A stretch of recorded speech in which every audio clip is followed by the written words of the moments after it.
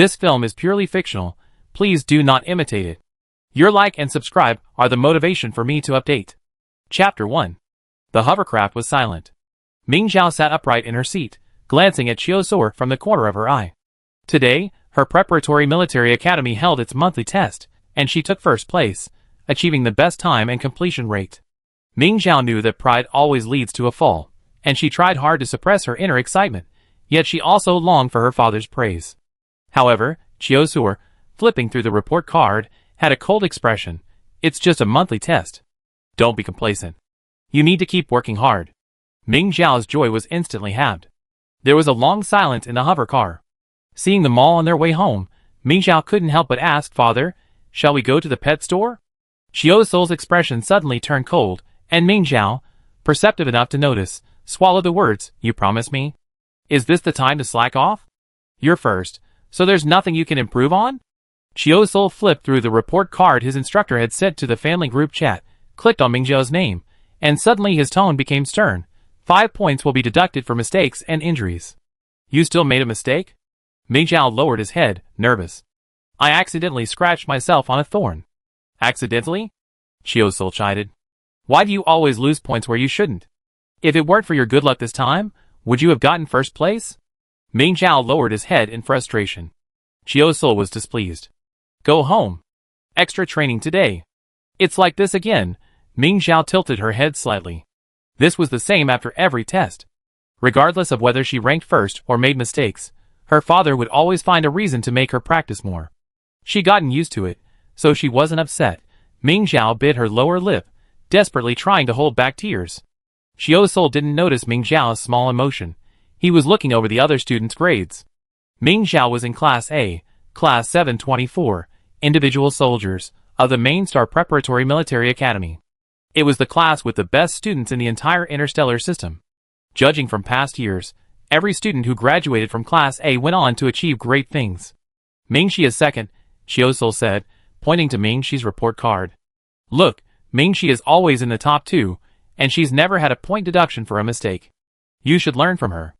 Ming Zhao murmured, Qiu Suo continued to scroll, suddenly unable to suppress a laugh. Ha! Ming Nulan didn't pass. With his current abilities, I think his mental power is at most S level. And his family still has the nerve to invite so many people to watch? They're truly not afraid of losing face. Zhao Zhao, what do you think of Ming Nulan's mental power level? Qiu Suo wasn't satisfied with just mocking himself. He asked Ming Zhao for his opinion. Above S level, probably. Ming Zhao muttered. In the interstellar age, turning 10 years old signifies that a child's mental power has stabilized, and the correct level can be measured. Therefore, people would take their children to hospitals or specialized institutions on this day for testing. The Ming family, however, places even greater emphasis on this day, holding a ceremony and inviting family members to observe. To have a good idea of what's happening, the elders would take their children for testing some time in advance. Ming Nulan's family dared to display even more pomp and circumstance than the main family's Ming Xi. His mental power level was definitely SSS level. But she didn't dare say it in front of Qiu Suo. If she did, Qiu Suo would undoubtedly wonder about her mental power level. Qiu Suo didn't know about the unspoken rules of the aristocratic families, but his mother, Ming Yan, had taken Ming Zhao for a test beforehand. Ming Zhao had no mental power test result. But a mother can sense her child's mental power level during pregnancy. If the child's mental power is higher than the mother's, her mental power level will increase after giving birth. After Ming Yan gave birth to Ming Zhao, her strength increased, indicating that Ming Zhao's mental power level was even higher than Ming Yan's. The doctor's inability to measure mental power at the time was due to Ming Zhao's young age. Ming Yan followed the doctor's advice, and bought some nutritional supplements for Ming Zhao to take. After taking them for over 2 years, there was no telling how her mental power was doing now. Ming Zhao was deeply troubled. Qiu Suo was also dissatisfied with her answer. His grades have always been above average. I think he might only be A level. Ming Zhao murmured in agreement. Qiu Suo seemed to recall something and admonished her, "You'd be 10 in 5 months. Your mother said there won't be a big ceremony, but your aunts and others will definitely come. Don't embarrass me." The Ming family was a large clan, and they placed great emphasis on ritual. The main household had an instrument for measuring mental strength, and every member of the Ming family would go to the main household for a ceremony upon reaching 10 years old. One was to test mental strength, and the other was to test the Ming family's divine sword. The sword had been passed down for millennia, but no one except the Ming family's ancestor had ever been able to draw it from its scabbard. Therefore, Chiosor's primary focus was on testing Ming Zhao's mental strength. After hearing Chiosor's words, Ming Zhao subconsciously clenched his fists. "I know, father." Chiosor was finally somewhat satisfied. Ming Nolan will have his mental strength tested this Saturday. You take a day off and come with me. The final trial was 5 months away, and Ming Zhao was feeling heavy-hearted. Even a day off on Saturday couldn't make her happy. On Saturday, the Ming family's main residence, except for those still on duty in various military regions, was in attendance. Many prominent figures also came to support Ming Nolan. The star of the day was Ming Nolan, and his parents were entertaining guests. Chiosor had always disliked the Ming Nolan family. Seeing this, he couldn't help but snort and scoffed at Ming Zhao. "Aren't you afraid of an A-level test?" Humph! Before the official mental strength test, Ming Nolan had to go to the divine sword in the center of the main residence's reception room and draw his sword. Although no one had ever been able to draw the sword, it had become a must-do for everyone at 10 years old. Ming Nolan failed to draw the divine sword. No one was surprised, not even his parents. The truly important thing today was to announce Ming Nolan's mental power level.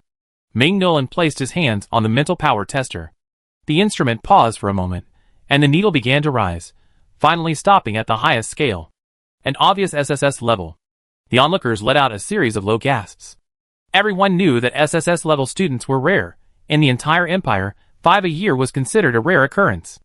And this year, the Ming family already had 2 SSS level students, and there was another such potential. Many guests turned their attention to the onlookers, Ming Zhao. Military preparatory school transcripts were not confidential. They were readily available to anyone who cared.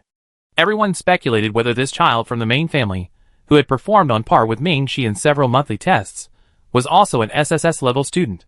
It was clearly her son's home turf, yet the guests she had invited were discussing an unrelated person. Furious, Ming Nolan's mother took Ming Nolan to Chiosor and Ming Zhao. "Nolan, this kid really surprises me." Ming Nolan's mother ruffled her hair. "His father is only SS rank, and I'm only A rank. Fortunately, I haven't let Nolan's genes down." Chiosor, whose mental power was only D rank, could barely keep his smile. "Yeah, Nolan keeps failing his quizzes. I'm really worried about his rank." Ming Nolan hated the mention of his failed tests. He sneered, "I don't need a D rank actor like you to worry about that. If you hadn't used some underhanded tactics to get into the family, do you think you'd be worthy enough to talk to me?" Chiosor's face paled, but he couldn't refute her. Ming Zhao couldn't bear to see him. He stepped forward and connected his fist perfectly with Ming Nolan's eye socket. Ming Nolan was completely unresponsive. Driven by the excruciating pain, he took a step back, shielding his eye and glaring at Ming Zhao with his other eye. Ming Nolan's mother hugged her child, a little annoyed. She looked at Ming Zhao pointedly and said, "His level means his ceiling is high. Unlike some people, who may seem impressive now, their future development may not be as strong as our Nolan." She suddenly realized, wasn't there just one in class last year? He was only in the A rank. Even if he got first place, what good would it be? Hasn't he vanished now? Ming Zhao clenched his fists, furious. He retorted, "Aunt, Nolan failed the test. It's probably because he doesn't have a good practice partner at home. But my mother is coming home soon. I can ask her to train Nolan well." Ming Nolan angrily shouted, "Ming Zhao, shut up. I just made a mistake." Ming Zhao scoffed, "You've made too many mistakes. When you make mistakes in the military, it won't just be a minor matter of failing." Ming Nolan and his mother both choked. The guests, noticing the commotion, tried to smooth things over. Boys mature later. They can't be as attentive as their sisters right now, but they'd be better when they grow up. Ming Nolan only heard the guests say he wasn't as good as Ming Zhao, and he couldn't help but say sourly, "She's so capable. Why doesn't she draw the sword?" Ming Zhao scoffed without hesitation. "Do you think I'm as incompetent as you?" As soon as she finished speaking, Chiosor tugged at her sleeve. Ming Zhao realized her slip of the tongue and felt a little annoyed. Why had she said that? Ming Nolan's father smiled and said, "I've heard Ming Zhao has always excelled in school. Maybe she can draw the sword? I'm optimistic about her." Chiosor said cautiously, "No one can say for sure until we try." "Father!" "Absolutely not. If she could pull it out, Ming Nolan's mother covered his mouth. "What are you doing?" Ming Zhao raised an eyebrow and asked directly. Ming Nolan pried his mother's hands apart and shouted, "Do you dare to make a bet with me? If you can draw the sword, I never trouble your family again." If you can't, you and your actor father, get out of the Ming family. The crowd erupted in an uproar, but since they were all Ming Nulan's relatives and friends, no one stood up to defend Ming Zhao. What's wrong? You don't dare? Ming Nulan scoffed. Of course, someone like you. Enough. An elderly yet commanding voice interrupted without hesitation. Ming Zhao turned to see the old patriarch's wife. Ming Shi, supporting the aging old patriarch's wife, slowly made their way through the crowd. The whispers that had been whispering suddenly died down. The limits of the interstellar human body have greatly improved, except for lifespan. The old patriarch's wife is already in her 70s, and her movements are slow, but her authority remains undiminished. She stood before Ming Nulan, her gaze sharp as a thorn, piercing him with a physical force. Who are you telling to get out of the Ming family? Do you have the qualifications? Ming Nulan's face flushed, and he almost wanted to bury his head in the ground. Ming Nulan's father chuckled. Madam, Nulan was just joking with Ming Zhao. You really are a good parent, joking about the Ming family. The old patriarch's wife gave him a deep look. Ming Nulan's father smiled, afraid to speak. His friend intervened. Don't be angry. It was just a bet between the two young men. Nulan's conditions are indeed a bit excessive. Just ask him to change them.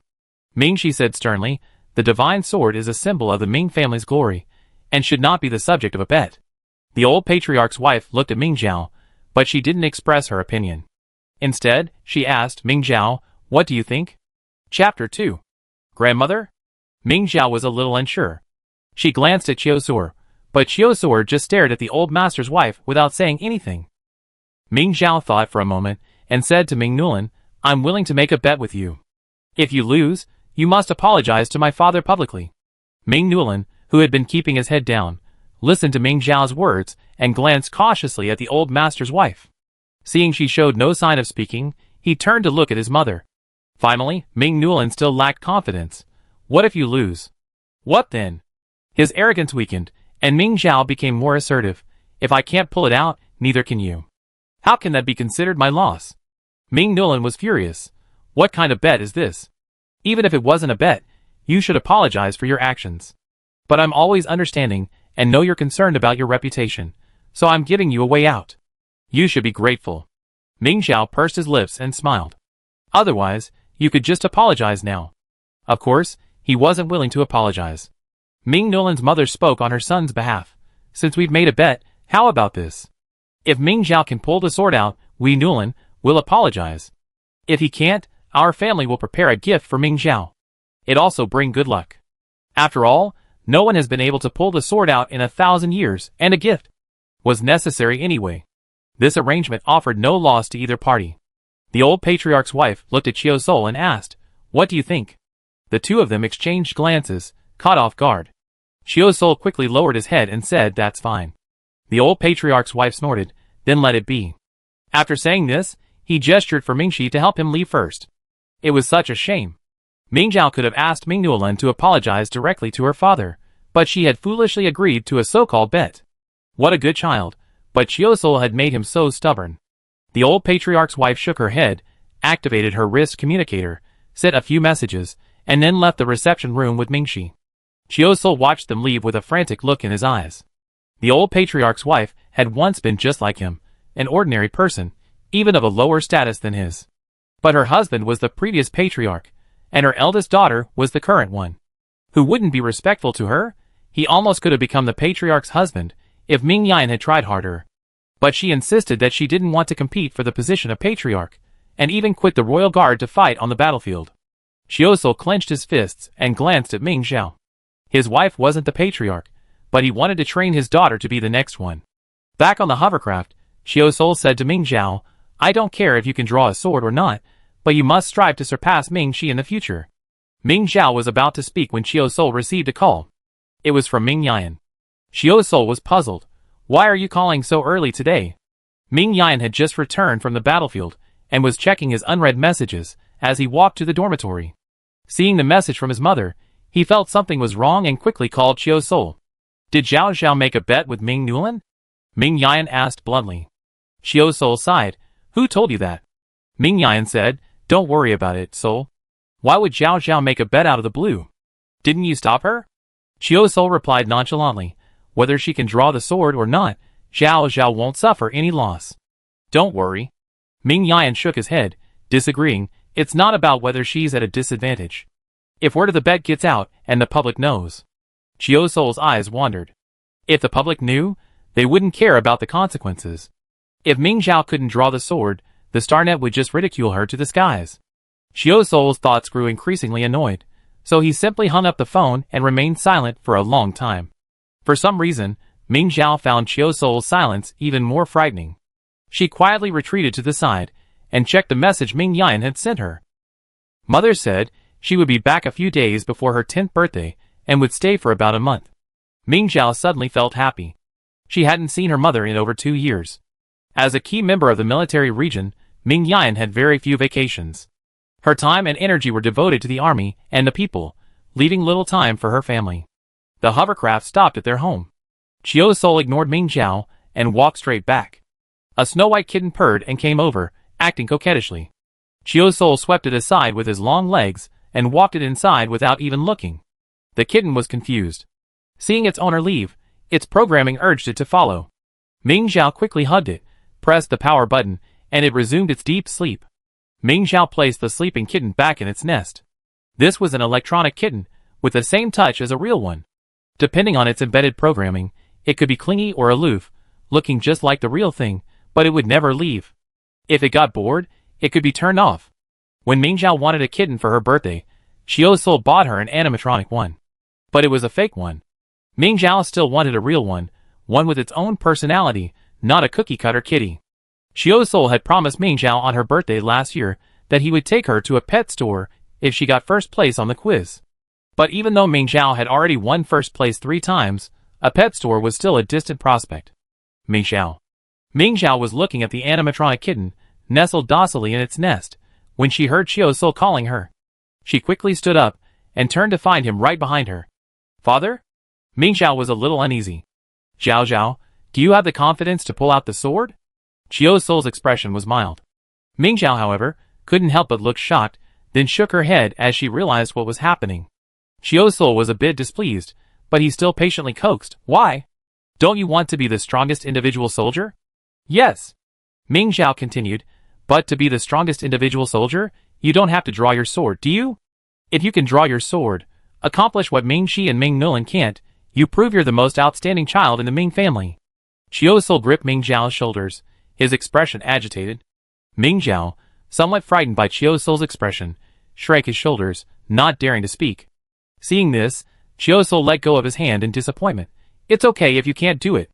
I shouldn't have expected anything from you. With that, he turned and was about to leave. Ming Zhao feared nothing, except for Chiu Soul's disappointment. She quickly stepped forward, grasping his sleeve. Father, I will draw the sword. Chiu Soul finally smiled. Good girl, if you can pull out the sword, I let you get a real kitten. With that, Chiu Soul hugged Ming Zhao, encouraged her, and then let her go back to her room to rest. Ming Zhao took the electronic kitten back to her room. A real kitten? This was different from what Chiu Soul had promised her before. He promised her to take her to the pet store, but not to keep one. Chiu Soul was unusually generous today. Even Ming Zhao, who had no confidence in pulling out the sword, couldn't help but be moved. The electronic kitten rolled over in Ming Zhao's arms. Ming Zhao scratched its belly, imagining life with a real kitten. Ming Zhao snuggled comfortably on the sofa and opened her communicator to send a message to Ming Shi. She wanted to know about the sword. Ming Shi seemed to be training, and Ming Zhao replied only when she was almost asleep. Her reply was a long, drawn-out tirade about the history of the sword. This sword, forged famous by the Ming family's ancestors, has inspired every Ming descendant to dream of becoming the next wielder of this divine sword. Thousands of years ago, Ming Qinghuan, the Ming ancestor, joined forces with Feng Zhengzheng, the first emperor of the empire, to slay the Zerg queen and a host of high-ranking Zerg that had driven humanity into a desperate situation. This, in one fell swoop, reversed humanity's decline against the Zerg and initiated humanity's resistance against them. The Zerg queen's corpse was smelted by the finest mecha masters of the time. Her flesh was forged into a crown, symbolizing her royal status, and her tendons were forged into a divine sword, highlighting the Ming family's achievements. Ming Zhao read the entire text in a single swipe, transported to that era of powerful individuals. His heart surged, and he remained fascinated for a long time after reading it. It took a long time before she remembered to send Ming Shi a thank you. Just as she opened the chat window, Another video arrived from Mingxi. Confused, Ming Xiao clicked it, and a figure stood proudly with her back to the video. Ming Xiao took a closer look and realized she was holding a sword in her right hand. It was so perfectly aligned with her, as if it had become a part of her, that Ming Xiao hadn't noticed it the first time. The hilt looked incredibly familiar. It was the divine sword Ming Xiao had seen countless times, etched deep in her mind. Several masked figures appeared before her, brandishing their swords, each strike aimed at her vital points. The swordsman remained calm, a flick of her wrist, and the sword energy conjured countless phantoms, neutralizing each attack. When the enemy's strength was slightly exhausted, she changed her technique. A seemingly light swipe in front of her, the sword energy carried immense force, breaking the masked figure's desperate struggle and instantly snatching his life. Is this the power of the divine sword? Ming Xiao was so stunned by this move that he couldn't recover. Just as he was about to watch it again, the video playback page turned gray. Video destroyed. Appeared prominently in the center of the page. Ming Xiao silently exited the video playback page, deleted the thank you message from the dialog box, and sent a confused cat emoji. Mingxi, what does this mean? You're kidding? Why is there a question mark? Mingxi, absorbed in training, clearly didn't understand Ming Xiao's emoji. Ming Xiao, I don't understand why the video disappeared. Mingxi, the video can't be shared. It's the only video footage left by our ancestors. Even the Ming family only has one video, so you can imagine how precious it is. Ming Xiao understood Mingxi's caution, but she still wanted to see it. Ming Xiao, I promise not to share it. Can you send me a copy? Mingxi hesitated for a moment, then declined. The video doesn't reveal anything. Perhaps we're still far behind our ancestors. You should focus on the mental strength test. It's okay if you can't draw the sword. Ming Xiao pleaded again, but seeing Mingxi unbending, he gave up and replied with a crying cat emoji, ending the chat. Just as he tucked himself in and prepared to rest, his communicator rang again. Ming Xiao opened it, and saw it was from Mingxi. Don't focus on finding this kind of picture. Ming Xiao, ? He typed a bunch of explanations, but finally deleted them and replied, I understand. It's just an emoji, isn't it? It's not a big deal. If my father criticizes her, Mingxi will have to criticize her too. Ming Xiao angrily buried himself in the quilt. The communicator rang again, another message from Mingxi. The Royal Guards hold a selection every 5 years, and those selected receive top-tier training resources. If you have the time, consider focusing on this. Ming Xiao's mind fluttered. She knew how powerful the Royal Guards were. Both her mother and Mingxi's mother had served in the Royal Guards. Joining meant access to top-tier training resources and future political capital upon entering the military. Ming Xiao aspired to become the strongest individual soldier, so training with the Royal Guards would be more effective. She sent a heartfelt message, thank you. Chapter 3. The Royal Guard selection criteria are extremely strict. Outstanding cadets, who are not S rank or above, are not accepted. To ensure the team's loyalty, the Guard will recruit individuals who are 10 years old or older in SSS rank, personally training them. This investment in resources far exceeds what aristocratic families can provide. This is also the primary method used by aristocratic families in the main system to cultivate outstanding young people. Joining the Royal Guard is naturally a great feat, but before that, Ming Xiao must first meet the required qualifications to stand out from the crowd of competitors. SSS rank? Ming Xiao couldn't help but think of the unexpected incident during her first mental power test. Back then, Ming Xiao was less than 7 years old, and Ming Yan took her to the place where her mental power was tested during a rare holiday. Because she was so young, her mental power didn't fluctuate, which was understandable. Ming Xiao clenched her fists. If she could defeat the SSS rank Mingxi and Ming Nuoluan, she must be SSS rank now, and the divine sword. That kind of power that could destroy heaven and earth with a single wave of her hand was something every soldier deeply yearned for. Ming Xiao had previously thought of the divine sword as a beautiful ornament in the master's living room, a coveted object. But after witnessing the magnificent sight of the sword unsheathed, Ming Xiao was no longer content to simply admire it from afar. She wanted everyone to witness the divine sword's splendor once again. Ming Xiao began actively training. If she couldn't pull out the divine sword, it would remain underground forever. The training paid off. In the last few months of the semester, she was consistently in the top 2 on the monthly tests, always ahead of Ming Nuoluan. In the end, Ming Nuoluan saw that she no longer smiled and even had difficulty walking. What are you doing? Ming Xiao clutched his shoulder, scowling at Ming Nuoluan, who had suddenly leaned over and bumped into him. Ming Nulan grinned maliciously. Ming Zhao, you're going to draw your sword this weekend. Are you ready? Ming Zhao scoffed. So you're not ready because you can't draw your sword? Ming Nulan's smile faltered, and he glared at her. TSK, I'm not bragging. Think about how you're going to explain to your father if you can't draw your sword. Ming Zhao seemed to really think about it, then said, before that, think about how you're going to explain your final exam to your father. The result of insisting on finding a good prey to get first place is that if you don't get the prey by the deadline, you fail the final exam. Remarkably, only one person failed the exam. Ming Nulan's expression changed drastically. He shouted, "What's the point of getting first place? It's just luck and a good prey. What does that prove? Your mental strength level is everything. So gloat over it. You cry someday." Ming Zhao ignored him, nodded, and said, "Go ahead and cry today." After the final exams, the preparatory military academy classes came to an end. Ming Yan and Qiu Sol took Ming Zhao home. Right now, their priority was Ming Zhao's 10th birthday ceremony. Ming Yan hadn't planned a grand ceremony, but because of the bet Ming Zhao had agreed to, all the guests present expressed their desire to attend. There was no reason to turn people away, but these people were Ming Nulan's family and friends.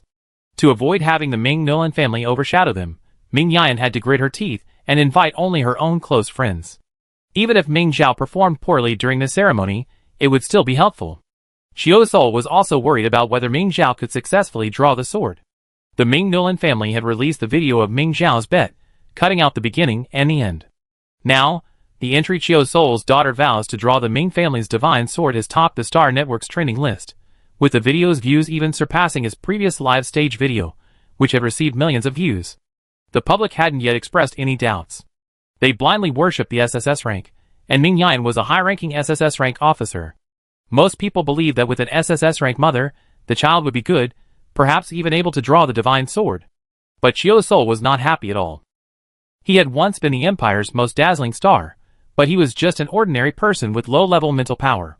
How many people criticized him for being lucky to marry Ming Yan, the head of the Ming family. Qiu Sol hadn't considered giving up his career, but as soon as he went out to work, the trending search Qiu Sol's low mental power level is a damage to his child, suspected of being kicked out would surge to the top of the search list. In the end, almost out of anger, he desperately lashed out at Ming Zhao, wanting to prove that he wasn't a burden to his child. Even now, there were many who believed that with a father like him, his child would be worse than the rest of the family. However, these people wouldn't speak out now, waiting until Ming Zhao drew his sword before they would sway public opinion. By then, Qiu Sol would be seen as a scheming loser, and his daughter as an overambitious fool. Once public perception is formed, it's extremely difficult to reverse. Qiu Sol stood up and went to Ming Zhao's room, ready to give Ming Zhao a few more words of advice. Zhao. What are you doing? Children's communicators don't have a privacy function, so as soon as Qiu Sol opened the door, he saw her video chatting with an elderly woman. It was his mother, Qiu Xiaoyin. Their relationship had always been strained, and Qiu Sol had even cut off contact after Ming Zhao was born. But Ming Yan and Qiu Xiaoyin had known each other before, and they had always been close. Qiu Sol had initially assumed it was just the two of them, but he hadn't expected Ming Zhao to contact her as well. Qiu Xiaoyin saw her son through the video chat, smiled, and said to Ming Zhao, "It looks like your father wants to see you. Come to Grandma's in a couple of days." With that, she hung up. The atmosphere suddenly became tense. Ming Zhao turned off the communicator and cautiously stood up. "Father." Qiu Sol suppressed his anger. "You're familiar with her? Did your mother introduce you? The last time your mother took you out, was it to see her? The last time was to test your mental strength." The delay was because Ming Yan was trying to find the cause of Ming Zhao's abnormal mental strength. This was also a secret from Qiu Sol. Ming Zhao hesitated, not daring to answer. "You still want to go to her house? It's already so late. You have to draw your sword tomorrow. If you fail, expect to be ridiculed by the entire Star Network." Qiu Sol grew increasingly furious, and couldn't help but poke her forehead. It blushed, but didn't hurt. Ming Zhao didn't argue. Usually, when Qiu Sol was angry, she could only remain silent. Anything she said would only make Qiu Sol angrier. Ming Yan breathed a sigh of relief after reconfirming the guest list. She was about to give Ming Zhao some more instructions, but through the closed door, she only heard Qiu Sol's scolding. After just 2 sentences, Ming Yan understood the whole story. Taking Ming Zhao to Qiu Xiaoyin's house was Ming Yan's plan. It had nothing to do with the child. Ming Yan raised his hand and knocked twice on the door, and the noises within immediately stopped. Ming Yan opened the door. "Soul, I need to tell you something. It's getting late. Let Zhao Zhao rest. We be busy tomorrow." Xiao Soul pursed his lips. Facing Ming Yan, he didn't dare question him, so he left the room at Ming Yan's signal. "Zhao Zhao, don't worry. It's okay if you can't draw the sword. Don't stress." Ming Yan consoled Ming Zhao with a few words before leaving. Ming Zhao, despite Ming Yan's worry and the pressure he felt, was actually okay. He even felt a faint sense of anticipation. The 3-foot-long sword hadn't seen the light of day for 1,000 years. No one except the main family, who could see the video, knew its true appearance. Ming Zhao wanted everyone to see the sword once again. When she stood with her sword in hand, she possessed the grace of her ancestors. Ming Zhao had a sweet dream all night, and the next morning, Ming Yan woke her early to go to the master's house to prepare for the upcoming ceremony. It was unknown what Ming Yan and Xiao Suor had discussed the previous night. Xiao Suor was clearly in a bad mood. Taking advantage of Ming Yan's absence, Xiao Suor couldn't help but complain to Ming Zhao, "I don't know what your mother is doing. Where has she been on such an important day?" Ming Zhao looked around, but surprisingly Ming Yan wasn't there. Only a crowd of people, either watching the show or with good intentions, surrounded her. She might have gone to meet guests. "Please wait." Ming Zhao could only comfort Xiao Suor, but he also hoped Ming Yan would return soon. Ming Nulan squeezed forward. "Ming Zhao, don't be nervous." Ming Zhao waited patiently for the rest of his sentence, but after a long pause, he found himself silent, as if he had truly only come to comfort her. Ming Zhao glanced calmly around. There were still the same crowd, but a few seemed particularly furtive compared to the others. Ming Shi, worried that the two might cause a scene during the ceremony, approached. "Norin, the ceremony is about to begin. Aren't you going back to your mother?" Ming Norin curled his lips and left without a word. Ming Shi consoled Ming Zhao, "It's okay. Drawing the sword will only take a moment. It won't be a big deal." Ming Zhao nodded and pulled Ming Shi closer to whisper something. Ming Shi was a little surprised, but she still had the Ming family's guards recheck the guests. They found several who had secretly brought video cameras. The Ming family took this matter very seriously, and third-party video recording was strictly prohibited during the ceremony. These individuals were immediately expelled, even though they were Ming Norin's relatives or friends. Seeing Ming Nulan's face contorted, Ming Zhao was delighted. "What's wrong? Are you feeling unwell? Want to rest for a while? Don't let yourself pass out." Ming Nulan couldn't help himself. He rushed to Ming Zhao and said fiercely, "Don't be so complacent. Do you really think your SSS rank is a sure thing?" This was a strange statement. Ming Nulan didn't know the state of her mental strength, so how could she be so sure? Ming Zhao was pondering this when an unusual movement came from the front door. Everyone looked inward, and the whispers seemed to pause. "Mother?" Ming Shi asked in surprise. "The head of the family has arrived?" Ming Zhao looked over curiously. Ming Yan and the head of the family, Ming Yimi, respectfully welcomed a woman into the room. She looked very approachable, but judging by the cautiousness of those around her, she was clearly no ordinary person. "This is His Royal Highness Fenglingi, the Crown Prince." Ming Shi paused for a moment before quietly introducing her to Ming Zhao. Fenglingi exchanged pleasantries with the guests along the way, finally coming to Ming Zhao. "Are you Ming Yao?" "Yes, Your Highness." Ming Zhao tried to steady his voice. Fenglingi smiled kindly. "Don't be nervous. I'm just here to see you. Just treat me as an ordinary guest." With that, Fenglingi stood aside, as if she were truly an ordinary guest. Ming Yimi looked at the old patriarch's wife. "Mother, now that the guests are here, let's begin." Then, she stood behind Fenglingi. The Ming family's head was naturally safe, but as the crown prince's personal guard, she never forgot her duties. The old patriarch's wife, needing no support, gestured for Ming Zhao to follow and led her to the divine sword. The closer Ming Zhao got to the sword, the more it pressured her. It was as if the sword wanted her to surrender. She refused. Ming Zhao took 2 steps forward and grasped the sword's hilt, which protruded from the ground. In that instant, an invisible sense of oppression permeated the air, and the old master's wife, who was closest, felt even breathing difficulty. The guests also grew agitated. Ming Yimi stepped forward cautiously, shielding Fenglingi. "Let go!" Ming Yan shouted, and quickly stepped forward to escort his mother from the stands, allowing Ming Shi to retreat with the old master's wife. Ming Yan turned back to look at Ming Zhao. Ming Zhao still hadn't let go, seemingly oblivious to the panic surrounding her. It was as if the sword was the only thing in the world. Ming Yan didn't know if it was her imagination, but she felt as if the sword had emerged an inch. Could it be? Ming Xiao could actually pull out the divine sword? Ming Yan's heart pounded. She withstood the overwhelming pressure and stayed by Ming Xiao's side, determined to protect him the moment danger struck. The other guests had already retreated far away. Ming Nulan watched from afar as Ming Xiao stood before the divine sword, feeling a pang of dismay. Could it be? She could actually pull out the divine sword? Chapter 4. No one answered, but everyone was thinking the same thing. Could it be that the divine sword, sealed for 1,000 years, was about to reappear? Ming Yan, being closest, noticed with his sharp eyes that the space around the divine sword seemed to have distorted. The light that passed through it was also fragmented, transforming into a strange halo around the ancient scabbard. The divine sword was finally separated from the solid ground. With a low humming sound, the remnant of the Worm Mother's might from 1,000 years ago suddenly pressed down upon the crowd with overwhelming force. Guests with lower mental power levels suddenly felt a sharp pain in their ears and noses, and their feet became unsteady. Feng Lingyi frowned and raised her hand, releasing a large amount of mental power to shield the guests. The pale faces of the people finally began to recover. But the pressure of the Worm Mother's mental power was more than Feng Lingyi could handle alone.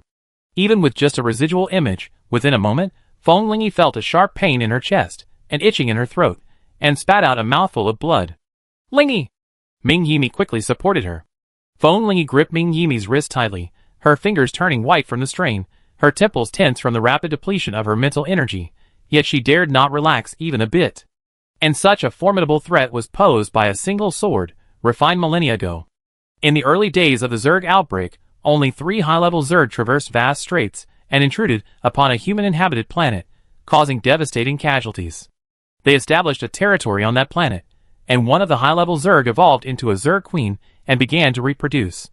The Zerg population then exploded, expanding to other parts of the planet. Among her descendants were other Zerg queens. Eventually, humanity was defeated and forced to migrate to other planets, but the Zerg continued to pursue them. It wasn't until Feng Zhengzheng and Ming Qinghuan annihilated the first generation of Zerg queens and forged the crown and divine sword, both powerful suppressors of the other Zerg races, that the Zerg's relentless expansion came to a halt, and humanity began to reclaim its territory. But since the divine sword was sealed, the two sides have once again fallen into a stalemate. The emergence of the divine sword was a good sign, but if it were uncontrollable, it would be a disaster for humanity. Thankfully, the sword's chime faded, and the pressure gradually dissipated. Feng Lingyi finally withdrew it, and, supported by Ming Yimi, sat down exhausted in a chair. Ming Xiao had only felt the sword's ease. Ming Shi and Ming Nulan couldn't pull it out, so she thought it was incredibly difficult. Ming Nulan must apologize to her father, but just as she was about to raise the sword, she felt as if all her strength had been drained from her, and she fell backwards unconscious. Ming Yan breathed a sigh of relief when the chaos subsided, then saw Ming Xiao collapse. She hurried forward to support him. Zhao Zhao. What's wrong with you? Ming Xiao clutched the sword, his mind a blur. The divine sword lay quietly, never even unsheathed, yet it had caused such a stir at the scene, yet now it seemed remarkably ordinary. Ming Yan removed the sword and was unaffected by any attack. Once the Ming family doctor had finished examining Feng Lingyi, he would come and see Ming Xiao. The guests began to discuss the situation among themselves. After Ming Nulan's initial shock, he couldn't help but say to Ming Shi, I didn't expect Ming Xiao to actually be able to draw his sword. It seems your title as the best among your peers isn't entirely secure. Ming Shi glanced at the divine sword lying quietly on the ground. It looked remarkably ordinary, and it was hard to imagine the overwhelming pressure that had nearly annihilated them just now. Ming Xiao suddenly sat up. Aside from a paler complexion, she looked much the same as before, seemingly fully recovered. She clutched the divine sword to her chest again, like a child who had just received a beloved toy. Ming Xiao has unsheathed the sword. Do you remember your bet? Ming Shi withdrew her gaze and asked Ming Nulan. Ming Nulan's face darkened instantly, and he turned and disappeared into the crowd. Ming Yan had originally considered postponing the mental power test, but seeing that Ming Xiao had recovered considerably, he consulted her opinion and the ceremony proceeded as planned. In reality, the test or not no longer mattered. No one questioned Ming Xiao's mental power level. Having unsheathed the divine sword, her mental power level was no less than anyone else's. Ming Xiao stood before the instrument that measured her mental power, watching the thermometer-like device rising from the center of the semicircular sphere before her. She had initially been a little apprehensive, but now, having just unsheathed the divine sword, Her confidence was high, and she felt a surge of anticipation. Registration for the new round of selections for the Royal Guard has begun. Once she reaches SSS level mental power, she'd be eligible. But Ming Zhao's expression suddenly changed, and she hesitated to place her hand on the sphere. She had read about the mental power testing equipment. While the lower hemisphere required both hands to measure accurately, as long as she got close, it could capture the unconsciously emanating mental power around the human body. Only after systematically learning to control mental power could it be retracted. However, Ming Zhao had already come incredibly close to the instrument, yet it showed no reaction. This situation usually only occurs when the subject's mental power is low. Has her mental power still shown no improvement? Xiao Suor couldn't help but whisper, "Stop dawdling. Hurry!" Ming Zhao suddenly remembered something, took a step back, and said to Ming Nulan, "I drew my sword. You should apologize." Ming Nulan froze, and he hesitated to emerge from the crowd. Xiao Suor didn't care about Ming Nulan's apology. He only cared about Ming Zhao's mental level. As long as Ming Zhao was SSS level, wouldn't he worry about not having a chance to repay Ming Nulan later? It's just a child's playful words. I don't remember them. I don't take them to heart. Xiao Suor said magnanimously, "Hurry up and test your mental power." "Father!" Ming Zhao felt indescribably sad. She feared her father would be insulted, but he didn't care. Stay as stalemate wasn't a solution, but it couldn't be delayed any longer. Feng had been waiting for the ceremony to end. She had overdrawn her mental power, and was injured. It was time to return home to recuperate. Ming Yan nodded gently to Ming Zhao. Zhao, test your mental power first." Ming Zhao gritted her teeth and placed her hand on the sphere, but the instrument didn't budge. Memories of 2 years ago, already hazy, flooded back. Ming Zhao's face paled, and as if she'd been electrocuted, she flung her hand away from the sphere. Ming Yan immediately stepped forward. Zhao, what's wrong? Are you feeling unwell?" Ming Zhao looked up, seeing Ming Yan's worried expression and the surprised faces of the others behind her. She clearly remembered how devastated she had been back then, and now, it seemed like she hadn't made much progress. She stared intently at the motionless instrument, tears welling in her eyes. What's going on? Why isn't the instrument moving? Ming Zhao had drawn his sword first, and even though the instrument didn't move now, no one considered Ming Zhao's own problems. Ming Yan knew the same thing happened with the previous mental test. She knew Ming Zhao had the problem, so she could only vaguely say, maybe he's tired from drawing the sword. Xiao Sol seemed anxious. How could he be tired? It's just drawing the sword, isn't it? His accusing gaze made Ming Zhao afraid to look directly at him. She subconsciously looked away, only to see Ming Nulan hiding behind his mother. The mother and son looked a little strange. Moreover, Ming Zhao's mental test had failed, but Ming Nulan hadn't even said a sarcastic remark, simply cowering in the background. This was not Ming Nulan's way of doing things. Ming Zhao recalled Ming Nulan's previous, inexplicable words, and as if grasping at a lifeline, she said, "Mother, there's something wrong with the instrument." Ming Yan was stunned and looked at the instrument again. She was very close to it, but it still didn't react, so she believed Ming Zhao's words. Following Ming Zhao's gaze, Ming Yan spotted Ming Nulan and his mother, who were clearly not in good condition. After a moment's thought, Ming Yan called out, "Nulan, come over here and try to see if there's something wrong with the instrument." Ming Nulan instinctively looked at Mingxi. Mingxi was clearly closer, so why was he being called out? Had his father been discovered? Even though Ming Nulan had hidden himself, with only the corner of his clothes visible, he felt as if pierced by Ming Yan's gaze. It took his mother calling him several times before he regained his composure and forced himself to walk over to the instrument. Ming Nulan couldn't get the instrument to work either.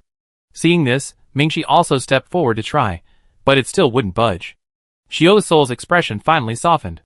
Ming Nulan's mother hurriedly said, "Perhaps it was damaged by the sword energy just now. We shouldn't delay any longer. Should we take Ming Zhao to the hospital for tests?" How did the instrument break? Feng Lingyi suddenly spoke, causing Ming Nulan's mother to tense. Let's check it out. Ming Zhao's test results can't be delayed. Why not call my medical team? If he's truly injured, the medical officer can help. Ming Yimi and Ming Yan exchanged glances and agreed. Ming Yimi asked the butler to assist Mingxi in investigating the instrument damage. Ming Yan instructed Xiao Suor to see off the guests, while she, Ming Yimi, and Ming Yimi escorted Feng Lingyi back. Feng Lingyi had her own guards and medical officer, appointed by the emperor. However, because the son of the current crown prince, Feng Lingyi, had been ill since childhood, she personally invited Quan Heng, recognized as the Empire's finest physician, to serve as her medical officer. How strange. He's actually not moving. Quan Hung was also encountering Ming Zhao in this state for the first time, and was immediately intrigued. Is the instrument fine? Feng Lingyi coughed twice, clearly still recovering, but she didn't care. She continued, she can withstand the pressure of the divine sword. Her mental strength level is not low. Quan Hung looked at Feng Ning, who was waiting nearby. Feng Ning just used it. The instrument is fine. Ming Zhao followed her gaze. The crown prince's child was about his own age, but, perhaps due to childhood illnesses, he was very thin, his face devoid of any rosy complexion, and his lips pale. Feng Ning, sensing a hint of unconscious sympathy in her gaze, glanced over. After a brief moment of eye contact, Feng Ning looked away. His gaze fell on the divine sword Ming Zhao clutched tightly. Ming Zhao subconsciously tightened his grip. Finally, he simply turned, embracing the sword in his arms, his back facing him. Feng Lingyi's gaze swept over, and Feng Ning finally came to her senses. Chapter 5. Ming Yan was preoccupied with Ming Zhao's strange condition and asked anxiously, "Can Dr. Quan find the cause of Ming Zhao's condition?" Quan Hung enjoyed researching difficult and complicated illnesses. She had agreed to Feng Lingyi becoming a medical officer because of Feng Ning's unusual health condition. She agreed immediately. This situation is a bit complicated. I prescribed some routine tests to see if we can find the cause. Ming Zhao hesitated. Will this take a long time? Registration for the Guard Corps was closing in a few days, and it was unclear if she could still make it. Ming Yan comforted her. Your health is important, and it's worth the delay. Yes, your mother is taking you to your grandmother's house to recuperate. During this time, we should be able to find the cause. Ming Yimi also offered some soothing words. But if we delay too long, registration for the Guard Corps will close. Ming Zhao was deeply anxious. Everyone was stunned. Feng Lingyi was the first to react. It's not that difficult. Just register. I add your name later. The selection process will take some time. Once you've recovered, passing it won't be difficult. Ming Zhao's worries were finally resolved, and he felt relieved. Thank you, Your Highness. Ming Zhao happily followed Ming Yan onto the hovercraft. After a moment, he realized, Mother, where's the sword? Did she draw the sword, but then refused to give it to her? Ming Yan was texting Qiu Suo, telling him that Ming Zhao's mental strength had been damaged, and that she was taking him to Qiu Xianing's home to recuperate. Hearing this, he looked up and said curiously, If you don't take it yourself, Feng Ning will get it for you. Ming Zhao then noticed there was someone else on the hovercraft, holding a magic sword. She quickly pulled the sword away and stared at him warily. Why are you here? Feng Ning raised her eyes, only glancing at Ming Yan without answering Ming Zhao. He seemed quiet and reserved. Ming Yan coughed softly and patted Ming Zhao on the back. Dr. Quan needs to check with you, and Feng Ning can't leave without her, so Feng Ning is coming with us. Will Your Highness, the Crown Prince, be willing to let her go? Ming Zhao felt strange. Ming Yan said, Don't ask so many questions, little one. When you get to your grandmother's house, take good care of Feng Ning. Don't go out and play alone, okay? Mother, what about you? I'd be with you too.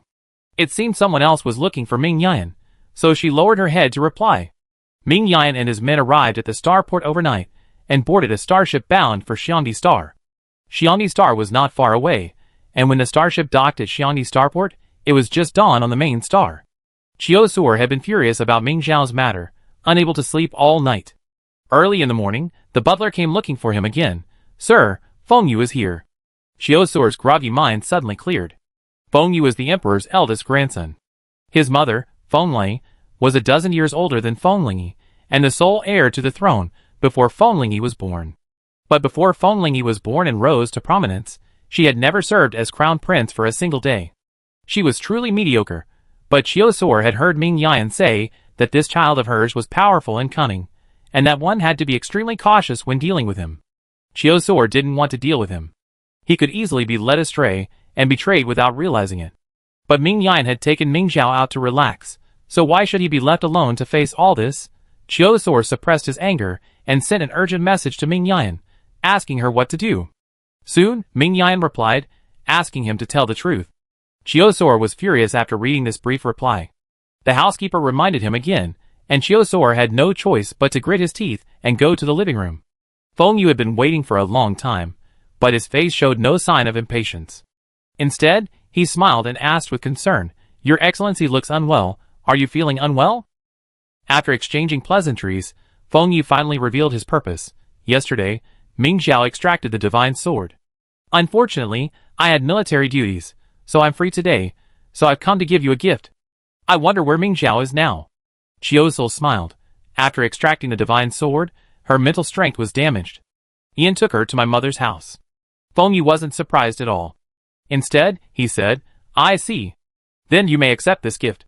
But Major General Ming brought his daughter to your home, but why didn't you accompany them? Chiosol's eyes flickered, and he quickly looked away. They haven't seen each other for a long time. Perhaps they have some private conversation. Why should I go with them? Feng Yu had already learned everything about Ming Ian's family before arriving, including Chiosol's relationship with Chiu Ziyan. Seeing his reaction, she felt relieved. I've never seen the divine sword in all its glory. What a shame! Chiosol said. Although the divine sword has been unsheathed, Ming Zhao hasn't been able to unsheath it either. Now it's just an ordinary stick. Feng Yu smiled and said, Ming Zhao is still young. With your guidance, he can now draw the sword, and he'd be able to unsheath the divine sword in the future. We're all thanks to you for being able to witness the divine sword in all its glory. You're too kind. Chiosol said this, but in his heart, he couldn't help but wonder, if it weren't for his 10 years of tireless encouragement, how could Ming Zhao have even drawn the sword? But from the moment she drew the sword until now, no one has come to express their gratitude, as if Ming Zhao had been born with the ability to draw the sword. Feng Yu's smile deepened. Sir, there's no need to belittle yourself. You were once a prominent figure in the empire. If it weren't for Ming Zhao, you wouldn't have retired for so long. Chiosol wholeheartedly agreed with this statement. He had sacrificed so much for Ming Yan and Ming Zhao, yet she hadn't remembered his kindness at all. Instead, she took Ming Zhao to the very place she hated. The Ministry of Culture is planning a series celebrating the imperial family. They're currently casting. I think he'd be a good fit for the male lead. If you're interested, I speak to the minister later. The male lead? Sure enough, Chiosol was interested. Ming Zhao was older now, and there wasn't much he could do to help her with her training. After she joined the guards, he wouldn't be able to help her much either. It was time to pick up his own business. If he could become the lead in an official production, it would be a good start for his comeback. Feng Yu nodded. Very good. Let's add a contact. I pass your contact information to the minister. Okay. Chiosor hesitated for a moment before agreeing. After seeing Feng Yu off, Chiosor wanted to send a message to Ming Yan. He deleted it in the chat box, deleted it again, and then deleted it again, but ultimately didn't send it. That was his own business. Meanwhile, Ming Zhao had finally arrived at Chiu Xiaoyan's home. Xiaomi Star wasn't a prosperous place to begin with, and Chiu Xiaoyan lived in a remote area, surrounded by her farm. But her house was small, consisting of only 2 empty rooms. Fortunately, Quan Hung had found a medium-sized hovercraft specifically designed to bring all her usual equipment. This model of hovercraft was equipped with a resting area, allowing Quan Hung to float on it. The 3 of them split into 2 rooms, and managed to make their way out. Afterwards, Quan Hung checked the equipment, while Ming Yan took Ming Zhao and Feng Ning for a stroll around the farm. Mother, we're done. Can we go back now? Ming Zhao had noticed Chiu Xiaoyan's kittens upon arriving, and his thoughts had already flown back. However, Ming Yan had no intention of returning. Ming Yan disapproved. Zhao, as a soldier, you should pay more attention to your surroundings, and not just be so caught up in the fun.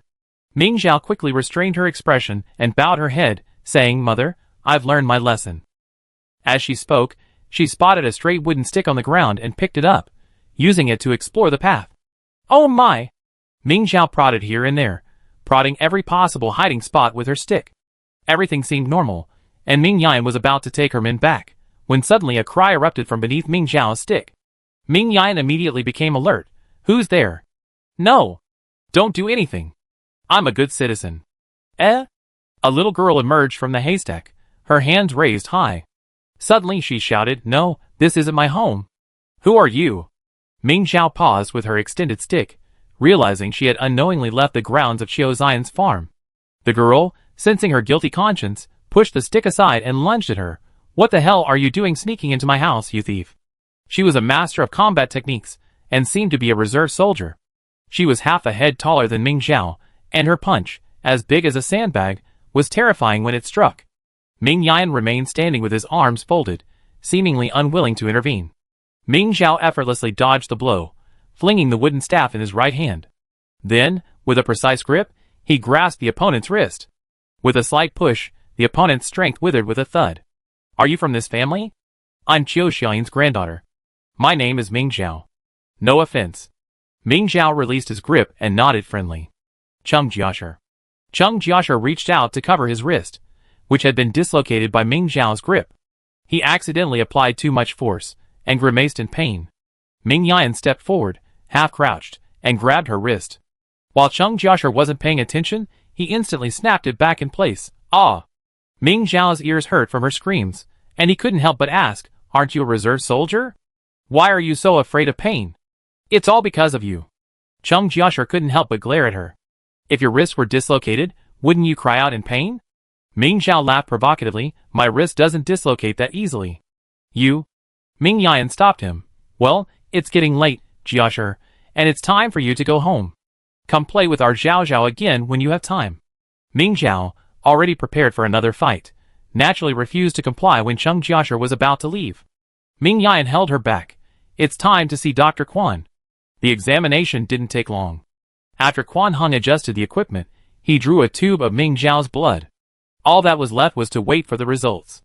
Zhao Zhao, how are you feeling? Qiu Xiaoyin waited nervously, heartbroken as she watched such a large tube of blood being drained from Ming Zhao's body. Grandma, I'm so dizzy. Ming Zhao hugged Qiu Xiaoyin and acted coquettishly.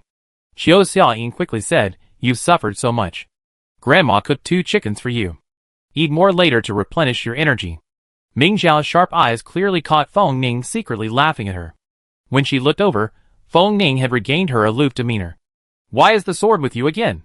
Ming Zhao frowned, leaned over, and pulled the sword out. She clearly remembered giving it to Ming Yan before the blood was drawn. Feng Ning, an outsider, was staring at her sword every day, while Ming Yan and Qiu Xiaoyin were walking ahead and not noticing them. Ming Zhao warned, you're not allowed to take my sword. She expected him to remain silent as usual, but unexpectedly he spoke. Your sword? This is the Ming family's sword. You are just keeping it temporarily, just like I kept it just now. Chapter 6. Ming Zhao, shock. Feng Ning hadn't spoken since yesterday. Ming Zhao had initially thought he was mute, but once he spoke, she wished he were truly mute.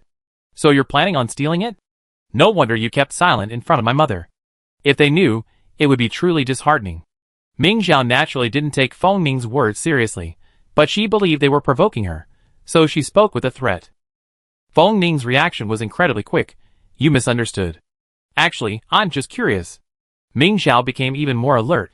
Curious about what? Can you unsheath your sword? Ming Zhao didn't want to answer him. Feng Ning nodded, as if understanding something. It seems you can't do it. Who said that? Ming Zhao retorted.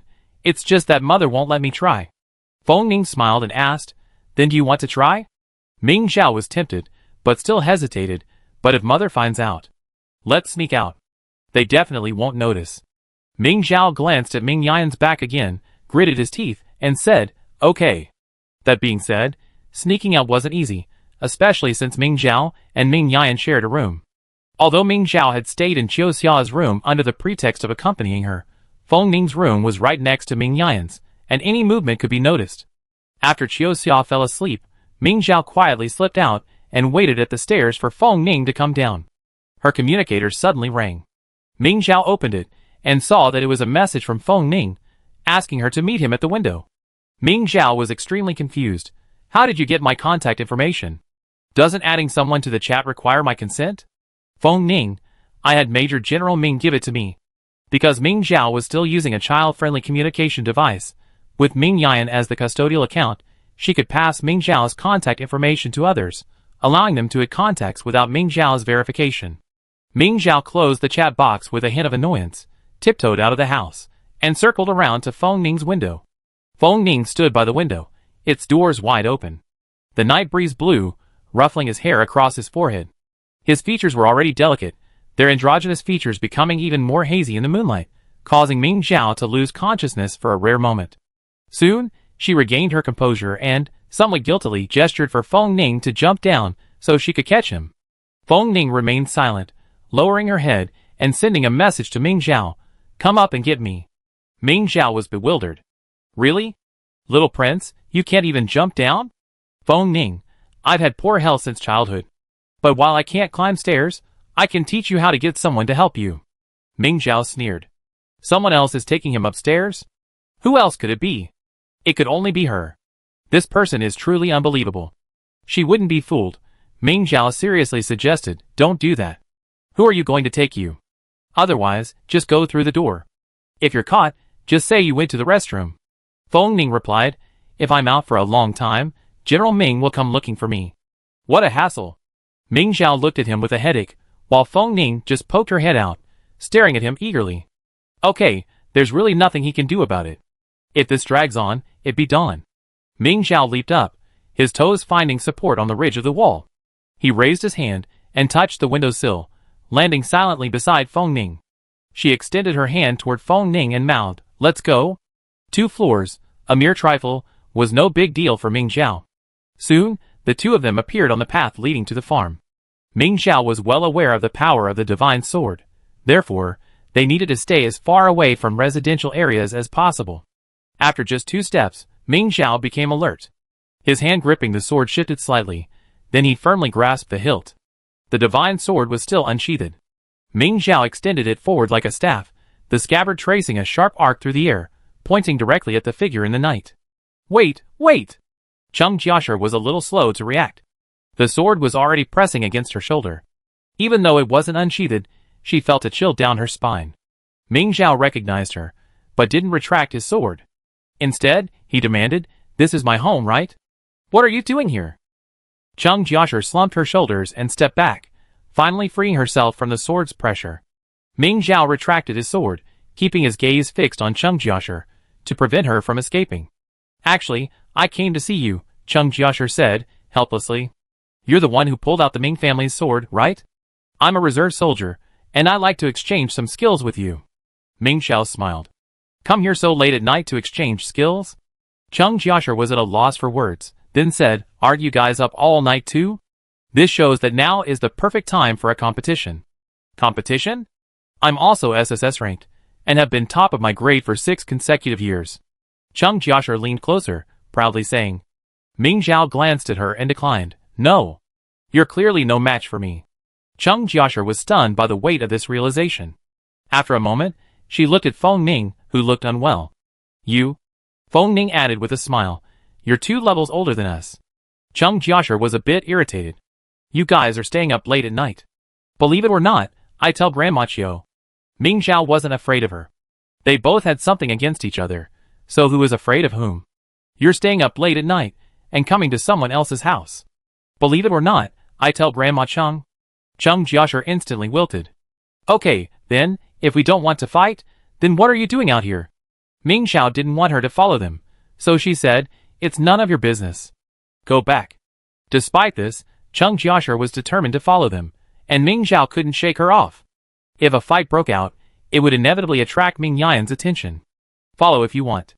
Don't scare yourself to death. Ming Zhao threatened Cheng Jiashi. Cheng Jiashi shrugged. I wasn't even afraid when I took on seniors alone. Ming Zhao was about to say she couldn't tell when Feng Ning asked, how many SSS class students are there in your school? Cheng Jiashi's momentum instantly vanished. 1. Ming Zhao suddenly realized, there aren't many above S class, are there? Cheng Jiashi said unhappily, there are still a few. In total? Ming Zhao raised his head. In our class alone, there are over 20 above S class. Cheng Jiashi was shocked. Then how many SSS class students are there in your class? Ming Zhao thought for a moment and said, 2. If you include her, that makes 3. Even so, it was enough to shock Cheng Jiashi. Assuming she was also SSS class, Cheng Jiashi asked, then, do you have an SSS class mecha? Ming Zhao shook her head. The Ming family custom-made mechas for everyone after they turned 10, but her situation was special. Her mental power couldn't be measured. She had never even seen the shadow of a mecha master. Cheng Jiashi was unconvinced. Aren't you from an aristocratic family? I heard from our teacher that aristocratic families have custom mechas from a young age. Ming Zhao thought she was a little foolish. From a young age? I'm still young. I only turned 10 yesterday and took my mental power test. Cheng Jiashi, unaware of the situation, thought she had misjudged him. Is that so? Then won't you have your own mecha soon? Maybe. Ming Zhao wasn't sure either. Feng Ning asked, after you tested SSS level perception, no aristocratic families approached you? Joining an aristocratic family provides all the resources for training, but upon becoming a talent, one must serve that family. Leaving the family and changing back to one's original surname would be tantamount to betrayal. Chung Jiashir curled her lips. Of course there are many, but I don't want to go. I'm fine the way I am now. Feng Ning didn't try to dissuade her. Everyone has their own opportunities. Ming Zhao suddenly stopped. Alright, let's just stay here. Oh, what's wrong? Chung Jiashir didn't react. Ming Zhao asked Feng Ning and Chung Jiashir to stand behind her, while she, concealing her excitement, grasped the divine sword in her hands. She could easily separate the blade from its scabbard, but as the mysterious runes appeared before her, Ming Zhao realized she had underestimated the sword. Sheathing the divine sword was impossible. The insect mother's afterimage instantly engulfed the surrounding fields, its majesty reappearing. Feng Ning suddenly spat out a mouthful of blood. He had thought he could handle it, but he had underestimated the divine sword's residual power. Ming Zhao desperately tried to push the divine sword back, but despite all her efforts, she was unable to do so. Just as the situation was at a stalemate, a turquoise mecha soared from the residential area, neutralizing the sword's indiscriminate attack on the farmland. Ming Zhao overdrawn his mental energy once again, finally sheathing the divine sword and regaining his composure. Seeing the crisis averted, Feng Ning finally vomited blood again and passed out. Ming Zhao. Ming Yan leaped out of the turquoise mecha, his face slightly furious. I told you, don't touch the divine sword until you're strong enough. If you can't, return it to the master now. Ming Zhao didn't dare say a word. Chung Jiashir supported Feng Ning and anxiously said, he fainted. Ming Yan paused his scolding, supported Feng Ning, and said to Chung Jiashir, alright, go back quickly. Although Feng Ning was not seriously injured, Ming Zhao, whom Ming Yan considered the culprit, was still punished. Ming Yan ordered her to replant crops on the several acres of damaged farmland. She wasn't even allowed to use robots. Ming Zhao worked from dawn to dusk, not even finishing a single field. However, her test results came back first. Is she healthy? Ming Yan was both relieved and puzzled. How could she not measure her mental power if there was nothing wrong?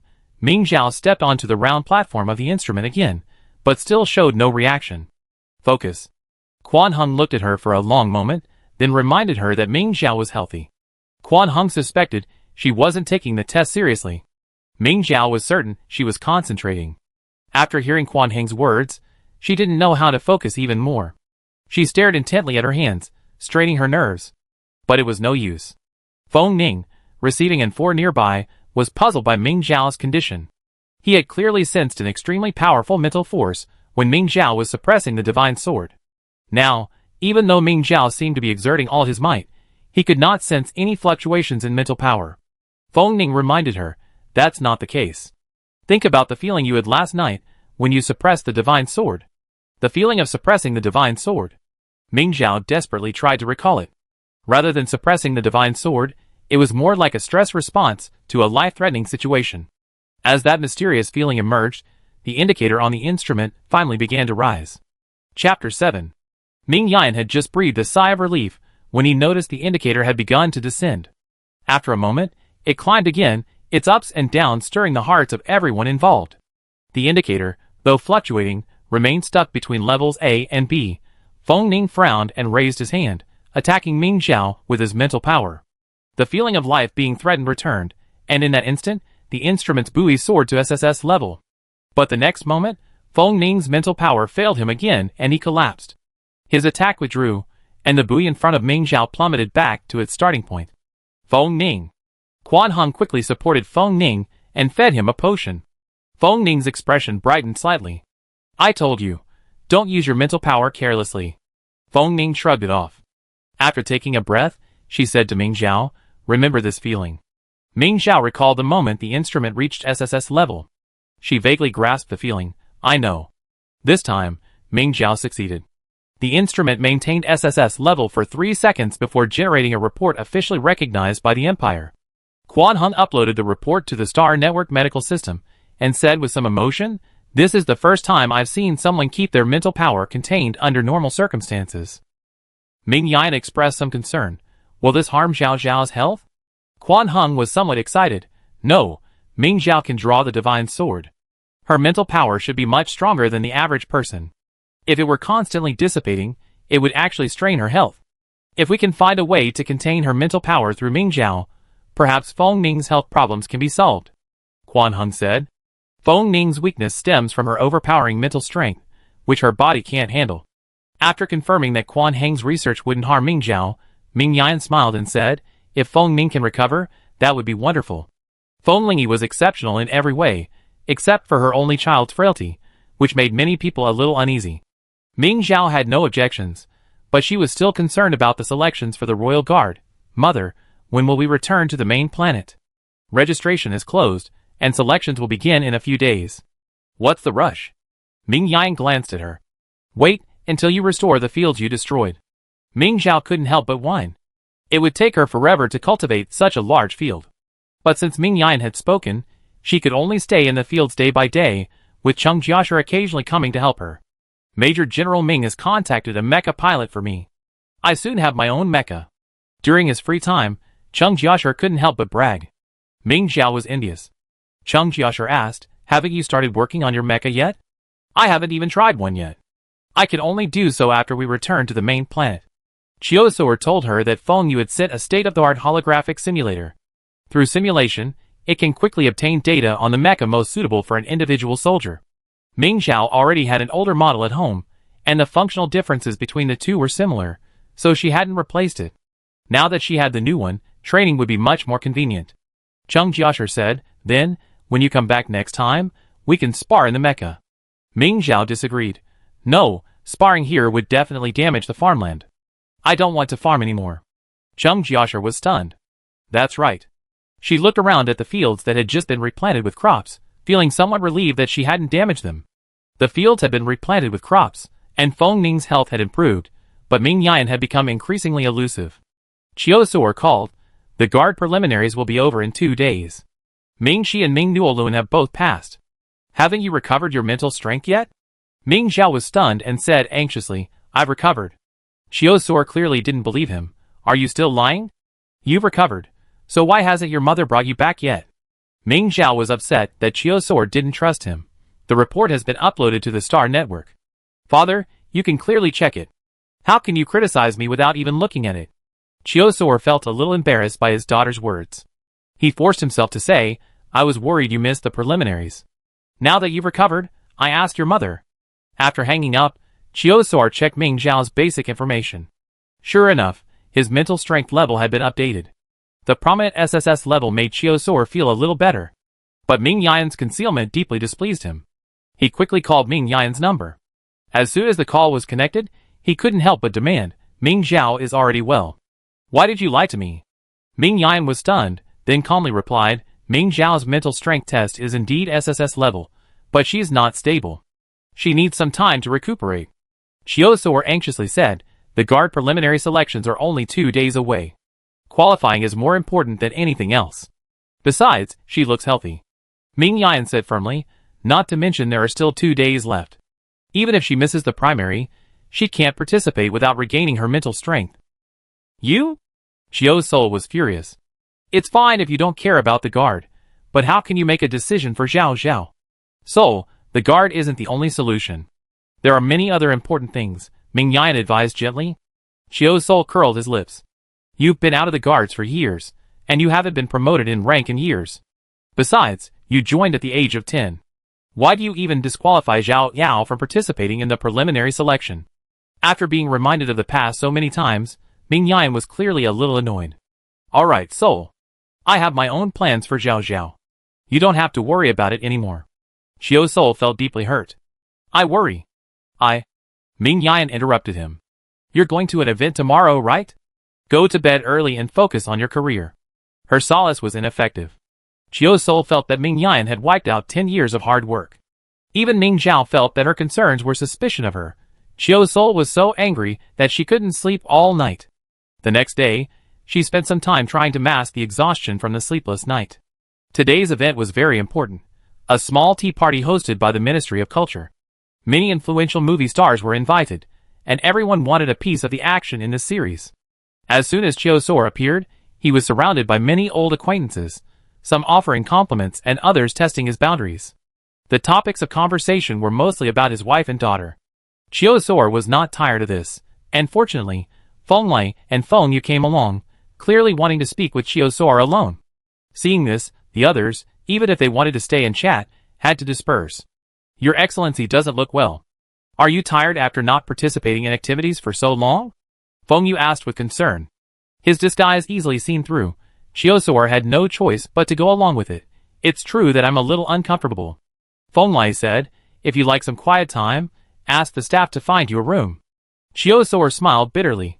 It's rare for you to come out to participate in activities. If you show up and then disappear, people might say something. After all, it won't be long. That's right. The media always loves to distort right and wrong. Feng Yu brought up another matter. Is Ming Zhao's health improving? The Guard Corps preliminary selection ends tomorrow. If Ming Zhao is absent, the media coverage won't be very favorable. Qiu So'er's brows flickered with gloom, and then he sighed. Her mother said she is still unstable. Unstable. Feng Yu keenly noticed Qiu So'er's quirk and calmly asked, that means she's partially recovered. In my opinion, we should first let her pass the preliminary selection, and then make a long-term plan. Qiu So'er felt like he had met a kindred spirit. I thought so too. Besides, Ming Zhao looks healthy, but her mother refuses to take her back. Feng Lei was surprised. The Guard Corps' resources are so superior. Major General Ming also came from the Guard Corps. How could he not know? If Ming Zhao doesn't get in this time, she'd have to wait until she graduates from the military academy to join the Guard Corps in the future. Qiu So'er's words grew increasingly infuriated.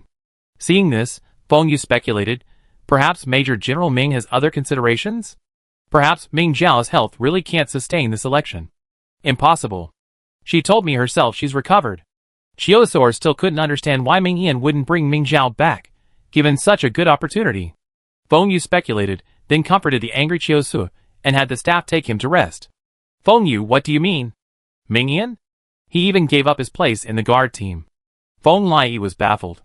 Feng Yu didn't intend to share his speculation, saying, I check it out.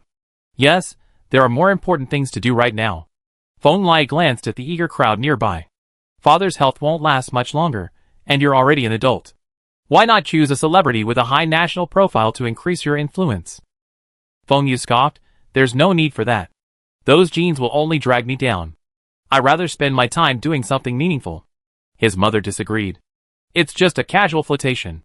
Besides, Qiu So'er is a D rank, so wouldn't his child be able to wield a divine sword and be more powerful than anyone else? If you like, why not just flirt with him? Feng Yu said coldly. The mother and son's conversation ended on a sour note. Elsewhere, Ming Zhao anxiously went to Ming Yan to ask. Don't go to this audition, Ming Yan said bluntly. Ming Zhao couldn't believe her mother's words. Why? I've recovered. I can pass the selection. Ming Yan didn't answer, but asked Ming Zhao to sit down next to him. Zhao, you must never tell anyone what I'm going to say next. Ming Zhao nodded blankly. Mother, has something happened? The emperor is dying. Ming Yan's opening words startled Ming Zhao. Then, why is Feng Ning still here? His Majesty has 2 children. Although he appointed the crown prince early on, Feng Yu has been active in the past year. Your Highness is naturally not afraid. However, Feng Ning's health is poor, and I'm afraid she'd be targeted by Feng Yu. So, Feng Ning followed us out to avoid disaster?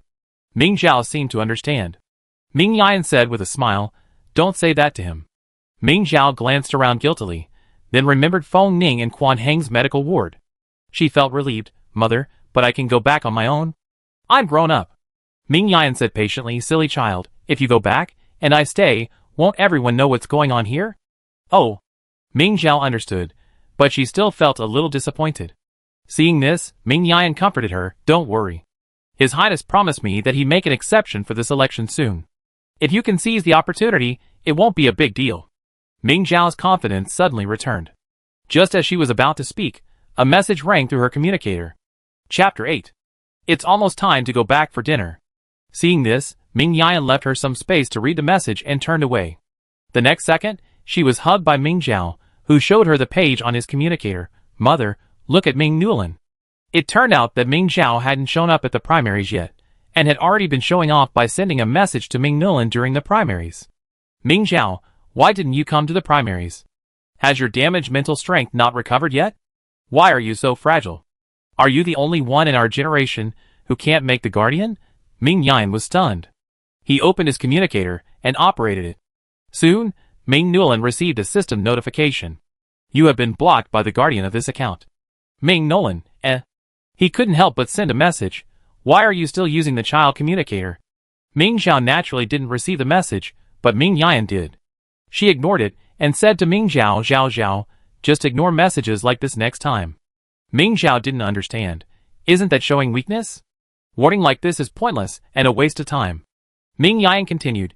You already know there will be another special selection soon, so the most important thing for you now is to intensify your training.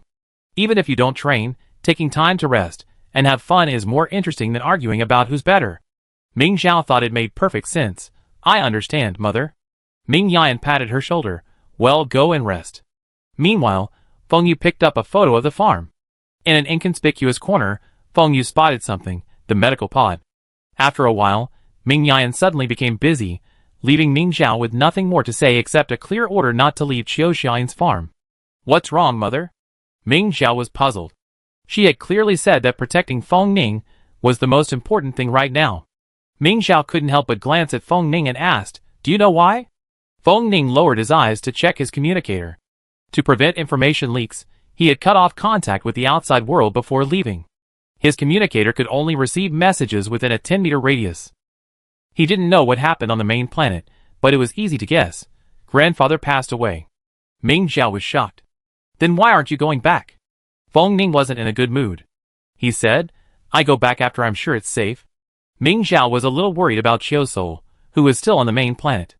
Could something happen there? It's possible. Ming Zhao was anxious, and was about to ask more questions when Cheng Jiasha ran over cheerfully. Ming Zhao. Look, my mech has arrived. He held up his right hand, the newly arrived mech ring on his index finger, and ran over. Where's Aunt Ming? I need her to help me get used to the mech. Ming Zhao said, Mom left early this morning. I don't know when she'd be back. Then let's go to my farm. I've just harvested a large field. I show you my mech. Cheng Jiasha couldn't wait to show off his new mech. This? Ming Zhao hesitated.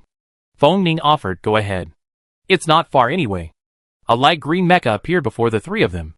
Its color scheme was uncanny similar to Ming Yan's, as if crafted by the same mecha master.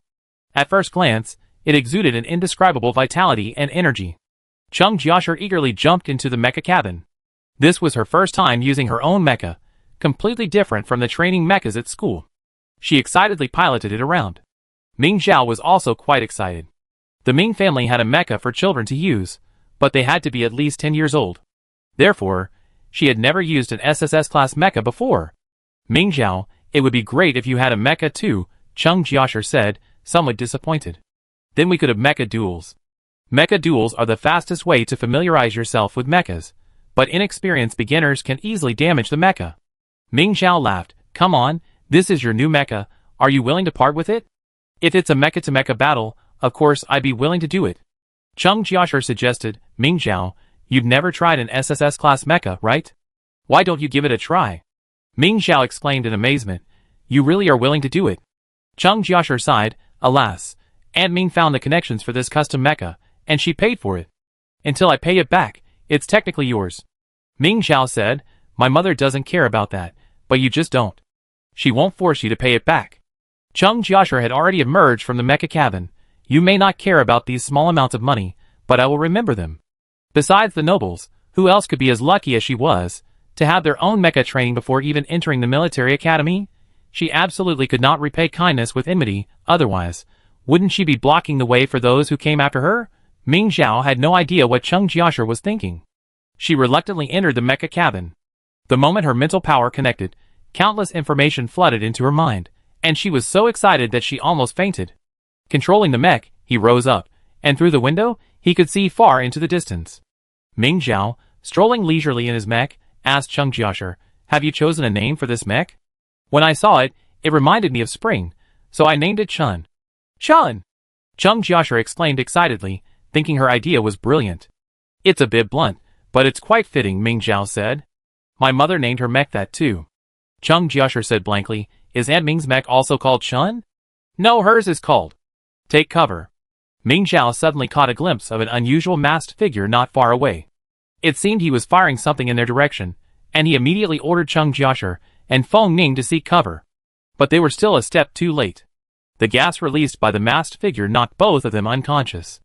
If it weren't for the air purification system inside the mech, Ming Xiao would have been affected as well. A masked figure entered the mecha and charged. Ming Xiao immediately dialed Ming Yan's number with a single click. The surrounding communication signal had long been cut off, but fortunately, Ming Xiao was using a child's communicator, so she could still reach the Guardian's account without a signal. But even after the call was connected, she still had no time to speak. The nearest masked figure had already slashed at her.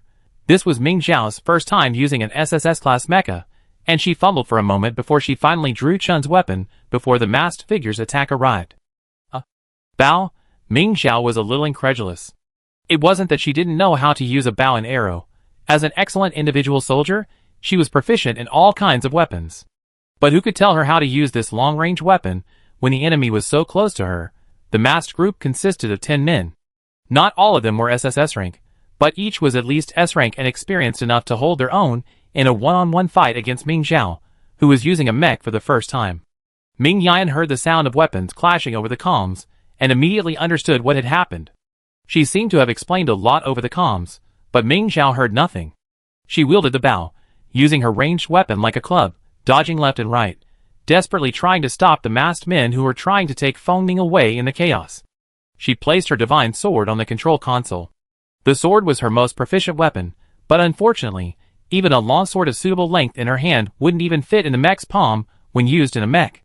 Bending down to block, she moved so hard that the divine sword fell through the mech's duct. Ming Xiao was startled, then felt the divine sword appear in the mech's palm and quickly grasped it. What's the point of holding it? I can't fight.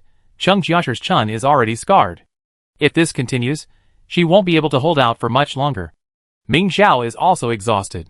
But this was the first mission her mother gave her, and she already messed it up. And Chun? Cheng Jiasher had only had it for less than a day, and she already broken it. How heartbroken would Cheng Jiasher be? Something strange seemed to be coming from his left hand. The divine sword, which Ming Xiao had despised as unsuitable for a mecha weapon, was visibly growing.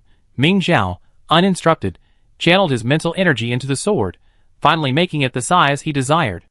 Ming Xiao himself didn't know it, but the masked man across from him sensed a profound threat. Feng Ning's eyelashes fluttered slightly, as if sensing something, and she forced herself to look up at them. The leader attacked with gritted teeth, but Ming Xiao blocked it with a swing of his bow. The divine sword in his left hand, unsheathed, was used as a club by Ming Xiao as a savage blow. The blow hit the armored armor in front of the mecha's cabin, the most defensive part of the entire mecha. The masked leader initially dismissed it, but the next moment, the mecha began to shatter piece by piece. Ming Xiao and the leader simultaneously spat out a mouthful of blood. Feng Ning, observing this truly divine feat, felt a surge of emotion.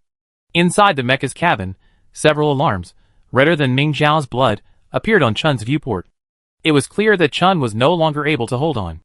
Ming Xiao, fighting back a headache, glanced at the other masked man, hoping to finish these people off before the mecha was completely destroyed. If only he could finish the enemy once and for all, like the ancestor in the video. Just as the idea formed, Ming Xiao vomited another mouthful of blood. If this dragged on any longer, not only the mecha, but Ming Xiao himself would be unable to hold on. Ming Xiao's vision was blurry, but she remained upright, fooling the masked men into thinking she still had some strength left. After the standoff, they eventually retreated. The masked men pulled their leader, whose fate was unknown, from the shattered mecha's cabin and quickly vanished without a trace. Feng Ning, seeing the danger averted, felt a surge of dizziness, and she dove headfirst. Ming Xiao didn't notice Feng Ning's subtle movements. Just as she was about to exit the mecha, she heard a small cracking sound, and a sense of foreboding struck. The next second, the mecha's head and shoulders began to shatter, and the cabin was also lost, leaving Ming Xiao exposed to the cool evening breeze. The divine sword slid to the ground, returning to its original form. Finally, Ming Xiao finally put away the mecha, even though only half of it remained. Looking at the still drowsy Feng Ning and Cheng Jiasher, Ming Xiao glanced back at the residential area, which had remained silent throughout. A flicker of hope crossed his mind. Perhaps these people had been infected. Not far away, a familiar turquoise-green mecha soared towards him, and Ming Xiao felt relieved. It was his mother. After carefully checking that everything was normal, Ming Yan emerged from the mecha cabin and immediately noticed blood on Ming Xiao's collar. "Xiao Xiao, are you injured?" She hurried over to check on Ming Xiao, But Ming Xiao quickly grasped his collar and said, "Mother, I'm not injured. This is blood I vomited." Vomited? Ming Yian's expression was extremely tense. Never mind. Let's go to the medical bay first. Chapter 9. Seeing her trying to pick up the still drowsy Feng Ning and Cheng Jiashi, Ming Xiao hurried over to support Cheng Jiashi, saying, "Mother, let me carry her." Ming Yan thought for a moment and said, "You carry Feng Ning. He's lighter." Ming Xiao was indeed somewhat reluctant to support the sturdy Cheng Jiashi, but she didn't try to be too aggressive. The most important thing was to get to the medical bay quickly. Besides, the young and frail Feng Ning was indeed much lighter than Cheng Jiashi. Ming Xiao felt quite relaxed carrying him, walking ahead. "Mother, I broke Jiashi's mech." Ming Xiao still felt a little guilty when she brought this up. Ming Yan didn't care. "Zhao Zhao, you understand when you enter the military academy. Damage to mechs is normal. Shattered to pieces is normal?" Ming Xiao was about to ask further when she felt a sudden tingling sensation on her neck, and she couldn't help but wince. "What's wrong?" Ming Yan asked, noticing her slight pause. Ming Xiao glanced sideways. Feng Ning seemed still unconscious, so he couldn't have caused it. "Nothing," he said, "just a little itch on my neck." The next second, Feng Ning's eyelashes flickered, and he opened his eyes again. He had been conscious, but he was dizzy and didn't want to get out and walk. The residential area was silent. The anesthetic sprayed by the masked men had entered their homes through the air, plunging the entire community into a coma. The only escape was Quan Heng's medical cabin, equipped with an air purification system. Ming Xiao walked outside and used his authority to open the door. Then, feeling dizzy, he fell straight inside. Quan Heng, who was preparing medicine, was startled. "What's going on? Why are you here at this hour? Did Feng Ning faint again?" Quan Heng was about to help Feng Ning up when she saw that Feng Ning, who she had thought had fainted again, had gotten up first and even managed to help the fainted Ming Xiao. Quan Heng? Why did Ming Xiao faint? Quan Heng was puzzled. The medical cabin was so soundproofed that she had no idea what was happening outside. Feng Ning, with familiarity, helped Ming Xiao down onto her usual medical chair and fed him her usual nutritional supplements. Overdrawn mental energy. Feng Ning was a seasoned doctor. He often fainted from overdrawn mental energy. Quan Heng's expression froze. What happened that required her to do this? She had studied Ming Xiao's mental energy. Under normal circumstances, it was like a tightly closed faucet. It wouldn't release, let alone be used to the point of overdrawing. What exactly happened to them? Masked men have infiltrated and spread anesthetics. They must be trying to kidnap Feng Ning. Almost everyone in the residential area has been affected. "Dr. Quan, please go check it out," Ming Yan said. Quan Heng frowned, constantly checking on Cheng Jiashi's condition. It seems the news of Feng Ning's presence has leaked. Ming Yan quickly typed a message into the communicator and sent it. "We've been able to hold off for this long, which is good." Ming Xiao recovered quickly. As Quan Heng connected the monitoring equipment for her, she opened her eyes, a cloud of questions in her mind. This isn't necessary." She was mercilessly pressed into the medical chair. Quan Heng gave her a nutritional supplement, and then, accompanied by Ming Yan, returned to the residential area. Feng Ning was the only one awake in the medical cabin. "What's wrong with Jiashi? Weren't you both anesthetic? Why hasn't she woken up yet?" Ming Xiao was worried about Cheng Jiashi's reaction when he learned she was missing her mecha. Feng Ning shook her head. "Dr. Quan said she's fine and will wake up after the drug wears off." "What do you think of this?" "Mother will win," Feng Ning said. Ming Xiao was puzzled. "You knew that? Your presence here has already been exposed." Feng Ning explained. "If Mother hadn't had the upper hand, Feng Yu wouldn't have taken such a risk. And if his plan hadn't succeeded, his disadvantage would have only been exacerbated." As Feng Ning had expected, Feng Yu was furious about the failure of his plan. "Two little brats, who don't even have mechas, and you can't do anything to them?" The masked man replied tremblingly. "That mean girl somehow managed to get a mecha. We could handle it at first, but then she used the magic sword. That magic sword is truly bizarre." "You mean, she can now wield the magic sword?" Feng Yu suddenly became interested. The masked man nodded repeatedly and played a video. "This is her using the divine sword." Feng Yu watched the video frame by frame. Even through the video, the power of the divine sword, which shattered the leader's mecha with a single blow, still chilled his heart. They were all forged by the Worm Mother, so why is the crown just a decoration? What a waste. Feng Lai hurriedly pushed open the door and entered. "Ayu! Feng Lingyi has already obtained the crown and ascended the throne. Didn't you say they would never find the crown? Feng Yu sneered. She's capable. What can I do? What do you mean? Are you saying my mother is incompetent? Feng Lai said in disbelief. Here it goes again. Feng Yu closed his eyes. She doesn't have much ability, but if she doesn't agree with a word, she will make a fuss.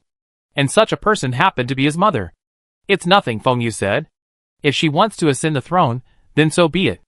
I haven't even graduated yet, so I don't have enough power to develop. Let her be proud for a while. Feng Lai nodded repeatedly. As long as you have a plan. The previous emperor passed away, and Feng Lingyi, as the new emperor, officially ascended the throne in front of the entire empire. After the ceremony, she sent people to Xiandi Star to bring Feng Ning back to the main star. Ming Zhao and Ming Yan were finally able to return home. But they didn't go back directly. Instead, they took Cheng Jiashi to Changning Star in the main star system. The entire planet was almost entirely occupied by mecha research institutes. The Yu Family Research Institute, which had a close cooperative relationship with the Ming family, was also located there. They came to the Yu Family Research Institute because Cheng Jiashi's mecha needed repairs, and Ming Zhao needed a custom mecha. Yu Liang, director of the Yu Family Research Institute, greeted them warmly. Yan. Long time no see. You're here to customize a mecha for your daughter, right? I made time for her. The two long-unseen friends exchanged pleasantries, and Ming Yan introduced Ming Zhao and Cheng Jiashi.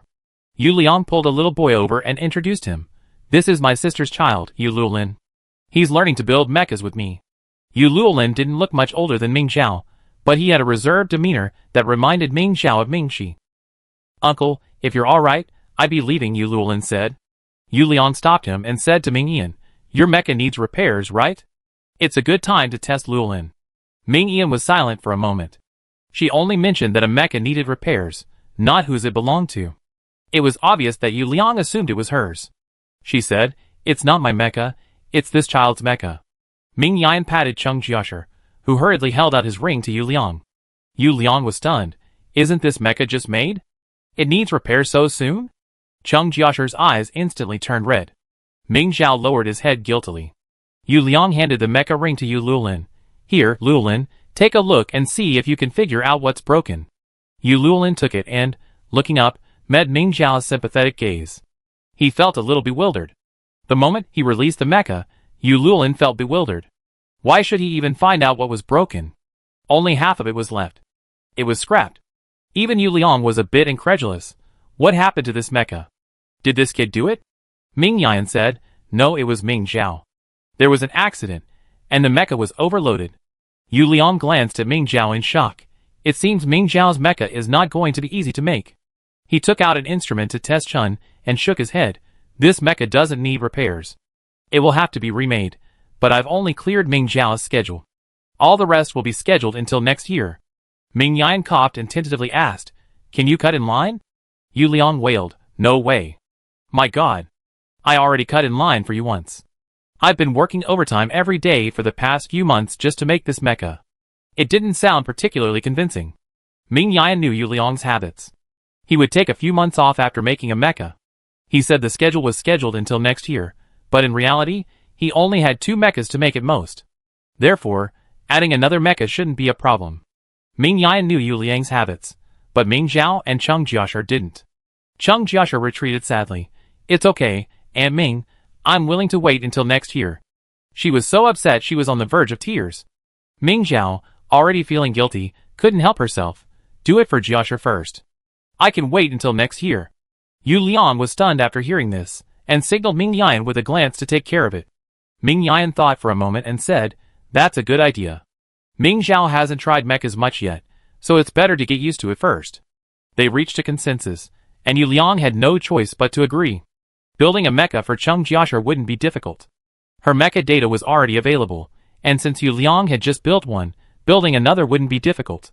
Ming Yan arranged for Cheng Jiashi to stay at the Yu Family Research Institute until she got the mecha and returned.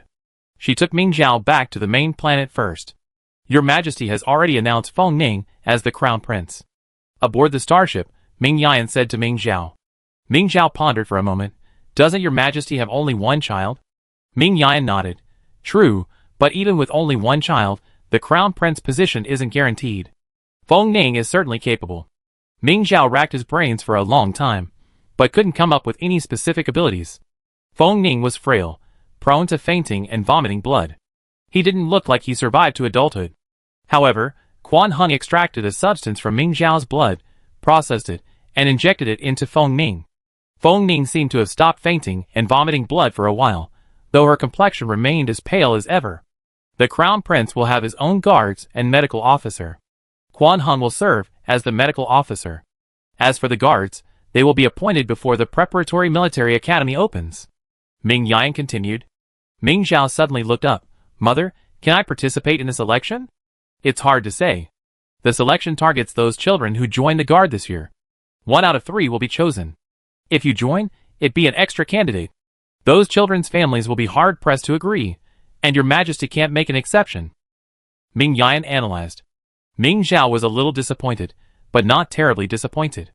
She was happy to join the guard. Whether or not she became the Crown Prince's exclusive guard wasn't a big deal. Or rather, she didn't want to work with Feng Ning for long. It was better to keep her distance. Mother, when will I be confirmed as joining the guard?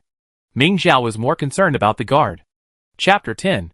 Ming Yan thought for a moment and said, let's do it after the exclusive guard position is decided. There will be a spot available then. Also, it's not set in stone yet. You still need to pass the assessment. Perhaps knowing Ming Zhao was a little nervous, Ming Yan comforted her, it's okay. Even if you don't make the guard, the Ming family can provide a good training environment. That's different. Ming Zhao was a little sullen. Doesn't that mean I'm the only one in the entire Ming family who didn't make the guard? Ming Yan patted her jokingly. Why do you think that? Ming Shi is the only one in our family who made it this time. Ming Nulan didn't make it? Ming Zhao suddenly perked up. Ming Yan knew exactly what she was thinking and said, no, he lost the first round. Ming Zhao burst out laughing and immediately opened her communicator, intending to return Ming Nulan's ridicule. After searching for a long time without success, she remembered that Ming Nulan was still on her blacklist. Mother! Ming Zhao smiled flatteringly at Ming Yan. Ming Yan had removed Ming Nulan from the blacklist. You want to laugh at him, don't you? Ming Zhao, his thoughts seen through, lowered his head guiltily. Ming Yan had originally wanted to tell Ming Zhao about Ming Nulan's family's tampering with the mental power measuring equipment, but seeing her like this, worried she might do something drastic, he decided not to. After all, Ming Nulan's father had already been punished. Ming Yan said earnestly, Zhao, don't do anything that won't benefit you. The guardian selection process is rigorous, and you need to be thoroughly prepared. You laughed at him today, and you felt good about it. But if you don't make the cut tomorrow, how will you cope? Ming Zhao lowered his eyes and said, I understand, mother. In the palace, Feng Ning was also discussing the matter of a personal guard with Feng Lingyi. Mother, can I choose my own? Does Aining have a candidate in mind? Feng Lingyi asked curiously. Feng Ning nodded. I want Ming Zhao to be my personal guard. She pulled out the divine sword and fought off an S-rank plus team to protect me. She's the perfect choice. Feng Lingyi had reviewed the surveillance footage of the incident. Ming Zhao's performance was as good as any of the children selected for the guard team this year. However, outsiders didn't know about this incident. They couldn't release the video of the Crown Prince nearly being kidnapped. Aining, mother thinks you're right, but facts must speak for themselves. In the eyes of the public, she has no outstanding qualities other than her divine sword. If we directly assign her, it will be difficult to convince them. Feng Ning could tell Feng Lingyi wasn't objecting. So what does mother mean? Feng Lingyi said, I make an exception and allow her to participate in this election along with the other children in the guard. If she wins, she'd be a dedicated guardian. If someone else wins, she'd take that person's place in the guard. Feng Ning thought for a moment and asked, what will this election involve? A mecha battle, 2 people fighting, and the one with the most wins wins. Feng Lingyi didn't hesitate. The selection was simply about that. No! Feng Ning objected. Ming Zhao doesn't have her own mecha. A mecha battle wouldn't be fair to her. Feng Lingyi didn't know Ming Zhao didn't have a mecha, and she was a little confused. When the masked man came, that mecha was. Feng Ning said, it belonged to the kid from the farm next door, and it was broken. That's fine. There are shared mechas in the training room. She can pick one she likes and use it first. How can a shared mecha compare to someone else's custom mecha? Besides, they'd had much longer to adapt to mechas than Ming Zhao. Feng Ning still felt it was unfair. Feng Lingyi said, Ning, this world is unfair. Ming Zhao's age is right at the threshold. This is both her luck and her misfortune. But no matter what impact age has on her, she can only accept and overcome it. Feng Ning pursed her lips and finally said, I understand, but I want to tell her the details of the competition first. Okay, Feng Ling agreed immediately. There's still half a month left. I announced the details 3 days in advance. After leaving Feng Ling's room, Feng Ning immediately opened her communicator to send a message to Ming Zhao. Unfortunately, Ming Yan had just bought Ming Zhao a new communicator, and the message during the data synchronization process didn't sound, so Ming Zhao didn't notice. After buying the communicator, mother and daughter returned home together. That night, Ming Zhao went to the training room at home. Ming Yan helped her adjust the data from the simulator Feng Yu had sent her. Ming Zhao then walked around the house, followed only by her ever-clinging animatronic kitten. Chiu Soer was nowhere to be found. Mother, where's father? Ming Yan asked without even looking up. Your father's been busy lately. He's trying to make a comeback. Do you need anything from him? Ming Zhao said, It's nothing big. It's just, father promised me that if I could pull out the divine sword, he'd let me get a real kitten. Ming Yan looked at the training room door, where the animatronic kitten had been programmed to not enter. Don't we already have one at home? It's a real kitten, Ming Zhao emphasized. Ming Yan shook his head, disagreeing. Zhao, mother is going back to the military tomorrow, and your father is busy, and you have your own training. While the smart butler will take good care of the kitten, who will be there for it. Ming Zhao lowered his head, silent. Zhao, a real kitten has emotional needs. You're still young, so why not wait until you have time to spend with it?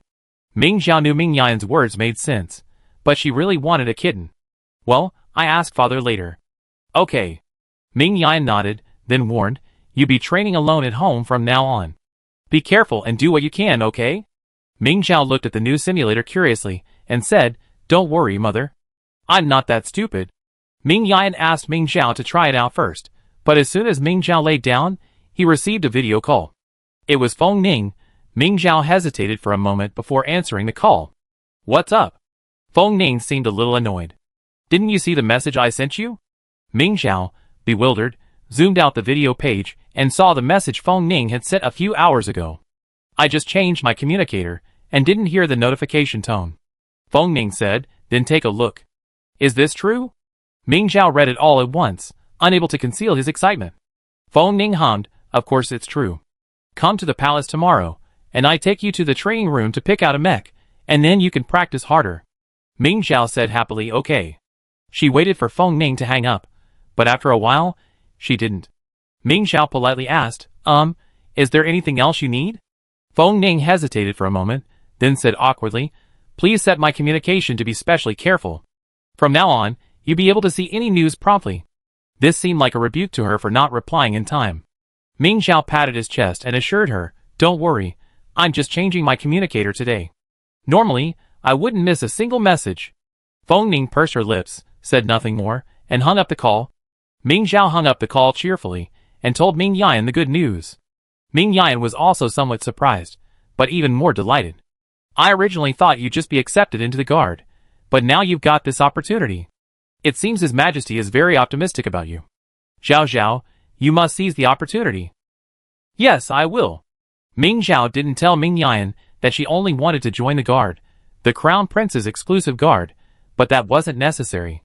Afterwards, Ming Zhao, accompanied by Ming Yan, tried out the new simulator. It was clear that the new model was much easier to use than the old one. Chiu Soel returned late, and Ming Zhao had already finished training. Ming Yan analyzed the test results and told Ming Zhao, The data shows that you're more suited to mechas with balanced parameters. Tomorrow, when you choose a mecha, first look at the parameters and pick one that suits you, then try again. Okay, mother. Ming Zhao agreed. Turning around, she saw Chiu Soel standing at the gate and hurried over. Father! Chiu Soel smiled, patted her shoulder, and said, You've grown taller. Ming Yan also came over. Why are you back so late? The Ministry of Culture has approved the series called The Crown. The main characters have been cast. I'm the male lead, and I've been busy with training. Speaking of his career, Chiu Soel couldn't help but curl up the corners of his mouth. Ming Yan knew Chiu Soel wanted to resume his career, and the timing was right, so she didn't stop him, simply saying, Thank you for your hard work. Chiu Soel seemed unaccustomed to Ming Yan's concern and turned away awkwardly. It's okay, not hard at all. He abruptly changed the subject and said to Ming Zhao, From now on, you be training alone, so don't slack off. Don't worry, father. Ming Zhao eagerly shared with Chiosor. I'm going to try out for the guard corps soon. Father, I'm in. Chiosor was immediately overjoyed and looked at Ming Yan. Is this true? Ming Yan nodded. Yes, His Majesty made an exception for Zhao Zhao. Chiosor said to Ming Zhao, You must train well, and don't embarrass me and your mother.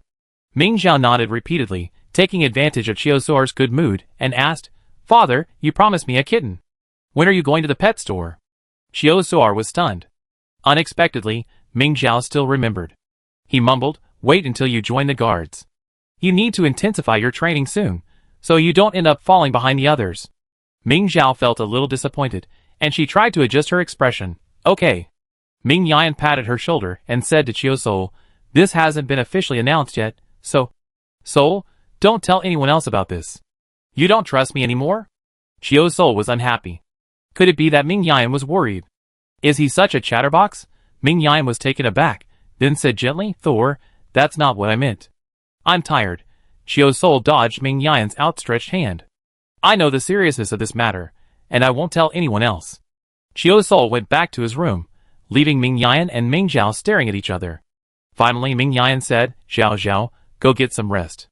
Ming Zhao returned to her room somewhat worriedly. The next day, when she dropped Ming Yan off at the starport, she didn't see Chiosol. Mother, father.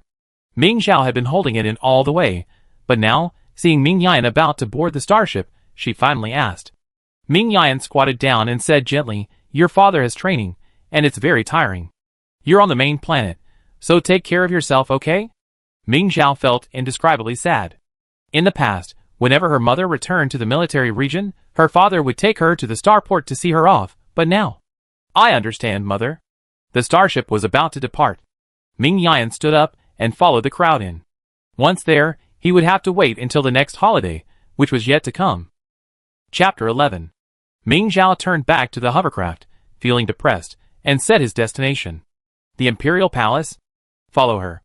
In another hovercraft not far away, Feng Yu instructed her attendant. Is that Ming Zhao with the divine sword drawn? The attendant chuckled and speculated, Do you want to follow her and get to know her? Feng Yu closed his eyes speechlessly, and after a moment he said, Just watching where she goes. Don't let her find you. The attendant dismissed him, saying, Don't worry, she's just a brat. She won't find you. Feng Yu shouted, Be careful when I tell you to. She's tough, don't let your guard down. Seeing Feng Yu was genuinely angry, the attendant lowered his head and silently manually piloted the hovercraft, following Ming Zhao at a moderate distance.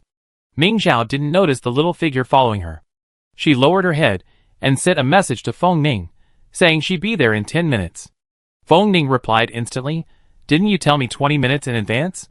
I've given you permission. Wait a few minutes when you come in. Ming Zhao, I forgot to mention it. You don't need to pick me up. I can go there on my own.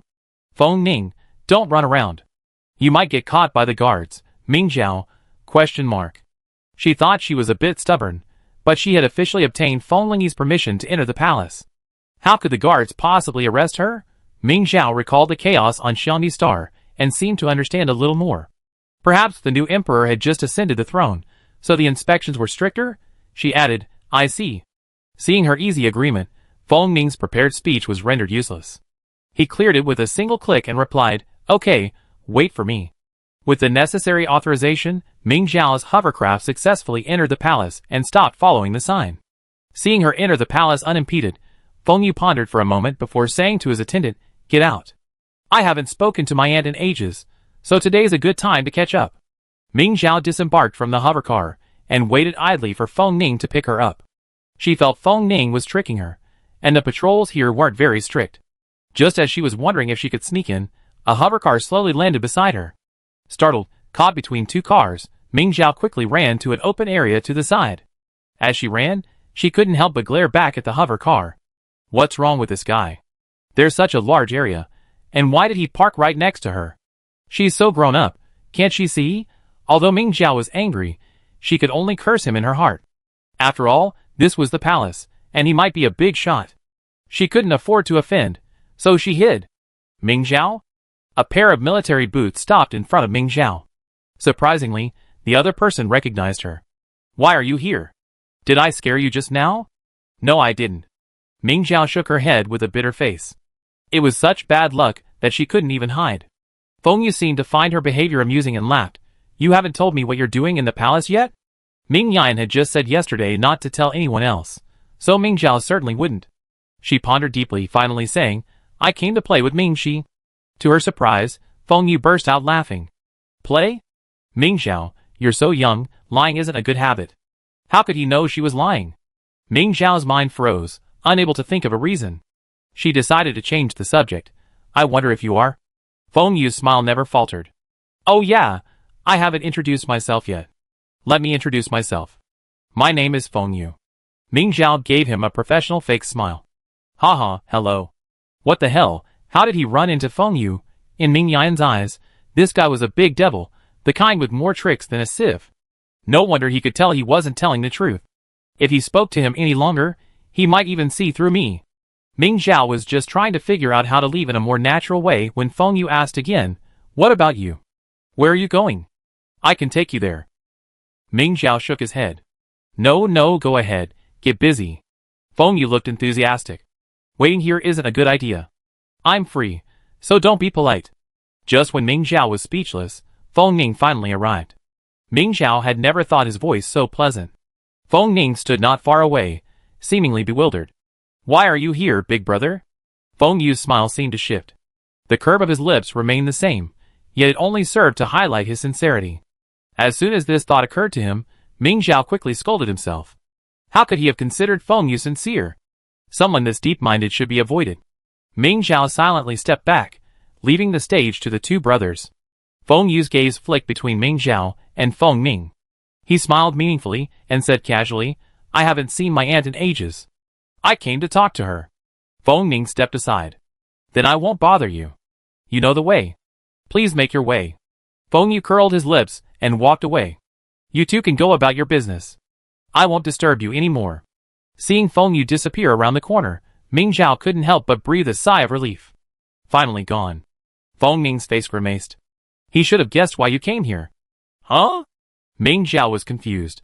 He tried to recall for a long time, but couldn't figure out when Feng Yu had guessed. But I didn't tell you. Feng Ning glanced at Ming Zhao, a hint of a smile flashing across her face. Your feelings are written all over your face, and he saw you here, so he naturally understood everything. Ming Zhao felt frustrated and said with a headache, Oh you people are truly terrifying. Ming Zhao missed the simple-minded Cheng Jiashi. Feng Ning didn't deny Ming Zhao's words, but said, to prevent Feng Yu from making a fuss about this, the news of the selection will be announced in advance. Ming Zhao asked curiously, weren't you planning to announce it originally? We were planning to announce it only 3 days before the selection. Why? Why did you tell me in advance? Ming Zhao was even more puzzled. Feng Ning said, I want you to have more time to prepare. Ming Zhao said confidently, no need. If I'm going to join the guard, I'm going to win fairly. Just announce it in advance. Feng Ning looked at her for a long moment, then finally nodded and lowered her head to send the message. Mecha combat is different from all the training you've had before you were 10. Once you get the mecha, you need to adapt quickly. Feng Ning said.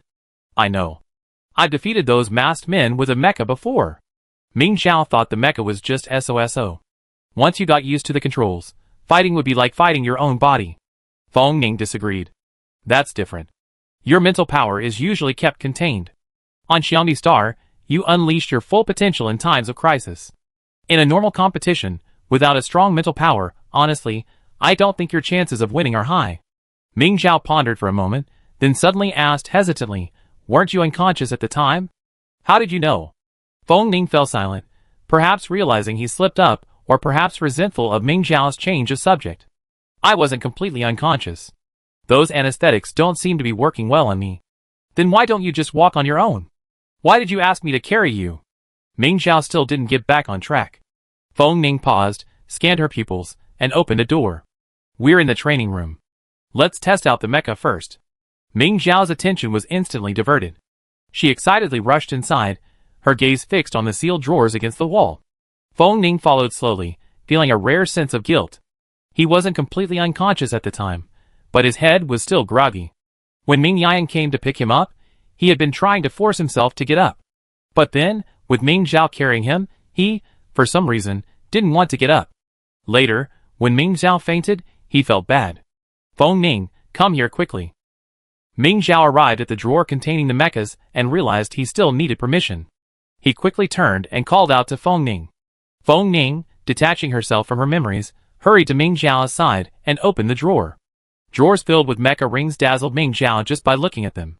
Seeing Ming Zhao remain motionless for a while, Feng Ning assumed she didn't know where to start, so she pointed to the second drawer and said, "These mechas should be more suitable for you." Ming Zhao turned to see Feng Ning casually remove a mecha ring and place it on a nearby tester. The tester's reading showed exactly the type Ming Yan had described as best suited for Ming Zhao. You're not suited to mechas with excessive speed or power. Mechas with balanced stats, which automatically adjust their speed and power based on usage, are more suitable for you. Feng Ning analyzed it for her. Ming Zhao asked hesitantly, "How do you know?" "You probably haven't seen my training data." The topic veered back to the incident on Xiangdi Star. Feng Ning hesitated for a moment before answering. "It was when you repelled the masked man. Just from that one fight, and you knew that?" Ming Zhao couldn't believe it. Feng Ning nodded. "It's just a simple analysis, every commander would learn it." Ming Zhao got goosebumps. "You commanders are terrible." Feng Ning handed several mecha rings to Ming Zhao. "Go try them." The training room was spacious, with a mecha training area that could provide real-world attacks. Ming Zhao piloted a mecha to complete the obstacle avoidance test, which would quickly determine her compatibility with the mecha. Although Feng Ning and the simulator had analyzed the mecha type that Ming Zhao was suitable for, along with a quick test method, the training room offered too many mechas to choose from. Ming Zhao tried them all, and the whole day was over. Feng Yu finished his business and returned home. Feng Lai seemed to have something to ask him. Knowing he returned, she hurried to greet him. "Ah, you. The palace has issued an announcement today regarding the selection of a dedicated guard for Feng Ning." Feng Yu's smile faded. He quickly opened his communicator to check the relevant information. Sure enough, the announcement had been issued shortly after he and Feng Ning parted ways. He guessed Feng Ning knew he knew something, but he hadn't expected him to be so decisive. Feng Yu had previously ignored this frail brat, but now it seemed he wasn't going to be easy to deal with. Chapter 12. They've even added another candidate, Ming Zhao, the one wielding the divine sword. Absurd. Feng Lai continued chattering. Feng Yu was a little annoyed. He couldn't understand how Feng Lai could remain so ineffective when his father, sister, son, and nephew were all so outstanding. "Did you hear anything from Chiosor when you visited the training office today?" Feng Yu asked Feng Lai while messaging his subordinates. Feng Lai was stunned and puzzled. He was in a good mood today, but when I asked him if he had any good news, he didn't tell me. Feng Yu scoffed. His partner just returned to the military area today. How could Chiosor be in a good mood? It's such a big anomaly, and you didn't even notice anything. Didn't their relationship break down a long time ago? Feng Lai asked uncertainly. Feng Yu scoffed. Where did you hear that? You're not the one who's attracted to her, and you're imagining their relationship is broken? Feng Lai said anxiously. If it's not broken, then it's not broken, Ayu. Mother is not short-sighted. Chiosor is a bit good-looking, but in my eyes, you're much more handsome. Feng Yu tried to hold back, but finally couldn't. He paused from his planning and looked up at Feng Lai. Comparing me to an actor, you're really good at making comparisons. Even as a son, he was easily offended by Feng Lai's nonsense. It's easy to imagine how many potential connections Feng Lai had helped him offend, where he hadn't seen. Feng Yu shook off Feng Lai's hand and went straight back to his room. Feng Ning's quick reaction this time had allowed him to miss a good opportunity to strike a blow against them, but it didn't matter. There were plenty of opportunities to come. However, if he's unhappy right now, Feng Ning shouldn't expect to be either. First, the owner of the divine sword shouldn't be a hindrance to Feng Ning. The Ming family has one more candidate, which increases their chances of success, but not everyone is happy. Father! Ming Zhao clearly didn't make the guard, so why is she one of the candidates for the exclusive guard? Ming Nulan was devastated. I'm also a member of the Ming family. Why not me? Is it just because she's the head of the family? His father consoled him. Nulan, His Majesty must have given Ming Zhao this opportunity because she possesses the divine sword. Ming Nulan angrily said, the divine sword clearly belongs to the Ming family. Why does it become hers just because she pulled it out? Isn't it because she's the head of the family? If I pulled it out, would it be mine? Nulan, don't think so. Whoever pulls out the divine sword becomes its new owner. That's what our ancestors said. Don't dwell on it. Ming Nulan's father spoke earnestly. We're all members of the Ming family. They've achieved great success. It would also earn us more resources. Come on. Ming Nulan's mother disagreed. Don't you know that Chiosol's virtue can benefit us? Besides, you tampered with the instrument before, trying to embarrass Ming Xiao. Now that she is successful, won't she retaliate against us in the future? Ming Nulan also said, yes, father, Ming Xiao has the divine sword. Even if she can't become a dedicated guard, His Majesty might let her join the guard. Who knows how she'll laugh at me then? Yes, old Ming, think of a way. If Nulan can replace Ming Xiao as a dedicated guard, you also be a prominent figure in the Ming family. Ming Nulan's mother said, our little family thrives together and suffers together. Ming Nulan's father fell silent. He had wanted his son to join the guard too. But Ming Nulan hadn't seized the opportunity and lost, but now, another opportunity had indeed appeared before him. Ming Nulan's father recalled a message from a mysterious individual. He said he was Ming Yan's political enemy, and didn't want Ming Xiao to have the chance to become the Crown Prince's exclusive guard. He wanted to cooperate with him. The mysterious individual said that if he could prevent Ming Xiao from participating in the selection due to injury, he would help arrange for Ming Nulan to take Ming Xiao's place. Even if he didn't necessarily win the title of the Crown Prince's exclusive guard, if he performed well, joining the guard wouldn't be difficult. Ming Nulan's father hesitated for a moment, but ultimately, his desire to benefit his son prevailed. He said to Ming Nulan, Nulan, wait until your father finds a way. He'd definitely let you participate in this election. Ming Nulan hugged his father's arm, and said happily, I knew your father was the best to me. In the training room, Ming Xiao finally chose his mech, a dark blue one. The moment it was unleashed, it unleashed a menacing aura. Coincidentally, the mech matched the color of the divine sword perfectly, and Ming Xiao loved it. Now that you've chosen it, you train with it, and improve your compatibility quickly, Feng Ming said. Yes. Ming Xiao returned the mech to its ring, and tried to put it on his finger. However, Ming Xiao's fingers were too slender, and the ring was adult-sized, so it felt a bit loose no matter which finger he wore it on. Ming Xiao was stunned. What should I do with this? Use this. Feng Ning fished a chain of metal from a nearby material box, and took the mecha ring from Ming Xiao's hand.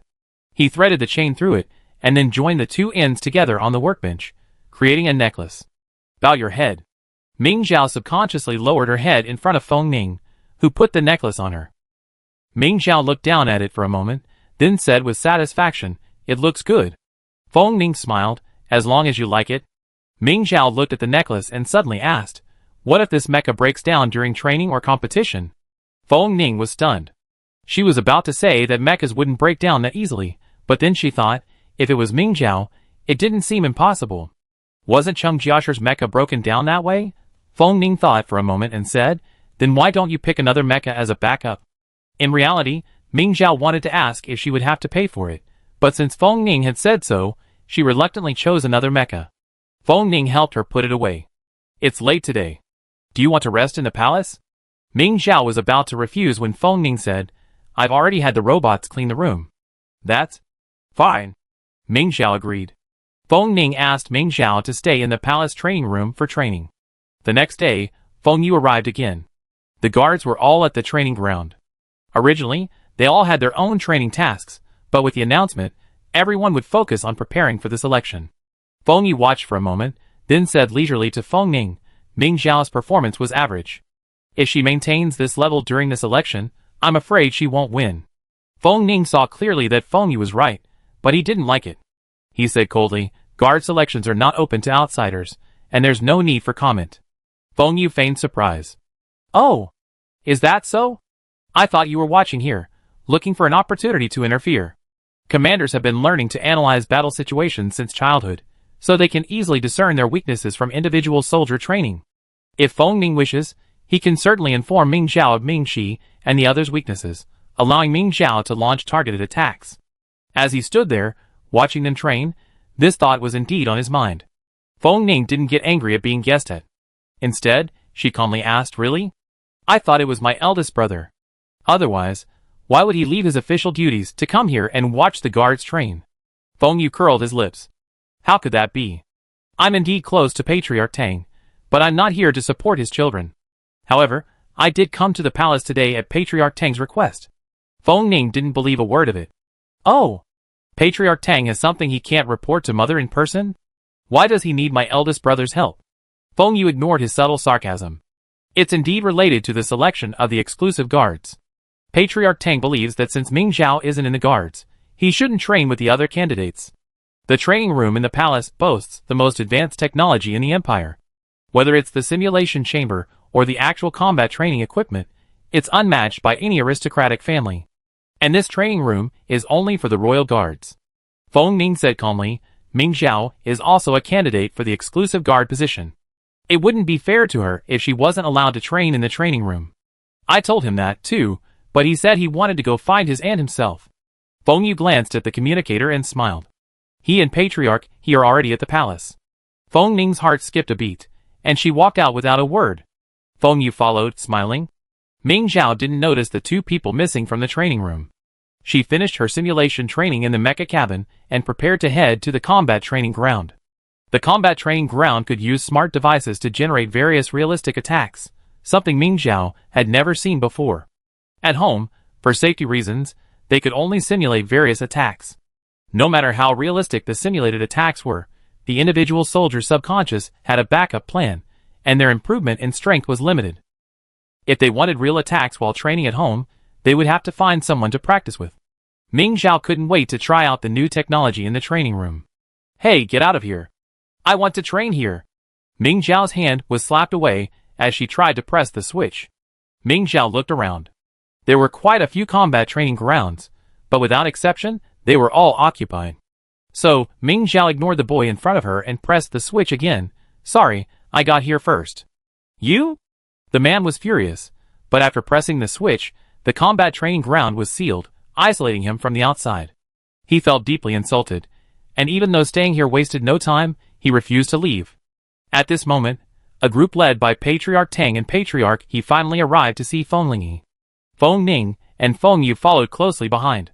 Old Tang, what are you doing? Didn't I explain everything clearly? Why did you call so many people over? Feng Yu lamented. Your Highness, it's not just the Tang family that's upset about this. My He family also feels it's unfair. Patriarch He stepped forward. Indeed, several other families stepped forward, their younger members being denied entry to the guard, and they were even more indignant than the Tang and He families. Why should we have an extra spot for nothing? Why was Ming Xiao singled out for it? We believe we should hold another selection to determine this spot. The crowd was filled with righteous indignation, each voice voicing their demands. Chapter 13. Feng Ning was about to speak, but Feng Lingyi's gaze stopped her. Feng Lingyi asked, Ming Xiao was able to subdue the divine sword. Do you think any of your younger family members can surpass her? Several families exchanged glances, and finally one person said, but Ming Xiao has no achievements other than the divine sword. It's a bit of a joke for her to directly participate in the selection for the exclusive guard. Yes, she signed up for the guard corps, but didn't participate in the preliminary rounds. She doesn't take the guard corps seriously at all.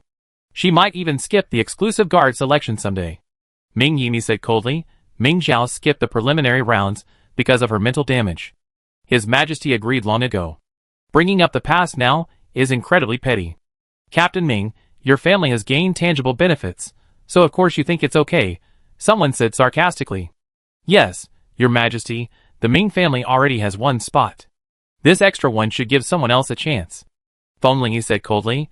Do you think the exclusive guards are just a matter of sharing pork? And one for each family. No, what we mean is that Ming Xiao's spot should either not be given, or give it to the fourth selected candidate? Feng Ning interrupted him, looking at the other families. Then what are you doing here? No matter how we sort it out, it won't be your turn, right? The room suddenly fell silent. The families looked at each other, and there seemed to be a faint smell of tension. In the training room, Ming, she had just finished training on the actual combat training ground. Tang Sansheng, what are you doing? As soon as he stepped onto the actual combat training ground, he saw Tang Sansheng squatting outside the active training ground with a look of resentment on his face. She glanced around, unable to discern who was inside, and could only guess, you want to use the combat training ground? My place is free, you can use it right away. Tang Sansheng ignored her, leaving Mingxi baffled and simply ignoring him. He and Pu, another person with a spot, squeezed over. Brother Tang, what's going on? Tang Sansheng glared at Mingxi. Ming Xiao took my spot. He Yinpu was furious. Why is she so arrogant? My father said she's not from the guards, so she's not qualified to train here. That's right, she's not even qualified, and yet she dares to take our spot. Tang Sansheng grew increasingly angry. I'm going to teach her a lesson later. The training room requires permission. Since Ming Xiao has permission, she's also qualified to train here. Ming Shi had somehow turned back and stood in front of the two men squatting and threatening, casting a shadow over them. Come on! Everyone knows your majesty. Tang Songsheng quickly covered He Yunpu's mouth. Tang Songsheng said, Your majesty has his considerations, but we also have our opinions. I believe your majesty will not ignore the opinions of the people. Ming Shi sneered. In short, you've gathered a group of people to complain and wail miserably, right? Tang Songsheng raised his chin and said, It's to express opinions. It doesn't make sense for your Ming family to have an extra candidate for no reason, right? Why? Why? Come, I tell you why. Ming Xiao had just finished a round of training and hadn't thought about it, but through the one-way light curtain, he noticed several people standing outside. Ming Shi faced two people alone. After a moment's deliberation, Ming Xiao pressed the exit button. The light curtain parted, and she heard someone questioning her place. Looking again, wasn't that the person who had been making trouble from before? She never caused trouble, but she was certainly not afraid of it either. If she didn't deal with the person questioning her today, wouldn't people think she was a pushover? What do you mean? Tang Songsheng prided himself on being a calm person, but for some reason, his temper flared up the moment he faced Ming Xiao. Let's fight. Ming Xiao stared at him. If I lose, I will voluntarily withdraw from the selection process for the Crown Prince's exclusive guard. Ming Xiao. Ming Shi disagreed. She whispered, If you lose, how will His Majesty save face? I won't lose. Ming Xiao affirmed, turning to look at Tang Songsheng. What if you lose? Tang Songsheng clearly didn't think he'd lose. He asked directly, Whatever you want. Ming Xiao looked at Ming Shi and asked, What conditions do you think I should propose? He Yunpu scoffed, Brother Tang, look at them. They actually think they can win. Tang Songsheng was also disdainful. During the guard selection, he had ranked first among the 10 candidates and had never lost a single match. This little brat barely even warmed up to the mech, and he was already daydreaming of beating him. At this point, it was no longer something Ming Shi could just say to stop. Ming Shi thought carefully and said, They've gathered several noble families to speak to His Majesty, likely questioning your qualifications. Have Tang Songsheng acknowledge your eligibility in front of everyone. Ming Xiao nodded and said to Tang Songsheng, If you lose, acknowledge my candidacy in front of every noble family in the palace. Tang Songsheng said nonchalantly, All right, let's begin. He was the first to enter the mecha and stand on the competition arena in the center of the training room. Ming Xiao followed suit, entering his mecha and leaping onto the stage. Isn't this the training room's public mecha? He Yunpu recognized it immediately and winked at Ming Shi. How can your sister be so confident when she doesn't even have her own mecha? Ming Shi simply stared at the arena, a trace of worry building in her heart. The two men on the arena had already begun to move. Ming Xiao drew her mecha's weapon.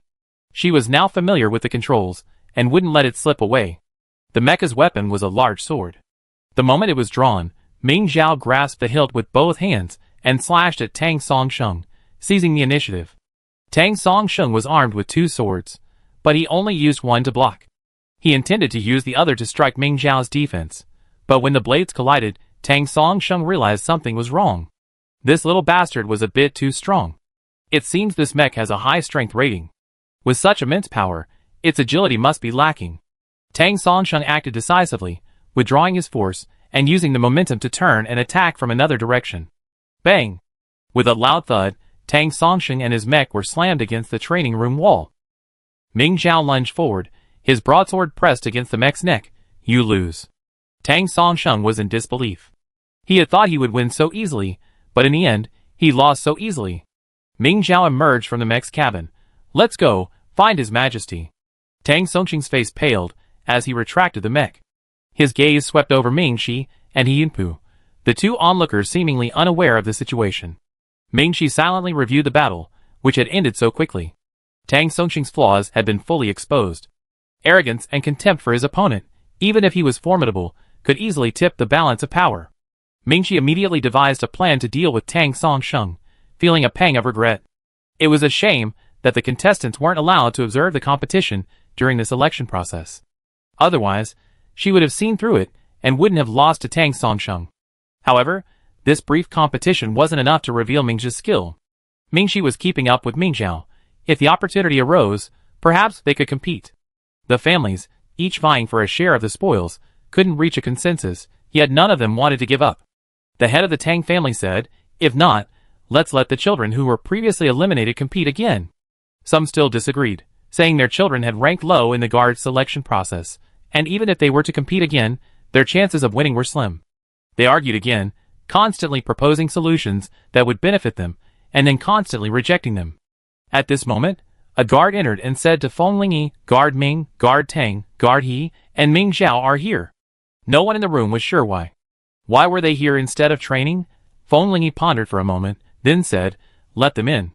Granted permission, Ming Zhao was the first to enter, and Tang Songsheng followed closely at Mingxi's glance. He Yunpu tried to follow, but was pushed aside by Mingxi, leaving him last.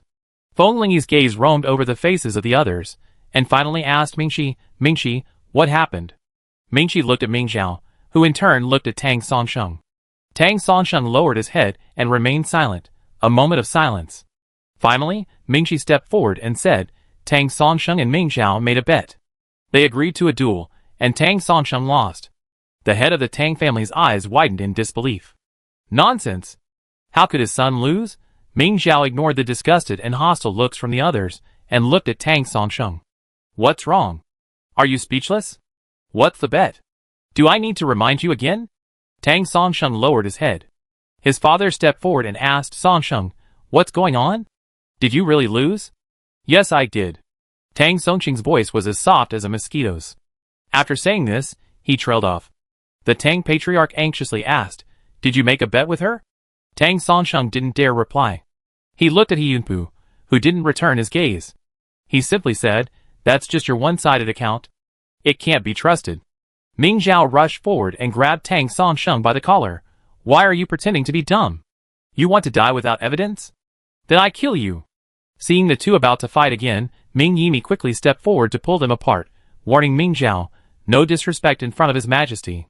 Ming Zhao was unconvinced, but Feng Ning stepped forward and gestured for her to calm down.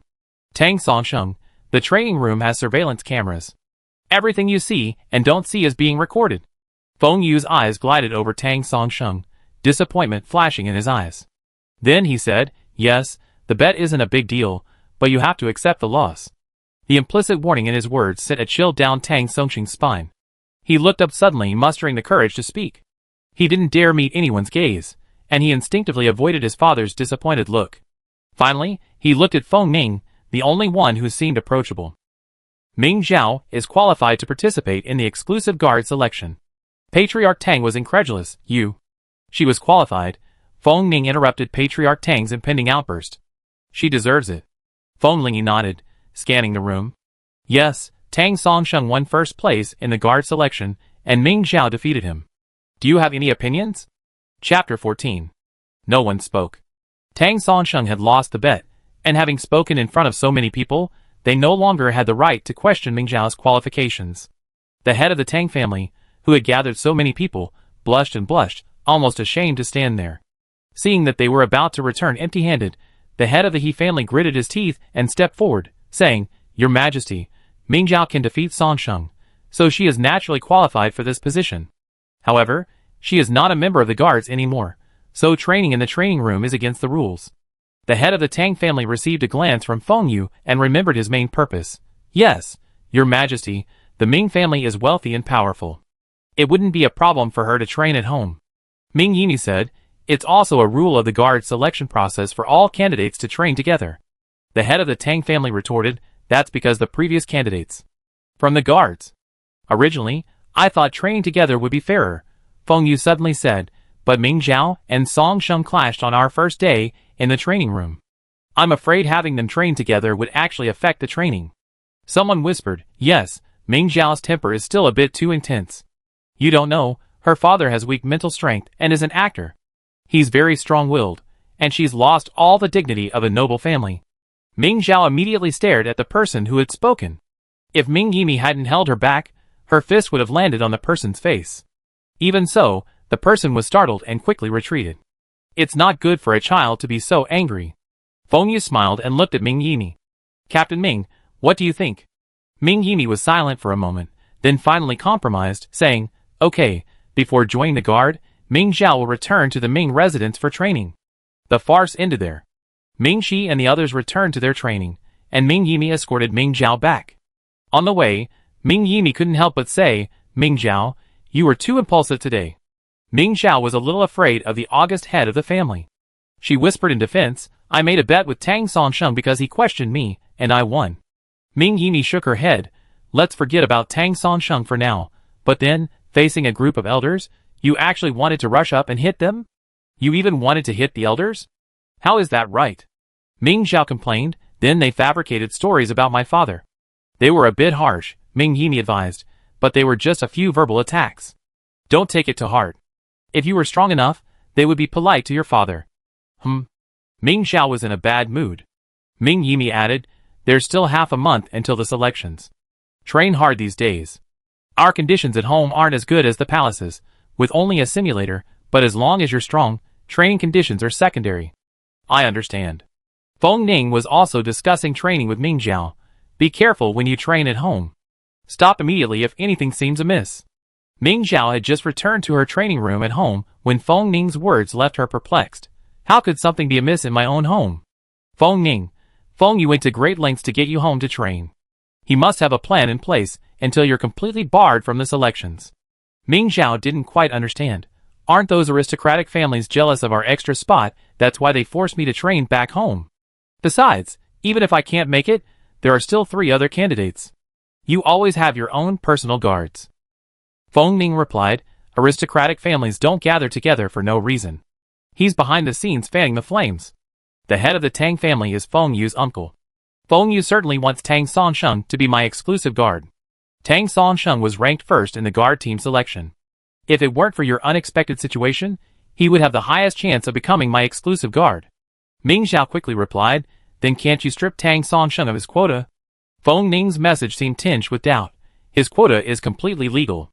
How can we strip him of it for no reason? Giving an extra quota to an aristocratic family is enough to cause such a scene. Depriving one without reason will surely cause them to riot. I really overestimate Feng Ning, Ming Zhao replied. It sounds like you don't have much power.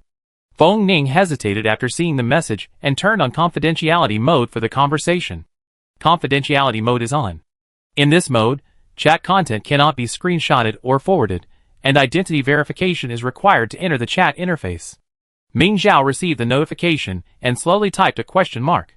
Feng Ning sent a message. Actually, we just understand politics better than other aristocratic families. Okay, as a crown prince, you really have to be careful with what you say. Ming Zhao was speechless. You don't need to tell me that. Feng Ning, I want to answer you. Ming Zhao was confused. You don't trust me, so why do you have to answer me? Feng Ning explained seriously. It's not that I don't trust you. It's that I'm afraid someone with ulterior motives might steal my information. Ming Zhao, yes, you're right. After the chat, Ming Zhao decided to continue training while there was still time. Ming Yan had already adjusted the simulator at home to the data suitable for Ming Zhao, ready for immediate use. However, remembering Feng Ning's reminder, Ming Zhao rechecked everything and casually increased the difficulty by 5 percentage points. Ming Zhao selected the simulated battle mode and spawned a mech to battle her. Feng Ning looked at Ming Zhao's last message in the chat box. He knew Ming Zhao was angry. He hadn't regretted sending that message, but now that he had, he didn't regret turning it on confidentially. He had to find a way to calm Ming Zhao down. So, Feng Ning sent Ming Zhao his analysis of Ming Shi and the other two's weaknesses. Meanwhile, Feng Yu analyzed Ming Zhao's training sessions today, which he had observed in the training room, and sent them to Tang Sansheng and Yunpu. Ming Zhao's combat habits were poor. Even in the simulation, to avoid damaging his mech, he would rather resort to time-consuming and laborious maneuvers than avoid attacks that avoided vital points in exchange for a quick victory. This could be exploited during the selection process. If he continued to maneuver, his weaknesses would easily be exposed. Tang Sansheng read Feng Yu's message and, instead of taking it as he usually did, he felt a wave of doubt. Ming Zhao's pace was slow. Who had pinned him to the ground in less than a minute? Perhaps knowing what Tang Sansheng was thinking, Feng Yu sent him another message. You underestimated your opponent. Your weaknesses were clearly exposed, which is why you were defeated so quickly. Tang Sansheng's heart sank, and he replied to Feng Yu, I won't fall twice in the same place. I will definitely defeat Ming Zhao during the trials. Feng Yu, that's best. As Feng Yu had analyzed, Ming Zhao's simulated match progress was extremely slow. She focused on avoiding all attacks that could damage the mecha, foregoing many opportunities to inflict serious damage on her simulated opponent. Now, Ming Zhao slashed at the opponent's air defenses with her broadsword. If successful, this strike could disrupt most of the opponent's mobility, effectively securing victory. However, the opponent seemed to have gained wisdom and sacrificed his right forearm, sacrificing it for a glimmer of hope. A flash of amazement flashed in Ming Zhao's eyes. The new simulation chamber was truly different. In her opinion, it was no less effective than the actual combat training grounds in the palace, and she could gain the same benefits from it. Ming Zhao was about to attack the opponent's other weak spots, when her vision suddenly blurred, and she was pulled out of the training session. The next moment, the simulation chamber door opened. Ming Zhao stood up, confused. It was Chiu Sol who had returned. "Father!" Chiu Sol's face was grim. "What time is it? Why aren't you resting yet? It's not even 1 o'clock yet, what's wrong?" Ming Zhao glanced at the time, puzzled. "How many times have I told you? What time do you need to go to bed?" Chiu Sol, seeing she wasn't taking him seriously, became even more furious. 10 o'clock. Why aren't you sleeping?" Chiu Sol scolded. "Don't take advantage of your youth and not take it seriously. Staying up late training is harmful to your health." Ming Zhao retorted, "But didn't you just get back, father?" Chiu Sol still reeked of alcohol. He had just finished a dinner, exhausted, and had a splitting headache. Even caring about his daughter, only to be questioned by her, Chiu Sol angrily said, "What does this have to do with you? If you just want to train now, why don't you intensify your training during the day? Why do you have to train here so late?" "Today, I was delayed a bit during the day," Ming Zhao said. "But Mingxi and the others don't go to bed until 1 in the morning. If I go to bed early, won't I fall behind?" Ming Zhao said firmly, "Father, please let me train a little longer. I'm not tired." Chiu Sol was stunned for a moment, then smiled bitterly. "Yes, I forgot you're different from D-class like me. You have high mental strength and strong physical fitness." Every word he said made Ming Zhao's heart tighten, and she felt a little breathless.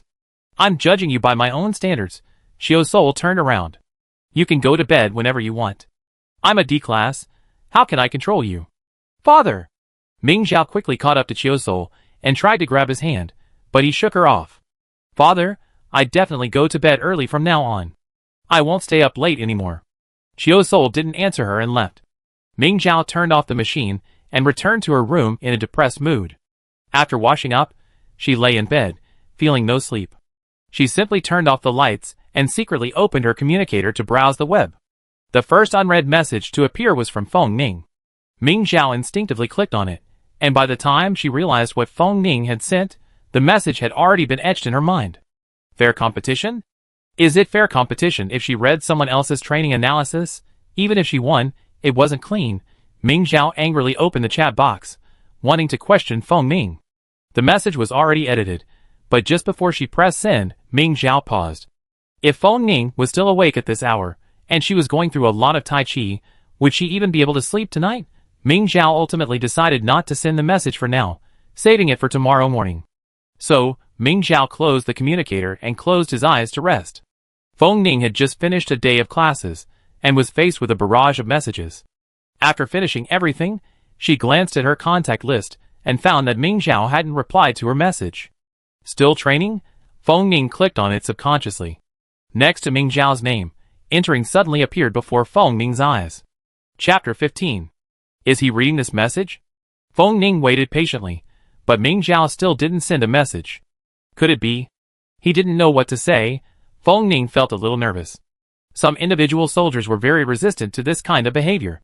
They believed in their own strength and rejected tactical analysis from their commanders. The younger they were, the more so. Feng Ning subconsciously sent a few words of explanation, but Ming Zhao still didn't respond. Feng Ning suddenly thought of another possibility. Could it be that Ming Zhao didn't want to disturb her rest, so he edited the message and didn't send it? After waiting for a while, with still no message from Ming Zhao, Feng Ning confirmed her suspicions, and a warm feeling welled up in her heart. Ming Zhao had a nightmare. In the dream, she had directly sent the message that criticized Feng Ning. Then, she was met with a barrage of sophistry from Feng Ning, so infuriating she couldn't even sleep. She even sent a sarcastic goodnight. It was pure provocation. Ming Zhao woke up in a rage. A glance at the time. It was already 6 o'clock, time to get up for training. As Ming Zhao stood up, he casually checked for unread messages. Damn it! Another message from Feng Ning? Ming Zhao frowned and clicked on it. Another barrage of sophistry and a mocking goodnight. Ming Zhao was certain she was still dreaming. Ming Xiao lay back, rolled sideways, and tucked herself into the soft blanket. Perhaps from too little sleep last night, she felt dizzy and fell asleep as soon as her head touched the pillow. The door opened in her sleep, startling Ming Xiao awake. She immediately rolled out of bed and found a hidden spot. "What are you hiding for? What danger could there be in your own home?" Xiao's soul shouted, "Don't learn your mother's bad habits." Ming Xiao stood up awkwardly. "Father." "Sleep, sleep, sleep." Xiao's soul stepped forward and poked her forehead. "You're not up at night, and you're not up during the day. Look at the time." Ming Xiao glanced at the communicator. It was almost 8 o'clock. Feeling guilty, she lowered her head and let Xiao's soul scold her. Xiao's soul didn't dwell on the matter anymore. Instead, he questioned her. "You had a fight with Tang Songsheng from the guards yesterday, right? That's why you were kicked out of the palace? If Lai Yi hadn't told me, would you have kept it to me?" Ming Xiao felt wronged. What nonsense is she talking about? "Tang Songsheng told me I wasn't qualified to participate in this election, and I just competed with her, and I beat her." "You think you're right?" Xiao's soul raised his voice. "So what if I won? I'm still kicked out now, aren't I?" "No." Ming Xiao tried to explain. Xiao's soul interrupted her. "What are you yelling about? Can't you just talk properly?" Ming Xiao felt a little powerless, trying to suppress the outcry that was about to burst out, wanting to explain the whole story. But Xiao's soul seemed in a hurry, and didn't want to hear Ming Xiao talk anymore. "All right, you've kept me up for so long. Go eat and get training." Ming Xiao said angrily. "I don't want to eat. I'm going to train first." Xiao's soul turned around and cursed. "What are you angry about? You're not going to eat, and you're going to starve me. Eat or not. If you don't want to, forget it." Perhaps Xiao's soul was really in a hurry, so he stopped pestering Ming Xiao and left the room. Ming Xiao kicked the door hard. Seeing the door about to slam shut, Ming Xiao nervously placed her hand against the doorframe. The door panel clamped against the back of her hand, preventing a shattering sound. A streak of red streaked across the back of Ming Xiao's hand, but she ignored it, gently closing the door and sitting down against it. He wouldn't listen to her explanation again. She didn't like her father anymore. Ming Xiao wiped away a tear and opened her communicator, wanting to vent to Ming Yan. Feng Ning's message was pushed to the front, and the message in her draft box was clearly visible. Ming Xiao then remembered Feng Ning. It's all his fault. Otherwise, how could he have slept with her? Clicking on the chat page, Feng Ning's new reply wasn't a dream. What was there to explain? Who asked him? Ming Xiao angrily deleted the euphemism he racked his brains to come up with, and simply replied, "I don't need your analysis."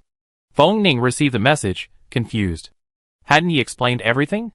Why was Ming Xiao's reaction even more intense than he expected? "Are you in a bad mood?" Ming Xiao rolled his eyes. "Who do you care?" Feng Ning was also a little upset. Where was he, and why didn't people give in to him? How could Ming Xiao treat him like this? He stopped being a close brother and sarcastically said, "Who are you taking out your anger on me?" Ming Xiao's heart skipped a beat. He quickly glanced at his message. He couldn't understand what it was, could he? She better not say anything. The bossing was too terrifying. If she continued arguing, she was afraid Feng Ning would guess the embarrassing incident of her father's scolding. After Feng Ning angrily sent a message, Ming Xiao disappeared without a trace. He felt somewhat unsure. From what he knew, Ming Xiao shouldn't have just given up. Could it be that he was so angry that he was crying?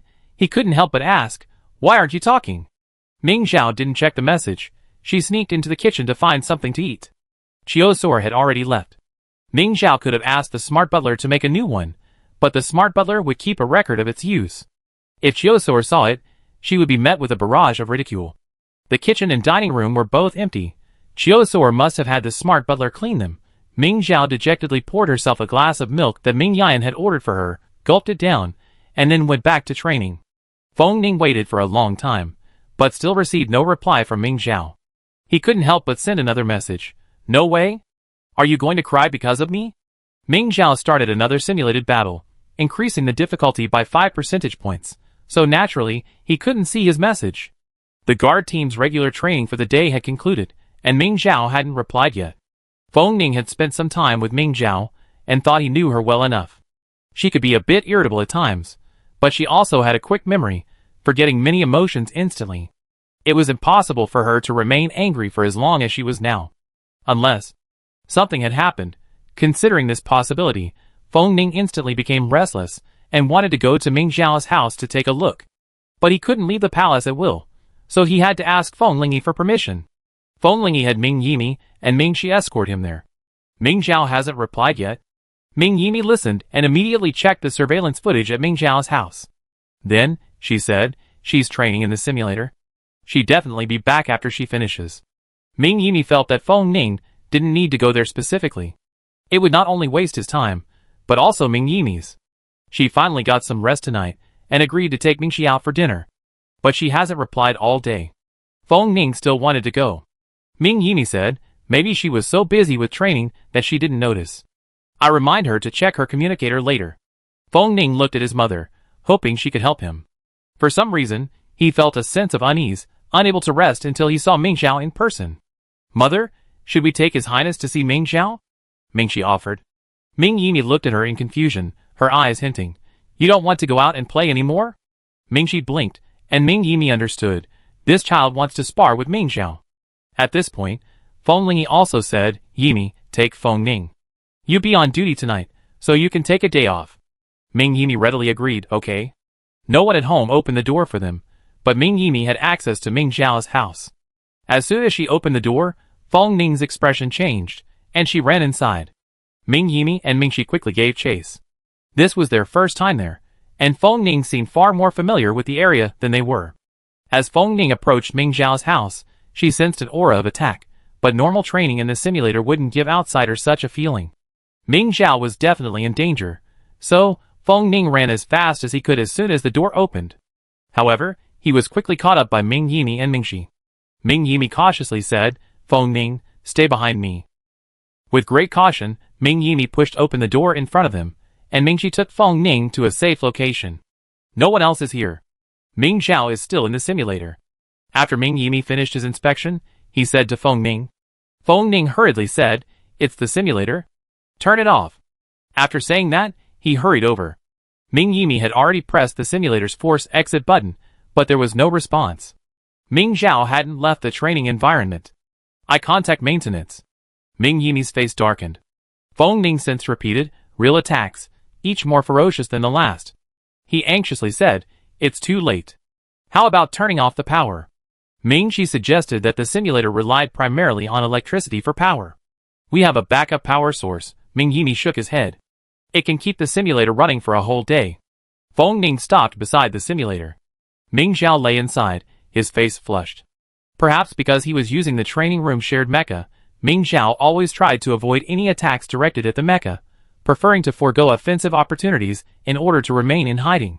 After Feng Ning noticed this, she told her that the palace had a dedicated mecha technician responsible for repairing mechas, so there was no need to worry if they broke down. But now it seemed that Ming Zhao hadn't fixed the problem. It was hard to imagine how she had managed to escape unscathed under such frequent attacks.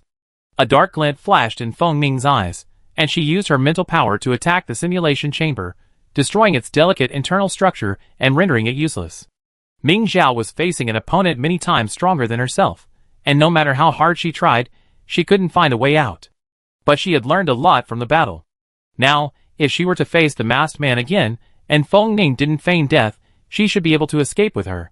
Almost, Ming Zhao struck the opponent's shoulder armor with a strike that would have severely restricted his movement.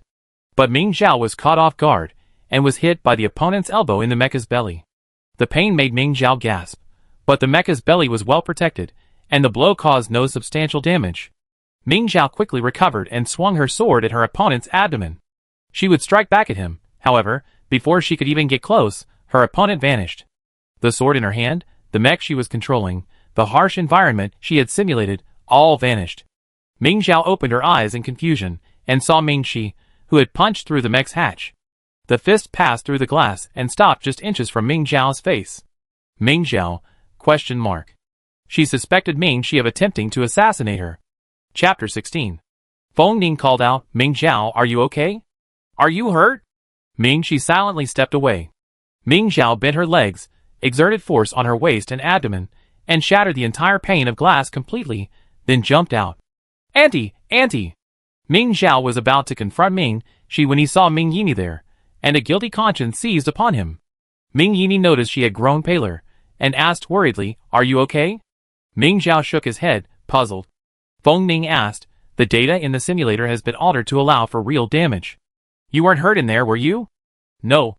Ming Xiao was puzzled.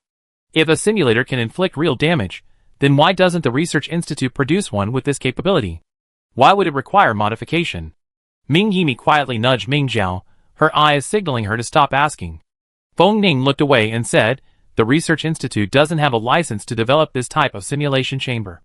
Besides, after entering a normal simulation chamber, there are only two ways for the person inside to exit: completing the mission or failing and dying.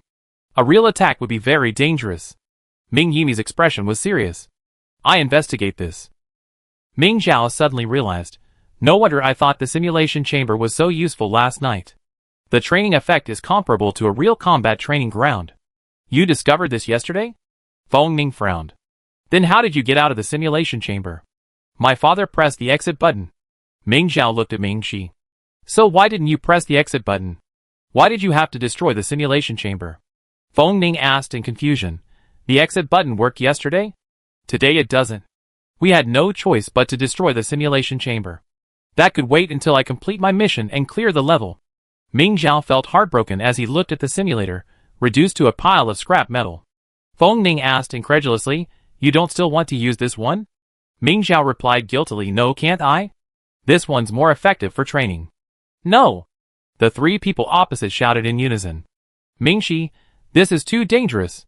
Feng Ning, are you trying to kill yourself? Ming Yimi, what nonsense! Ming Xiao, overcome by the back and forth of the three, felt deeply guilty. He quietly huddled in a corner, reminiscing about the simulator he had briefly possessed. The maintenance personnel arrived quickly, inspected it, and produced a list. This simulator has been remotely tampered with, and the difficulty setting isn't quite right. Ming Yimi, upon reviewing it, exclaimed angrily, twice the data tampering wasn't enough, they even raised the difficulty by 10 percentage points. Who hates a child so much? Aunt, I set the difficulty myself. Ming Xiao said weakly. Ming Yimi looked at her in disbelief. You adjusted it? Didn't your mother tell you to increase the difficulty gradually? The current difficulty is already at the level of a military academy student. She strongly disagreed. Even in a normal simulator, setting the difficulty too high can cause mental damage. Don't you know that? Ming Xiao knew this. It was a required course for everyone before using the simulator. But the question was, but I don't think it's difficult. Feng Ning pointed at the list and said, you haven't even cleared it at normal difficulty. So how do you know if it's difficult? Ming Xiao was speechless. Ming Yimi warned Ming Xiao, don't do that next time. Never mind. I have Ian take back the difficulty settings. She evaluated, and then adjust the difficulty. Ming Xiao could only agree. Feng Ning said, the most important thing now is to find out who tampered with the data. The parameters required for the actual attack are known to only a few people in the main galaxy. Ming Yimi was silent for a moment, then said, this ID belongs to Ming Nulan's father, but he probably doesn't know these data. Feng Ning speculated, perhaps someone has collaborated with him. Ming Yimi nodded in agreement, I go find him. Feng Ning said, I return to the palace to find my mother. Ming Xiao and Ming Shi followed Feng Ning to the palace. Feng Lingi, listening to Feng Ning's words, pondered, do you suspect Feng Yu provided the data? Ming Xiao pondered how Feng Ning had reached her conclusion. If only she had such a brain. Feng Lingi clearly agreed with Feng Ning's suspicions, and called Feng Yu directly. Ming Xiao is dead. Ming Xiao? ? She's fine, Feng Ning whispered, just a trick to trick Feng Yu. Feng Yu was stunned for a moment on the other end of the line. Dead? So easily?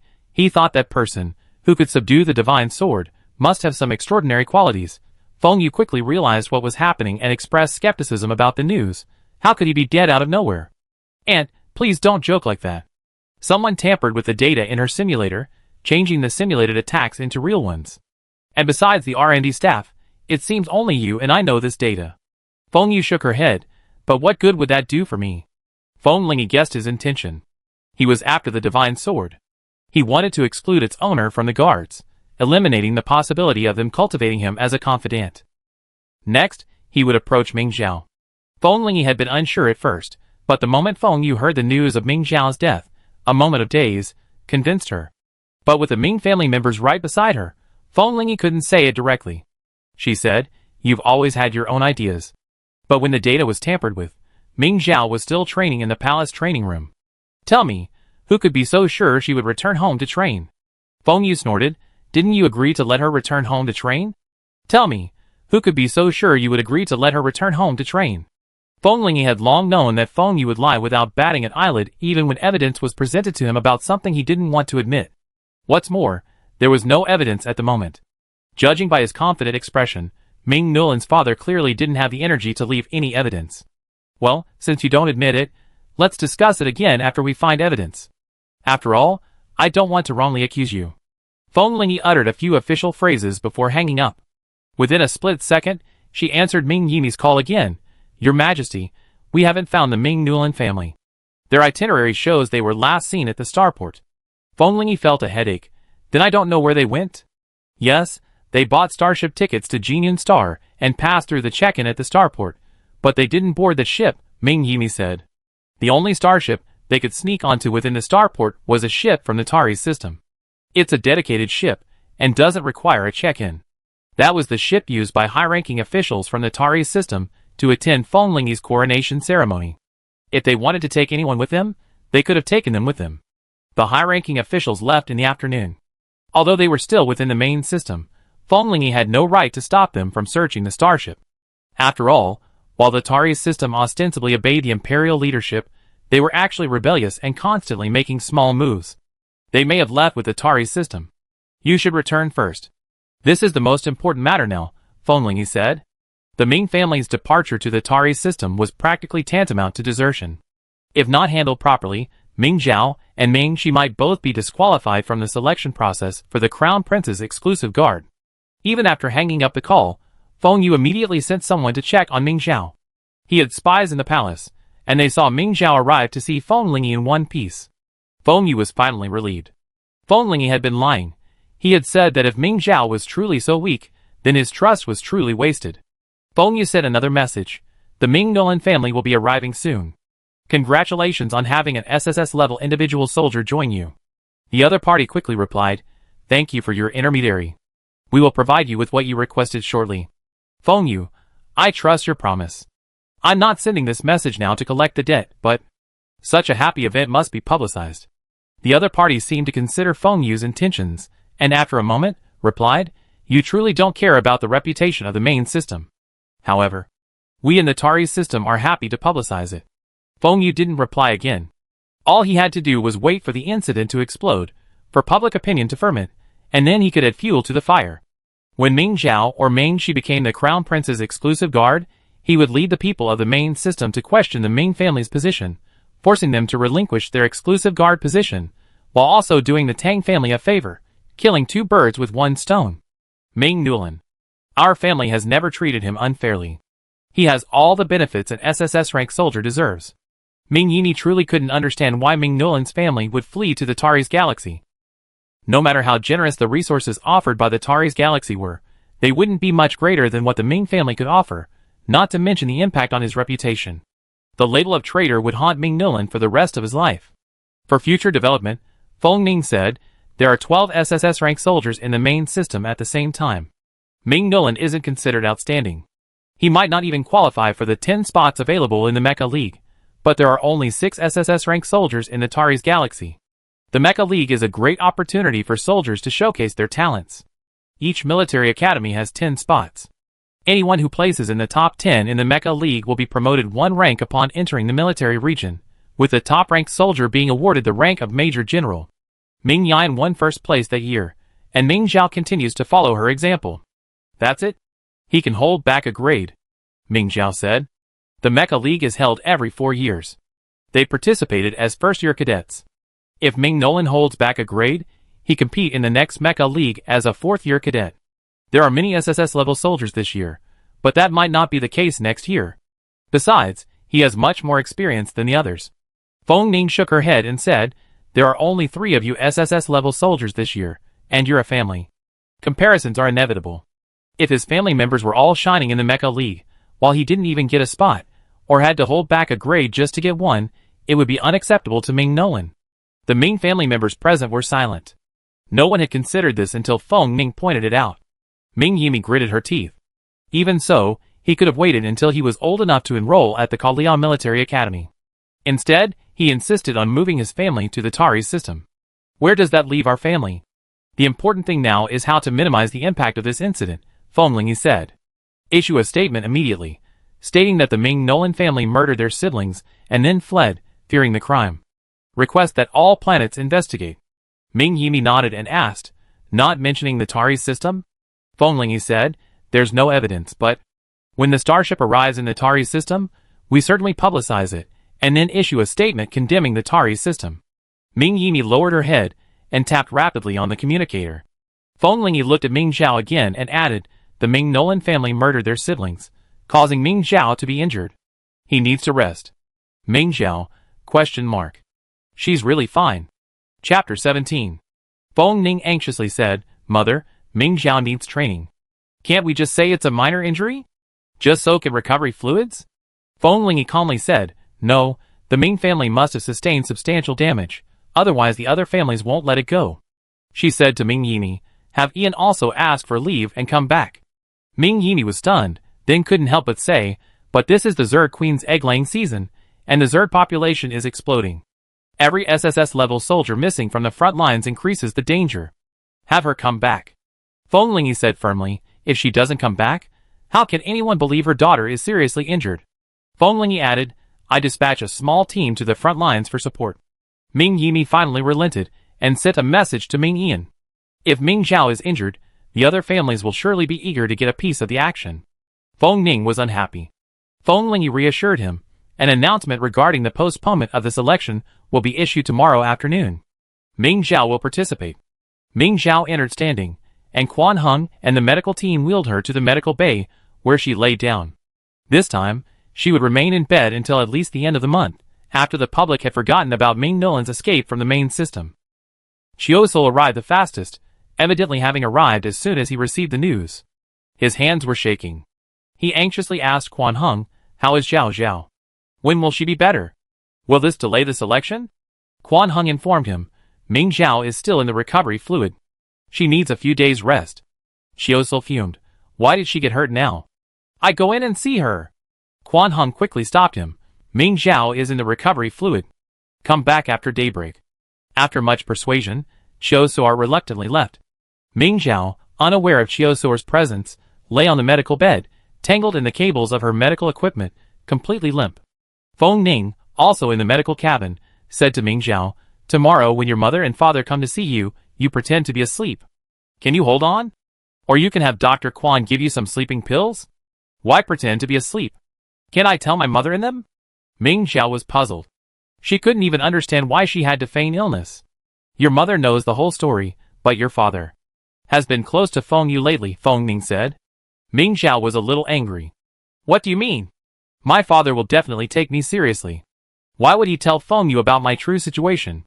Feng Ning quickly tried to explain, it's not that I don't trust him, but Feng Yu is very good at reading people's expressions. He might notice even the slightest difference, so it's better to keep it a secret from your father. Ming Zhao was still dissatisfied. My father is a very good actor. He's even won the Best Actor award. Feng Ning seemed about to retort, but in the end, he kept silent, saying, the conductor and the audience have different focus. Ming Zhao curled his lips, and reluctantly agreed with Feng Ning. The conductor's ability to read people's minds was truly terrifying. It was better not to tell her father. If Feng Yu found out, and the situation escalated, even if she and her mother didn't blame her father, he would blame himself. How long should I pretend to sleep? Ming Zhao asked. Feng Ning said, it depends on how long your father stays here. If he stays a day, then you have to sleep a day. However, you wake up by the morning of the day after tomorrow at the latest.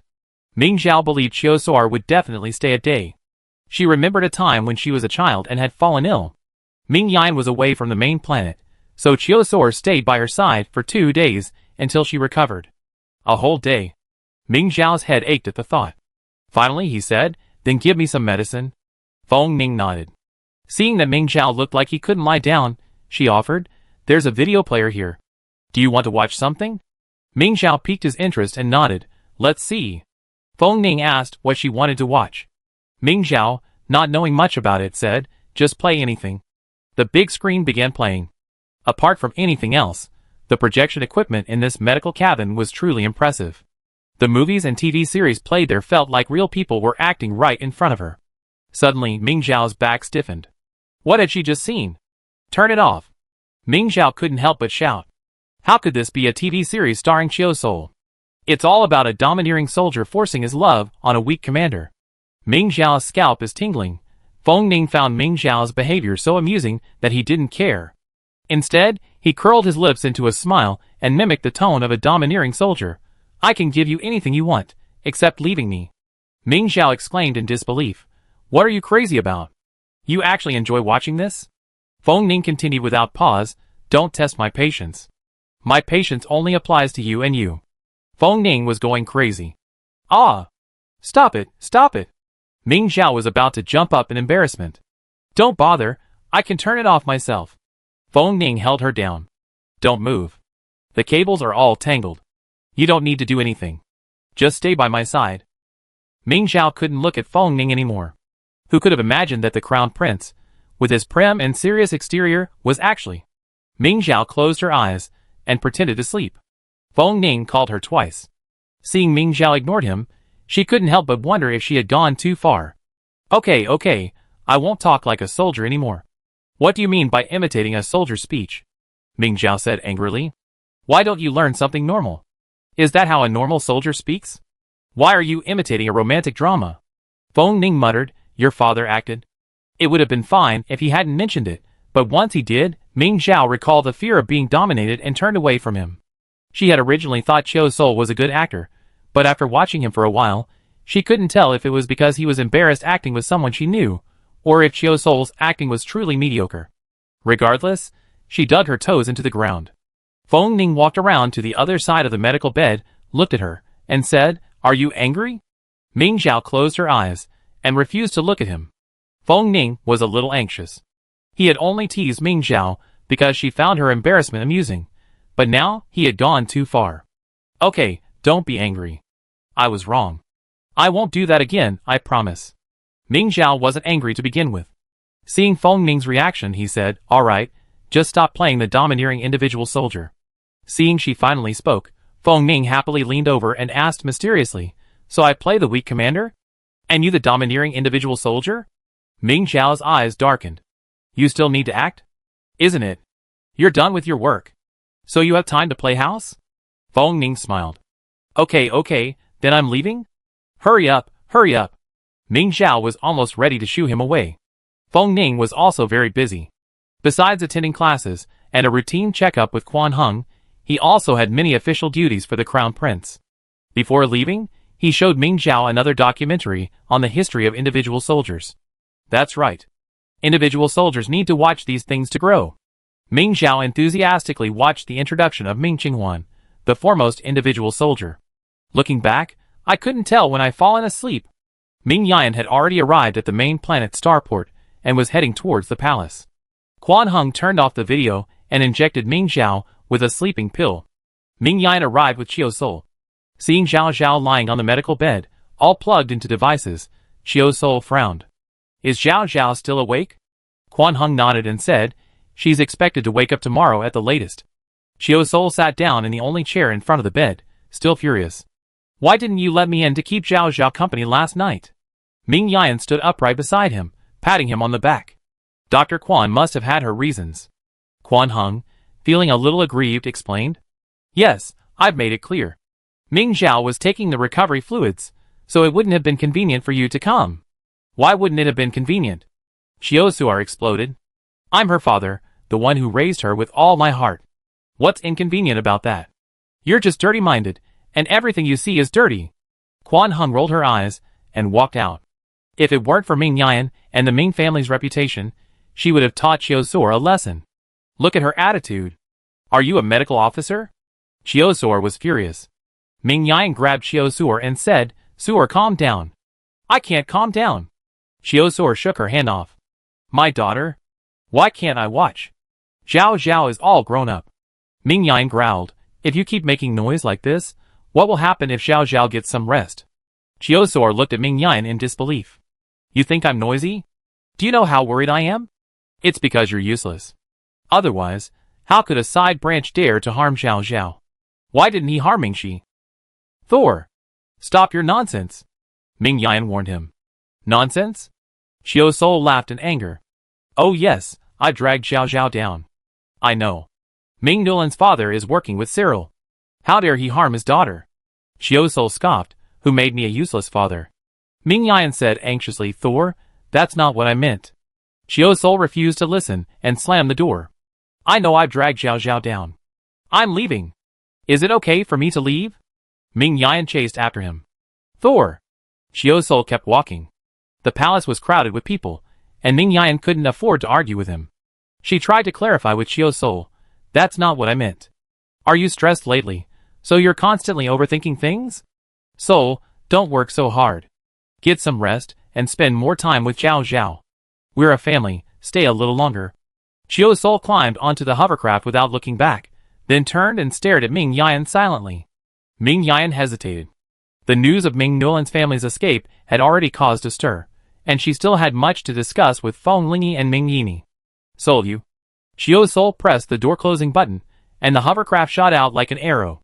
Ming Yan sighed and lowered her head to send a message to Xiao Sol, but she found Feng Lingyi had sent her a message, asking her to go to the medical bay immediately.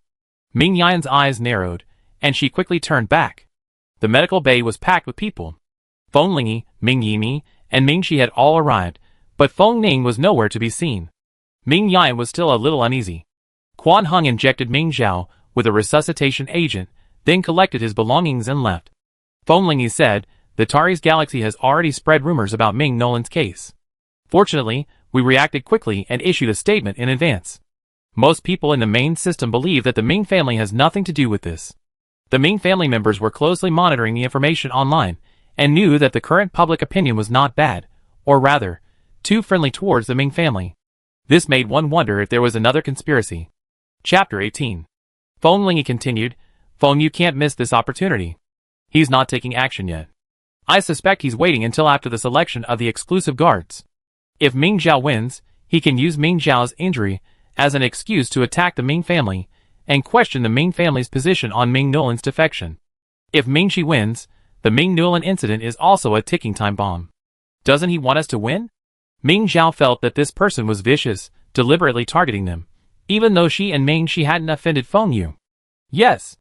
Feng Lingyi nodded. Tang Songsheng or Yinpu would be more cost-effective as his exclusive guards.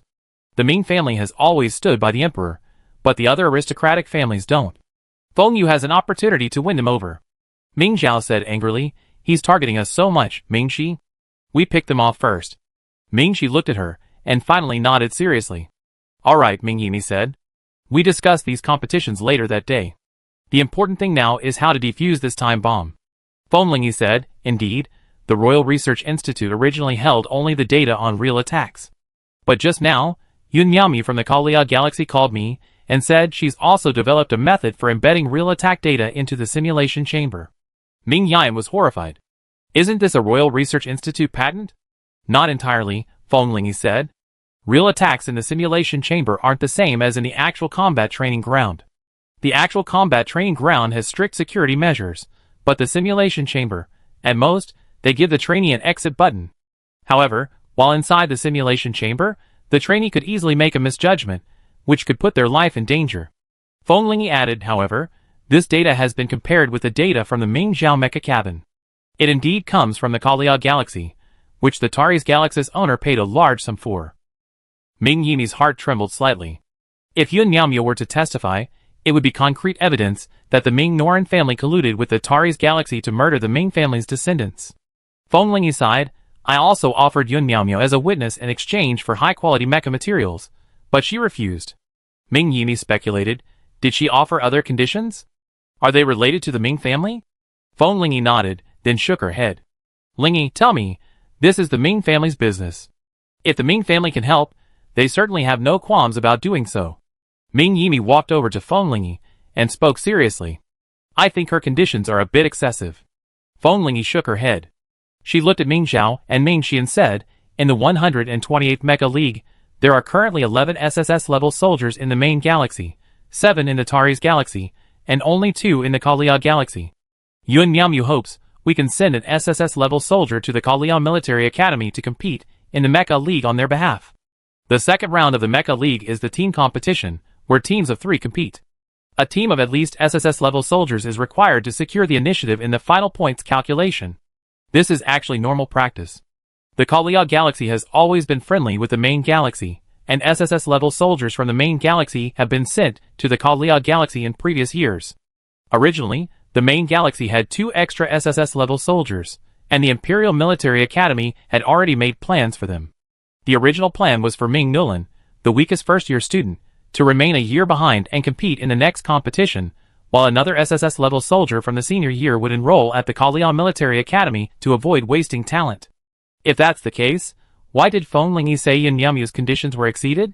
Ming Yimi looked at Mingxi and had a guess. She wants Mingxi or Ming Zhao to go right. Ming Zhao was startled and instinctively looked at Mingxi, who also looked surprised. She originally wanted the top 3 soldiers in the main galaxy. So far, it seems like Ming Zhao, Mingxi, and Tang Songsheng are the only ones. She also explicitly said she doesn't want men. Feng Lingyi thought with a headache. Feng Lingyi would have liked to send Tang Songsheng away. It would have saved her a lot of trouble, but he clearly didn't want her either. Silence fell in the medical bay. Ming Zhao was in turmoil. Would only one of her and Mingxi remain in the main system? What would her aunt and mother choose? Would she be able to stay? Finally, Ming Yimi said, yes, as long as Yun Miaomio can testify, the Ming family will enroll someone in the Kalia Military Academy. Ming Yan hesitated, but the choice is hard to decide. Feng Lingyi breathed a sigh of relief and said, if it's just about deciding the candidate, I have an idea. We have a special guard selection next month, and the winner will stay. Ming Yimi was silent for a moment, then said, okay. Ming Yan had no objections. After deciding on the method, Feng Lingyi went ahead to negotiate with Yin Miaomyu. I never thought the best generation of the Ming family would end up attending 3 different military academies, and have to compete independently in the Mecha League. Ming Yimi sighed and left. Looks like we're enemies from now on. Mingxi looked at Ming Zhao with a complicated expression, then turned and followed Ming Yimi. Wait! What enemies? We're not enemies. Ming Zhao felt a surge of panic at her words.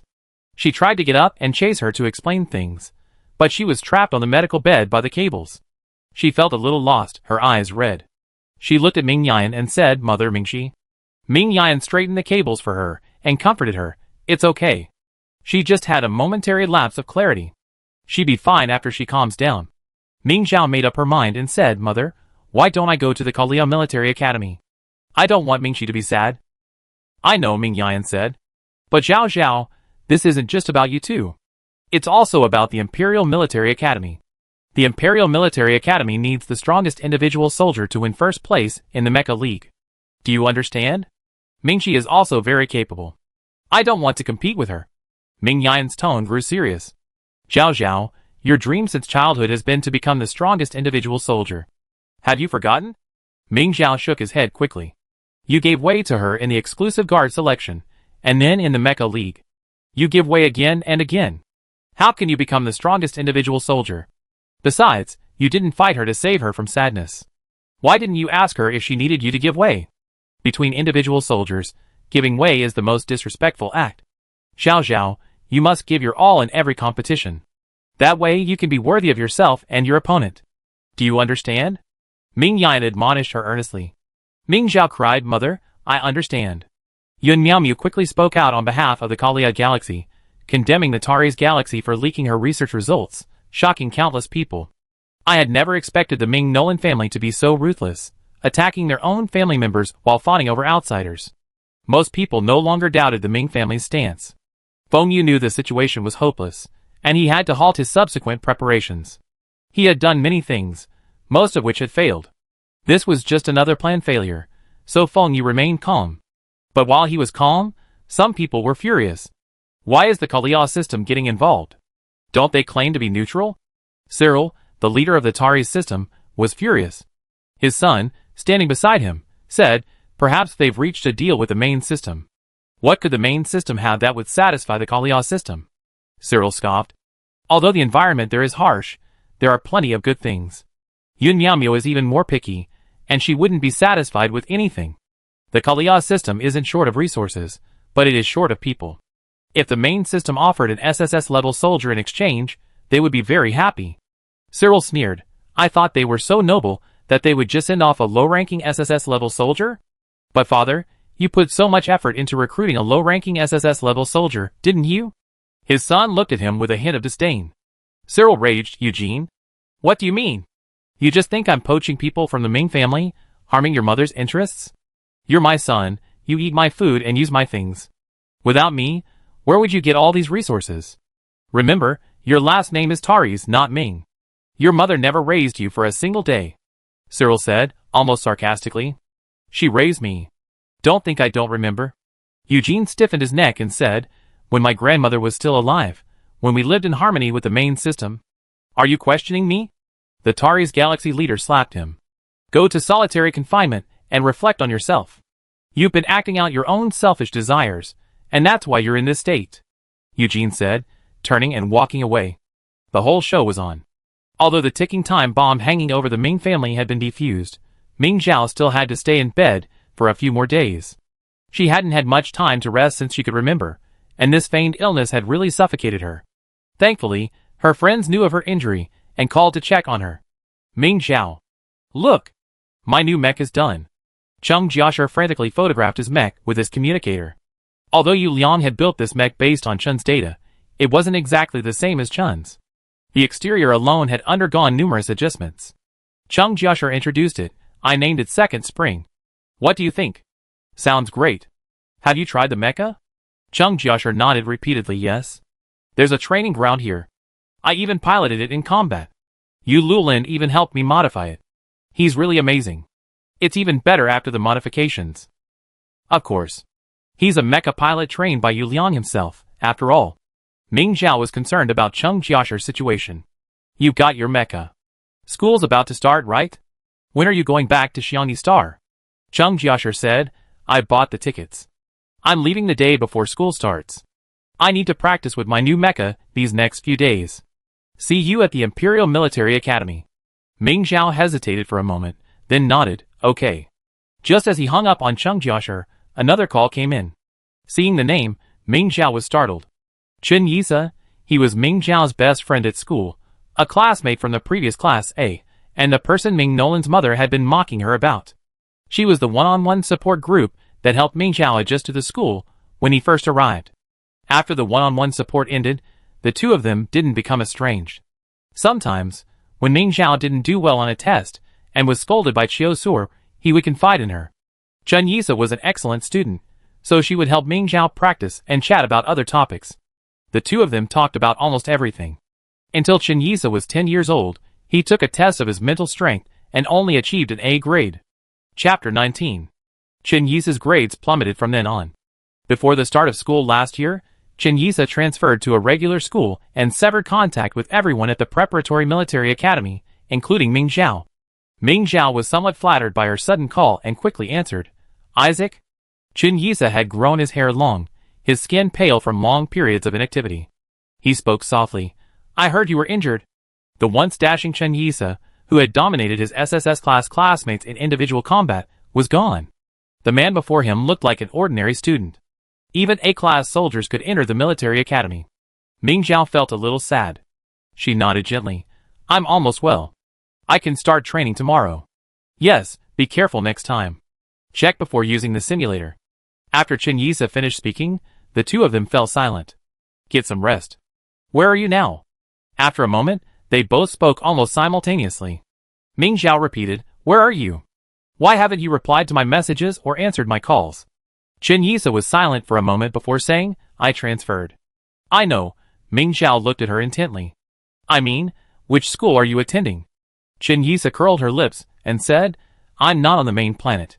My family and I are back home. Ming Zhao hesitantly tried to persuade her, Yisa, your mental power level isn't really that important.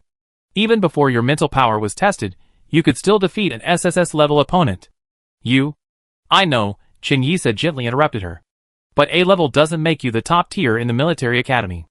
So, if I quit, I can become a top talent in another field. Ming Zhao was silent, then finally asked, So what profession do you want to pursue? Chen Yisa nodded. Yes, I want to study medicine. I haven't replied to your messages this year because I've been too busy catching up on the knowledge I missed in the past few years. Before Ming Zhao could express his admiration, Chen Yisa continued, I may not have time to reply to you in the future. I want to quickly complete all the knowledge I need for the next few years, enter medical school as soon as possible, and graduate. I hope to become one of the Empire's finest medical officers, like Quan Hung. Ming Zhao felt a little distressed. Isn't it a bit too hasty? Dr. Quan didn't even start to show his talent until he was 30. Time is life. I hope I can produce results quickly, and then...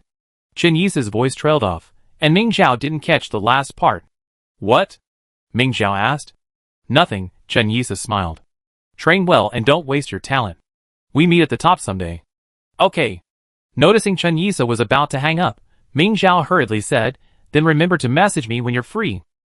She didn't hear Chen Yi's response, and the call ended. She didn't know if Chen Yi heard it. Ming Zhao felt a little disappointed. She felt that Chen Yi and she would gradually grow apart, just as she and Ming Shi would. Ming Zhao sniffed, holding back tears. Why are you crying? Feng Ning had been sent out by Feng Lingyi to handle official business. She had been busy for several days, and finally finished today.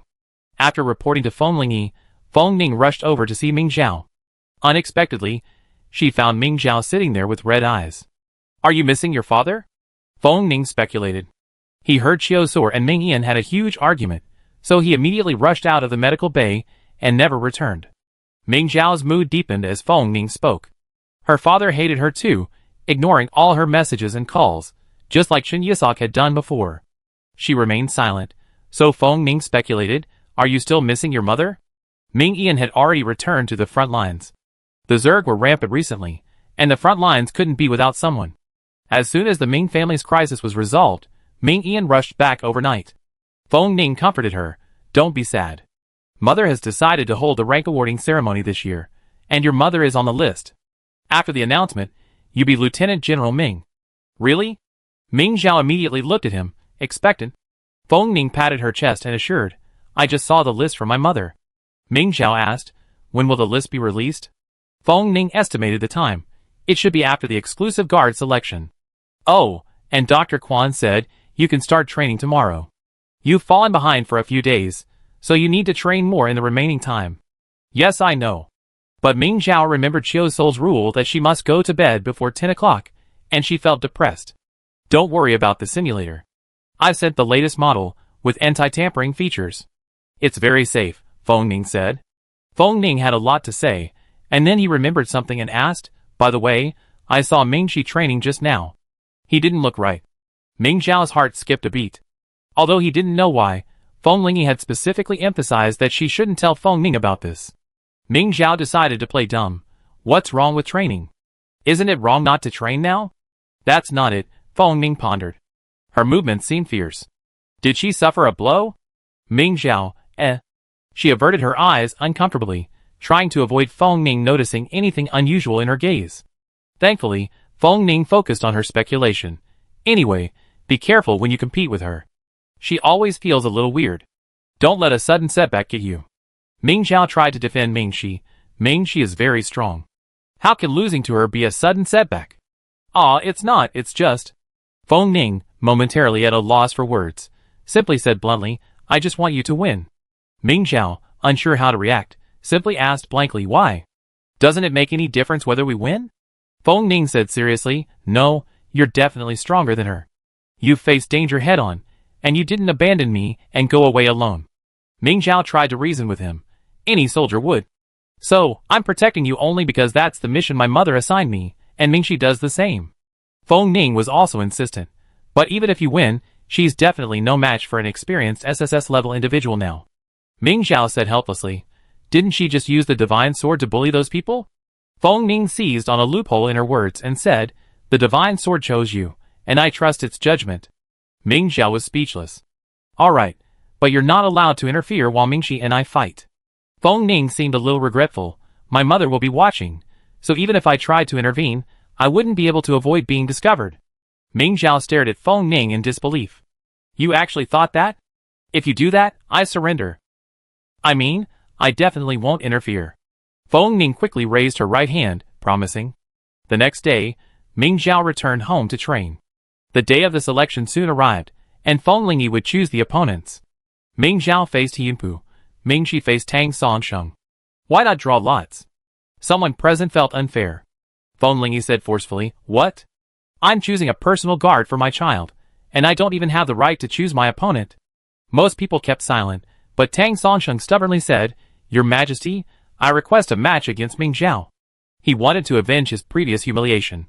Ming Zhao had been injured not long ago. If he lost to Yunpu, wouldn't he even have a chance to face him? Ming Shi sneered, What? Do you think you can't get past me? Tang Songsheng choked, gritted his teeth, and thought to himself, This Ming family is truly annoying. Songsheng lost a fight a while ago, and I'm afraid your family might think it's unfair to pair you with Ming Zhao right off the bat. Fengling, he said calmly. Tang Songsheng turned and saw, as expected, his father looked quite satisfied. He didn't trust him. Tang Songsheng's rage grew, determined to prove himself. Fengling, he said, Let's begin. Who goes first? I go. Tang Songsheng spoke first.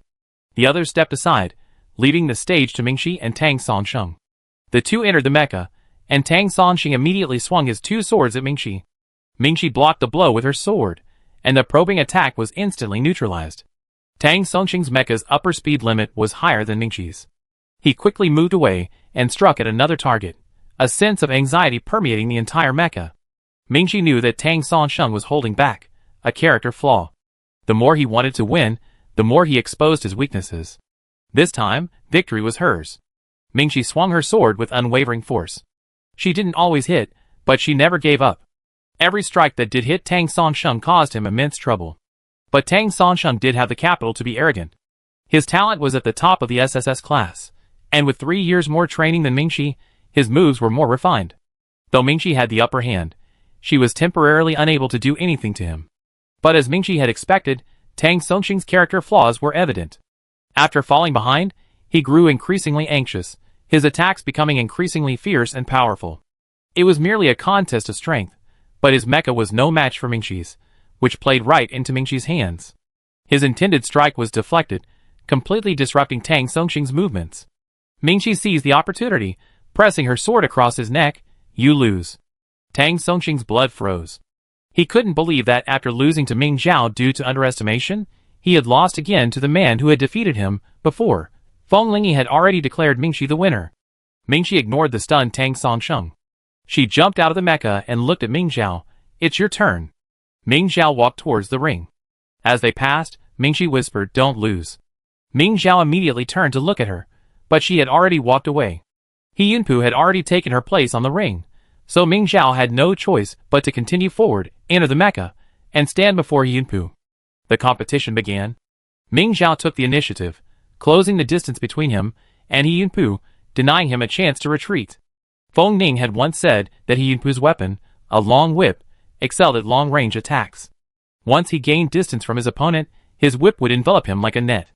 The best way to deal with him was to close the distance. Although Ming Zhao disliked Feng Ning's interference in the selection process, the memories were already etched in her mind, and she couldn't forget them. At the moment the fight began, she subconsciously listened to Feng Ning's analysis, even without realizing it. Close combat had indeed suppressed He Yunpu's advantage. He lacked strength, and Ming Zhao was steadily defeating him. With victory seemingly assured, Ming Zhao suddenly froze, realizing she had subconsciously applied the analysis Feng Ning had given her, which she had always disliked. He Yunpu keenly sensed her pause and, with a flick of her wrist, struck Ming Zhao's blade grip with the whip's knob near the handle. Ming Zhao lost his strength, and the blade was knocked off the ring, flying straight towards Feng Ling, who sat at the head of the table. Chapter 20. Ming Yimi instantly entered the mecha, hesitated for a moment, then finally used his sword to pull Ming Zhao's knife back toward the ring. Tang Songsheng also entered the mecha and stopped the knife mid-flight. Captain Ming, this isn't fair. Ming Zhao's weapon has already left the ring. If she wants it back, she'll have to come and get it herself. Ming Yimi pursed her lips tightly and said nothing. She exited the mecha, guarding Feng Ling and quietly watching the two fight.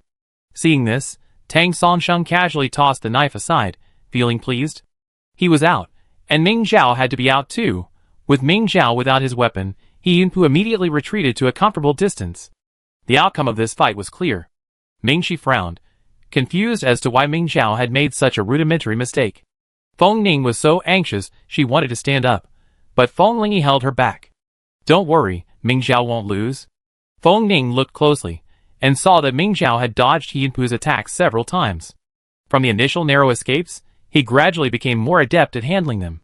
But even so, it only bought time. Ming Zhao had no weapons, so how could he fight back? Feng Ning regretted asking the palace's mecha technicians to equip Ming Zhao with a few more weapons. After Ming Zhao dodged several attacks, He Yunpu's whip swung even faster. As Feng Yu had said, his habit of dodging was Ming Zhao's biggest problem. Little did he know, in Ming Zhao's eyes, his speed was slowing down. Until He Yunpu attacked Ming Zhao again, and Ming Zhao reached out and grabbed the end of the whip. The barbs on the whip pierced the mecha's palm, but Ming Zhao remained calm and even exerted force again, moving the entire whip. He Yunpu, slightly less powerful, was thrown to the hard floor of the ring, his head briefly dizzy. With this dizziness, the whip fell into Ming Zhao's hands, leaving He Yunpu without a weapon. Ming Zhao didn't use the thornless handle, but instead used the tail that had pierced his palm, brandishing the long whip with ferocious force. Each time the hard, heavy handle struck He Yunpu's mech, leaving no wounds, it still made He Yunpu's throat run red inside the mech's cabin. He did try to reclaim his weapon, but he couldn't see Ming Zhao's chaotic whipping. Occasionally, he managed to grab the handle by chance, but he couldn't match Ming Zhao's strength, and was ultimately robbed once more. In the end, He Yunpu was knocked out of the ring, and Ming Zhao won. He Yunpu retracted the mech and the long whip, his face darkening. He Yunpu was on the verge of victory, only to have his weapon snatched away, and be knocked off the stage by his own weapon. The more he thought about it, the angrier he became, finally spitting out the blood that had been building up in the ring. No one paid any attention to him, not even Feng Yu paid any attention to the loser. Everyone's attention was fixed on Ming Zhao and Ming Shi. The final battle came down to these two sisters. The mecha technician was repairing Ming Zhao's mecha while she stood aside, her mind agitated. Even though she was determined to give it her all, Ming Zhao couldn't help but wonder how she would face Ming Shi tomorrow. Half an hour later, the final match officially began. Ming Zhao and Ming Shi stood facing each other on the ring. After Feng Ling said start, the two hesitated to move. Is this a sign of mutual humility? Feng Yu's thoughts were dashed, and her words were a bit harsh. Feng Ling looked at Ming Yimi. I heard they haven't competed directly before. Strictly speaking, they had competed. They were in the same class, and their occasional quizzes involved arena matches, though no mechas were used. Ming Yimi said, no. When both sides don't know each other well, the one who strikes first is likely to suffer, so they're just being cautious. Feng Ling said to Feng Yu, after all, there's no time limit, so why rush? Feng Yu chuckled, of course they don't know each other well. They're family and classmates, so how could they not understand each other's fighting styles? Head of the He family also said, that's right. Ming Zhao had the nerve to seize the initiative just now. She and Yunpu really don't understand each other. Now she doesn't have the courage? Head of the Tang family agreed, that's right. If they don't want to fight, why not let Song Sheng and Yunpu go up? Hearing the whispers from the arena, Ming Shi in the mecha cabin gave a wry smile, and sent a message to Ming Zhao via the mecha's internal communication channel. Come on, fight, and don't hold back. I've always wanted to have a proper duel with you. After confirming Ming Zhao had seen the message, Ming Shi unleashed her own weapon, the Qianyao sword, and attacked Ming Zhao first. Her movements were as perfect as a textbook demonstration. Ming Shi's mecha, the Qianyao, was Yu Liang's masterpiece. Its strength parameters were maxed out, yet its speed was not slow. As a price, Qianyao had almost abandoned defense, and its entire body was constructed of lightweight materials. Most common people would be unable to penetrate Qianyao's weak spots under Ming Shi's precise and ruthless attacks, but if they could evade her attacks, their chances of success would greatly increase. Ming Zhao dodged the attack and drew his own weapon, but he did not intend to attack the enemy's defenses, simply dodging. The two men engaged in a long exchange. Feng Lai was beginning to tire. Why is Ming Zhao constantly dodging? Is he really letting Ming Shi take over? Ming Yimi's face darkened, her expression visibly displeased. Avoiding your opponent's attack is a common tactic in single combat. As Ming Yimi had predicted, Ming Shi's strength gradually weakened over time. Ming Zhao wasn't much better off. Tired from dodging, she too was slowing down. It was time for a head-on confrontation. Ming Zhao thrust his sword forward, blocking Ming Shi's powerful blow. If Ming Shi were in her prime, she would have been unable to withstand the blow, but now Ming Zhao had blocked it. Her counterattack even forced Ming Shi's arm to bend towards her. Ming Zhao's speed slowed, but his strength remained unchanged. The advantage shifted towards Ming Zhao. Feng Ning watched the fight quietly. Ming Zhao was almost winning, but Feng Ning wasn't happy. She hadn't used the most time-saving and energy-saving plan she had suggested. He even deliberately avoided his own plan. Even if he didn't tell her, Ming Zhao would have discovered Ming Shi's weaknesses during the fight. Wouldn't Ming Zhao have needed to know then? It had dragged on for so long. What if her strength gave out first? Feng Ning began to doubt herself. Shouldn't she have told Ming Shi and the others about their weaknesses? On the ring, Ming Shi's strength was growing increasingly exhausted. Facing Ming Zhao's powerful strike, Ming Shi finally realized she couldn't fight head-on and quickly retreated. Ming Yimi closed her eyes. It was too late to realize this now. Ming Shi had retreated to the edge of the ring. She hadn't noticed the red line, but Ming Zhao saw it and, seeing it, gritted his teeth and took a gamble. The broadsword flew out of her hand, heading straight for Ming Shi. Ming Shi instinctively swung her sword to block it. The immense force forced her to step back. "You stepped on the line," Ming Zhao said. Ming Shi was stunned, staring at the red line beneath her feet in disbelief. She should have memorized the position of the red line on the ring. At the very least, Ming Zhao's throwing of the knife should have alerted her. If she had simply dodged, Ming Zhao would now be left without a weapon. Ming Shi reflected internally, retracted her mecha, and said, "You win?" Ming Zhao looked at her, seeing that she seemed somewhat dejected. He wanted to say something, but with so many people present, he remained silent. Ming Zhao had secured a position as the Crown Prince's exclusive bodyguard, allowing him to remain in the main system. Of course, Ming Shi would only be at Kalia Military Academy for 4 years. If she wished, she could transfer back after her first year in the Mecha League. Ming Shi, the school is organizing a visit to the Imperial Military Academy the day after tomorrow. Are you going? The guards were about to begin training, and Ming Zhao asked quietly before the instructors arrived. Before Ming Shi could answer, He Yunpu scoffed. Didn't she already apply to the Kalia Military Academy? Why would she go to the Imperial Military Academy? Ming Zhao glared at him. After all these years, you still haven't learned your lesson? Memories of years of being bullied and beaten flooded back to He Yunpu. For 6 years, during every training session, Ming Zhao had not only beaten him, but also hit him hard, openly using the opportunity to settle a personal grudge. If He Yunpu had learned his lesson, he wouldn't have been constantly lectured by Ming Zhao. It was all his mouth that caused all the trouble. Even Tang Songsheng knew to be quiet, but he still didn't hold back. Don't you just rely on the mecha's convenience to do whatever you want? If you have the guts, don't use it. Ming Zhao's mecha, Lingyao, was custom-made by Feng Lingyi, who had Yun Miami from the Kalia Galaxy. As one of the youngest and most promising mecha masters of the generation, the mecha she creates are incredibly near-perfect, and her weaponry is incredibly sophisticated, leaving her opponents defenseless. The mecha materials used by Lingyao and Qianyao are similar, both treasured pieces of the Ming family collection, but Lingyao's overall capabilities are superior to Qianyao's. However, Mingxi will be attending the Kalia Military Academy soon, so Yun Miaomio won't be worried about her mecha modifications. Okay, I won't be in the mecha for a while. You wait. Ming Zhao raised his eyebrows, somewhat arrogantly. What are you yelling about? Are you all warmed up? The training instructor shouted from the training room door, 20 laps first. Ming Zhao and He Yunpu both frowned, and, ceasing their confrontation, lowered their heads and began to run like quails.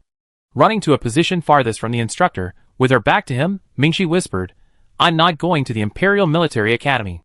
I'm almost graduating, and I have some things to pack. Ming Zhao was stunned, then nodded. Okay.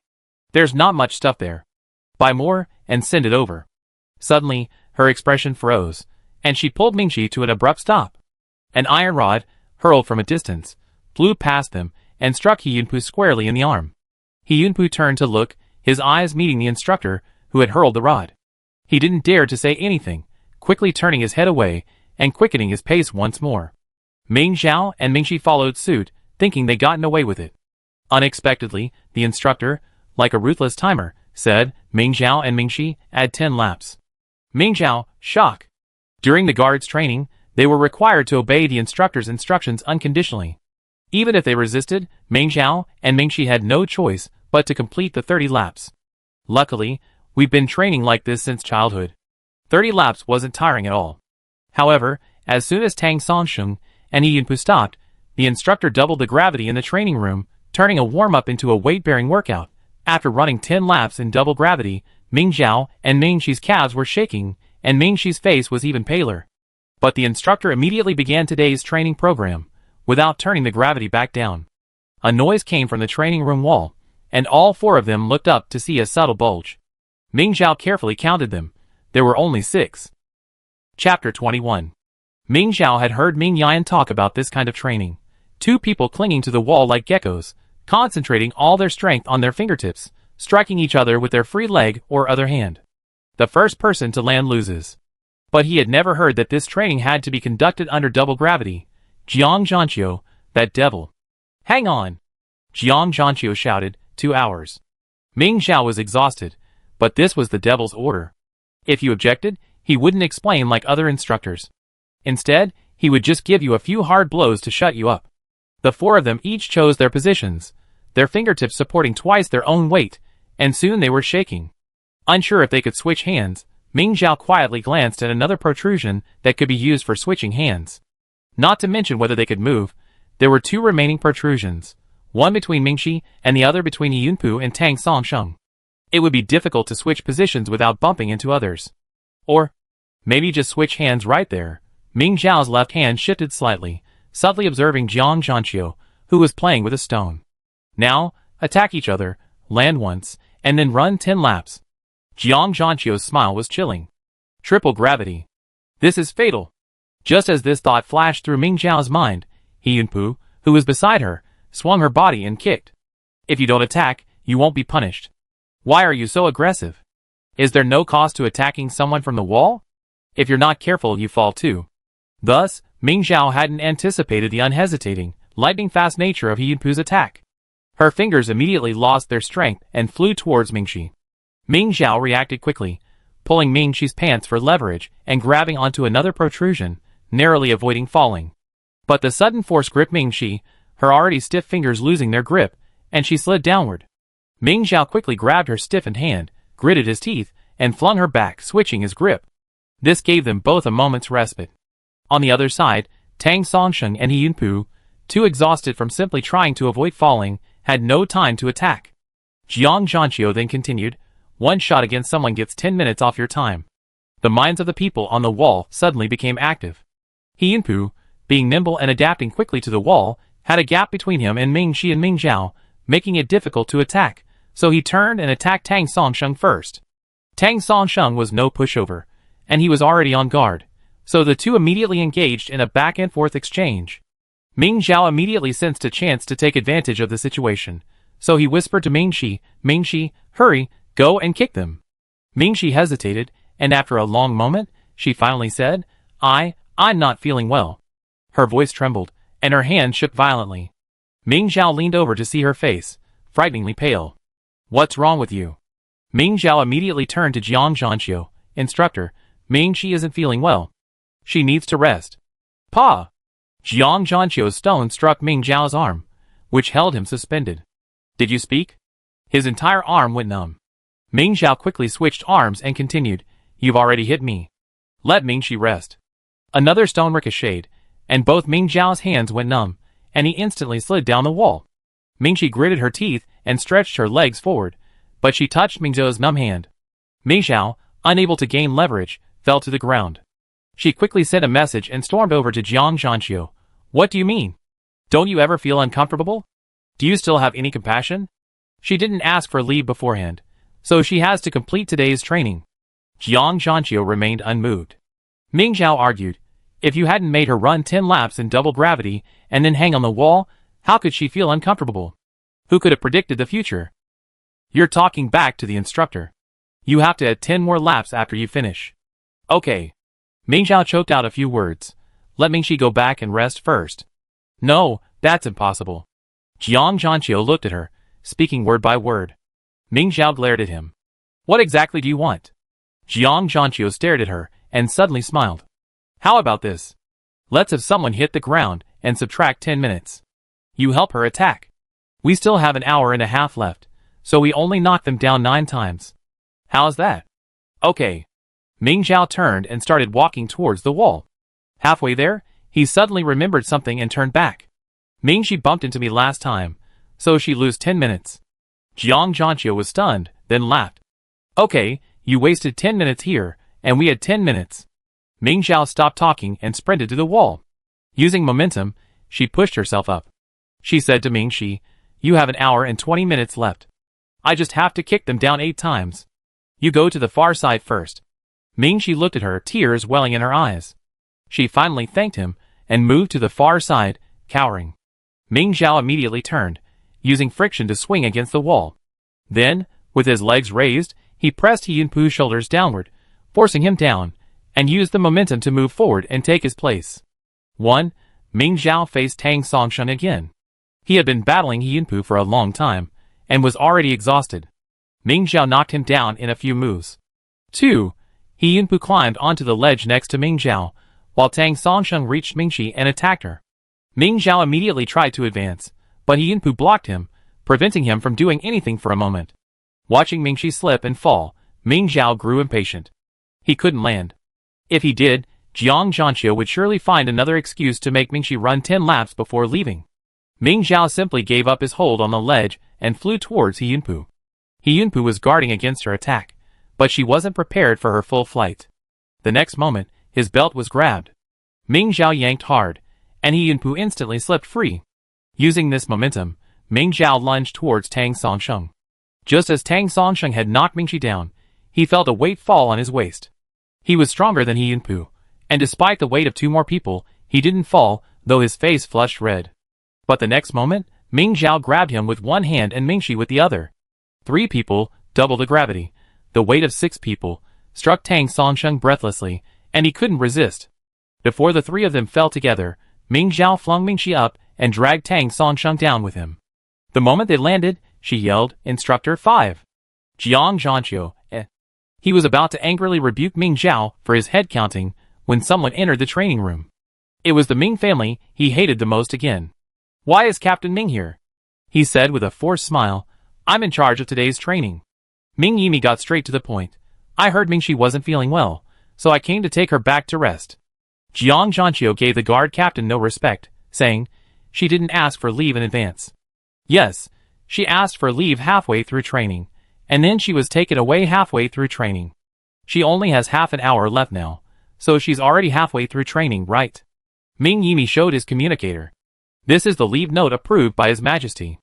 Jiang Zhanqiu stared at her silently for a long moment, then called out, "Mingxi, come down." Seeing Mingxi being taken away by Ming Yimi, Ming Zhao felt relieved. After crawling around on the wall for so long, Ming Zhao was too tired to move and decided to stay quietly. However, after being beaten down several times by Ming Zhao, Tang Songsheng and He Yunpu were clearly furious, determined not to give up. The 2 decided to team up to deal with Ming Zhao. Ming Zhao hadn't wanted to cause trouble, but now that trouble had come her way, she wasn't afraid. He Yunpu tried to imitate Ming Zhao, throwing herself on him, and taking advantage of the struggle between Tang Songsheng and Ming Zhao, attacked from behind. Hearing a noise behind him, Ming Zhao quickly turned and kicked He Yunpu in the chest. He Yunpu plummeted to the ground in pain. To prevent He Yunpu from attacking from behind, Ming Zhao attacked Tang Songsheng, using the reaction force to leap to the edge of the ridge. He shouted, "Instructor, time reduction." Jiang Zhanqiu, expressionless, simply raised his hand and changed the gravity to 0.7. The change in gravity instantly altered Ming Zhao's planned trajectory, and she watched helplessly as she flew over the ridge, about to plummet to the ground. "Ming Zhao, you can't do that, or at least shouldn't." Ming Zhao simply pushed hard against the wall, sending her flying towards Jiang Zhanqiu. Of course, her goal wasn't to strike him down, but to gain leverage from him so she could get back on the wall and hang on. She didn't want to run 10 more laps. But if she could snatch a kick from him, that would be a huge win, but the instructor was the instructor. As soon as Ming Zhao pushed against the wall, he saw through her intentions, and quickly withdrew without further ado. Ming Zhao thought it was a shame, adjusted her stance, and landed on one knee. Her pose looked impressive, but her heart was bleeding. 30 laps, the remaining time hadn't decreased. Knowing Jiang Zhanqiu was deliberately targeting her, Ming Zhao didn't bother arguing with him, and quickly returned to the wall to continue the fight with the 2 men. Tang Songsheng and He Yunpu attacked instantly. Ming Zhao dodged their attacks while saying to He Yunpu, "We both have 30 laps now, but Tang Songsheng has only 20. She tried to break up their fragile alliance. If you team up with him to deal with me, if you fall again, the gap between you 2 will only widen. It's better for us to work together first and close the gap later." He Yunpu's attack indeed slowed. Tang Songsheng raged, "He Yunpu, you." The attack from behind weakened, and Ming Zhao attacked Tang Songsheng fiercely. "What are you yelling about? Blame it on you for choosing an unreliable partner." Tang Songsheng was in a state of rage, and his weakness was obvious. Ming Zhao seized the opportunity with a sweeping kick from his long leg, striking him in the shoulder and sending him crashing to the ground. At the same time, Ming Zhao, gaining momentum, leaped towards a distant ledge, avoiding He Yunpu's sneak attack from behind. Two losers. Jiang Zhanqiu's face darkened, clearly dissatisfied with Tang Songsheng and He Yunpu's performance. Before Ming Zhao found his foothold, he adjusted the gravity to 1.5 times. Ming Zhao was prepared, quickly adjusting her center of gravity and, using friction, barely managed to grab the bump. Although the process was dangerous, she couldn't help but proudly say to Jiang Zhanqiu, "Instructor, the same trick won't work a second time." Jiang Zhanqiu's face darkened even further. He remained silent, silently adjusting the gravity to 3 times. The sudden increase in gravity was a bit too much for all three of them. Tang Songsheng even whispered to Ming Zhao, "Why did you mess with him?" He was also punished for it. Chapter 22. Under triple gravity, simply hanging onto the wall was a tremendous challenge, leaving no energy for a full-on fight. With only 20 minutes left, the moment the countdown ended, the three of them immediately loosened their stiff fingers and slid down in unison. Jiang Zhanqiu left no time for rest. 30 laps each, continue. They resigned themselves to their fate and began running. 30 laps in triple gravity was exhausting, even for SSS-rank soldiers. As soon as they crossed the finish line, they all collapsed to the ground. Although they usually disliked each other, no one had the energy to move even a little to the side. Jiang Zhanqiu supervised the three of them to completion and then turned and left. As he reached the training room door, he ran into Mingxi, who had just returned. He immediately said sarcastically, "TSK, isn't he able to run and jump? You still need to ask for leave?" Mingxi had indeed been unwell, but after a trip to the medical bay and a few sleeps in the sleeping pod, he had recovered. Now he could even fight Jiang Zhanqiu. Mingxi ignored Jiang Zhanqiu's sarcasm and passed him by, shoving the nutrient solution in hand, to find Ming Zhao. Jiang Zhanqiu turned and watched Mingxi hand the nutrient solution to Ming Zhao. His expression softened slightly, and he muttered, "You've got some conscience." Then he seemed to think the matter was insignificant, rolled his eyes, and walked out. During the last few months of each school year, the Imperial Military Academy opens its doors to graduating students from preparatory military academies in the main system. Except during the years of the Mecha League, students in that year can gauge the level of each academy simply by watching the league. The main star system is the most prosperous in the Empire, and the Imperial Military Academy is also the most powerful military academy in the Empire. The decor alone is simply luxurious. In the dormitories alone, S-class and above have 3-person suites, while A-class has 5-person suites. Students can design their own rooms at any time, and robots will decorate them accordingly, creating their own little world. Ming Zhao listened to the stories of her classmates with great anticipation. It was a pity that she hadn't yet been enrolled at the Imperial Military Academy, otherwise she would have created a design right now. After the dormitory tour, the different ranks separated and went to visit the training grounds. The A-class were in a large group, the S-class formed a small group, and the SSS class only had Ming Zhao and Feng Ning. "Why are you here?" Someone was here to show them around, but Ming Zhao was disgusted. Tang Songsheng was impatient. "Do you think I want to? I'm telling you, no one wants to show you around." "Then why are you here?" Ming Zhao said coldly. Tang Songsheng snorted, then quietly led the way. He wouldn't say he won by drawing lots. The Mecha League starts next April, and the SSS level rankings will be determined after next semester. So everyone must be training like crazy right now, Feng Ning explained to Ming Zhao. Ming Zhao seemed to understand.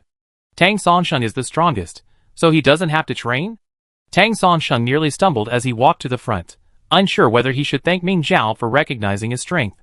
Feng Ning was silent for a moment, then said, "Usually, the decision is made by drawing lots, or rolling dice. No one wants to train even a little less than others.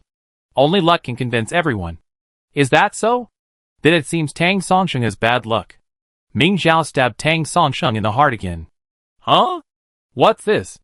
Passing by the cultural gallery, Ming Zhao caught sight of Ming Qinghuan's tall figure, sword in hand, and instantly ran over.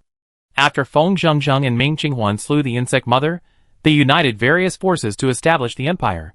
Shortly thereafter, the need for new forces necessitated the establishment of the Imperial Military Academy. Ming Qinghuan became the Imperial Military Academy's first principal, nurturing countless outstanding talents and injecting fresh blood into the empire. A statue of Ming Qinghuan still stands in the Imperial Military Academy's cultural gallery, allowing future generations to carry on her legacy. Ming Zhao immediately embraced his sword, posing like Ming Qinghuan, and stood beside her statue. He called out to Tang Songsheng, "Take a picture of me." Tang Songsheng was furious. "You tell me to?" As soon as he finished speaking, Feng Ning, who was standing beside him, activated her communicator and snapped off several pictures. "Ready." Tang Songsheng was stunned, even wondering if he had misheard. Was Ming Zhao actually calling Feng Ning, not him? Ming Zhao was a bit confused, and finally said awkwardly, "Thank you." The cultural corridor was filled with anecdotes about famous figures from the early days of the school. Ming Zhao was captivated by them, and quickly put the awkwardness behind him. Feng Ning and Tang Songsheng stood not far away, waiting for her. Suddenly, Feng Ning received a message. He opened it, and said to Tang Songsheng, "My brother asked me to go to the principal's office." Seeing this, Tang Songsheng was about to call Ming Zhao, but Feng Ning stopped him. "I go alone. You take her around." Tang Songsheng fell silent. He assumed his mission was over, and he could return to training. As soon as Feng Ning left, Tang Songsheng couldn't help but call out to Ming Zhao, "Don't look here. Wait until you start school, and see it later. Let's go to the training grounds first." Ming Zhao reluctantly left the cultural corridor, only to be surprised to see Tang Songsheng alone. "Where's Feng Ning?" "The principal wants him." Tang Songsheng was anxious to show Ming Zhao around the entire school, and his pace quickened. In the previous Mecha League, the Imperial Military Academy performed poorly, with no students even making the top 3. The previous principal had to resign, and Feng Yu was appointed his successor. Ming Zhao was stunned. "Why didn't he call me? How should I know?"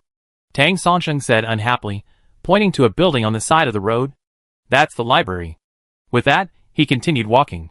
Ming Zhao checked his communicator, and saw Feng Ning's message, "Meet at the school gate after this." Since he said that, Ming Zhao felt relieved.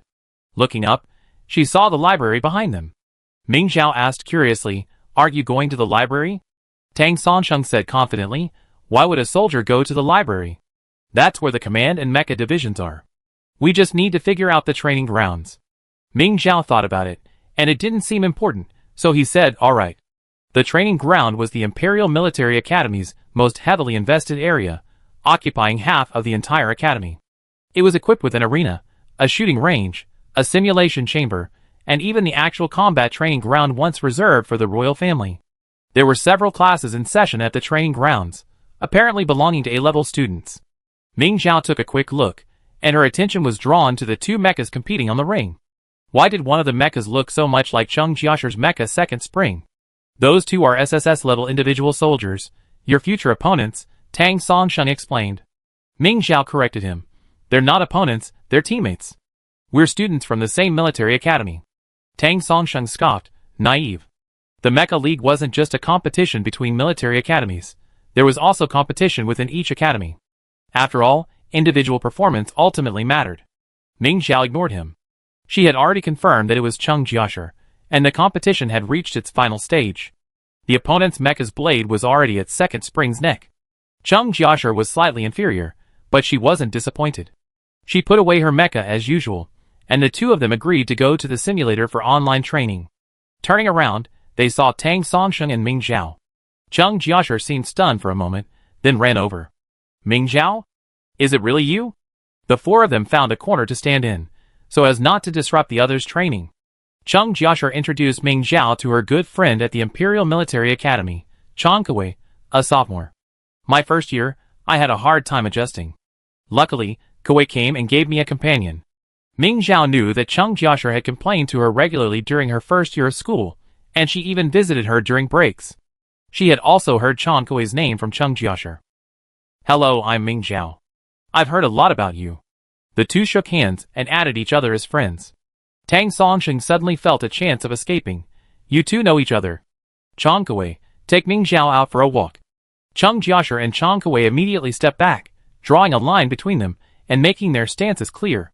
Ming Zhao, a small action, but a huge blow. "Hey, whoever draws it gets to take it. I still have Jiasher, and I to train in the simulator. Let's go first," Chang Kuei said, immediately dragging Cheng Jiasher away. Cheng Jiasher didn't forget to call out Ming Zhao. "I treat you to dinner when you come to campus." Tang Songsheng's face darkened, and he sneered, "Haha, so this is your best friend? How heartless." Ming Zhao checked the time. There was still an hour left before the tour ended, so he said, "Should we be almost done?" "Yeah," Tang Sansheng said firmly. "Look, that's the infirmary over there. If you get injured during training, you can get treatment there. Everything else has nothing to do with us. I send you a map and you see." Ming Zhao, somewhat speechless, accepted the Imperial Military Academy floor plan and said, "Then you go to training. I go find Feng Ning and show her the way." Tang Sansheng unlocked the privacy mode on his communicator and pointed to the map. "That's it. Administration building. The principal's office is on the 3rd floor, room 304. Got it?" Ming Zhao fell silent. She grabbed hold of Tang Sansheng, who was running away. "So which direction should I go first?" Tang Sansheng hadn't expected her to ask that. "No way, you didn't know even with the map?" He scoffed. "You're not going to be eliminated in the first round because you can't find the way, are you?" "Ha ha ha." Ming Zhao's face darkened. He clung to Tang Sansheng. "I think you should take me to the principal's office before you leave." Tang Sansheng was furious. "Ming Zhao, you're interrupting other people's training. God bless you." Although Tang Sansheng was extremely reluctant, he had no choice but to take Ming Zhao to the administration building to get rid of him as quickly as possible. After reaching the 3rd floor, Tang Sansheng pointed to a door with a sullen expression, saying, "Right here, go in." Ming Zhao frowned at the door. It was commonplace at the Imperial Military Academy, perfectly normal. But why isn't there a house number? The administrative building is being renovated recently, and they need to replace the house numbers. "They haven't arrived yet," Tang Sansheng said casually. Ming Zhao stared at him suspiciously. "Then why didn't you tell me just now? You told me to go to room 304 because there's no house number?" Tang Sansheng paused, then said unreasonably, "I forgot." Ming Zhao turned to look at the other doors in the corridor. Indeed, there were no house numbers, proving Tang Sansheng's words were true. Finally, Ming Zhao pushed the door open and peered inside. Pitch black. Ming Zhao was about to turn around and question Tang Sansheng when he was suddenly kicked and thrown back into the room. Chapter 23. Tang Sansheng immediately closed the door. Once someone was detected in this room, it could no longer be opened from the inside. One had to either exit through another exit or wait for the next person to arrive to open the door from the outside. Furthermore, there was a signal jammer inside, so even calling for help would be impossible. "I've been interrupting my training." Tang Sansheng laughed triumphantly from outside. Then, he turned on his communicator and sent a message. "Oh no, Principal. Ming Zhao has found her outside your lab. But it's okay. She's trapped in the room outside the lab and definitely can't get in." Feng Yu's face darkened when he saw Tang Sansheng's message. Although it was only for a moment, Feng Ning, who was facing him, noticed it. "Sorry, there's something urgent at school," Feng Yu said. Feng Ning expressed her understanding. "I go wait for Ming Zhao in the lounge. The tour is almost over. The lounge is on the 1st floor, and I'm on my way there." Feng Yu smiled, picking up his military jacket. "Let's go." After walking Feng Ning to the lounge, Feng Yu hurried away. Leaning against the door, Feng Ning heard the slightly hurried footsteps, and a thought occurred to her. It looked like something serious had happened. Feng Ning lowered her head and sent a message to Ming Zhao. "Where are you?" Feng Yu seemed anxious. "Something must have happened. Can you ask someone you know?"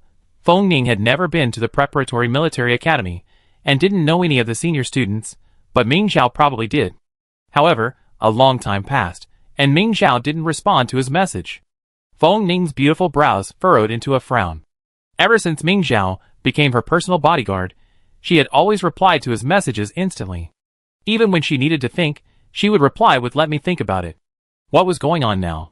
Thinking of Feng Yu's hasty departure, Feng Ning felt uneasy. Could this trouble have been caused by Ming Zhao?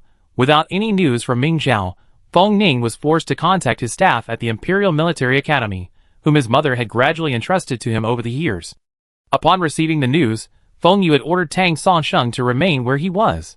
Seeing him now, he coldly asked, "Where's she?" Tang Sansheng hurriedly replied, "She's inside.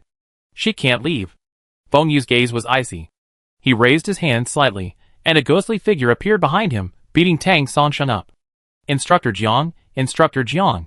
Tang Sansheng didn't dare resist, and could only passively accept the beating. "Principal, why are you hitting me?" Feng Yu asked coldly. "Why did Ming Zhao find the secret passage in the building?" "This." Tang Sansheng was stunned, suddenly remembering his loophole. The secret passage in the administration building was inaccessible without pupil permissions. Principal, I was just confused for a moment. I just wanted to teach Ming Zhao a lesson, so I brought her here. Tang Sansheng begged for mercy. Feng Yu raised her hand, and Jiang Zhanqiu immediately stopped, gave Tang Sansheng a disdainful look, and pulled him aside to a secluded spot. Feng Yu pushed open the door, stunned. Where's she? Tang Sansheng felt a chill run down his spine. He quickly ran to the door, incredulous. Impossible. She couldn't have gotten out. Jiang Zhanqiu pondered. Could she have gone in? She had to go in, Feng Ning sneered. The switch is a sensor. The sword and the royal crown in her hand can disrupt any sensor. Next time, we have to find a different way to open the door. Jiang Zhanqiu slapped Tang Sansheng in the face. Why did you bring her here? If you want to teach her a lesson, can't you just find a place to beat her up? Tang Sansheng didn't dare object and asked weakly, so should we give her to? He made a gesture of wiping his neck. Feng Yu chuckled in anger. The champion of the Mecha League has mysteriously disappeared from the Imperial Military Academy I manage. Are you dissatisfied with my long-term position as principal? Tang Sansheng's head almost sunk to the ground. Feng Yu was clearly furious, and it was rare for him to say so much. Also, what makes you think I can so easily dispose of an SSS-rank soldier? If I could, Feng Ning would have found an excuse to deal with you long ago. Use your pig brain. Feng Yu seemed to have received a message, and his expression brightened. Chen Yisa has fooled Ming Zhao. You two should leave first. I go get Ming Zhao. Tang Sansheng seemed to want to say more, but Jiang Zhanqiu grabbed his collar and dragged him out. In the lab, Ming Zhao chatted happily with Chen Yisa, whom he hadn't seen in a while. Isaac, you're amazing. In just a few years, you've become a researcher hired by the Imperial Military Academy. Chen Yisa smiled. That's all I've ever achieved in my life. How could that be? You've been working hard, and you definitely achieve even greater things in the future. Ming Zhao had every confidence in Chen Yisa.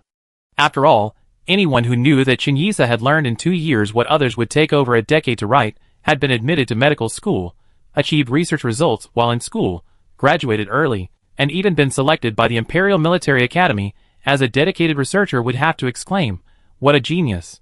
Chen Yisa laughed. Do you know what I research? You trust me so much? Ming Zhao said. When did I ever stop trusting you? Chen Yisa chuckled softly. When I transferred, you were the only one who didn't question me. You supported me in studying what I wanted to learn and believed I would achieve great things. Ming Zhao was a little shy. That's exactly what I think. As long as a person doesn't waste their time, no matter how high or low their spiritual power level is, they will achieve something. And Isaac, you are the best among them. Chen Yisa looked down at her white coat emblazoned with the Imperial Military Academy's emblem. Attending the Imperial Military Academy had been her childhood dream. Now, it was just a different path to the same destination. Why don't you just ask what I'm researching? Chen Yisa asked her. Ming Zhao thought for a moment and said, more than that, I'd like to know why the entrance to this lab is so hidden. Why can't the outside door be opened? Chen Yisa pondered for a moment and replied, this was built by the first principal. At the time, assassination attempts were frequent, and they built this place to avoid disaster. I chose this place because I thought it was secluded. Why is it secluded? Chen Yisa said, you know, there are many of my old classmates here, and I don't want them to know I'm here. Ming Zhao instantly understood. So, can you please not tell anyone I'm here? Chen Yisa looked at her pleadingly. Ming Zhao was completely helpless and nodded quickly, okay. I won't tell them. Chen Yisa finally smiled. She stood up, pulled a bottle of drink from a nearby cabinet, and handed it to Ming Zhao. I've developed a new orange juice that replenishes your energy. Want some? Ming Zhao nodded quickly and took it. Yes. This bottle looks so familiar. Chen Yisa smiled, non-committal. Ming Zhao's comment was casual. Most drinks sold outside come in this packaging. She unscrewed it and took a long sip. Delicious. But the taste is a little familiar. Chen Yisa smiled helplessly. It's just orange juice. How could it not be familiar? It's got some nutrients in it that can quickly replenish depleted mental energy. Ming Zhao immediately savored it. Nothing. Seeing Ming Zhao's expression change, Chen Yisa knew what she was thinking and explained. This is developed for A rank. You're SSS rank, so it shouldn't be of much use. Ming Zhao, fearing she touched on Chen Yisa's past, shook her head repeatedly. It's fine, it's delicious, and it quenches my thirst. It's very useful. She finished the bottle in one gulp. Chen Yisa laughed and patted her back. Drink slowly, don't choke. If you like it, take a box with you later.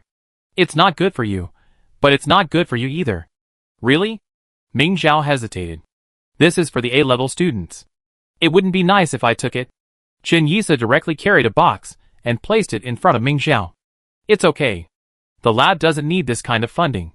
Ming Zhao accepted it with a smile. Okay then. I hope I can develop something useful for the SSS level students in the future. Chen Yisa looked at Ming Zhao and said. Ming Zhao nodded. I definitely will. Ming Zhao was about to tell Chen Yisa about some interesting stories from the past 2 years when the door to the other side of the lab opened. Principal. Chen Yisa stood up and greeted him. Principal. Ming Zhao also hesitantly stood up. Feng Yu nodded at her. I've already punished Tang Songsheng for this prank. Didn't it scare you? Ming Zhao shook her head. What a joke. How could a lone soldier like her be frightened by such a trick? A door suddenly appeared in the wall, and behind it lay a long corridor. At the end of the corridor, when Chen Yisa appeared behind the door, she suspected she was hallucinating. It gave her a startling moment. Feng Ning is looking for you. Let me take you out, Feng Yu said enthusiastically. Oh, okay. Ming Zhao glanced at Chen Yisa hesitantly. She certainly didn't want to leave this lab. If she did, there was a chance she'd run into her former classmates. So she agreed. Ming Zhao put the box of orange juice in front of her into her folding space bracelet and waited for Feng Yu to lead the way. Feng Yu seemed a little puzzled and looked at Chen Yisa. What's that? Orange juice, Chen Yisa replied lightly. Seeing this, Feng Yu knew it was just ordinary orange juice you could buy on the market. She stopped asking questions, walked back to where she had come in, and opened the sensor door. Ming Zhao followed him out. The door led to the principal's office. As soon as they left the lab, Ming Zhao's communicator began vibrating violently, causing his wrist to tremble slightly.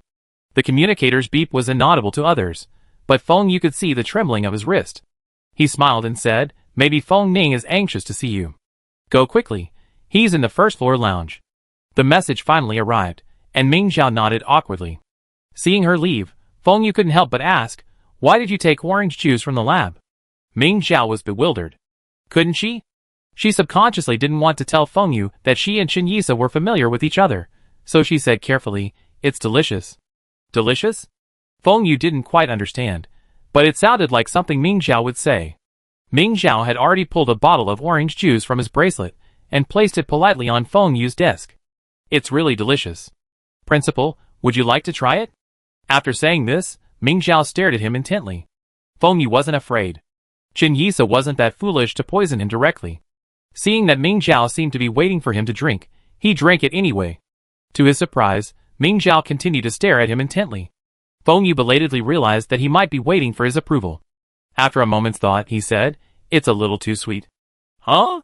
Ming Zhao was puzzled. She thought it was just right. Feng Yu explained, You have extensive individual training and strong tastes. We are in command, with sharp mental abilities. Strong flavors are too stimulating for us.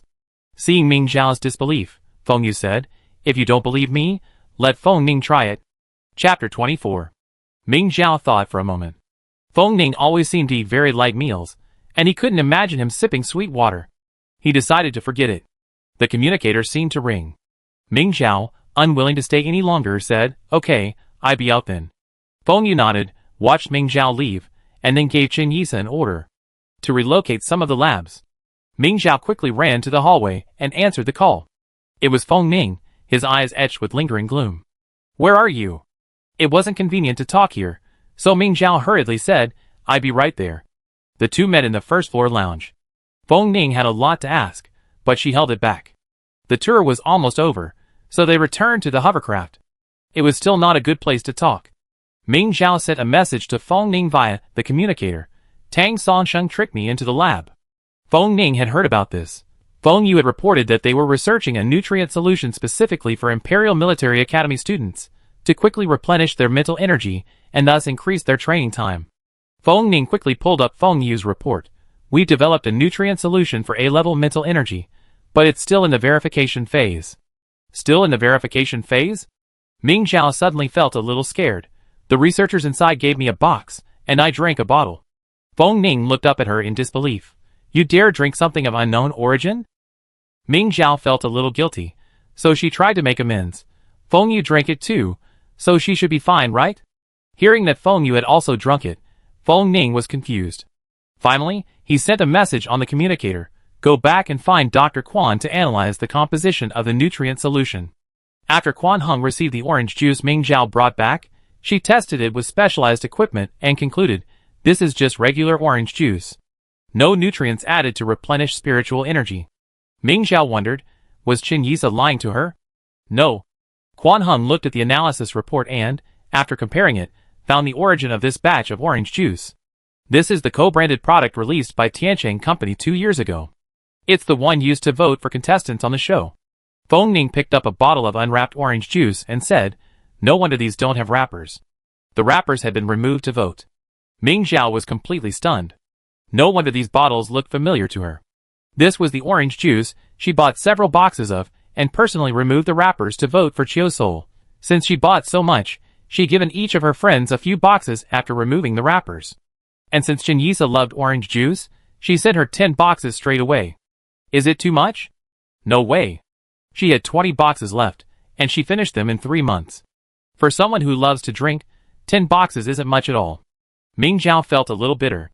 She hadn't been this upset when Chiu Sol scolded her for wasting time on these votes. Does Qin Yisa dislike orange juice anymore? Or does he dislike the things she gave him? But the expiration date on this orange juice is February of this year. Quan Hung looked at Ming Zhao. Although it hasn't gone bad yet, it's best not to drink it. Ming Zhao said dejectedly, but with a choked breath, no, I can finish it in a week. Quan Hung looked at Feng Ning helplessly. Feng Ning thought for a moment and asked, do you know that researcher? Ming Zhao suddenly felt like he'd been seen through. Yes, I do know her. She used to be at the Preparatory Military Academy. Feng Ning advised, even the best of friends can change. It's not your fault. Ming Zhao said sullenly, well, I go to training first. After that, she didn't forget to collect the remaining orange juice. Feng Ning watched her leave, then sent someone to check on the researchers at the Imperial Military Academy laboratory. However, no matter how hard they searched, they couldn't find any researchers there who had ever been at the Preparatory Military Academy on the main star. Starting with the transfer students from the Preparatory Military Academy on the main star, they did find one, Qin Yisa. After transferring, he skipped several grades and graduated from medical school, then disappeared without a trace. Feng Ning sent another surprise investigation into the laboratory, but found nothing unusual. The experiments had all been reported, and there weren't any extra researchers. Feng Ning could only temporarily suppress her doubts, but she continued her private investigation. In June, the class officially graduated from the Preparatory Military Academy. This would be the longest vacation a cadet would have until retirement. Ming Zhao wanted to ask Ming Shi out. She even requested leave from her guards. Unexpectedly, Ming Shi declined. I bought a ticket for the day after tomorrow to Kalian Military Academy. Huh? Isn't vacation just starting? Ming Zhao was puzzled. The semester isn't even over yet. Ming Zhao wanted to take advantage of everyone else's holiday to get out and have some fun. Growing up, she only left the main planet to visit Qiu Xian's house. She never really been out for fun. Ming Shi explained. The Mecha League will be in April next year, and all the military academies will be doing special training in advance. Kalian Military Academy starts in early July, so I go there early to get acclimated. All military academies require it. Ming Zhao was stunned. Then travel plans ruined? Ming Shi was curious. Has the Imperial Military Academy not sent out the notice yet? Ming Zhao quickly pulled up her admission notice and found it wasn't mentioned. She then looked for the other miscellaneous notices, but nothing there either. It doesn't seem to say anything. Then it could be voluntary extra training, Ming Shi said. Why do you have to train so hard in advance? Ming Zhao was about to burst into tears. Ming Shi replied, because the Mecha League is coming soon, and we have to train not only during this long break, but also during the short breaks during the school year. They used to say we were born in a good year, able to participate in both this and the next. Now, why do I feel like this birthday isn't a good one at all? Ming Zhao sighed. What a long vacation, Ming Shi comforted her, it can't be helped. Think positively. After the competition next year, you have a relaxing vacation. That's right. Ming Zhi's eyes lit up. Then let's go out together next year. Yeah, sure, Ming Shi thought for a moment, then added, if you don't have anything else to do then. Ming Zhao was overjoyed. Passing by a pet shop in the mall, she dragged Ming Shi inside. They had attended the graduation ceremony in the morning and had a rare free afternoon. Ming Shi had been planning to go to training, but Ming Zhao pulled her out. Let me show you my kitten. Ming Zhao had never had time to raise a real kitten, but she had recently learned from Cheng Jiashi about a new way to raise a pet, paying someone else to raise one for you. You could visit whenever you had free time, or even video chat with your pet. After Ming Zhao learned about this method, he couldn't sit still. He skipped his training that night and rushed to the mall to get a cat. It wasn't really worth it. Ming Zhao didn't have the time to video chat with a kitten, let alone visit it. This was the first time Ming Zhao had seen the kitten since getting it. The kitten was good-natured.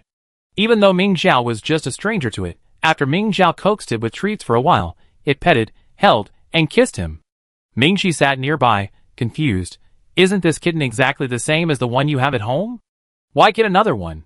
Ming Zhao held the kitten, but it grew impatient after being held for so long, twisting around like a top in Ming Zhao's arms. Ming Zhao, fearing he might hurt it, quickly put it down. My dream since childhood has been to get a real kitten, Ming Zhao said, chasing the kitten and teasing it. Ming Shi disagreed. That doesn't count as you raising him. The kitten ignored her, clinging only to the store manager's sister, who had always taken care of him. Ming Zhao gave up. I know, but I've been so preoccupied with it all day. If I didn't raise this kitten, I wouldn't even have the energy to train. Ming Shi frowned and said, It sounds like you need to adjust your mindset. But it was strange. Nothing had happened recently. How could his mindset suddenly become unstable? Well, Ming Zhao's mood sank. Let's go! Ming Shi stood up and said, There are counselors in the palace and the Imperial Military Academy. If you need them, you can go see them. Ming Zhao didn't think she needed them. She knew why she felt that way. I've been wondering if I pushed Ming Nulan too hard back then. If I had given him more face, he might not have defected. Ming Zhao smiled wryly. As Ming Shi's departure drew closer, she pondered the matter more and more, even losing focus during training. If he hadn't left, all of us Ming family members would still be in the main system. Ming Shi was stunned. She thought hard for a long time, but couldn't come up with an answer. You forced Ming Noran? When? That is, to force him to apologize and laugh at him for failing the test. Ming Zhao said. First, he was just being rude, and in the end, my uncle didn't ask him to apologize. Second, failing the test is an objective fact. Ming Shi said, Ming Nulan is inherently competitive. Even if you don't laugh at him, he still feel unbalanced if he's not as good as us. He's like a ticking time bomb. It's better to break away from the Ming family as soon as possible than to try to backstab us. That makes sense, but Ming Zhao hesitated. But you. Everyone has their own destiny, Ming Shi said generously. I'm going to the Kalian Military Academy, and I can even ask Yun Niamyu to help me modify my mecha. You should train hard, or you lose to me next year. Seeing her magnanimity, Ming Zhao felt less upset. Then let's see who's the winner. Ming Shi raised her hand, clenched it into a fist, and bumped it with Ming Zhao's. Ming Zhao. Another person entered the pet shop, a familiar face. Ming Shi? What are you two doing? Chomp away. Ming Zhao was about to introduce Ming Shi to her, but unexpectedly, Ming Shi recognized the newcomer, and even greeted her first. This made her curious. Huh? You know each other? Chong Kuei smiled. Of course I do. I lost to Ming Shi during the guard team selections, and unfortunately, I came in fourth, so I didn't make the guard team. Ming Zhao suddenly realized. So that's why. I didn't know Kuei had also participated in the selections. Chong Kuei said, Except you and Jia Shi, all the other SSS-level soldiers at the Imperial Military Academy have participated in the selections. What a coincidence. During the guard team selections, she and Cheng Jiashi were still farming on Xiangdi Star. Cheng Jiashi wasn't from an aristocratic family, nor did he want to join one. He didn't even know about the guard team selections. Chong Kuei looked at Ming Shi with a hint of regret, saying, I've been wanting to play against you again for years. I didn't expect you end up at Kalian Military Academy. Ming Shi said, There's no shortage of opportunities in the Mecha League. That's true. Ming Zhao asked curiously, What are you doing at the pet shop? Chapter 25. Chong Kuei invited them. I've got a pet here. Would you like to see it? Since they were already here, they had to see it. Ming Zhao pulled Ming Shi along, following Chong Kuei. Jiashi told me I could keep pets online. Did you tell her? Chong Kuei nodded. I did tell her. No wonder we're so lucky to have chosen the same shop. Ming Zhao asked again, What do you have? I have a cat. Can they play together? Chong Kuei's back visibly stiffened. Not really. Her pet was a beautiful snake, with a tender pink color. If placed next to Ming Zhao's cat, it would be a truly moving cat toy, a delicious treat. Chong Kuei took the snake in her hands and played with it, stunning Ming Xiao. She even asked enthusiastically, "Do you want to pet it?" Ming Shi stood silently by. Ming Xiao pulled Ming Shi aside, saying, "No, I suddenly remembered we have something else to do. We be leaving now, haha." The two of them turned and scurried off. Chong Kuei, accustomed to this kind of reaction, shook his head, unconcerned about their departure. Ming Xiao slipped away quickly, then couldn't help but regret it. Actually, that snake was quite pretty. Ming Shi didn't think so. It looks a bit like a zerg larva. Hearing her say that, Ming Xiao instantly remembered the photo the teacher had shown them in class. Densely packed eggs, each with a pink, slender strip swimming in the center. Even more terrifyingly, these eggs are only laid during the mother's reproductive period. Their shells are incredibly hard and indestructible. Even with an army, they can only wait until they mature into powerful adults before being slain at a great cost. The thought of this made the snake instantly less adorable. "Going back?" Mingxi asked her. Ming Xiao quickly shook herself from her nausea and shook her head. "It's still early. Have you packed everything? Transportation to the Kalia system is difficult, so I need to bring a lot of stuff." Mingxi said, "I already have all these things at home. Even if she needed something, she could buy it online. It would just take a little longer. Why waste time in the mall? Since we're here, let's take a look." Ming Xiao was excited. "If there's anything you like, take it. We have the space folding device anyway." In the end, Mingxi was dragged along by Ming Xiao and bought a lot of things. Her space folding device was full, so Ming Xiao went to the mall's specialty stores and bought several more, each of which was completely filled. It was already late when they returned. Mingxi earnestly warned Ming Xiao, "Go back and see Grandma with me today. Don't slack off during training from now on. If you have time, come see Grandma for me." Okay. Ming Xiao quickly agreed, then hesitantly asked, "Can I go to Kalia Military Academy with you?" Mingxi shook her head. "What are you going for? Didn't you just say you train hard?" "I want to see what we can do on a starship," Ming Xiao said. "I bought a ticket for a civilian starship." "Are you planning to dismantle the civilian starship?" Mingxi felt somewhat helpless. Ming Xiao's confidence waned. "I've already taken leave. It's only 8 days round trip. I spend a few days at Kalia Military Academy and relax. I saw someone online say that it's hard to adjust to attending school on another planet alone. And you're going to another star system. If you have someone with you, you definitely adapt faster." Mingxi said helplessly, "You should probably spend less time on StarNet." Ming Xiao ignored her and forged a legitimate reason. "Besides, I can still ask Yun Niamu to adjust my mech. It's for business." Mingxi felt uneasy. "The mech league is coming up. Why would Yun Niamu help you adjust your mech now?" Ming Xiao was at a loss for words. Finally, she said, "It's just a side thing. If she doesn't want to help, I won't make the changes." Mingxi sighed. It seemed like Ming Xiao had to go. She said, "Okay, I ask you Miao if she can take someone to the military academy. But when you get back, you have to intensify your training and make up for what you've missed." Ming Xiao nodded obediently. Yun Miao replied quickly, welcoming Ming Xiao. So, Ming Xiao packed his things overnight, bought his tickets, and waited for his departure. Feng Ning asked her, "Have you decided where to go?" Ming Xiao looked at Ming Shi, who was training nearby. This was her last training with the guards for a while, but she was still very serious. "I'm going to Kalia Military Academy with Ming Shi." Feng Ning was a little surprised. After a moment's thought, he said, "I'm going too." "Huh?" Ming Xiao fell off the horizontal bar in surprise. "What are you going for?" Feng Ning whispered to her, "I got some of the nutrient solution that Feng Yu secretly gave to the A-level students. I'm going to ask Yun Niamu to help me check the ingredients." The nutrient solution Feng Yu had reported was for the entire school. The privately distributed solution was different. An unknown ingredient had been added to it. Quan Hung had been researching it for a long time, but had no clue what it was. Yun Niamu was not only the most outstanding mecha pilot of the time, but also had considerable knowledge of medicine. Feng Ning thought that as a mecha pilot, she might have a unique perspective on this. Ming Xiao couldn't think of a reason to refuse, so he agreed. However, Feng Ning was ultimately unable to go because Feng Lingyi was unwell, and he needed to stay behind to oversee the situation. "Your Majesty is unwell?" Ming Xiao asked worriedly. Feng Ning nodded. "They're all old injuries." Ming Xiao couldn't help but feel guilty when he heard this. After all, Feng Lingyi's old injuries were caused by the Divine Sword. The power of the Divine Sword, sealed for 1,000 years, suddenly erupted with terrifying force.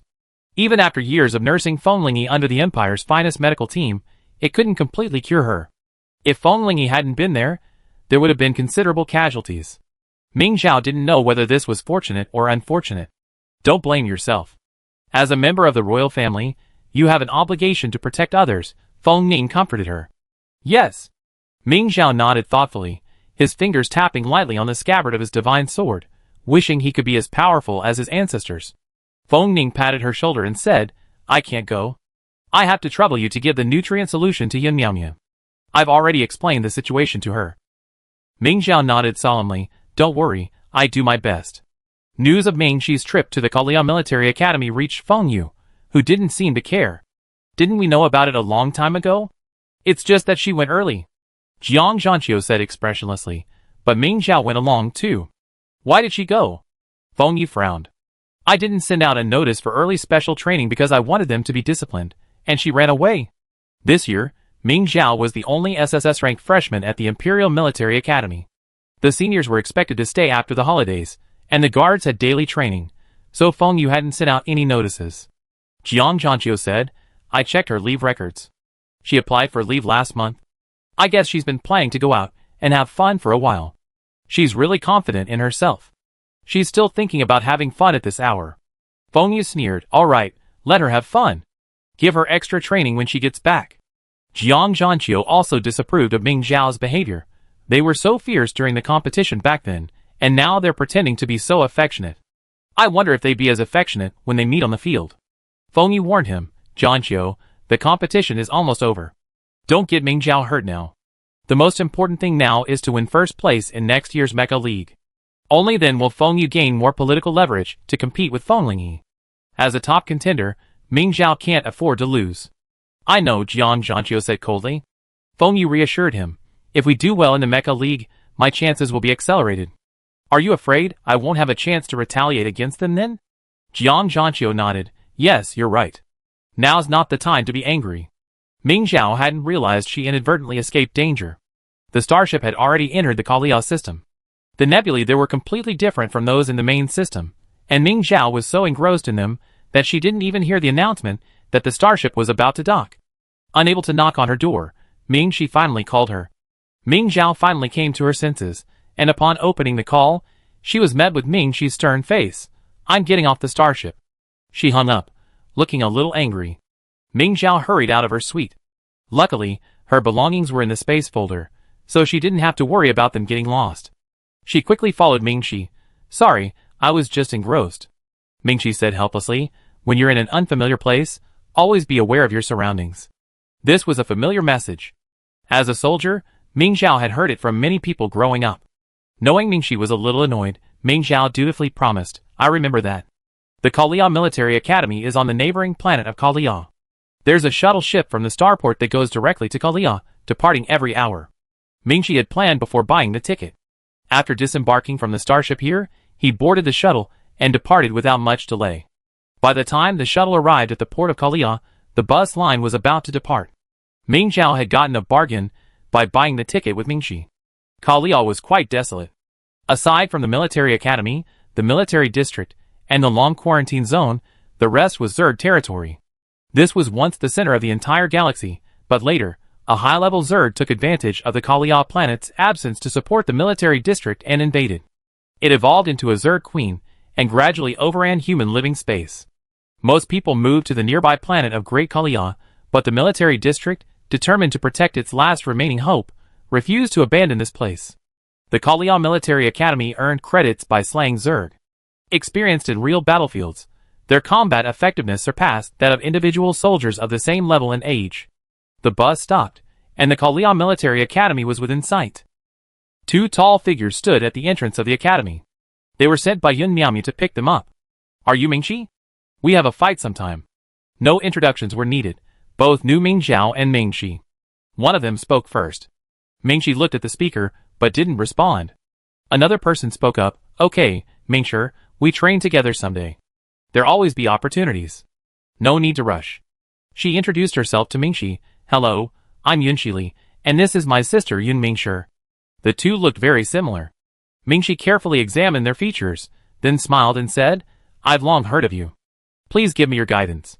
Yun Xili looked at Ming Zhao again. The principal asked to take you to her office first. Why are you going straight there now? Sister, why are you asking her? She is not from our school. She go wherever we go. Yun Mingshi was a little annoyed by Yun Shili's questioning of Ming Xiao. But her sister ignored her, and neither did Ming Xiao. Okay, let's go see the principal first. Give her the nutrient solution first, hoping for quick results. Chapter 26. The Kalian Military Academy wasn't large. It took only 10 minutes to get from the gate to the principal's office in the heart of the school. Inside, there was almost no decoration, save for the densely packed buildings. That's the dormitory area, that's the cafeteria, and over there is the training building. Yun Shili pointed as he walked, completing his tour of the Kalian Military Academy without having to walk any extra distance. It was lunchtime, and a large number of students were heading straight for the cafeteria after class. Ming Xiao and the others were stuck in the crowd, struggling to make their way through. This military academy was incredibly small. Any small military academy in the main galaxy was larger. Ming Xiao had never been so crowded before. She couldn't understand it. The Kalian galaxy was so rich in resources, and they were all rare. Just exporting a few of them could completely rebuild and expand the entire academy. But Ming Xiao said nothing. She was afraid of getting beaten for saying this in front of students from another military academy. Yun Miaomia was waiting for them in the office. Shili Mingshi, wait over there. Aunt, can't we stay here? Yun Mingshi clung to the doorframe in disbelief, refusing to leave. From childhood to adulthood, Yun Miaomia had never avoided discussing matters with her sisters. When the Ming family arrived, they tried to send them away, and Yun Mingshi glared angrily at Ming Xiao. With just a glance, Yun Shili shoved his sister down from the doorframe and into the adjacent room. Sit down. Yun Miaomia invited them to sit down, and asked Mingshi with concern, our military academy is small. Will you have trouble adapting? Mingshi had spent 6 years preparing herself mentally, and now she was able to face it calmly. The environment isn't important. We come to the military academy to learn. Ming Xiao was unprepared and sat listlessly to the side, worried about Mingshi. Kalian Military Academy was so shabby. How was Mingshi supposed to survive for years? It seems like little Ming Xiao isn't adjusting well, Yun Miaomia smiled, straightening Ming Xiao's ruffled collar. It was dinner time, so it was a bit crowded. Is it like this every mealtime? Ming Xiao was still terrified. Yun Miaomia nodded gently. But don't worry, Mingshi, you don't have to squeeze in. The SSS class have extra training, and to ensure they don't miss out on food in the cafeteria, someone will deliver it. Mingshi suddenly realized, so they've never experienced this before, which is why they let us into the crowd. Yun Miaomia couldn't help but chuckle. That's right. An experienced student would have taken you on a detour. It wouldn't be like that at the Imperial Military Academy. The dormitories there are much better, Yun Miaomia said to Mingshi. We all have 4-person dormitories at the academy, with bunk beds. I was worried you wouldn't be used to it, so I reserved a room for you. Mingshi said a little embarrassedly, it doesn't need to be a separate room. It's just a place to sleep. I'm not picky. Shili and Mingshi will also share a room. Just think of it as SSS class treatment. It's just one dorm. There are plenty of empty dormitories on campus. Mingshi finally agreed. Yun Miaomia checked the time. Alright, there's no need to queue at the cafeteria at this time. I have Shili take you there, and then we go to the dorms and rest. Mingshi and Ming Xiao stood up and noticed Yun Miaomia looking at them with a half smile. Ming Xiao paused for a moment before remembering to pull out a tube of nutrient solution from the space folding device and hand it to her. Is this what Feng Yu has researched? Yun Miaomia unscrewed a tube and sniffed it. Looks good. Ming Xiao had smelled it before, and it certainly gave him a feeling of energization. However, there were many expensive nutrient solutions on the market that had the same effect. The peculiarity of Feng Yu's nutrient solution was that it was only given to a select group of people. This wasn't a big deal, after all, nutrient solutions with this effect were expensive, but Feng Yu didn't just give it to the top-ranked students. This didn't align with Feng Yu's usual style, and Feng Ning became concerned. However, Feng Yu was extremely cautious, and he still hadn't figured out how he selected these students. There's an unknown ingredient in this, and Dr. Quan hasn't been able to pinpoint it, Ming Xiao said. Yun Miaomia put away the nutrient solution and said, okay, I see if I can find it. Since you're here so rarely, why not take a look at the nearby planet of Dakaya over the next couple of days? Ming Xiao was thinking exactly that. She looked at Ming-Shi with anticipation in her eyes. Ming-Shi sighed softly and nodded gently. Ming Xiao, having received the tip, eagerly opened the door. Unexpectedly, a figure lunged in as he did so. Ah! Ming Xiao quickly dodged, avoiding being tackled to the ground. Are you eavesdropping? Yun Mingshi awkwardly climbed to her feet, quibbling, "What do you mean by eavesdropping? I just came to see if you were done talking." Yun Miaomia knew her, but it didn't matter. The office was perfectly soundproofed, so Yun Mingshi couldn't hear a thing. "Mingshi, you're so concerned about the new students. They're going to Dakaya tomorrow. As a local, why don't you lead the way?" Yun Mingshi quickly shook her head. "I still have training to do. I give you a day off," Yun Miaomia said with a cheerful face, then said to Yun Shili, who had arrived shortly afterwards, "Shili, go too." "Where to?" Yun Shili had just gone to the bathroom to freshen up, so she had no idea what Yun Miaomia was talking about.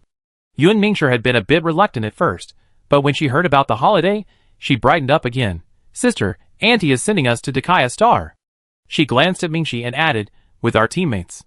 Ming Zhao, completely ignored, couldn't help but say, "Hey, there's me too."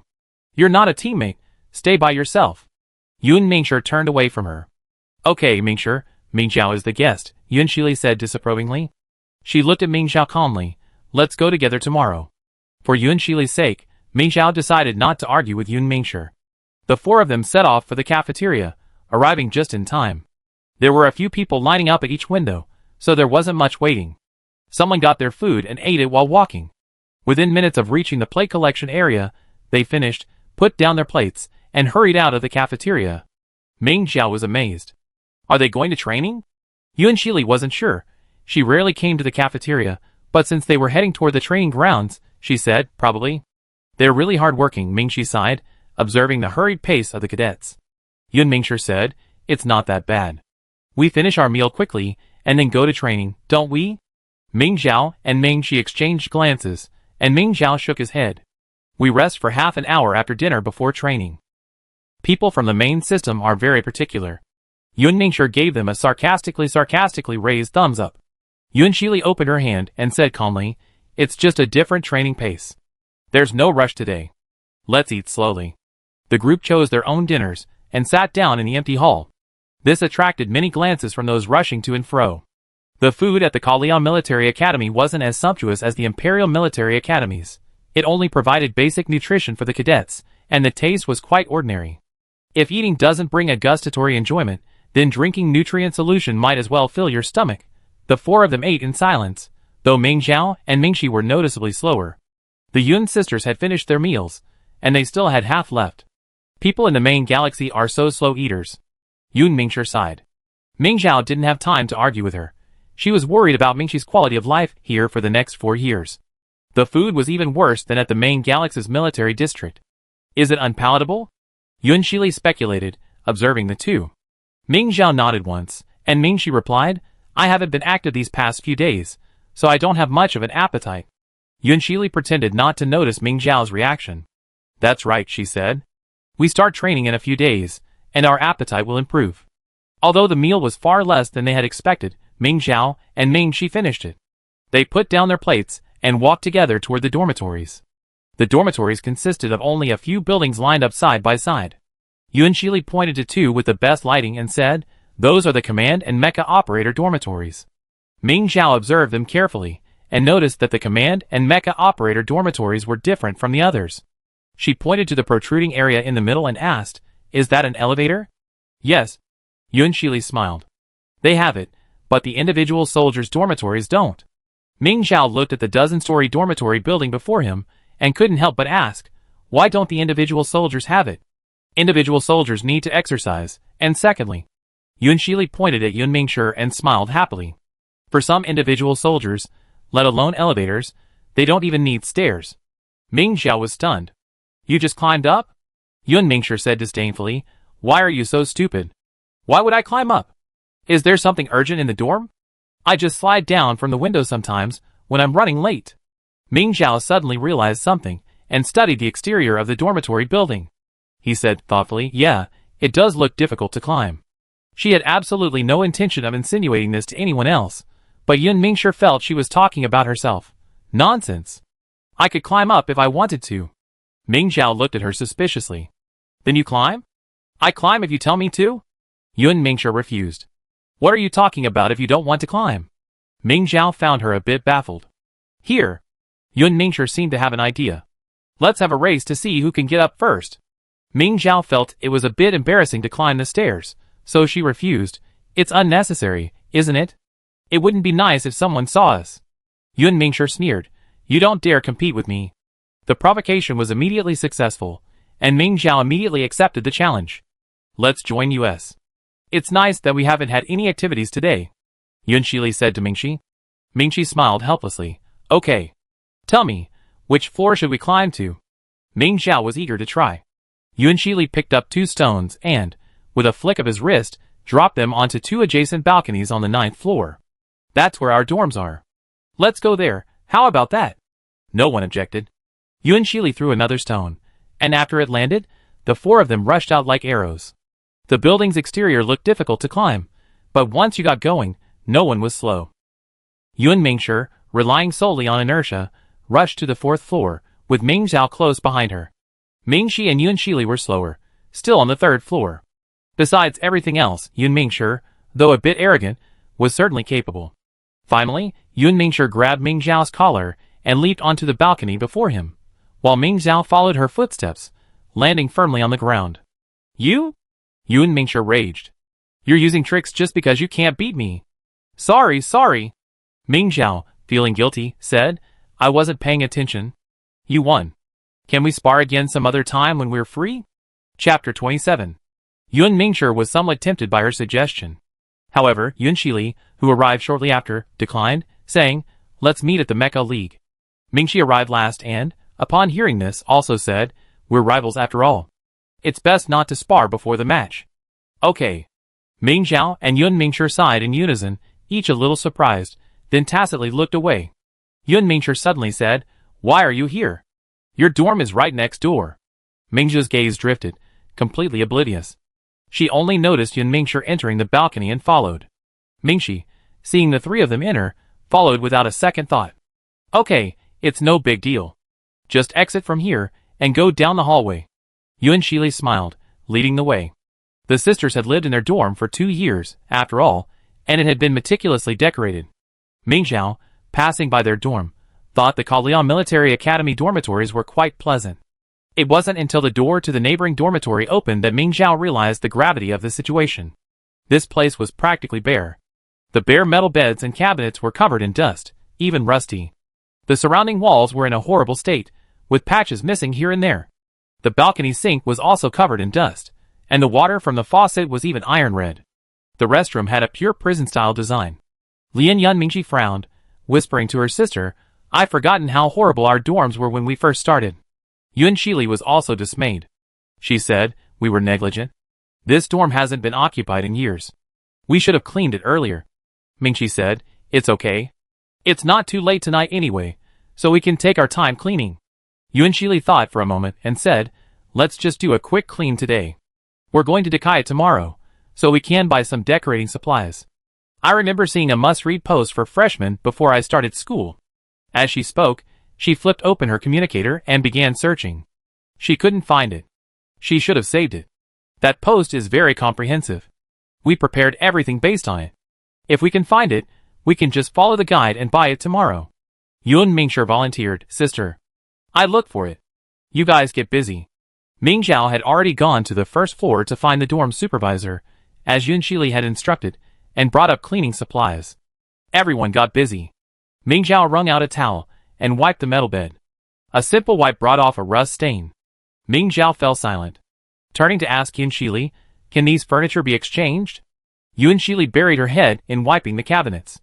She was about to say no, but then, remembering the astonishing number of space folding devices the 2 men possessed, she changed her tune and said, If your space folding devices can accommodate these old furniture, we can exchange them. As long as we restore it by graduation, the teachers won't care what we do with the dorm. Yun Mingshi said. Ming Zhao asked, puzzled, Why?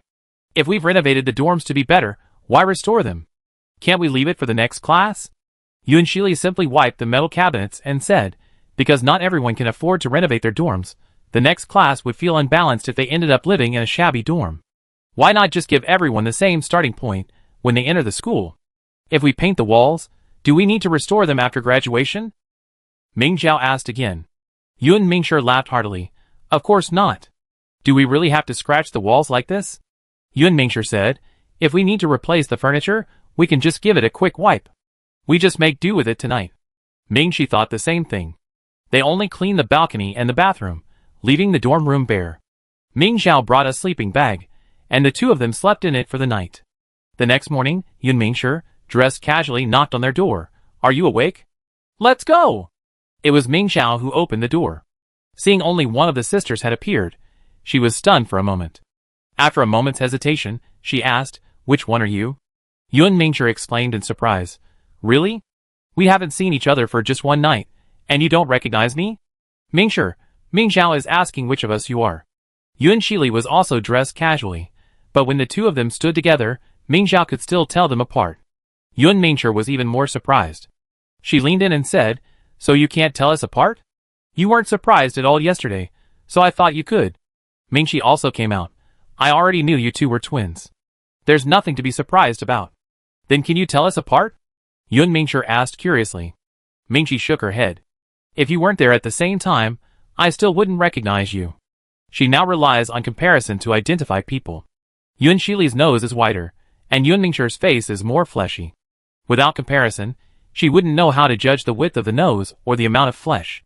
Yun Shili smiled and said, that's pretty impressive. Some classmates still can't tell us apart.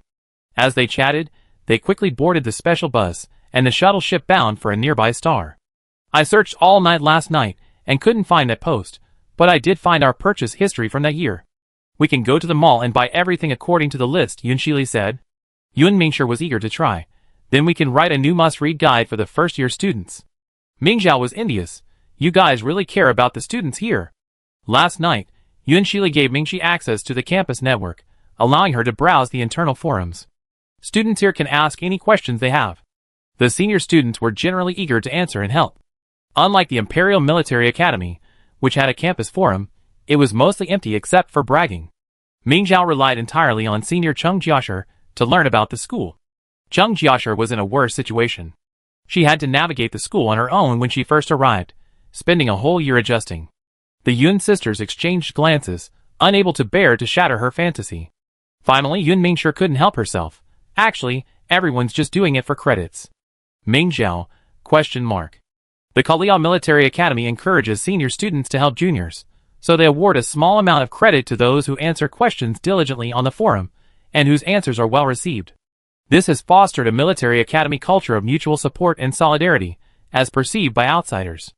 Ming Xiao's illusions were shattered, and she stumbled, at least. At least you encourage this. The ethos of the Imperial Military Academy. Strength is everything. After Feng Yu became principal, the number of people and events seeking advancement at all costs has increased. That's right. There are still many kind-hearted people in this school.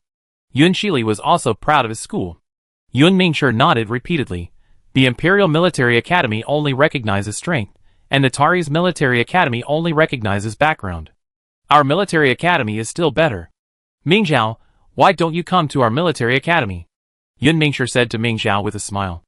Ming Xiao quickly stepped back. Don't joke. I'm already enrolled at the Imperial Military Academy. If word gets back, I'd be beaten to death by the teachers there. Inside the Imperial Military Academy, Feng Yu's heart raced. Ming Xiao's been gone for days. Why hasn't she returned yet? Jiang Zhanqiu dismissed the thought. The Kalia system is so far away. She should have arrived at the Kalia Military Academy today. There's Yun Miaomio at the Kalia Military Academy. She's done me harm several times. Do you think Ming Xiao followed Feng Ning's orders and went to the Kalia Military Academy to secretly form an alliance with Yun Miaomio? Feng Yu couldn't suppress this thought. Jiang Zhanqiu thought he was overthinking it. Whoever takes the throne of the main star won't attack the Kalia system, nor can they help them out of their predicament. Yun Miaomio has no reason to ally with Feng Ling. Feng Yu disagreed. Yun Miaomio chose to speak out about Ming Nulan's matter, so she's already leaning towards him. What's more, Mingxi has joined the Kalia Military Academy. Yun Miaomio and Feng Ling can definitely use the Ming family as a bond to connect them. Mingxi isn't qualified yet. Jiang Zhanqiu shook his head. She's just an ordinary SSS rank soldier. Only when Ming Xiao can wield a divine sword in the future will she be qualified. Feng Yu refused to listen and grew restless. Forget it, I go find Chiu Sol and have him call Ming Xiao to see what he's up to. Having made up his mind, Jiang Zhanqiu fell silent. He was also curious about what Ming Xiao could do now. Chiu Sol had no activities planned for the day and was alone at home.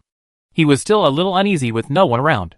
Remembering how long it had been since he asked about Ming Xiao, he opened his communicator and sent her a message asking where she was. Ming Xiao was a little surprised when she received the message. In recent years, Chiosor had rarely asked about Ming Xiao's affairs. Occasionally, Ming Xiao couldn't resist sharing something with him, but he never replied. Now that Chiosor had shown concern, Ming Xiao felt a little guilty. If she told the truth, she would definitely be scolded. Since Chiosor wouldn't verify it, Ming Xiao lied and said, "Father, I'm training with the guards."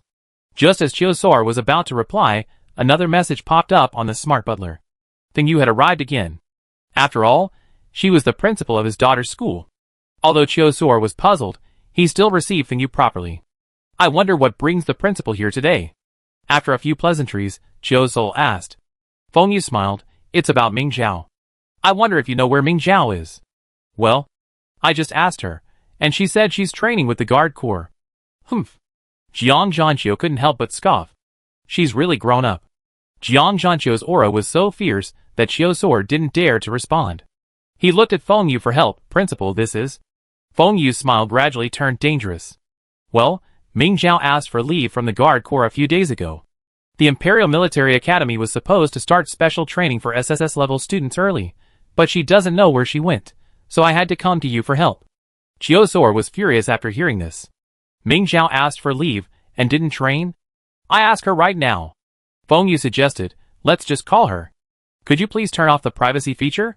I'm curious about where she's been. Without giving it much thought, Chiosor turned off the privacy feature on his communicator and called Ming Xiao. Ming Xiao and her friends had just finished buying the necessary items for their dorm room at the furniture store, and Yunshili took them to the nearest restaurant for dinner. The restaurant was bustling, with dozens of people still waiting in line. They took a number and wandered around the square in the city center. It was at this moment that Chiosor called. Chapter 28. Ming Xiao held an ice cream cone in her left hand, a local specialty pancake in her right, a cup of milk tea in her pinky finger, and her sword tucked under her arm. Without even bothering to see who it was, she struggled to press the connect button. Chiosor's face appeared on the screen.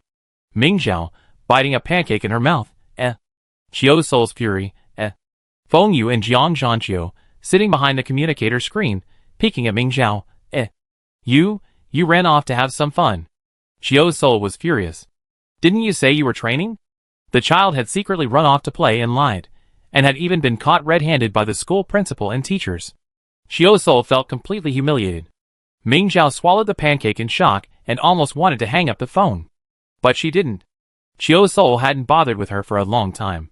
If she hung up now, he probably wouldn't care about her again. Ming Xiao immediately admitted her mistake. I'm sorry, father. She brainstormed an excuse. I brought you some local specialties when I went out to play. I wanted to give him a surprise, so I kept it a secret from you. Chiosor angrily said, I don't need your specialties. I've already told you. As long as you train hard and get good grades, I'd be satisfied. You don't need to do anything else.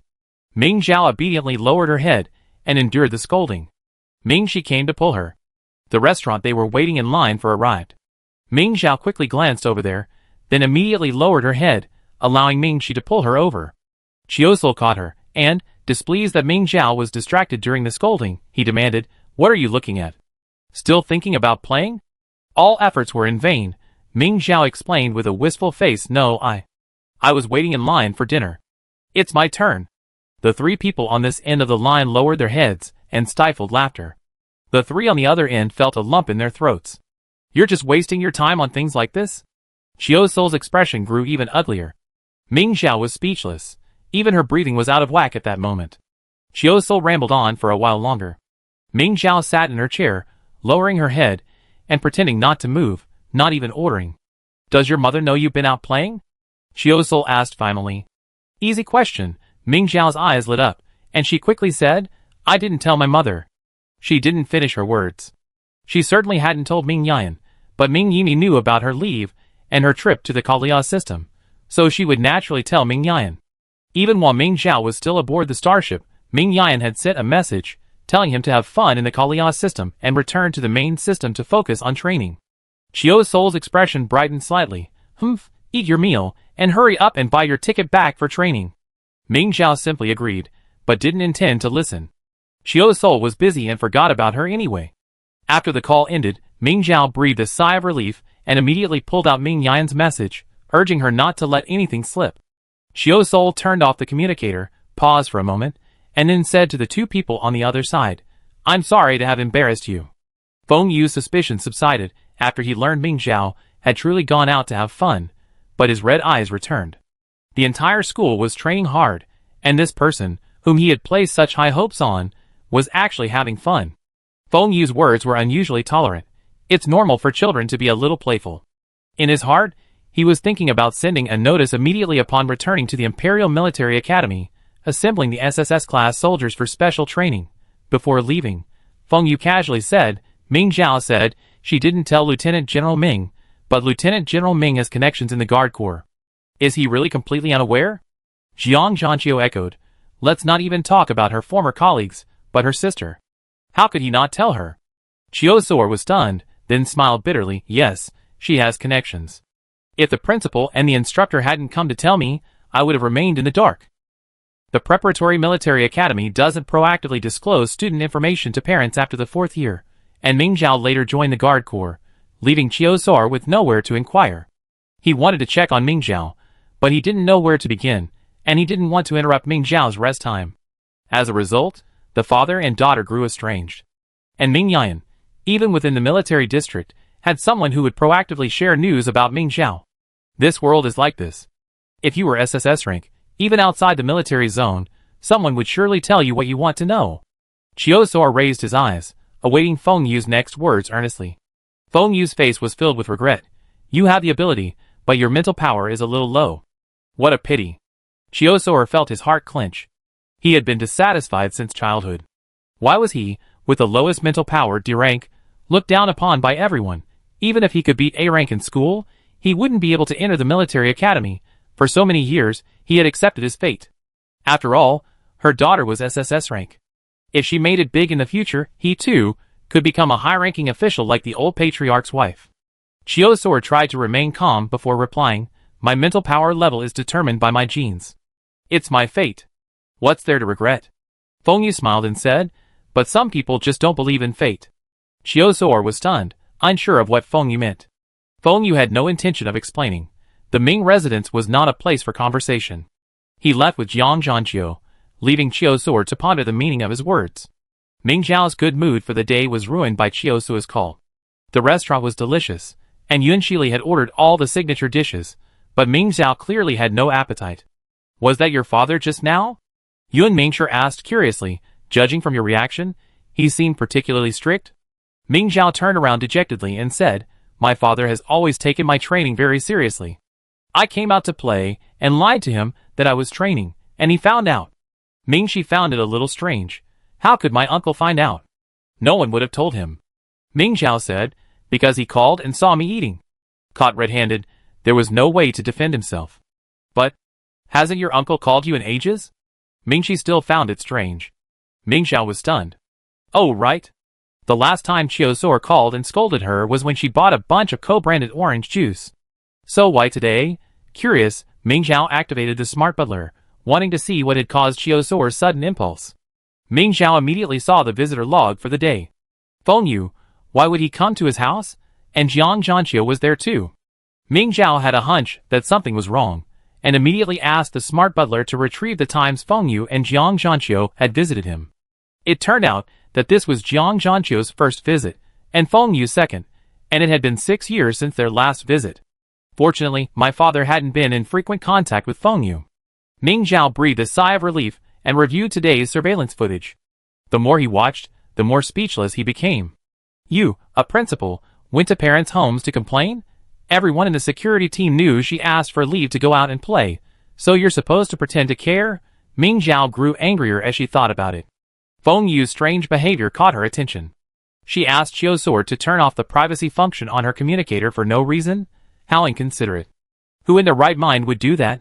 It felt like Feng Yu was deeply concerned about what she was doing, even distrusting others' accounts and insisting on seeing it with his own eyes.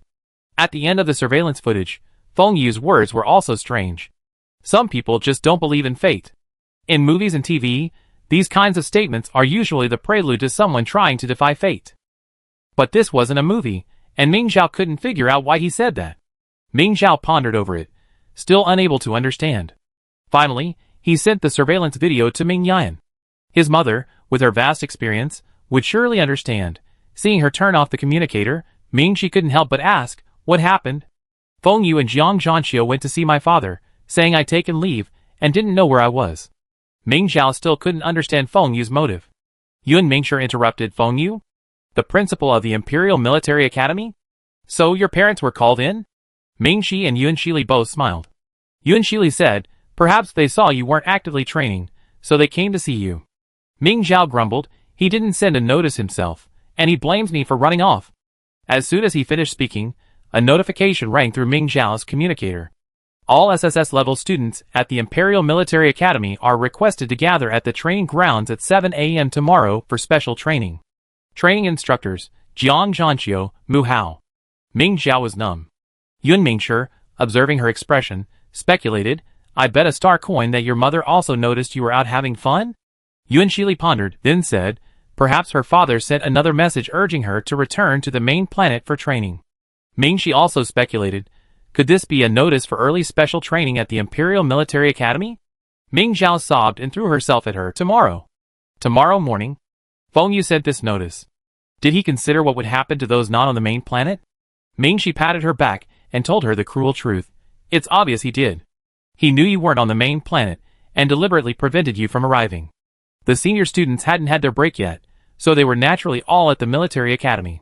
There were only 2 SSS-rank freshmen, and Feng Ning stayed at the palace." This notice was aimed at Ming Zhao. "Feng Yu. Does he have any heart?" Ming Zhao exclaimed angrily. Yun Shili looked at her sympathetically. "What are you going to do now?" Yun Mingshi expressed optimism. "It doesn't matter. At most, he expel you. Then you can come to our military academy.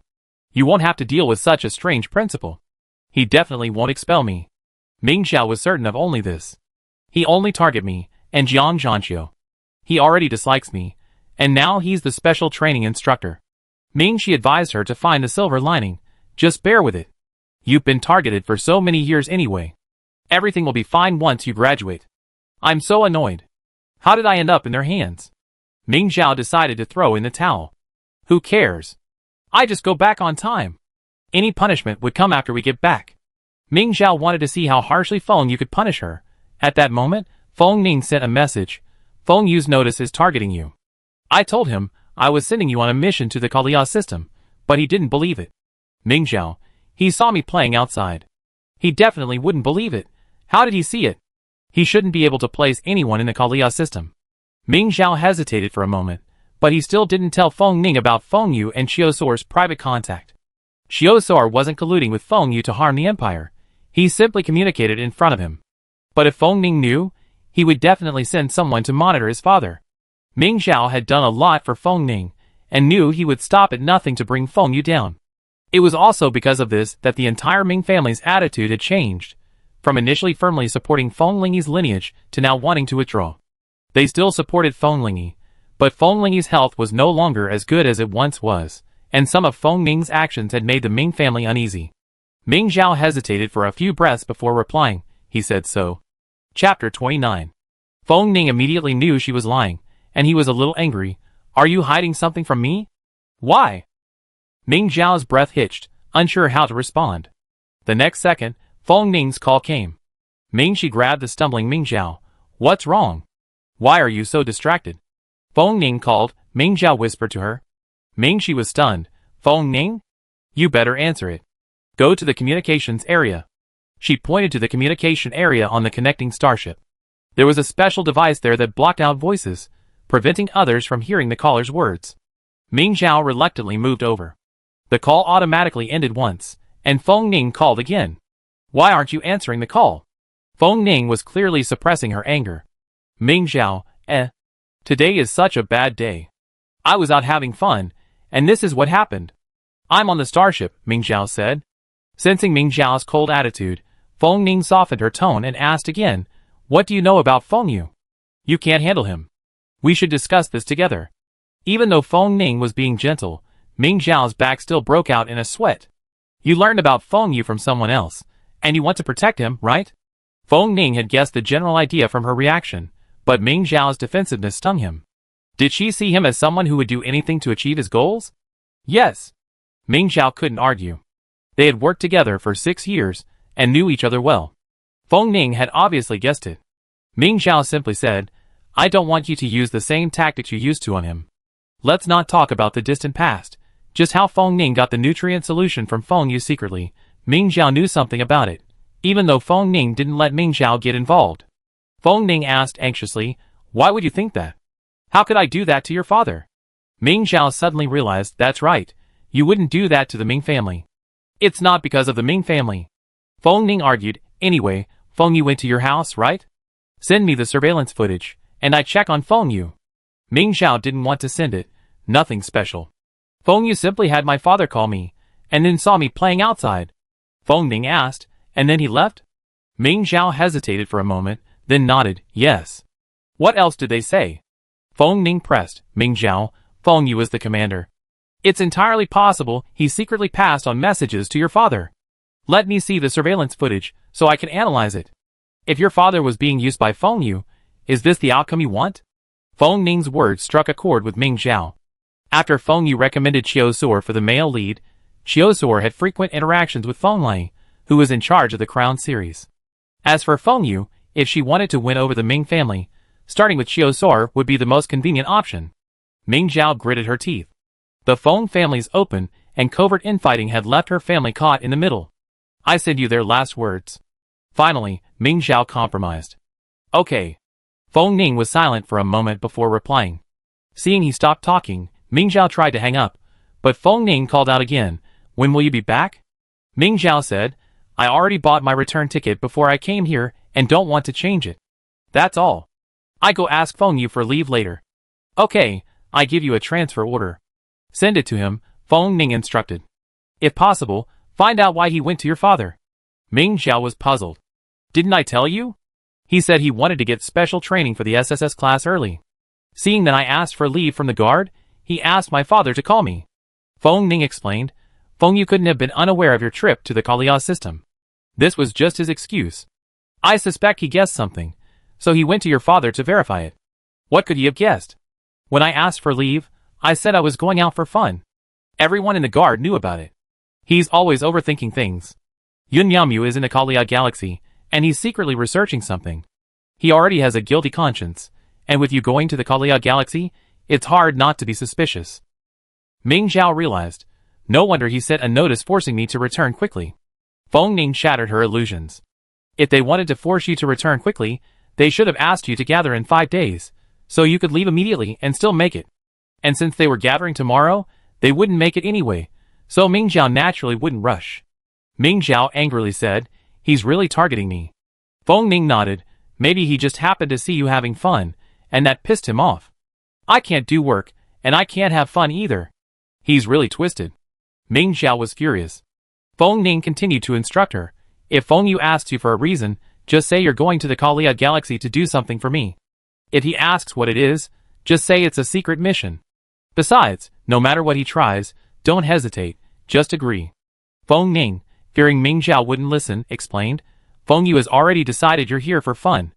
As long as you answer without hesitation, he won't be suspicious. Ming Zhao thought he had a point. Besides, they were all in this together, and Feng Ning wanted nothing to go wrong even more than she did, so his words were believable. I understand. After hanging up, Ming Zhao encouraged himself before dialing Feng Yu's number. After a long while, Ming Zhao's patience nearly exhausted, Feng Yu's half-smile finally appeared on the screen. Ming Zhao was furious at his smug expression, and he wanted to punch him. What's wrong, Ming Zhao? Feng Yu asked with a smile.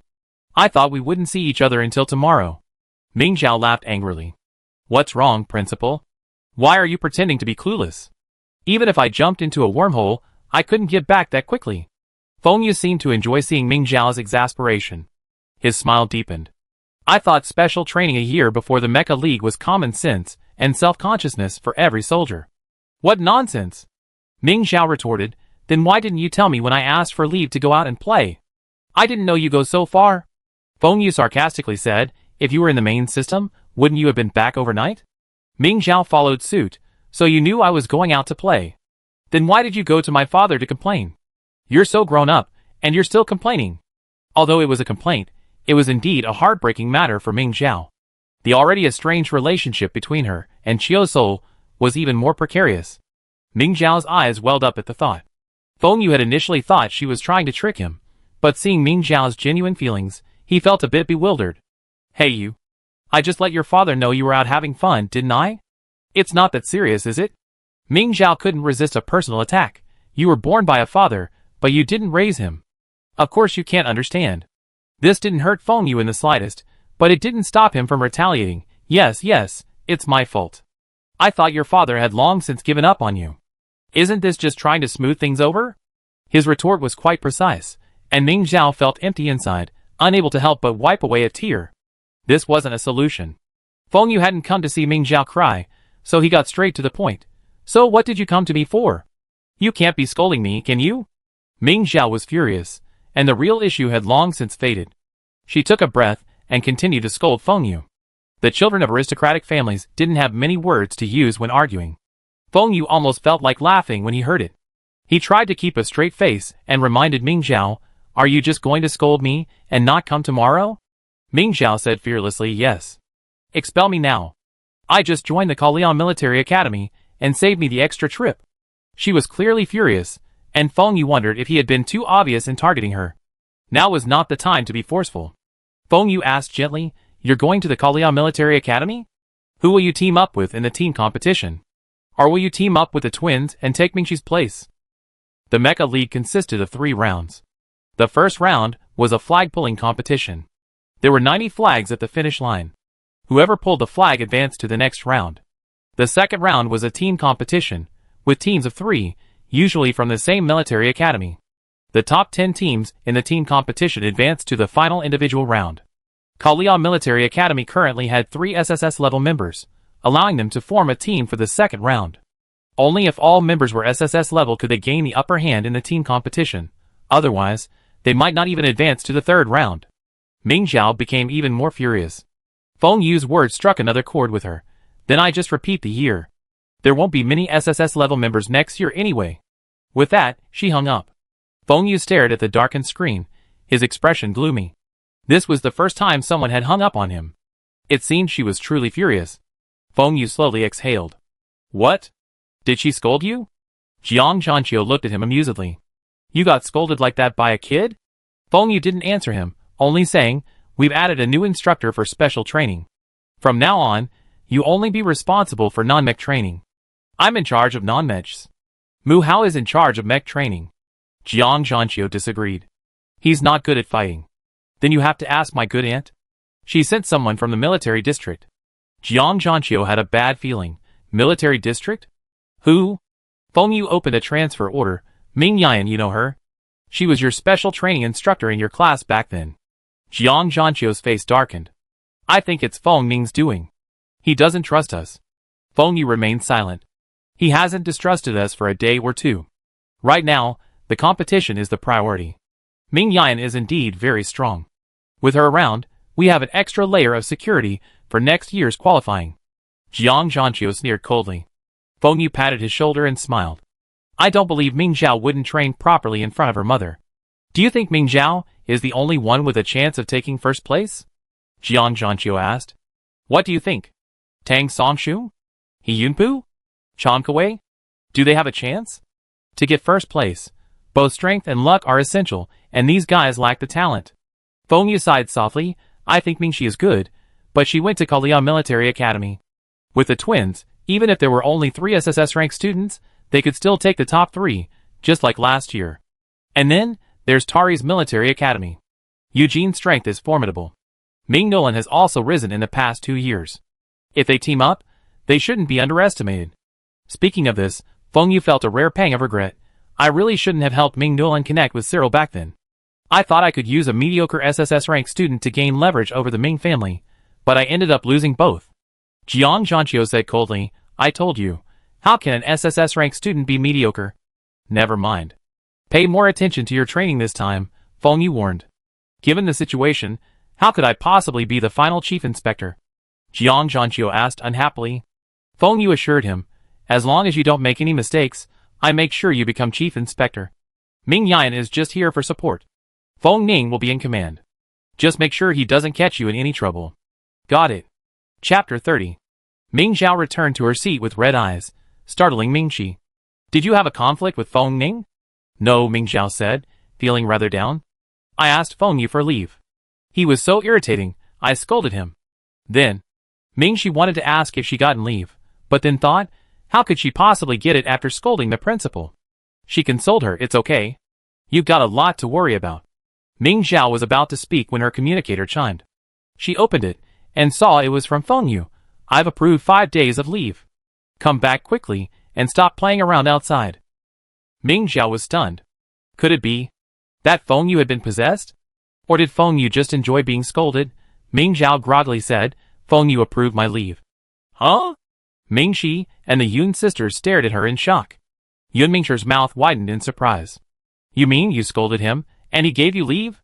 Mingxi, knowing Feng Yu's past behavior, found it even more incredible. So he loves being scolded. Yun Shili couldn't help but laugh and asked, then you're not in a hurry to leave, are you? Ming Zhao sighed and said, no, I'm even more anxious. 5 days of leave. I should be able to catch it if I buy a ticket tomorrow afternoon. No, tonight, I get off the starship and go straight to the Imperial Military Academy. I wonder if Yun Miaomiao will finish her research tomorrow night. Ming Zhao suddenly had an idea. What do you think? If I scold him again, will he give me a few more days off? Yun Mingxi became excited. Let's try? Feng Yu, far away at the Imperial Military Academy, seemed to be able to hear Mingxi's words. He sent another message. There's a new instructor for special training. It's your mother. She'll also be arriving in 5 days. Don't even think about wasting time outside. Ming Zhao was instantly stunned. He casually threw an emoji and said, Feng Yu said my mother was also a special training instructor. I can't hide. General Ming Yan? Yun Shili asked in surprise. Ming Zhao nodded. Yun Mingxi boasted, Lieutenant General Ming is the strongest in the main system military region. He decimated the competition in the Mecha League and led the Imperial Military Academy to a top 10 finish. He later coached a class of students who also achieved excellent results. Ming Zhao was delighted to hear her praise her mother. Yes, my mother is truly amazing, and she's also very gentle, not at all strict. I want to be like her. Mingxi, who was also raised by Ming Yan as a child, agreed, and is much better than Jiang Zhanqiu, and even better than the instructors in the Guard Corps. Yun Shili smiled. It seems the Imperial Military Academy will be a formidable foe next year. We give it our all. Ming Zhao replied, we won't give you any slack. Back in the dormitory, Ming Zhao's mood had improved. She bought a ticket for the next night and put the matter behind her. She discussed how to renovate the dormitory. If you live alone, just one bed would be enough, right? Ming Zhao finished setting up the toilet and sink, then came out to see Mingxi setting up the 4 bunk beds and desks they bought. He couldn't help but wonder. That's what I was saying. Yun Mingxi muttered. It's too narrow like this, I can't even get through. Mingxi retorted, I'm the only one living here, so how could I not be able to get through? Yun Shili explained, after we finalize the parameters, we might discuss the competition in the dorm sometime. Is that so? Mingxi thought for a moment, then said, then we can go to your dorm, right? The two sisters were speechless. Yun Mingxi couldn't help but give her a thumbs up. So you're trying to keep others out of your dorm. That's a really clever trick. Mingxi denied it. No, I just like to change beds occasionally. She had already made all 4 beds, sleeping on one today and another tomorrow. Ming Zhao was amazed. That looks pretty good. I'm going to decorate my dorm like this.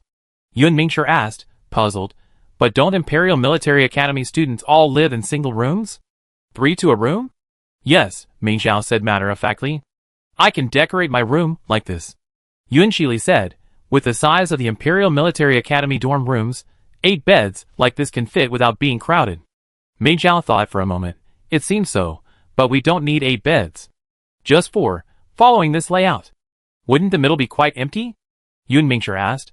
It's alright, I'm not going to be in the dorm anyway. I upload the design now. Ming Zhao was struck by inspiration and immediately started to create the blueprint. Yun Mingxi enviously said, the Imperial Military Academy is helping students with their renovations. How nice. Yun Shili tapped her head. Wouldn't it be fun to do it ourselves? We all have our own interests. There's no need to envy others. That's right. Yun Mingxi had a blast painting, and laying the floor was a delight. Ming Zhao, using high-tech technology, quickly designed the dorm blueprints and was about to upload them to the Imperial Military Academy's official website. As soon as he clicked on it, he exclaimed in disbelief, "Ah! Why don't I have a dorm yet?" Mingxi paused. "The graduates haven't left yet, have they?" Yuan Shili confirmed, "Yes, there's still 2 weeks left. New recruits will arrive at the military district at the beginning of next month, and they go straight in after graduation." This was the case with several major military academies, and the Imperial Military Academy was no exception. "So, why did Feng Yu send someone to training so early?" Ming Zhao asked angrily. "Is she sleeping on the street?" Although the Ming family and the Imperial Military Academy were both on the main planet, they were a vast distance apart, and it was impossible for her to attend school as a commuter. Ming Zhao was speechless. She immediately messaged Feng Yu, demanding, "Where will I stay if I go to school early?" Feng Yu didn't seem to read the message and didn't reply for a long time. Ming Zhao lost her patience and decided to give up. "Forget it, don't worry about it. I just sleep in the training grounds." Ming Shi comforted her, "It's okay. We'd definitely find you a place to stay. I'm just mad at him for sending someone back for special training without making any arrangements." Ming Zhao curled his lips. Ming Shi patted her shoulder. "Okay, don't be angry. You still have 4 years to serve under him. If you can't handle this, what are you going to do next? It's getting late. Go get some rest." Ming Shi went to wash up first. Ming Zhao received a message, but it wasn't from Feng Yu, but from Feng Ning. "Did you get your leave?" Ming Zhao, realizing he'd forgotten, quickly replied, "He gave me 5 days off, but we don't have a place to stay." Feng Ning ignored the rest of her sentence and asked, "Is he so easy to talk to?" Ming Zhao, a little embarrassed, told the truth. "I asked him why he went to see my father, and then he sarcastically said my father and I had a bad relationship. I scolded him and hung up without even asking for leave. Later, he offered it." Feng Ning frowned as she read Ming Zhao's long reply. Her emotions were no longer discernible, but to have Feng Yu back down on her own initiative, one could imagine how deeply Ming Zhao was emotionally swayed. He asked, "Are you still sad now?" Ming Zhao no longer felt sad when he thought about it. "I haven't been sad for a long time. I scolded him back on the spot. Now that he approved my leave, I'm not sad anymore." "That's good. You should get some rest early. There's no rush for special training." Ming Zhao, yes. I've booked a ticket back to the main planet tomorrow night. Good night." Feng Ning paused at her reply before replying, "Good night." The next morning, Ming Zhao received a call from Yun Niaomu, saying she had some thoughts, and asked Ming Zhao to come find her. Ming Zhao groggily got up, said something to Ming Shi, and then left. This unknown ingredient is not edible by any human. Yun Niaomu had stayed up for 2 nights, comparing all known elements and coming to a conclusion. Ming Zhao wasn't surprised. If it was an element used by humans, Quan Hung would have found it long ago. He wouldn't have searched so long without a clue. It doesn't even look like something humans could create. Yun Niaomu's face was solemn. Ming Zhao casually said, "If it's not human, could it be Zerg?" Yun Niaomu wasn't joking at all. "That's what I suspect." Ming Zhao was instantly startled awake. "Huh? That's not true. Since the founding of the empire, only Ming Qingla and Yun Ren have been able to refine Zerg. Ming Qingla is Ming Qingwan's twin brother. He's equally talented, but his talent lies entirely in mecha mastery. Yun Ren, Yun Niaomu's ancestor, was also an exceptional mecha master. The weapons refined by the Zerg are undoubtedly powerful, but until now, the bodies of slain Zerg have rarely been incinerated, while the vast majority are devoured by their own kind without even a chance to be processed. What a waste of good materials. It could be a low-level Zerg. You said it was only for A-level students." Yun Niaomu said, "There's only one way to verify it." Yun Niaomu's gaze fell on the divine sword in Ming Zhao's hand. Ming Zhao was startled. "Divine sword?" "Yes, the divine sword has the remnants of the Zerg Mother's aura. The Zerg Mother's pheromones can trigger the evolution of low-level Zerg. Although the ingredients in the nutrient solution are incomplete, if it were a Zerg, there would definitely be a reaction." Ming Zhao hesitated. "But if the divine sword were unsheathed, I'm not sure I could control it." Yun Niaomu was stunned. "All these years, you've never tried it." "I only tried it once, when I first got it. I only unsheathed it an inch before it completely destroyed the surrounding farmland." Ming Zhao felt a little disappointed. For all these years, she had only been able to use the divine sword as a stick.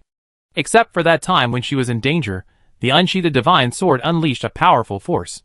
Ming Zhao never summoned that power again. "This is a difficult situation," Yun Niaomu said anxiously. "I asked you to use the divine sword. Not only do you have to unsheath it, but you also have to control the sword energy that comes with it, drawing out only the aura. The two exchanged glances for a moment, and finally, Ming Zhao said, "If you only want the aura to be revealed, then you can leave the sword unsheathed." Yun Miaomu immediately said, "Okay. Then let's do it right now." Ming Zhao silently swallowed the words, but it requires a trigger. Yun Miaomu trusted her so much, she couldn't let him down. Luckily, this wasn't difficult. Ming Zhao, recalling the fight against the masked man, tried to channel her mental energy into the divine sword. It worked. The divine sword, sensing the suppression, immediately released an aura in an attempt to suppress Ming Zhao in return. The unidentified substance extracted by Yun Miaomu began to wriggle frantically, gradually fragmenting. Soon, it grew from a small lump to a mass that filled the entire glass box. "It's the Zerg." Yun Miaomu confirmed her suspicions and immediately said, "All right. Stop." Ming Zhao was already exhausted. Upon hearing this, he didn't hesitate for a second and immediately withdrew his mental energy. Unexpectedly, even the residual aura was still very cunning. Following the direction Ming Zhao withdrew his mental energy, the aura surged towards him frantically. Chapter 31. Let go! Ming Zhao was too slow to react and nearly fell victim to the divine sword. Fortunately, Yun Miaomu reacted quickly, grabbing Ming Zhao and pulling him back. Ming Zhao stared blankly at the deep scar left behind where he had been, filled with fear. The aura Ming Zhao had drawn out couldn't find a target and quickly retreated. "It hasn't recognized you yet," Yun Miaomu said. Ming Zhao sat down wearily. "Yes." Yun Miaomu asked curiously, "You've never tried this before?" "I did once," Ming Zhao said, puzzled. "But the sword didn't try to attack me that time." "Oh!" Yun Miaomu was instantly intrigued. "Can you tell me what happened last time?" Ming Zhao thought for a moment, then finally spoke. Yun Miaomu was knowledgeable and might be able to discern something. "Last time, a group surrounded me, and I was almost defeated. Then I channeled my spiritual power into the sword, frightening them and allowing me to escape." Yun Miaomu thought. "Suodao, it sounds like the only difference is your state of mind. Perhaps the mental energy you release in times of crisis and in times of safety is different." "No way. I finally learned how to release mental energy." Ming Zhao suddenly remembered, "But I used a mecha last time." "Mecha?" Yun Miaomu stared at the perfectly sized sword in Ming Zhao's hand, and suddenly an idea struck her. "Can a divine sword grow larger?" Oh wow, Ming Zhao hadn't intended to say it, but Yun Miaomu guessed it, so she had to say, yes, it somehow grew larger that time, making it perfect for use as a mecha weapon. Yun Miaomu tapped his head and joked, "If I known the divine sword could be used as a mecha weapon, I wouldn't have spent my life designing weapons for you." Ming Zhao sternly retorted, "But the last mecha was completely destroyed after using the divine sword. If you use the divine sword as a mecha weapon, Principal Yun might be designing mechas for life." "That's true." Yun Miaomu couldn't help but laugh. "That could also be a problem with the mecha. Why don't we go to the training ground and try it now?" "Huh?" Ming Zhao hesitated. Yun Miaomu casually pulled out a mecha ring. "I have an unwanted SSS grade mecha." "An unwanted SSS grade mecha?" Ming Zhao's eyes welled up. As the Star Internet said, the Kalian Military Academy was both rich and poor, both stingy and generous. The two soon appeared on the training ground. Ming Zhao drank a bottle of nutrient solution he had swiped from Yun Miaomu and entered the mecha. "I won't help you this time. Be prepared for the sword to strike you," Yun Miaomu said. "I know," Ming Zhao said, releasing his mental power into the sword. But strangely, despite absorbing Ming Zhao's endless mental power, the sword didn't grow large enough to fit the mecha. It was tiny, nestled in the mecha's palm, looking rather cute. But a terrifying aura was already emanating. Ming Zhao gritted his teeth and retracted his mental power. The sword's aura immediately attacked. Ming Zhao, prepared, threw the sword away and took a step back. Yun Miaomu frowned as she looked at the shallow scars left on the SSS-class mecha's hull. Feeling her gaze, Ming Zhao's heart raced. Could the mecha be damaged? "It's your mental power that's the problem," Yun Miaomu assured Ming Zhao after she emerged from the mecha. Ming Zhao also vaguely sensed this. "But why is that? The divine sword can't grow any larger." "Ming Zhao." Yun Miaomu looked at her seriously. "You must frequently communicate with the divine sword like this. Don't just ignore it because you can't tame it." Ming Zhao nodded. "Okay." Yun Miaomu continued, "Each time you test the divine sword, be prepared to sacrifice your life and unleash your strongest mental power." "Okay." Ming Zhao seemed to understand Yun Miaomu's meaning. Perhaps the mental power she released, under normal circumstances, wasn't enough to suppress the divine sword, giving it the illusion that it could counterattack, which was why it attacked so frantically. If her own mental power were stronger, the divine sword would have realized its weakness. Ming Xiao had figured this out, and she was even more eager to try. Yun Miaomia knew what she was thinking and stopped her, saying, "Rest today, and try again after we return to the Imperial Military Academy. Be careful." "I understand. I do my best." Yun Miaomia said her conclusion to Feng Ning, and the matter was over. Taking advantage of the early hours, Ming Xiao took Ming Shi and the Yun sisters, who had already arrived at the training grounds to begin training, and continued to explore the large star next to Kalia. It was obvious that the Yun sisters had been out and about a lot as children. They knew all about fun, sights, and authentic local specialties. Thanks to them, Ming Xiao bought quite a few local specialties to bring back to family and friends. Late at night, Ming Xiao boarded the starship back to the main planet on schedule. Although the journey had been rushed and had its share of unexpected events, it was, overall, a fruitful return. Ming Xiao stroked the scabbard of the divine sword. She hadn't forgotten her original intention before unsheathing it: to bring the divine sword's splendor back to the world. But she hadn't found the right path. This time, with Yun Miaomia's guidance, she finally had a direction to strive for. Hoping that at next year's Mecha League, she could bring the divine sword back to the world. On the last night of her vacation, she received a call from Feng Yu. Why haven't you returned to school yet? With nothing to do on the starship, Ming Xiao dozed off in her single room. She checked the time, 1 a.m., 4 more hours, definitely by 7. You're really coming back on time? Is the Kalia system so captivating to you? Feng Yu asked coldly.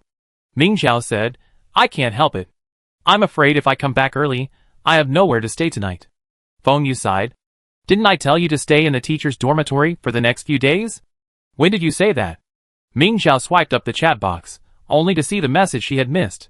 My classmates have all been out playing these past few days. I've been hearing so much that I haven't noticed. Ming Xiao felt a little guilty. Feng Yu chuckled. Which of your classmates are out playing? Tell me their names, and I give them a special training package when school starts. Ming Xiao exclaimed, That's unnecessary, isn't it? It's just a few SS rank and S rank students. What's wrong with them relaxing a bit?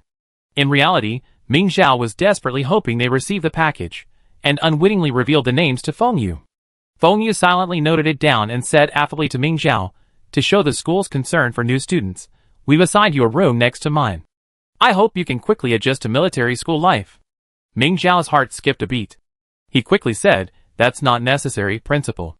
My mother and I can just stay for a few days. How could that be? The school always gives preferential treatment to new students. Feng Yu seemed to have seen something amusing. The main star is currently experiencing a stellar storm. All starships will be delayed. Ming Xiao, good luck, and don't be late. Ming Xiao was stunned. After hanging up the call, he immediately checked the starship's ETA. Sure enough, it showed due to the main star's stellar storm, expected to be delayed 15 minutes. 15 minutes was plenty of time. If he arrived on that time, Ming Xiao could even have a leisurely breakfast after arriving at the Imperial Military Academy.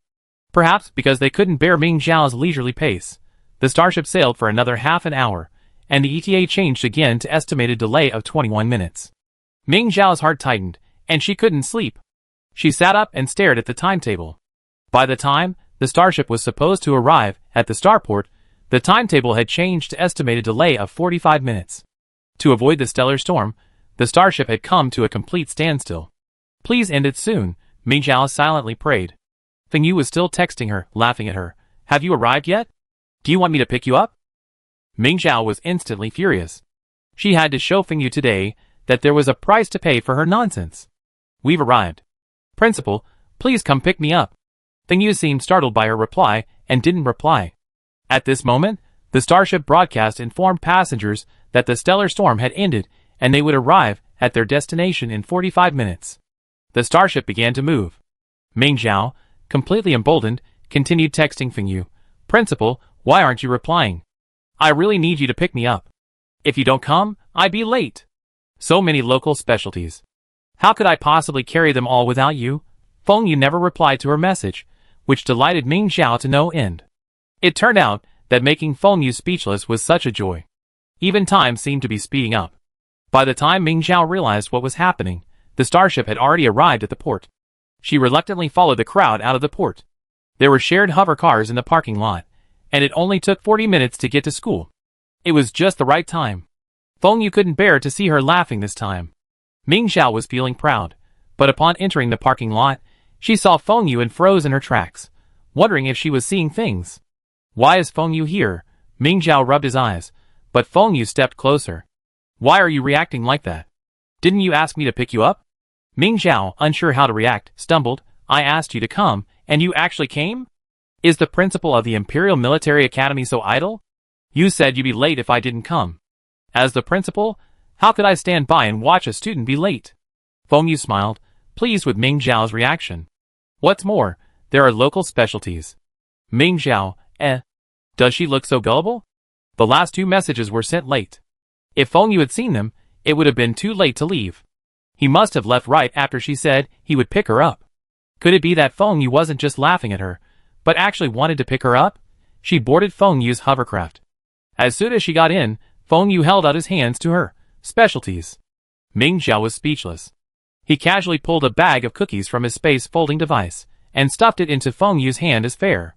Unexpectedly, Feng Yu took Ming Xiao's space device bracelet and said, "These are all for me?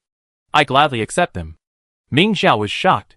Those are for my whole family and classmates. Chapter 32. Half of the space folding device doesn't require a key. Anyone with stable mental strength can see what's inside the moment they get it. Feng Yu had indeed wanted to take the opportunity to see what was inside, but the moment she saw it, she was speechless. Did you buy a space folding device specialty? Ming Xiao snatched the bracelet back, eyeing him warily. Isn't it possible? Feng Yu closed her eyes. Every time she tested Ming Xiao, he was the first to break through. Feng Yu suppressed her dark emotions and said, "Give me some more." He wouldn't get any of Ming Xiao's purchases. If she gave it to him, there would be less left for herself, and she didn't want to give. Can't you buy it yourself? Feng Yu remained silent, staring at her. Ming Xiao finally relented, taking out another bag of fried dough twists and placing it next to Feng Yu. Seeing Feng Yu still looking at him, Ming Xiao gritted his teeth and pulled out another carton of orange juice. He thrust a bottle into Feng Yu's hand and said, "That's all I have." Feng Yu looked at the orange juice in his hand, his lips twitching. The sight of the orange juice reminded him of the carton Ming Xiao had taken away like a treasure. This stuff wasn't tasty either, so why did Ming Xiao like it so much? Principal, good things should be shared. Giving you this much is already a lot. If I give you more, there won't be enough for the students. Ming Xiao pleaded earnestly. Ming Xiao, tired of talking, pulled out a bottle of orange juice himself and began to drink. It was made from the sour oranges unique to the Kalia galaxy. According to Yun Mingshi, it was sour and sweet, and especially delicious, so Ming Xiao bought 10 cartons in one go. After finishing a bottle, the sourness finally hit his teeth, and Ming Xiao's face twisted for a moment. Wow! Ming Xiao paused and recommended, "Principal, this is delicious. You should try it." Delicious? Feng Yu took Ming Xiao's expression in, well aware of her trick. He pressed the bottle in his hand toward Ming Xiao. "If it's delicious, drink more." Ming Xiao clenched the orange juice tightly, nearly crushing it. Feng Yu was about to ask, "You're not drinking anymore?" Ming Xiao swallowed his saliva and said, "I drink it later." The hovercraft stopped at the Imperial Military Academy parking lot. As soon as Ming Xiao got out, she saw Ming Yan getting off another hovercraft. "Mother!" She hurried over. Ming Yan looked at Feng Yu beside Ming Xiao with some surprise, then asked Ming Xiao, who had already run over to him, "Why are you with him?" "He went to the port to pick me up," Ming Xiao said casually. She noticed the blood-stained cloth on Ming Yan's arm. "Mother, are you injured?" Ming Yan glanced at the wound nonchalantly. "It's been treated." Ming Xiao asked worriedly, "How did you get hurt?" Ming Yan didn't answer her. Feng Yu had already walked over and greeted each other. Feng Yu asked, "Lieutenant General Ming is injured. Do we need to adjust today's training?" Ming Yan shook his head.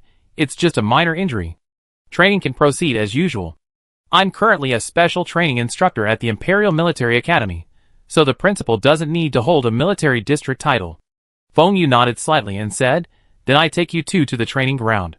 It was already late, with only a dozen minutes until training started at 7 o'clock. The senior SSS class soldiers had already gathered and stood stiffly in the center of the training ground, motionless. Ming Yan turned to look at Ming Xiao, who immediately understood and trotted over. Tang Songsheng and Chang Kuei stood at either end of the line, and Ming Xiao instinctively stood beside Tang Songsheng. There was no other way. They always stood like this in the guard. Tang Songsheng gritted his teeth and said, "What are you doing? Stand on the other side." Ming Zhao was momentarily confused. Isn't it okay to stand here? Tang Songsheng rolled his eyes. Cheng Jiashi anxiously peeked in and reminded her, Ming Zhao, we stand by grade. Ming Zhao suddenly realized what was going on and quickly ran to the other side of the line to stand still. When Ming Yan reached the front of the group, the line was still neatly arranged, as if nothing had happened. No need to introduce myself. You all should know me, and I know you all. Ming Yan stood in front of the team. My training is simple. Get in a mech, no weapons, and fight me. Ming Yan glanced around and asked, who's going first? Ming Zhao had never seen her mother like this before. She looked so serious she wasn't used to it. When she came to her senses, she found Ming Yan's eyes on her.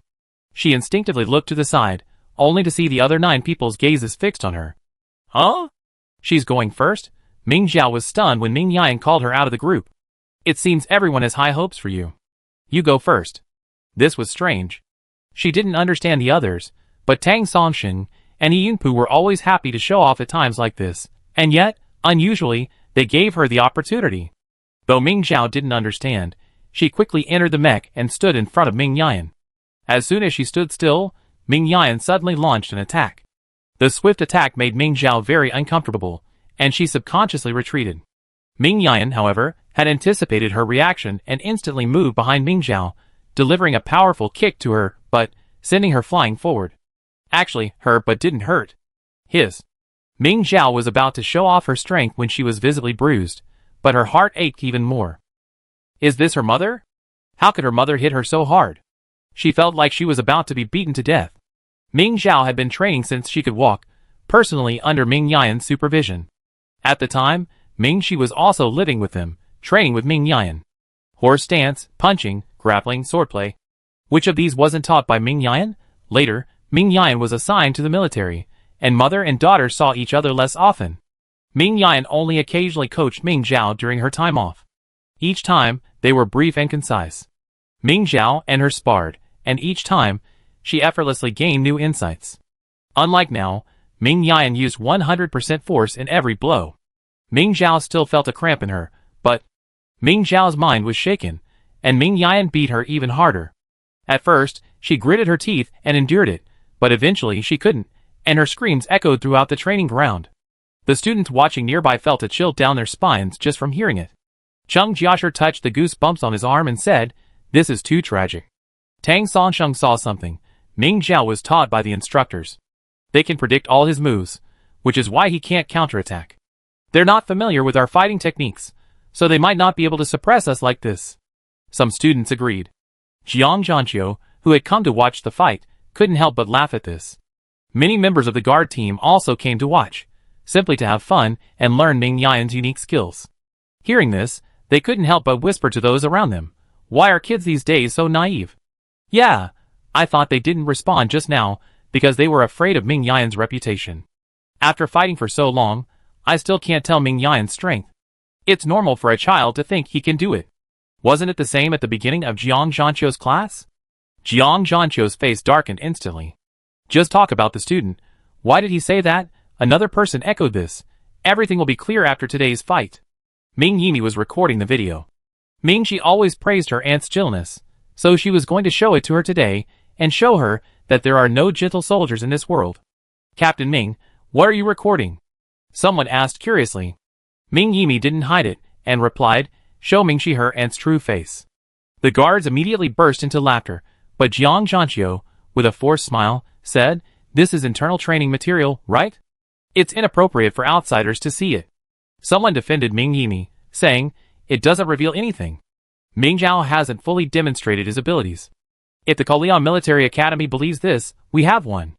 Another person commented, "Ming Shi has been training with the guards for so long. She is well aware of Ming Zhao, Tang Songsheng, and Yi Yunpu's abilities. What can a single video reveal?" Jiang Zhanqiu had no choice but to say, "This is the best you can record." That's enough. Ming Yimi had originally only wanted to record Ming Zhao getting beaten. Seeing Ming Zhao's head being stomped on by Ming Yan, unable to get up, Ming Yimi ended the recording and sent it to Ming Shi. Next, Ming Yan finished beating Ming Zhao, not even needing a break, and turned directly to the whispering students. Though Tang Songsheng and the others felt they wouldn't be outmatched like Ming Zhao, no one dared to step forward. Seeing this, Ming Yan said bluntly, Come in the order you were in the opening row. Next to Ming Zhao was Chang Kuei. She immediately boarded the mecha as if facing a formidable enemy, and approached the still-lying Ming Zhao, only to be blocked. Ming Yan had already loosened her grip, but seeing that Ming Zhao showed no sign of getting up, she kicked her. What's going on in there? Are you fainting or just mad? Of course she wasn't fainting, but the damage to the mecha had been transmitted through it to Ming Zhao's brain, and she was now completely paralyzed from head to toe.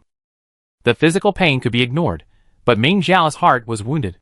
Ming Yan's opening kick had shattered the image of her mother in Ming Zhao's mind. The subsequent pressure and attack plunged her into a deep well of self-doubt.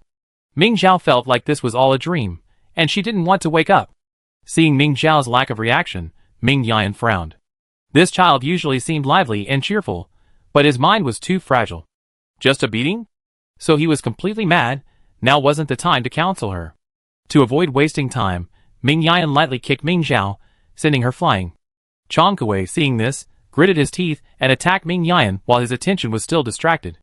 The students stared in amazement, while the guards watching laughed even more cheerfully. Ming Yan greatly admired this courage. In any battle, one should seize the initiative. Standing there like Ming Zhao, waiting to be beaten, was unacceptable. Chang Kuei swung his fist at the mech's head, delivering a tremendous force and delivering incredible speed. Absolutely exceptional performance. However, Ming Yan dodged with a simple sidestep. Chang Kuei, unable to break the momentum, barely stopped after passing Ming Yan. Ming Yan didn't need to turn around. His elbow lashed out, landing firmly on the back of Chang Kuei's mech. Everyone onlookers gasped, except Ming Zhao and Jiang Zhanqiu, who were oblivious to the two sparring. Jiang Zhanqiu approached Ming Zhao, who hadn't emerged from the mech yet. Come out and watch the fight. Ming Zhao's breath was tinged with pain. She didn't want to leave, unsure how to face her mother, who seemed like a changed person. It was just a beating from a good mother. Is it necessary to act like this? Jiang Zhanqiu couldn't stand Ming Zhao's disillusionment after being hit once. Ming Zhao finally reacted. She maneuvered the mech over, lying on her back. You don't understand me. Jiang Zhanqiu didn't want to understand her either. Who wants to understand you? Come out and see how to counter my moves, or you'll be beaten every day. Hearing this, Ming Zhao forced herself to stand beside her teammates. Chapter 33. Chung Jiasher patted her shoulder in comfort, his own expression seemingly unrelieved. The field was replaced by another player. Chang Kuei came off the field with a grimacing expression, clutching the back of his head in silence. Ming Yan attacked one opponent after another, never taking a break, her attacks unwavering in speed and force. Finally, Tang Songsheng was crushed beneath her feet, and everyone was convinced. Ming Zhao didn't learn much from this crushing match. Ming Yan dismissed everyone to eat, and would give a lecture in the afternoon. She left the mecha cabin. Aside from a thin layer of sweat on her forehead, she gave no sign of having fought all morning, standing in stark contrast to the listless students. After dismissal, the teachers and students separated, and Ming Zhao instinctively followed Ming Yan. Unsuccessful, stopped by Ming Yan's gaze, she froze in place, feeling a surge of resentment. Ming Zhao, let's go eat together. Chung Jiasher and Chang Kuei came looking for her. Ming Zhao nodded and left with her classmates. Ming Zhao hasn't been feeling well lately, Ming Yimi said to Ming Yan. She's been so unmotivated during the guard team training lately. Maybe she's entering a period of burnout. Ming Yan's face was serious. I talked to her tonight. I'm afraid she won't even listen to you after you've hit her like that. Ming Yimi's eyes flickered with a smile. Isn't individual training all about hitting back and forth? At her age, it's hard to gain new insights from ordinary instruction. Ming Yan has always believed that true growth comes from real-life training. Ming Yan glanced at her. But why do you seem so happy? Ming Yimi quickly suppressed her smile. It's them. They thought I trained them too harshly, that I wasn't as gentle as you. Now their fantasy is shattered. It's hilarious to think about it. After saying that, he couldn't help but laugh. Ming Yan couldn't help but laugh too. How old were they then? They couldn't even walk steadily. It's true that memory can embellish things. Meanwhile, Mingxi was on the phone with Ming Zhao. My mother is so stingy. She just praised my aunt a few times, and she remembered it for so long, even sending me the video. Ming Zhao, who was eating, couldn't help but cover his face. He hadn't expected to be embarrassed enough to go to Kaliao Military Academy. Mingxi said with some relief, It's a good thing I left early. Kaliao Military Academy is pretty good. The instructor seemed very gentle. Ming Zhao, not wanting to see her smug expression, couldn't help but remind her, during the Mecha League, All the military academies will have joint training. You run into my mother sooner or later. Mingxi fell silent. The candidates for the Mecha League will gather in early March of next year. There will be a total of 160 regulars and 32 alternates from the 3 major military academies and 13 minor military academies. Training will be conducted by the instructors of the 3 major military academies. A month later, the first round of flag pulling competition will take place, with 90 flags to be drawn. Those who pull off the flags will advance to the next round. The winners will undergo another month of joint training before the second round of team competition. The top 10 in the team competition will advance to the final individual competition, which will also require a month of training. Especially in the final round, with only 30 people, it's not uncommon for us to encounter each other 3, 4, 5, or 6 times, let alone once. Mingxi sighed. Why is my aunt suddenly here to guide the SSS level students? Ming Zhao was furious at the mention of this. Fingning said he was afraid Jiang Zhanqiu would target me, so he recommended my mother to His Majesty. Actually, he has good intentions, doesn't he? Mingxi wanted to dissuade Ming Zhao from getting angry with Fingning. Ming Zhao understood this. At least when she first learned Ming Yan would be teaching them, she'd been happy. But now, Ming Zhou's inner filter was shattered. It's better to let Andy teach us. Ming Zhao sighed. Mingxi agreed. The 2 children, mired in self-doubt after their disillusionment with their idol, sighed in unison. The afternoon focused on explaining the moves. Ming Yan called Ming Zhao up again and showed her how to counter them. 1 punch, 1 kick, both sides restrained their strength. This was a familiar teaching method for Ming Zhao, and she learned it quickly. After the explanation, Ming Yan arranged for them to pair up for practice. The ranking order hadn't been determined yet, so they were divided into groups based on their positions in the morning. Ming Zhao and Chanka were paired together. Ming Zhao's attacks, executed in Ming Yan's style, could often be countered by the counters Ming Yan had taught her. Back, the familiar feeling returned. During the afternoon training, Ming Zhao felt at home, making rapid progress. Ming Yan observed this and breathed a sigh of relief. The training ended in the afternoon, leaving the students free to arrange their evening schedules, but almost everyone opted for additional training. Except Ming Zhao. She once again eagerly followed Ming Yan, and Ming Yan, reluctantly, didn't rush her out to training because he wanted to talk to Ming Zhao. Mother, how is your injury? Ming Zhao couldn't help but ask upon entering Ming Yan's room. Ming Yan was stunned. You followed me this afternoon to talk about this? Ming Zhao nodded gently, and pulled out a box of ointment she had picked up from the infirmary during her lunch break. Ming Yan was about to say it was fine, but when he saw Ming Zhao had already taken out the medicine, his eyes softened a little. Will you help me apply the medicine? Yes. Ming Zhao nodded vigorously, and immediately sat down next to Ming Yan. How did mother get injured? Ming Yan took off his military jacket, revealing the blood-stained bandage on his left arm. We encountered a swarm of Zerg on our way back. Seeing Ming Zhao's concern, she couldn't help but reassure him, don't worry, that Zerg has been completely wiped out. Will the healing fluid not help with this wound? Ming Zhao wasn't worried about the Zerg at all. She was terrified of what had happened to her mother. How could mother get her hand injured while in the mecha cabin? Was the mecha cabin punctured? Ming Zhao looked at her with red eyes. Ming Yan raised his right hand and touched Ming Zhao's cheek. Why are you crying? Isn't mother still fine? Even if you died in battle, it was to protect the people. That's the honor of being a soldier. Have you forgotten what mother taught you? From the moment you decided to become a soldier, you had to be prepared for sacrifice. What did you say then? Ming Zhao looked up. That childhood response remained etched in her mind, never forgotten. I'm not afraid of sacrifice. I want to be the strongest soldier, like mother, and protect the people. His daughter's tender face had grown, but thankfully her ideals remained unchanged. Ming Yan patted her shoulder with relief. Good girl. Ming Zhao removed the bandage for Ming Yan. The lacerated wound made Ming Zhao frown. Why is it so severe? Won't the healing fluid work? Ming Yan said nonchalantly.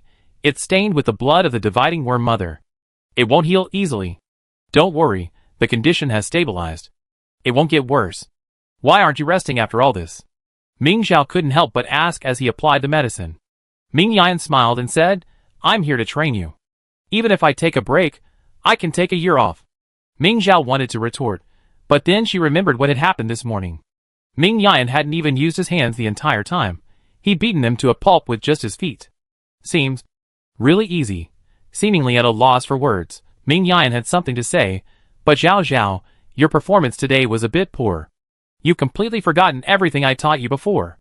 Ming Zhao lowered her head in shame.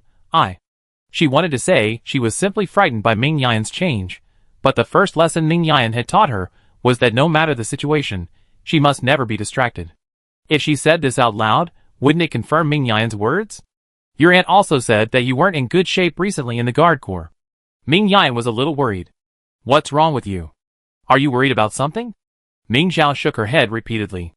No. Mother, I'm fine now. Ming Yan was unconvinced. You didn't look well today. Today was just an accident.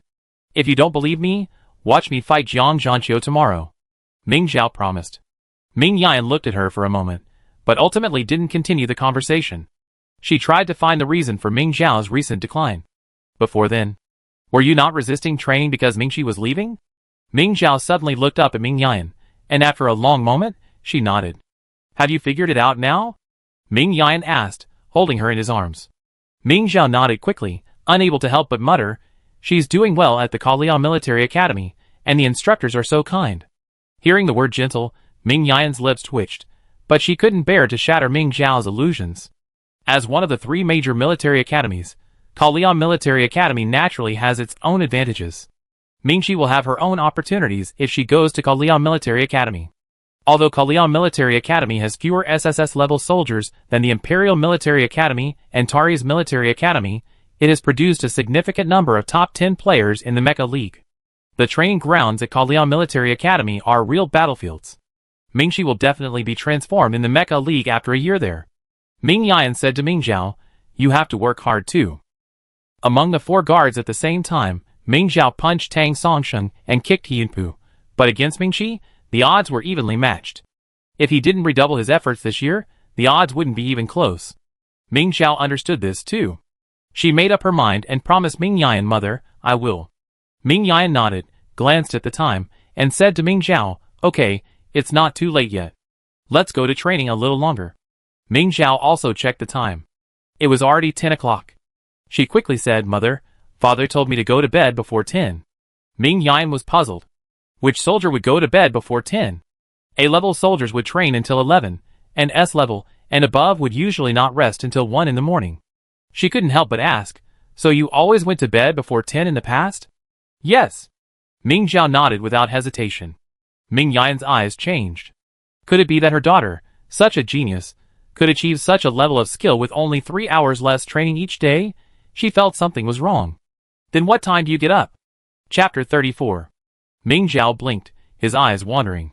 3 o'clock. Oh, so she was waking up 3 hours earlier than everyone else. Ming Yan understood. If you're used to it, you can do that.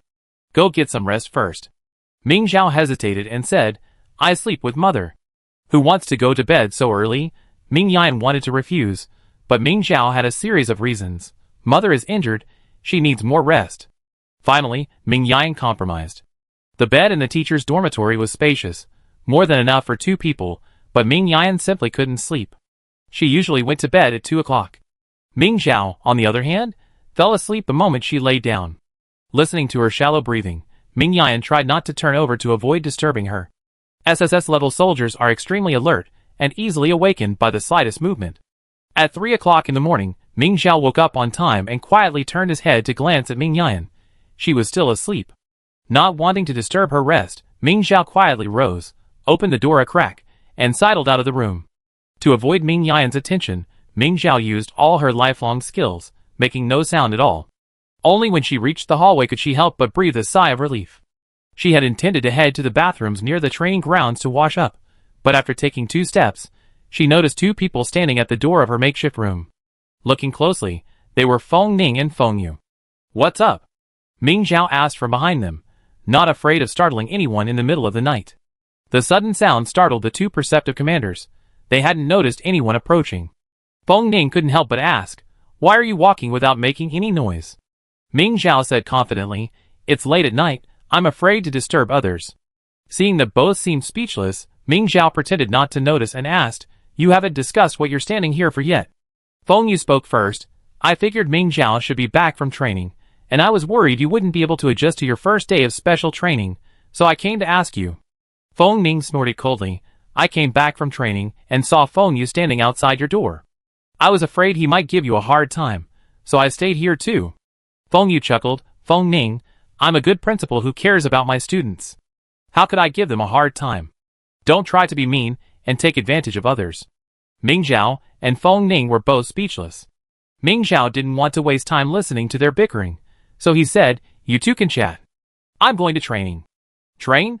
Feng Ning asked quickly, not caring about the ambiguity between them. Now? Feng Yu was also a little incredulous. Ming Zhao nodded. I go to bed early and get up early. Feng Yu couldn't help but say, Ming Zhao, based on past experience, waking up early for training doesn't help you stay in top form during the instructor's lecture. Feng Ning rarely agreed with him. It was only 3 o'clock, and special training started at 7. The 4-hour session would tire the soldiers, making them less than optimal for the instructor's lecture. Typically, soldiers would arrive at the training ground half an hour early to warm up and wake up, ensuring they were in top form for the instructor's lecture. Really? Ming Zhao had no idea. Ming Yan hadn't said it was a bad idea. She decided to stick to her own experience. I think it works pretty well for me. I did it all the time in the guards, and it never tired me. Feng Ning couldn't help but ask, has it always been like this in the guard? Feng Yu glanced at the surprised Feng Ning, a smile gradually creeping into his eyes. He said to Ming Zhao, I see. Then we won't delay your training. Go! Seeing this, Ming Zhao ignored Feng Ning, nodded to the two, and ran out. Feng Yu said leisurely, it seems you two aren't particularly familiar with each other. Feng Ning, looking depressed, said nothing as she went straight back to her room. Ming Zhao had always been accustomed to waking up early to train. Nothing was more effective than training at her best, at her own pace. But today, she didn't follow her usual training schedule. Instead, she stood at the edge of the training ground, her right hand raised to her chest, along with the divine sword. She concentrated her mental energy, pouring it into the divine sword, attempting to completely suppress it. Naturally, the divine sword refused to be outdone, and its aura surged forth, only to be suppressed by Ming Zhao. A long stalemate ensued. Finally, Ming Zhao felt exhausted, his released spiritual energy running out of steam. The divine sword, no longer restrained, immediately attacked Ming Zhao. Thankfully, Ming Zhao had been prepared and retreated in time. She felt a sense of defeat. She felt she still had strength left, but she couldn't release it. This feeling was truly awful. Ming Zhao tried several more times, but each time failed due to a lack of sustained spiritual energy. The divine sword's attacks on the ground combined to form a grimace, seemingly mocking Ming Zhao. I wondered if she could use some external force. Ming Zhao pondered.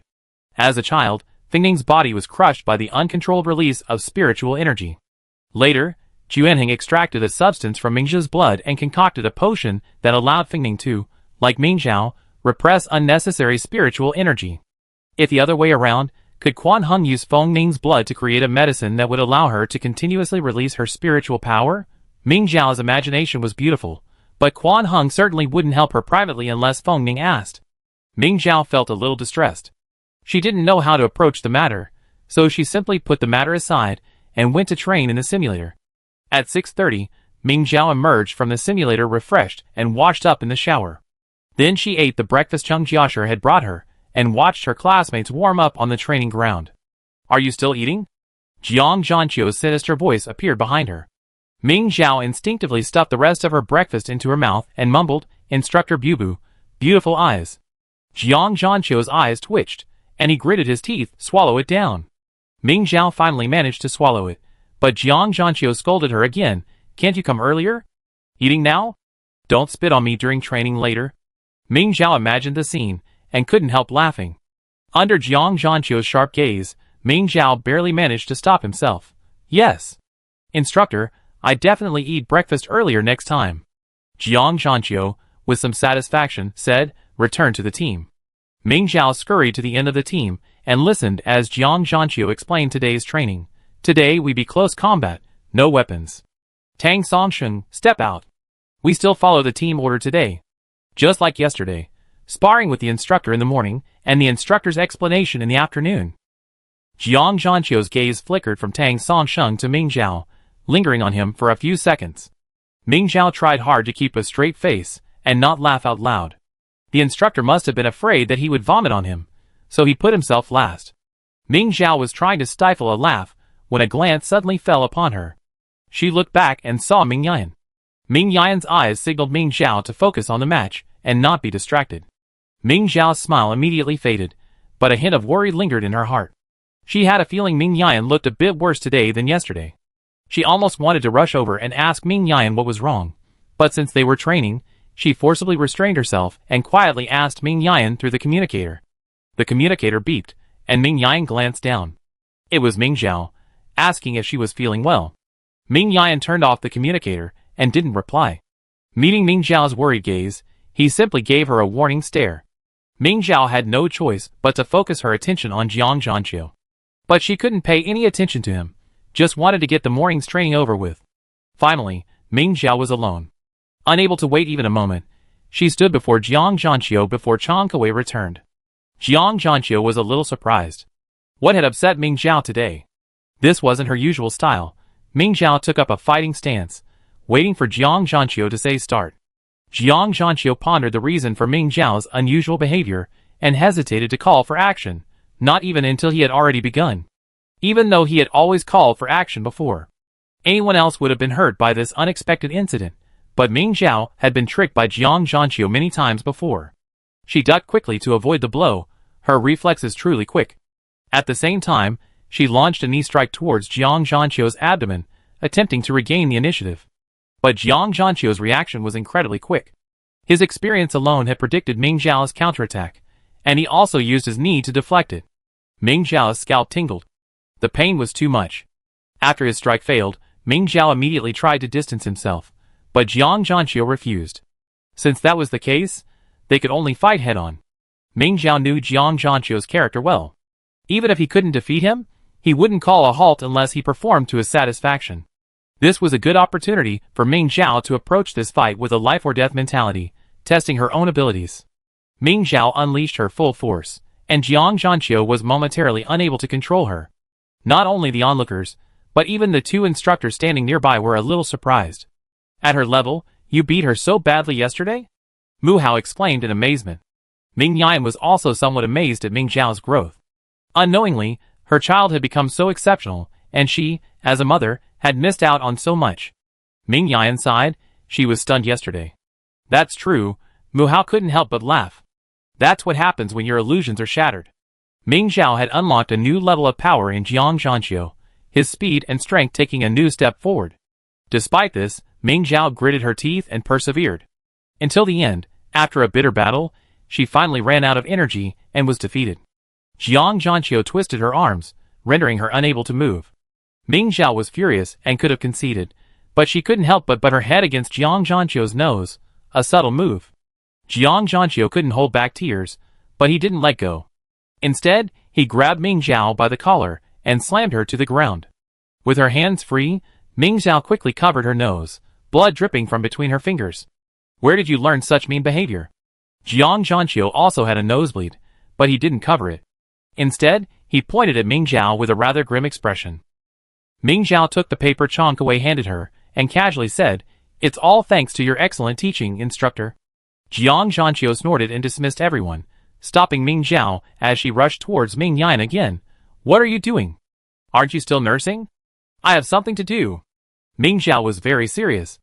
"We have something to do too." Jiang Zhanqiu picked her up and threw her to the other side. "Go eat and rest. Don't disturb our meeting." Ming Zhao looked at Ming Yan, who shook his head slightly and gestured for her to check his communicator. "I'm fine. Go rest." This was the message Ming Yan had just sent her. Ming Zhao didn't believe it. Ming Yan's face was clearly not looking good, but there was nothing she could do. The instructors had left together, and Ming Zhao couldn't rush over to stop them. "Why do you always want to see Instructor Ming?" Cheng Jiasher couldn't help but ask as he ate. Ming Zhao was worried. "She looks really bad. Maybe her injury has worsened." "Injured?" Chang Kuei asked curiously.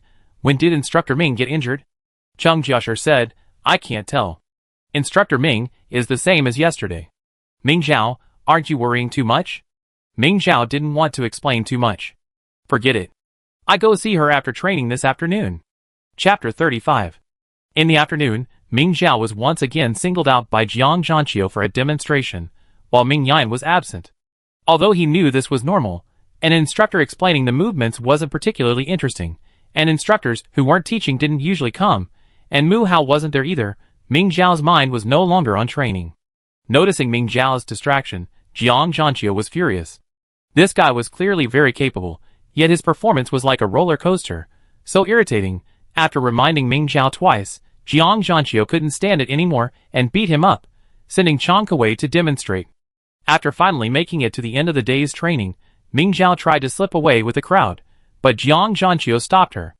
"Instructor, I really have something to do," Ming Zhao said anxiously. She had just messaged Ming Yan, but he hadn't responded. For some reason, she felt uneasy. "Something?" Jiang Zhanqiu seemed to have heard something ridiculous. "You're leaving because you have something? Are you going to withdraw from the competition if something happens to you?" Ming Zhao was speechless. Jiang Zhanqiu told her to defeat him before leaving, still without a mech or weapons. "Are you kidding? I'm going to beat you right now. Then all your 10 years of training would be in vain?" Ming Zhao was infuriated. For Ming Zhao, who had just enrolled this year, this was an almost impossible task. Instructors are instructors because they have extensive combat experience. Every move is ingrained into their instincts. Even experienced S-rank soldiers can cause great harm to students, let alone this SSS rank instructor, who has 10 years of combat experience under his belt. Even though he had never been on the battlefield and his combat prowess wasn't as strong as Ming Yan's, it made no difference to these students. Ming Zhao's performance today was exceptional, but she still hadn't pushed Jiang Zhanqiu to his full potential. She had to defeat him before leaving, and the fight would likely last all night. Jiang Zhanqiu didn't say anything more. His fist was already in front of her, and Ming Zhao had to grit her teeth to avoid it. In a few breaths, the two had exchanged blows several times. Ming Zhao hadn't gained the initiative, and Jiang Zhanqiu wasn't in a hurry, just holding her back. When a protracted battle becomes a battle, the instructor's advantage is infinitely magnified. They are skilled in using subtle force, and in high-intensity combat, they can last many times longer than students. The communicator still hadn't received any messages, and Ming Zhao grew increasingly impatient. But her fierce attacks made Jiang Zhanqiu more powerful, and her weakness led to his own weakening. If this continued, the fight would last for 800 years. Ming Zhao gritted her teeth and simply ran to the sidelines. Jiang Zhanqiu, of course, wouldn't let her. With an overhead throw, Ming Zhao was hurled to the ground. Ming Zhao seized the opportunity to grab Jiang Zhanqiu's collar, exerting his arm and simultaneously tripping him with his leg, sending him to the ground. Jiang Zhanqiu's face flushed red and blue, having never expected Ming Zhao to be so unsportsmanlike. The two men began to fight on the ground, and Jiang Zhanqiu vowed to teach Ming Zhao a lesson. However, Ming Zhao had already lost interest in the fight. Taking advantage of Jiang Zhanqiu's kick, he rolled several meters away, snatched the divine sword from the side, and ran off. "Ming Zhao!" Jiang Zhanqiu gritted his teeth and chased after him. "Stop right there!" Seeing Jiang Zhanqiu closing in, Ming Zhao abandoned his path and took a shortcut, scaling a wall. He then channeled his spiritual energy into the divine sword, chopping it down. Just as Jiang Zhanqiu reached the wall, attempting to scale it, he was buried by the collapsing wall. Ming Zhao didn't even glance at him, gathering his spiritual energy and running. Running to the teacher's dormitory, she faintly heard Jiang Zhanqiu's angry roar in the distance. "Ming Zhao! Just wait!" Ming Zhao didn't pay attention to his threats. Other things preoccupied her, like her mother, and the fact that the divine sword hadn't attempted to attack her earlier. So, it actually required the mental energy she used in that situation just now. Ming Zhao couldn't figure out the difference. Before she could figure it out, she looked up at Ming Yan's room and was stunned. It was only a little after 9 o'clock, so Ming Yan shouldn't have slept, but the lights in her room were off. It was rather odd. Ming Zhao couldn't wait to go into the building and take the elevator, so she climbed up directly via the balcony. Jiang Zhanqiu, who had followed from a distance, frowned at the sight. "Is this such a rush?" Feng, resting in her room, heard some noise and went to the balcony to check. She found Ming Zhao climbing up with a smooth, effortless grace. Feng Ning was stunned for a moment, then came to his senses and asked you. Ming Zhao ignored him and climbed straight onto the balcony next door. Feng Ning paused, then glanced at the distance between the two balconies. Finally, he exited through the door and went through the corridor to the next door. He knocked on the door, but no one opened it. Strange. Didn't Ming Zhao just come in? Feng Ning was about to call out to Ming Zhao when he sensed something as if it had been released. The aura was familiar, and Feng Ning quickly remembered. The divine sword. Unlike the completely out-of-control state he had seen last time, This aura was much gentler, but Feng Ning was filled with anxiety. Ming Zhao. What are you doing? Ming Zhao climbed into the room and saw his mother collapsed on the floor, her face visibly unnatural. Ming Zhao had treated her wounds before, so he knew the color of the wound. The wound, which had stabilized, had worsened. Ming Zhao didn't know what to do. As she approached with the divine sword, the abnormal color on Ming Yan's face seemed to fade somewhat. Ming Zhao suddenly remembered what Yin Miaomu had told her. The Zerg Mother refined into the divine sword was a higher level than any other existing Zerg, and its residual aura could influence the Zerg. This influence could either promote the Zerg's evolution or completely eliminate them. Ming Yan's wound was merely stained with the Zerg Mother's blood. She could suppress it with the divine sword. Back then, Ming Zhao had asked Yun Miaomio how to control the divine sword to suppress the Zerg. Yun Miaomio said that at least full control of the divine sword was required. Ming Zhao couldn't fully control the divine sword yet, but Ming Yan couldn't wait to reach the medical bay. Even if she did, she probably wouldn't be able to cure the Zerg Mother's poison. She tried to recall her previous state. If she could just hold on a little longer, she could do it. When Ming Zhao's mental power merged with the divine sword's aura, everyone above S rank in the military academy noticed. As Feng Ning frantically banged on the door, Feng Yu arrived beside him. Get out of the way. What are you doing? Feng Ning was unwilling to leave. Feng Yu pulled him aside and, using her authority, swiped the door open. A gigantic insect mother figure appeared in the small space, and just looking at it was overwhelming. But after a moment, the illusion dissipated. Success. Ming Zhao watched Ming Yan's face return to its normal rosy glow before she fainted, relieved. Mother and daughter fell together. Jiang Zhanqiu witnessed the entire process from the balcony, so this was the reason she was so anxious to leave. Feng Ning, Feng Yu, and Jiang Zhanqiu on the balcony were silent for a long time. Finally, Feng Yu spoke first. Is this the full power of the divine sword? Feng Ning had seen the sword run wild. While the aura just now was terrifying, it was still manageable. He was the first to calm down. Not necessarily. The sword hasn't been unsheathed. Jiang Zhanqiu walked into the room from the balcony. But at least it means Ming Zhao has been able to harness some of the sword's power. Indeed, Feng Yu said with deep emotion. It seems we soon see the sword unsheathed. Feng Ning looked at Ming Zhao's pale face. He knew the pain of overusing his mental energy. The difference was that he had overused it passively in his childhood, while Ming Zhao had chosen to do so. He looked toward the balcony. A large hovercraft was parked outside. Dr. Quan is here. I take Instructor Ming and Ming Zhao for a checkup. Feng Yu didn't stop him, but after he left, his gaze grew cold. Jiang Zhanqiu asked, puzzled, you wanted to keep Ming Zhao in the infirmary for examination, so why didn't you stop Feng Ning? What was the point of being so rude in front of him? What was the point of stopping him? Feng Ning has plenty of reasons to refuse. Besides, the infirmary's capabilities aren't as good as Juanheng's. By then, they won't be able to find anything, and Ming Zhao's treatment will have been wasted. Feng Yu didn't want to say more. He changed the subject and asked Jiang Zhanqiu, why are you here? Jiang Zhanqiu paused before saying, the wall next to the training ground collapsed, and I came to you to report it. Feng Yu rolled her eyes. Without even thinking, she guessed, Ming Zhao collapsed it, didn't you? You chased her here? Jiang Zhanqiu acquiesced. Guess what? At least he hadn't guessed he'd been buried by the wall. But why are you so dusty? Did Ming Zhao put you through such a hard time? Feng Yu studied him, unable to resist the curiosity. Aside from Ming Yan's coaching during their time at the military academy, when else had Jiang Zhanqiu ever suffered a loss? Just a stroke of luck.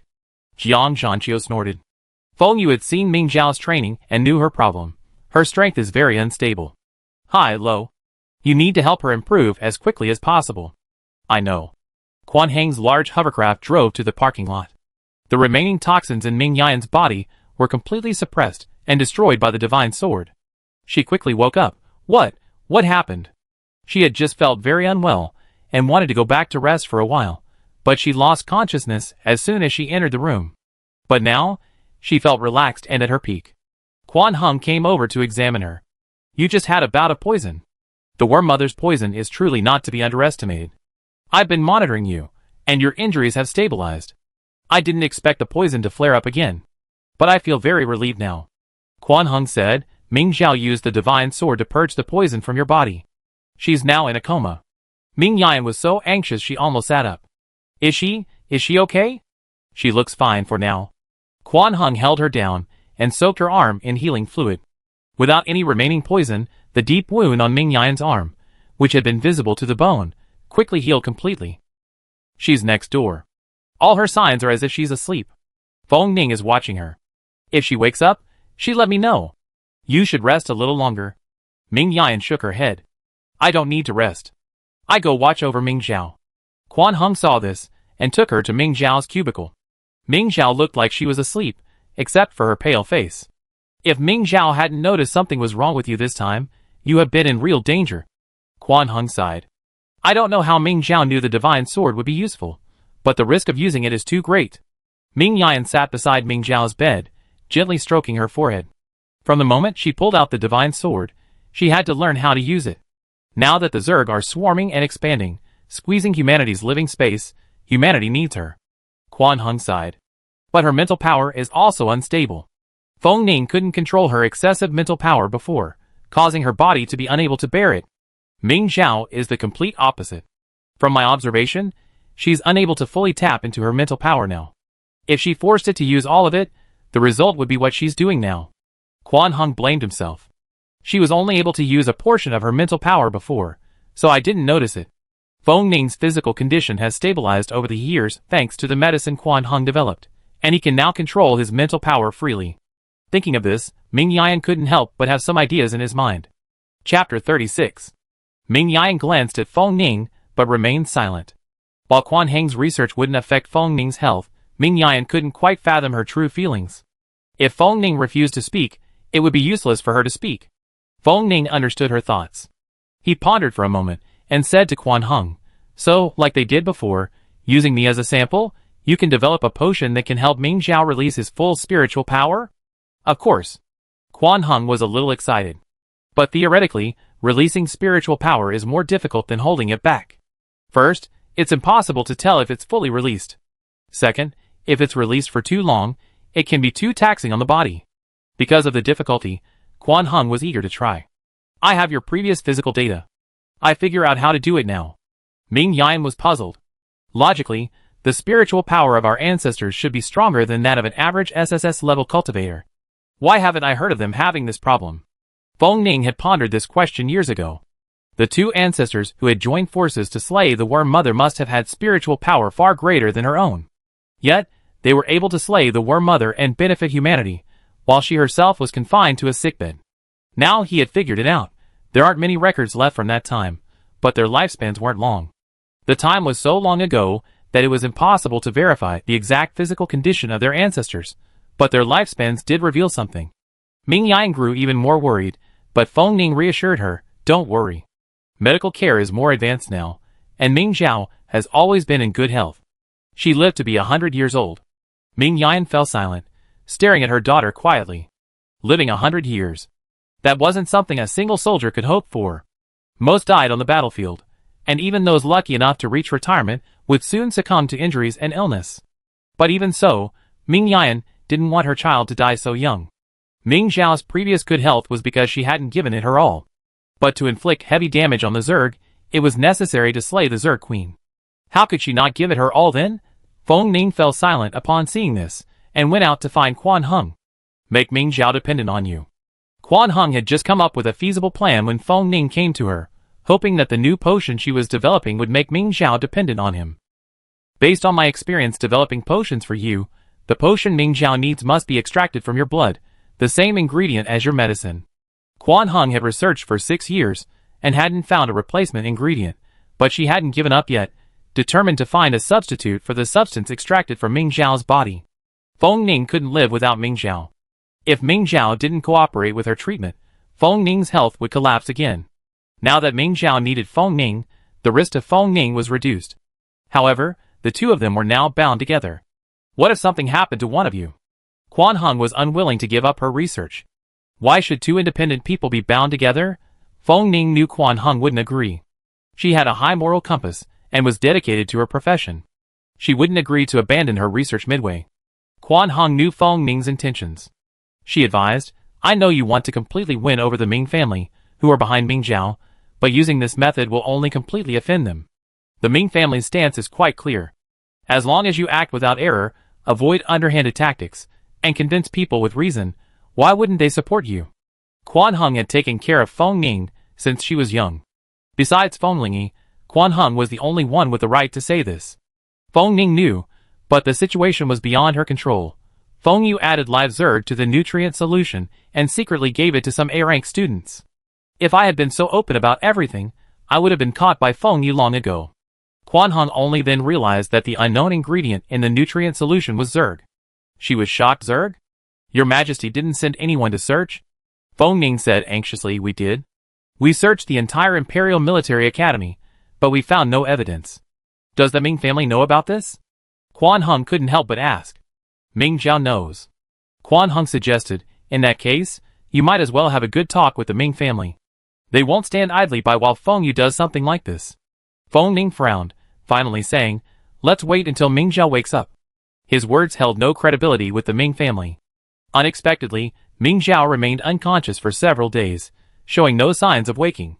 Ming Yan didn't notice at first, until the 5th day, when he realized something was amiss. Had Chiosor not contacted Ming Zhao in all this time, if he had realized Ming Zhao couldn't be reached, he would have reacted. When she called Chiosor, Ming Yan realized that their last communication was when Ming Yan told him she was returning to the Imperial Military Academy to teach for a year. Chiosor hadn't contacted her since then. So much had happened in those few days, and Ming Yan hadn't noticed. The call rang for a long time before automatically disconnecting. Ming Yan felt a little strange. She had just seen a video of Chiosor attending an event yesterday, so what was he up to today? Ming Yan went straight to Star Online to search Chiosor's schedule for the day. Finding no outings, she checked the home surveillance to see if he was home. However, the surveillance was turned off. The smart housekeeper had also been dismantled. What was Chiosor doing? Ming Yan frowned and called Ming Yini, asking her to visit her home during her evenings, lest she, having been away all year, had her home sold out by Chiosor. What happened at Instructor Ming's home? Turning around, Feng Ning was right behind her, having overheard something. Ming Yan's heart sank. If Feng Ning hadn't intentionally concealed her movements, she would have noticed him approaching. Feng Ning was deliberately eavesdropping on her conversation. Feng Ning knew this action would displease Ming Yan, but seeing Ming Yan's serious expression on the phone, he subconsciously used his mental power to conceal his voice. He couldn't help but feel a sense of regret. He had originally intended to have a frank conversation, but now it was even more difficult to open up. The atmosphere suddenly reached a freezing point. Fortunately, Ming Zhao finally showed signs of waking up. As soon as he opened his eyes, Ming Zhao noticed the unusual atmosphere. But the moment he saw Ming Yan, Ming Zhao's thoughts faded. Mother! Are you okay? Ming Yan quickly held her down. I'm fine. You're the one who's injured. Stop moving. Ming Zhao didn't feel any discomfort. I'm injured? I'm not. You've been unconscious for 5 days. Ming Yan felt a pang of fear at the mention of it. This kid, knowing nothing, had the audacity to use the divine sword. How audacious, Ming Yan couldn't help but say. How could you be so bold? Don't you know how terrifying the divine sword is? Luckily, you managed to control yourself this time, and nothing happened. Ming Zhao wanted to retort. She tried it before at Kalia Military Academy, and that day against Jiang Zhanqiu, she successfully suppressed the divine sword without suffering a backlash. So she had a good idea. She was about to speak when Feng Ning spoke first. Instructor Ming, I have something to tell you. Ming Yan was startled, glancing quickly at Ming Zhao. Feng Ning also looked at Ming Zhao. Let me tell you right here. It's about Ming Zhao's visit to Kalia Military Academy. What's there to say? Ming Yan asked Ming Zhao, aren't you going there for fun? And you took Mingxi and the Yun twins with you? This was what Ming Zhao had been telling her every night in his communications. Ming Zhao felt a little embarrassed. While this was true, she also took the opportunity to do some serious work. Feng Ning discovered that Feng Yu was secretly giving some A-level students a special nutrient solution. He took some and asked me to take it to Yun Miaomia for testing. Feng Ning nodded slightly. Ming Yan glanced at him, then turned to Ming Zhao and asked, did you steal the nutrient solution from Feng Yu? Ming Zhao quickly denied it. Not me. I was only responsible for bringing it to Yun Miaomia. Feng Ning pursed his lips. As expected, some events from a few years ago had left the Ming family with a lot of resentment towards him. But Feng Yu was pressing him relentlessly at that time. If he hadn't resorted to extreme measures, he wouldn't have been able to seize the initiative. The result was just as he expected, no casualties, but it created a rift between him and the Ming family. Feng Ning volunteered. I sent the secret guards. Feng Yu was very cautious in this matter. Otherwise, they wouldn't have been able to obtain the special nutrient solution. The dark guards differ from the guards. The guards are always selected from aristocratic families, a form of exchange of interests between the royal family and the aristocratic families. The dark guards, on the other hand, are trained by the royal family, recruiting children above S rank from the main star system. Upon reaching adulthood, they do not attend military academy, but serve solely for the royal family. Yes. Ming Yan nodded in understanding. Feng Ning could no longer continue, so she turned to look at Ming Zhao, a pleading look in her eyes. Ming Zhao said, "Mother, there's an unknown ingredient in the nutrient solution." Yun Miaomu suspected it was Zerg. She asked me to draw out the aura of the divine sword, and we finally confirmed it was Zerg. Zerg? Ming Yan was shocked. Feng Yu added Zerg to the nutrient solution and gave it to the students? Is he crazy? No one can even refine Zerg now. Could Feng Yu handle it? Just let people drink it? The Feng family has been passed down for so many generations, and it's finally going to end? Feng Ning sensed disdain in Ming Yan's eyes. How could he not? Compared to his mother, he was truly far behind. Feng Ning chuckled self-deprecatingly. I know you think I'm just as despicable as Feng Yu. You no longer want to get involved in our dispute, and you've already made plans to leave for the Kalia galaxy. But Feng Yu has already committed such a ruthless act. If he ultimately prevails, what will happen to the people of the main galaxy? Ming Zhao and Ming Yan didn't answer. They both knew in their hearts that whether Feng Ning succeeded to the throne wasn't important. What mattered was that Feng Yu absolutely must not succeed. If he gained greater power, everyone remaining in the main galaxy would suffer. The aristocratic families could relocate, but what about the people?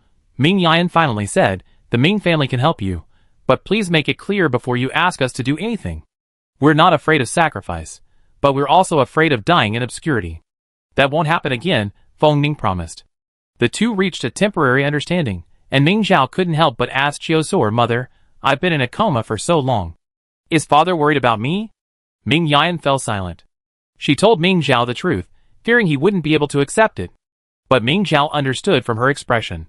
Father doesn't even know. Chapter 37. Seeing Ming Zhao's expression of indifference, Ming Yan suddenly realized that these changes might not have been recent. I called him today, but he didn't go through. I asked your aunt to visit when she's free. Feng Ning asked curiously, can't we check the surveillance? Ming Yan frowned. The surveillance and smart home system at home are all disconnected. The moment these words were spoken, the atmosphere suddenly changed, and Ming Zhao and Feng Ning spoke almost simultaneously. Did something happen to father? Feng Yu's base camp wouldn't be at your house, would it? Ming Zhao didn't have time to worry. He immediately glared at Feng Ning. What are you talking about? Why would he be at my house? Feng Ning calmly said, do you remember what Feng Yu said the last time he visited you? Ming Zhao tried to recall, and Feng Ning simply played the video again. I investigated the training data of A-level students, and found that a small number of them have significantly increased in strength. Are you saying that those nutrient solutions can improve students' strength? Ming Yan pondered. Feng Ning speculated, perhaps it can directly increase mental power. Ming Zhao and Ming Yan were both startled. Ming Yan said, Soul's mental power level is only D level, which is a concern. If there's a way to increase it, he'd definitely try it. He even suffered a lot for it in his youth. Father, were you persuaded by Feng Yu? Ming Zhao felt uneasy. Even if it can increase mental power, there will definitely be side effects. That's something with Zerg added. Feng Ning said, recently, several A-level students have had accidents. The reason given was overtraining. But considering the nutrient solution incident, it's not that simple. Ming Zhao clutched Ming Yan's hand tightly. Mother. What about father? Ming Yan was also distraught. Feng Ning said, don't worry. Feng Yu has only just begun research and will definitely start with A-level. Even if they simultaneously research other levels, they will only pursue S-level and above. D-level is simply too low. Investing money and achieving results will be meaningless. Ming Zhao didn't know whether to be relieved or sad. Ming Yan said thoughtfully, but Thor doesn't know this. Feng Yu only needs to show him the results, and he agreed to do anything for Feng Yu to improve his spiritual power. Yes. Feng Ning nodded. Feng Yu placed his laboratory in a dark room in the administrative building. Ming Zhao discovered it and removed the key components. He must have needed to find a safe base. My home isn't safe either. Ming Zhao didn't quite understand. My mother and I are on the main planet. How can I not go home during the holiday? Feng Ning analyzed for her. First, you don't have any holiday. Second, Feng Yu will definitely get the news as soon as you leave the school. He can easily use the time you're back to relocate someone. Even at maximum speed, the journey from the Imperial Military Academy to Ming Xiao's home would take 5 hours. Ming Yan's face paled. Oh no! I've asked my sister to check on the house. If the house had truly become Feng Yu's base, Ming Yimi would be in danger if she went there alone. Ming Yan immediately called Ming Yimi's number. Luckily, the call was answered quickly. What's wrong? You haven't been to my house yet? Ming Yan asked anxiously. Ming Yimi was surprised. No, didn't you just tell me? It's not even shift change yet. Why are you so anxious? I have the housekeeper check. Ming Yan finally breathed a sigh of relief. She unlocked the privacy mode on her communicator, allowing Ming Yimi to see Feng Ning beside her. Ming Yimi keenly sensed something was amiss. What's going on? Feng Ning said, Captain Ming, this is a very complicated matter. To cut to the chase, Feng Yu developed a nutrient solution containing Zerg components and gave it to A-level students, resulting in the deaths of several. I suspect his laboratory is located in Ming Xiao's home. I'm issuing a mobilization order immediately. You lead the security team to search.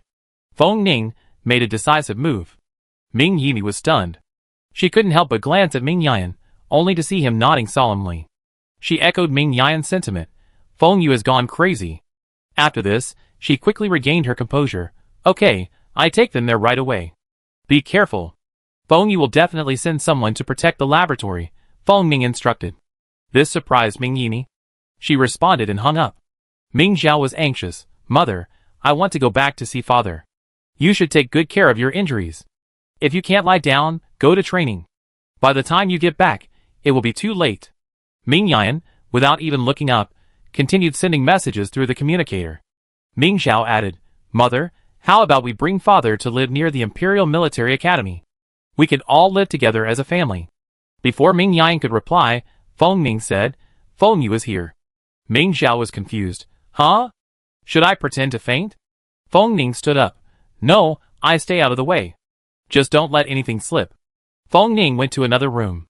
Feng Yu soon entered and was startled when she saw Ming Xiao. He's awake? Quan Heng, who had just said Ming Xiao wasn't awake, felt a little embarrassed and hurried over to check Ming Xiao's monitoring data. He's been awake for a while. Why didn't you call me? Ming Yan said calmly, Xiao isn't feeling unwell. I was so happy that I forgot. Quan Heng was speechless, but still carefully checked. Was he a little excited just now? You should try to keep your emotions stable. Everything else is recovering well. You can train normally tomorrow. Train tomorrow? Ming Xiao was still thinking about bringing Chiu Sor over for a family reunion. She evaded the question. I still feel a little dizzy. Now not only Feng Yu was inconsolable, but even Ming Yan felt like punching her. Dizzy? Tomorrow, I show you what real dizziness is. You're training tomorrow? Ming Xiao was stunned. Ming Yan's expression said it all. Ming Xiao instantly felt the dull pain throughout her body begin to ache again. God bless. Tomorrow, while Ming Yan is healthy, someone will suddenly change the instructor and surprise her. Ming Xiao had never imagined that her prayers would be heard, and that Ming Yan would actually be forced to leave the Imperial Military Academy to attend to family matters. And the reason for this nearly frightened her to death. Chiu Sol wants to divorce Ming Yan. Back in time, Ming Yimi led her guards on a raid on Ming Xiao's home, but somehow the news leaked. When they arrived, they saw no one from the laboratory, only a large hovercraft and several SSS-level masked individuals, who tried to cover the hovercraft's flight. A fight immediately ensued. The masked individuals' origins were unknown, but they were formidable. Although Ming Yimi's guards were able to fight them, they were also held back. The hovercraft successfully escaped, and the masked individuals quickly withdrew. Chiu Sol was still there, but he was incredibly agitated. He insisted that Ming family political enemies were trying to hold him hostage, and that he, a common man, could no longer bear the harassment and was determined to divorce Ming Yan. Ming Yimi repeatedly tried to persuade him, but Chiu Sol remained stubborn, even issuing a public announcement. I have been married to Ming Yan for many years, and have been repeatedly implicated in dangerous situations, including a near-fatal incident today. Ming Yan is often away from home, and I cannot guarantee my safety. After careful consideration, I have decided to dissolve my marriage with him. Chiu Sol's popularity has only increased since his comeback. The moment he issued the announcement in his own name, the entire Star Network went wild. Chiu Sol's fan page. Being together or apart is all for happiness. Sol, you will be happy. Single soldiers are the loveliest people. We should understand General Ming. He has been on the front lines for so many years. If it weren't for her, our home would have been overrun by the Zerg long ago. Chiyo Soul's channel, be well, Soul, and everything will be fine. Beloved Chiyosu, they should have divorced long ago. They've only seen each other a handful of times in over a decade. Who could have endured this? It's already been a struggle for Suasua to hold out this long. Chiyosu Desu. Yes, and Suasua is in danger because the Ming family is in danger. She couldn't even protect her own family, so how could she protect us?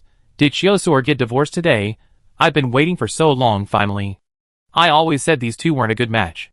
It's a widowhood marriage. They should have divorced long ago. Sua and I Ming. Don't pop the champagne upstairs. Chiyo is the only one unilaterally demanding a divorce, and the Ming family hasn't agreed. Sua Ming 99, exactly. For the sake of the child, you have to endure it a little longer. The little girl will be competing in the Mecha League next year. What if it affects her performance? Wow. A heated discussion instantly erupted on StarNet. Soon, everyone in the medical bay received the news. Chung Jiashar poked Ming Zhao. Are you awake? Your dad is divorcing your mom. Your house was robbed. He also attached a link to the divorce announcement posted by Chiyo Soul's public Star Network account.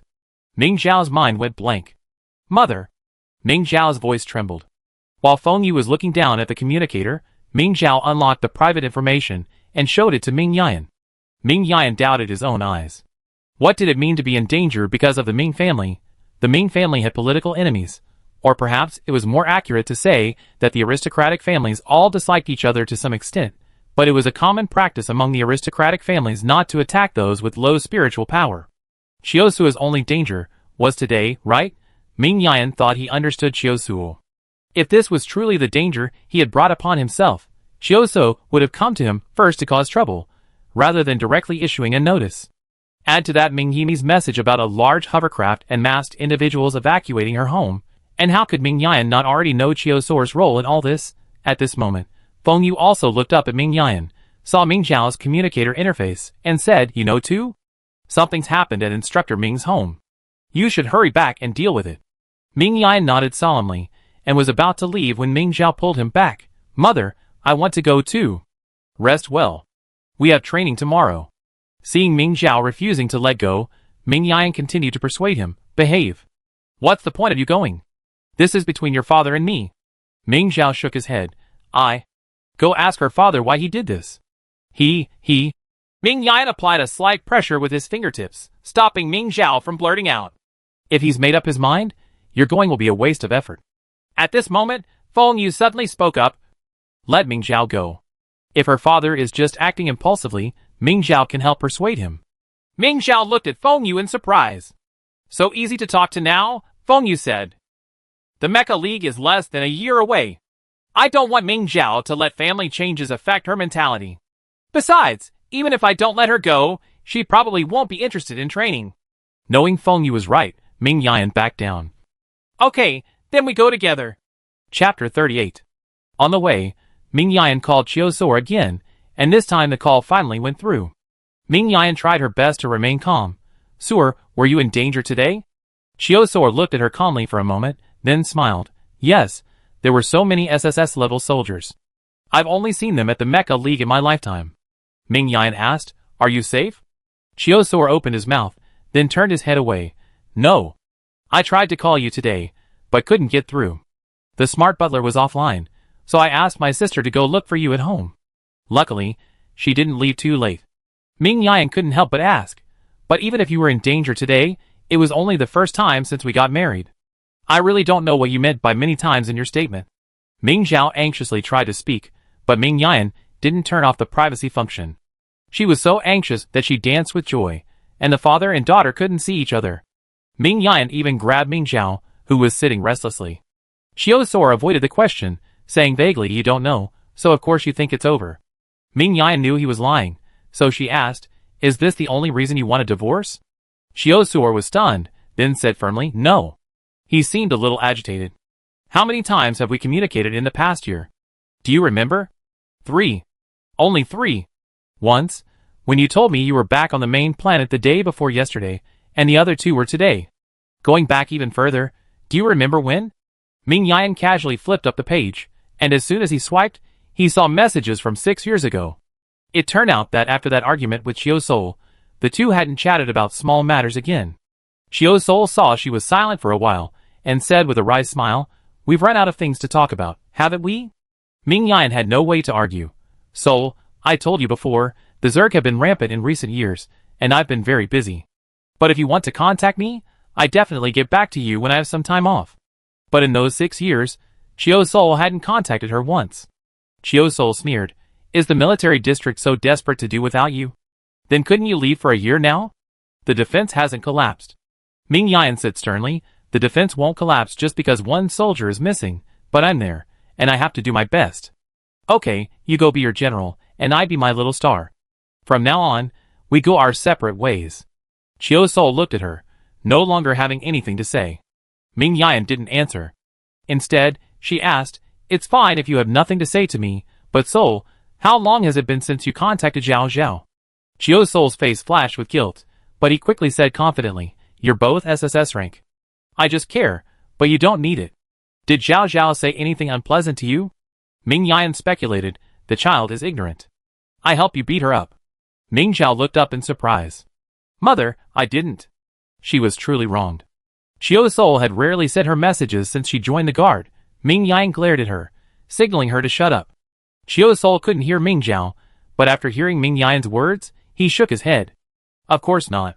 It's just that she's an SSS rank individual soldier, and doesn't need the experience of a D rank father."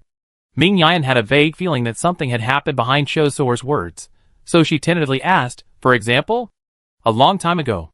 Chiyo Sol hadn't intended to say it, but seeing Ming Yan's expression, she softened and said, "I told her to go to bed before 10, but she said Ming Shi and the others didn't go to bed until 1. Ming Yan finally understood why Ming Zhao had to go to bed at 10. "Sir, Zhao Zhao does listen to you. She goes to bed before 10 every day." Chiyo Sol was stunned then.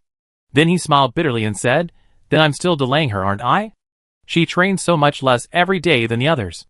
"Not really." Ming Yan hadn't mentioned Ming Zhao getting up early every day to train. She simply said, "But Zhao Zhao is amazing. Others can only bring out 1/3 of Jiang Zhanqiu's strength, but she can bring out 1/5. In time, she'd definitely become the strongest individual soldier." Chiyo Sol felt somewhat relieved, but said, "That doesn't seem to be my credit." Even if Ming Zhao did become the strongest individual soldier, no one else would acknowledge his contribution. He interrupted Ming Yan's words and said, "Anyway, it's more appropriate for you to teach her.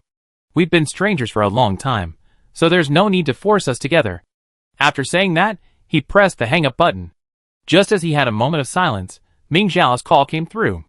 Chiyo Sol frowned, hung up, and sent a message, "Train your own way. Children, stay out of adult matters." Then he switched the communicator to Do Not Disturb mode. Ming Zhao called again, but the call was unsuccessful. She was terrified and couldn't help but throw herself at her mother. "Mom, Dad isn't answering my calls." Was Chiyo Sol truly determined to leave the Ming family? Ming Zhao couldn't even imagine such a possibility. "Zhao Zhao," Ming Yan's voice was a little dry. "Even if we get divorced, it won't affect you." "Mother," Ming Zhao asked in disbelief, "are you really going to divorce father?" Ming Yan said, "I'm not the one divorcing him, he's the one divorcing me. A forced marriage is not happy.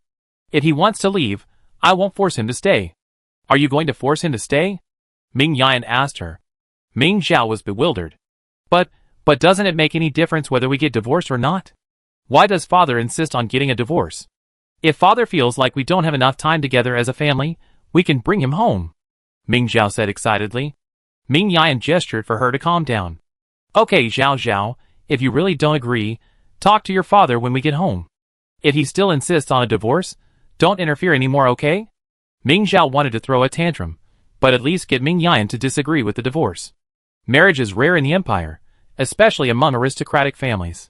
With the support of their clan, they can provide their children with excellent material conditions, and the presence of a partner can be a hindrance. If the couple's social status is equal, it's easy to have their children snatched away, as happened to Ming Yimi. A mismatch is even more likely to cause problems. Ming Zhao's parents were married, and many of his classmates envied him. They said Ming Zhao's mother must have loved her father deeply to be willing to marry him. Ming Zhao believed so too. If a mother loved her father so much, getting divorced would be very sad, wouldn't it? But meeting Ming Yan's eyes, Ming Zhao saw no sadness, only concerned for himself. Ming Zhao's turbulent mood finally calmed, and she realized her behavior had worried her mother. Mother, I understand. I will respect father's choice. Ming Yan finally felt relieved when she saw Ming Zhao finally calm down. The mother and daughter were silent the entire way, each looking down at their communicator. Ming Yan was discussing the next steps with Ming Yini, while Ming Zhao was reading the gossip Cheng Jiasher had gathered for her. Uncle Chiu and Instructor Ming could still enjoy the Ming family's resources if they didn't divorce, but they would lose them all if they divorced. Uncle Chiu was going to divorce, so someone must be offering him more benefits. Cheng Jiasher swore this, even providing Ming Zhao with evidence. Look at this. 6 years ago, when Uncle Chiu had just made his comeback, he was having dinner with Feng Lai. Feng Lai's eyes were glued to your father. Ming Zhao clicked on the post, which showed a picture of the crew having dinner together. Just their eye contact. What does that mean? The post title was shocking. Chiu Sol officially announced his divorce, abandoning the Ming family. The reason was, surprisingly, that he hooked up with the royal family. What a clickbait! Ming Zhao angrily reported it. She reported every post Cheng Jiasher had sent her, but the last one sent a chill down her spine. The woman in the photo was Feng Lai, and the man. Even from behind, Ming Zhao could tell it was her father. Ming Zhao glanced at Ming Yan bewilderedly, then frantically asked Cheng Jiasher, "Where did you see this photo? It must not have spread. It must not have spread." Ming Zhao silently prayed. Thankfully, Cheng Jiasher told her, "I saw it in a post last year. I took a screenshot, and the post was blocked." Ming Zhao breathed a sigh of relief. Thankfully, the news hadn't spread. But now that it had come to this, was there any point in her trying to change her father's mind? Disgusting. The hovercraft flew back to Ming Zhao's house at top speed. Before even entering, Ming Zhao saw the messy garden, a complete loss of its usual neatness and cleanliness. Ming Zhao even spotted her own electronic cat, broken in two, mingling with uprooted plants and flowers. It's always spotless for now stained. Her heart tightened, but even more alarming news was yet to come. Both her and Ming Yan's access to the door had been revoked. Ming Zhao's access was one thing, but Ming Yan was the owner.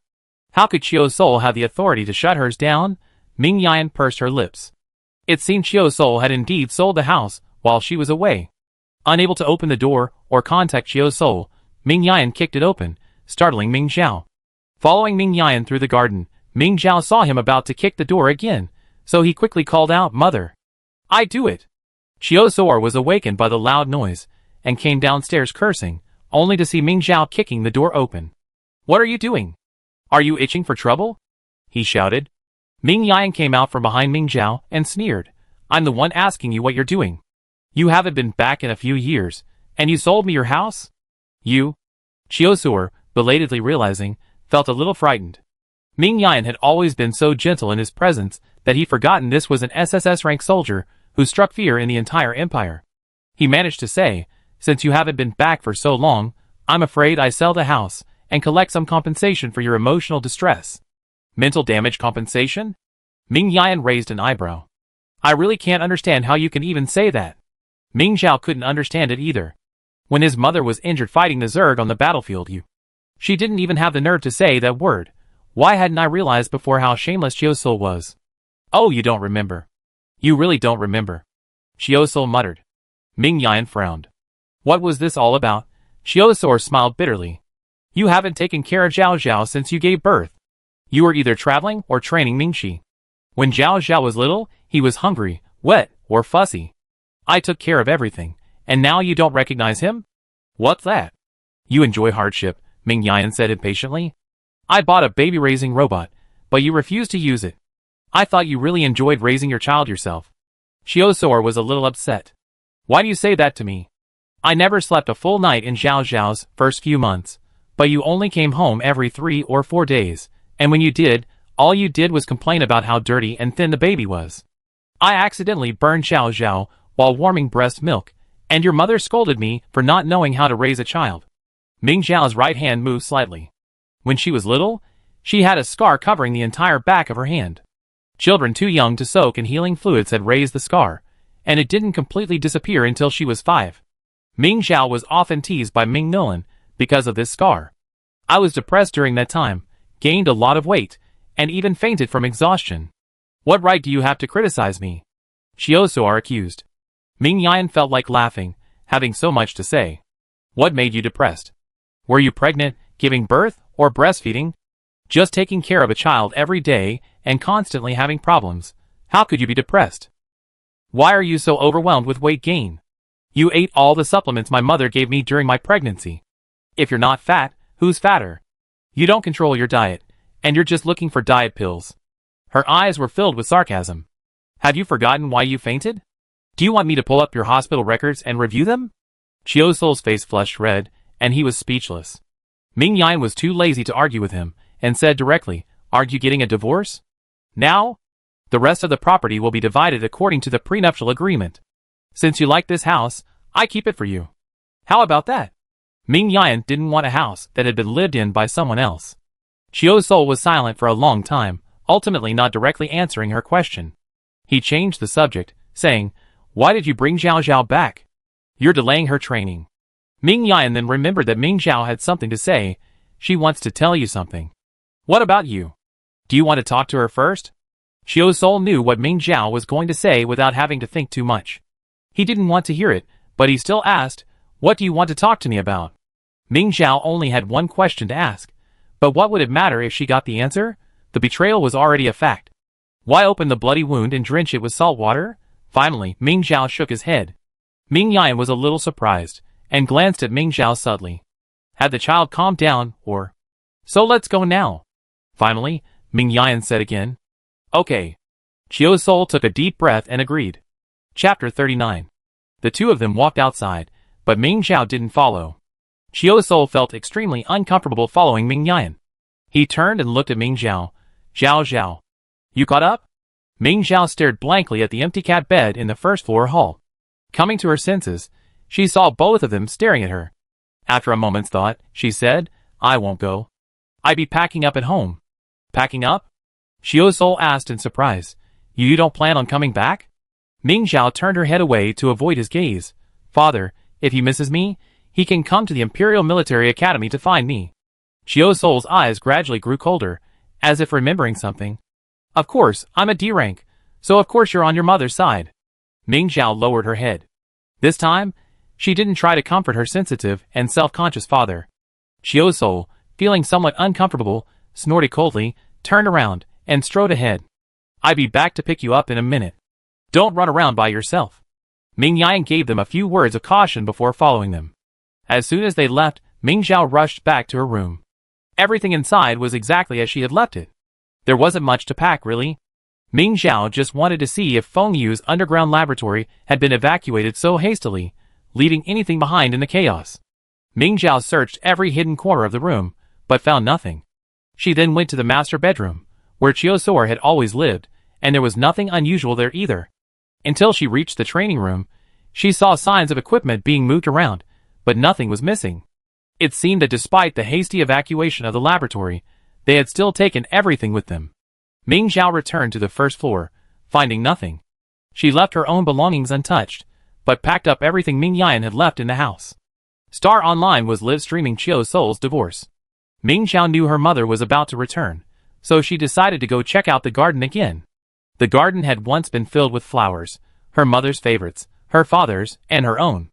Now they were all gone. Ming Zhao walked over to the corpse of the electronic kitten and gently brushed away the petals, which were beginning to decay. Only then did the kitten's full form appear before her. The electronic kitten was broken in two, but a red ribbon, wrapped from its neck to its tail, barely held it together. Tying a red string around a dead animal can remove bad luck and ensure a good rebirth. This was what Chen Yisa had told her. That day, they had tied a red string around a bird that had died unexpectedly and buried it. A closer look revealed the exact same knotting technique she had used. Was it her? Chen Yisa had said she was a researcher employed by the Imperial Military Academy, but her name wasn't listed in the Imperial Military Academy's lab. After that brief encounter, Ming Zhao never saw her again, nor could he contact her. Could it be? Was Chen Yisa a researcher at Feng Yu's underground laboratory? Was she the one who developed the nutrient solution infused with Zerg? The mere thought of this possibility sent a chill through Ming Zhao's body. When Ming Yan returned, she found Ming Zhao half kneeling in the garden. Before her the electronic kitten she had raised for many years. She sighed and said, "The wound is neat. It should be reparable after returning to the factory for repairs." Ming Zhao looked up, tears streaming down her face. Ming Yan was startled and quickly hugged her. Why are you crying like this? The kitten can be repaired. If not, just buy another one with the same specifications. I won't repair it, and I won't buy it, Ming Zhao sobbed softly. I want to bury it. Ming Yan was a little surprised, but still said, okay, where do you want it? Finally, Ming Yan took Ming Zhao to the main Star Military Academy, and had him bury the electronic kitten where he had buried the bird. It was a way to say goodbye to the past. Ming Yan didn't rush to take Ming Zhao back. Today's training had already been delayed, so while there was still time, he might as well take Ming Zhao out for a walk. This was Ming Zhao's first time out with her mother. Even though they covered their faces and walked aimlessly along the park path, they still didn't look like an ordinary mother and daughter out for fun. A little girl asked her mother, Mom, is Auntie taking me on a training run? Her mother seemed a little embarrassed, especially when the other girl glanced at them sharply. She quickly bowed deeply and apologized, then ran away with her daughter. Ming Zhao and Ming Yan also felt a little embarrassed, and their pace gradually slowed. Zhao Zhao, if your father remarried, would you be sad? Ming Yan suddenly asked. Ming Zhao was stunned, then looked at Ming Yan. Mother knows? Ming Yan was also a little surprised. You know too? Mother and daughter looked at each other silently, finally nodding simultaneously. Ming Zhao couldn't help but ask you. Didn't sue your father? According to imperial law, for extramarital infidelity, both Qiu Suo and Feng Lei, who knew about it but continued to seduce him, would face heavy fines and their reputations would plummet. Feng Ning gave me the photos, and I chose not to sue, Ming Yan said, looking at her. He's your father. Let's not make a scene. Ming Zhao opened her mouth to speak when Ming Yan placed his index finger on her lips. It's not entirely because of you. He and I have been together for so many years, and I don't want to be too aggressive. Ming Zhao nodded, indicating that she understood her mother's approach. However, she was still puzzled. Feng Ning actually agreed to this? This was a golden opportunity to strike a blow against Feng Lei and Feng Yu. Feng Ning actually let it slip. Ming Yan said, I agree with him using the photo to threaten Feng Yu. Feng Yu won't let it leak, and will definitely offer Feng Ning some benefits in exchange. While it wouldn't severely injure Feng Yu, it would at least get him to give up some benefits, so Feng Ning finally agreed. After this incident, Feng Yu should be able to keep his mother under control, right? Ming Zhao thought for a moment and asked. Ming Yan said, that's for sure. They won't see each other for at least the next year. Otherwise, if they were photographed, there was a high possibility that the past would be brought up again. As Ming Yan had predicted, Feng Yu immediately returned home after arguing with Feng Ning and flew into a rage at Feng Lei. You're such a troublemaker. The photos of you and Qiu Suo were thrown in my face. Feng Yu's face flushed red with anger. He thought something was wrong with the Ming family, but he was the one suffering? Feng Lei sat on the sofa, hugging a pillow, crying out in injustice. How is that possible? He and I were photographed once last year. And the post was deleted right after it was posted. How could anyone else have it? Feng Yu sneered. How is it impossible? If you don't want others to know, then don't do it. I told you, if you wanted to play around with someone unmarried, who would say anything if you got photographed? Do you know what would happen to you if the photos got out? Do you know how much I sacrificed to get Feng Ning to let it go? Feng Yu grew increasingly angry, her voice rising involuntarily. Feng Lei, feeling guilty, whispered, Ayu, it's your mother who didn't think it through. She should have let Qiu Suo get a divorce sooner. Feng Yu's vision nearly blacked out. Divorce sooner? Are you trying to piss me off to death? In my plan, Qiu Suo was a ticking time bomb, bound to Ming Yan and Ming Zhao, and destined to explode. But my good mother took that time bomb off them, and carried it on her own. After hearing this, Feng Lei couldn't help but feel sorry for Qiu Suo. Ayu, how could you treat Qiu Suo like this? He's just an ordinary person. Feng Yu was about to explode. You're feeling sorry for him now? He was so charming. Ming Yan insisted on marrying him back then. I let her off the hook for being young and naive, but what about you? Playing the game of pure love at your age? It's wrong to attack an ordinary person. Feng Lei said forcefully. You're so indecisive, you can't tell right from wrong. Feng Yu stood up. You should stay home and rest your mind. He stood up, ready to leave, when something suddenly struck him. He glanced at Feng Lei's loose-fitting clothes and asked, You're not going to kill anyone, are you? Feng Lei was horrified, instinctively clutching the pillow against her stomach. You? What's your business? Feng Yu approached, scanning with his mental power, and knew his mother was pregnant. Feng Lei's forehead was covered in sweat, but she couldn't even move a step. What are you going to do? What? Afraid I might harm it? Feng Yu's expression was cold. Hasn't it occurred to you before that I can't tolerate it? Feng Lai was speechless. She thought she could keep it a secret. With the Mecha League approaching, Feng Yu was preoccupied with that, his remaining focus on the struggle for power and his laboratory, and he wouldn't even come back to see her. As long as she feigned illness and stayed home, Feng Yu wouldn't regularly check on her, worried she might get into trouble.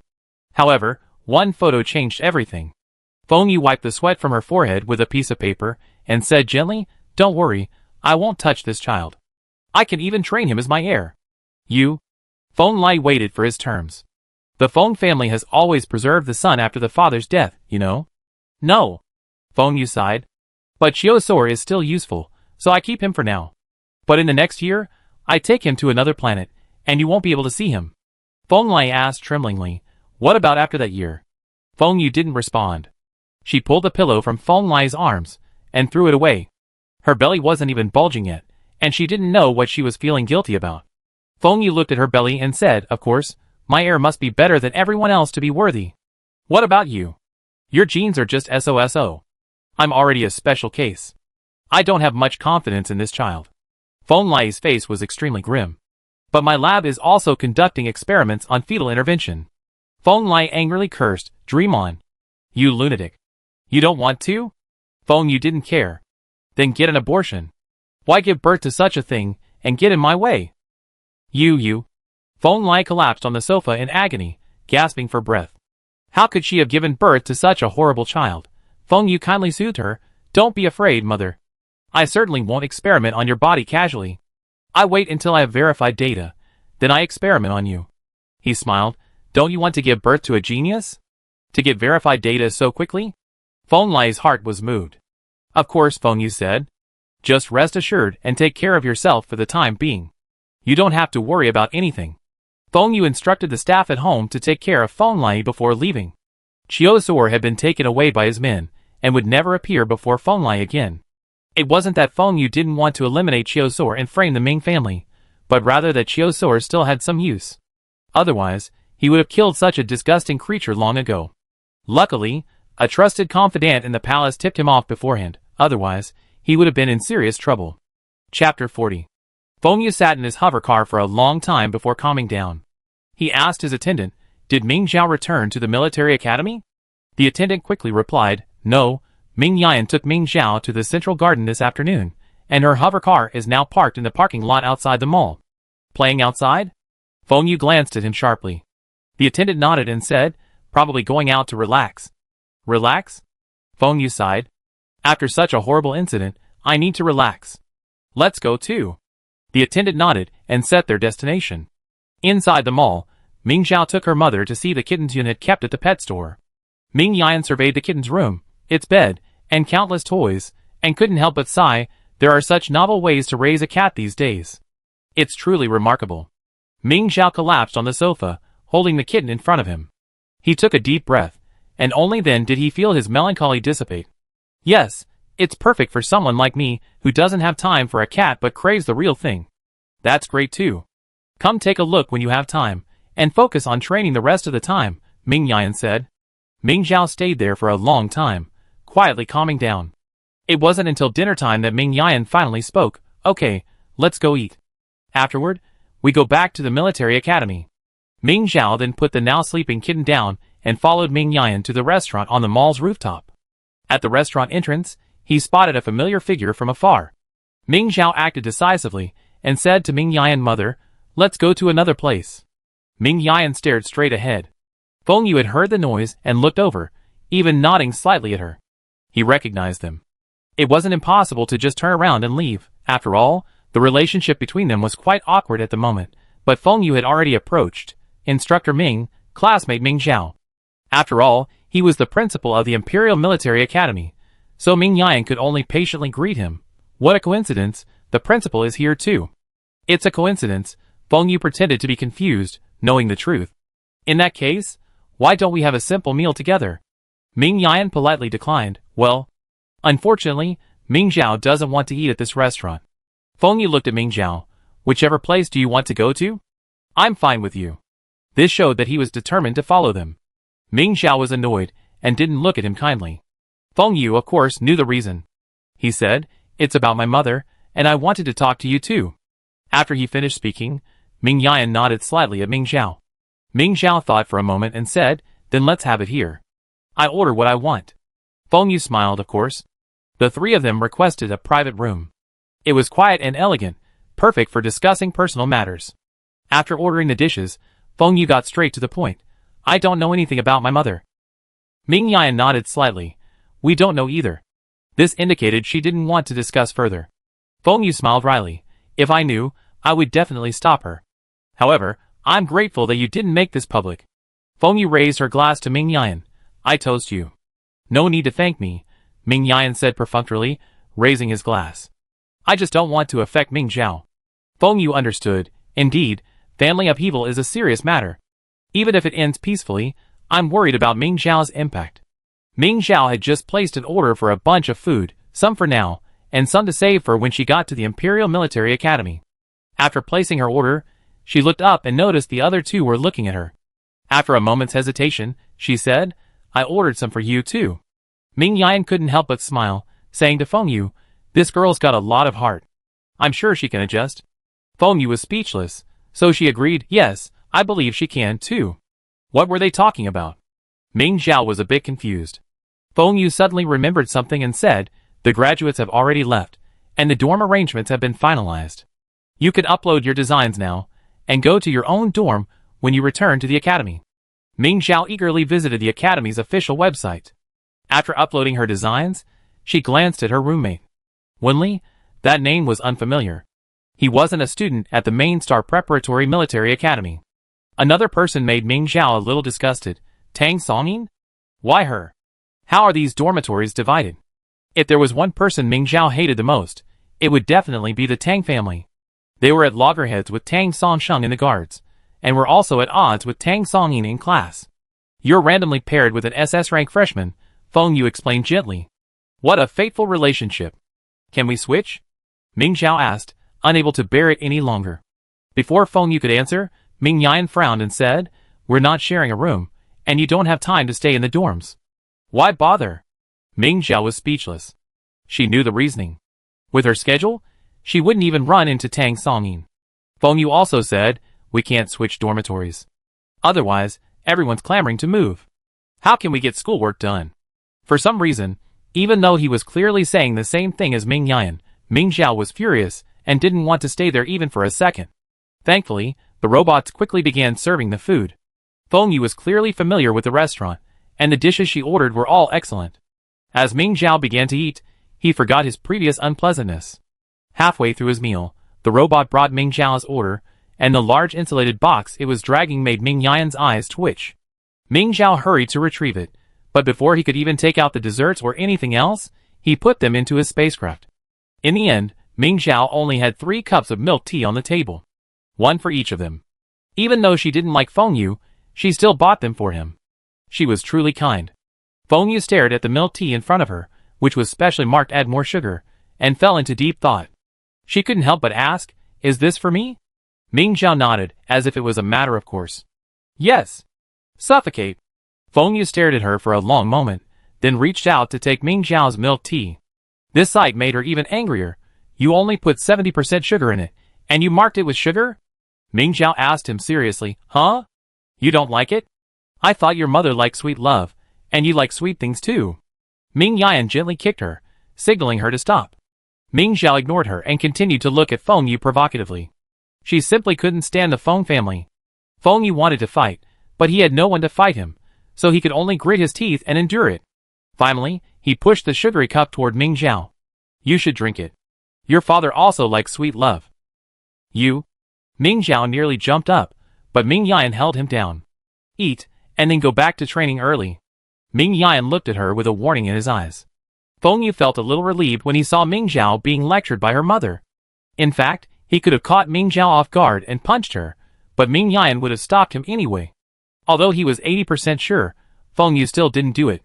He simply said, "Yes, go back to training early. You don't have as much training time as the seniors to begin with, and now you've been delayed for several days. You're the only one with a big mouth?" Ming Zhao glared at him angrily and lowered her head to eat. By the way, Instructor Ming, Instructor Jiang has family matters, and has taken a few days off. He's in charge of the mecha training, which Instructor Mu isn't good at. You have to work hard over the next few days. Feng Yu seemed to have finished eating, and talked to Ming Yan about work. Ming Yan said calmly, I understand. Ming Zhao choked at this. She had thought that after missing Ming Yan's class today, she could relax for 2 days before facing her again. So now Ming Yan is in charge of the mecha training too? That's a real blow. Ming Zhao looked at Ming Yan, a flash of fear in her eyes. Feng Yu was very pleased with her reaction. Ming Yan, frustrated, said, just focus on your training. Don't overthink it. Being timid before the battle is a big mistake. Ming Zhao said bitterly, I understand. No matter how reluctant Ming Zhao was, Ming Yan still showed up at the training ground on time for the next day's assembly. As soon as she appeared, everyone's eyes fell on Ming Zhao. Ming Zhao, me again?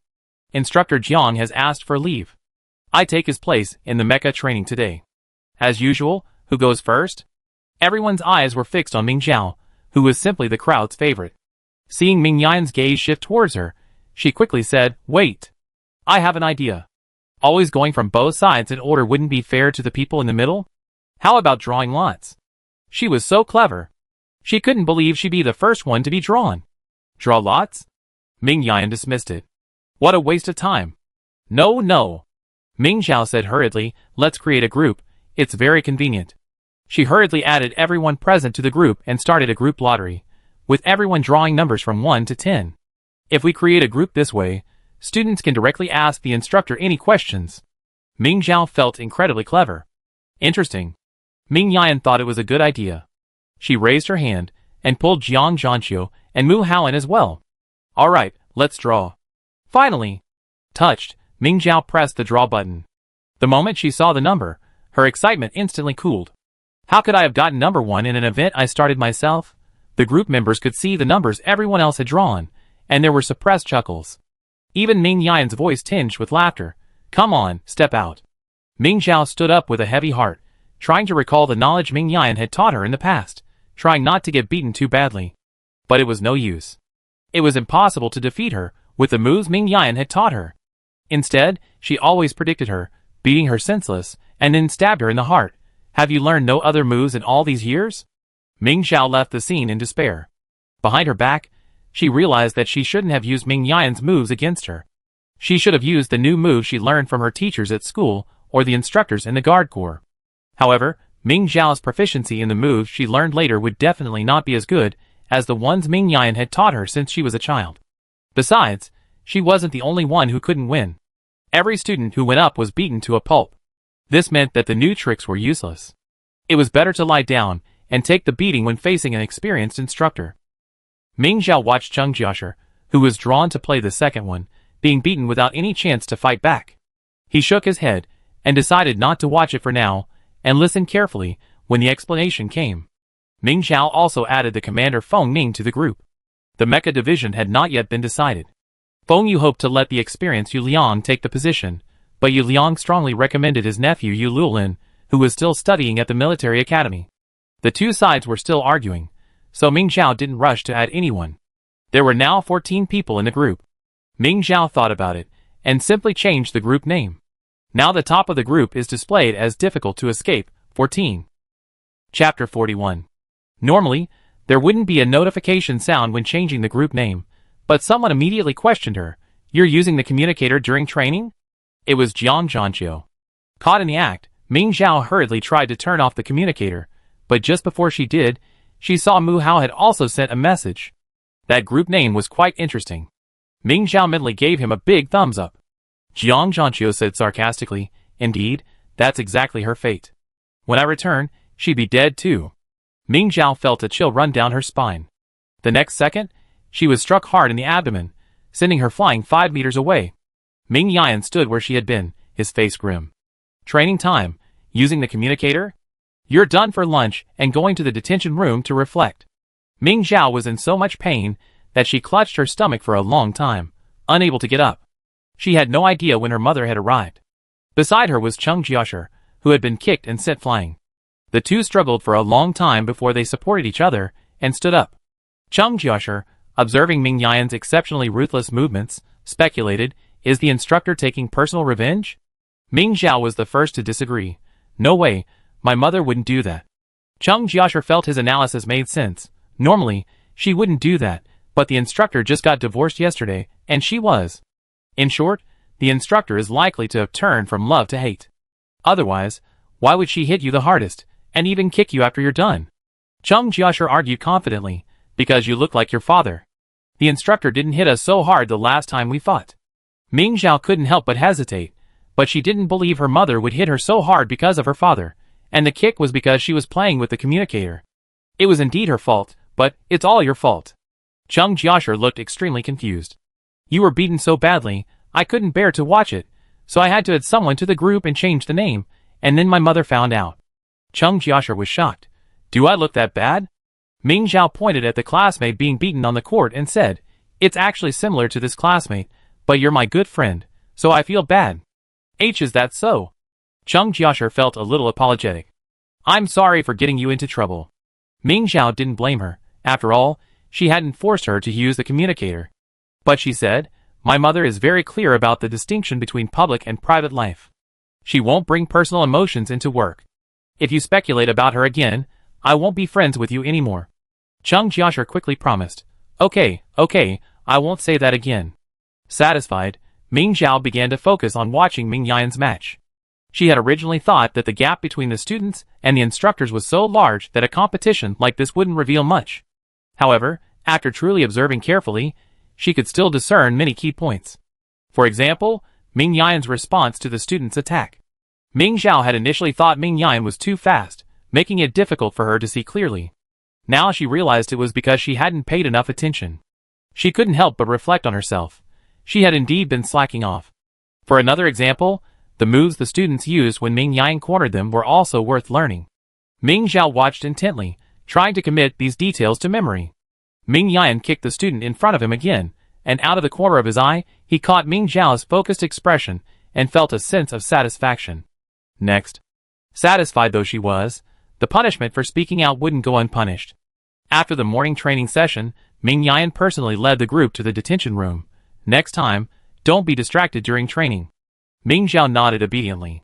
Ming Yan gave her 2 vials of nutrient solution and closed the door. To prevent the detained students from falling asleep, the room was brightly lit. The room was so cramped that it was impossible to lie down. The communicator was completely ineffective, and even the light screen couldn't be turned on. It seemed that all they could do was face the wall and reflect on their mistakes. When the time came, Ming Yan came to open the door to find Ming Zhao, his forehead pressed against the wall, his hands covering his eyes. He had fallen asleep. She felt a little helpless. Hearing the sound of the door opening, Ming Zhao snapped back to her senses and turned to Ming Yan, saying, Mother, the light's too bright. I block it for a bit. Ming Yan said nothing. She let him sleep. After all, Ming Zhao already knew her mistake, and a little rest in the confinement room wouldn't be a bad idea. Let's go. Listen carefully this afternoon. Ming Zhao hurried after her, yes. The training went on day by day. Although Ming Zhao was a bit restless at first, she quickly adjusted and made the most progress of everyone else. The early special training concluded, and the 10 of them were about to have their first qualifying round. Based on the rankings, they would form teams of 3 and begin group training. Because of the extra person, 1 person would be given a bye each day, observing the competition from the sidelines. However, before the qualifying round, the Imperial Military Academy welcomed registration day, and the academy suddenly became bustling with activity. Ming Zhao finally met her unfamiliar roommate, but the atmosphere was less than pleasant. Ming Zhao had originally planned to get up at 3, but was startled awake by a noise in the living room before 2. How could it be her roommate in the middle of the night? Ming Zhao naturally assumed someone had sneaked into her dorm. She immediately stood up, grabbed her magic sword, quietly opened her door, and peered through the crack. How dare they even turn on the light? Wenli was searching for her room when she suddenly saw the cracked door, the dark pupils behind it, and the pale face illuminated by the light. She was instantly terrified. Ming Zhao then remembered that today and tomorrow were registration days, and the person in front of her might be her roommate. She quickly turned on the light in her room and opened the door completely. Living. Don't be afraid.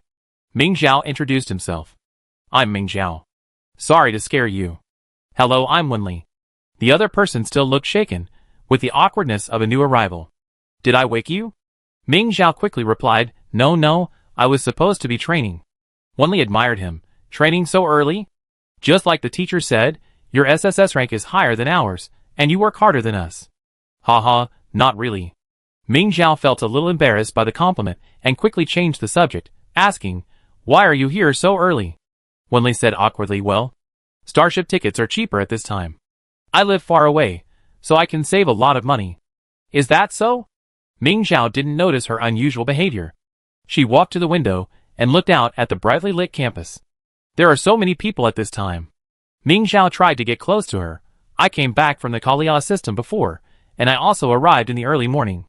The starship was especially quiet, and the starport was also quite peaceful.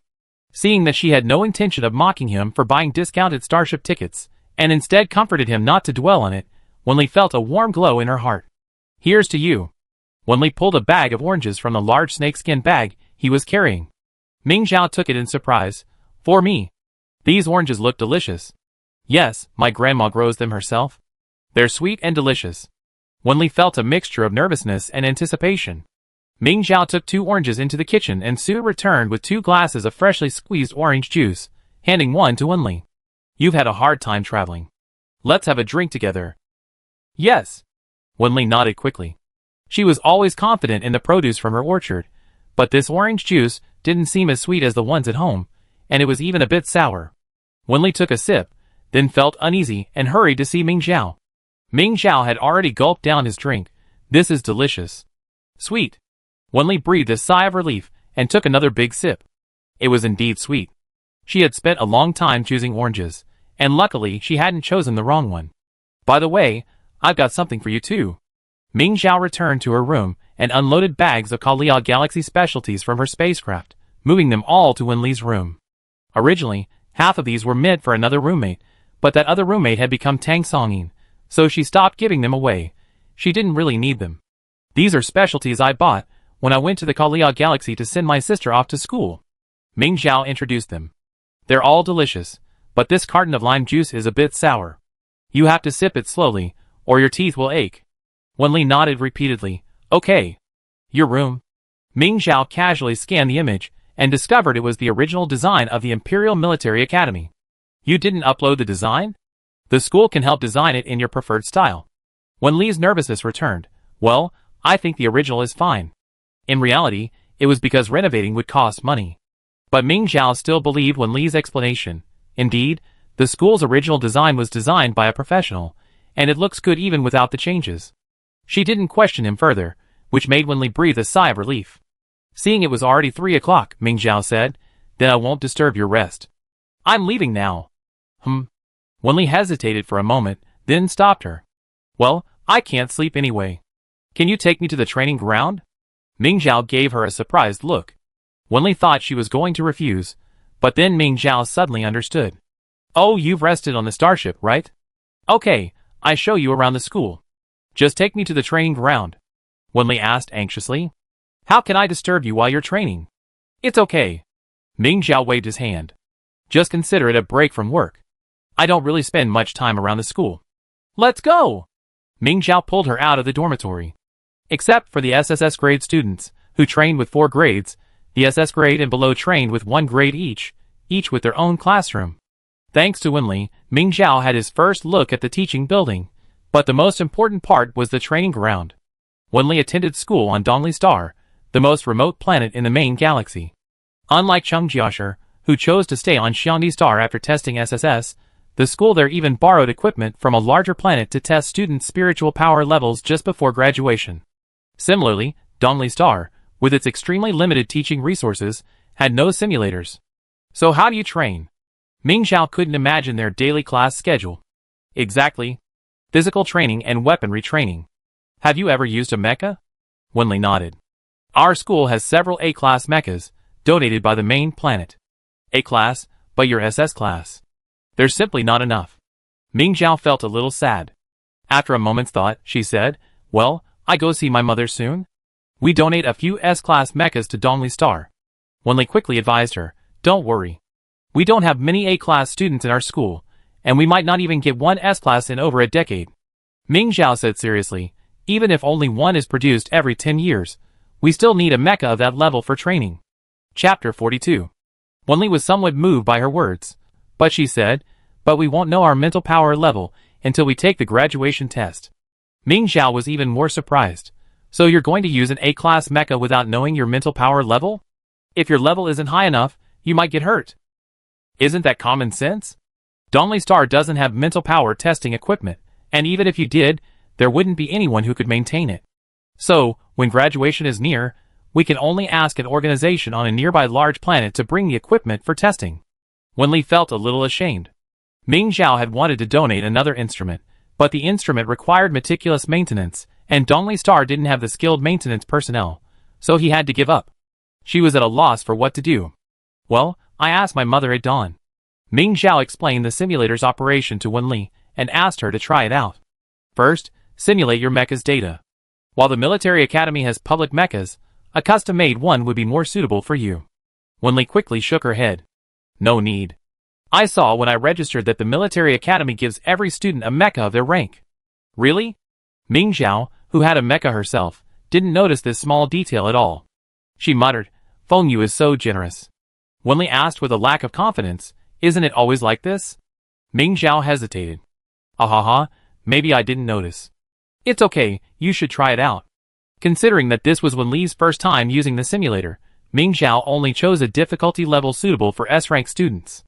Then she quickly added some general knowledge. Do all military academies provide mechas? The forum gave a positive answer, but these mechas weren't custom-made for individual soldiers.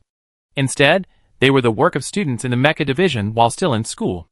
After passing inspection, they were distributed to new students who needed them. Wenli was an SS-rank student, and the students who could build her a mecha. Ming Xiao didn't know the students in the mecha division well. The only one she knew by name was Yu Luolin. Coincidentally, when Ming Xiao had just taken Wenli to collect his ID card for the simulator, she had seen his ID online. While she had no idea why Yu Luolin was still online at that moment, it didn't stop her from contacting someone she knew to find out more. Even more coincidentally, as soon as Ming Xiao opened her own door, she saw another room nearby open, and Yu Luolin emerged dejectedly. Luolin! Ming Xiao quickly called out to him. Yu Luolin turned around bewilderedly, realizing it was Ming Xiao. Unable to help but ask, what do you want? Ming Xiao enthusiastically pulled him over. After all, we've known each other for years, and I want to ask you something. Go ahead. Yu Luolin paused for a moment, then finally nodded. How many mecha pilots are above SS rank in your mecha pilot department? Why are you asking? Yu Luolin was completely puzzled. Seeing Ming Xiao staring at him, waiting for an answer, he told her, there's only me. The last one graduated 10 years ago, and there's only one S-rank pilot who enrolled this year. Precisely because mecha pilots are so scarce, the mecha pilots sent by the military academies to the Mecha League aren't required to be current students. Therefore, Feng Yu preferred the already renowned Yu Liang to be the mecha pilot for next year's Mecha League. However, being able to field an SSS rank mecha pilot who's still enrolled would be a testament to the academy's strength. Therefore, a significant number of the academy's leaders and teachers recommended Yu Luolin for the position. The two viewpoints were currently at a stalemate, neither convincing the other. Yu Luolin was eager to produce some results, to prove his ability to oversee the maintenance of individual mechas in the Mecha League. He had come up with a plan to build an SSS-class mecha himself. Building it was far more difficult than repairing it, and if successful, it would surely reassure the leaders and teachers. Yu Luolin had come up with this point because he was testing the data on his mecha design, but the results weren't very good. Thinking of this, Yu Luolin couldn't help but sigh. Ming Xiao, seeing his dejected expression, was somewhat puzzled. What's wrong with you? Though Yu Luolin felt that a single soldier couldn't possibly understand him, he couldn't help but confide, hasn't the mecha master for the Mecha League been chosen yet?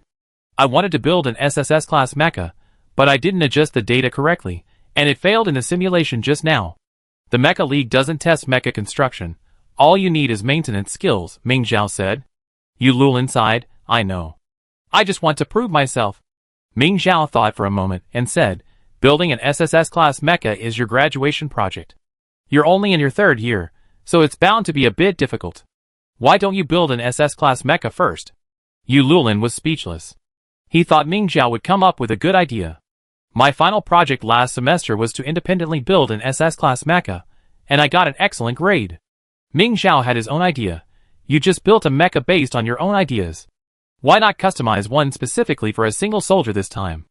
If the human and the mecha work together effectively, the teacher will definitely be impressed. This made perfect sense. Ultimately, a mecha technician's focus in building a mecha is to design a suitable mecha for the individual soldier. Designing one according to their own ideas is indeed much easier. When customizing a mecha for a single soldier, they need to consider not only the data balance, but also the soldier's personal combat habits. For a mecha technician, this is a double challenge.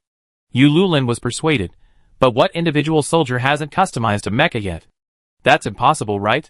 Ming Zhao also initially thought it impossible, but with Wenli's living example before her, she couldn't help but believe it.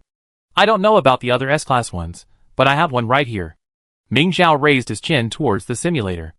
Yu Lulin glanced at the information displayed on the simulator. Wenli, S-Class difficulty? S-Class individual soldier? That's too easy, isn't it? Yu Lulin felt Ming Zhao was playing him. Ming Zhao cleared his throat. She's an SS rank soldier. She's never used a simulator before in school, so we set the difficulty setting low for her to get used to. Her foundation isn't as good as other SS rank soldiers, and she doesn't have a mech. If she achieves success with the mech you built, you get at least half the credit. Yu Lulin was quite tempted, but still felt something was missing. It would be great if she were an SSS rank soldier. Does an SSS rank soldier need your help? Ming Zhao had just looked up information, and was now familiar with all this. Even if she doesn't join a noble family, after she enrolls at the military academy, the academy will help her contact a master mech master to build a mech. After all, an SSS rank soldier is incredibly important anywhere. That's right. Yu Lulin considered it for a moment, then finally agreed. Then I used the simulator with her over the next 2 days to find suitable data for her, and try to have it ready by next week so she doesn't miss out on classes. Go for it. Ming Zhao encouraged him. I transfer the cost of the materials and design fees to you. Don't tell her. Yu Lulin refused. No, since I'm designing this mecha to prove myself, I won't charge you. Ming Zhao thought about it, and it made sense. Okay, then, design it well. When the time comes to decide on the mecha pilot, I recommend you. Yu Lulin said with satisfaction. It's a deal. Just as the two were about to high-five, the training in the simulator ended. A large, bright red message failed appeared on the screen. Failed even at S-level difficulty? Yu Lulin muttered, earning a glare from Ming Zhao. It's my first S-level training, my first time using a simulator. It's normal for me to feel uncomfortable. Ming Zhao finished, approaching the simulator, where the door had already slowly opened. Wenli lay inside, his eyes vacant, as if he were terribly frightened. It wasn't until Ming Zhao called her softly that she finally came to her senses. Sorry, I didn't make it. It's okay. It's normal to fail. I often fail too. Ming Zhao helped her out. Are you scared? Let's leave it at that for now. I take you back to rest. Wenli felt her legs losing control. Just now, in the simulator, a Zerg had bitten both of her legs, and the mech's power supply had been destroyed. She couldn't walk anymore. Seeing this, Ming Zhao dragged the sofa next to the simulator over and laid Wenli on it. Students often face failure in the simulator, so there are sofas here. After failing, students can rest here and escape the illusion of injury or death. Ming Zhao looked calm, as if this was nothing out of the ordinary. Just lie down for a while, and you'll be fine. Wenli's frustration over the mission's failure faded somewhat. She looked at Yu Lulin, who was standing in front of the simulator settings screen, and asked curiously, is he a maintenance technician? Yu Lulin had heard this and had initially dismissed it as a big deal, believing Ming Zhao would just explain it. But to his surprise, Ming Zhao actually said, well, he is. Yu Lulin immediately turned around and said, explain it to me. Ming Zhao chuckled, aren't mecha pilots in the Mecha League just maintenance technicians? I think you can definitely make it. That one sentence calmed Yu Lulin down, and he said proudly, yes, I can definitely make it. Ming Zhao then explained to Wenli. He's a third-year mecha engineer named Yu Lulin. He wants to customize an SS-class mecha for someone to use as his masterpiece, and I recommended you to him. Me? Wenli was flattered. But I? Ming Zhao smiled and said, because he wants to prove his work, he's not charging any money, and he's also providing the materials himself. Yu Lulin sorted out the data for Wenli and said that's right. All you have to do is build a reputation with the mecha I designed. Wenli's heart finally settled, but she still felt a little uneasy. The Imperial Military Academy has no shortage of SS-class soldiers, so why would it be my turn? Free things are actually more expensive. That's what her grandmother taught her since she was a child. Ming Zhao was weighing her words when Yu Lulin bluntly said, because you're the only SS-class soldier without a customized mecha, and your basic skills are also poor. You have the greatest potential for advancement, Ming Zhao urgently reassured. Wenli felt relieved after hearing this. She said to Ming Zhao, I know everything he said. Don't worry about me. Chapter 43. Although the internet says the Imperial Military Academy lacks empathy, she met a very good friend upon her arrival. The male senior in front of her, while a bit blunt in his words, was actually very warm and helpful. Wenli looked at Yu Lulin. Thank you, senior. Ming Zhao quickly pulled her aside, whispering, no need to call me senior. Seeing Wenli's confusion, Ming Zhao explained, in the military academy, students from the same grade participating in the same mecha league are classmates and don't call each other senior or junior. Yu Lulin nodded. Yes, all our seniors have already joined the military area. You can just call me by my name. If you're not comfortable with it, just call me classmate. Wenli nodded quickly, committing this information to memory. This is the biggest difference between military academies and ordinary schools. It's so that the priority of military academy students in the Mecha League is determined not by grade, but by strength. After all, as seniors hold absolute dominance over younger students in the military academy. Yu Lulin was envious. You guys are so lucky. Next year, when the new students start, you be seniors, and you can be seniors for 3 years. Unlike me, I can only be seniors for 1 year to enjoy the fun. Wenli thought he was sad and quickly said, although we can be seniors for 3 years, She suddenly paused, unsure how to continue. But we've never been juniors. Ming Zhao didn't care, and just said it with a smile. Yu Luolin's face darkened. Ming Zhao patted his shoulder. Don't be sad. Although you can only be seniors for 1 year, the 4th graders have it even worse.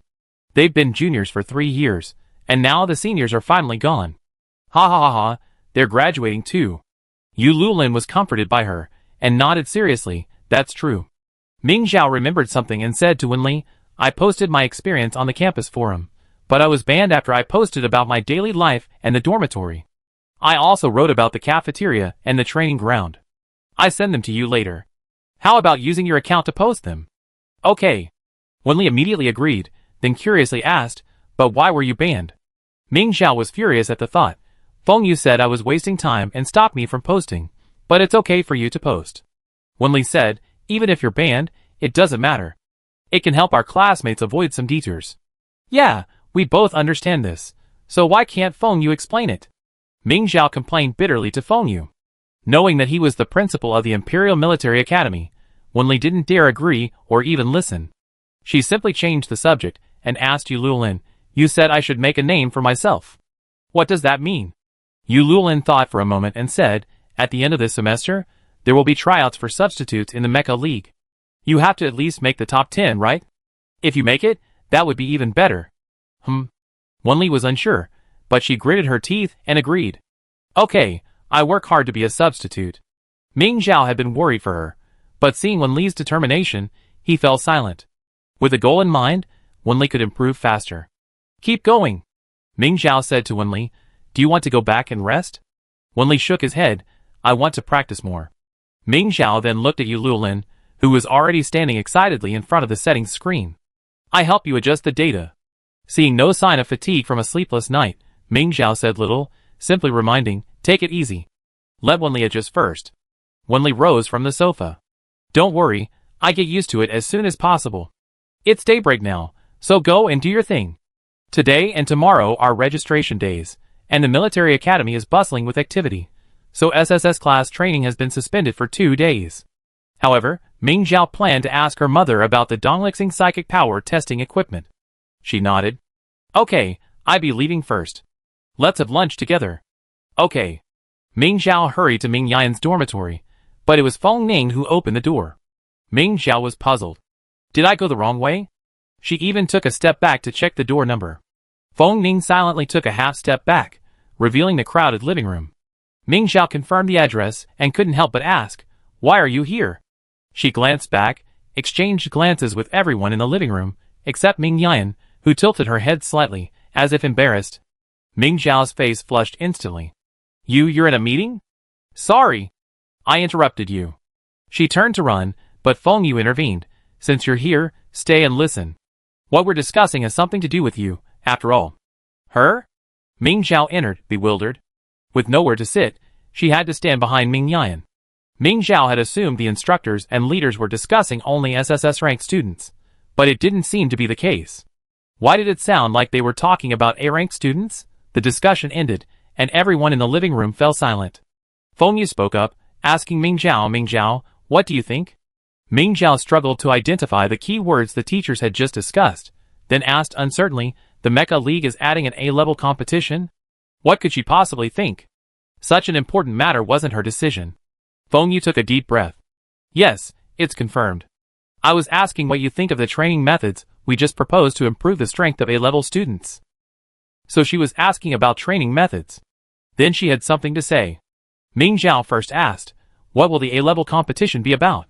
This had been discussed before Ming Zhao arrived, and Feng Ning explained, each military academy will send 500 A-level soldiers to compete. The first round will be a free-for-all, with the winning team advancing to the second round. The second round will be a regular individual competition, with the top 10 determined. Ming Zhao frowned. The first round doesn't sound very friendly to us. Only those on the winning team, who survive the elimination round will advance. Of course, many will not give their all initially, or even play passively, simply to protect themselves. Will our military academy be unable to defeat anyone by then? Ming Zhao muttered. Her voice was low, but clear enough for everyone in the living room to hear. Everyone's expression darkened. Feng Yu's the worst. After becoming the principal of the Imperial Military Academy, he embraced a principle of strength. This certainly helped rapidly improve individual combat capabilities, but it was a real disadvantage in this kind of group battle. Even the Tari's Military Academy, with its emphasis on family background, had an advantage in this regard. Feng Yu slammed the table in anger. Who could have known that the Tari's and Kalia systems would unite to pull off this? Feng Ling had even agreed. I asked you to tell me if there's a solution, not to list the difficulties. Feng Yu said unhappily. Ming Zhao thought for a moment and said, I think this problem must first be addressed through the school's ethos. Principal, don't you think the current atmosphere at the Imperial Military Academy is too cold? Students don't even help each other. Feng Yu looked at her and asked, how can we solve it? I'm not the principal, so I can't explain it clearly. However, Kalia Military Academy is doing well. You can discuss this with Yin Miaomiao. Ming Zhao thought for a moment and said, for now, we can start by encouraging senior students to post answers to questions for junior students. We can then select those who are willing to share, and directly train them to participate in the A-level competition. Jiang Zhanqiu. He scoffed, electing some great sages who aren't focused on the competition? Ming Zhao insisted, improving individual strength is much easier than cultivating unity. That makes sense. Surprisingly, Jiang Zhanqiu agreed. But have you ever considered that if the forum Q&A wasn't tied to the individual selection process, there wouldn't be 500 students willing to waste their time answering questions online? Ming Zhao was speechless. She quickly shifted the blame, saying, that's something you instructors should consider. After all, I'm just a student, and I'm not being thorough. Everyone present was speechless. Ming Yan said, I personally think that the A-level students' grade should be tied to teamwork. A-level students inherently need to cooperate, and judging them solely by their strength isn't suitable. The vice principal in charge of the A-level students said, it's too late to tie it in now. The Mecha League is already here before the students have changed their minds. Reform the assessment method for A-level students, Feng Ning said. Fourth-year students will help first-year students, and third-year students will help second-year students. It's a one-on-one approach. For every 10 places a lower-level student advances, the higher-level student will receive 1 additional credit. If they fall behind by more than 50 places, both students will lose 10 credits. At the end of the semester, the contestants will be selected based on the assistants list. The rankings of the 2 students will be added together, and the first 250 teams with the lowest rankings will become the main selection, with the next 50 teams becoming the reserve teams. The A-level vice principal thought for a moment and said, that's feasible. Then let's do it. Feng Yu said, take a meeting to discuss the specific implementation and report back to me. Yes. It seemed the discussion was over. Ming Zhao asked curiously, didn't you say it was about me? But it sounds like I have nothing to do with it. Feng Yu seemed to have just remembered.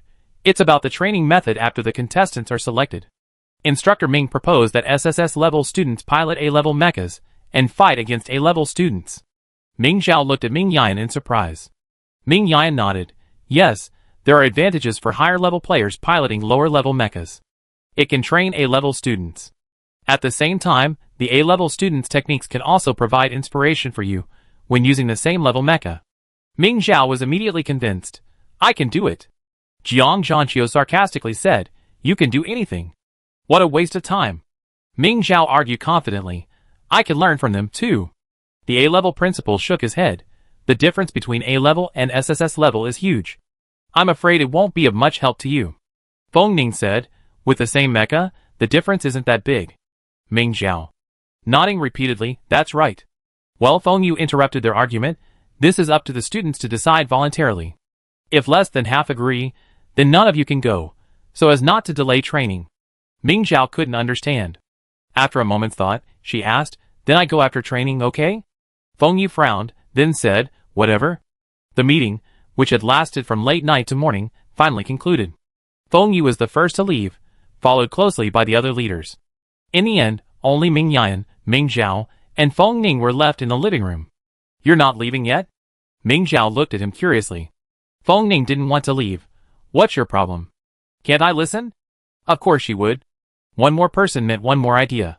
Ming Zhao then told Ming Yan about Dong Lixing. Chapter 44. Students on Dongli Star can only have their mental strength tested in their graduation year. Ming Yan seemed a little excited.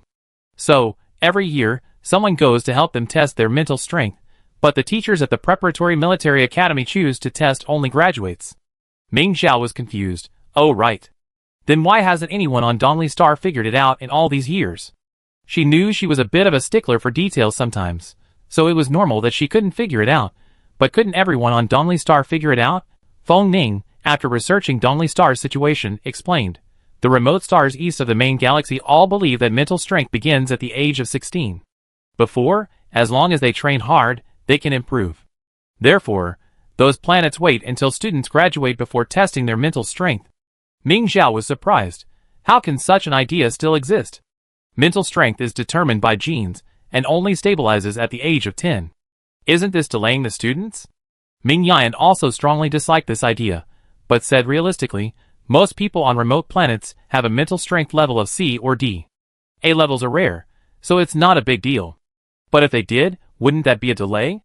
Ming Zhao didn't understand why his mother thought so. Feng Ning sighed. The annual mental strength test on remote planets is funded by the main planet. Originally, it was for children over 10 years old, and they were given scientific education, but it's clear that their mindsets don't change that easily. Ming Yan nodded. When she was in military school, she had participated in scientific education activities on remote planets. She didn't expect that after all these years, there would be no progress on remote planets. That's why she was so excited after hearing Ming Zhao's words. She said, although it's not nice to say this, the talents of remote planets that have been delayed do have their own reasons. Seeing her mother's words, Ming Zhao could only nod in understanding, though she still couldn't understand why a planet like Dongli Star was so obsessed with testing psychic power levels later.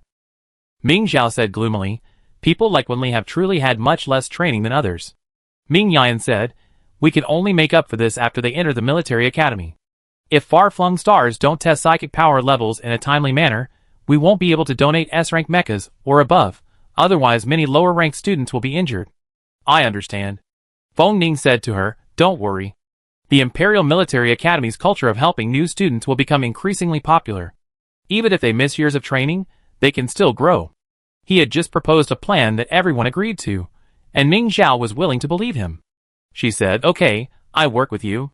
Feng Ning smiled, yes, let's work together. Ming Yan looked at them with a smile, as if seeing his younger self. Perhaps they could create a different future? The matter of Donglixing had to be put on hold for now. Seeing it was almost time, Ming Zhao left to meet Wenli for lunch. Ming Yan warned, don't relax too long. Remember to go to training. I know. Ming Zhao hadn't even finished her words when she opened the door, and disappeared from Ming Yan's sight. After lunch, Wenli decided to go back to the dormitory to rest. Ming Zhao, watching the crowds coming and going toward the training ground, didn't feel like going to training anymore, so she followed them back. As soon as she opened the door, she realized she might as well go to training. Tang Songyin had arrived. Not only her, but also her father, mother, brother, and all the aunts and uncles in the family had come. The once spacious living room now seemed cramped. As the people in the room cast sharp glances at her, Wenli instinctively hid behind Ming Zhao. Seeing this, Tang Songyin, who had been about to greet her, frowned, looking a little disgusted. Uncle Tang, Aunt Tang. Ming Zhao greeted the elders of the Tang family in a friendly manner, as if the two families were not enemies. The head of the Tang family nodded proudly. His wife looked at Wenli, who was huddled behind Ming Zhao, and said kindly, "Is the little classmate behind you Songyin's roommate?" Wenli felt nervous, but she moved out from behind Ming Zhao and said, "Yes, uncle and aunt, hello. I'm Wenli, from Donglixing." The head of the Tang family's wife smiled and said, "Donglixing is very far away. You can only go back during the holidays. If you have time on the weekends, why don't you come with Songying to our house?" Ming Zhao felt that the Tang family members around her were a little strange. They didn't seem to be so friendly in the past. But since the topic didn't concern her, she didn't interrupt, but quietly turned on the recording function on her communicator. The fact that Tang Songsheng had taken her to Fengyu's underground laboratory before showed that the relationship between the Tang family and Fengyu was closer than it appeared. She had to take note of any unusual things the Tang family did. Wenli, standing beside him, politely declined, "Auntie, how could I possibly bother you? Besides, I'm new here, so I need to focus my rest time on training." "What's the point of training on the weekend? You need a balance between work and rest." It was Tang Songyin who said this, and from the sound of it, she seemed to be inviting Wenli to her home. If it had been Tang Songsheng, Ming Zhao could have reluctantly accepted it, but Tang Songyin, the one who was known for her antagonism and dislike for everyone at the preparatory military academy, actually invited a classmate to her home. This time, Ming Zhao couldn't hold back and asked, "Have you been possessed?" Tang Songyin looked at her and, returning to her familiar tone, asked, "What's it to you?" Wenli, for some reason, found the exchange between them filled with heated debate. She tried to lighten the mood. "Well, we're all classmates," Tang Songyin said grumpily. "We're not worthy of being SSS-level individual soldiers. Stop flattering yourself." Ming Zhao saw it clearly. The head of the Tang family patted the back of his daughter's hand, silencing her. How bizarre. The head of the Tang family, who used to believe his children were all right, has now learned to manually mute their microphones. Wenli froze in place. Ming Zhao patted her comfortingly and said to Tang Songyin, "You're being so self-deprecating, yet you're still trying to criticize others." Mrs. Tang said, This child is just in a bad mood at the beginning of school, so she's a little aggressive. She didn't mean it. Don't mind, Wenli nodded haphazardly. Ming Zhao saw she was on the verge of tears. Crying in front of so many people was a bit rude, but it was also rude for the Tang family elders to stay and enter the room. Ming Zhao simply said to Tang Songyin, "Are you ready? If so, why not let Tang Songsheng take you around the school? It's getting crowded with so many people here." Tang Songyin shook her head. "There are only a few of us here. Can't my family sit a little more?" "Oh, I see. Your father and mother must be divorced, and you're jealous of me." Ming Zhao's face instantly turned cold. She was a mature person now, and such verbal provocation was no longer worth her physical effort. But that didn't stop her from retorting, "You've been talking about it for so long. Are you jealous of me?" She looked at the head of the Tang family, who showed no intention of intervening. "Uncle, did you hear that? Your daughter envies me? Hurry and divorce auntie." Everyone's expression changed at this moment. Tang Songyin even wanted to rush over and beat Ming Zhao up. Ming Zhao didn't move. Tang Songsheng stopped his sister. "Okay, Songyin, if cadets are caught fighting in private, 10 credits will be deducted." Ming Zhao snorted and stood up, not caring what they thought. "All right, you guys chat, I'm going to training." Seeing the Tang family's gazes on her again, Wenli felt almost breathless. She hurriedly stood up. I'm going to training too." She almost ran out, and quickly caught up with Ming Zhao. Seeing her like this, Ming Zhao was a little surprised. "What's wrong? Did Tang Songyin scold you?" "No." Wenli shook her head, embarrassed to say, "I am a little scared of them." Ming Zhao nodded in agreement. "They're certainly acting strangely today." Wenli couldn't help but ask, "What were they like before?" Ming Zhao was about to complain, but he stopped himself. "My family and hers don't get along, so my perception of them isn't necessarily objective. They seem to like you, but you need to get to know them yourself before you can judge. Maybe Tang Songyin and Wenli just get along?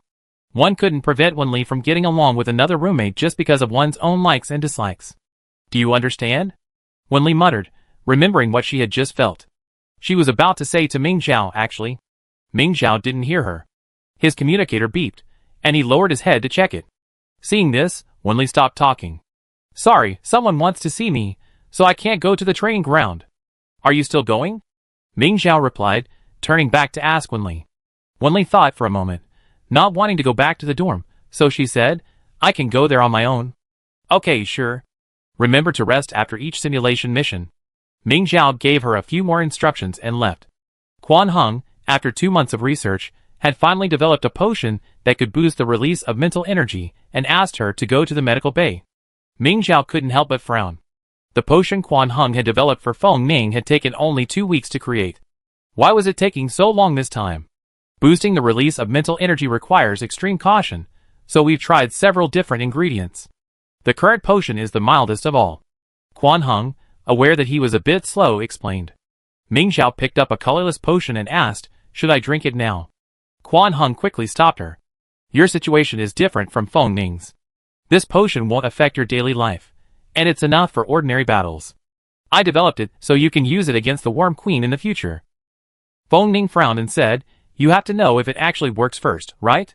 Otherwise, you won't be able to test it against the Worm Queen. I know. Since the first rankings start the day after tomorrow, it's a good time to try it out. Ming Zhao nodded and asked, so I just need to drink it before the match? How long does it last? Quan Hung replied, yes, before the match. Drink it. The medicine will last for an hour. 1 hour. It was ridiculously short. Ming Zhao looked at Feng Ning in disbelief. If I remember correctly, doesn't Feng Ning's medicine last for half a month? 1 pill lasts an hour. Are you trying to drain him dry? Quan Hung coughed lightly. He's holding back his mental power. The medicine can't stop. You're releasing it. If you release it for too long, your body will collapse. Just drink it when you need it. Even after taking the medicine, you still need to consciously control your mental power, and don't let it run wild. Ming Zhao nodded. Okay, I understand. Chapter 45. Registration day ended in a flash, and the freshmen began their first week of orientation. The SSS level soldiers also began their first Mecha League ranking competition. Ranking not only affects teammate selection for the team competition, but also determines the qualifying spots for the first round of the Mecha League. For example, if only 1 flag remained, and the 9th and 10th place players reached the finish line simultaneously, the 10th place player must unconditionally relinquish their qualifying flag to the 9th place player. Failure to do so would be considered a violation of school rules and subject to penalty. However, the current ranking is only intended to facilitate group training for this semester. A rematch will be held at the start of next semester to determine the ranking for the Mecha League. Before 7 a.m., the SSS level students arrived at the training ground on time, and the match schedule had already been posted to the group chat. Regardless of winning or losing, everyone must play all 9 matches. Finally, the instructors will rank the students based on their performance across all matches to prevent students from falling behind due to a single mistake. The first match was between Ming Zhao and Chan Kuei. The format was determined by a live draw, with the mechas drawn for a duel. Ming Zhao drank some medicine before the match. At 7 o'clock, the match officially began. Chan Kuei had witnessed Ming Zhao's strength during training, so she didn't attack, but watched cautiously. Ming Zhao didn't move either, waiting for the medicine to take effect. What kind of medicine was this? It had no effect at all, completely different from the instantaneous surge of mental power she had imagined. The two hesitated, and Jiang Zhanqiu cleared his throat and shouted, just a reminder, the match is only 1 hour. Hearing this, Ming Zhao didn't want to drag it out any longer. She simply drew her weapon and swung her sword.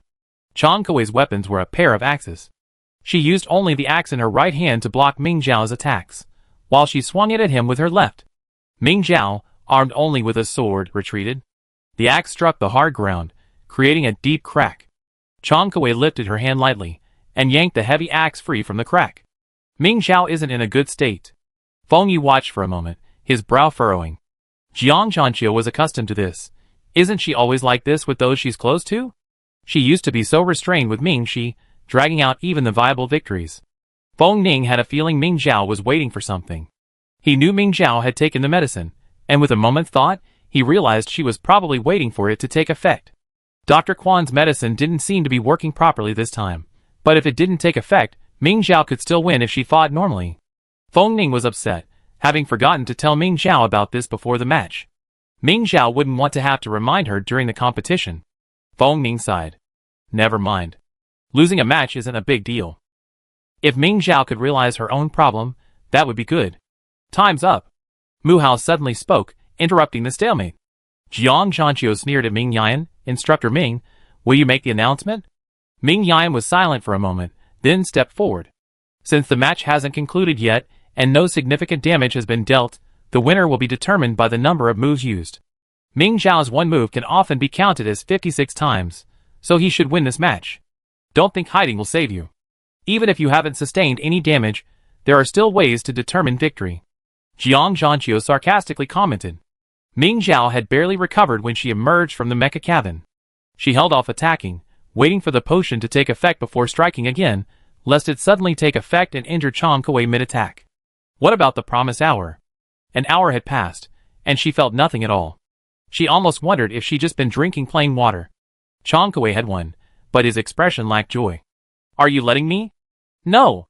Ming Zhao immediately denied it, but couldn't articulate it clearly, so she said, I'm feeling a little under the weather. Chang Kuei looked at her doubtfully. Ming Zhao said sincerely, when have I ever let you go during training? Chang Kuei thought about it, and realized it was true. So she asked, you have another match this afternoon. Do you want to go to the infirmary? Ming Zhao was about to say she wait until lunch break, but Feng Ning asked her mentally, what happened just now? Did the medicine not work? Yes, I didn't feel anything. Feng Ning told her, I sent the video to Dr. Quan. You should ask for leave now, and go to the medical bay to see her. So, Ming Zhao said to Chang Kuei, yes, I have to go see Dr. Quan. After saying that, she glanced at the instructor. She couldn't go to her mother. Although she would definitely agree, Jiang Zhanqiu would definitely take the opportunity to be sarcastic. Jiang Zhanqiu would definitely not agree if she went to him. Mu Hao was a clay-faced man. Even if he agreed, Jiang Zhanqiu would change his mind after a few words. Ming Zhao had no choice but to go directly to Feng Yu. Principal, I'm not feeling well. I'd like to see Dr. Quan. Hearing this, the instructors, whose attention had been focused on the two men fighting on the field, turned to Ming Zhao. Uncomfortable? Jiang Zhanqiu asked sharply, you look rosy and active. You don't look unwell. Ming Yan also looked at her in confusion. So, had she been passively avoiding the fight just now? Was she unwell? Just looking at her face, it really wasn't obvious. Ming Zhao ignored Jiang Zhanqiu. As long as Feng Yu agreed, Jiang Zhanqiu had no reason to keep her here. She looked at Feng Yu sincerely, hoping the principal would sense her sincerity. Okay. Thankfully, Feng Yu agreed. Before Ming Zhao could even rejoice, Feng Yu's next words left her stunned. I don't have anything to do anyway, so I go with you. She definitely couldn't let Feng Yu go with her. Finding no excuse, Ming Zhao followed Feng Ning's instructions, and tried to dissuade Feng Yu from going. Aren't you here to watch the students compete? Why should I bother you? It's okay. I'm just here to watch the fun. The instructors are here, so I don't have to worry. Feng Yu's words silenced Ming Yan, who was about to ask to take Ming Zhao to the medical bay. The instructors were responsible for grading the individual competitions, so she couldn't leave. Further refusal would only make Feng Yu suspicious. Feng Ning took the initiative, saying, Principal, go ahead. I'd be watching from here. I share my analysis of the individual soldier with the instructors. Ming Zhao grimaced. Feng Ning telepathically told her, I send a message to Dr. Quan. Have her tell Feng Yu that your mental strength is unstable. You just have to pretend to be sick. But that won't reveal anything wrong with me. We have to find a chance later.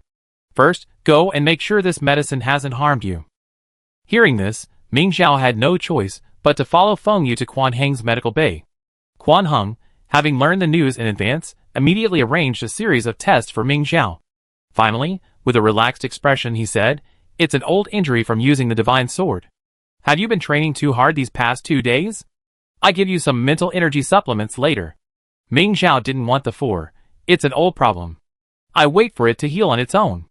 No need for N4. Feng Yu frowned. With the rankings determined in the competitions these days, how can I wait for you to heal?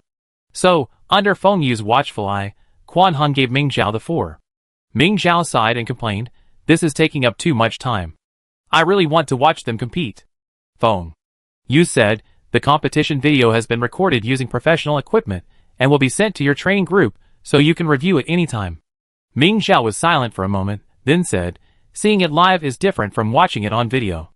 Feng Yu looked down at the communicator, but didn't forget to reply, that's for the commander. As a single soldier, you just need to clearly see the other team's attacks and responses. Ming Zhao was speechless and simply asked, why aren't you leaving? I told you, I'm fine anyway. Before you say that, could you please stop texting and look up from where you're reading? Ming Zhao was speechless and simply let him go. Quan Hung helped Ming Zhao fix the 4 bottle and left the room. Because of Feng Yu's presence, they had to use the communicator to discuss issues they could have discussed face to face. Are you feeling well? Did the medicine you took this morning have no effect? Nothing. After Ming Zhao replied, she looked down at the needle on the back of her hand. There was nothing wrong with her body, but she felt like she had gotten the needle in vain. She couldn't help but glared at Feng Yu fiercely. It's all Feng Yu's fault for insisting on following me. Feng Yu looked up, perceptively, and saw Ming Zhao listlessly looking down at the 4 needle. Wasn't he quite energetic just now? Feng Yu felt puzzled. What's wrong? Are you feeling unwell? Ming Zhao lowered his head and remained silent. Feng Yu pondered for a moment, then asked, What's wrong with your mental strength? It's gone awry when it was perfectly fine. You haven't been training much these past 2 days. He had just checked Ming Zhao's personal training sessions over the past 2 days. They only been 10 hours. Could this level of training cause an old injury to relapse? Ming Zhao half-seriously replied, I don't know. Maybe I ate something bad this morning. Feng Yu was speechless. He closed his eyes before saying, If your health remains like this, how are you going to perform in the Mecha League? Ming Zhao looked up at him. I'm not really losing, am I? If it weren't for the time limit, I'd definitely win if I held out a little longer. Chang Kuei was clearly exhausted by the end. Ming Zhao had been hiding, fearing the drug's effects would suddenly kick in during her attack, potentially injuring Chang Kuei. Therefore, after the first strike, she hadn't dared to attack. But once she was sure the drug's effects had worn off, she would attack. She had forgotten there was a time limit. So you're just dragging it out? Feng Yu said sternly, There's no time limit in the Mecha League, but against Ming Shi, who suffered a loss before, or other strong opponents, dragging it out will only make the situation worse. I know. So, after the exclusive guard selection, she faced Ming Shi, and the result was a 50-50 chance. Ming Zhao's mood was a bit sour, and she said irritably, I won't make this mistake again. Feng Yu stood up. I hope you keep your word. He turned and left. After making sure Feng Yu was out of the medical bay, Quan Hung approached. I watched the video Feng Ming sent me. You initially attempted to attack, but why did you keep avoiding the fight? Ming Zhao carefully recalled the feeling at that moment. I attacked once, but the potion hadn't taken effect at all. I was afraid of accidentally injuring someone while I attacked, so I kept waiting for it to take effect. Quan Hung asked, Did you feel anything unusual during that initial attack? Ming Zhao pondered. No, it was just a test attack. Quan Hung pondered for a moment and said, Well, after drinking the potion, you still need to mobilize your mental energy as usual. The potion is like opening a dam. If no water is released upstream, there will be no water downstream. Quan Hung explained the principle to her. Ming Zhao thought it made sense. Okay, I try it during the competition this afternoon. Quan Hung warned her, You must consciously control it. Chapter 46. After draining his energy supplements, Ming Zhao checked the time. The morning's final match had just begun, Tang Songsheng versus He Yunpu. Ming Zhao was eager to see what was going on, so he leisurely headed to the training ground. Upon his arrival, Ming Zhao heard Feng Yu remark, He Yunpu's got quite a sharp mind. Jiang Zhanqiu frowned and said, he was lucky enough to guess the scoring rules for this match. Feng Yu smiled. If he could guess it this time, he might be able to guess it in the Mecha League too. Ming Zhao listened to their conversation and looked curiously at the 2 mechas on the field. At first glance, he exclaimed, Wow! He Yunpu, using his long whip, which doubled as a ranged weapon, was maintaining a tight distance between him and Tang Songsheng. This prevented Tang Songsheng, who only had a melee weapon, from attacking. However, He Yunpu continued to swing his whip. Although most of his attacks were blocked by Tang Songsheng, the occasional strike would land on Tang Songsheng's mecha. As long as He Yunpu could hold his ground for an hour, he'd definitely win in the final count. If he could get Tang Songsheng angry enough, he might even be able to defeat the bewildered Tang Songsheng in a proper fight. However, Tang Songsheng's mentality had improved significantly over the years, and even in such a disadvantageous situation, he remained composed. The attacks He Yunpu landed on him were minimal, ineffective. Everyone was improving. Ming Zhao glanced down at the divine sword in her hand, and tightened her grip. She was too. The countdown ended. Tang Songsheng hadn't lost, but judging by the number of attacks, He Yunpu had won. Ranged weapons held a significant advantage in this competition. In the afternoon, when He Yunpu faced Chang Kuei, he intended to repeat his old tactics, but unexpectedly, he drew an unarmed mecha. Mechs could bring their own weapons in a mech fight, but except for Ming Zhao, no one else was so accustomed to it. Therefore, The two men reselect their weapons from the weapons racks in the training grounds. He Yunpu still chose her whip, which she was comfortable with, while Chang Kuei was even more daring, abandoning her customary axe in favor of a bow and arrow. Jiang Zhanqiu piqued his interest. You're quite courageous. Not only was the bow and arrow not her usual weapon, but her supply of arrows wasn't unlimited either. There were only 16, and once they were all used, she would only have a longbow that could barely function as a club. Because Chang Kuei had chosen a bow and arrow, a weapon that couldn't be controlled once it was released, the competition was held in a simulation chamber to avoid any loss of life for the students.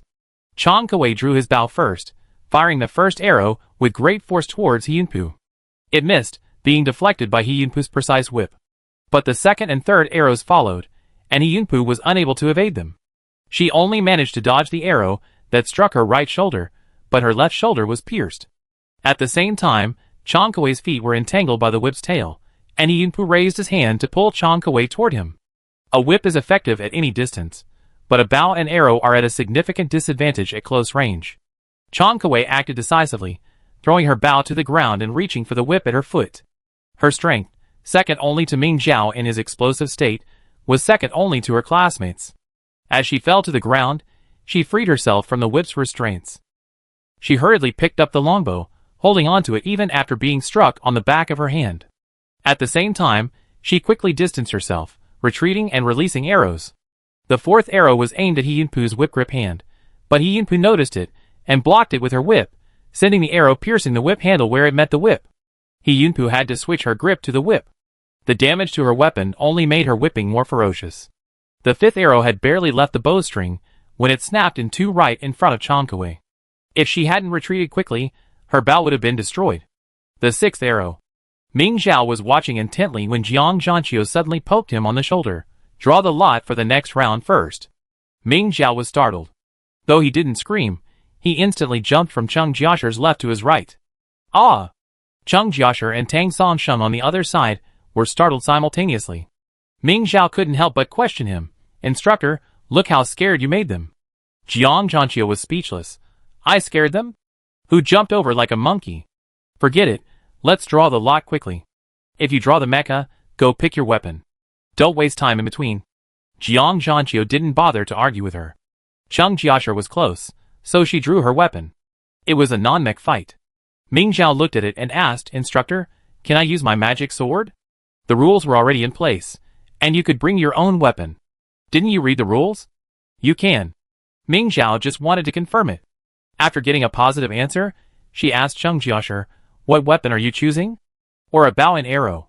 Cheng Jiasher's mech weapon was a bow and arrow, but she shook her head and picked through the weapon rack, finally selecting a diamond staff.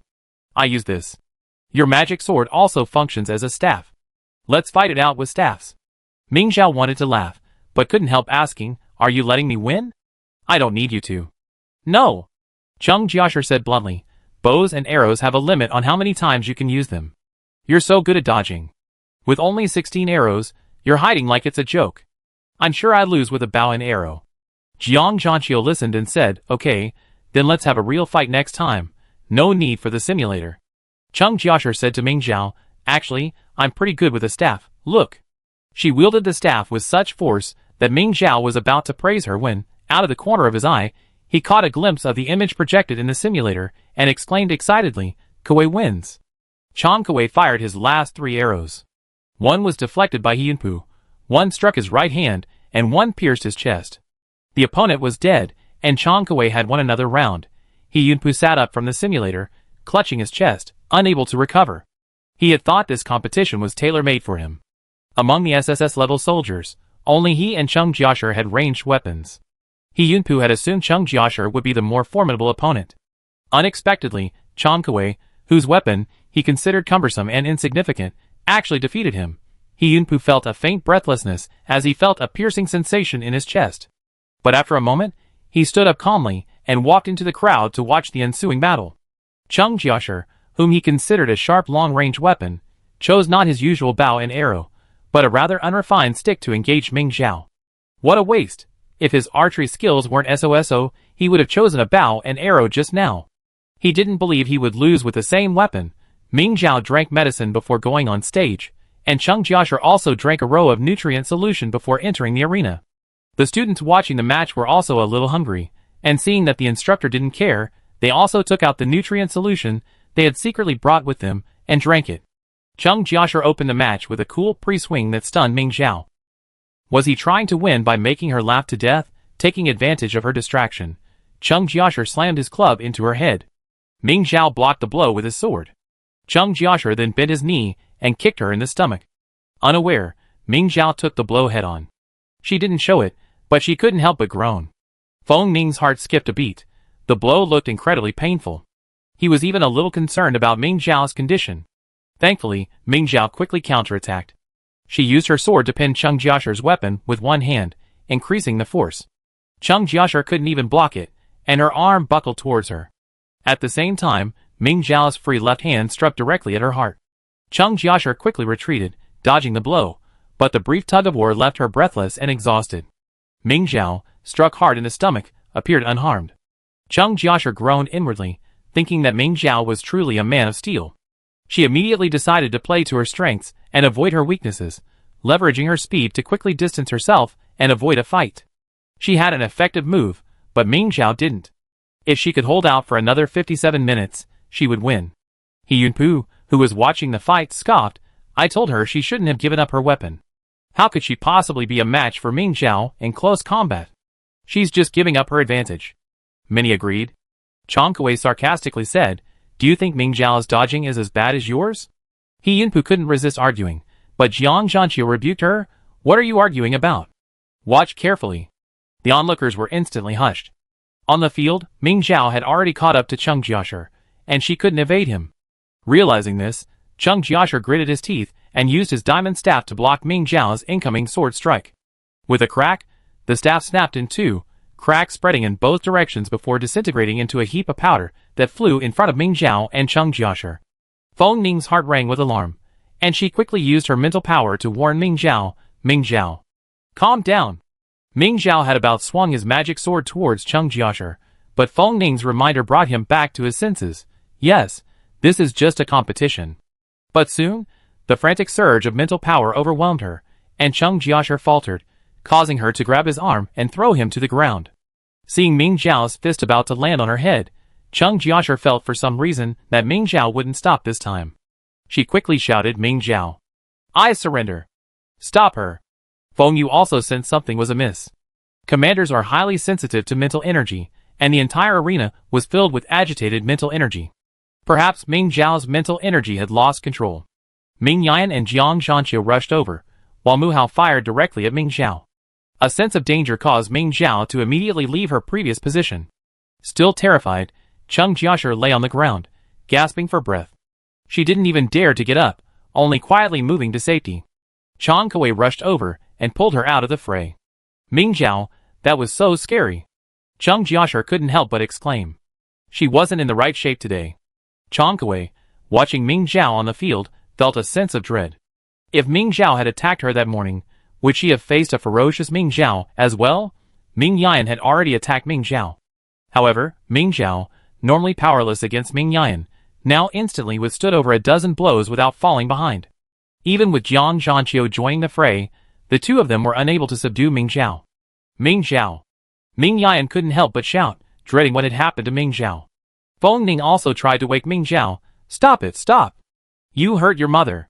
Ming Zhao paused slightly, and Ming Yan seized the moment to embrace her from the front, restraining her movements. Jiang Zhanqiu, using his hand as a knife, struck the back of Ming Zhao's neck. Finally, silence fell. Chapter 47. Ming Yan hugged Ming Zhao and whispered softly, It's okay, Zhao Zhao. Mother will take you to see Dr. Quan right now. You be fine. Jiang Zhanqiu, upon hearing her words, was unusually unresponsive. Dr. Quan is here. Feng Ning and Feng Yu gathered around, while Quan Hung, carrying his medicine kit, ran directly from the parking lot of the medical bay to the training ground. He panted as he pulled an injection from the kit. Psychic turmoil, huh? Use this, a psychotropic suppressant. Feng Ning couldn't help but ask, why does she need a suppressant? It's too harmful. Can't she use my medicine? Psychic suppressants are used in prisons for high-level criminals. Quan Hung shook his head. No, give her the injection first. Once she's stable, I find a way to repair the damage. Ming Yan hesitated as he took the medicine. The side effects of psychotropic suppressants were so severe that some people even suffered lifelong consequences from the injections. Mother. While she was hesitating, Ming Zhao suddenly woke up, but thankfully, she didn't continue the attack without distinguishing friend from foe. Jiang Zhanqiu, who had just dismissed the students, returned to see Ming Zhao awake and was somewhat surprised. He had beaten her so hard earlier. Ming Yan tightened his grip on the injection. Zhao Zhao, have you recovered? She hasn't, Feng Yu said coldly.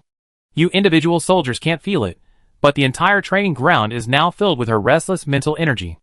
Even if she doesn't lose control, she'd be crippled if she continues to release it like this. Ming Yan couldn't believe what he said. She looked at Feng Ning, hoping for a negative response. However, Feng Ning only nodded slightly. Ming Zhao's mental energy is indeed still being released. He squatted in front of Ming Zhao and whispered, "Can you try to retract your mental power?" Jiang Zhanqiu couldn't help but ask, how can a single soldier retract her mental power? If she could, she'd have to be a commander. Ming Zhao also shook her head. I can't control it anymore. Ming Yan hugged her with heartache, her hand holding the injection trembling slightly. It's okay, Zhao Zhao. I give you an inhibitor. Dr. Quan will definitely make you whole again. Don't be afraid. Ming Zhao stopped her, her surging desire to attack so intensely that she could barely see her mother's face. No need for inhibitors, mother. I have a solution. What solution? Ming Yan's hope rekindled. The divine sword. Ming Zhao fought hard to suppress the urge to attack. Feng Ning, as if remembering something, hurriedly handed the captured divine sword to Ming Zhao. Are you crazy? Jiang Zhanqiu asked in disbelief. What if she attacks us again? Mu Hao disagreed. Even if she uses her excess mental energy on the sword, the prolonged mental turmoil will still harm her. She won't lose control forever, Feng Ning insisted. The sword is a vessel capable of absorbing her mental energy. Injecting the turbulent mental energy into the sword won't harm her body. Ming Zhao rose from Ming Yan's arms. Mother, I'd be fine. You should leave first. What if she demolishes the training ground? The sword is too dangerous. Ming Yan refused to leave. Zhao Zhao, I stay with you. Feng Ning also said, using the sword to dissipate the restless mental energy is a bit risky. I stay and help you. Feng Yu was quite interested. Is it okay to just deplete the mental energy? It would be even better if there was a Worm Queen here right now. It's a shame we only have the divine sword. But it would be nice to completely master it this time. You guys are crazy. Jiang Zhanqiu said this, but he didn't leave either. In the end, none of them left, but at Ming Zhao's insistence, they retreated a distance, allowing them to observe Ming Zhao's condition from afar. The students who had witnessed Ming Zhao's loss of control were also discussing the matter. I wonder what happened to Ming Zhao. Cheng Jiasher lost even the appetite for her meal. She had personally experienced Ming Zhao's murderous aura, and could sense his drastic change better than anyone else. Chang Kuei suggested, let's go to the medical bay after dinner. He Yunpu sneered, what? Ming Zhao didn't kill her. You still have time to worry about her?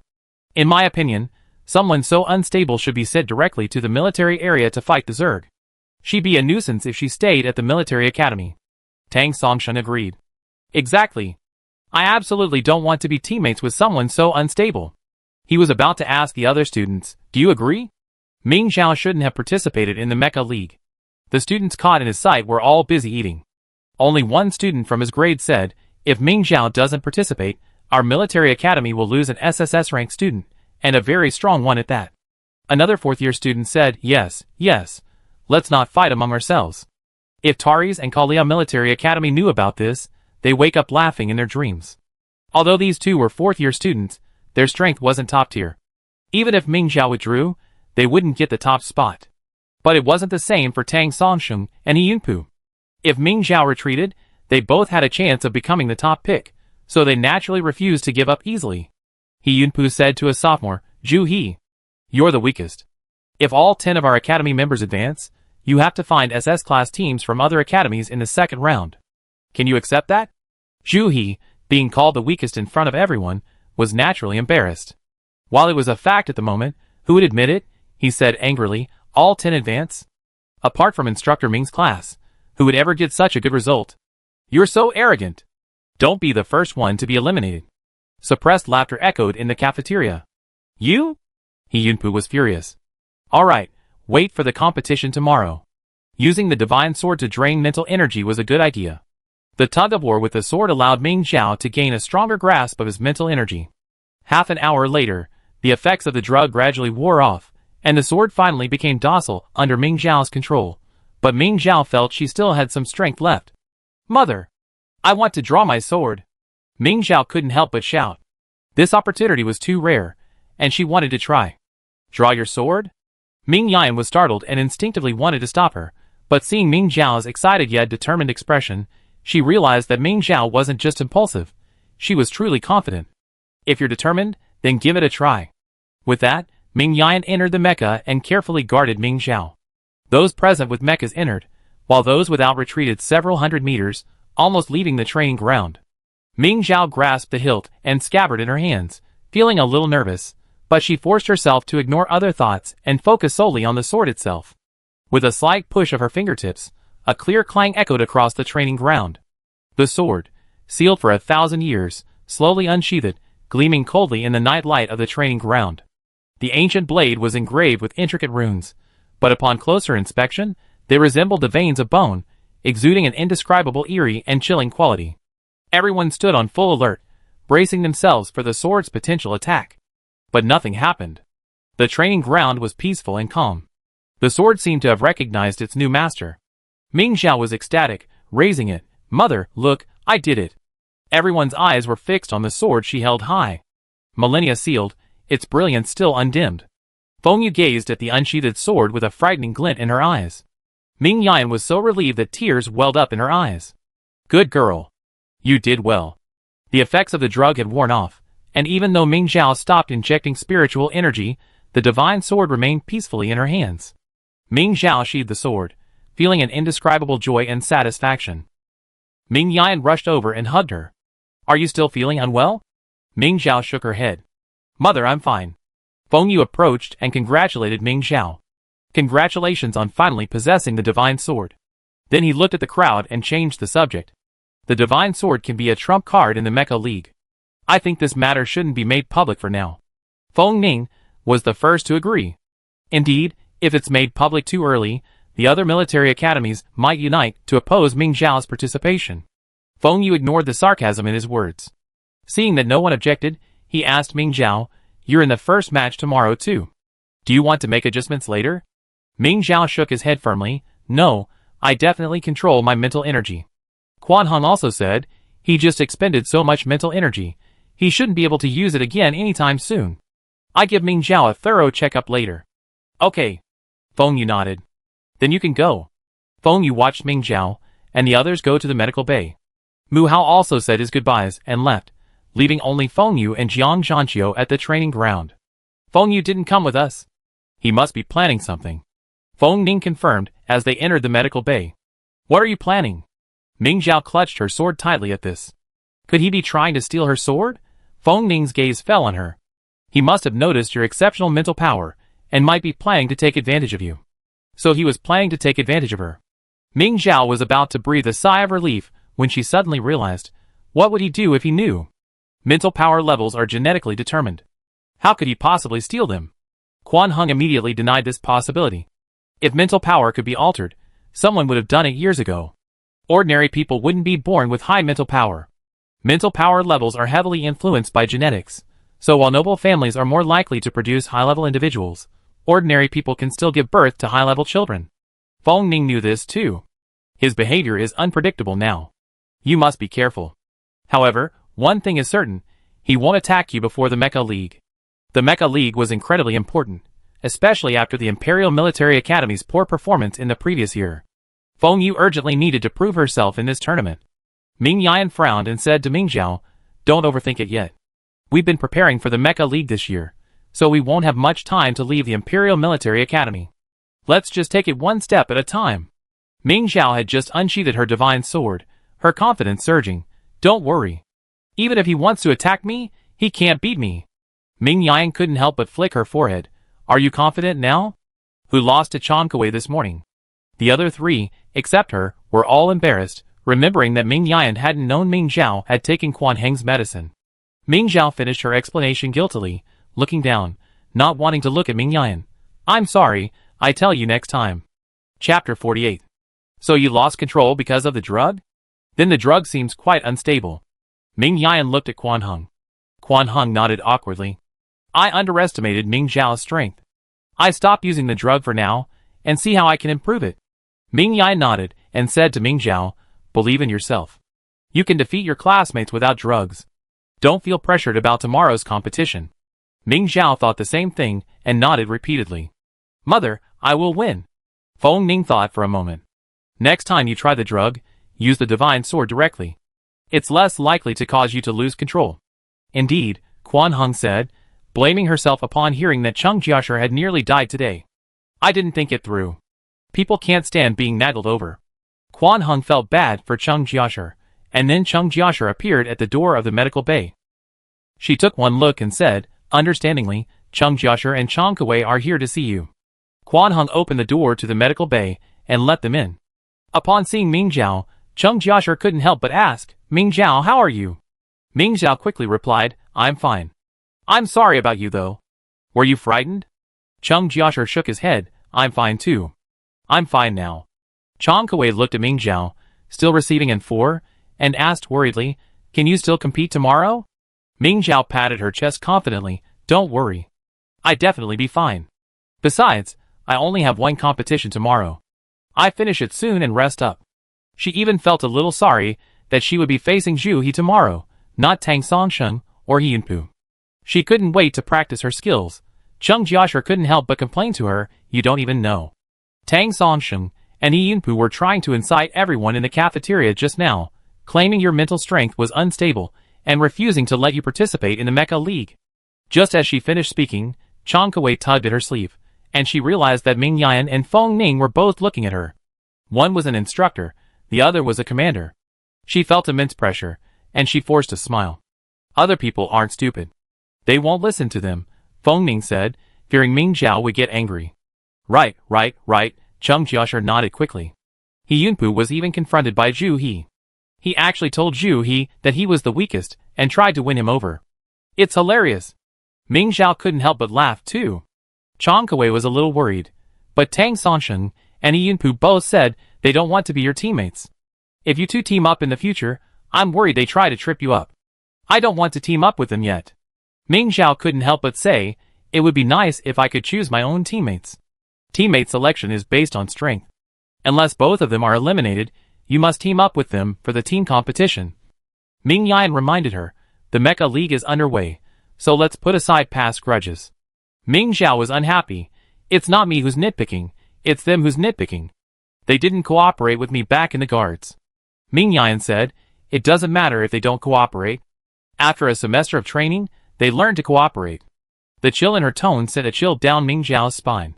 Considering the training methods of the previous 2 months, how could they not understand what she meant? She was going to beat them into willing to put aside their prejudices and cooperate with their teammates. Feng Ning, however, had a different opinion. They've trained together in the guard for 6 years. They should have developed a tacit understanding by now, but they haven't. Even if they manage to learn to cooperate in the next 6 months, I'm afraid the results won't be very good. Ming Zhao thought for a moment and said, it's not that there's no tacit understanding at all. I knew they were up to something with just one look. Ming Yan gave her a speechless look. Is she quite proud? Feng Ning ignored her and continued, teamwork isn't a simple sum of abilities.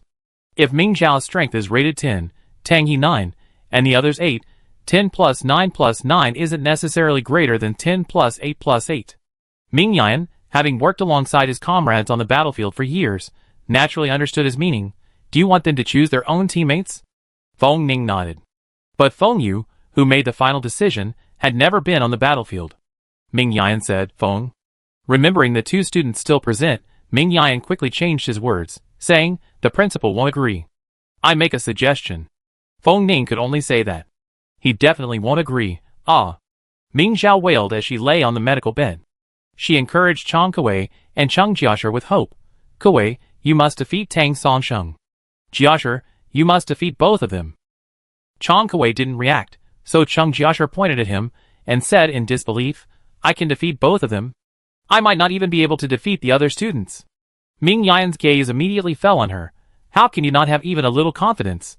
Cheng Jiashur was speechless. Feng Ning said, the rules this time clearly favor ranged weapons, and your bow and arrows will give you the upper hand even against Yunpu. Huh? Chung Jiashir suddenly realized and looked at Ming Zhao. No wonder I didn't choose the bow.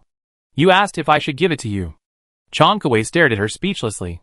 Didn't I tell you at noon that ranged weapons have an advantage? Didn't you listen? Didn't you see I chose the bow? Chung Jiashir felt guilty, but she felt her choice was correct. But I can't beat Ming Zhao even if I choose the bow. She's the best at dodging. There are only 16 bows for the mech counterattack. Even if I use them all, I still can't win.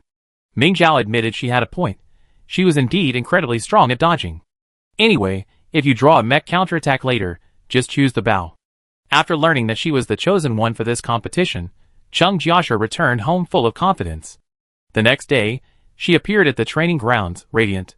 In the first match, Ming Zhao faced Zhuhe, also drawing a mech counterattack. Sensing the vague glances of her classmates towards the sword in her hand, Ming Zhao understood that yesterday must have left a scar on them. In the end, she chose not to use the sword. She casually picked up a short whip from the weapon rack. The onlookers looked on in bewilderment. A short whip wouldn't have allowed them to distance themselves. If there was an advantage, the long whip was clearly the better choice. Zhu He chose the bow and arrow. Perhaps provoked by He Yunpu's words yesterday, Zhu He immediately launched 3 arrows, aiming for Ming Zhao's vital points. The attack was unabashedly direct, far inferior to Chang Kuei's feints and concealed intentions, and the power was also considerably less. Ming Zhao whipped the whip and knocked all 3 arrows away. Zhu He's face paled instantly. He knew his fate. He Yunpu had been absolutely right when he described him as the weakest. Those watching from the simulator didn't know his thoughts, but anyone with a discerning eye could see his decline. Chung Jiashir, an expert archer, couldn't help but comment, Zhu He's attack is too superficial. To Ming Zhao, it's like slow motion. Ming Zhao hadn't been in a hurry to approach Zhu He, but after firing 3 arrows, Zhu He stopped attacking her. She immediately understood that Zhu He was trying to buy time. If she had encountered Zhu He's strategy yesterday, Ming Zhao might have actually followed his lead. Alas, today, he was facing Ming Zhao, who had already suffered a loss. Ming Zhao immediately approached him. Zhu He gritted his teeth, shooting arrows while retreating, but Ming Zhao easily dodged them. Finally, 16 arrows scattered to the ground, and Ming Zhao stopped before Zhu He. You win. Zhu He's face was as pale as paper, but he didn't seem to be unwilling to accept the defeat. This was something everyone had anticipated before the competition began. Ming Zhao refused to let him retreat. You still have the strength to fight. Why are you admitting defeat? Zhu He gritted his teeth and said, I'm out of weapons. Besides, I couldn't beat you anyway. You're going to decide the outcome based on performance? Ming Zhao tilted her head, puzzled. So, if you say that, the top spot goes straight to me? Is the Mecha League just a place to divvy up the spoils? Zhu He looked at her in surprise. The most important thing in a competition isn't the outcome, but the experience and insights you gain from taking each battle seriously.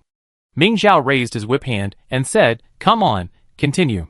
Zhu He looked down at the bare longbow in his hand, as Ming Zhao's short whip swung towards him with a sharp force. Zhu He instinctively grasped one end of his longbow and blocked the blow with the other. The bow was clearly of excellent quality, leaving no marks on its surface. Zhu He mastered the longbow like a natural, treating it like his traditional spear, wielding it with unparalleled force. Chung Jiashir marveled, Actually, I should have chosen the bow yesterday. Without ranged weapons, I could still handle close combat. Chang Kuei mused, Zhu He's suddenly become much more intelligent. The people watching the battle outside the simulation chamber couldn't hear the voices from inside, and they had no idea it was Ming Zhao telling Zhu He not to give up. He Yunpu scoffed, useless effort? Admitting defeat early would have saved some dignity. Jiang Zhanqiu glanced at him coldly, giving up after just one setback? As a single soldier, you need to fight until your last breath.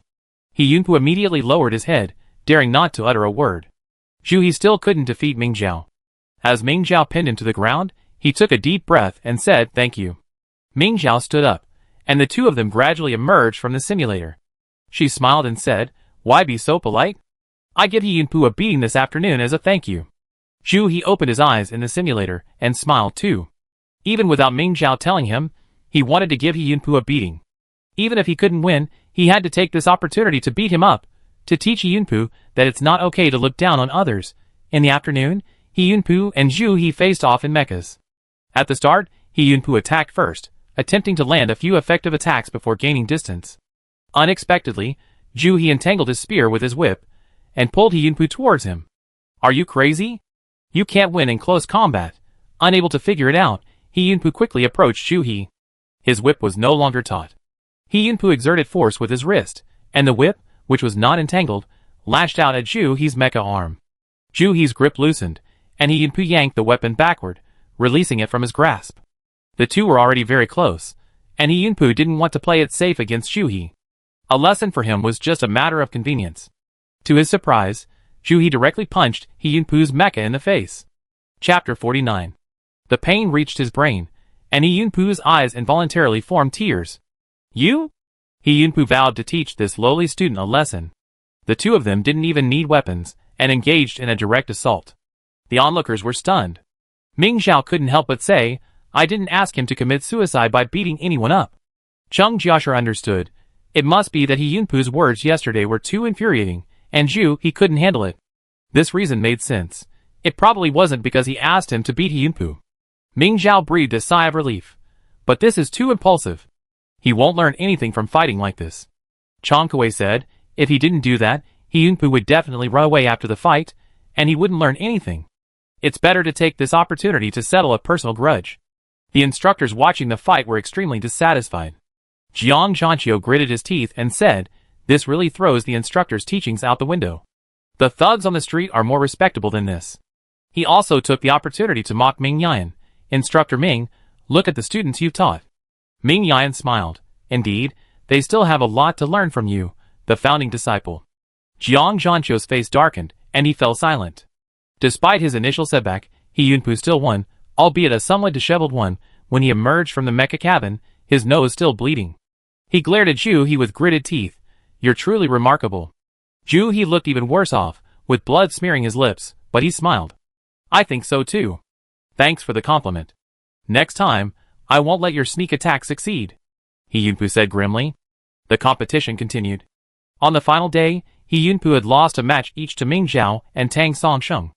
If Ming Zhao could defeat them both in today's competition, he would secure first place.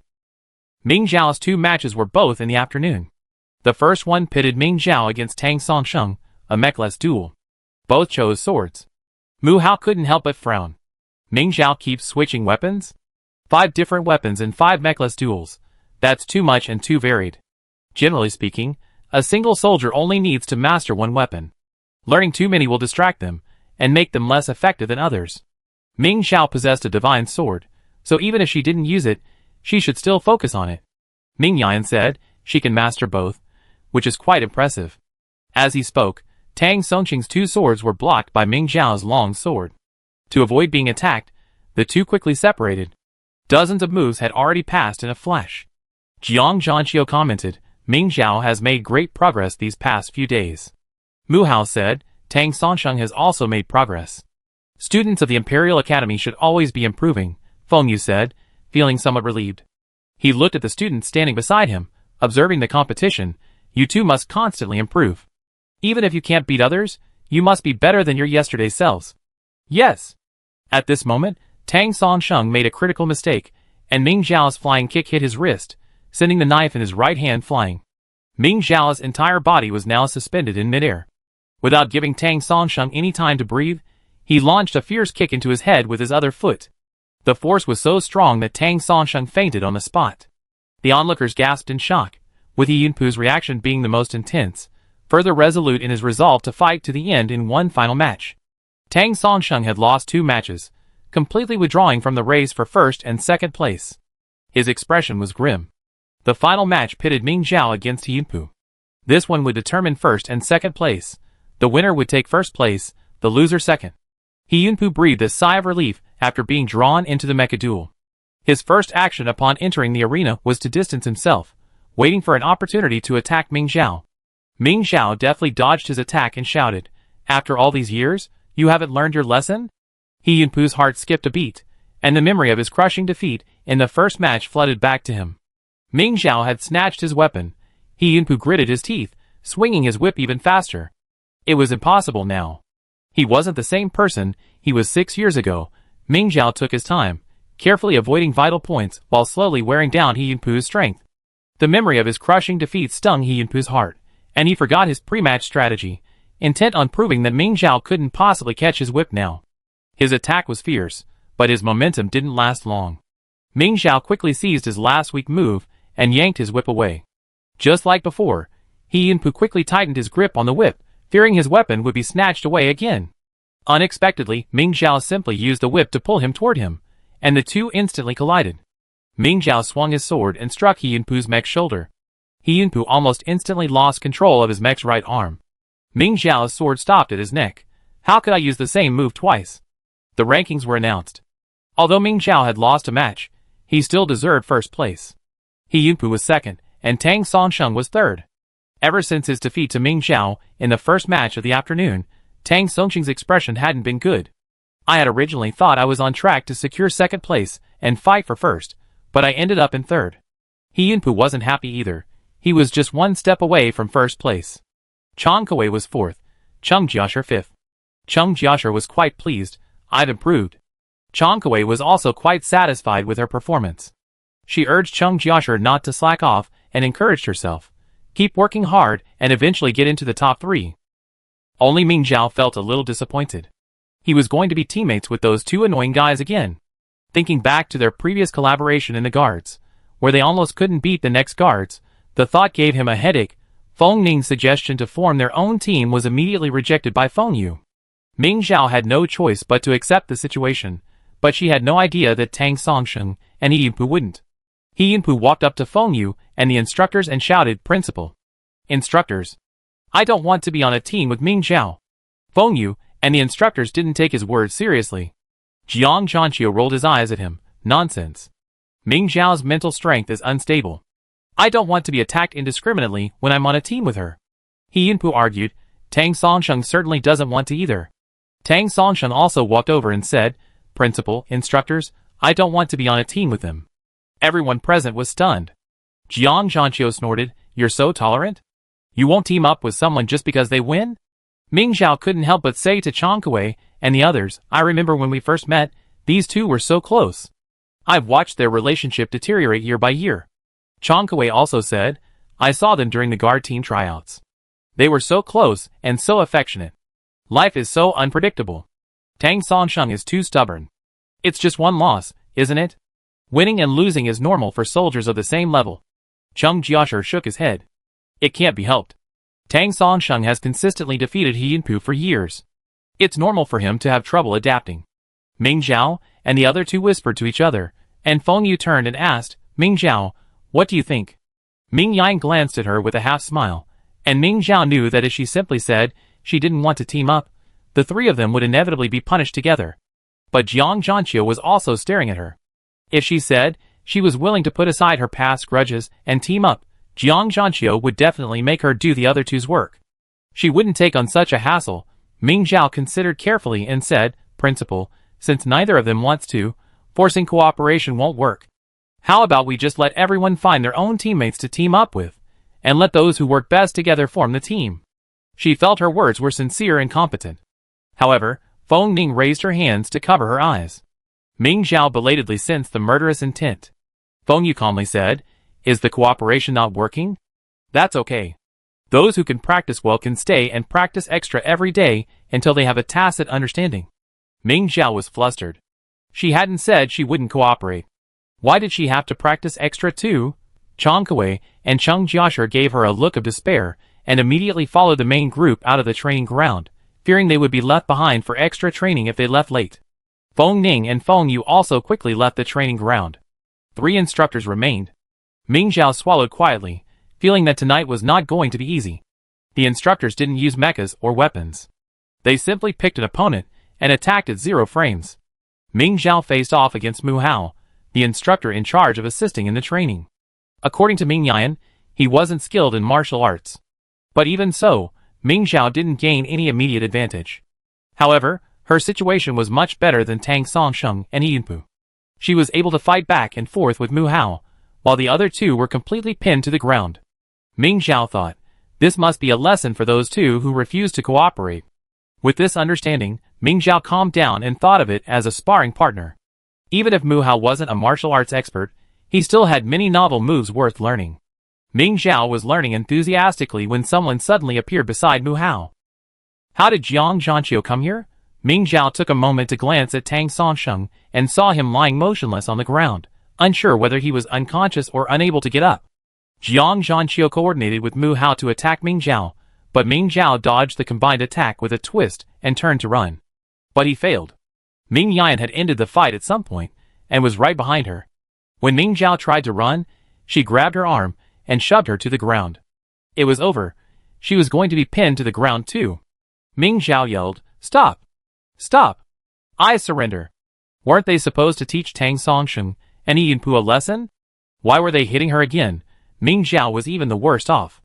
Those two were only dealt a one-on-one blow, while Ming Zhao was directly assaulted by a group. After the fight was over, Ming Zhao clutched her swollen eyes and stood with Tang Songsheng and Yinpu, who had recovered and then been beaten again, to receive the scolding. "You have no sense of cooperation." Jiang Zhanqiu was quite dissatisfied. "If you go against the Taris and Kalia military schools like this, you only be beaten to death." Mu Hao pointed at Ming Zhao and said, "Your strength is okay, but why don't you just finish me off and go help your teammates? What are you dragging on for? Waiting for your teammates to be eliminated and then get beaten up?" Ming Zhao's mouth hurt, and she muttered, "Learn from the instructor's strengths." Jiang Zhanqiu slapped her head hard. "I told you to learn teamwork, but you learned fighting techniques instead. Do you think you're so smart? You too, now that you can move, why don't you come help? What are you waiting for? Waiting for another beating?" Ming Yan also pointed at Tang Songsheng and Yinpu and scolded them. "This is teamwork. Put aside all your previous prejudices." The three were surrounded and scolded by the instructors. If they showed any dissatisfaction, they would inevitably receive another beating. Finally, Ming Yan checked the time and said, "That's it for today. Go back and rest. We continue training tomorrow." Chapter 50. My weekend off was ruined. Ming Zhao went to Quan Hong with a heavy heart to get some medicine, declining her offer to soak in a healing solution. The instructor will see how miserable she is tomorrow, so could he be gentler? Why not soak in the healing solution? Ming Yan, worried about her, followed her, only to hear her insistently refuse. Ming Zhao felt aggrieved and on the verge of tears the moment she saw her. She turned her head away, wanting to be assertive and say, "Never mind me," but she didn't dare. She simply said, "I won't soak." Ming Yan frowned and said, "Go soak quickly, you get beaten tomorrow." She quickly changed her words, "We have extra training tomorrow." Ming Zhao collapsed. "I didn't say I wouldn't cooperate. Why are you beating me?" She howled, causing the wound at the corner of her mouth to irritate. She quickly covered her mouth and kept silent, staring intently at Ming Yan, trying to awaken his compassion with her eyes. Ming Yan's eyes grew increasingly dangerous. "You didn't say you wouldn't cooperate, but you did say you would. Did your performance during today's extra practice show that you were willing to cooperate?" Ming Zhao could easily have found an opportunity to help the other two under Mu Hao's command. If she had, she wouldn't have been beaten so harshly in the end. "I thought you were going to teach them a lesson." Ming Zhao felt wronged. "Besides, they wouldn't even need my help. It's not like we haven't worked together before. Those two just think they're the best in the world and don't care about help." Ming Yan said, "That's their fault. We teach them a lesson. But even if I helped, I wouldn't be able to defeat them. It's not about winning, it's about learning to cooperate." Ming Yan threatened, "If you're still like this tomorrow, you get beaten again." Ming Zhao wasn't happy, and sullenly replied, "I understand." Ming Yan had a feeling she didn't know, but since it was getting late, he said, "Go get some healing fluids. It'd be past 10 by the time you're done, so go back and get some rest." "I don't want to go," Ming Zhao couldn't help but ask. "Can you please be gentler tomorrow, considering my bruised face?" As soon as he finished speaking, Ming Yan slapped Ming Zhao on the head. Ming Zhao had been hit on the head too many times today. His head was buzzing. "You still want a beating, huh?" Ming Yan clenched his fists. Ming Zhao turned his head and said stubbornly, "Go ahead. I'm your little punching bag. Hit me if you want." "I definitely." As soon as he finished speaking, Ming Yan kicked Ming Zhao under the medical bed. Quan Hong couldn't bear to watch. "Ming Zhao, cut your tongue. Your mother must be thinking you didn't hit her hard enough." Fearing Ming Yan would beat Ming Zhao again, Quan Hong quickly pulled Ming Zhao away. "Go soak in the healing fluid. Hurry, run." The healing fluid was a good thing. After Ming Zhao finished soaking, her mind cleared up. Had she just been possessed? She told her mother she was playing it tough, and even wanted her mother to beat her like a punching bag. Ming Zhao was stunned by the thought, even afraid to leave. Until Quan Hong told her, "Instructor Ming is gone. Go back and rest." Come back tomorrow when you're beaten. Ming Xiao then scurried out of the healing fluid room. Sure enough, Ming Yan had left. She breathed a sigh of relief and quickly slipped back to the dormitory. Ming Xiao. Wenli ran into her downstairs in the dormitory. They had been busy with their own things this week and hadn't seen each other much. Ming Xiao asked with concern, "How's your mecha going? Is it finished?" "It only has the final fine-tuning left." Wenli was excited when she mentioned her mecha. "Yu Lulin said it would be ready for me the day after tomorrow. His speed is pretty good. It didn't interfere with your classes?" Ming Xiao asked. "You officially start classes next week.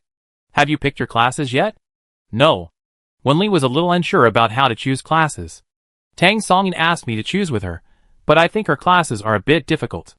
Entering the dormitory, Wenli showed Ming Xiao Tang Songyin's schedule.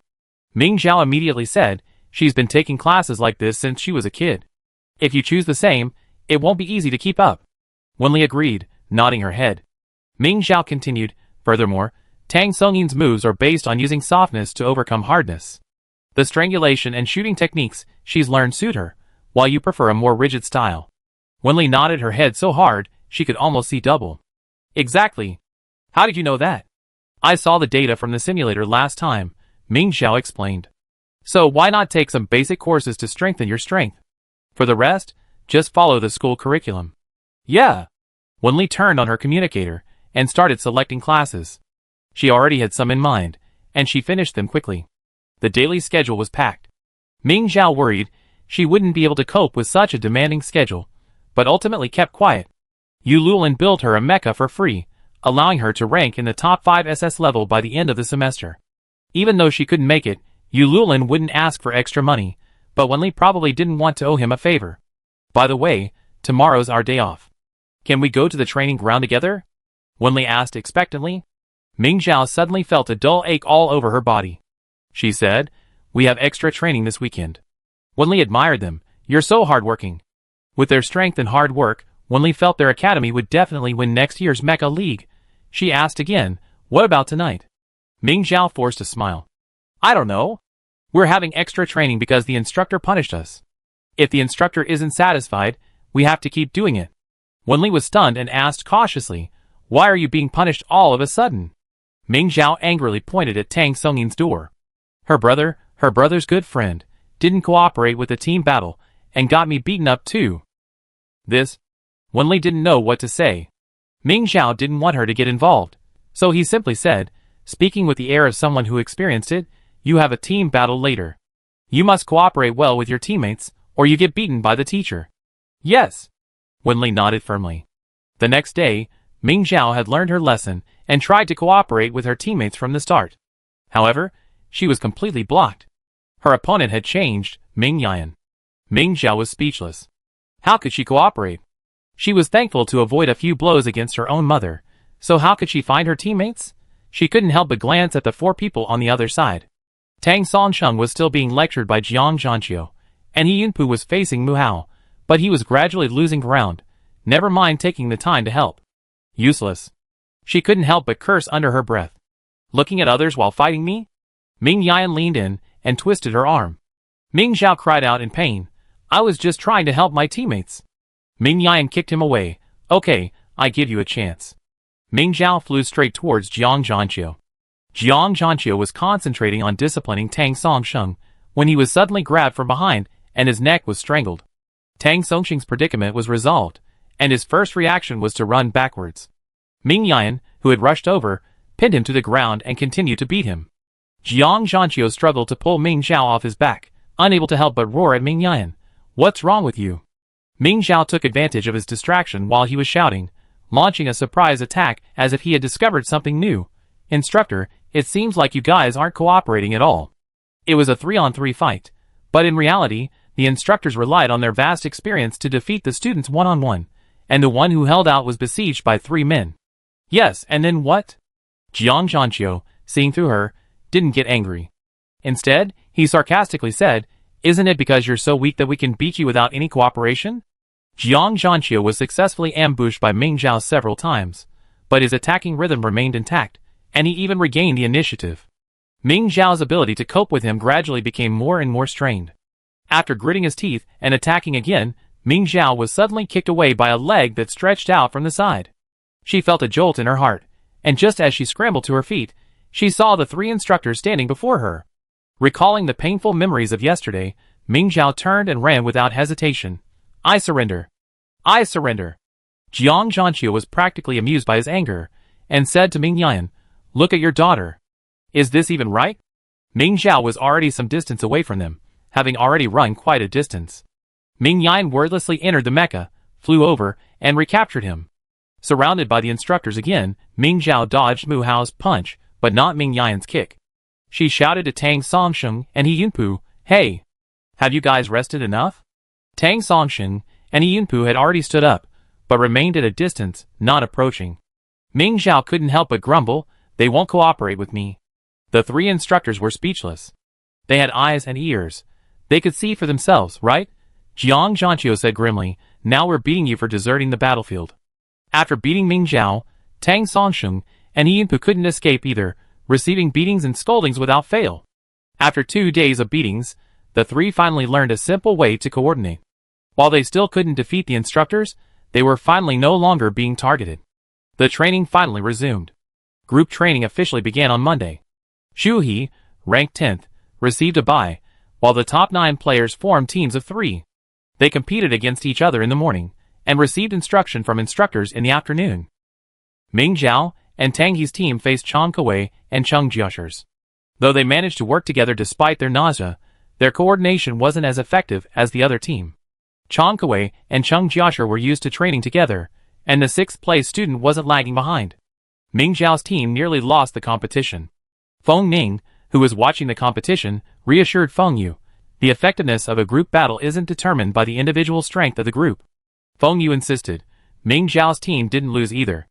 That's because the Imperial Military Academy students have only poor and average coordination. How can they possibly win against a battle-hardened team like the Kalian Military Academy?" Feng Ning questioned him. Feng Yu said grimly, "Then let them eliminate the SSS-ranked students from the Kalian Military Academy in the first round." Feng Ning sighed, "Let's not even talk about whether they can win. The first round's arena is so large, and all the students draw lots to determine their starting positions. Even a chance of encountering them is a question. Besides, if they do, both sides will likely suffer losses. The flag-pulling competition commander and mecha pilot will not be participating. If an individual soldier's mecha is damaged, their combat effectiveness will be greatly reduced. Thus, in the first round, few SSS-ranked soldiers will clash with each other." Chapter 51. Feng Yu's expression softened slightly, and he said, "Let them train like this for a while." When he said that, Feng Ning knew there was a high probability that their teammates would be replaced later. As soon as the morning training ended, Feng Ning told Ming Zhao the news. Ming Zhao's first reaction wasn't joy. "Aw. Changing teammates? Didn't I get beaten up for nothing?" "We have to train like this for a while longer," Feng Ning said. "It helped you work together for a while." 10 days later, a new team battle matchmaking format was announced. Opponents and teammates were determined by drawing lots, and each player still had a bye day. "Didn't you say you could choose your own teammates?"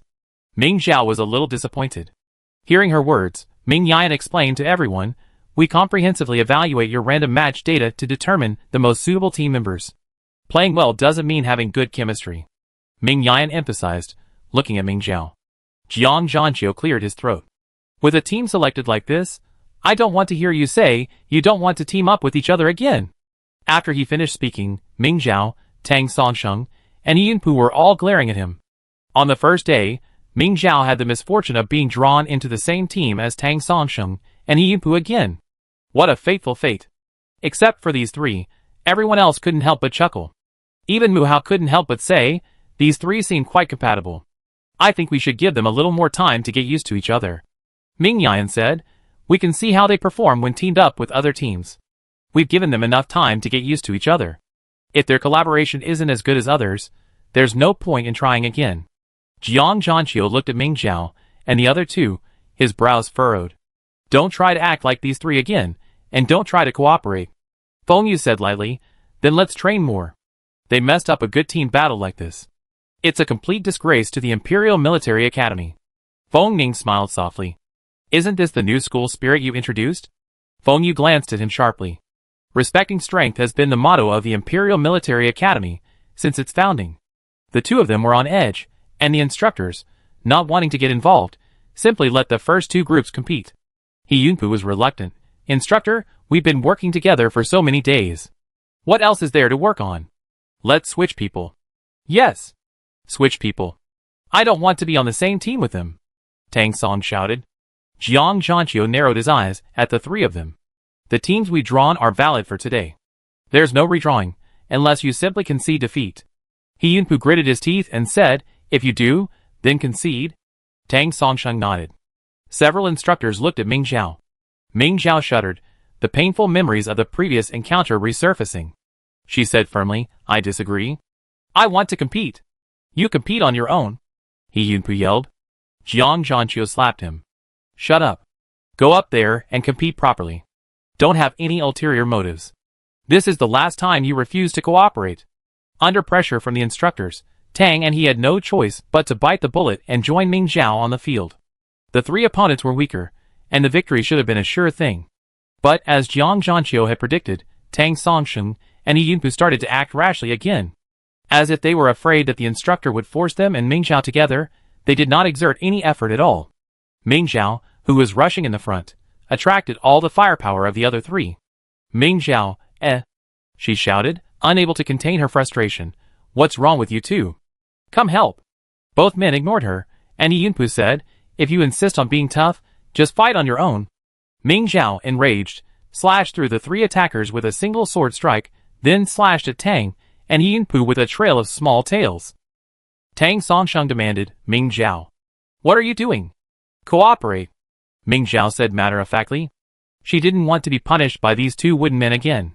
As the attackers attacked her, she dodged behind them, and under pressure, they were forced to attack. But the attackers quickly understood Tang and Yunpu's intentions, and simply ignored them, focusing their attacks on Ming Zhao. Ming Zhao, After being besieged by the instructors for days, the attacks of a few students weren't a big deal to Ming Zhao, but she was exhausted, day after day, being dragged down by these two people who lacked team spirit. She was clearly a good student willing to cooperate. Ming Zhao endured it again, and finally, taking advantage of Yunpu's unpreparedness, she kicked him in front of him, blocking his attack. With a moment to breathe, Ming Zhao turned and attacked Tang Songsheng. The two were completely unprepared for Ming Zhao's attack. What's wrong with you? I've had enough of you. Ming Zhao sneered. I can fight on my own, sure. Beating you up is easy. Do you really think I'm afraid to do anything? Yunpu, used as a shield by Ming Zhao, blocked the opponent's three attacks. His mecha instantly lost its mobility and was eliminated. Tang Songsheng, meanwhile, was successfully ambushed by Ming Zhao, his right side restricted, and he was instantly eliminated. Finally, Ming Zhao turned and faced the three opponents, who remained fully equipped. Although it was 3 against 1, the opponent felt a surge of fear at that moment. Feng Yu suddenly laughed. Interesting. Ming Zhao's temper has been completely inflamed by Tang He. It seems those two aren't completely useless after all. Feng Ning also observed the situation on the field. 1 against 3, but Ming Zhao would win. The opponents exchanged glances and attacked simultaneously. Ming Zhao twisted the wrist of the fastest man and slashed off the mech's arm with a single blow. The other man's baton was towards her mech's head. Ming Zhao tilted his head slightly, and the baton instead struck his teammate's mech in the eye. Ming Zhao kicked the now incapacitated mech out of the ring and swung his sword backward, stabbing the baton-wielding mech in the abdomen. The other man narrowly avoided the blow. Ming Zhao turned, blocking the other man's attack with his sword. At the same time, his left hand formed a palm and struck her mech's hull. Despite the protective armor, the impact was significant, and she even briefly lost consciousness. After a moment's distraction, she was thrown from the ring. With only one opponent left, her attacks lost their edge and were outmatched by Ming Zhao. He was defeated repeatedly and finally driven out of the ring. Ming Zhao won, and even his mecha wasn't seriously damaged. The first thing she said after coming down was to Tang Songsheng and Yunpu, "Did you really think we couldn't do it without you two? We've really spoiled you." The two of them fell silent for a rare moment. When they returned to the ring, Tang Songsheng and Yunpu finally learned to cooperate. They still need a beating. Ming Yan commented after observing their performance. Jiang Zhanqiu marveled. I didn't realize their previous lack of cooperation was because they weren't convinced by Ming Zhao. They haven't won in 6 years in the guards, and yet they still think they can do it? Seeing the three finally cooperating, Feng Yu pondered, if that's the case, Having them team up is feasible. Those two should be convinced by now anyway. Not necessarily convinced, Feng Ning said. The opponents are Chang Kuwei and Cheng Jiashi. They might be afraid Ming Zhao, and the other team will team up to take them down. Feng Yu tooted, what a fool. Wouldn't they be able to carry Ming Zhao in the team competition? Each team gets the same points, but they're trying to sabotage them in the team competition. I really don't know what they're thinking. Forget it, let's pick the one with the best cooperation and choose a few options to avoid any accidents. Feng Yu was already utterly irritated by Tang Songsheng and Yi Yunpu's stupidity. Ming Zhao's team won the competition, but Tang Songsheng and Yi Yunpu were punished with an hour of confinement. Ming Zhao breathed a sigh of relief when he heard he wasn't among them. The next few days of training passed uneventfully. After Ming Zhao took on 5 people, no one dared to disobey their teammates. On the 5th day, Ming Zhao was finally assigned to a team with Chang Kuwei and Cheng Jiashi. Feng Ning, after watching a match, affirmed the 3 of them work well together. Several instructors agreed. Mu Hao, previously responsible for training SSS-level students, was more familiar with the situation. Chang Kuwei and Cheng Jiashi often train together. They have a rapport. Together, they've even defeated Tang Songsheng and Yi Yunpu. Jiang Zhanqiu snorted, with their behavior, I could have 2 dogs better than they can coordinate. The instructors kept quiet, and Tang Songsheng and Yi Yunpu's expressions grew even more grim upon hearing this. Feng Yu asked with interest, but Ming Zhao probably hasn't worked with these too much, has she? Ming Zhao entered the school for special training, giving them no chance to work together. Ming Yan replied, we haven't worked together before, but the 3 of them are very friendly privately. Mu Hao said, actually, Ming Zhao works well with everyone except Tang He. Feng Ning praised, Ming Zhao is strong and willing to cooperate with her teammates. As long as her 2 teammates don't hold her back, she can perform at her best. So you're saying they're going to team up now? Feng Yu disagreed.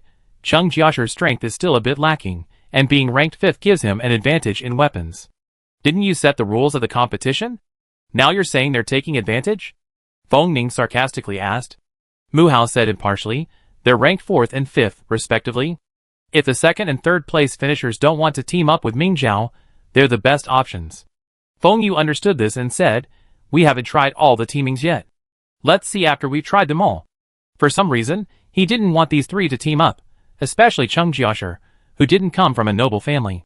Perhaps, he didn't want his opponent to rank ahead of the other students. Ming Zhao didn't know what the instructors watching were thinking. After the match, she had only one thought. It was so satisfying. Her teammates were good at teamwork, and their skills weren't bad either.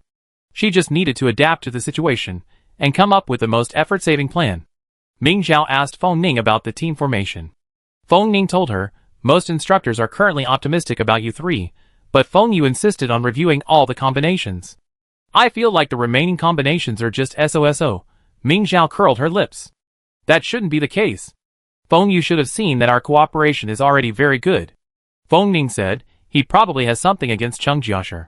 Teaming with you means he'd be ranked very high in the 2nd round, most likely even 1st. Feng Yu doesn't want Cheng Jiashi to score too many points and end up at the top. Ming Zhao was incredulous. Why? Aren't all the top 10 students from the Imperial Military Academy? He's the principal. What difference does it make to him? Chapter 52. As principal, he's strictly monitoring the results of the mecha competition in order to gain the support of the aristocratic families. Since Cheng Jiashi doesn't have any aristocratic families behind him, he naturally hopes someone from that family will make it. Ming Zhao angrily said, how can he be like this? He's unworthy of being a teacher. How can he be a principal? Okay, don't be angry, Feng Ning comforted her. The instructors and I both have a say. It won't be Feng Yu's sole decision. Just focus on the competition. There's no need to deliberately hide your strength. The final team you form must be the most suitable, otherwise you'd be at a disadvantage against other military academies. Feng Ning was afraid Ming Zhao would hold back later, so she advised her. Ming Zhao nodded, I know. The instructors are not blind. How dare I let them down? On the last day, Cheng Jiashi had a bye, and Ming Zhao teamed up with Chang Kuwei and Zhu He. The results were equally impressive. Ming Zhao and Zhu He worked together, easily suppressing Tang Songsheng and Yi Yunpu. Feng Yu was overcome with anxiety. After all this time in the team competition, don't they know they need to cooperate to win? They can't even beat Zhu He, and they haven't woken up yet? Jiang Zhanqiu sneered. I told you, even with 2 dogs on a leash, They can coordinate better than they do. Feng Yu couldn't stand it any longer. I'm going to visit their parents this weekend. If the second and third place finishers were further dispersed, the strength of the Imperial Military Academy would be further divided. There was bound to be a strong competitor who wouldn't score high in the second round, something Feng Yu didn't want to see. After all the teams had formed, Feng Yu convened a meeting with several instructors and Feng Ning that evening to finalize the first plan for the team competition and numerous alternatives. Because they didn't know who would advance to the second round, they had to consider various contingencies. Mu Hao was impressed by Zhu He. I originally thought Zhu He wasn't very strong, but I didn't expect him to have such a strong advantage in team competitions. Feng Yu glanced at the scores of each group and said, "What's the point of being good at teamwork? He's not strong enough. If he faces players from other military academies in the first round, he'd likely be eliminated." Feng Ning retorted, "How could people from other military academies know Zhu He's lack of strength? In their eyes, Zhu He is just an SSS rank individual soldier. A rash move would only harm others and themselves." "That's true." Feng Yu didn't argue with him, but he said, "I think Zhu He and Ming Zhao work well together." Jiang Zhanqiu frowned and was the first to object. Ming Zhao and Zhu He are even worse off teaming up with Cheng Jiashi. He didn't care about family backgrounds. He only looked at strength. Mu Hao also said, "The difference in the effectiveness of the two groups' coordination isn't significant, but Cheng Jiashi's group is still slightly better." Feng Ning said, "That's true, and Ming Zhao is strong. What she needs isn't how others cooperate with her, but rather her teammates' ability to protect her and give her peace of mind." Teaming up with Zhu He and Ming Zhao work well together, but he has almost no interaction with Chang Kuei. If they were to face other military academies, Chang Kuei would face a formidable foe. Once eliminated, it would be difficult to turn the tables in a 3-on-2 situation. Ming Yan thought for a moment and said, "Since there's not much difference between the two groups, why not ask Ming Zhao and Chang Kuei what they think?" Feng Yu rejected the suggestion. "Instructor Ming, I don't agree with Cheng Jiashi teaming up with them, because these three have always been close friends. If they train as teammates for the past 6 months, but Cheng Jiashi doesn't advance in the flag-pulling competition, I'm worried it will affect their mentality. If they had trained with Zhu He and Zhu He didn't advance in the end, I think they wouldn't have had this worry." Feng Yu's words made some sense, but unfortunately, they were twisted. Feng Ning smiled. Ming Zhao and Chang Kuei are both mature military academy students. How could such a thing affect their mentality? If a close relationship could affect their mentality, then Zhu He often asks Ming Zhao for advice. Wouldn't that affect them even more? Feng Ning asked. Several instructors thought the same thing. In the end, Feng Yu had no choice but to back down and say, "Okay, then let them team up with Cheng Jiashi." The next day, the team competition rosters were officially released. Ming Zhao saw that he, Chang Kuei, and Cheng Jiashi were on the same team, and the three of them happily hugged each other. The person who got a bye couldn't help but ask, "Why me? I'm ninth." According to the order, shouldn't Zhu He be the next in line? Jiang Zhanqiu remained unmoved by his questioning, saying simply, "Zhu He is more cooperative than you." Ninth place couldn't accept this outcome at all. With their current team, if all the Imperial Military Academy members advance in the first round, they have to find students from other military academies to team up with in the second round. They likely be SS level, meaning they won't be able to defeat a team composed entirely of SSS level players, leaving them with no points advantage in the third round. If they were to be paired according to the order, he wouldn't have gotten a bye. It's all the fault of the top three for not cooperating. I can't cooperate? What about Tang Songsheng? He hates everyone. He's the worst at cooperating. Ninth place shouted, pointing at Tang Songsheng. Ming Zhao glanced at the list and saw that Tang Songsheng and He Yinpu were paired together. He was puzzled. Didn't Tang Songsheng always say he didn't want to team up with He Yinpu? Why did the instructor put them together? Chang Kuei, having listened to her elder's analysis, said, "To concentrate our strengths, the second round will focus on the first two groups. The third group will likely be a sacrifice. The instructors won't place the strongest players in the third group. That's too cruel." Ming Zhao looked at the three members of the third group standing quietly by. They've also been training very hard. Zhu He, who had been staring at Cheng Jiashi, turned to her and smiled softly. Cheng Jiashi retorted, "Aren't the ones who get it by the worst?" Ming Zhao sighed and turned to Tang Songsheng, who was being pointed at by the ninth place. The boy looked unwell, as if he had aged significantly overnight. He stood there quietly even after hearing the ninth place's questioning. "Because he's stronger than you." Jiang Zhanqiu showed no concern for the ninth place's thoughts. his hypocrisy clear and obvious. The ninth place froze in place, his lips trembling, unable to speak. A symbol. Jiang Zhanqiu ignored him, and shouted to the students standing in groups of 3 or 4. This is just the initial ranking. We determine the rankings again before the Mecha League begins. Train hard, and you have a chance. Ming Zhao whispered a few words of comfort as he passed the ninth place player. Then, because he was slow to join the team, Jiang Zhanqiu nearly kicked him. Ming Zhao, with a brilliant maneuver, took the first position, while the ninth place player suffered a terrible defeat, being kicked several meters away. Waste. Jiang Zhanqiu cursed under his breath, then walked over to Ming Zhao and said with a half smile, he tried hard, but what about the next person who gets a bye? A kind man? Ming Zhao pretended not to hear him. The format of the competition meant that anyone aiming for the second round would inevitably receive a bye. She couldn't change that, but she couldn't just sit there and watch the ninth place finish in despair, could she? They had already selected the roster for the team competition, and the A-level students had also received their first monthly quiz results for the semester. The A-level principal happily reported to Feng Yu. The younger students have made great progress, and the older students are much calmer too, not as tense as before. Feng Yu flipped through the A-level report card, somewhat satisfied. There are still some who are reluctant to cooperate, but once they see the report card, they know what to do. The selection rules for the A-level competition will be announced after the midterm exam. The A-level principal quickly took note and respectfully asked, as for the previously mentioned plan to have SSS-level students train with the A-level students, when do you think it would be a good time to start? Feng Yu frowned and said, no one is willing except Ming Zhao. You have to do it in the evenings, so you don't interrupt her training. Okay, then I go talk to her? Feng Yu waved, go ahead. After the A-level principal left, Feng Yu sent a message to Ming Zhao. The training for the A-level students is about to begin. Please use your evenings to guide them, so you don't interrupt their training. Ming Zhao was chatting with the A-level principal, confirming training times. Seeing Feng Yu's message, she perfunctorily replied with an emoji and ignored him. Going every night definitely wouldn't work. She needed time to digest her training. Ultimately, they settled on Mondays, Wednesdays, and Fridays from 7 to 10 p.m., and all day Sunday, to meet and exchange ideas with the A-level students. Feng Yu said another message. You have to focus on your own training too. If I hear that your training has declined again, then don't go.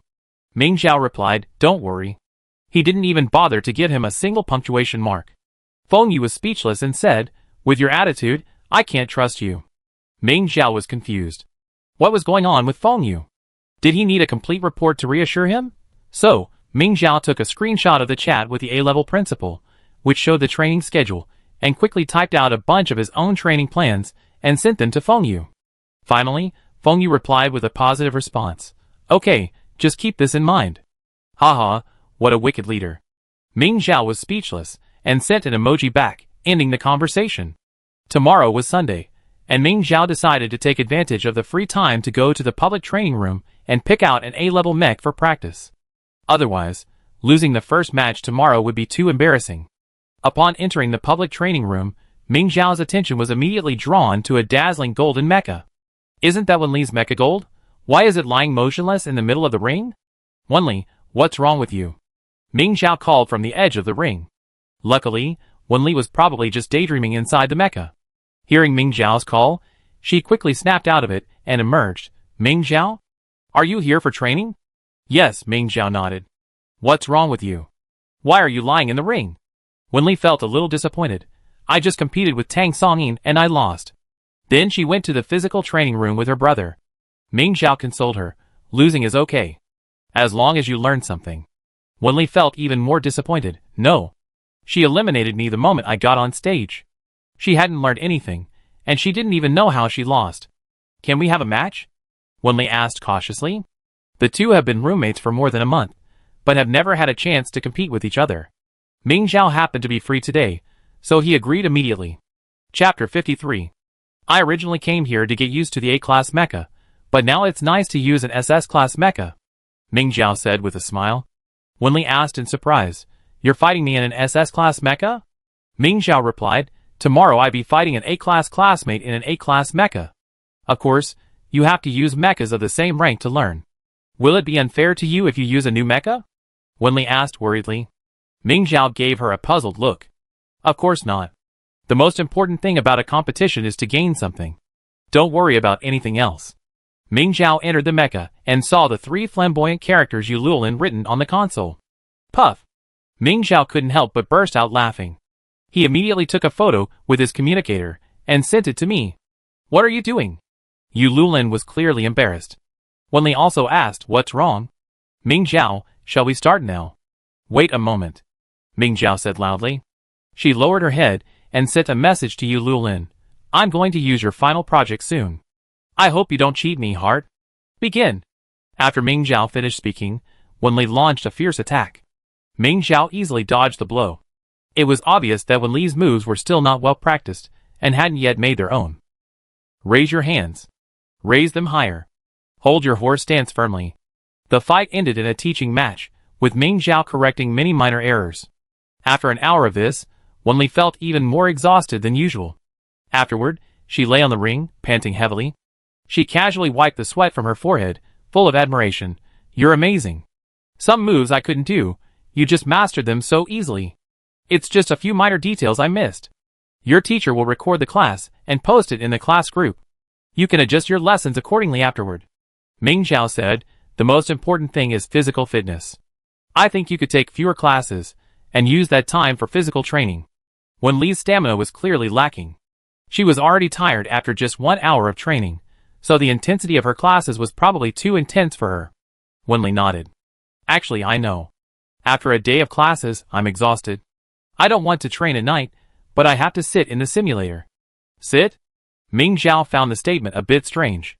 Yes, Wenli said, a little embarrassed. Sitting next to the simulator counts as training, right? Ming Zhao blinked, unable to suppress a smile. What do you think? Okay, I get it. Wenli opened the communicator and canceled the class. She really needed a break. She felt exhausted after the first class every day, and the rest of the class wasn't working out well. Sensing her disappointment, Ming Zhao comforted her. The curriculum can be adjusted at any time before each week begins. If you're tired, why not rest and recharge your batteries for better training results? Okay, I understand. Wenli looked at Ming Zhao with some embarrassment. I'm sorry to have kept you up for so long. How could I be a delay? I've learned a lot too. Through the teaching sessions, Ming Zhao was able to apply what she had learned to other situations, and her impression of the techniques the instructor had explained had deepened. Wenli admired her. You're truly amazing. You teach so well. Ming Zhao couldn't help but smile, because that's how my mother taught me when I was a kid. Whenever Ming Zhao mentioned how Ming Yan had taught her, she had endless things to say. Wenli smiled as she described how gentle, strong, and a capable teacher her mother had once been.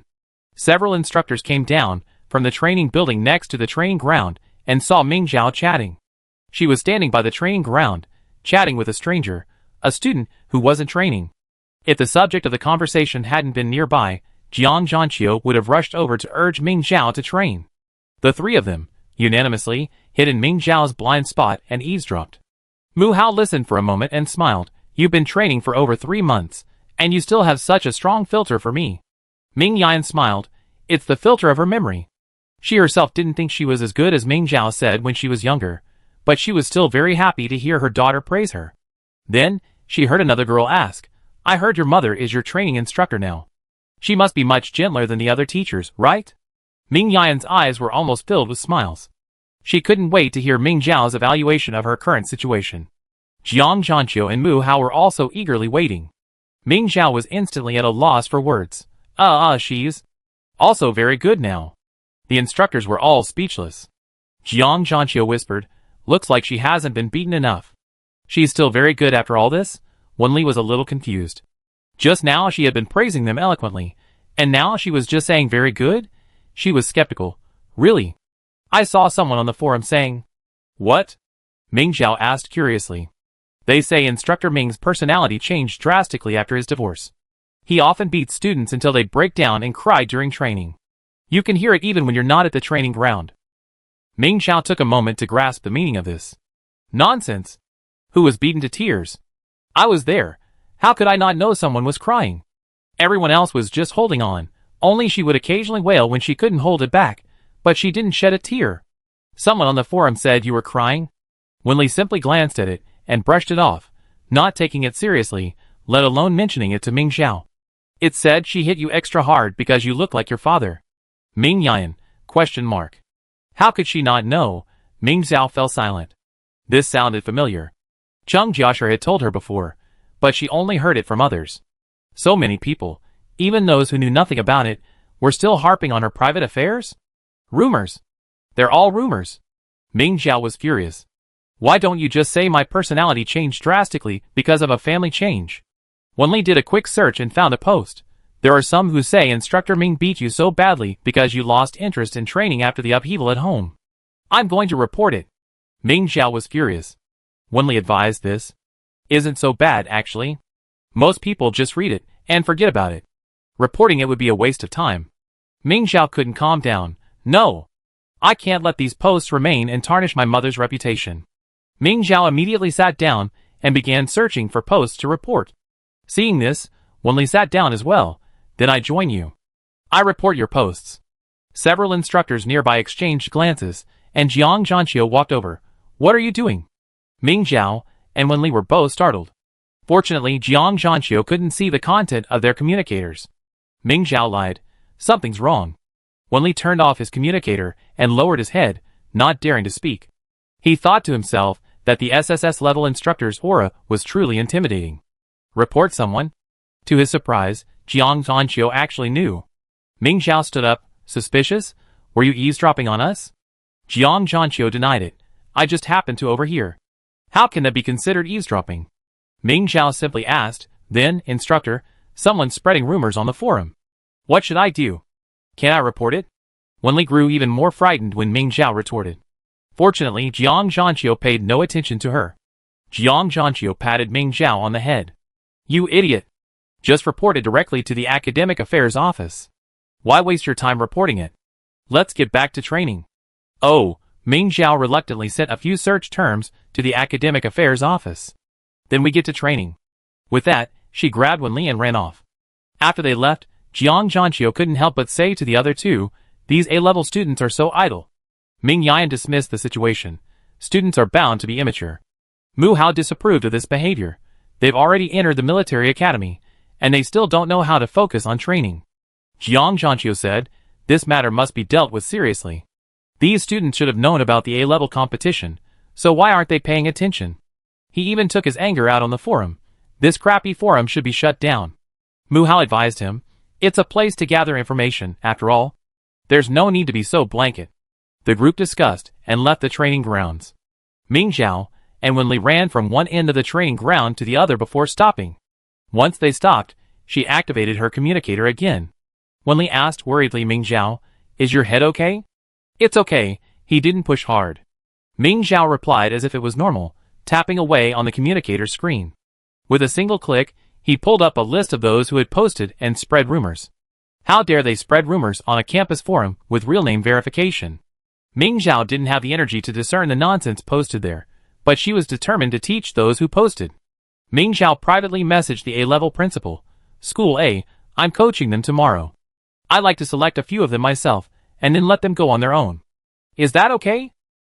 The A-level principal replied instantly. Of course, everyone wants to spar with you. Who is so lucky to be chosen by you? Ming Xiao sent him the list, and the A-level principal replied, sure, I send it to the homeroom teacher, and have them report to the training grounds at 7 o'clock tomorrow. Done. Ming Xiao was in high spirits. I beat up every one of those who posted this tomorrow. Wenli was anxious, but fighting is forbidden in the military academy, or you lose credits and even be put in solitary confinement. Ming Xiao smiled grimly. Don't worry, I've been invited by the A-class principal to mentor the A-class students and settle some personal scores. Using an A-class mecha? Yes. Ming Xiao nodded. I came to the training ground to get used to A-class mechas. Wenli was a little worried. She warned. The mecha cabin of an A-class mecha is completely different from that of S-class and above. It relies solely on manual control. You're used to SSS-class mechas, so I'm afraid it won't be easy for you to adapt. Ming Xiao was somewhat glad that he had come early to get used to it. It's a good thing I came early. As long as I've used it before, I'd definitely be able to adapt. Sensing her confidence, Wenli couldn't help but say, I practice with you too. I'm very good at operating A-class mechas. Will it delay your training? Ming Xiao asked. No. Wenli shook her head. I just wanted to try an A-class mech too. So, the two of them each picked one of the public mechs in the training ground and took to the ring to compete. 10 minutes later, Wenli was slammed into the ground by Ming Xiao. Wenli, She thought she finished last in the monthly test because she wasn't used to SS-class mechs. She hadn't expected to lose so badly in the A-class mech she'd practiced with for years. Sorry, I lost my composure. Ming Xiao apologetically pulled Wenli up. Wenli said, It's okay. You're really good. You've mastered it so well in just a few minutes. Ming Xiao, a little embarrassed, said, Actually, I was thinking about teaching those guys a lesson tomorrow, so I learned so quickly. Otherwise, losing would be embarrassing. Okay. Wenli nodded. Let's continue. The two of them practiced for 2 hours. Ming Xiao called it a day at 10 o'clock in the evening, and Wenli stayed to continue training. Chapter 54. The next morning, Ming Xiao adjusted for a while. At 6:30, he emerged from the simulator and headed to the training ground to meet with the person who had spread the rumor. However, upon exiting the training building, he saw the training ground packed with people. Are there so many A-level students? Ming Xiao, puzzled, asked the teacher maintaining order, who confirmed the situation. We don't usually see this many people? Ming Xiao still didn't quite understand. There are several A-level training grounds. The central training ground is generally reserved for S-level and higher students. They don't come here often. The teacher explained.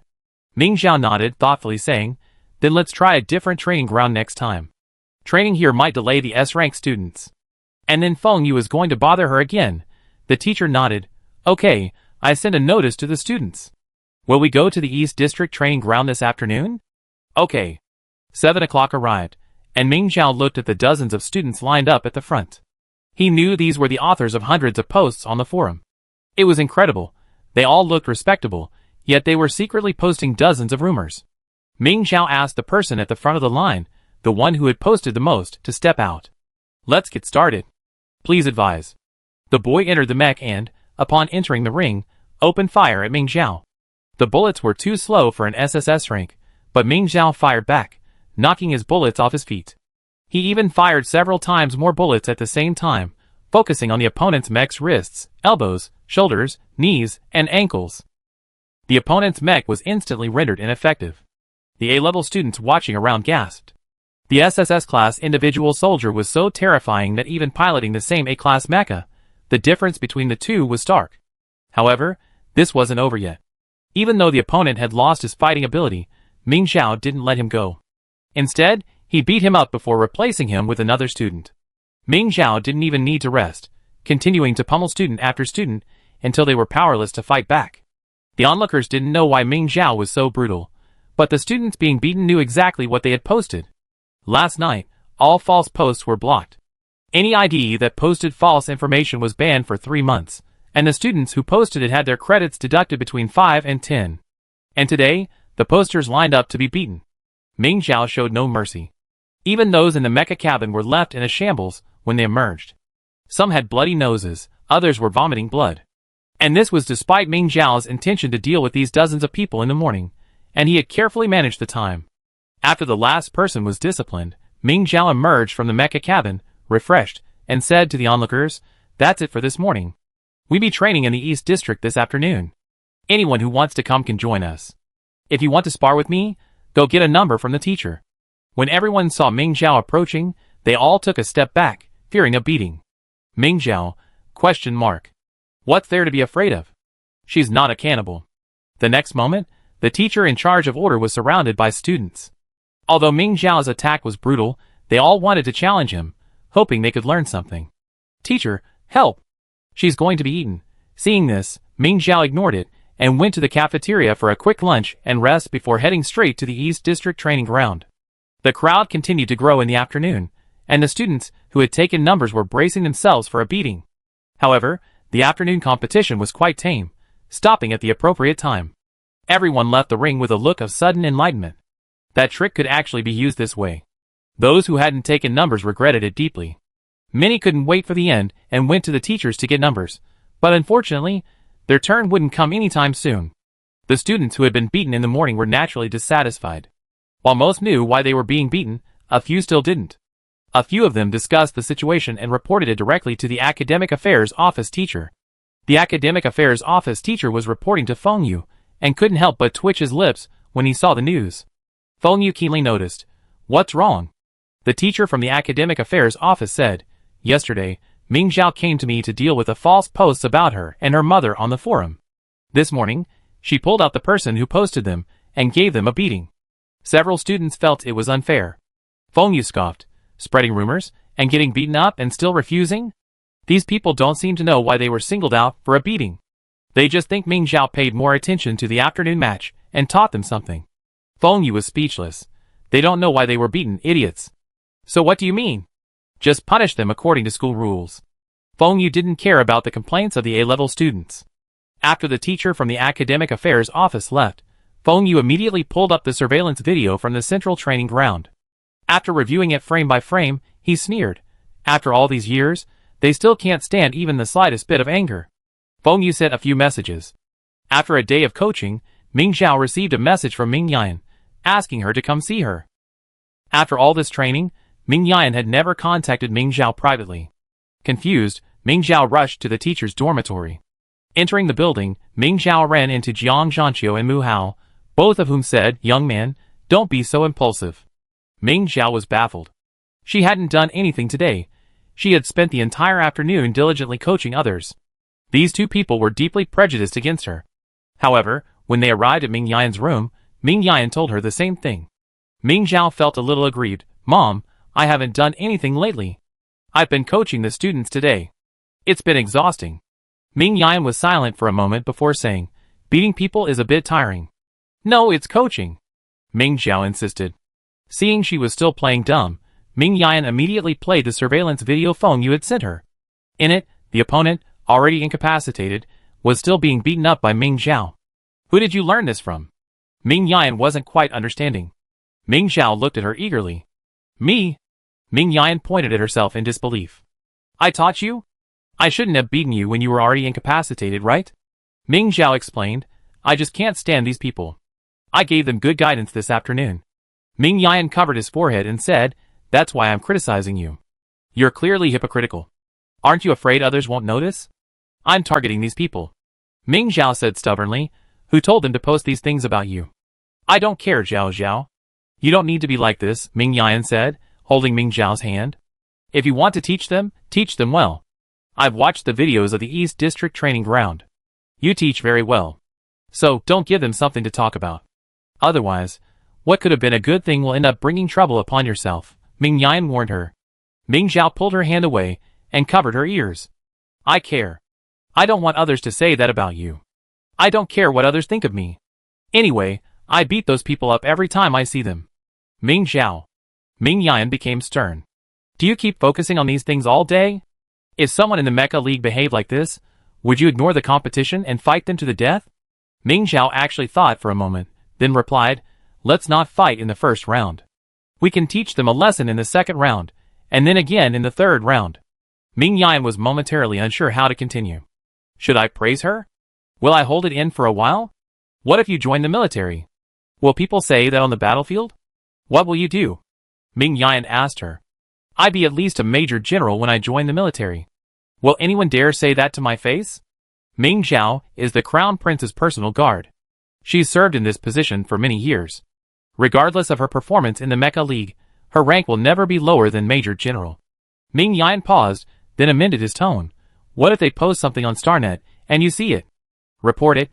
Ming Zhao said without hesitation. "What if you report it, and find out it's your comrade?" Ming Zhao opened his mouth, but didn't know what to say.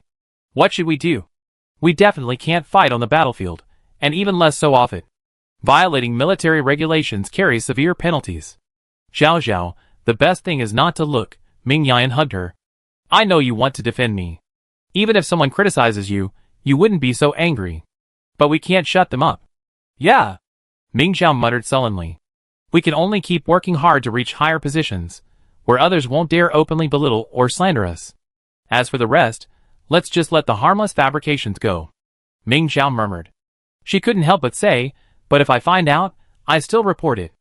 "Okay," Ming Yan didn't stop her. "Making fabrications about others is wrong in itself, but reporting them is enough. After all, there are still good students in front of you, aren't they?" Ming Zhao nodded. "I understand. I won't pick on those people anymore." "Yes," Ming Yan rubbed her cheek against her daughter's forehead. Let's focus our energy on improving ourselves. Ming Zhao rubbed her back. Her mother's embrace was so warm that she didn't want to leave. Okay, it's late. Go back and get some rest, Ming Yan said, but after a long pause, she realized Ming Zhao had fallen asleep. She felt a little helpless. How could he, like a child, fall asleep in his mother's arms after playing so hard? Despite his frustration, Ming Yan didn't wake Ming Zhao, but let her sleep there for the night. After Ming Yan's warning, Ming Zhao never bothered those dozens of people again, instead focusing on coaching the A-level students. During the midterm exam, many A-level students' scores doubled. The A-level principal was so grinning that he couldn't help but ask Feng Yu if he could allow a few other SSS-level students to coach the A-level students. Unfortunately, when he made this suggestion, all 3 instructors were present, and they unanimously rejected it. Chapter 55. Ming Zhao has learned a lot of messed up moves from your students over the past month. Now she's becoming less and less willing to fight. I don't think she should coach A-level students. Jiang Zhanqiu, frustrated by Ming Zhao's original moves, spoke very rudely. Ming Yan also said, "We've asked all the SSS-level students before. They're unwilling, but we can't force them. Besides, Ming Zhao's progress is really not that great." Mu Hao nodded. That's right. The S-level competition is much more important than the A-level competition. Training should prioritize SSS-level students. The A-level principal had no choice but to go to Feng Yu. Feng Yu thought for a moment and said, if the SSS-level students are willing, perhaps we could ask the SS-level and S-level students. They don't have many opportunities to compete. If they're willing to coach the A-level students, we could offer them some credits.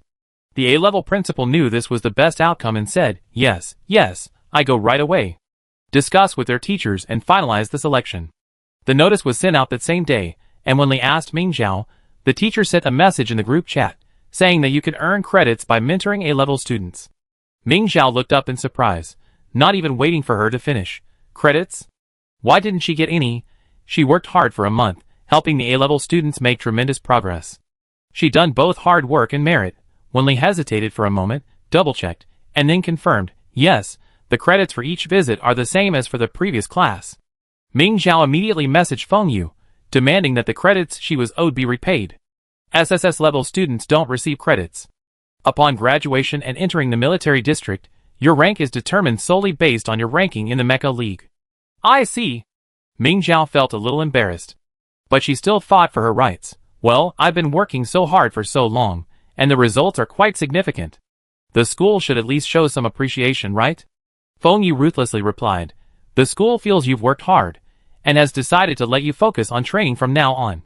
You won't have to coach A-level students anymore. Ming Zhao was anxious. Thank you for your concern, school. I don't think it's too hard.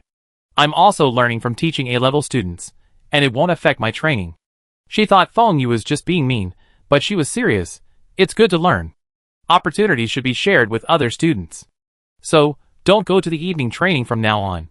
Just do it on Sundays. Feng Yu continued, the instructors feel your combat habits have deteriorated. From now on, you have to train extra at night to correct them. Ming Zhao, Damn Jiang Zhanqiu. He just got punched twice.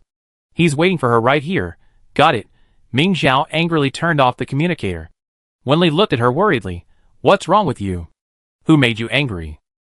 Nothing. Ming Zhao shook her head. Do you think I could give it a try? Wenli asked. I'm a little worried about missing out on training. Ming Zhao replied.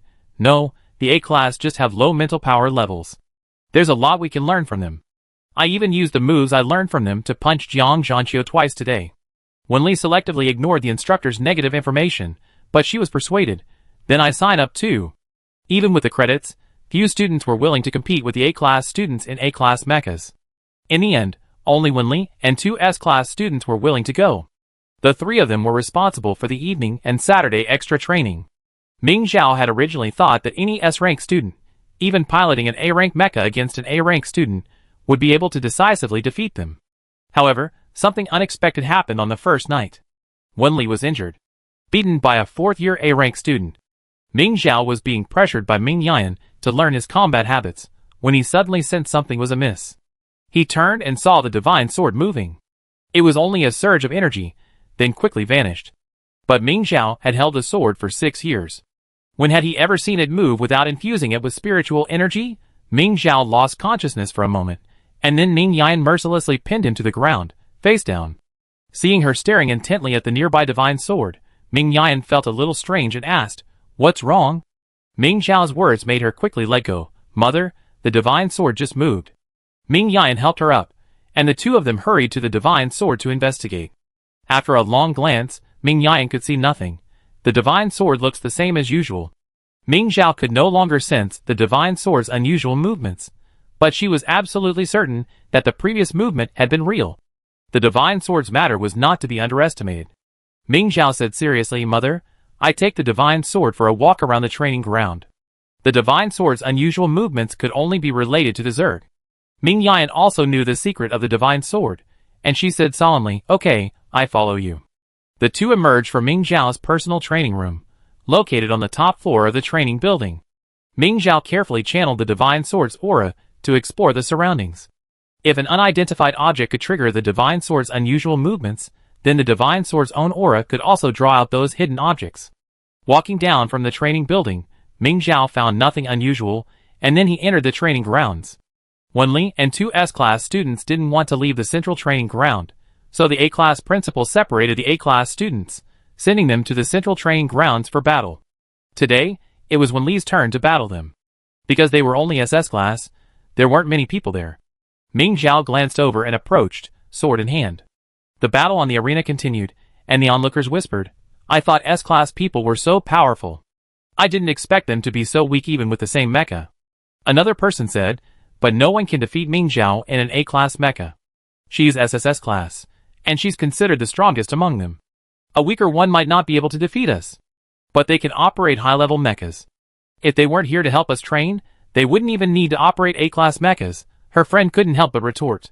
Someone echoed her, yeah, maybe they're just not used to A-class mechas. It's our first time piloting a new mecha, so we're not used to it either. The first person who spoke objected, "So what if they can pilot a high-level mecha? It's all thanks to their high mental power." Her friend asked, puzzled, "Why do you say that? They came to train with us out of kindness, and you're being too harsh."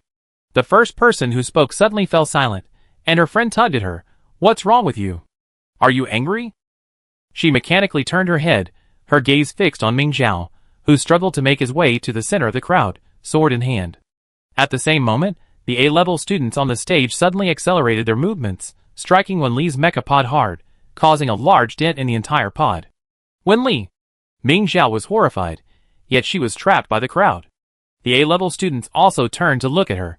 Almost at the same time, a mecha and several figures simultaneously lunged towards Ming Zhao.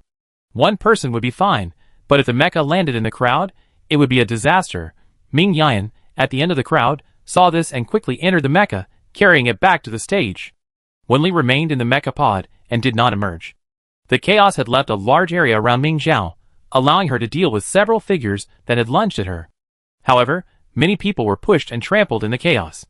Since there were not many people present today, there were no teachers to maintain order. Ming Zhao quickly informed Feng Ning of the strange occurrence, then handed the unconscious person to Ming Yan's care while he went to evacuate the area. However, the training grounds were suddenly sealed off. Jiang Zhanqiu hurried out of the training building, offering to escort a few unruly students. Ming Zhao stopped him, and Jiang Zhanqiu cast a sharp glance at her. "The principal asked me to handle this." "Ming Zhao, you have nothing to do here. It's time for your training now." If Jiang Zhanqiu had normally taken on the responsibility, Ming Zhao would have certainly not. However, when Ming Zhao had knocked those people unconscious, he had seen through their eyes the same scene after the Zerg differentiation he had witnessed in Yun Yumi's laboratory last time. Ming Zhao suspected that Feng Yu had something to do with these students' unusual behavior. In that case, how could she trust Jiang Zhanqiu, the one Feng Yu had entrusted with the task? She had originally wanted Feng Ning to come over first to discuss how to handle this matter, but Feng Yu had received the news far too quickly.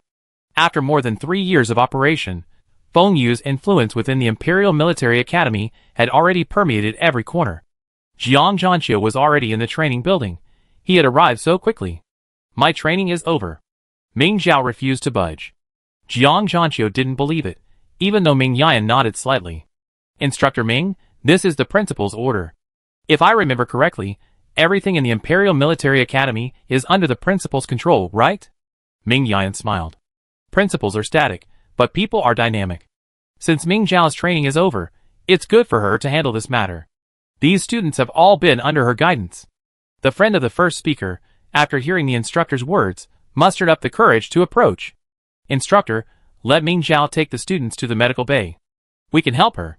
She had always heard that SSS-ranked individuals didn't take A-ranked individuals seriously, but in this situation, she had no choice but to leave it to the two parties before her, the three SSS-ranked individuals. Her friend preferred to trust Ming Zhao. She had fought Ming Zhao before, and while the gap between them was immense, she could sense that Ming Zhao didn't underestimate anyone. Perhaps only by leading her friend to her could she secure a proper solution. She couldn't leave her friend to the principal. He would definitely expel her friend. Most students knew how strict Feng Yu's management of the school was. These students, who had assaulted others without cause, would surely be expelled. But to be fair, such a punishment was too severe for them. As a result, many students familiar with them pleaded with Ming Zhao to take the others to the infirmary. The students all trust me, Instructor Jiang. Please leave it to me, Ming Zhao said to Jiang Zhanqiu. Jiang Zhanqiu sneered and pointed at her, about to speak, but was interrupted. No need. The medical bay is coming. It was Feng Ning's voice. Ming Zhao had just breathed a sigh of relief when he realized Feng Yu had arrived with him. Ming Zhao's heart, which had just been at ease, began to lift again. Chapter 56. Feng Yu's first words were to urge the students present to leave and mind their mouths.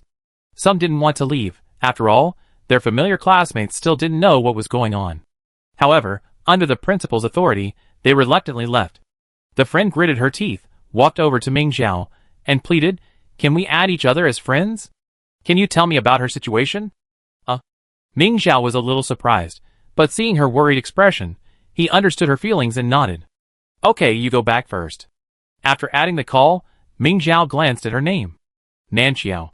Ming Zhao is so helpful. Feng Yu spoke with a sharp tone. Ming Zhao turned off the communicator and said to Feng Yu thoughtfully, "Principal, helping your classmates is what we should do. No need to go out of your way to praise me." Feng Yu couldn't help but glare at her. Quan Hong was checking on several students, while the doctor in the infirmary was blocked by Ming Yan and couldn't get any closer. "Ah!" Suddenly, Quan Hong screamed in surprise. Fortunately, Ming Yan was quick to pull her away, and the Zerg emerging from a student's body missed. Ming Zhao reacted swiftly, unsheathing his divine sword and severing the Zerg in half. Its body quickly shriveled. From the moment the divine sword was unsheathed, the bodies of several other students also shriveled rapidly, losing vital signs. Feng Yu breathed a sigh of relief upon seeing this. It seemed there was no need to worry about these students spilling the beans. But then, his brow furrowed. How could a Zerg that had been treated grow back into a complete Zerg? Feng Ning stared intently at the corpses before him and gritted his teeth. Zerg. He suddenly looked up at Feng Yu. Zerg have appeared in the military academy. What do you think? Feng Yu's expression had regained its composure. I suspect it's a new species of Zerg, capable of inhabiting humans. I report this to the military district for a comprehensive investigation. No, Ming Yan said, pointing to the Zerg corpse on the ground. This is a flesh pileworm. It's been around for thousands of years, not a new species. Feng Yu said, but it just appeared inside a human body. It might have mutated. Everyone knew Feng Yu was talking nonsense. Feng Ning had even deduced that the unknown substance in the nutrient solution was processed flesh pileworm. However, they couldn't really refute Feng Yu's statement. How do you want to investigate? Feng Ning asked, staring at him. Feng Yu looked at Ming Zhao, a hint of meaning in her eyes. To investigate the Zerg, of course, we use the divine sword. Ming Zhao's hand trembled slightly as he gripped the sword, feeling a pang of discontent. After all, if he hadn't activated the divine sword's aura, the Zerg within these students wouldn't have reunited into a complete entity. If she had known this would happen, she would have released a massive amount of mental energy to control the sword's aura, enabling it to suppress and annihilate the remaining Zerg, rather than just releasing a small amount to draw it out. Seeing her reaction, Feng Yu knew she was inextricably linked to this incident. The sword's existence was truly a hindrance. If he couldn't use it, don't blame him for being cruel. Feng Ning pulled Ming Zhao behind her and questioned Feng Yu, are these students truly hopeless? Using the sword will only accelerate their transformation. Feng Yu had considered sacrificing his own life, abandoning the students who had already been taking the nutrient solution for quite some time, waiting until the storm had passed before looking for new candidates. He thought Feng Ning would be happy to accept such a concession. Unexpectedly, he refused. Seeing Ming Yan's expression soften slightly, Feng Yu knew Feng Ning's plan. Trying to save the Ming family? He had orchestrated this scheme for so long, driving the Ming family and Feng Ning apart. How could he possibly have a chance now? Feng Yu smiled. Yes, it's my fault. Let's send these bodies to the Imperial Palace laboratory and let them figure it out. Feng Yu, too lazy to stay here any longer, left with Jiang Zhanqiu. Quan Hung disposed of the bodies and waited for the Imperial Palace laboratory staff to arrive and take over. How did you realize something was wrong? Feng Ning asked Ming Zhao. Ming Zhao was about to speak when he heard a fluttering noise coming from the container of recovery fluid nearby. It was Wenli inside. Fearing an accident, Ming Zhao hurried over. After a long struggle, Wenli finally reached the handle of the container and sat up, coughing violently. Quan Hung quickly patted her on the back. How did you choke? You can breathe in the recovery fluid.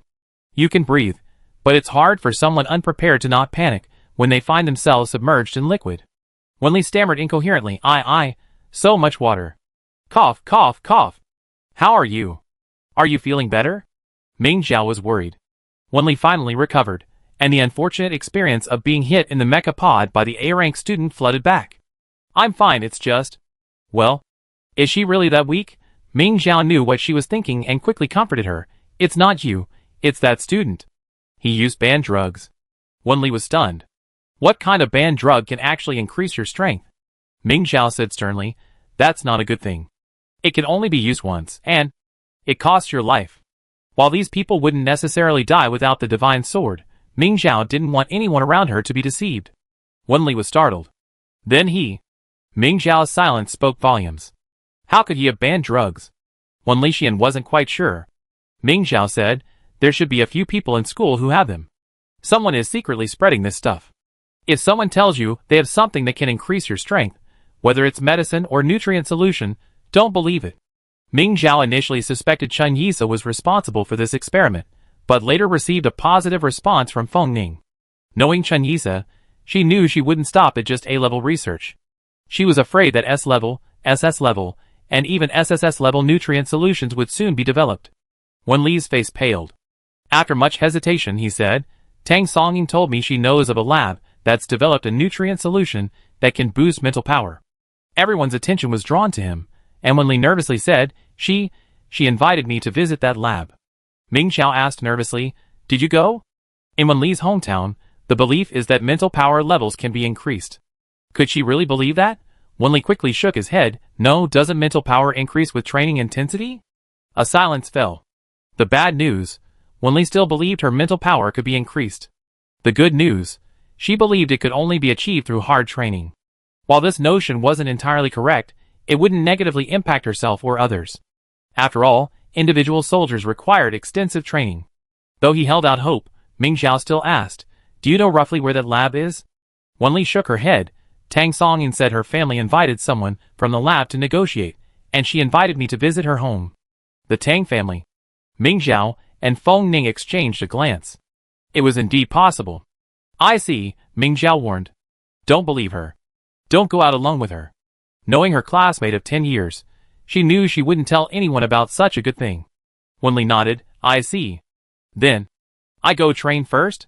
Quan Hung quickly stopped her. Your facial wound isn't healed yet. Come on, lie down and soak it for a while. Wenli's facial wound was caused by the sunken mecha cabin, squeezing half of her body. However, the wound below her neck, which had been soaking, had healed. With only a small wound left on her face, Wenli couldn't get over the thought. Why not just forget it? I just apply some medicine. Ming Zhao understood her perfectly. After her last facial injury, she hadn't wanted to soak in the healing fluid. The suffocating feeling was too unbearable. It wasn't because she was trying to be pitiful. An unwritten rule in individual soldier training was no hitting in the face, except to teach someone a lesson. That's why Ming Zhao punched Jiang Zhanqiu twice in the face, and the instructor forced him to change his fighting habits. It's okay, just bear with it. Although he knew it was painful, Ming Zhao still tried to persuade Wenli, your face is swollen. You won't be able to eat quickly, and you leak water when you drink.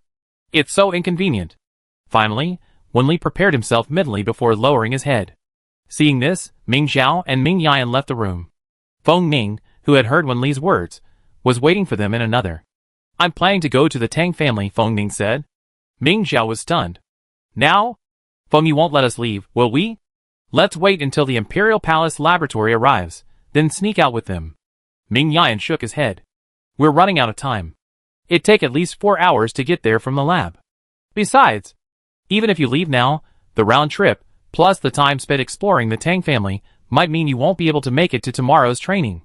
Feng Ning said, don't alert Feng Yu. Let's leave quietly. Ming Yan reminded him, the Imperial Military Academy only allows free entry and exit on weekends. Leaving the school at other times requires a leave of absence. Otherwise, it's considered a violation of discipline if you're caught. I know. Feng Ning unlocked the communicator's privacy feature, revealing a map of the Imperial Military Academy with camera locations marked. We sneak out, avoiding people and cameras. Ming Zhao was stunned, a little eager to try, but he maintained a degree of composure. The Imperial Military Academy has a barrier, so we can't get out. Feng Ning pulled a ring-shaped object from his spacecraft. This is the latest invention from the Imperial Palace Laboratory. It can quickly create a space in the barrier for one person to pass through. Ming Zhao was very excited. Have you been wanting to sneak out for a long time? In that case, you should leave now. Seeing Ming Zhao still staring at the ring with desire in her eyes, Ming Yan tapped her forehead. Don't even think about running away. Oh! Ming Zhao, clutching his forehead, left the medical bay before Feng Ning. The medical bay had already returned to the Imperial Military Academy parking lot, near the east gate. Ming Zhao only needed to glance at the camera map to map out a safe route. After arriving safely at the wall, Feng Ning stepped forward, pressed the ring against the barrier, and leaped out first.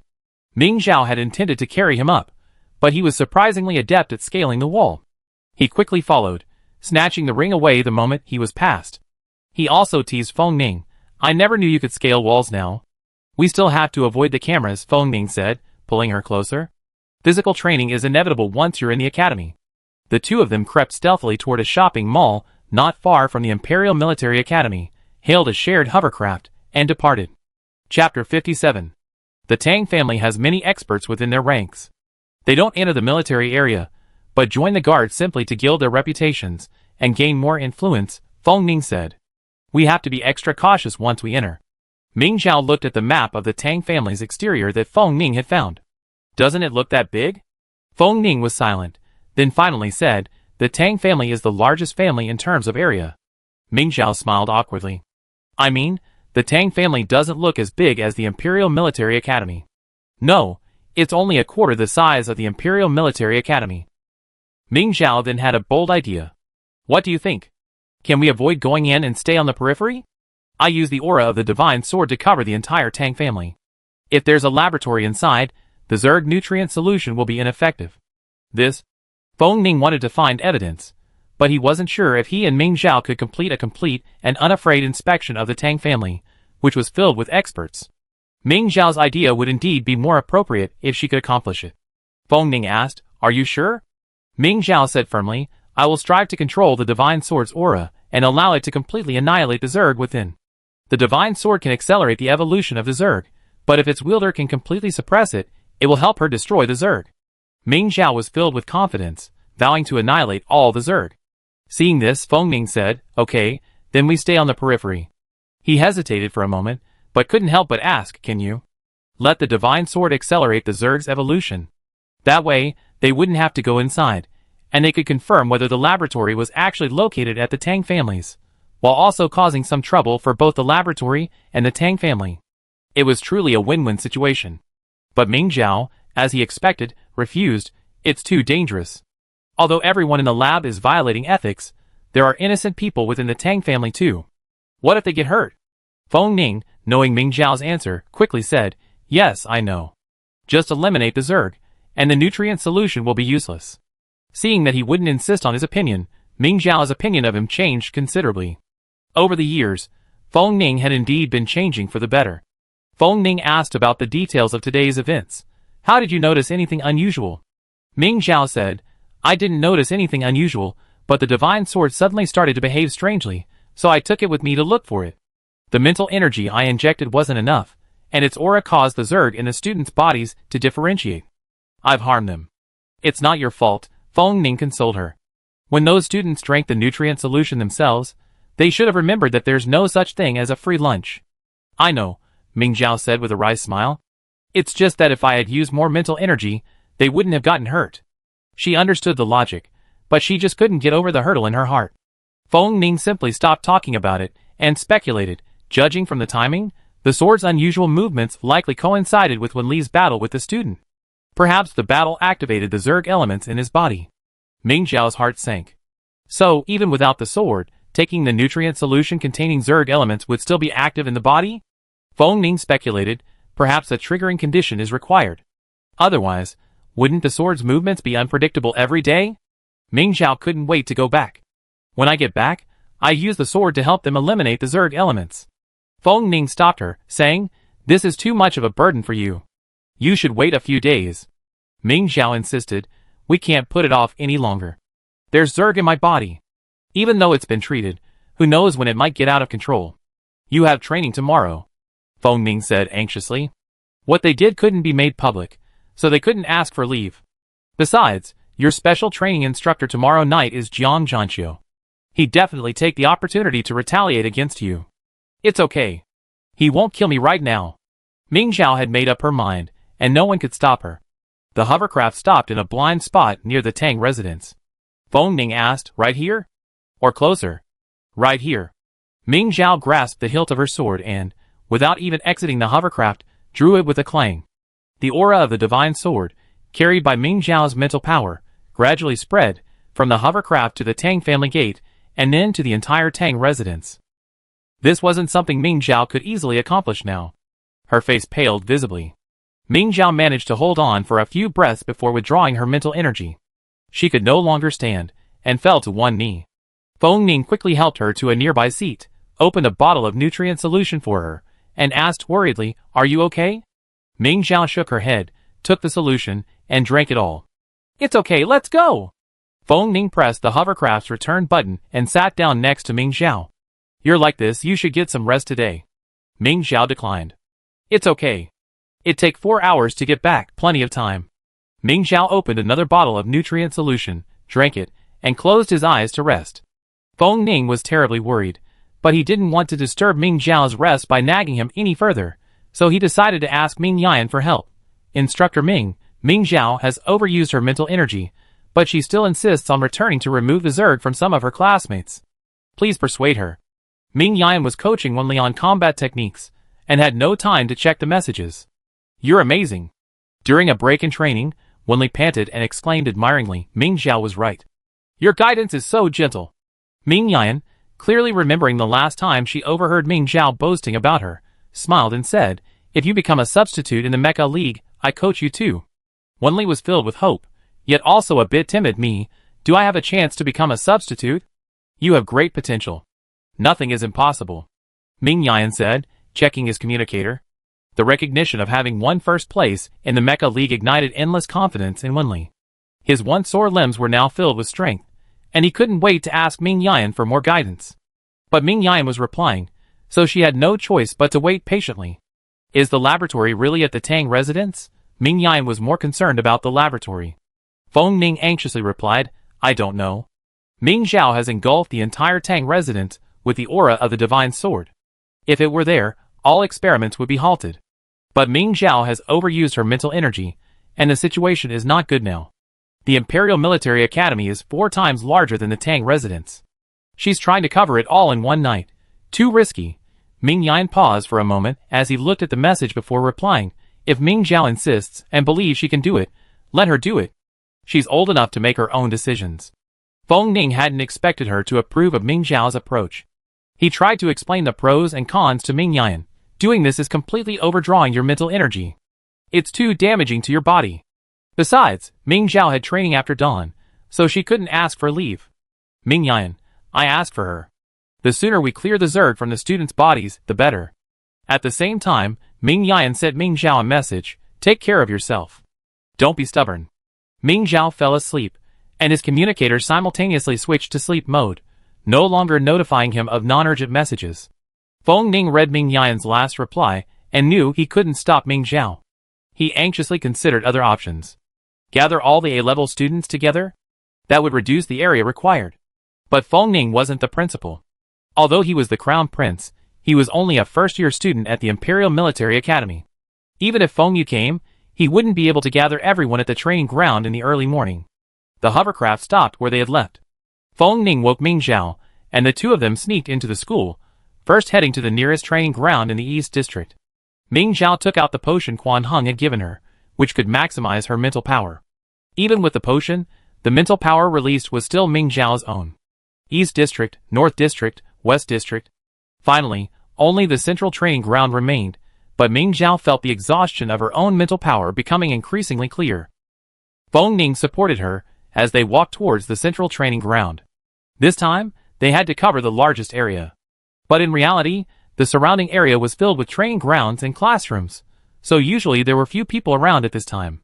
Feng Ning tried to persuade Ming Zhao to stop more than once. "What's with that expression on your face? It's like I'm about to die." Ming Zhao laughed at him. Feng Ning turned away. "Look at your face in the mirror first." Ming Zhao actually turned on the communicator's mirror mode, looking left and right. She was still the same person. What was different? "That's good. No limbs missing," Ming Zhao said optimistically. "Okay, that's the last bit. I can rest now that I'm done." Feng Ning looked at her. The first rays of morning sunlight shone on her face, making it appear rosy. No wonder she couldn't see her own pale complexion. Feng Ning nervously stood by Ming Zhao's side, watching her grasp the sword with slightly trembling hands, her powerful yet depleted spiritual power surging. "I can't go on." Feng Ning urged Ming Zhao to stop, but Ming Zhao ignored him, only to raise her lips slightly, releasing more spiritual power. Feng Ning grasped her sword-wielding hand. Ming Zhao thought he was trying to stop her and instinctively tried to push him away, but he heard him say, "I help you." Feng Ning's spiritual power flowed through their clasped hands into Ming Zhao's body, replenishing her nearly depleted spiritual power. He wasn't sure if this would work, but he didn't want to stand by and watch. Fortunately, this method worked.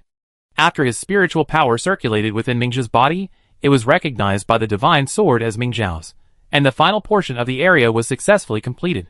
Ming Zhao's spiritual power had been overdrawn for a long time, and with Feng Ning's support, she didn't even know if she was in a trance, but she actually saw a small part of the campus through the aura that the divine sword spread across the campus. Feng Ning didn't let go immediately, but instead gave Ming Zhao another portion of his spiritual power. "Stop!" Ming Zhao quickly stopped him. Feng Ning smiled and shook his head, saying, "I gave it all. This little bit doesn't matter." Only when their expressions became similar did Feng Ning stop. The exhaustion from mental exhaustion, which he hadn't experienced in a long time, made him almost unsteady. Ming Zhao quickly supported him. "You don't have to do this. I'm a solo soldier, I can hold on." Feng Ning looked at her and said, "I want to help you." Though touched, Ming Zhao still disapproved of his behavior. It wouldn't have been a problem if he helped her while she released her mental energy, but insisting on transferring some of it to her afterward was completely unnecessary. Solo soldiers don't require a lot of mental energy, unlike commanders who rely heavily on it. Ming Zhao could recover on his own after he stopped releasing his mental energy. "Forget it, I take you to Dr. Quan first." Ming Zhao sighed, feeling somewhat helpless. After taking 2 steps, Ming Zhao frowned and stopped. Feng Ning glanced up in confusion. It was Feng Yu and Jiang Zhanqiu. Chapter 58.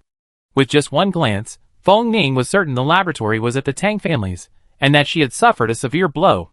After all, he couldn't imagine anything else that could have soured the usually expressionless Feng Yu's face. Feng Ning's hand on Ming Zhao's shoulder gently patted her, signaling her not to panic. Ming Zhao swallowed and politely greeted Feng Yu and Jiang Zhanqiu. "Principal." "Instructor."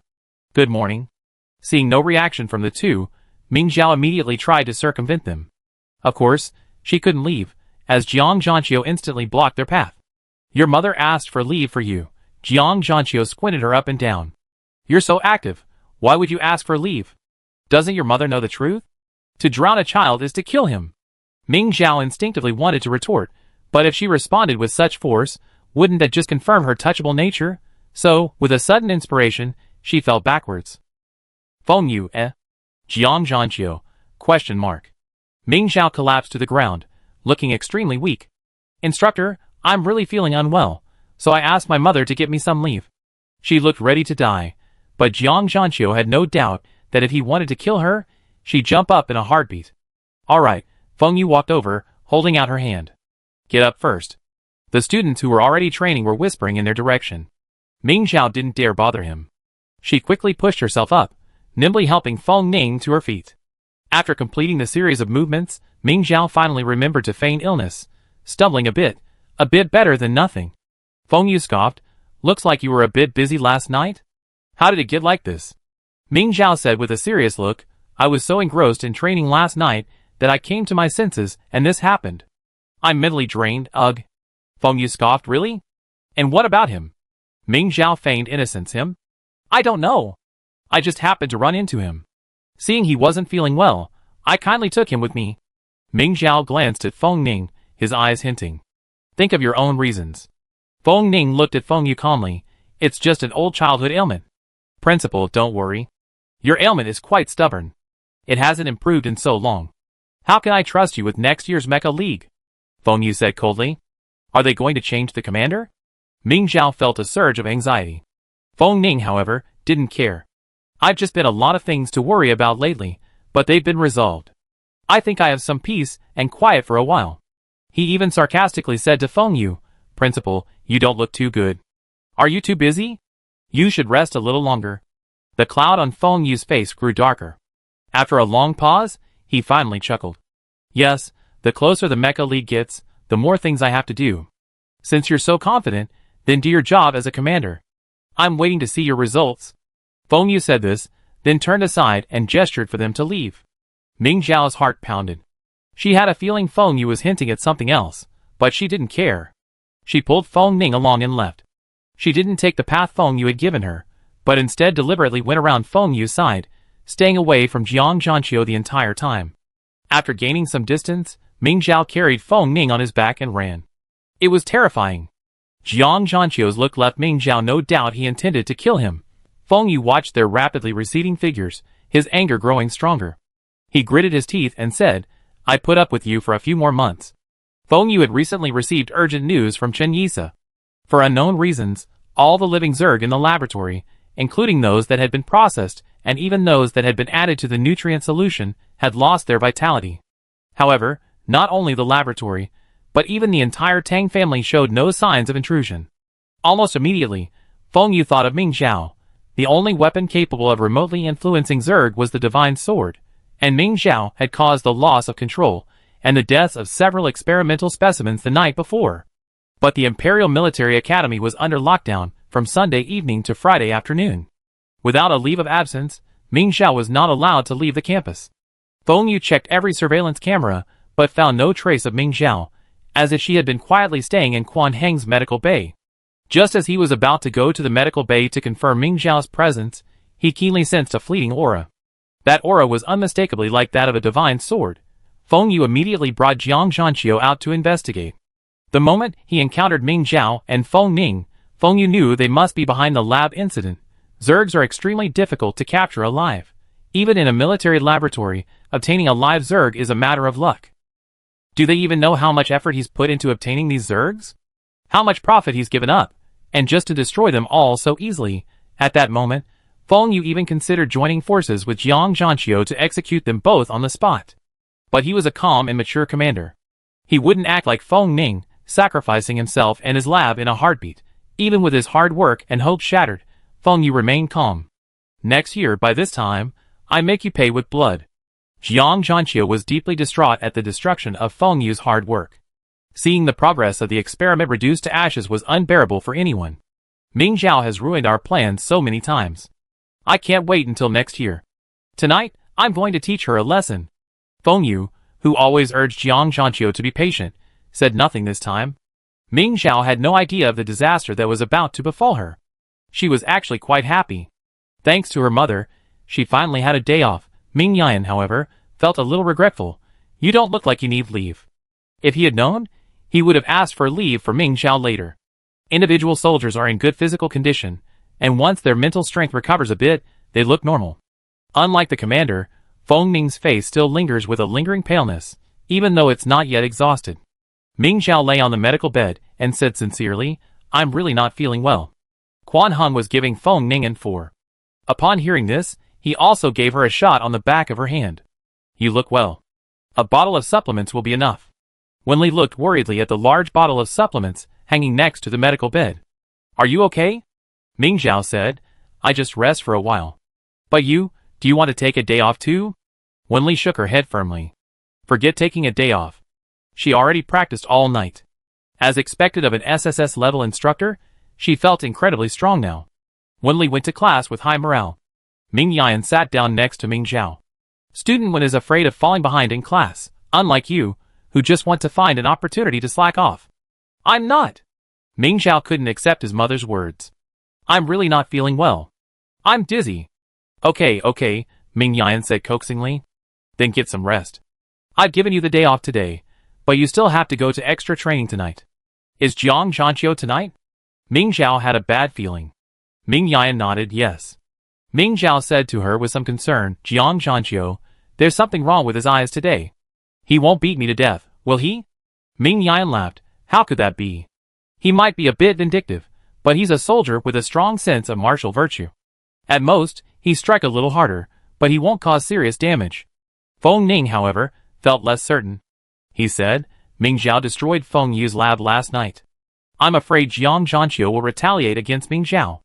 Ming Zhao nodded repeatedly, unable to resist complaining. You don't know, the way Jiang Zhanqiu looked at me today was terrifying. Feng Yu is terrifying too. Ming Yan pondered for a moment and said, in any case, before the Mecha League ends, we're still on the same side. He definitely won't kill you. Don't overthink it. Just fight. Change your bad habits quickly, and you won't have to train anymore. Ming Yan encouraged her.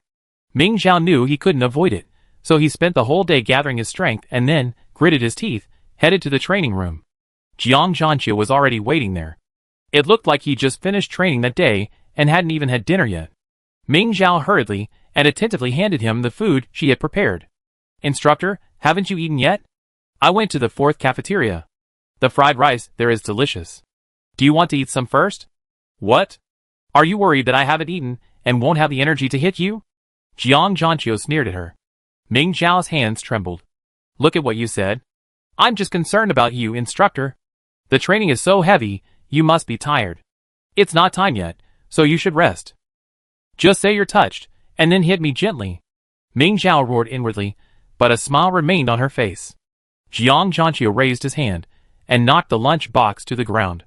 The lunch box was of good quality, and even after the fall, it was still securely closed and not spilled. Ming Zhao instinctively wanted to pick it up. It was a rare trip to the 4th cafeteria. Jiang Zhanqiu didn't want it, she wanted more, but Jiang Zhanqiu had already clenched his fist and hit Ming Zhao in the right eye. Before Ming Zhao could react, she was hit on the bridge of her nose again. Ming Zhao was completely confused. Wasn't the purpose of the extra training to help her break her habit of hitting someone in the face first? Jiang Zhanqiu immediately hit her in the face. How could she correct that? It was a good thing she hadn't intensified it. Ming Zhao raised her hand to block Jiang Zhanqiu's punch, then distanced herself from him. Looking at Jiang Zhanqiu's high nose, Ming Zhao seemed to relive the last time she punched him. She understood. Jiang Zhanqiu was deliberately seeking revenge. Is this what a mature soldier should do? His mind was as small as a needle tip. No wonder she couldn't match Ming Yimi as a guard in the Guard Corps, or Ming Yan as an instructor at the military academy. He could slap Ming Zhao in the face, but if Ming Zhao retaliated, the extra training plan would have to be postponed again, and Ming Zhao sincerely didn't want extra training. None of her classmates had extra training, but she did. This peculiarity made Ming Zhao a little uncomfortable. Children her age were generally like this. They didn't need the instructors to approve of them. They just needed to treat them the same as everyone else. Giving her extra training every other day made her uncomfortable training with her classmates. Ming Zhao shielded her face as she fought Jiang Zhanqiu. But after just a few breaths, Ming Zhao knew Jiang Zhanqiu wasn't holding back and was determined to cripple her. Instructor, it's just training. Are you over it? Ming Zhao gritted her teeth, clutching her left forearm, which had been broken by Jiang Zhanqiu's bare hands. Jiang Zhanqiu continued to attack. It's just a minor injury. Go back and soak it in some healing fluid, and you be good as new for training tomorrow. Ming Zhao was beaten back, and Jiang Zhanqiu went berserk, completely refusing to defend himself and simply beating her to death. Even so, Ming Zhao couldn't bring herself to break his hand like Jiang Zhanqiu had done. Even in the Mecha League, facing opponents from different military academies, she had never been so brutal. Chapter 59. Time passed by minute by minute. Ming Zhao wasn't exhausted after an hour like she had been at the beginning. She still had some strength left. However, Jiang Zhanqiu, who had even more strength left, seized her weakness and grabbed her right hand, twisting it violently outward. Ming Zhao gritted her teeth and endured it, but the pain nearly knocked her unconscious. Jiang Zhanqiu kicked her outward, hitting the wall of the training room and falling back down. She had no strength left to get up. Jiang Zhanqiu stopped in front of Ming Zhao. From her perspective, all she could see was his combat boots. "You were busy last night, weren't you?" Jiang Zhanqiu stepped on Ming Zhao's calf. "You ran quite a distance." Jiang Zhanqiu crushed him hard. "I think you have to give up this leg, won't you?" After a scream, Ming Zhao fainted. Jiang Zhanqiu stepped on her other foot. Breaking out in a cold sweat, Ming Zhao woke abruptly from the pain. Jiang Zhanqiu squatted down in front of her, blocking the camera's direction. "I'm warning you, don't get involved with Feng Ning. You end up hurting yourself sooner or later." Ming Zhao paused for a moment before finally finding the strength to speak. "Then, instructor, I'm also warning you, don't get involved with Feng Yu. Don't let Zerg sprout from your body one day and not even realize it." Jiang Zhanqiu sneered. "Zerg? Where are Zerg? What are you imagining?" Ming Zhao ignored his pretense and said, "Then pretend he's not a Zerg. But if you continue to follow him, one day, you have lost all your mental energy, and it will be too late to regret. Instructor, if mental energy could be artificially altered, it would have been done years ago. Why are you clinging to unrealistic fantasies?" Jiang Zhanqiu said coldly, "Our predecessors couldn't do it because they were useless. If this technology had existed long ago, then, instructor, do you really think you could protect your own mental power?" Ming Zhao asked him. "Mental power levels don't increase without reason. If they could, it would either be through the Zerg or by stealing other people's mental power." Jiang Zhanqiu's family background was no secret. Like Cheng Jiashi, he was one of the rare SSS-level individual soldiers, who wasn't born into an aristocratic family and hadn't joined one. And given that mental power levels could be artificially altered, such individuals would be the primary targets of those with lower mental power. Jiang Zhanqiu's face paled. His mind was barely able to think, but his body reacted first. Jiang Zhanqiu pulled a dagger from his spacecraft and stabbed it directly into Ming Zhao's shoulder. He said nothing. He should have been stern. Only useless people couldn't protect their own mental power, and he wasn't useless. He came from a humble background, not even ranking in the top 3 at the Imperial Military Academy, yet he won first place in the Mecha League. Those idiots from aristocratic families couldn't possibly compare to him. In the end, he simply said, "You should worry about yourself." And then he left. Ming Yan was also waiting for Ming Zhao to finish her training. After hearing Ming Zhao's concerns, although Ming Yan didn't think Jiang Zhanqiu would do anything drastic, she still waited in the training building for them to finish. If everything was fine, everyone would be happy. If Ming Zhao was seriously injured, she could quickly take her to the medical bay. Ming Yan's personal training room was across from Ming Zhao. She left the door open, so she could see Ming Zhao as soon as he emerged. However, she waited from 7 to 10, but no one showed up. Instead, Ming Zhao's communicator sent a warning about an abnormal condition. "Your daughter, Ming Zhao, is in an abnormal condition that may be life-threatening. She is currently at the Imperial Military Academy. The Imperial Military Academy Infirmary has been contacted, and you have been detected as being very close. Please confirm your daughter's condition immediately." The moment Ming Yan saw this warning, she couldn't even focus on what it meant. Individual training can lead to all kinds of injuries, but never to the point of a life-threatening condition like the communicator's warning. Forget training. Even in Mecha League matches against other military academies, such a situation rarely occurs. Jiang Zhanqiu must be crazy. Ming Yan gritted his teeth, rushed over, and kicked open the door to Ming Zhao's training room. Jiang Zhanqiu had already reached the door, startled by this sudden change, and instinctively stepped back. Ming Yan had no time to care about him now. He strode through the space he had vacated. The smell of blood was strong. Following the scent, Ming Yan quickly spotted the name lying in the corner. She rushed over, "Zhao Zhao." Ming Zhao's consciousness was already hazy, but at the familiar call, she subconsciously murmured, "Mother." She moved her fingers, but couldn't lift her hand to hold her mother's. Ming Yan placed her warm palm over the back of Ming Zhao's slightly cold hand. "Mother is here. Don't be afraid. The infirmary will be here soon." Ming Zhao couldn't move in her condition, but fortunately, there was an infirmary next to each training ground. As soon as the infirmary received the automatic call from the communicator, they immediately sent someone with medical equipment. Ming Yan watched the medical staff place Ming Zhao into a container of healing fluid and finally breathed a sigh of relief. Even if he only had one breath left, he could be saved with the healing fluid. Ming Yan finally had the energy to question Jiang Zhanqiu. Looking back, Jiang Zhanqiu was gone. Ming Yan sighed. Did she think that if she ran away, she wouldn't know what happened? Could she have forgotten there were surveillance cameras in the training room? Ming Yan pulled up the footage, and the more he watched, the more furious he became. Was this an instructor teaching a student? Even his opponents couldn't be so ruthless. Ming Zhao's hand had been broken by him, his leg crushed by him. Finally, Jiang Zhanqiu, who was blocking the camera, whispered something, and in a fit of rage, stabbed Ming Zhao in the shoulder. Ming Yan subconsciously glanced at Ming Zhao's shoulder. The healing fluid was most effective for this kind of flesh wound, and now nothing could be seen. But she still felt heartbroken. Jiang Zhanqiu hadn't stabbed Ming Zhao in a vital spot, and he might not have meant to kill her, but the fact was that the knife had caused Ming Zhao to bleed to death. If Jiang Zhanqiu were in front of Ming Yan right now, she would have torn him into pieces, but not yet. Ming Zhao hadn't woken up yet. Once she did, she would take her to Quan Hung for a thorough checkup. Then, she would settle the score with Jiang Zhanqiu. The healing fluid took a long time to heal fractures, and it took another 2 hours after Ming Zhao woke up before she felt no more pain from the fracture. She immediately rushed out to hug Ming Yan, tearfully telling her what had happened, but Ming Yan held her down and made her soak in it for another 20 minutes, confirming she was fully healed before letting her out. Wow, mother, I was in so much pain. Ming Zhao hugged Ming Yan and couldn't help crying. She had always felt that Ming Yan's beatings were the most painful, and whenever it was Ming Yan's turn to teach, she would start to worry the night before. But those superficial pains were nothing compared to the pain Jiang Zhanqiu inflicted on her today. Ming Yan fetched a clean towel and wiped the nutrient solution off her back, as if gently patting her back and offering comfort. Ming Zhao gradually calmed down. Okay, let's go to the bathroom first, then go to Dr. Quan, Ming Yan said softly. Ming Zhao reluctantly let go and went to the bathroom attached to the personal training room to wash up. At Ming Yan's insistence, Quan Hung arranged a full physical examination for Ming Zhao. Ming Zhao grabbed Ming Yan, who was about to leave. Mother, where are you going? Ming Yan held her hand and smiled. Mother's going to get an explanation for you.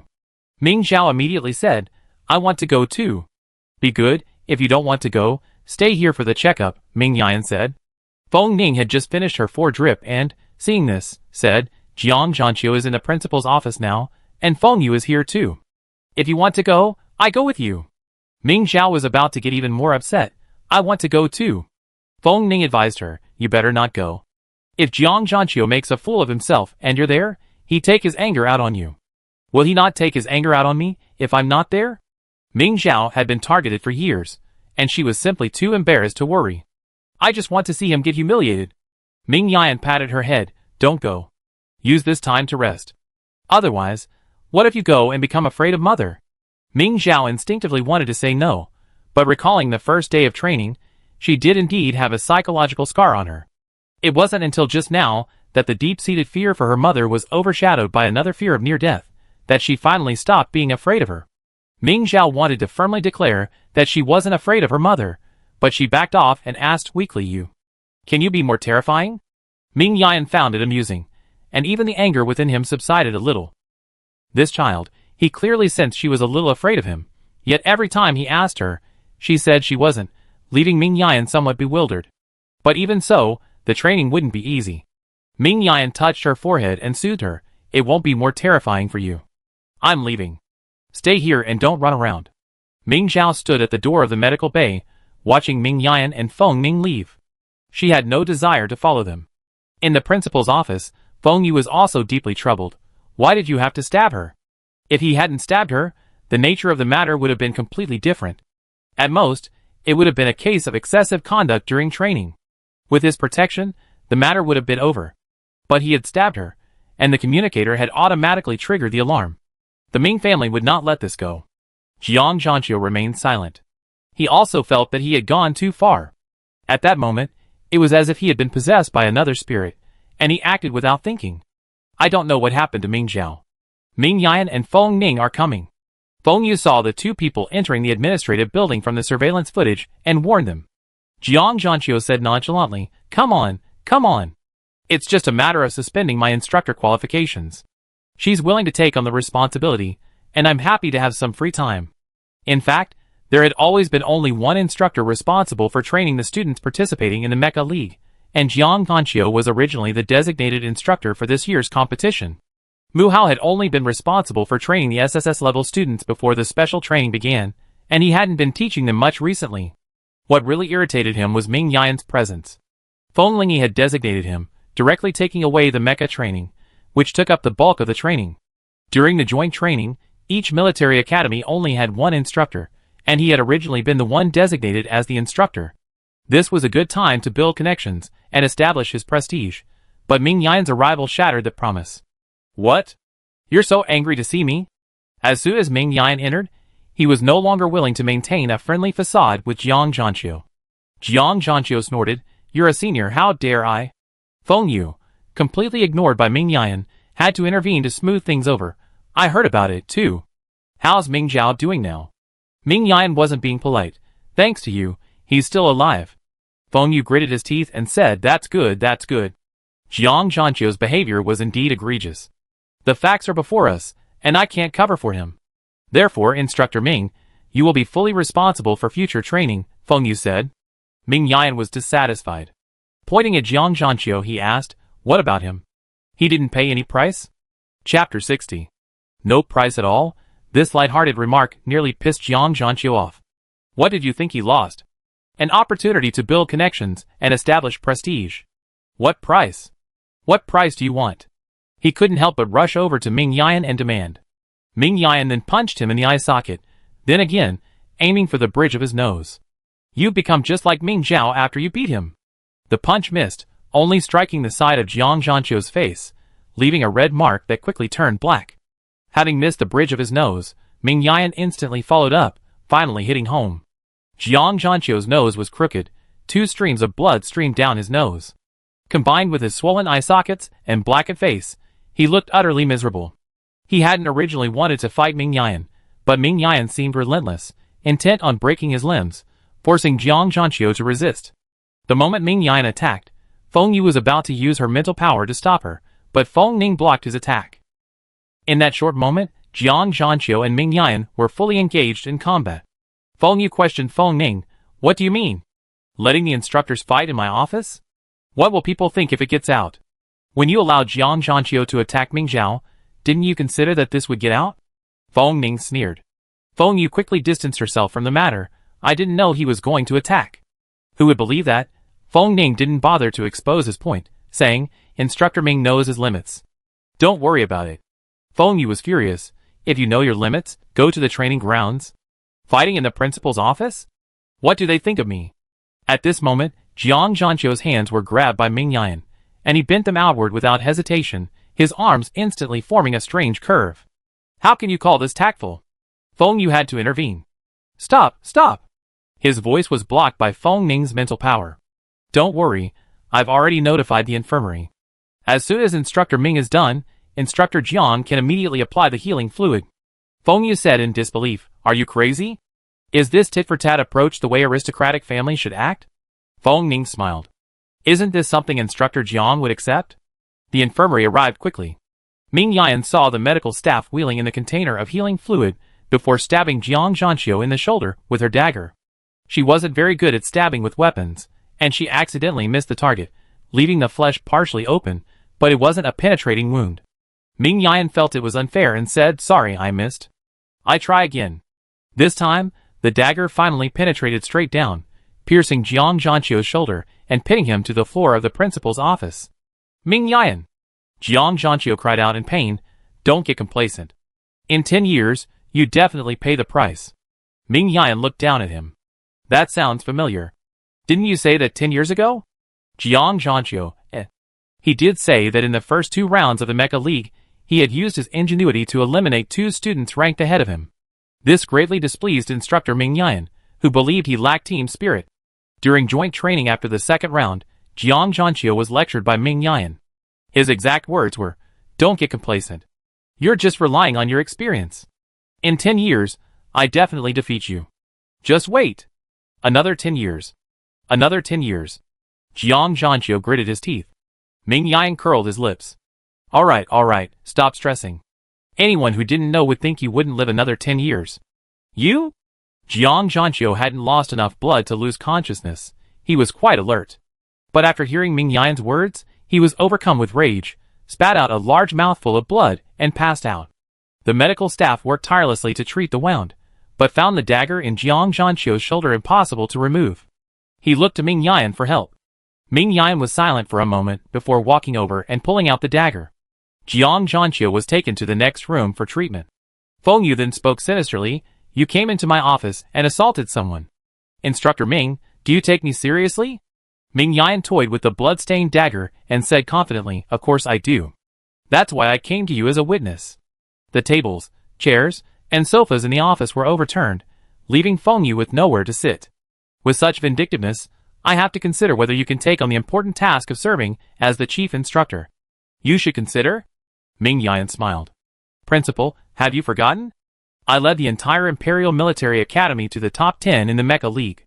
6 of my students finished in the top 10 in the Mecha League. Doesn't that prove my ability?"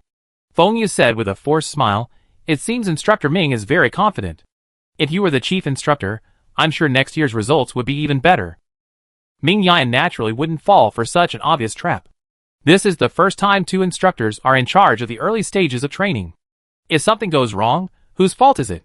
Feng Ning echoed her. "Of course, it's the fault of the person who maliciously assaulted the student." Feng Yu's face darkened. "Let's put everything else aside.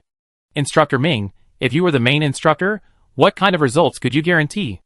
"I can guarantee to train all students to the best of my ability." Feng Yu practically laughed. "Who can't guarantee that?" Feng Ning said coldly, "Obviously, the one who nearly beat a student to death can't." Feng Yu was furious. He looked at Ming Yan and said, "What I want is results. The Imperial Military Academy is fully SSS grade this time, and I want them all in the top 10. There were only 5 SSS grade students in Ming Yan's class, but Ming Yan eliminated the SSS grade students from other military academies in the first round. The SS grade soldiers from that class also performed well, ultimately finishing in the top 10. Although this class is entirely SSS grade, the SSS grade soldiers from other military academies are equally strong." Feng Yu's words clearly indicated that he hoped Ming Zhao would eliminate them in the first round. Ming Yan was stunned. "Why are you telling me? You want me to go out and get the other academies out?" Feng Yu gave her a deep look, then called Ming Zhao. It was already dawn, and Ming Zhao had arrived at the training ground early to warm up and prepare for another day of training. I wondered if Jiang Zhanqiu was okay, or if he was disabled. Ming Zhao was deeply concerned about him, and just as he was thinking about this, Feng Yu suddenly called, startling him. "Could something have happened to my mother?" Ming Zhao answered the call nervously, only to see Feng Yu, and behind her, Ming Yan and Feng Ning. Ming Yan was clean, presumably having escaped unharmed. Ming Zhao breathed a sigh of relief, then asked Feng Yu's purpose. "Principal, what can I do for you?" Feng Yu said calmly, "In the first round of the Mecha League, eliminate the SSS class from other military academies." Ming Zhao almost doubted his ears. "Huh? Me?" "Yes, I let you lead the entire Imperial Military Academy into the top 10. Ming Zhao smiled and suggested, "Instructor, it's broad daylight now. Are you dreaming?" Feng Yu squinted at her sharply. "If you agree, I can let your mother become the Imperial Military Academy's chief instructor." Ming Zhao couldn't help but ask, "Principal, with all due respect, who else besides my mother is qualified for the position of chief instructor right now?" "Instructor Jiang, who nearly beat a student to death." "I strongly object." "So you're not agreeing?" Feng Yu's tone was threatening. "As the top-ranked student at the Imperial Military Academy, you don't even have the awareness to help your classmates improve?" How could Ming Zhao accept such a heavy responsibility? She immediately said, "The principal really misunderstood me. It's just that this isn't 20 years ago anymore. The flag-pulling competition has expanded, and it's uncertain whether I ever meet another SSS-ranked soldier. You know, I've always had bad luck. I almost died last night." Feng Yu's expression grew increasingly grim after repeatedly reminding him of this incident. "If you don't want to, forget it." He hung up the phone instantly. Ming Yan looked at him, confidently saying, "It doesn't matter if the principal disagrees. Just find an officer willing to sign a military order to serve as the chief instructor." The chief instructor required experience. He had to be an SSS rank individual soldier with at least 5 years in the military district or at least 8 years in the Guard Corps. With the exception of Jiang Zhanqiu, those with at least 8 years in the Guard Corps were all Feng Lingyi's confidants. Life in the military district was even tougher. Those who managed to stay there for 5 years were, without exception, staunch neutrals committed to the empire. These people were either powerful or intelligent. The powerful were arrogant, the intelligent were cunning. Feng Yu had no way of taming them. Since that was the case, it didn't matter who came. Feng Yu had gradually calmed down. No need. I trust Instructor Ming. Instructor Ming is meticulous. Even without a military order, he would hold them to strict standards. I believe you can lead them to excellent results. Ming Yan was uneasy at this sudden change in expression. She felt Feng Yu was plotting something, and turned to look at Feng Ning. Feng Ning nodded slightly, and Ming Yan stiffened his face, and said, "Don't worry." Before leaving the principal's office, he ran into Jiang Zhanqiu, who had just emerged from the recovery fluid. Knowing that the command had been decided, his expression suddenly changed. Unable to hold back, he suddenly attacked Ming Yan. Ming Yan was prepared, dodging the blows sideways. Seeing the two about to fight again, Feng Yu used his mental power to directly command Jiang Zhanqiu to stop. This time, Feng Ning didn't stop him. Jiang Zhanqiu was forcibly restrained in place, and Ming Yan took advantage of the situation and landed a punch on his newly healed right eye. "All right. Stop it." Feng Yu gritted his teeth. "Instructor Ming, training time's up." Ming Yan quickly stepped away, leading Feng Ning away. "Feng Yu actually agreed to let me be the chief instructor. I thought he was refusing to yield." Exiting the administrative building, Ming Yan still couldn't understand. Feng Ning saw clearly. Jiang Zhanqiu has ruined his own qualifications. If Feng Yu insists on parachuting someone else in as the chief instructor, and the results don't pan out, it will naturally be his fault. He would never allow such a thing to happen. So that's how it is.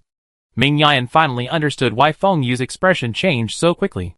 It turns out that I had bowed to reality. Chapter 61. After the head instructor was appointed, all training followed Ming Yan's instructions. No student objected, and the training days passed one by one.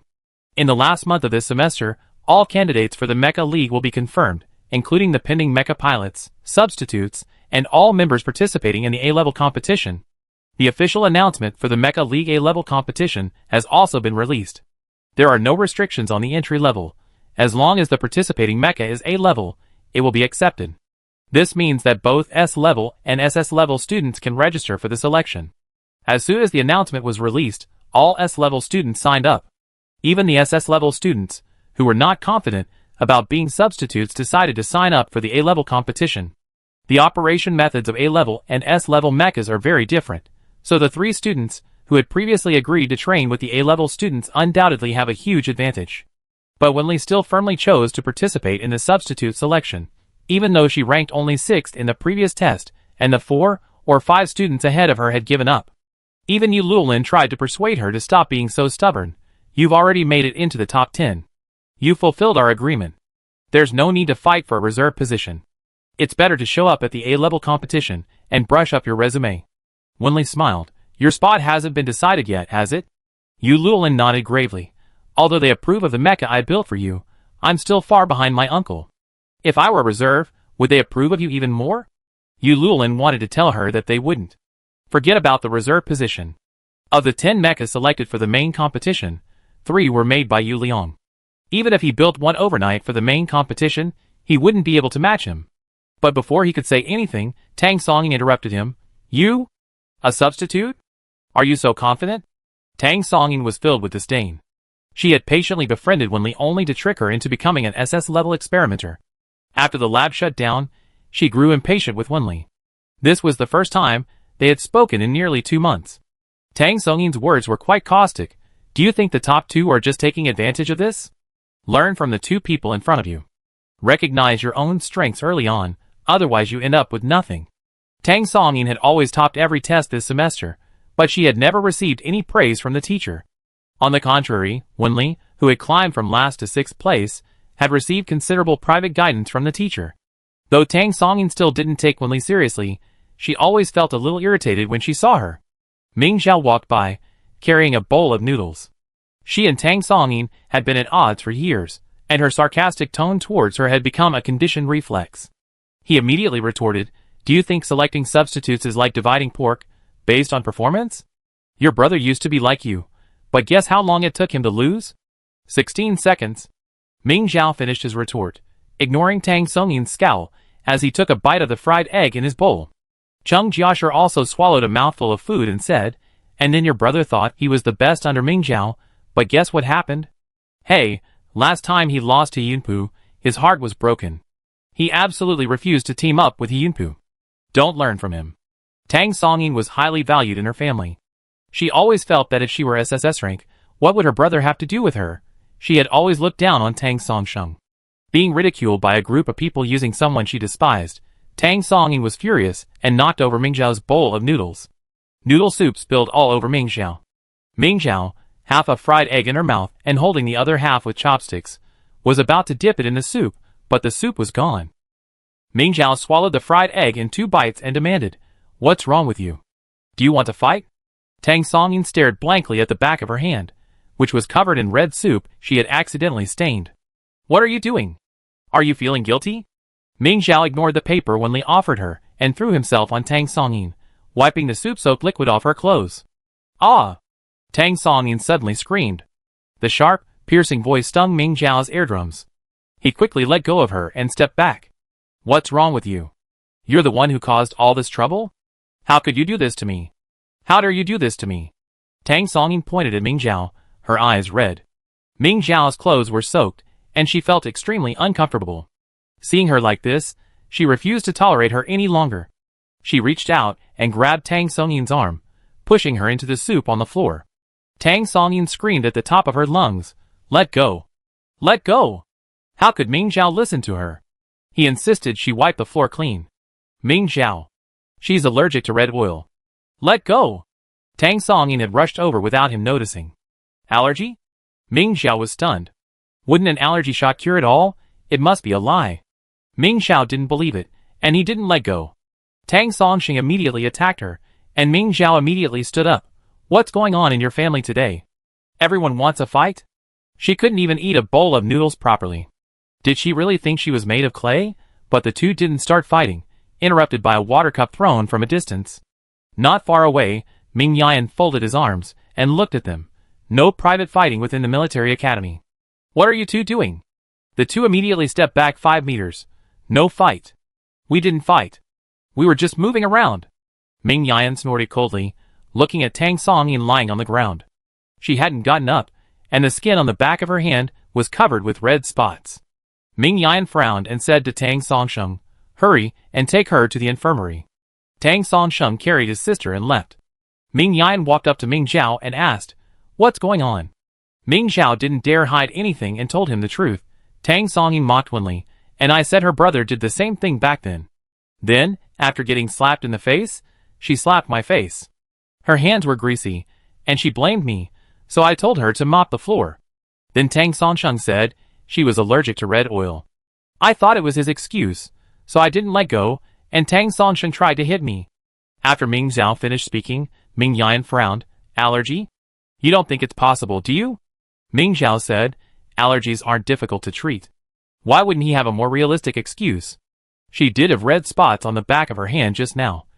Ming Yan said, puzzled, "Next time someone gives you a way out, don't hold on to it." Ming Zhao learned his lesson. "I understand. Okay, go take a shower and change your clothes." Ming Yan didn't take the incident to heart. After all, it wasn't Ming Zhao's fault. Ming Zhao easily picked up the bowls and cups on the ground, put them in the tableware recycling area, and went to the bathroom in the personal training room to take a shower.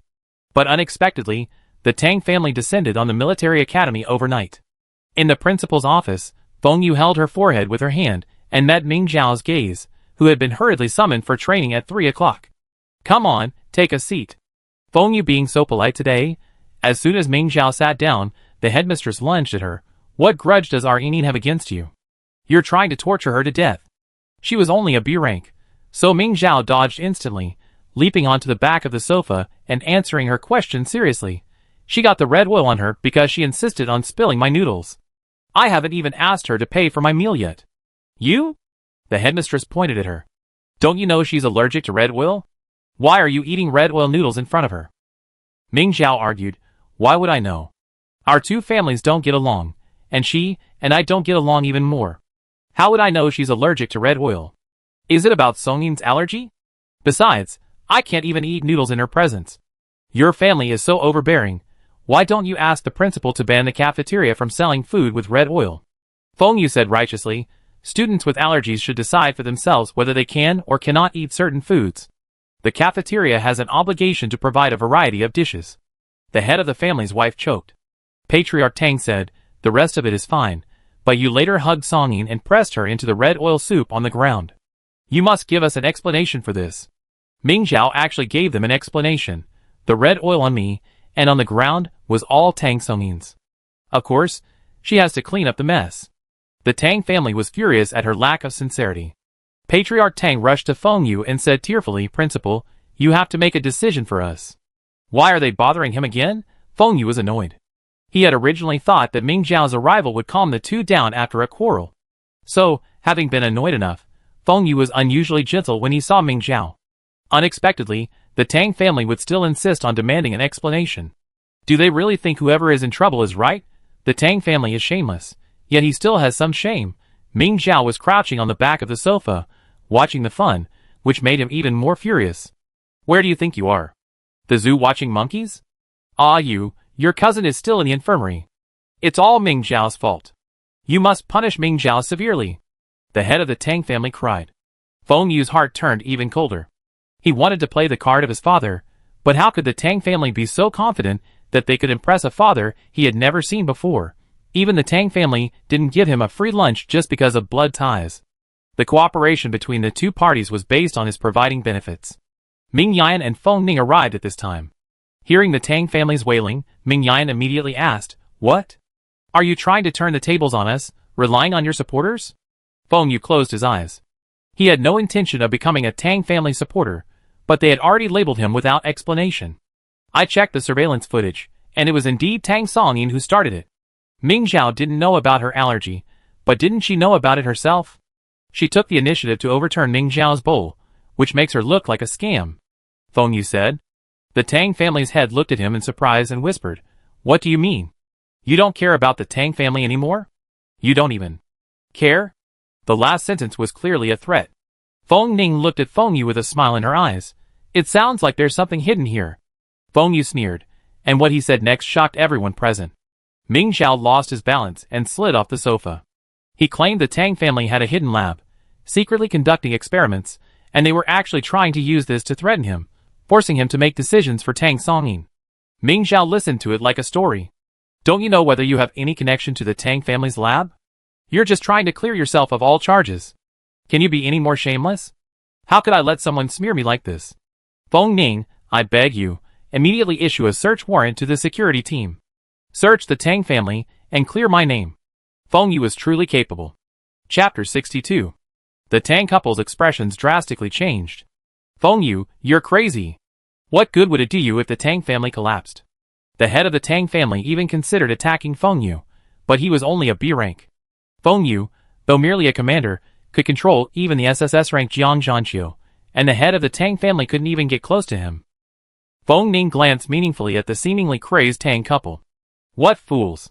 They couldn't even grasp the situation after being abandoned. I sent people to search. Feng Ning's mood wasn't great. He knew that the Tang family was finished this time, but Feng Yu would definitely be wiped out. The Tang family had been intent on causing trouble for Ming Zhao, but Feng Yu had turned the tables on them, landing them in trouble themselves. Ming Yini led the guards to search the Tang residence and, as expected, found two laboratories. One laboratory was located in the attic, where the head of the Tang family lived. It seemed long abandoned, and there was nothing inside. In another laboratory, a dense swarm of Zerg swarms filled the air, including intact corpses, dismembered corpses, and corpses dissolved in nutrient solution. It was easy to see that the Tang family was conducting some kind of inhumane experiment. The Tang couple was taken away in silence, and the Tang family members were placed under house arrest, awaiting the truth before being punished one by one.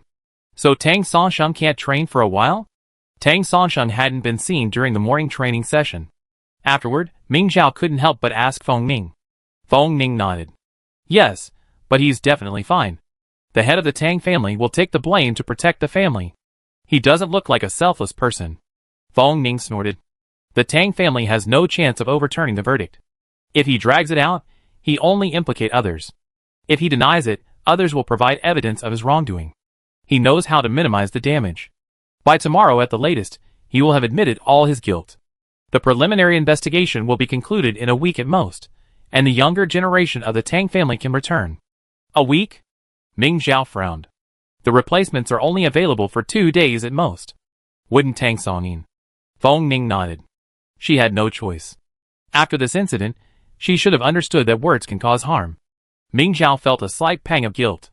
Feng Ning noticed this and asked, if you hadn't fought back, would you feel guilty about not speaking up for Wenli? Of course she would. If Ming Zhao had allowed Wenli to be mocked by Tang Songyin without doing anything, she'd probably slap herself in the face in the middle of the night. Wenli didn't dare to retaliate, but Tang Songyin slapped her right in the face. As for what happened later, it was all Feng Yu's fault. What did she have to do with it? Ming Zhao understood and no longer felt guilty. This was a good thing. If Wenli made it into the top 2, he only had to beat the third-place finisher. While the challenge was still considerable, the pressure was definitely less. The top 2 finishers were decided within a day. Wenli excitedly messaged Ming Zhao, I'm a reserve. Congratulations. Wenli's face flushed with excitement. I'm even the first reserve. Being the first reserve meant that Wenli not only beat the third-place finisher, but also the second-place finisher. Even if Tang Songyin were there, Wenli would still be a reserve. Great. Now no one would question your spot. Ming Zhao was delighted. To celebrate, let's go out for dinner today. It happened to be Friday, so people could come and go freely in the school. Wenli said, okay. I treat you today. There were several luxurious shopping malls outside the Imperial Military Academy, but Ming Zhao and Wenli had never been there and didn't know which ones were good.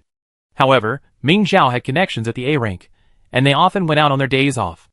Ming Zhao had gotten information from Nanxiao about a particularly delicious snack bar. Ming Zhao, is it really here? Wenli, clutching a cup of milk tea, felt a little uneasy. How could such a remote spot near the Imperial Military Academy exist? And what kind of person was the first to discover this place? Thankfully, the navigation system on the communicator was surprisingly effective. After many twists and turns, they finally found it. Want to go in? Wenli stood behind Ming Zhao, a little scared. Ming Zhao was also a little scared. When she ate out, she didn't dare go into any less crowded places. This place was not only empty, but also dark, and only half of the sign was left. The door was ajar, looking like a perfect place for murder and robbery. In the end, Ming Zhao decided to leave and eat at one of the busiest restaurants outside.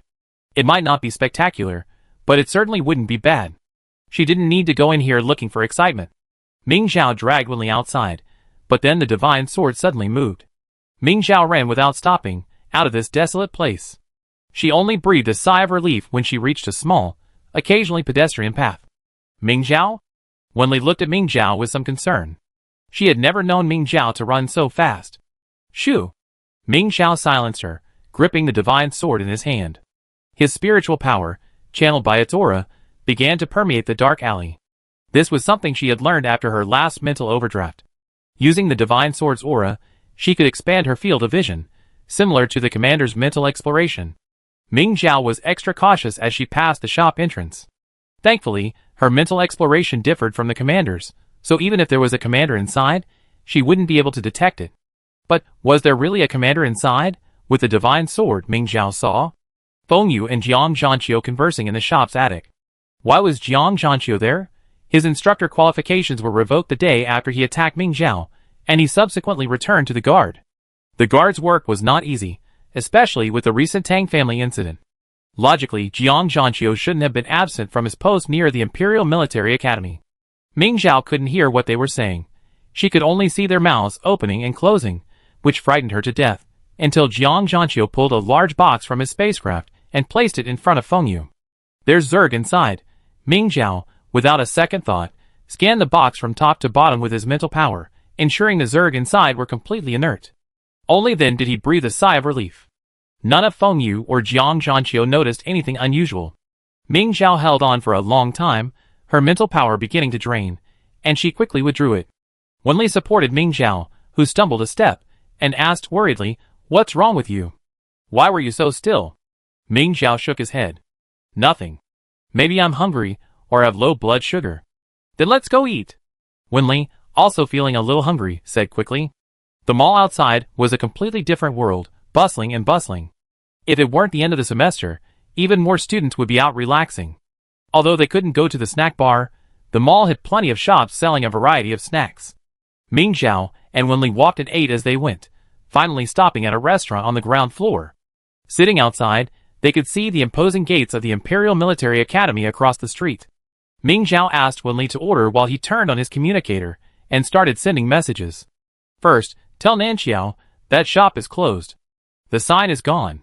There are too few people in the alley. I better not go there next time. Nanxiao replied immediately, Huh? It's closed?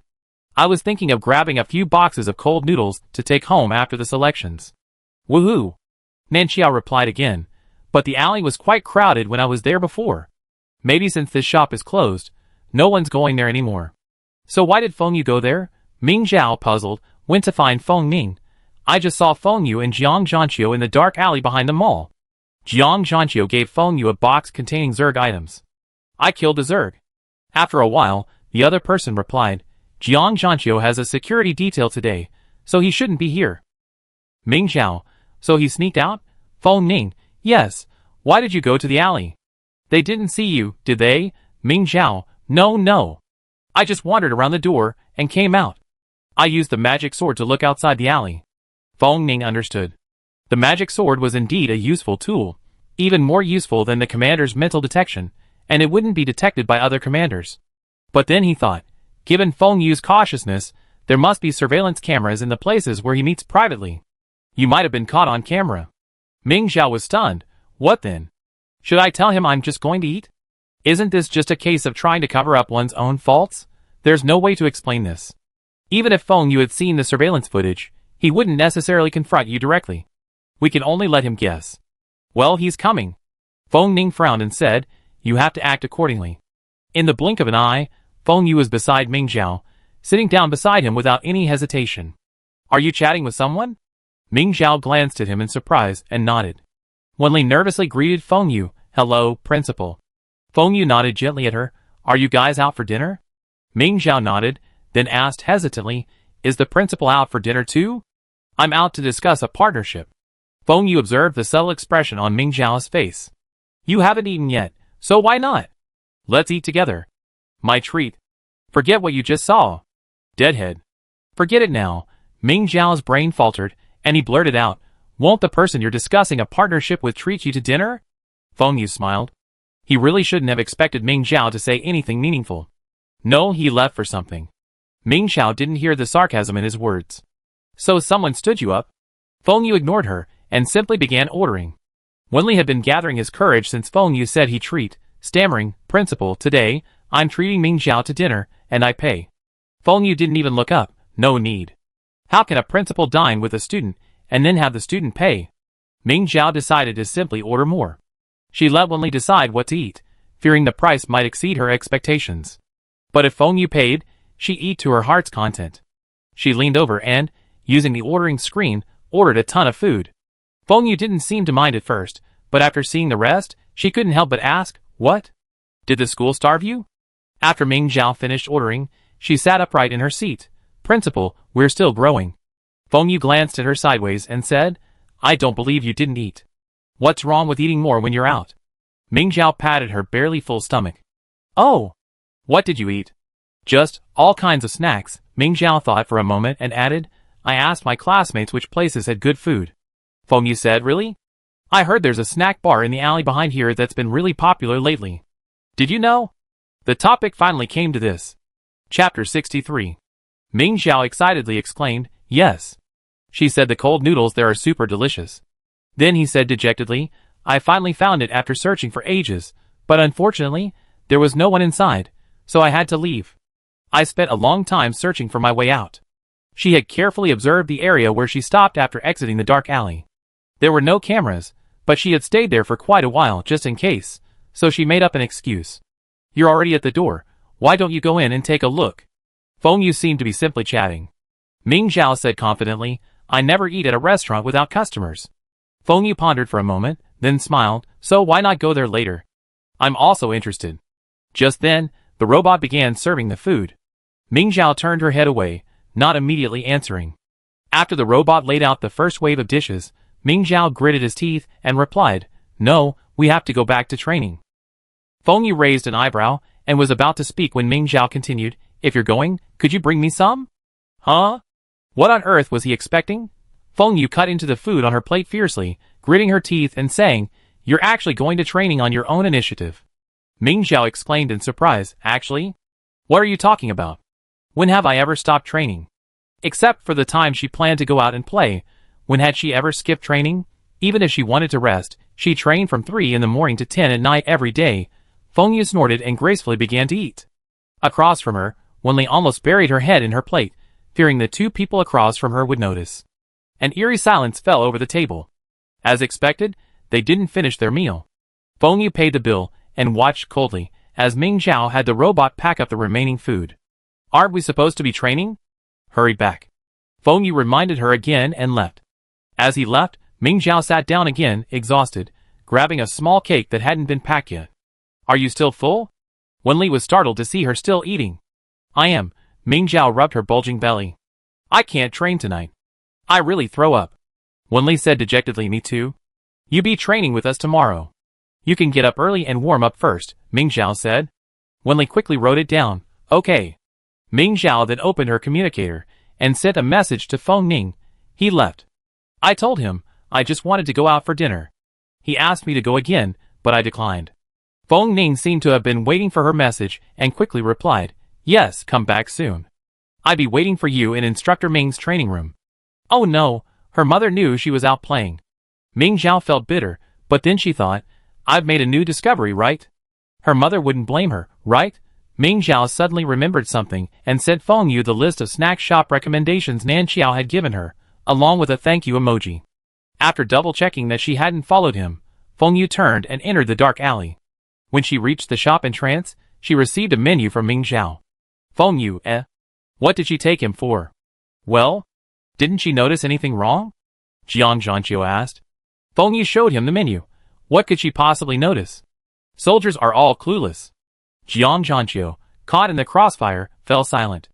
The other chubby old man took a look and exclaimed in surprise. This guy has actually tried my cooking. You even went out of your way to get a guide just to eat out. Feng Yu covered her forehead speechlessly. You're wasting my time by accident every day. The old man asked cautiously. Did I make it for her? What for? What if she thinks you're still open and comes straight to your door next time?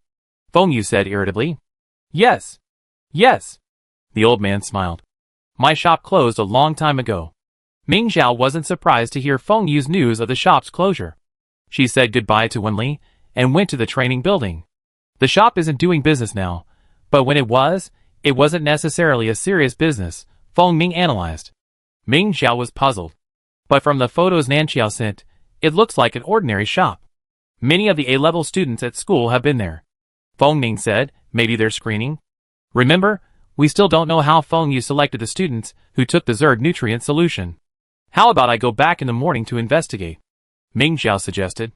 Feng Ning shook her head. Feng Yu is definitely suspicious of you. If you go back, you'd be incriminating yourself. Then, should I go back later? Feng Ning shook her head again. Feng Yu is suspicious. Even if you risk your life going there now, let alone later, he might have already moved the evidence. Ming Yan thought for a moment and said, perhaps there's no evidence at all. This place is just where Feng Yu secretly meets with someone. It's very possible, Feng Ning asked Ming Xiao. Did you see anything unusual around here with your magic sword? Ming Xiao thought carefully. I've checked that area. Only the second floor of the shop has a few rooms that look like living rooms, unlike the rest. Otherwise, there's nothing. Feng Ning nodded. It's okay. Feng Yu is a cunning rabbit with many burrows. He wouldn't keep anything important so close together. This is already a pleasant surprise. The important thing is to figure out what Jiang Zhanqiu brought. Ming Yan was a little puzzled. Isn't it nutrient solution? Nutrient solution wouldn't be so discreet. If it were just sent by courier, we wouldn't take it seriously, and people who don't know wouldn't spread the news. Ming Xiao also said, it's not liquid, but it does have the scent of Zerg. It might be something new from the lab. Feng Ning felt a little regretful. If he had been more decisive, he could have used his own future as collateral and forcefully searched the Tang family's house. He really wasn't brave enough. Seeing him looking a little disappointed, Ming Xiao comforted him. It's okay. I've eliminated all the Zerg aura. If Feng Yu hadn't specifically ordered someone to check these things, he wouldn't have known. Feng Ning nodded and said, you've done well. I have someone check the rest. Tomorrow, your training will enter a new phase. Your focus should remain on training. A new phase?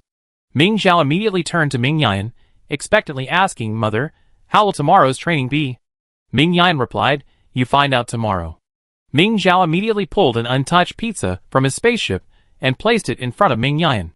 "Mother, I want to know now." Ming Yan took it and said, "No." Ming Zhao pulled out another box of pasta, then another and another dessert. Ming Yan accepted them without hesitation, but refused to budge. Finally, Ming Zhao had no choice but to look at Feng Ning. "Feng Ning, you know what?" Feng Ning blinked at her, as if waiting for something, and Ming Zhao, suddenly feeling fortunate, shared a box of dessert with him. Even though Ming Yan stared at her motionlessly, Feng Ning still told him the truth.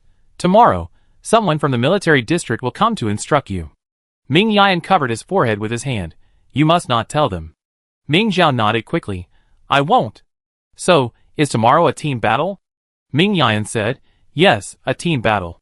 You and the substitutes, 11 of you, will go together. There will be 3 instructors. Fight hard tomorrow, and see how you compare to the military district team." "Yes."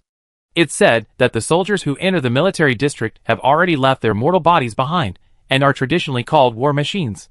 But Ming Zhao hadn't expected them to be so arrogant. 3 against 11? They were all at the same level, and the students had been training for over 6 months. Did they really think they could win? Ming Zhao couldn't wait to witness the strength of the military district's individual soldiers. Before returning to rest, Ming Zhao thought of Yu Lulin and asked, "Has the mecha commander been decided?" Feng Ning told her, "The assessment will be tomorrow." "A live competition with Yu Liang?" Feng Ning shook her head. "No, Yu Lulin will be solely responsible for mecha maintenance during tomorrow's competition. If there aren't any problems, he'd be the one." Ming Zhao's eyes lit up. "Isn't that a done deal?" Yu Lulin was now fully capable of handling the various issues that could arise with an SSS-class mecha in combat. His only shortcoming was his experience. Not necessarily. Ming Yan interrupted Feng Ning. "His assessment isn't that simple. You find out tomorrow." After that, Ming Yan gestured for her to leave his training room immediately. Ming Zhao left the training room and prepared to return to his dorm. As he walked downstairs, he pondered deeply. How exciting could a mecha pilot's training be? It's either designing new mechas or repairing old ones. What other test could there be? Ming Zhao? What a coincidence. Yu Lulin appeared before her, so fresh and charming. "You're leaving so early?" Ming Zhao asked instead. "You're only here for training now." Yu Lulin couldn't hide his joy. "Yes, the principal said I'd be responsible for repairing your mecha tomorrow. If I don't make any mistakes, I think I'd be the mecha master this year. I practiced tonight."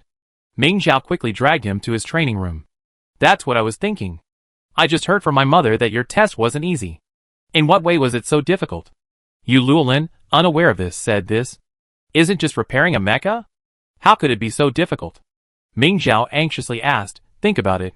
What else can you do? Is it going to create obstacles for you?"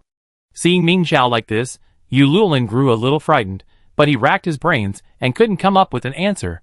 "I've mastered SSS-class mechas. I can complete any mecha master's test, as long as it's within the required range." Within the required range? A light bulb went off in Ming Zhao's head. What does it mean to be beyond the required range? You're a mecha master. What if Feng Yu tests your physical fitness? Yu Lulin exclaimed, "We have physical training too. An hour of continuous repairs isn't difficult. Even if you're fighting as a team, you only need to repair 3 mechas at a time, and it should be done in half an hour." Ming Zhao finally understood why Ming Yan hadn't told her to tell anyone else, but Ming Yan hadn't explained it clearly. Her personal understanding was that it wasn't for the individual soldiers. "Don't tell those soldiers," Ming Zhao said, unburdened, as Yu Lulin was a mecha master. "Tomorrow's training will be 11 of us, against 3 instructors." "Huh?" Yu Lulin hesitated, stunned. "Repairing 11 mechas at once? I can do it." Ming Zhao's mind suddenly clicked, and he understood. "But I just remembered there's no time limit for this match. The instructors could easily drag it out all day." Yu Lulin didn't react. "I heard the big boss from the military region is coming tomorrow. Can you hold out that long?" Ming Zhao stared him in disbelief. "I'm worried about your assessment. Are you mocking our abilities?" Chapter 64. No matter how powerful the bosses are, they won't hit me. Yu Lulin felt quite safe. Ming Zhao said angrily, "The instructors are completely in control. They destroy a mech and ask you to repair it. Once you've repaired it, this individual soldier can go in, and the next individual soldier will have to come down to repair the mech." Yu Luolin's face turned pale. You just have to do this from dawn to dusk. Ming Zhao said to him fiercely. I was wrong. Yu Luolin slumped to her knees. Girls, show some courage. At an average of 3 against 1, can you beat the instructors? Ming Zhao replied, using his own words. Those are the big bosses of the military region. How can we be that powerful? If that happens tomorrow, Yu Luolin's spirits instantly vanished. Ming Zhao pulled him aside. You're done. I thought you were so formidable. Are you giving up already? Even my uncle doesn't have the stamina to do this after a full day of training, Yu Luolin said dejectedly. Perhaps only Yun Miamu can do this now. Ming Zhao encouraged him. Since no one else can do it, it doesn't matter if you run out of stamina at the end. The important thing is that you show Feng Yu your spirit as a member of the new generation. In the Mecha League, commanders and mecha pilots aren't required to be current students. Current students don't have an advantage over their seniors. They simply represent the Empire's newfound strength. This is actually their only advantage. Yu Luolin gradually regained his confidence and said firmly, Then I intensify my physical training tonight. Ming Zhao patted his shoulder with disappointment. In just one night, can you really achieve the physical fitness of a single soldier? Huh? Yu Luolin was confused. Listen to me, go back and recharge your batteries now, and face the test tomorrow with your best spirit. Yu Luolin hesitated. Are you so sure this is the test method? What if it's not? Ming Zhao said, if it's not, without one night of practice, you wouldn't even be able to pass the normal test? Yu Luolin instantly became excited. How is that possible? That's right. Ming Zhao patted his shoulder. It's only one night. If you get the answer right, you win. Even if you don't, you have the opportunity to try and fail, right? Yu Luolin was convinced, and decided to rest up tonight. The next day, Ming Zhao got up early as usual to train. This time, with a little extra, Ming Zhao didn't go to his personal training room, but instead practiced with Wenli in the training ground. Even before dawn, the training ground was still brightly lit. When daybreak finally broke, the lights in the training ground automatically turned off. Ming Zhao paused his attack and looked off in surprise.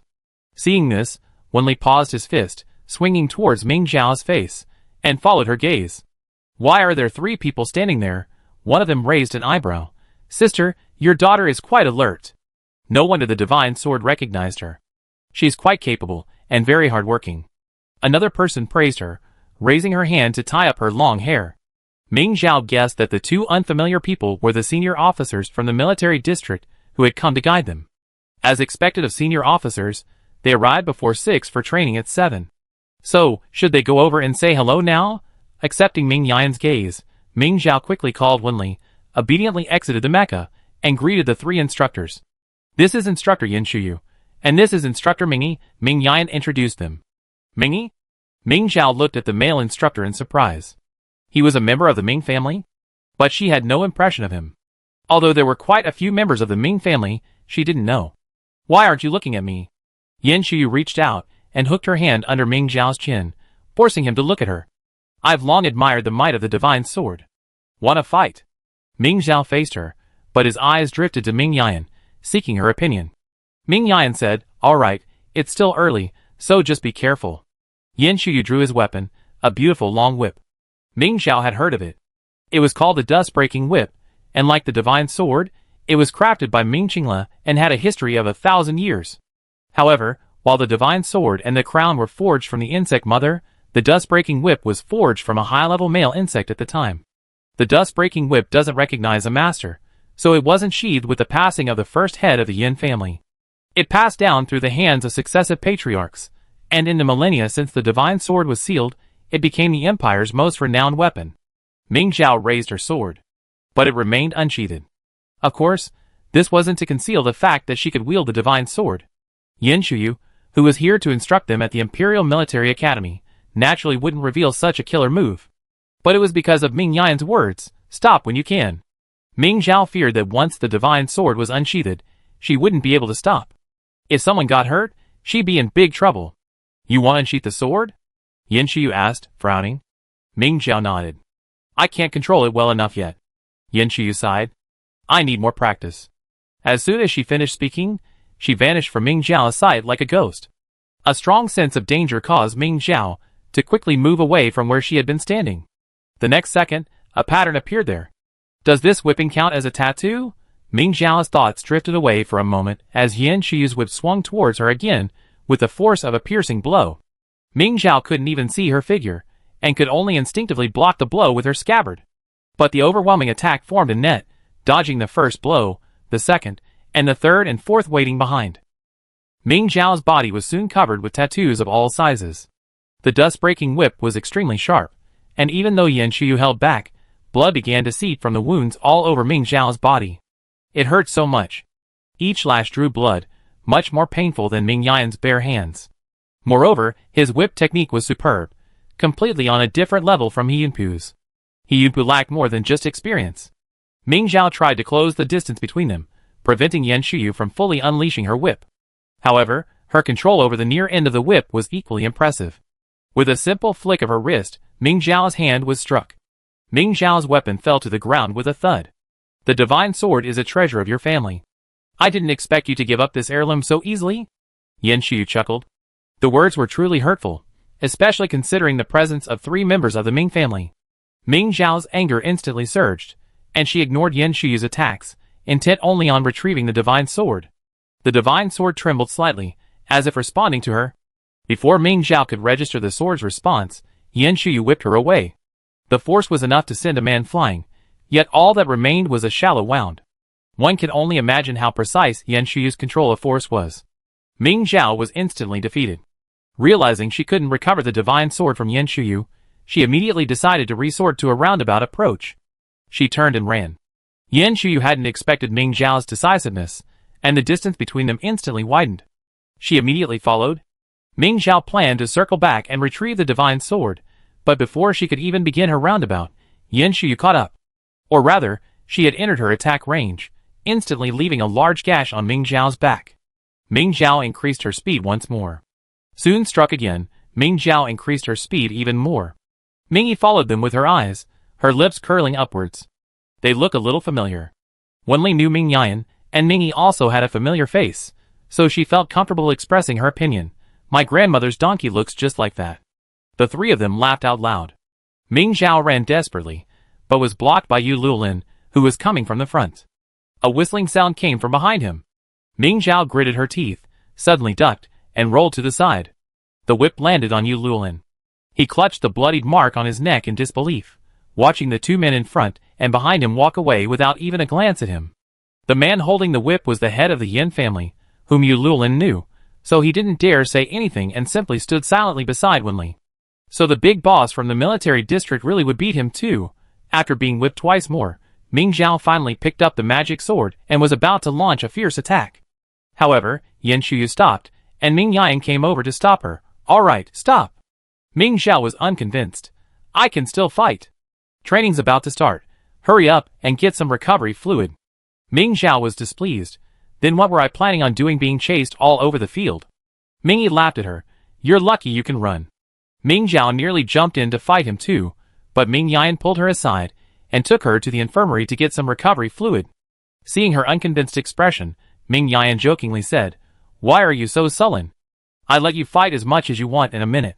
It depends on whether you can hold out. Ming Zhao reached for Ming Yan's hand, giving him a flattering smile. Mother, can you tell me what the training is about now?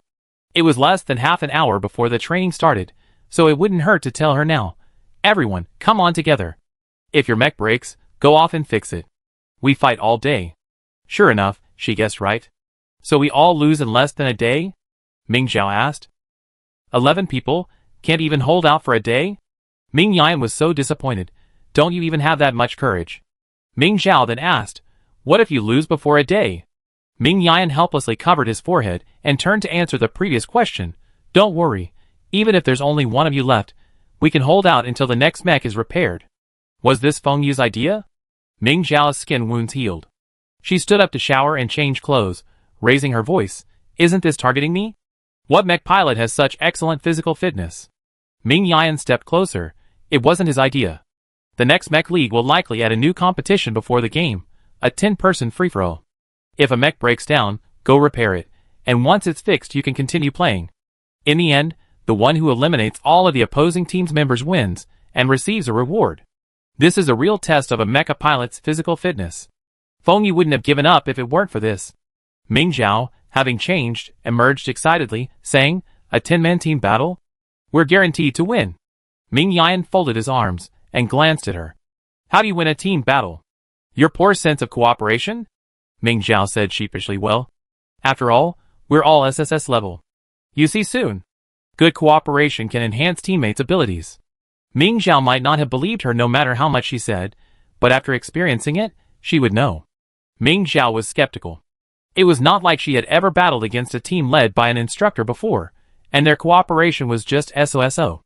However, it wasn't until today's training that Ming Zhao realized how wrong she was. Chapter 65. Yin Shuyu and Ming Yi were Ming Yan's longtime comrades, sharing a life-or-death struggle. Their level of rapport was completely different from previous instructor combinations. After all, Jiang Zhanqiu disobeyed Ming Yan, and Mu Hao was unfamiliar with both. If they hadn't relied on their greater combat experience, they wouldn't have been able to suppress the students, giving them the illusion that the instructor's cooperation was limited. Now they knew just how far-fetched that illusion was. 11 against 3, the numbers steadily dwindled. Those who refused to cooperate were eliminated first, and Yu Lulin suddenly gathered 3 men waiting for his mecha to be repaired. Later, under Ming Yan's leadership, the instructor's offensive gradually slowed, giving the students a chance to breathe. But they couldn't stop. The instructors retreated, and they had to advance.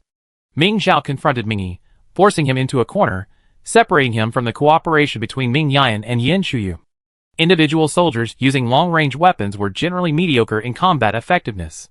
This was true for Mu Hao, and also for Ming Yi before him. Cheng Jiashi, behind Ming Zhao, did the same. She simultaneously fired 3 arrows, one at each of the 3 instructors. Ming Yi was already struggling against Ming Zhao alone. He saw the arrows coming from a distance, but to avoid Ming Zhao's attack, he charged directly at them. He was also an archer, and when 3 arrows were fired simultaneously, the impact of each arrow was reduced accordingly. Cheng Jiashi's power was weak to begin with, and this arrow couldn't even penetrate his armor. Ming Yi was thoughtful, but Ming Zhao also realized his intention. The arrow grazed her body, and Ming Zhao used her sword to add a layer of force. Ming Yi was caught off guard, and the arrow pierced her shoulder. He was surprised. "You're quite capable." He wanted to go down and fix the mecha, but Ming Zhao stopped him. What a joke. Yu Liang could fix this damage in 10 minutes. He had to dismantle it, and let Yu Liang fix it for half a day. "No, niece, that's not necessary, is it?" Ming Yi's right arm was restricted in motion, unable to draw his bow. Ming Zhao chased and attacked him, and soon his mecha was covered in damage of varying sizes.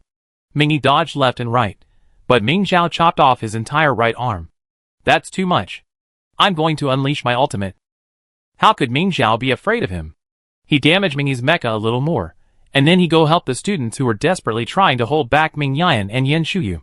Ming Zhao focused on hacking at the mecha. "Sister, help. Ming Zhao is killing me." He had never expected Ming Yi to use such a trick. After all, you're from the military. Is asking for help like this a disrespectful move? Ming Zhao was stunned. A sudden, intense sense of danger washed over her from behind. It was Ming Yan, who had destroyed Chan Kuei's engine on the spot and slashed at her with a sword. Ming Zhao quickly turned to meet him. The 2 swords clashed, their wrists tingling. But neither of them paused, and dozens of blows were exchanged in an instant. Ming Zhao was exhausted. But turning her head, she saw Yin Shuyu also approaching. She glanced again. Where were her teammates? In the time it took to eliminate Ming Yi, all their mechas were wrecked. Though Ming Yan and Yin Shuyu weren't aiming to eliminate her, they were merely holding her back, but Ming Zhao was gradually becoming exhausted. Yet Yu Lulin seemed to be facing a problem. He still hadn't repaired his mecha, and he was still frantically working on it. Ming Zhao, unable to bear it any longer, shouted, "Yu Lulin, fix your mecha first." If she was right, the instructor eliminated people so quickly, so many of the students' mechas must have only had damaged engines. In fact, only the first mecha could be considered seriously damaged. Yu Lulin suddenly woke up. Yes, he had learned how to quickly assess the severity of a mecha's damage. He glanced at the other mechas, and knew which one would be easiest to repair. He was about to abandon the mecha he was repairing and head for the next one. But Yunpu stopped him. "What? I was here first." In his opinion, this kind of thing should be based on first come, first served. Yunpu refused to let Yu Lulin pass. Feng Ning frowned and said to the soldier beside her, "Go and hold him back." Today's training was completely modeled after the Mecha League competition. The commander and the Mecha Master were involved, and the soldiers were required to follow the commander's instructions. And so, He Yunpu was quickly restrained. Feng Ning said to the soldiers, during the competition, the mech pilots should make the decision about whose mech to repair first. If you're not satisfied, why don't you try to prevent your mech from being damaged? He Yunpu said nothing more, standing aside, seemingly angry. Yu Luolin quickly replaced Chang Kuei's damaged engine, and Chang Kuei quickly stepped onto the field to help Ming Zhao. Then, before she could even get close, Ming Yan pierced Ming Zhao's mech's power source. Chang Kuei, Ming Zhao was out. Thankfully, Yu Luolin was quick to replace the engines. In less than 10 minutes, he had replaced the engines of all 3 mechs. Chang Kuei was finally not fighting alone. Ming Zhao had originally assumed that her mech was simply out of power, and that Yu Luolin would prioritize repairing hers. Unexpectedly, Yu Luolin glanced at her mech, pulled out a power block from her toolbox, and tossed it to Ming Zhao. Replacing the power block is easy, you should know how to do it, right? Ming Zhao stared blankly at the power block. Was that right? Yu Luolin had already rushed off to repair another mech, leaving Ming Zhao to bite the bullet and do it himself. Replacing the power block was simple enough. Just remove the old one and replace it with the new one. No tools needed. But the old one wouldn't come out. Ming Zhao was utterly frantic. Fortunately, Feng Ning arrived. He had just discussed tactics with the students about to take the field. Feng Ning pressed the mech's power block, and it popped out, allowing the power block to be easily removed. Ming Zhao quickly replaced it with the new one, and the mech was operational again. Feng Ning gave her a few words of advice. The instructor's rhythm is hard to disrupt. Don't be impatient. Watch their coordination carefully, and treat it as learning. Ming Zhao knew there was no way he could defeat the instructors. I know. The instructor's coordination was like a net. The moment Ming Zhao stepped into their attack range, she was caught. Except for Ming Yi, who was knocked out by Ming Zhao at the beginning, no one from the instructor team was eliminated, and students continued to repair their mechas. By the end, Yu Luolin's wrench was practically flying sparks. After finally making it to 6 o'clock in the afternoon, Yu Luolin collapsed from exhaustion. The individual soldiers emerged from their mechas, their faces etched with unconcealed fatigue. Only the instructors looked the same as they had in the morning. Ming Yi shook his head, more practice. Today wasn't satisfying at all. Yin Shu smiled and told him, it doesn't matter if we don't win today. We stay here for another week, and there will be opportunities later. The students looked pale. Such grueling training, and they still had to continue for another week? Yu Luolin's arms were shaking, and he couldn't help but say, Instructor, I'd like to request some physical training first. Ming Yan looked at him, including the soldiers. It's not easy for the 2 instructors to find time to come here. This is not only a test for you, but also a new competition for next year's Mecha League. The soldiers need practice as well. The soldiers, who had originally felt that they were being held back by Yu Luolin, suddenly changed their expressions and became more concerned about this training. Yu Liang came over and patted Yu Luolin's shoulder. Tomorrow, we take turns repairing the mecha, 1 hour each. Yu Luolin gritted his teeth and said, No, I can hold out a little longer. Okay. Yu Liang nodded. Then you can take an hour break halfway through training. Yu Luolin wanted to hold out for the day, but his current physical strength simply couldn't handle it, so he nodded. Feng Yi walked over and said, After this week's training, you also be training with the individual soldiers. Yes. It seemed he was the confirmed mech pilot for the Mech League, and Yu Luolin was filled with fighting spirit. Yin Shuyu exchanged a few words with Ming Yi and Ming Yan, and then Ming Yan told the students, You can disperse now. The 2 instructors will be at the training grounds these evenings. If you'd like to have a one-on-one session with them, come over after dinner. The students' first reaction wasn't eagerness to try, but shock. The instructors were truly resilient. They couldn't rest all day, yet they could still continue to instruct them at night. Did they truly not know how to get tired?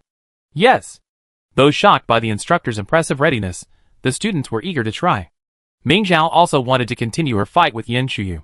This time, she would hold the sword tightly, and never let go. She was about to leave with her companions when Ming Yi stopped her. He smiled and said, Niece, this is your first time meeting your uncle today. Would you mind having dinner together? Ming Zhao subconsciously glanced at Ming Yan. Yin Shuyu seemed to have left first, and Ming Yan nodded. Ming Zhao said goodbye to her companions, and followed Ming Yan and Ming Yi. Nice to meet you. They went to a restaurant outside. After they sat down, Ming Yi handed Ming Zhao a small box. Ming Zhao curiously examined the box. What's inside? You find out once you open it. This hit the spot, and Ming Zhao immediately opened it. Communicator? My communicator isn't broken. Ming Yi said, This is a special military-issue communicator. Its privacy features are much better than civilian ones. It can even send messages to other military communicators without a signal. I went to great lengths to get it. If you weren't already this old when I first met you, I wouldn't have given you such a precious gift. Ming Zhao immediately stuffed the communicator into his pocket and smiled sweetly. Thank you, uncle. However, Mingyi hasn't returned to the main planet in these 16 years? Ming Zhao found it strange. Doesn't the military district have a holiday every year? Mingyi nodded. Yes, I just haven't been back to the main planet. Ming Zhao asked curiously. Then have you been out for fun? Yes, I take a vacation every 5 years and go to the Kalia system. Do you always go there? Ming Zhao felt something was wrong. Wouldn't he go to different places when he went out for fun? Mingyi just laughed, and Ming Yan answered for him. His children are in the Kalia system. Ming Zhao looked at him curiously. Mingyi pulled out a photo of his child from his communicator. Look. My daughter? Jean Yu. Ming Zhao glanced at her and asked, is she a student at Kalia Military Academy? Yes. Mingyi turned off the communicator. Third-year student, I heard you've been to Kalia Military Academy before. Have you seen her? Ming Zhao shook his head. No, I only saw the Yun twins. No problem. You see her next year. She'd be the commander of Kalia Military Academy in next year's Mecha League. Mingyi said proudly. Wow. Ming Zhao complimented him politely. Chapter 66.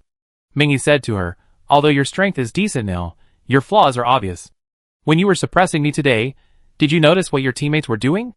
Ming Zhao lowered his head, cutting the food on his plate, feeling a little guilty. You need to improve your sense of cooperation. If you're still like this in the Mecha League, Ye will definitely notice your weakness and tell her teammates. Mingyi said to her seriously. Ming Zhao nodded. I corrected. Mingyi continued, I watched the video of your battle with Chang Kuei and Cheng Jiasher, and there were issues with your coordination. Cheng Jiasher's weapon is a bow and arrow, so she should have been attacking in coordination with both of you. Cheng Jiasher was the only SSS-level individual soldier of his time who used a bow and arrow. Soldiers who used this type of long-range weapon had a nickname. The Shooter. Although their individual combat abilities weren't outstanding, they were very well suited to cooperating with others, multiplying their team's strength. This made them very popular within the military district. Mingyi wasn't entirely satisfied. But she only works with Chang Kuei, while you're isolated from the team. This means your role as a shooter isn't being maximized. Ming Yan agreed with Mingyi. I originally thought they were more familiar with each other, but today, it seems Cheng Jiasher's help is making it harder for you to adapt. If Cheng Jiasher hadn't warned her in time, the arrow in her back might have hit Ming Zhao instead of Mingyi. Ming Zhao hadn't even considered receiving help from Cheng Jiasher, even though the three of them had been a team for so long. Ming Zhao lowered his head. Yes. I don't think I need it. Wouldn't it be better if Jiasher focused on working with Kuei? Ming Zhao felt that multitasking would only hinder effectiveness, and she thought her idea made sense, so she straightened her back. Ming Yan had been a little angry when she heard her say cooperation wasn't necessary, but then she realized the child had fallen into a misunderstanding. You might have misunderstood the abilities of a shooter. Why don't you ask your uncle? Ming Yan covered his forehead. Ming Zhao looked at Ming Yi, eagerly saying, Uncle. That shouldn't be the case. Ming Yi shook his head repeatedly. I saw your training videos. Don't you know how to use a bow and arrow? Can you shoot 3 arrows simultaneously? Ming Zhao nodded. That's right. Shooters can multitask. Cheng Jiasher is working with 2 people now. When she joins the military, she needs to coordinate with more individual soldiers. You should have complete confidence in her ability. Ming Zhao frowned. But she herself said she's not very good. If Cheng Jiasher hadn't said so herself, Ming Zhao wouldn't have assumed she wasn't really capable. Ming Yi fell silent. I go give her some pointers tonight. He continued, in short, your cooperation needs to change. Your current method is just 1 + 1 = 2, but a team with a shooter should have 1 + 2 greater than 3. Ming Zhao nodded naively. Ming Yan asked her, what did you notice about our cooperation today? Ming Zhao fell silent. She only noticed that the 3 of them worked very well together. Ming Yan and Yan Shuyu were the damage dealers, coordinating their attacks from both sides, while another was still shooting arrows from afar. The other tricks were still unclear. Never mind. Let's play a few more times. I hope you understand. Ming Yan said helplessly. On the 5th day, Tang Songsheng was released. They had thought having one more person would give them some relief, but the reality is, 11 + 1 = 10. The rhythm they had already settled into was disrupted by Tang Songsheng. It wasn't that Tang Songqing's strength had declined after the major setback. Rather, his personal strength had solidified due to his mental growth. But? Why don't you just match the other people's pace? Ming Xiao was speechless. He refused to move aside when asked to do so, and was stabbed in the arm by Cheng Jiasher's arrow aimed at Ming Yi. Not only was an arrow wasted, but Tang Songsheng also had to go off to repair his mecha. If this were the Mecha League, he'd be like an undercover agent sent by the opponent. After today's training, no one was happy. Even without the instructor's comments, everyone knew their performance was terrible. Only Tang Songsheng had a sullen face, as if he didn't care. As soon as Ming Yan announced the disbandment, Tang Songsheng turned and left. That arrow just now was just a hair's breadth away from bringing down instructor Ming Yi. Cheng Jiasher was still reminiscing about it during dinner. Ming Gao sighed and asked Feng Ning, who was sitting beside him, "What's the situation with the Tang family now?" Feng Ning lowered her eyes and said, "The younger generation has been released early, and the members of the Tang family's branch are still being investigated." Wenli, on the other side, couldn't help but ask, "So, is Tang Songyin back too?" Feng Ning shook her head. "No, she caused trouble while under supervision, and was given a few extra days of punishment." Wenli breathed a sigh of relief. Fortunately, otherwise, she really wouldn't know how to face Tang Songyin. Cheng Jiasher didn't understand her relieved expression. "Why? Are you afraid of her? You won fair and square against someone else's substitute. Why would you be afraid of her?" Chang Kuei also said, "That's right, and you're the first backup. If Tang Songyin wants to cause trouble, she should go after the second backup." Wenli's smile was a little bitter. Well, maybe. Ming Xiao knew Tang Songyin's personality very well. After all, Wenli was in the same dorm with her, and they saw each other all the time. How could Tang Songyin not cause trouble for Wenli? Besides, in Tang Songyin's eyes, weren't she and Wenli the trigger of this incident? Ming Xiao thought for a moment and said to Wenli, "It's okay. You're not training with her anymore anyway. If she blocks you in the dorm, and you don't want to deal with her, just close the door and leave through the window." Feng Ning, Chang Kuei, and the others at a table were stunned. Wenli thought carefully and nodded. She didn't want to clash with her classmates, so she avoided if she could. She actually agreed, which the others found even more incredible. Cheng Jiasher's mouth dropped open. "That's unnecessary, isn't it?" Chang Kuei didn't think Tang Songyin would cause trouble. With the Tang family in trouble, she had no reason to stir up trouble again. Tang Songyin was just given a few extra days in jail for causing trouble. She shouldn't cause trouble again, right? Feng Ning, however, seemed to ponder. It's always better to be cautious. The Tang family is not as strong as it used to be, but even a centipede is still alive. Feng Yu may not completely abandon the Tang family. Just as Ming Xiao and Feng Ning had predicted, Tang Songyin and Wenli started a quarrel in the dormitory upon her return. Ming Xiao was snuggled in her bed. It was 1 o'clock in the morning, and according to her biological clock, she should have been in deep sleep, but she was woken by someone. Even though the Imperial Military Academy's dormitories were soundproofed, even a door couldn't stop the loud voices in the living room. Ming Xiao took a deep breath, sat up, put on his coat, and jumped out of bed. "What are you arguing about so late at night?" Ming Xiao opened the door and said angrily, "Tang Songyin, I heard you were punished with solitary confinement for causing trouble during your detention. And you haven't behaved yourself since returning to the Imperial Military Academy?" Tang Songyin's fury intensified at the sight of her face. She ignored Wenli and rushed over. "How dare you say that? Isn't it you who's responsible for my family's situation?" Ming Xiao said quietly, "That's strange. Wasn't it Feng Yu who reported your family for conducting illegal experiments? I don't have the omniscience to know your family's affairs. Don't pick on the wrong person." "You?" Tang Songyin was furious and raised her hand to hit Ming Xiao. Ming Xiao didn't move a step, but with her right hand, she quickly pinned Tang Songyin to the ground. "Enough of the trouble?" Ming Xiao looked down at her. "You don't want to rest so late at night, and I need to." Tang Songyin got up from the ground and glared at her fiercely. "You get what you deserve." After that, she limped back to her room and slammed the door. Ming Xiao yawned and said to Wenli, "It's late. You just got back from training, right? Go to bed early." Wenli stood still. Tang Songyin sprayed paint all over my room.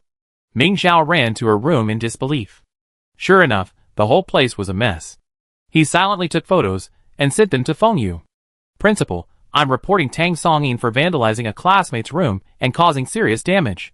Feng Yu rubbed her temple, which was sore from a day of intense thinking.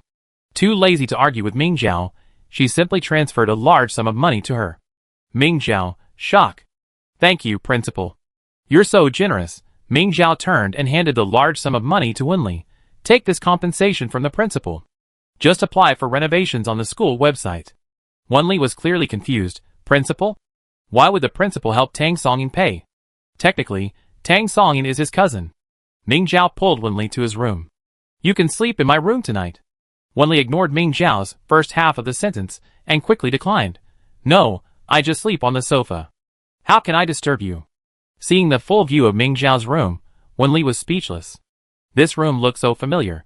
She had attended the preparatory military academy for 10 years, and her dormitories were exactly like this. Ming Zhao smiled. It's okay.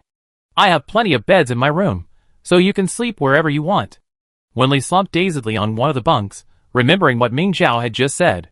He couldn't help but ask, Ming Zhao, is the principal really Tang Songyin's cousin? Ming Zhao was no longer sleepy, but he lay back to rest. Yes, and not only that, he and Tang Songsheng are brothers from the same father. Huh? Wenli sat up in surprise. Aren't Tang Songsheng and Tang Songyin siblings? They are siblings from the same mother. Wenli slumped down on the bed. Ming Zhao knew the Tang family's complicated relationships, so she patiently explained, Tang Songsheng's father and Feng Lei had Feng Yu, and later had Tang Songsheng with the current wife of the Tang family's headmaster. Tang Songsheng died on the battlefield before he was even born. The wife later married his eldest brother and gave birth to Tang Songyin. Wenli's eyes sparkled. Ming Zhao understood her perfectly. It had taken her several years to fully understand the Tang family's complex connections from her classmates at the preparatory military academy. After hearing all this, Wenli had only one question. So, the principal's father is a Tang family member. Why would he expose the Tang family? Wenli had watched many palace intrigue dramas as a child. Isn't this a natural alliance of interests? Not only was Ming Zhao baffled, Feng Ning still hadn't figured out Feng Yu's true intentions. The Tang family patriarch and his wife had been imprisoned to this day, and neither Feng Yu nor Jiang Zhanqiu had attempted to contact them. The patriarch and his wife admitted to conducting illegal experiments in secret, but no further questions could be asked. With no answer to this question, Wenli couldn't help but wonder, why didn't the principal's father join the royal family? That would be so impressive. Chapter 67. Ming Zhao had asked Feng Ning this question, but he didn't ask why his father didn't want to stay and become the emperor's consort. Feng Ning said that while the royal family may appear glamorous and powerful, they actually carry the greatest responsibilities.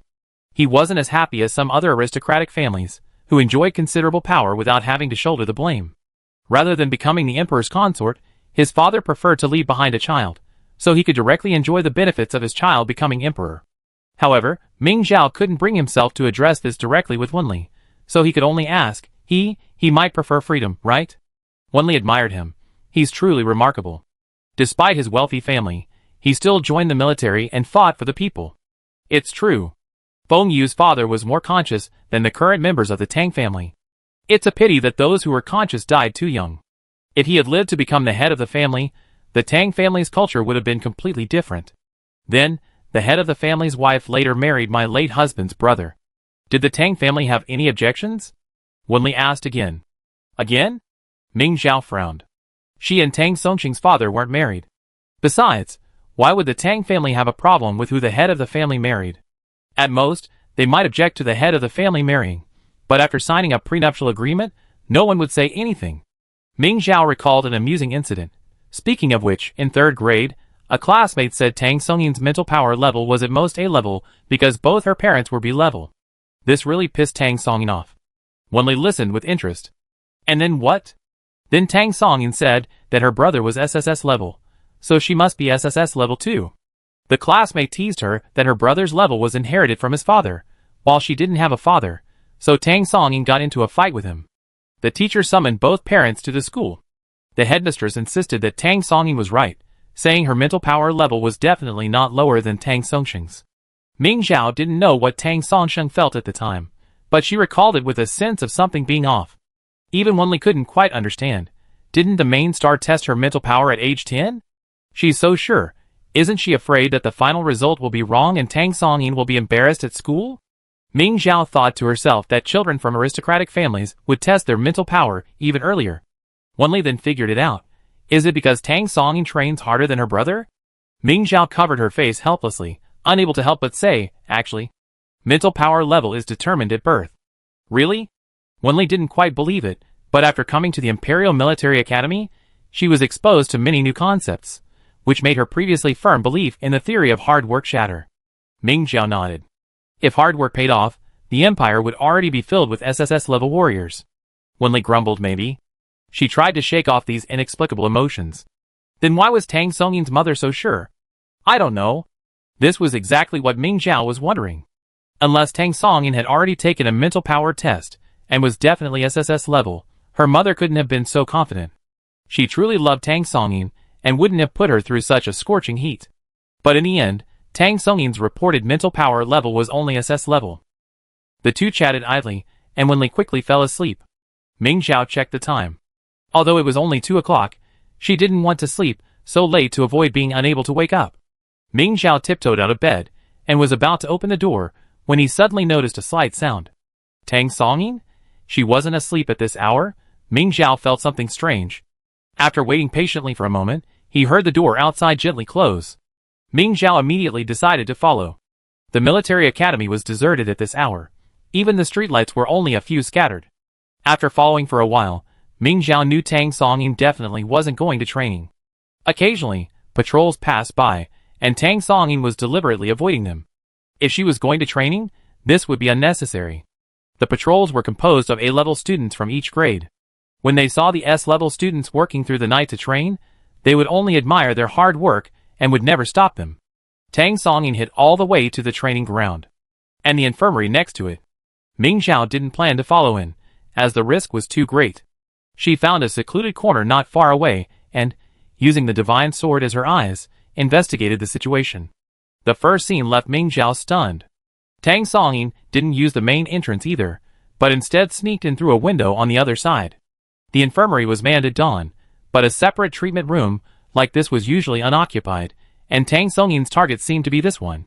She turned on the equipment in the treatment room, and Ming Xiao was puzzled. It was a mental power tester, ranked last in the infirmary's instrument usage rate. As students entering the military academy, they naturally knew their mental power levels. Who needed such a device?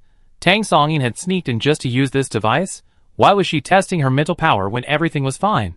But what he saw next left Ming Xiao speechless. The indicator on the mental power tester stopped at S level. Tang Songyin was sick too. That was Ming Xiao's first reaction. Looking at Tang Songyin again, she didn't seem particularly shocked, but rather a sense of despair that things had finally settled. She sat down weakly against the instrument, covering her mouth and weeping silently. She looked so heartbroken that Ming Xiao couldn't bear to watch any longer. She withdrew her mental power and pondered why Tang Songyin's mental power level had dropped. Ming Xiao thought for a moment, and went to the parking lot to find Quan Heng. Mind power level dropped? Quan Heng seemed momentarily unable to understand what Ming Xiao was talking about. How could it drop? It's not like you can control your mental power. Ming Xiao asked, has this never happened before? I've never heard of it, Quan Heng assured her. Ming Xiao told Quan Heng what he had just seen. Quan Heng offered a reasonable guess. Could it be that the infirmary's psychic testing equipment has been out of use for too long and broken? That possibility wasn't out of the question. Psychic testing equipment isn't guaranteed to be accurate. The one at the Ming family had been broken by Ming Nolan's father. But Ming Xiao was about to speak when Quan Heng's face changed. Someone's coming. Quan Heng's medical cabin was mounted on a large hovercraft equipped with an early warning system that alerted the driver to approaching strangers. Ming Xiao looked at the person's photo and was quite puzzled. Tang Songyin?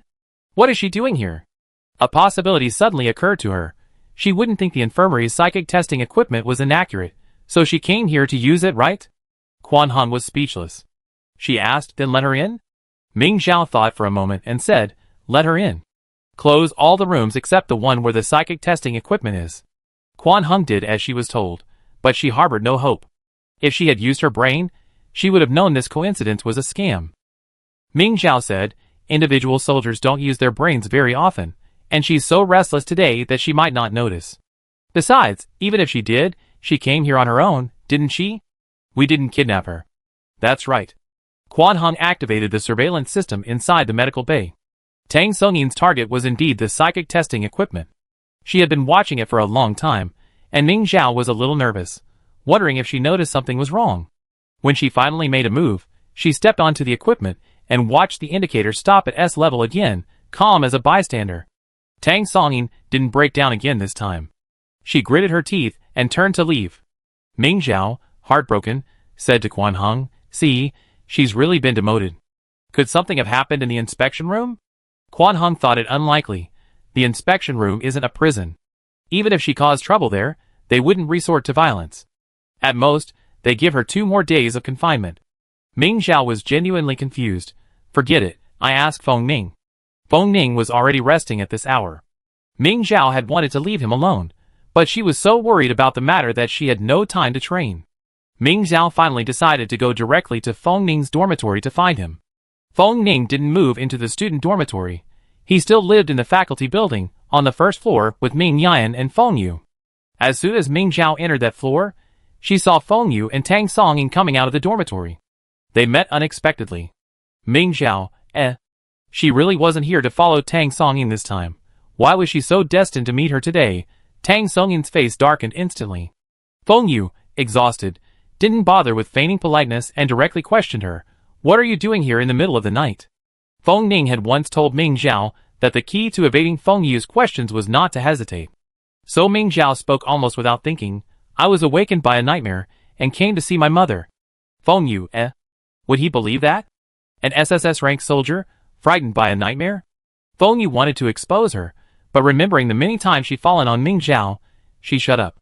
This seemed quite plausible when applied to Ming Zhao. Feng Yu stared at her for a long moment, as if trying to discern the secrets deep within her heart. Finally, Feng Yu stopped wasting time and energy trying to negotiate with her, and stepped aside to make way for her. "Then go!" Ming Zhao was about to bite the bullet and walk past the 2 of them, but Tang Songyin stopped him. "Aren't you sleeping with Wenli? If you had a nightmare, wouldn't you go find her? Why did you come all this way?" Ming Zhao said seriously, "She just fell asleep. It's so inappropriate to wake her up just because I'm scared." Feng Yu suddenly narrowed her eyes. "Wenli just went to bed, and Instructor Ming probably just went to bed too, right?" Ming Zhao felt a chill run down his spine, and decisively said to Tang Songyin, "Then didn't you come to talk to the principal in the middle of the night? Why didn't you go find your brother? Look how tired the principal is."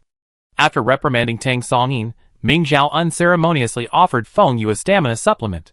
"Principal, drink something. Take care of yourself." Feng Yu lowered her eyes to the stamina supplement Ming Zhao handed her, and suddenly understood why Ming Zhao had come all this way.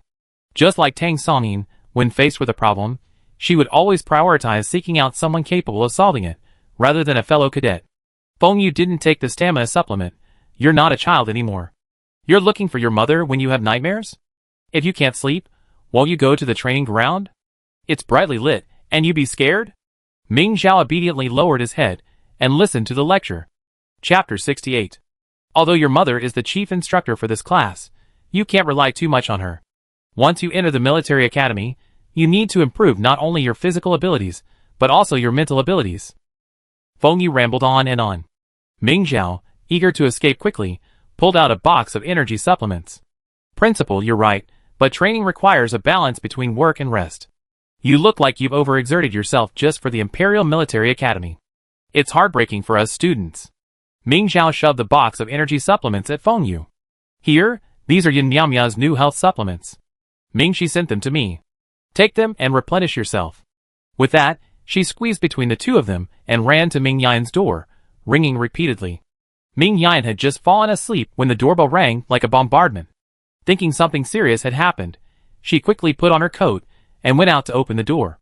As soon as the door opened, a dark figure leaped onto her lap, hugging her and sobbing, "Mother." Ming Yan was stunned. What had happened to this child? She poked her head out the door, and saw Feng Yu and Tang Songyin in the hallway. Being spotted in the teacher's dormitory again, even though they didn't know why she was there, Tang Songyin still felt deeply distressed. Feng Yu didn't have time to pay attention to Tang Songyin's emotions. He frowned at Ming Zhao's clinging to Ming Yan's legs and howling. "You're so old and still so childish. You're 16, not 6, Feng Yu said angrily. "She had a nightmare and came to see you in the middle of the night. Just comfort her slowly." "Is that so?" Ming Yan looked down at Ming Zhao and shook her head. TSK. Her crying was a little contrived. Ming Yan brought Ming Zhao into the room and politely said to Feng Yu, "Thank you for the heads up, Principal. Take care." She closed the door and leaned against it, patiently listening to the sounds in the hallway. The footsteps quickly receded until they faded. Ming Yan turned to Ming Zhao and asked. They left. What happened? Ming Zhao had already collapsed on the sofa. She was exhausted in just a few minutes, but luckily she had managed to fool Feng Yu. Noticing her exhausted look, Ming Yan poured her a glass of water, which she immediately gulped down. Drink slowly. Don't rush. Ming Yan patted her back gently. Ming Zhao dialed Feng Ning's number while telling Ming Yan, I was following Tang Songyin today and discovered she was secretly taking a mental power test. It came back as only S rank. Ming Yan was stunned. S rank? She's not SS rank? She's been using SS rank mechas for years. That level couldn't be faked. I don't know, so I was planning to come and discuss it with Feng Ning. The call went through. Ming Zhao said to Feng Ning, who looked dazed for the first time, Did you read the message I just sent? I'm with my mother right now. How about you come over, and we discuss this face to face? Feng Ning seemed to be flipping through the messages. He casually said, There's surveillance in the hallway. Just climb over from the balcony. Since they were adjacent rooms, Ming Zhao didn't see any problem. Feng Ning fell silent. Ming Zhao guessed he was stunned by his discovery. After a moment's wait, Ming Zhao urged him, Come quickly. My mother's already on the balcony to meet you. Feng Ning silently unlocked the privacy mode on his communicator. Unexpectedly, Ming Yan appeared behind him. Ming Zhao? ? Did his mother come to his room to pick him up? Don't just stand there. Turn over. Ming Yan said to her, You're a single soldier, and you let a commander climb up the balcony? A minute later, Ming Zhao sat in the living room of Feng Ning's room. Tang Songyin noticed her mental power level had dropped, so she came to Feng Yu. Feng Ning lowered her head in thought. Ming Zhao nodded. That's true, but it shouldn't be easy for Tang Songyin to notice her mental power problem, right? She looks fine. Feng Ning said, It's easy to notice, because she's just lost a major level. Her original mecha must be unusable. Ming Zhao suddenly understood, but a new question arose. She came to Feng Yu. Is this related to Feng Yu? Did Feng Yu harm her? Feng Ning shook her head. Not necessarily. She came to Feng Yu because she has no one else to turn to.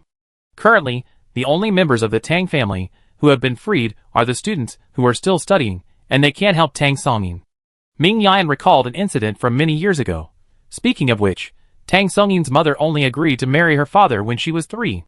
At the wedding, her father said he wanted to prove that 2 B-grade children could give birth to an SSS-grade child. Let's wait and see. Feng Ning was also well informed about the Tang family, and he also found the patriarch and his wife's attitude back then strange. The Tang family first tested their spiritual power very early, some even at just 1 year old. As a result, many in the Tang family tested only A or S grade as children, but by the time they were 10, they had reached SS grade or above. But if they were already SSS grade at 1 year old, there was no way they would be downgraded to SS grade, right? Feng Ning originally thought that Tang Songyin hadn't had her mental power tested as a child, and that the head and wife were just saying that out of pride. Now, on reflection, a new possibility emerged. Tang Songyin might have had her mental power tested as a child, and she was at SSS level at the time, which is why the head and wife said that. But for unknown reasons, her mental power dropped to SS level when she was 10. Ming Zhao vaguely recalled. It seems Tang Songyin took some time off after her 10th birthday. Ming Yan was a little incredulous. If the test results before the age of 10 are inaccurate, you could say it's due to the child's incomplete development. But she's 16 now, and I've never heard of such a precedent. 10 years old is medically proven to be the age at which mental power levels stabilize. In practice, most people can accurately measure their mental power levels by the age of 8 or 9. Feng Ning tapped the armrest of the sofa with her index finger. It seems the Tang family has many secrets. This might be why Feng Yu is targeting them. Ming Zhao was confused. What secret? The secret that causes your spiritual power to degrade year by year? What's the point of that? Feng Ning couldn't help but laugh. If you can make your spiritual power degrade year by year, it's possible that you can gradually improve it. Even if that doesn't happen, making your enemy's spiritual power degrade is still quite useful. Ming Zhao felt a chill in his heart. Then, doesn't that mean Feng Yu already knows the secret? Even if the Tang family didn't tell him, he would have known it when Tang Songyin came to see him. Feng Ning sighed. If he hadn't fallen asleep when Ming Zhao first started stalking Tang Songyin, he would have immediately contacted her, using threats and inducements to force her to reveal the secret. Now that he knew, it was too late. Next time you have important information like this, don't worry about whether I'm resting or not, just rush it. Feng Ning sternly warned Ming Zhao. Ming Zhao nodded. I understand. What will Feng Yu do to Tang Songyin? Send her to the lab, Feng Ning said without hesitation. Huh? Ming Zhao frowned, regretting not rushing the information and bombarding Feng Ning with messages. This had forced Tang Songyin to be sent to Feng Yu's underground lab as a test subject. You don't have to feel guilty about that. Feng Ning saw her thoughts and hesitated. Even if you had informed me immediately, I would have let Dr. Quan study her condition. Ming Zhao was numb. After a long pause, he said, there's still a difference between a lab and a black lab. In Quan Heng's research, even Feng Ning was his guinea pig. Research subjects were treated well and received tangible benefits. Her mental power was now fully controllable. And what good would the research subjects gain in Feng Yu's dark lab? Would it mean a worm sprouting from their bodies? Ming Yan also felt sorry for Tang Songyin. Can't we find a way to keep her at the Imperial Military Academy? Feng Ning shook her head. Would a former SS rank leader be willing to stay here and tell her former classmates she's been demoted to S rank? Ming Zhao put himself in her shoes and quickly shook his head. The Imperial Military Academy values strength. Any benefits Tang Songyin had previously enjoyed due to her strength would surely be returned many times over after her decline. Furthermore, Tang Songyin possessed a fiercely prideful spirit.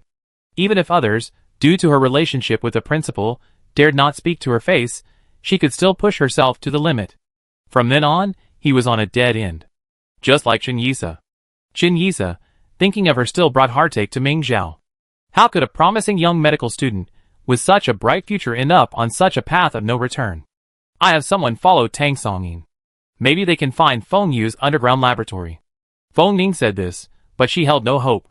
Ming Zhao ran into Tang Songyin and Feng Yu. Even though Feng Yu had ruled out the possibility that Ming Zhao was deliberately stalking him, he had indeed seen them together. Feng Yu would speculate how much Ming Zhao had guessed from the fact that he and Tang Songyin had left the room together. Feng Ning had no doubt that the moment he encountered Ming Zhao, his first instinct was to silence her. Feng Yu had always been suspicious. Even if he kept a close eye on Tang Songyin, he could still steal the place away before reaching the laboratory. Ming Zhao suddenly thought of a plan. Can't you let someone you trust contact the Tang family's head and wife? Tell them about Tang Songyin. Feng Ning was silent for a moment, then said, the Tang family's head committed suicide, and his wife has gone insane. Ming Yan was surprised. When did this happen? Just now. Feng Ning showed them the communicator. A minute ago, someone had sent a message about the head and wife. Their death and their insanity happened very close together. Ming Zhao felt horrified. Was it Feng Yu who did this? Jiang Zhanqiu only visited them on the first day the Tang family was imprisoned, along with your aunt. Logically, he couldn't have done anything, and it's been so long. After finally making some progress, the clue was cut short. None of the three felt good. The three sat opposite each other in silence until dawn. Tang Songyin has dropped out of school, Ming Zhao said, glancing at the message from Wenli. Chapter 69. Ming Yan checked his communicator curiously, but there was no message.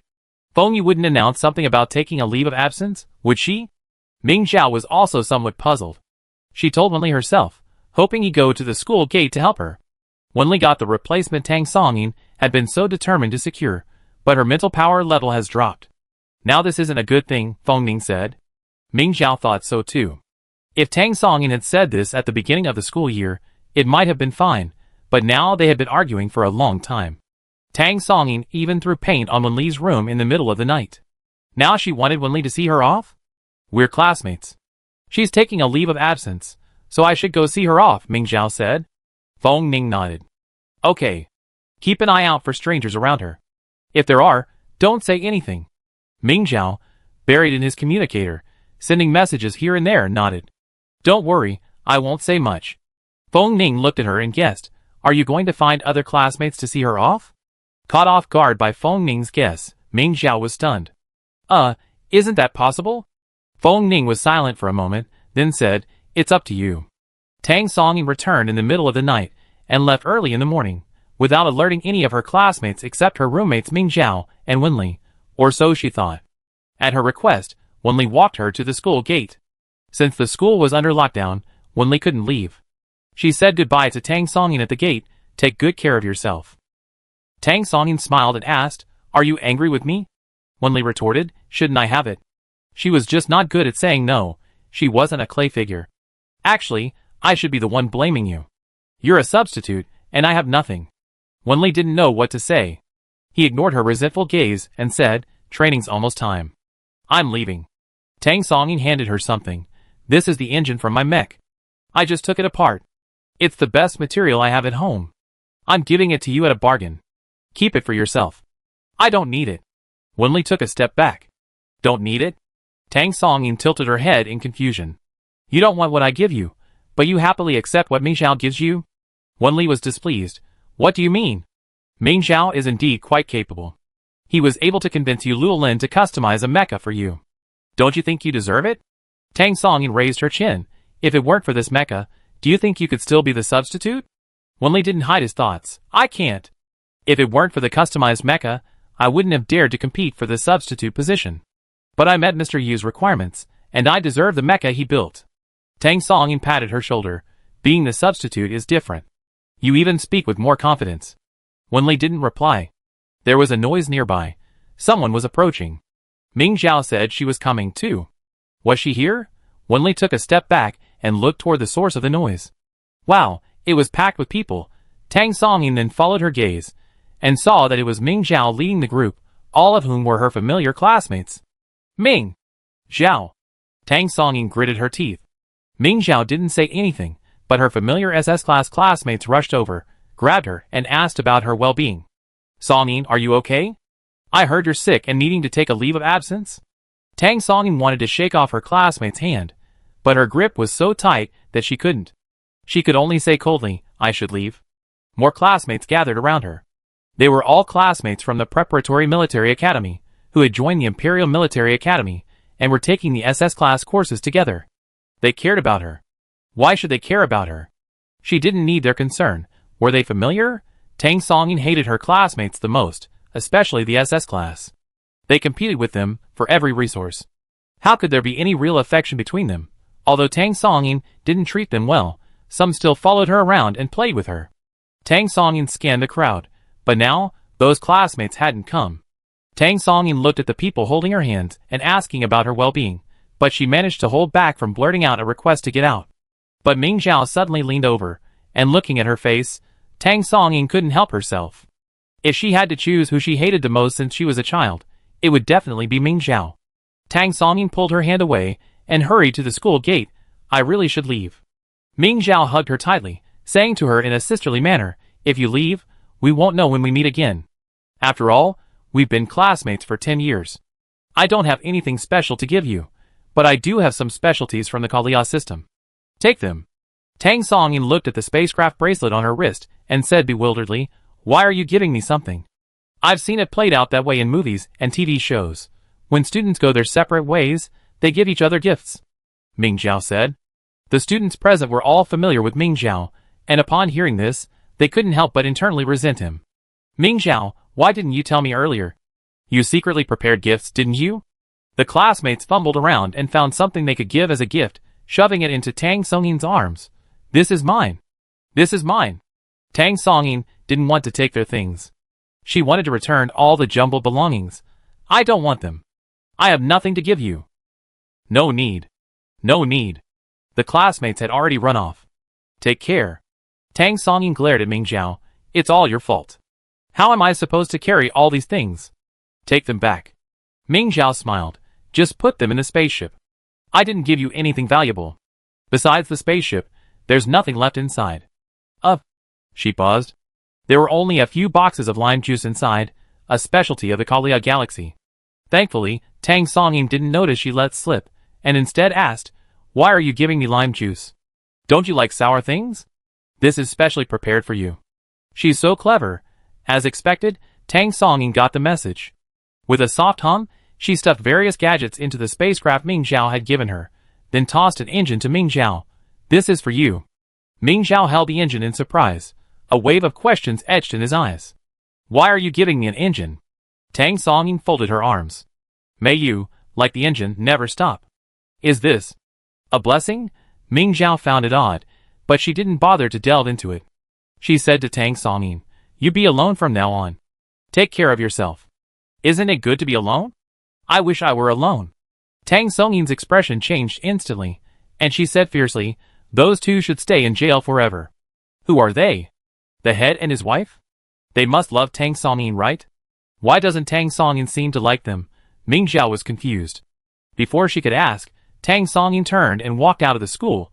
Let's go. Fight for the Mecha League next year.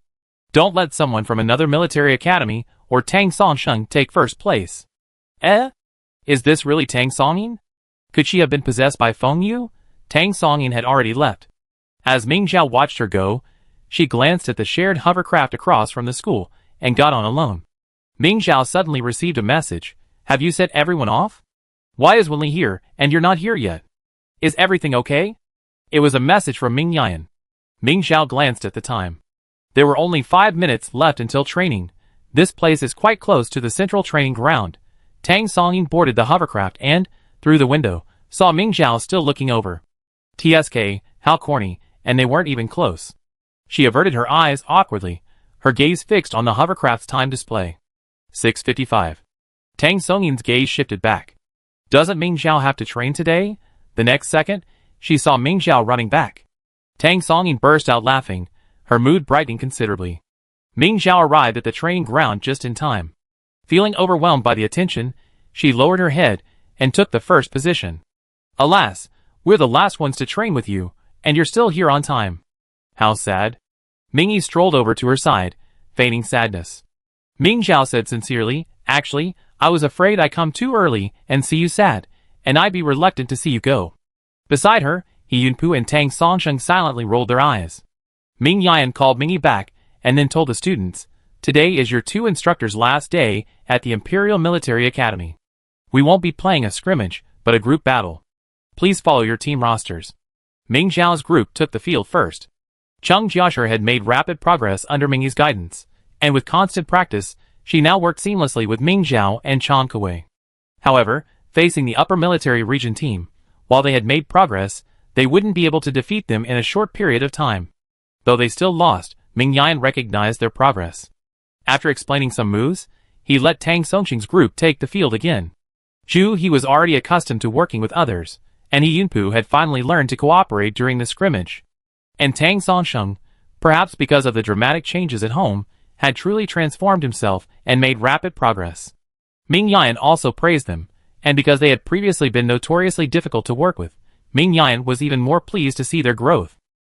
Tang Songsheng has made great progress, Feng Ning said to Ming Xiao. He was already strong, and now that he's grown mentally, he'd be even more formidable. Ming Xiao stood straight, his hands behind his back. He's already 20 years old. If he doesn't grow, this will be the end of him. Feng Ning emphasized, don't underestimate him, either. Ming Xiao smiled. I won't. He's not the only one growing. Feng Ning nodded. Tang Songxing's group had improved significantly compared to before, but there was still some gap compared to Ming Xiao's group. The level of chemistry couldn't be improved overnight. After Yin Shuyu and Mingyi left, the training continued. Chapter 70. Qianxing also squeezed in. I don't like being a solo soldier either. When I was little, I dreamed of becoming a professional sports player, but my mother insisted there was no future in that, and sent me to a preparatory military academy. The day he tested positive for SS-level psychic power, many people congratulated him, but no one in his family was happy. His mother wasn't satisfied, and he was completely cut off from any other possibilities outside of the military academy. Imperial law stipulates that those with psychic power above S level must attend the preparatory military academy, and their future careers can only include solo soldiers, commanders, or mecha pilots. But you're terrible at gaming, Ming Xiao said bluntly. Qianxing glared at her resentfully. That's because I'm so busy training that I don't have time to improve my gaming skills. Ming Xiao was speechless. Nan Xiao asked her curiously, Ming Xiao, if the Zerg are truly wiped out in the future, what do you want to do? Ming Xiao was bewildered. She had been training with Ming Yan since she was barely able to walk. The admiration those around her had for her mother had deeply influenced her. Following her mother's example, she never considered herself anything other than a solo soldier. I'm still going to be a solo soldier, Ming Xiao said firmly. Even without the Zerg, there will be other places that need solo soldiers. Qianxing looked at her with admiration and gave her a thumbs up. You're willing to be a solo soldier, despite the hardships. If you're the one, we ordinary people are waiting for you to protect us. The people in the cafeteria were also intrigued by this topic, and they engaged in a heated discussion with their companions. Doctor, mechanic, big boss, celebrity. Everyone's dreams are diverse, but most wouldn't be willing to give up their status as Imperial Military Academy students to pursue these professions. How wonderful it would be to join the military. They'd be able to protect the people behind them, and their families would be proud of them. Qian Xing and Nan Xiao boasted about their gaming skills. Nan Xiao, who had never played games before, was taken aback by his boast. Ming Zhao's mouth twitched as he listened. He wanted to tell Nan Xiao the truth, but Qian Xing stamped on his foot under the table. Qian Xing. The cafeteria was buzzing with discussion when a sudden shout from the doorway brought the room to a sudden silence, and everyone's eyes turned to Qian Xing. Qian Xing ducked under the table, pleading with Ming Zhao for help, hoping she could help him escape this. However, his mother had already spotted him and rushed over. Ming Zhao tried to remain inconspicuous, unable to offer any help to the singled-out Qian Xing. This was the Qian family's head, one of the guards' training instructors. She treated everyone equally with her beatings. Before witnessing his mother's style, Ming Zhao was terrified of this instructor. The students in the cafeteria were clearly intimidated by the senior's aura. They ate their now-cold food in a few mouthfuls and lined up to leave. Nan Xiao slipped away quickly. Ming Zhao wanted to leave too, but was stopped by the Qian family head. Long time no see. Let's go to the training grounds later to spar, and see if you've improved over the past 6 months. Ming Zhao had no choice but to sit still. Qian Xing was escorted to a seat by her, and sat down obediently like Ming Zhao. His mother gritted her teeth and asked him, "Why didn't you make the A-level selection? If you didn't make the reserve, I won't force you. You can't beat an A-level individual soldier anyway?" Qian Xing's head lowered lower. Ming Zhao looked at him, seemingly remembering herself being questioned by Qiu Soul. She couldn't help but speak up for him. Given the same mecha, the advantage isn't that great. Besides, Qian Xing hasn't used it as long as they have, so he's not as comfortable with it. Shut up. The Qian family head glared at her. Ming Zhao immediately stopped talking, but she didn't want to watch Qian Xing being scolded any longer, so she said, "Instructor, you talk to him. I go get another meal." The Qian family head nodded slightly, agreeing. Ming Zhao got her second meal, and sat down far enough away from them. The Qian family head's voice was low, so she couldn't hear it at all. It was unclear what they said, but both of them looked unhappy. The Qian family head stood up first, a stern look on his face, and approached Ming Zhao. Ming Zhao immediately understood, collected her plate, and followed the Qian family head to the training ground. Enter the mecha. The Qian family head's words were concise, and to the point, looking formidable. Ming Zhao felt heavy-hearted. As soon as she entered the mecha and stepped onto the ring, the Qian family head moved. The next second, her fist struck Ming Zhao in the heart, sending him stumbling backwards. "Why are you still so slow? Are you recharging?" The Qian family head, whose speed had tripled, actually accused Ming Zhao of being slow to react. So Instructor Qian had so much energy left. Ming Zhao sighed inwardly, and the moment she fell to the ground, she didn't forget to stretch out her leg to trip her. Although the Qian family head was tripped, she reacted extremely quickly and kicked her in the face, knocking Ming Zhao dizzy. The Qian family head rose, grasped the neck of Ming Zhao's mech, and slammed its head against the ground. Ming Zhao was completely stunned. After a long moment of recovery, Ming Zhao finally emerged from the mech's cabin.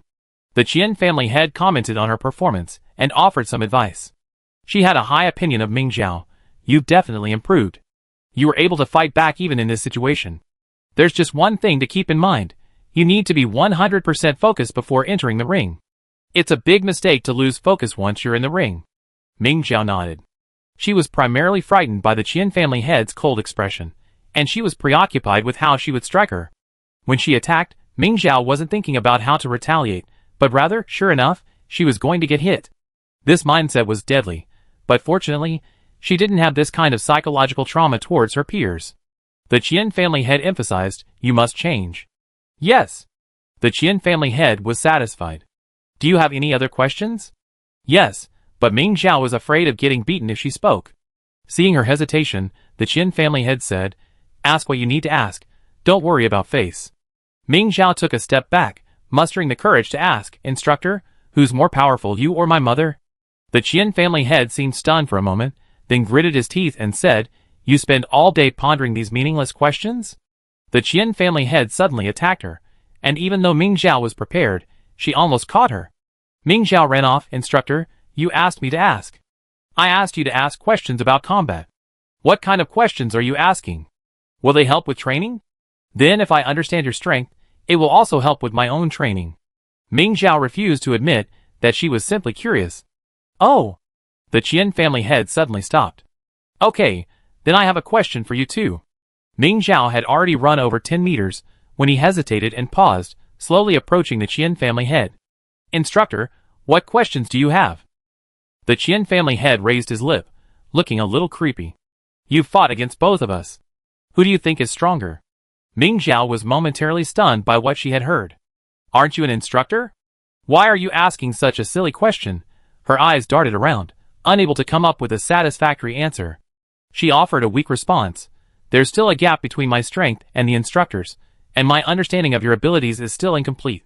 So who, in your gut, do you think is stronger? The Qian family leader pressed on. Ming Zhao slowly retreated, then, my mother, of course. With that, she broke into a run. The Qian family leader stared at her in surprise. Why are you running? Do you think I'm so petty? Come back. I won't beat you. Ming Zhao turned back as she ran. I don't believe it. Instructor, we're done sparring. I'm going to training. The Qian family leader was about to speak when he suddenly laughed.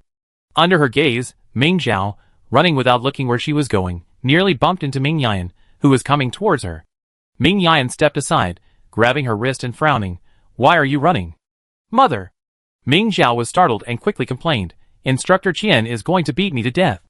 The Qian family head, who was slowly approaching, clenched her fists again upon hearing this, but she still greeted Ming Yan in a friendly manner. I haven't seen Ming Zhao in a while. I just wanted to see if she's making progress. Ming Yan nodded. I see. This kid's so energetic. Sorry to bother you. Ming Zhao tried to slip away. Mother, I'm going to training. Ming Yan was surprised. Why are you so active today? Usually, if he saw her before evening training, he would just circle around her a few times, never rushing off to training so readily. Ming Yan had been avoiding Ming Zhao for this reason. Today, he assumed she already gone downstairs to her personal training room, but he ended up running into her head-on. The Qian family head laughed. She did something bad. Oh! Ming Yan lifted Ming Zhao in front of him and asked, What did you do? Afraid that the Qian family head would beat her to the punch, Ming Zhao quickly said, The instructor asked me who was stronger, you or her. I said you, and then I ran away. Ming Yan looked at the Qian family head suspiciously. Could she really be so bored? The Qian family head almost laughed in anger. You only remember that I asked you? Do you remember why I asked you? Ming Yan then understood. It was probably Ming Zhao who asked first. You, just focus on your own training. Why are you still concerned about the instructor? Ming Zhao nodded obediently. In reality, she just felt that the two of them had very similar attack styles. Tremendous power, extremely fast speed, and extremely painful blows. She was curious about how they would fare against each other. Now that she'd been exposed, Ming Zhao continued. So, who's stronger between you two? Ouch! Ming Zhao was suddenly struck on the shoulder by one of them, the pain bringing tears to her eyes. However, after the beating, the Qian family head looked at Ming Yan and said, I'm curious too. Since I have nothing to do today, why don't I stretch my legs? The two of them went to the training ring. Ming Zhao felt like crying, but she couldn't. So that's exactly what you're thinking. Then why are you hitting me? Ming Zhao followed Ming Yan like a little tail. She wanted to see how the instructors exchanged blows. Maybe she could learn something. The instructors' duel was a spectacular spectacle, quickly attracting a crowd of students. Oh my god, it seems like the instructors are just playing house with us. Cheng Jiashi was stunned. Chang Kuei sighed, Thank you for your hard work, instructor. Even though they were all SSS rank, the gap between them and the instructor seemed even greater than the gap between them and the A-rank students. Ming Zhao stood beside them, not bothering to speak, watching the two fight intently. Then, an epiphany struck him. Chapter 71. The speed and power that usually seemed insurmountable were no longer unbreakable when pitted against individuals of equal strength. Ming Zhao suddenly lost her usual sense of powerlessness against them. Now, if she were to take the stage, she could hold her own. Ming Zhao suddenly felt itchy, eager to get on the field and practice. Although only a spectator, Ming Zhao had gained more than she had in the past 6 months. Ming Zhao waited anxiously for the two to finish their duel. Their various new tactics continued to emerge, and the seconds ticked by. Ultimately, Ming Yan's physical fitness, honed on the battlefield, prevailed, and she won the bout. Both of them emerged from the stage, their hair disheveled and their breathing a bit rapid. They hugged before leaving the ring. Seeing that the students had all arrived, Ming Yan took the opportunity to explain the situation to them, using the video as a guide. But, Ming Xiao, where's the video? Ming Yan stood beside the specialized equipment used to record training videos at the training ground. Just as she was about to export the video, something went wrong. The equipment wasn't turned on at all. Ming Xiao was bewildered. I don't know. I wasn't near it. Yu Lulin questioned her incredulously. So you came first and didn't turn on the recording equipment? Ming Xiao was stunned. Did the equipment have to be turned on manually? She thought it was automatic. Yu Lulin explained. Usually, the mecha technicians are responsible for turning on the equipment and starting the recording. It's not automatic. Then, why didn't you check it when you arrived? Ming Xiao hadn't even thought of turning on the equipment. Yu Lulin said, Actually, I've only been here 10 minutes. There were already quite a few people at the training ground when he arrived, but who knew no one was on? Ming Yan sighed, and let everyone ask their own questions. Tang Songsheng stared at Ming Xiao and whispered, What are you doing? Are you deliberately not recording? Do you want everyone to stay on track? Chong Kuei immediately said, When Jiashi and I arrived, it was just you and Ming Xiao. How dare you criticize others? Why didn't you just check to see if the equipment was on? Tang Songsheng blushed and said unconvincingly, Then what can we see with our naked eyes? Shut up. Ming Yan scolded, If you don't have any questions, then go away. Ming Xiao quickly raised her hand. Instructor, I want to go up and compete with you. This surprised not only Ming Yan, but the students present as well. Ming Xiao had never been one to show off. When the instructors challenged her to a duel, she always held off until the very end, never mind asking to go on stage. Okay, Ming Yan was pleased to see Ming Xiao's enthusiasm, but she asked, Do the other students have any questions? No one had learned much from the match, so there were no questions to ask. But everyone, unwilling to fall behind, expressed their desire to practice more. Finally, Ming Yan had no choice but to have them line up and choose their own opponents. Ming Xiao chose to play against the Qian family's main opponent. Although she was now brimming with confidence, she subconsciously didn't want to play against her mother. But in the eyes of the Qian family's head, Ming Xiao couldn't help but feel that she was picking on the weak. Didn't he think that she was exhausted after losing to Ming Yan? Kids these days are so naive. The Qian family head wanted to teach Ming Xiao another lesson, but he quickly realized that Ming Xiao was different. His speed and strength had doubled. If Ming Xiao hadn't been hiding his weakness earlier, then it must be something he learned from his fight with Ming Yan. Ming Yan had also observed this. Ming Xiao hadn't been like this during the day. It seemed like he just had a sudden realization. The instructor's vastly superior speed and strength to their students wasn't due to their superior strength, but rather to their skillful use of energy. And now, Ming Xiao had also learned to use this skillfully. Ming Yan's heart surged. Looking across the entire empire, such progress at this age was unparalleled. The expressions of the students watching suddenly changed, especially Tang Songsheng, whose face contorted slightly. Just today during training, he was just one move away from defeating Ming Xiao. How come the gap had suddenly widened? Mrs. Jian had initially thought Ming Xiao was hiding her abilities, but she soon discovered that while she knew how to use clever force, she wasn't very proficient. This performance clearly showed that Ming Xiao still had a limited grasp of the technique.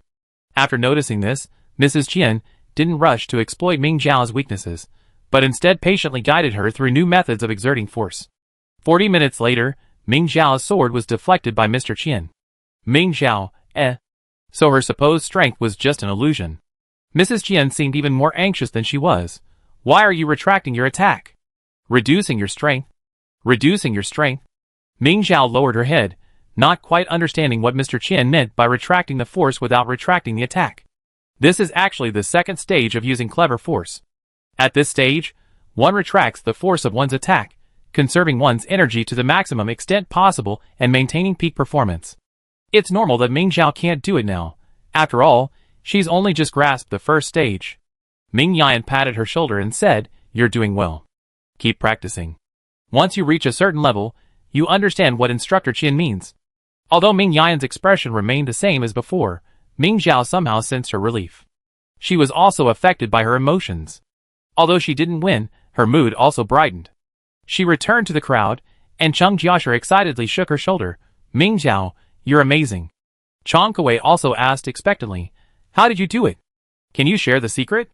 As soon as these words were spoken, everyone except He and Pu, who was on the field, listened intently to Ming Xiao's answer, even the indignant Tang Songsheng. Ming Xiao scratched his head. Actually, I was just watching the two instructors fight, and suddenly I had a realization. You're really talking nonsense then. You didn't even leave a video for the students. Tang Songsheng sarcastically said, are you doing that on purpose? You just want to learn it all by yourself. Ming Zhao immediately retaliated, here's what I'm saying. You showed up right after the instructors took the stage. Did you also deliberately not record the video so that those who came later wouldn't be able to see the whole thing? You? Tang Songsheng nearly started a fight with her. You're a villain. You're just a useless, incompetent, rageful waste. Ming Zhao sarcastically retorted. Tang Songsheng turned away, not wanting to hear her voice again. Ming Zhao ignored him, pondered the principle, and said to the students around him, perhaps we could watch some videos of our seniors participating in the Mecha League. We might learn something. They were watching videos from previous seasons, but only from the first 3.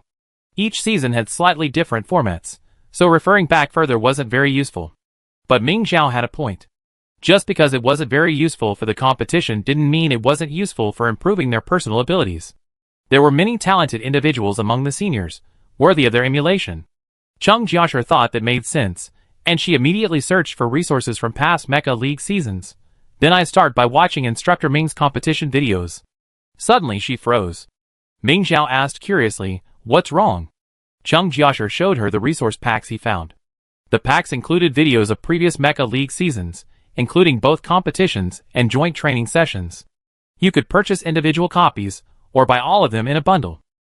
The bundle for Ming Yan's season cost 1 million star coins, while Ming Yan's personal video collection cost 980,000 star coins. Ming Zhao, the organizers are pricing it this way. Are the other contestants in the class okay with it? I'd buy it. Ming Zhao bought it immediately. She was also curious about what her mother looked like when she was young. She then shared it with the group chat, so everyone could see it. Chong Kuei saw this and said, we can each buy one, so we can save money. Who should I buy? It was really confusing. Besides Ming Yan, who was universally recognized as a strong player in previous competitions, there wasn't another single player that came to mind immediately. Everyone agreed, except Chung Jiashi and Wen Li, who looked hesitant. Ming Zhao stopped the students who were rushing to place their orders. She said, actually, there aren't that many single players worth watching repeatedly, and we can't spend all our time on them. Otherwise, we can ask Feng Ning tomorrow and have him pick out some worthwhile videos. It won't be too late to buy them later. That made sense. The videos Ming Zhao had bought alone would have kept them occupied for ages. Chong Kuei agreed, indeed, aimlessly watching videos is worse than training. Let's have the commander find them for us. Seeing that no one was rushing to buy videos, Chung Jiashi and Wen Li breathed a sigh of relief. By the time the students had finished sparring with the instructors, it was already past 1 in the morning. Everyone was exhausted. Ming Yan told them to go back and rest, and they left the training ground without further delay. Why did you think of buying my match videos? Ming Yan saw off Patriarch Qian and approached Ming Zhao. Ming Zhao was stunned and said honestly, just now, watching you compete with Instructor Qian, I had a sudden epiphany. I suggested they look for videos of past Mecha Leagues. Ming Yan laughed, it's really useless. When I participated in the Mecha League, I was the same age as you, and back then I didn't even know how to use subtle power. Even though my mother couldn't use subtle power, she was still able to eliminate all the SSS class players from other military academies. That's something we should all learn from. Ming Yan rubbed her face. You're so good at turning white into black. Back then, I couldn't beat you the way you are now. Ming Zhao quickly shook her head. I can beat you. I wouldn't beat my mother. Ming Yan placed her. The hand on her face pinched her flesh. What do you mean? Are you going to let me? No. Hitting mother hurts my heart too. Ming Zhao tried to save her. I'm not letting mother. I just can't bear it. Ming Yan pinched her face with both hands. Isn't that letting mother? Mother doesn't need your heartache. You must always give it your all. Ming Zhao grimaced. Oh. Ming Yan let go and turned away. Go back and rest. Don't be so bitter and resentful. Someone who doesn't know would think I did something to you. Ming Zhao hurried after her. I want to be with mother. Ming Yan didn't chase her away after all. It was Ming Zhao's usual time to get up, but after washing up, she still couldn't sleep. She lay in bed watching a new video she had bought. Ming Yan couldn't sleep either, especially since Ming Zhao's uncontrollable laughter kept her awake. What are you watching? She found it strange. What was so funny about a training video? Ming Zhao wouldn't say she was watching behind-the-scenes footage, Those students from back then have long since become high-ranking officials in various military regions, holding powerful positions, but when they were young, they were actually no different from how they are now. Ming Yan dug through the group's video resource package and was shocked to find that it contained not only game and training videos, but also behind-the-scenes footage. Why are these videos still around? Chapter 72. Ming Yan felt a rare embarrassment. She instantly understood why Ming Zhao had laughed. Are you watching the behind-the-scenes footage? Ming Zhao blinked, suddenly abashed. Ah, my mother found out. Ming Yan shook her head and reached out to hit the privacy button, allowing her to see the footage. The Empire's video recording and playback technology was extremely advanced.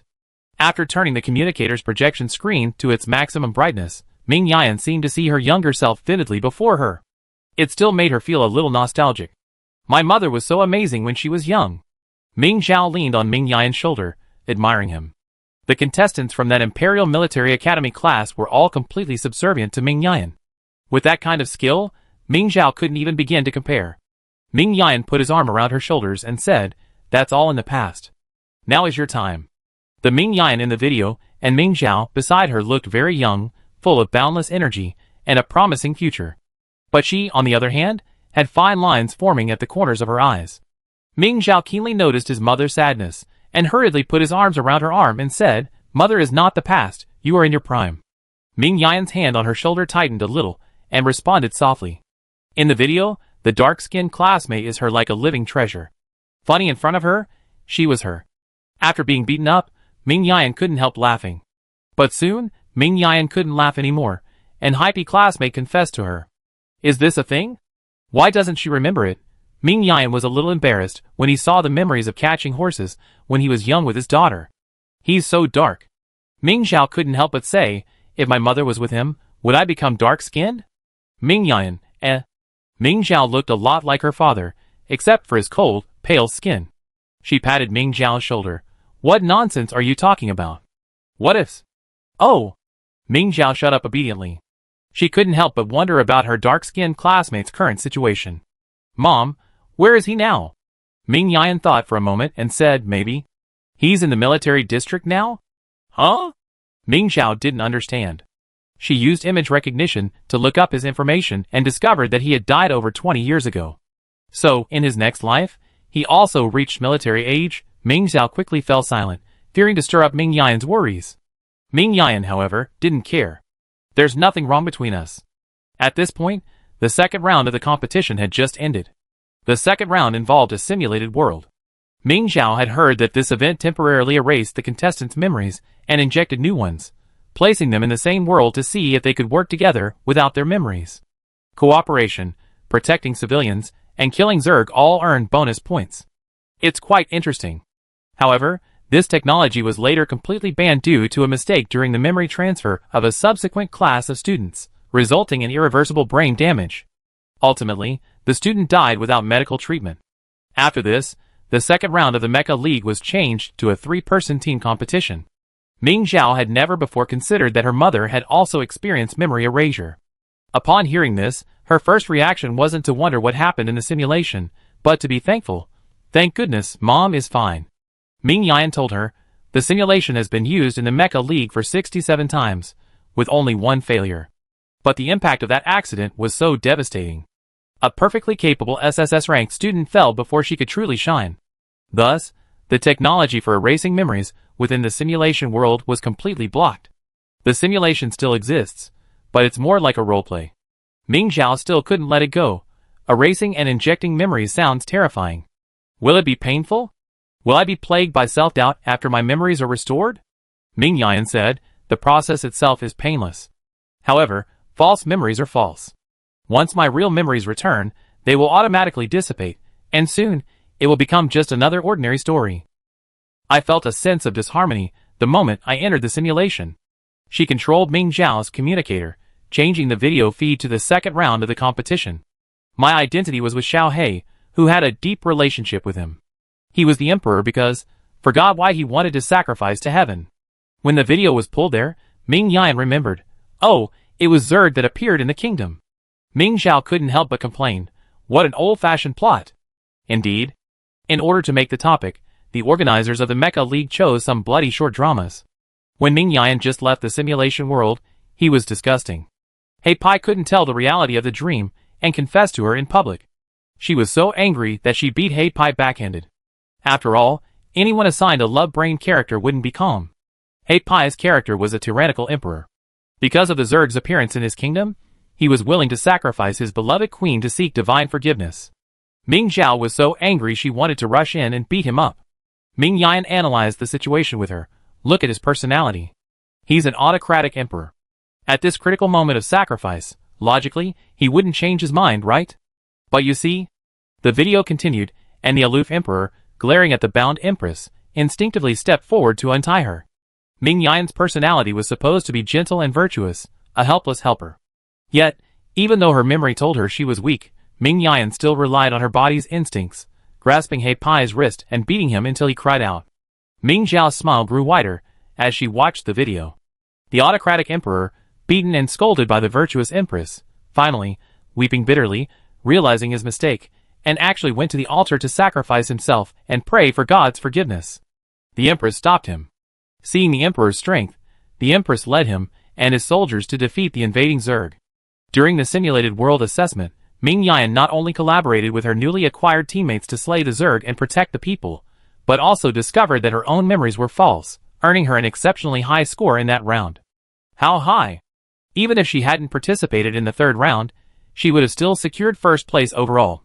Of course, she still crushed all her opponents in the third round. With such performance, it's no wonder Ming Yan still ranks first in the individual soldier popularity rankings. Though somewhat embarrassed by her youthful and reckless self, Ming Yan told Ming Zhao, "My memories conflicted with my subconscious reactions, and I knew something was wrong." So, Zhao, actually, being injected with false memories isn't scary. As long as they're fake, they inevitably reveal flaws. Real memories feel real to us because they're unforgettable moments drawn from decades of experience. They not only become memories in our minds, but also become instincts in our bodies. When memories are unreliable, it's better to trust your instincts, Ming Yan told her. Ming Zhao nodded. Ming Yan suddenly laughed again. Why am I telling you this? Anyway, the technology is disabled, so you won't experience this. I don't want to be in a lifelong, tormented love affair with someone else, Ming Zhao complained. Ming Yan laughed out loud. Mother and daughter stayed up all night, watching until 6:30, then washed up and went straight to the training ground. Ming Zhao was fine. She was young after all, and even after a sleepless night, she only had some dark circles under her eyes. Ming Yan, however, felt a little tired. In the military zone, being out of shape could be fatal, and could even bring down teammates.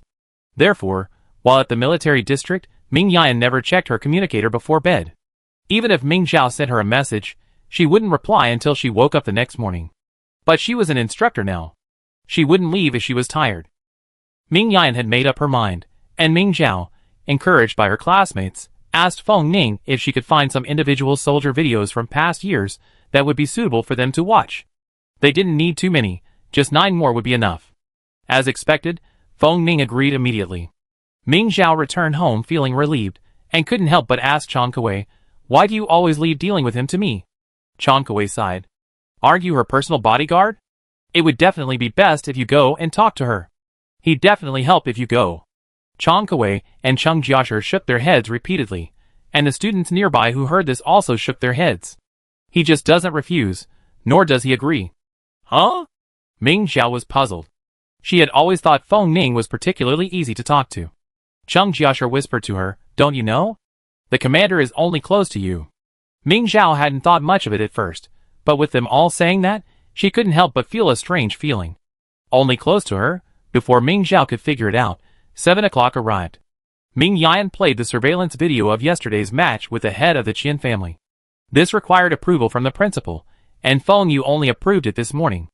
After explaining some educational moves, Ming Yan had the students take turns fighting in pairs, with her providing guidance. Feng Ning, as the commander, analyzed each of the battles before the matches. Yu Lulin was watching over the recording equipment. He would go on stage when someone needed to repair his mecha. Today's order of play was determined by drawing lots, and Ming Zhao, unsurprisingly, was drawn first, his opponent being Zhu He. Feng Ning coached Zhu He first before joining Ming Zhao. Under normal circumstances, Ming Zhao wouldn't have noticed anything, but after being reminded by her classmates that Feng Ning was particularly kind to her, She felt something was amiss. Why are you coaching him first? Ming Zhao asked before Feng Ning could speak. Feng Ning was stunned. He chose to analyze Ming Zhao's tactics with Zhu He first and share his countermeasures. This way, he could judge whether Zhu He would follow his instructions based on his reaction. This way, Feng Ning's analysis of Ming Zhao could be more in-depth. But Ming Zhao seemed a little bothered. Feng Ning could understand, because he had always analyzed for Ming Zhao, and Ming Zhao was probably used to it. Or, could she have also noticed the difference in his treatment? Feng Ning's heart was pounding. He was just considering how to speak when Ming Zhao was hit by Ming Yan, who had come around to check on the situation. You treat Feng Ning as your personal commander? You even control who Feng Ning instructs first, and who she instructs later? Ming Yan scolded Ming Zhao. The instruction area was a separate cubicle, and no one else could see what was going on inside. But Ming Zhao's face still flushed instantly. After being reminded by Ming Yan, Ming Zhao realized her mistake. That's right, how could she interfere with how a soldier was instructed? Even if Feng Ning was kind to her, she couldn't do that. Chapter 73. Ming Zhao felt ashamed of his behavior and immediately apologized to Feng Ning. I'm sorry, I said the wrong thing. I shouldn't have interfered with your command. Feng Ning swallowed the words that were on the tip of his tongue. Finally he said, it's okay. He continued to analyze Zhu He's situation with Ming Zhao, as usual, but his attention was always distracted. Ming Zhao wanted to say that he wasn't paying attention, but he held back and only asked tactfully, what's wrong? Are you feeling unwell? Feng Ning opened her mouth, but finally said, I have something to tell you after this morning's training. Ming Zhao thought he was a little off. I'm going to play soon. Do you want to analyze it with me at noon? Not the match, Feng Ning said quickly, but something else. Ming Zhao suddenly realized, the Tang family's matter, right? Okay, I see you at noon. With that, Ming Zhao took the court. Zhu He had made tremendous progress this semester, and she had been wanting to face him again for a long time. Ming Zhao walked quickly. Feng Ning watched her back, clasping her hands together in front of her, and whispered, it's not about the Tang family. With something on her mind, the morning training session felt unusually long. Feng Ning couldn't help but smile at Ming Zhao's triumphant figure. But she couldn't talk to her yet. She still had 3 matches to go. This short morning felt more agonizing than a month. After training, Ming Zhao stayed. Only after everyone had left the training grounds did Ming Zhao ask, how was it? Is it? Feng Ning took her hand, exerting a slight pressure. No, it's my business. It wasn't about the Tang family. She assumed there was news about Tang Songyin. After their last meeting at the school gate, Ming Zhao hadn't heard from her since. Feng Ning's men also lost track. Before leaving, Tang Songyin gave Ming Zhao an engine. Ming Zhao had Yu Luolin examine it for her. It was just an ordinary SSS-class engine. Ming Zhao was initially touched, secretly thinking that this person wasn't as annoying as she appeared. But when Wenli later revealed that Tang Songyin had originally intended to give the engine to her, Ming Zhao's heart faltered. Giving an SSS-class engine to an SS-class soldier, and then deceiving her that it was from an SS-class mecha, if Wenli believed it, and installed it in her own mecha, her mecha would quickly become useless. Tang Songyin was indeed a nuisance. Even so, after years of silence from her old classmate, Ming Zhao couldn't help but feel a little worried. She had thought Feng Ning had some news about Tang Songyin, but it wasn't. Ming Zhao felt a little disappointed, but she still asked kindly, what's the matter? Feng Ning seemed a little nervous. His hand tightened, then loosened. Ming Zhao waited patiently for his next words, but he was still brooding. Could something serious have happened? Has Feng Ling's health deteriorated again in the palace? Ming Zhao pondered how he would comfort Feng Ning once she spoke. Feng Yu hurried downstairs from his office. He needed to get to the school gate immediately, but unexpectedly, through the corridor window, he saw Ming Zhao and Feng Ning together. There was no need to worry about Ming Zhao being so sneaky, a lesson Feng Yu had learned after several setbacks. But the fact that Feng Ning and her were talking to each other without being seen made Feng Yu wary. Feng Yu immediately stopped and pulled up the nearby surveillance video. Feng Ning said, I don't mind what Instructor Ming said today.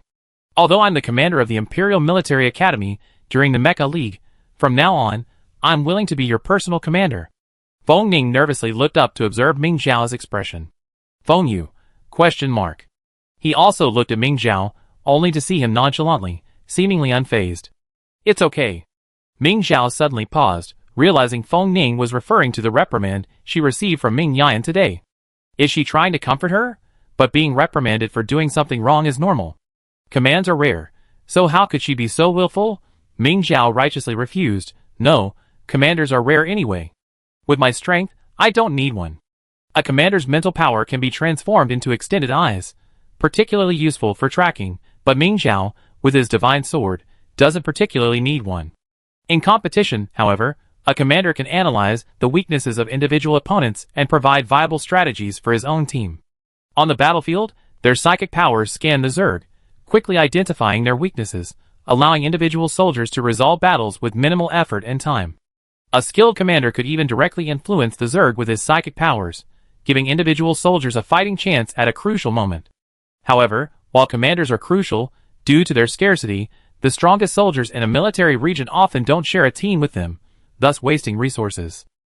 And Ming Zhao will be the strongest individual soldier in the military region in the future. Leave command to the soldiers who need it most. Feng Ning lost her voice, while Feng Yu, watching the surveillance video, laughed.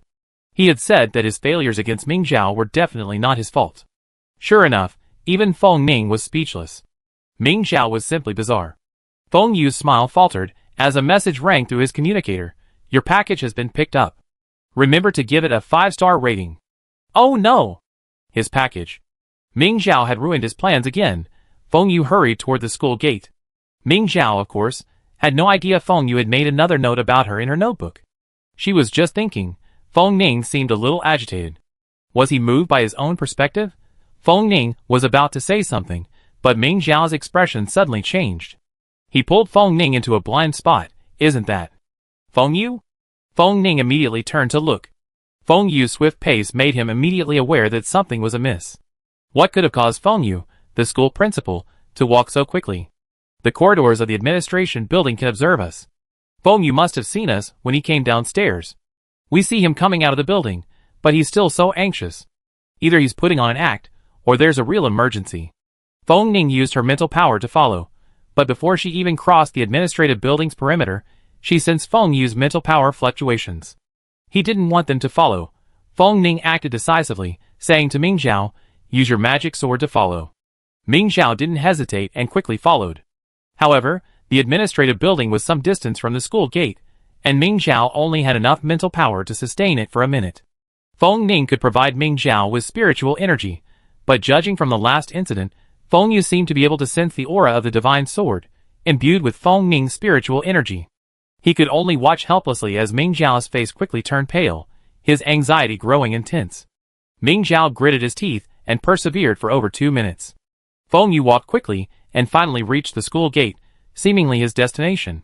Ming Zhao's mental strength had reached its limit, and she spat out a large mouthful of blood.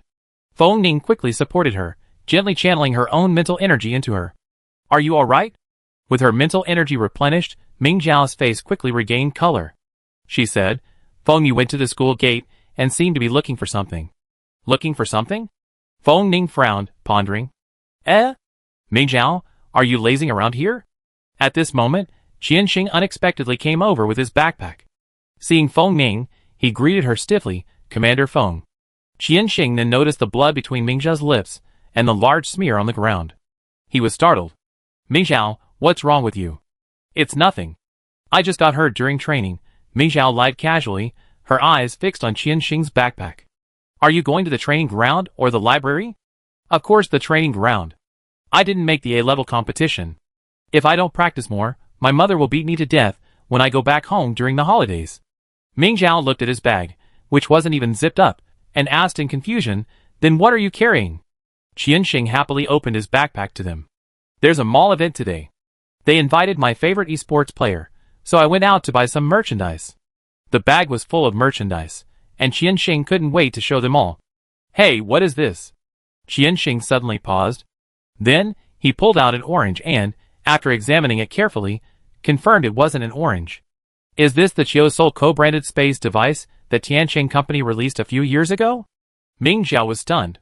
This co-branded space device was a limited edition, with only 5. Ming Zhao was known for his love of Chiosol merchandise, and this space device was being sold at auction. Ming Zhao could afford it, so he bought them all. In the end, she only kept one, giving the others to Ming Yan, Qiu Xiaoyin, Ming Shi, and Chen Yisa. Ming Yan later returned the space device to Ming Zhao, who now had 2. Qiu Xiaoyin and Ming Shi definitely wouldn't throw things around. It was obvious who this one belonged to, and it wouldn't be the first time she'd thrown something she'd given away. Ming Zhao immediately said, "This should be mine, right? Did it fall into your bag at dinner yesterday?" Qianxing asked in surprise. The price for this thing was ridiculous back then. "Did you buy it?" Ming Zhao replied awkwardly, I bought all 5. Qianxing quickly shoved the co-branded space device into her hands and said admiringly, "So you're the one driving up the prices." Ming Zhao clutched the orange, her smile a bit forced. At the time, she simply felt that Chio's soul was worth such a high price. It turns out people can't even empathize with their past selves. She might as well have used the money to buy Ming Yan's competition resources. Qianxing left for training. Ming Zhao looked down at the orange in her hand and whispered, "This is the space device I gave to Chen Yisa. It should contain what Feng Yu is looking for." Feng Ning pulled her aside, saying, "Let's go to Dr. Quan and open it." The two carefully circumvented the surveillance cameras and made their way to Quan Heng's medical bay. The joint space device had a password, but Ming Zhao had set it up, all set to Ming Yan and Chio Sour's wedding anniversary. Ming Zhao felt a little uncomfortable just typing in the password. But the password could only be set once and couldn't be changed. Ming Zhao rarely used the two she had. After opening the joint space device, she found a box of nutrient solution. "Why are you still researching the Zerg?" Ming Zhao was a little anxious. Feng Ning stopped her from using the divine sword, saying, "It could be something else.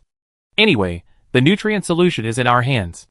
Let's have Dr. Quan analyze the ingredients first." Knowing that the nutrient solution wouldn't be used for any harm, Ming Zhao calmed down and said, "Okay." Quan Heng said, "Leave it to me. You guys go train."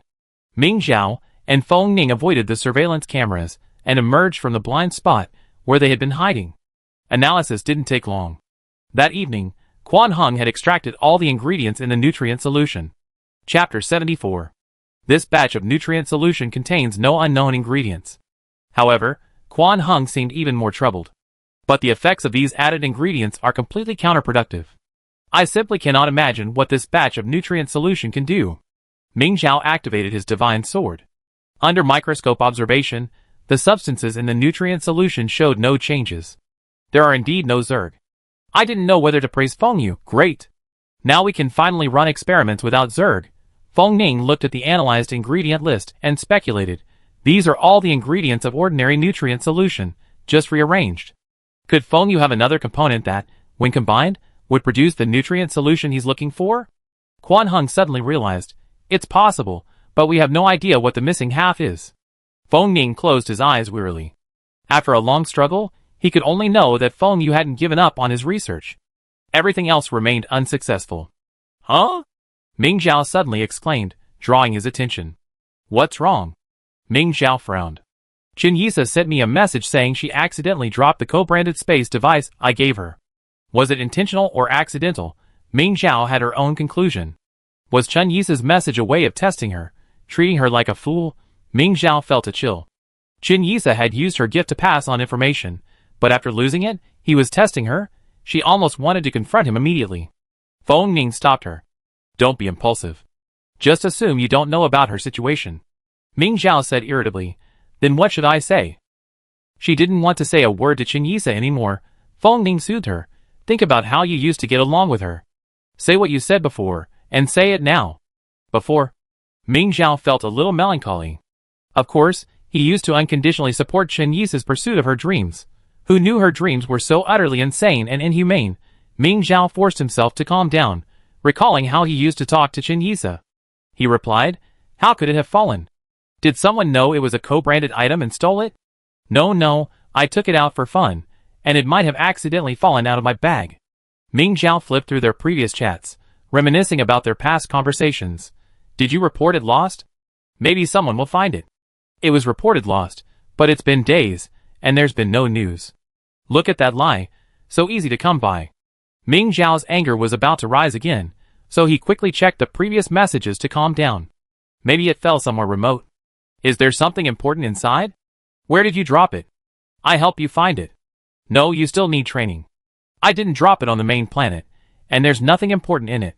It's just a shame about the spacecraft. The spacecraft isn't a big deal. Ming Zhao has 3, and she doesn't want them yet. My mother doesn't need that spacecraft anymore. Do you need one? I send it to you. Where are you? While giving away the squeezed goods, Ming Zhao also inquired about Chen Yi's location. There was a long silence before the other party replied, "You're so nice to me." Ming Zhao bluntly said, "Actually, I don't want them either. If you need them, I send them all to you." "Forget it. I have everything I need in the lab."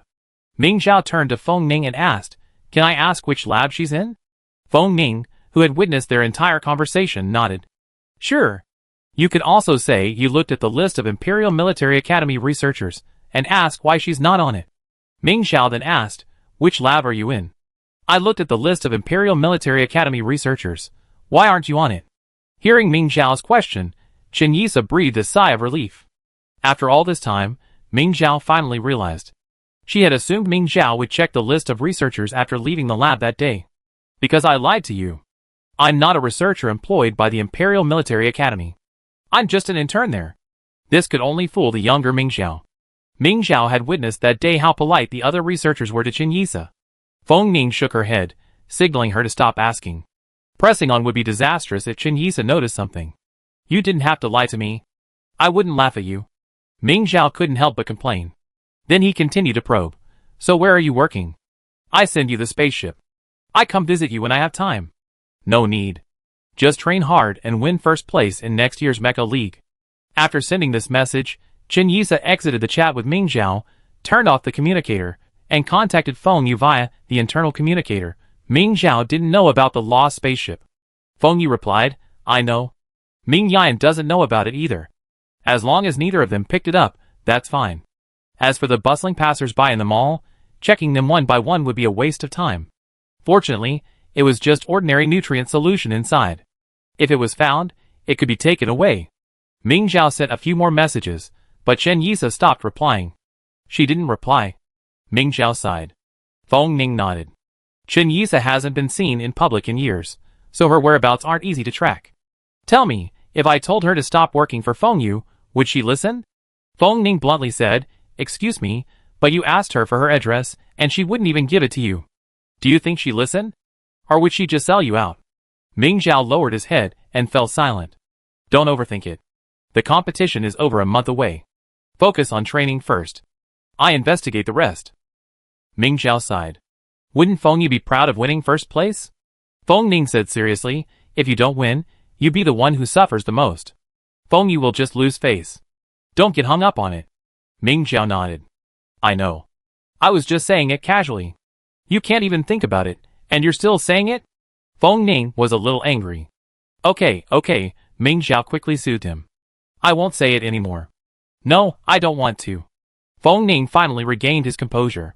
A little over a month passed quickly, and at the end of March, the various military academies set off for the planet where the competition would take place. The small planet drawn this time was very close to the main star, so the Imperial Military Academy was the last to depart.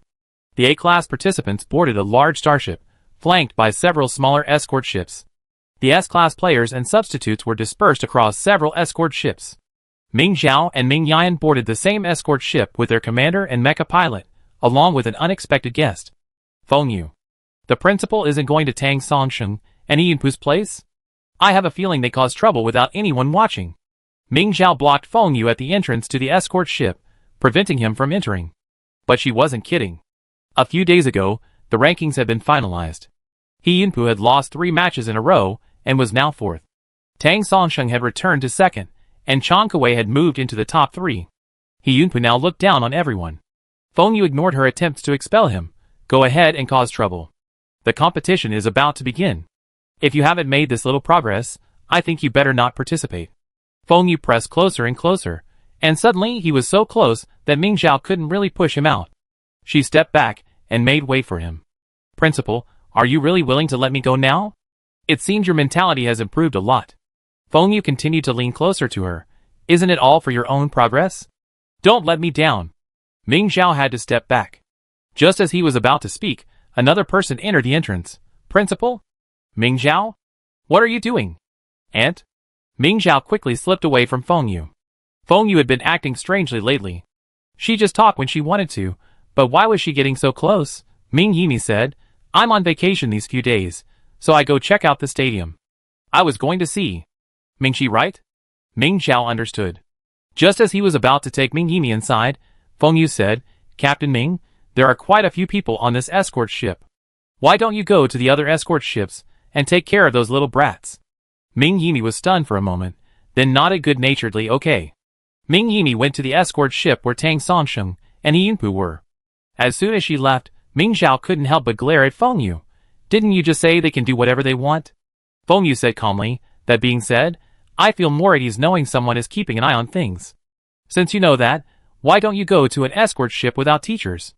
Ming Zhao said disdainfully, not only are there instructors here, but the students are also worry-free, so you don't have to watch over them. Worry-free? Feng Yu looked Ming Zhao up and down. You? What's that? Ming Zhao demanded. Yes, what's wrong? At this moment, Ming Yan, noticing Ming Zhao still hadn't come up, came over to check on her. She saw her and Feng Yu arguing again. It's getting late. Take your seats. Ming Yan unobtrusively pulled Ming Zhao behind him and said to Feng Yu, Principal, please. Feng Yu glanced at Ming Zhao, who was blocked by Ming Yan, smiled, and left first. Ming Yan whispered to Ming Zhao, Stay away if you see him. Ming Zhao nodded, I stayed away. I was trying to keep him out. Ming Yan was speechless. If he wants to come, let him come. There's no need to argue about this. Oh, Ming Zhao murmured. Ming Zhao had just settled into his seat when he received a message from Ming Shi, We've arrived.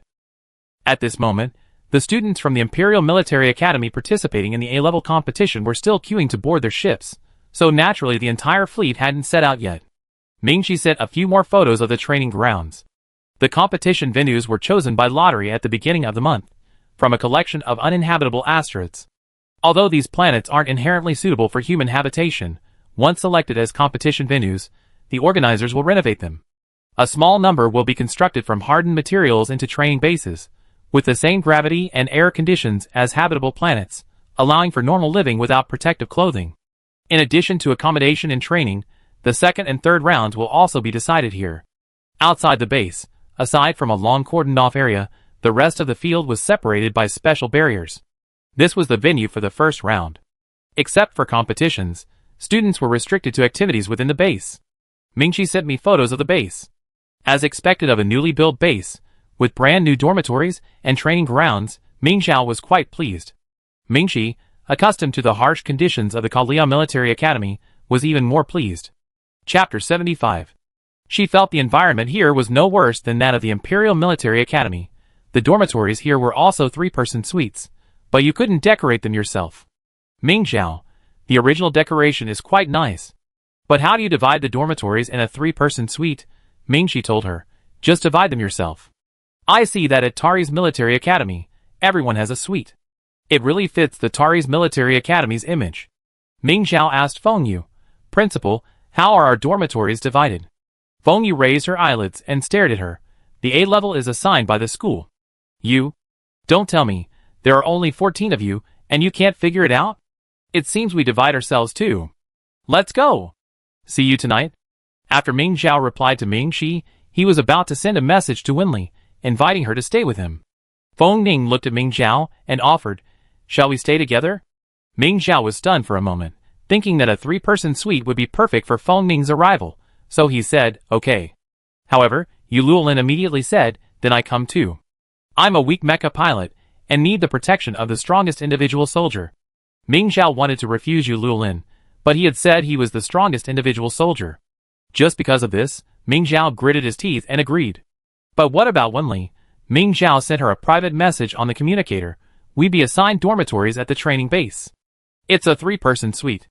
I need to protect Feng Ning and Yu Luolin, so I can't stay with you. Do you have any roommates in mind? Wenli replied after a moment. I've told Wei and Jia Shi that I stay with them. Don't worry about me. Ming Zhao breathed a sigh of relief. We're here. Ming Zhao was just closing his eyes to rest when Feng Ning suddenly said. Ming Zhao suddenly woke up. How long had it been? We were already here? She walked to the window and, as expected, saw a planet in the distance. It was completely desolate, a vast expanse of brown. Didn't they say it would take 2 hours to get there? Ming Zhao was puzzled. It had only been an hour, and they were already there. Feng Yi walked over to her, also looking at the planet before them. He said, This area is where you'll be holding the flag-pulling competition.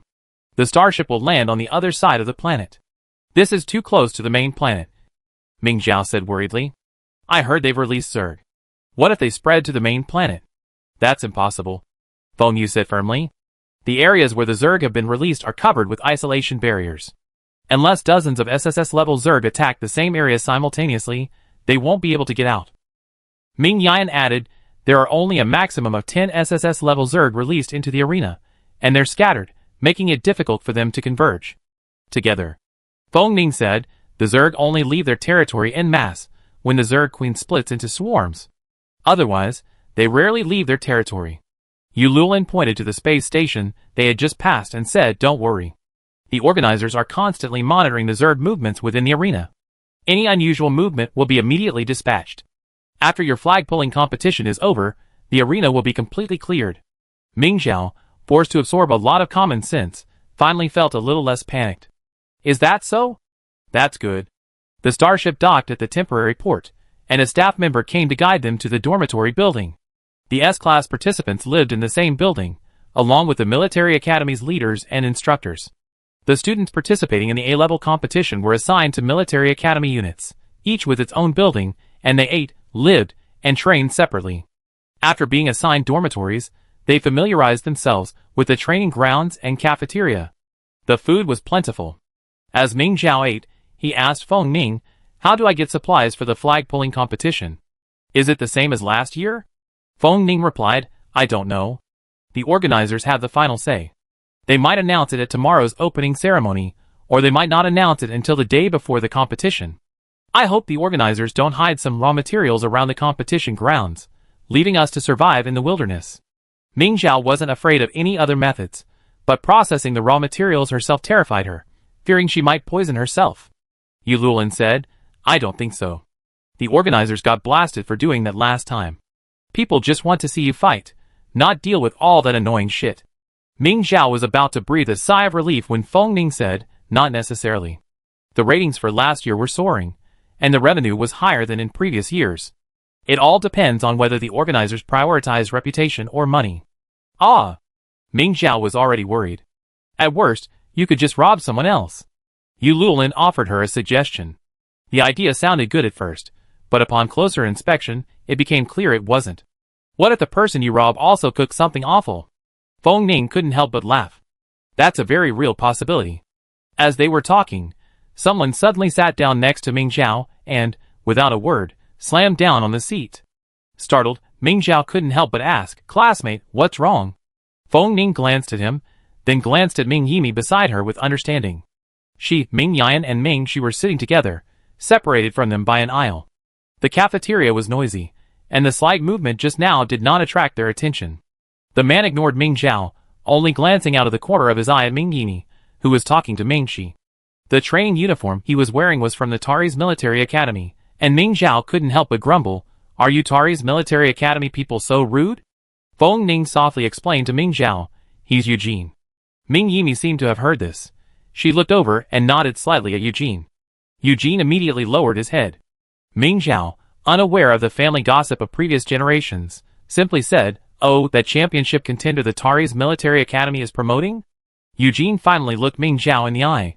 I will be the champion of the Mecha League. Ming Zhao couldn't help but frown at this arrogant statement. Friend, don't be so confident, or you fall flat on your face. Just you? Eugene knew Ming Zhao, but his attitude remained dismissive.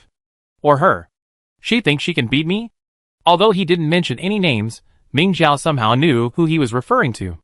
It was Ming Shi, who lived across the aisle from him. Before the competition began, the instructors at the academy evaluated the contenders from each military academy, who had the potential to win the championship. Their conclusion was that these three were the most likely candidates. Except for Eugene, they were all first-year students.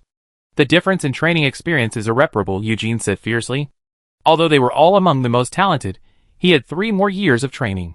Ming Zhao sighed and said to him earnestly, friend, someone once told us the same thing. Do you know how he's doing now? Eugene knew without even hearing it. He simply scoffed, useless. He challenged Ming Zhao. Do you dare challenge me during joint training? Let's see who's better. Ming Zhao sneered. You want to fight? How dare you? Eugene, seething with rage, raised his hand and knocked over Ming Zhao's plate, instantly attracting the attention of most people. When Ming Yimi glanced at him with a puzzled look, Eugene didn't dare to linger and hurried away. Stop! Ming Zhao dodged quickly, avoiding getting her clothes soiled. Seeing Eugene sprint away without even an apology, she was furious and wanted to chase him. Ming Zhao, stop chasing. Fighting is prohibited on the base. Ming Shi held her back. Ming Zhao looked at the spilled meal with regret, though there wasn't much left. So we're just going to let him get away like that? Ming Yimi said, we always meet during training and competitions. We sort it out then. If you're still hungry, go buy another meal. No need, I am full. Ming Zhao was listless, fuming with anger. Feng Ning, fearing the memory would bring back memories, quickly stood up and said, let's go to the training ground. Yu Lulin finished her meal in 2 bites. I'm going too. The training ground here was similar to the Imperial Military Academies, with a training building adjacent to it. Both the team and individual competitions will be held here, Feng Ning said, pointing to the spacious training ground. The 3 of them headed towards the training building, and were met by Chang Kuei, Cheng Jiashi, and Wen Li. Cheng Jiashi pounced upon her the moment he saw her. Ming Zhao, you have no idea how terrifying it is in there. What's wrong? Ming Zhao was puzzled. What dangers could there be in the training building? Chang Kuei said, the individual training rooms of the 3 major military academies have been dismantled and rearranged. There's Tari's Military Academy on the left, and Kalia Military Academy on the right. Surrounding them are wolves.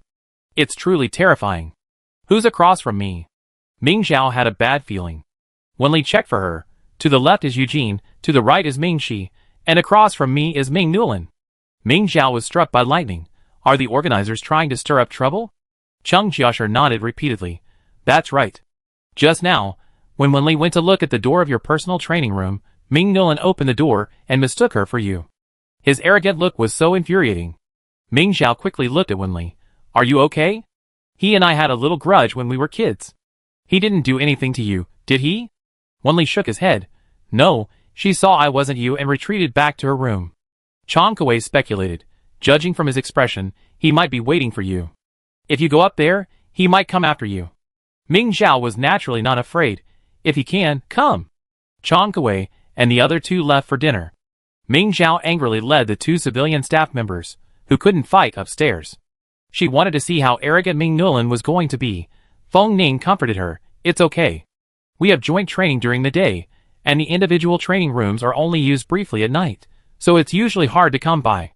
That's true. Even if they did meet the moment the door opened, just pretend they hadn't seen each other. Ridiculing or even fighting would only hurt the enemy and yourself. Ming Zhao said, I don't know how the joint training will be divided tomorrow. I don't want to be assigned to the same group as Ming Nulin.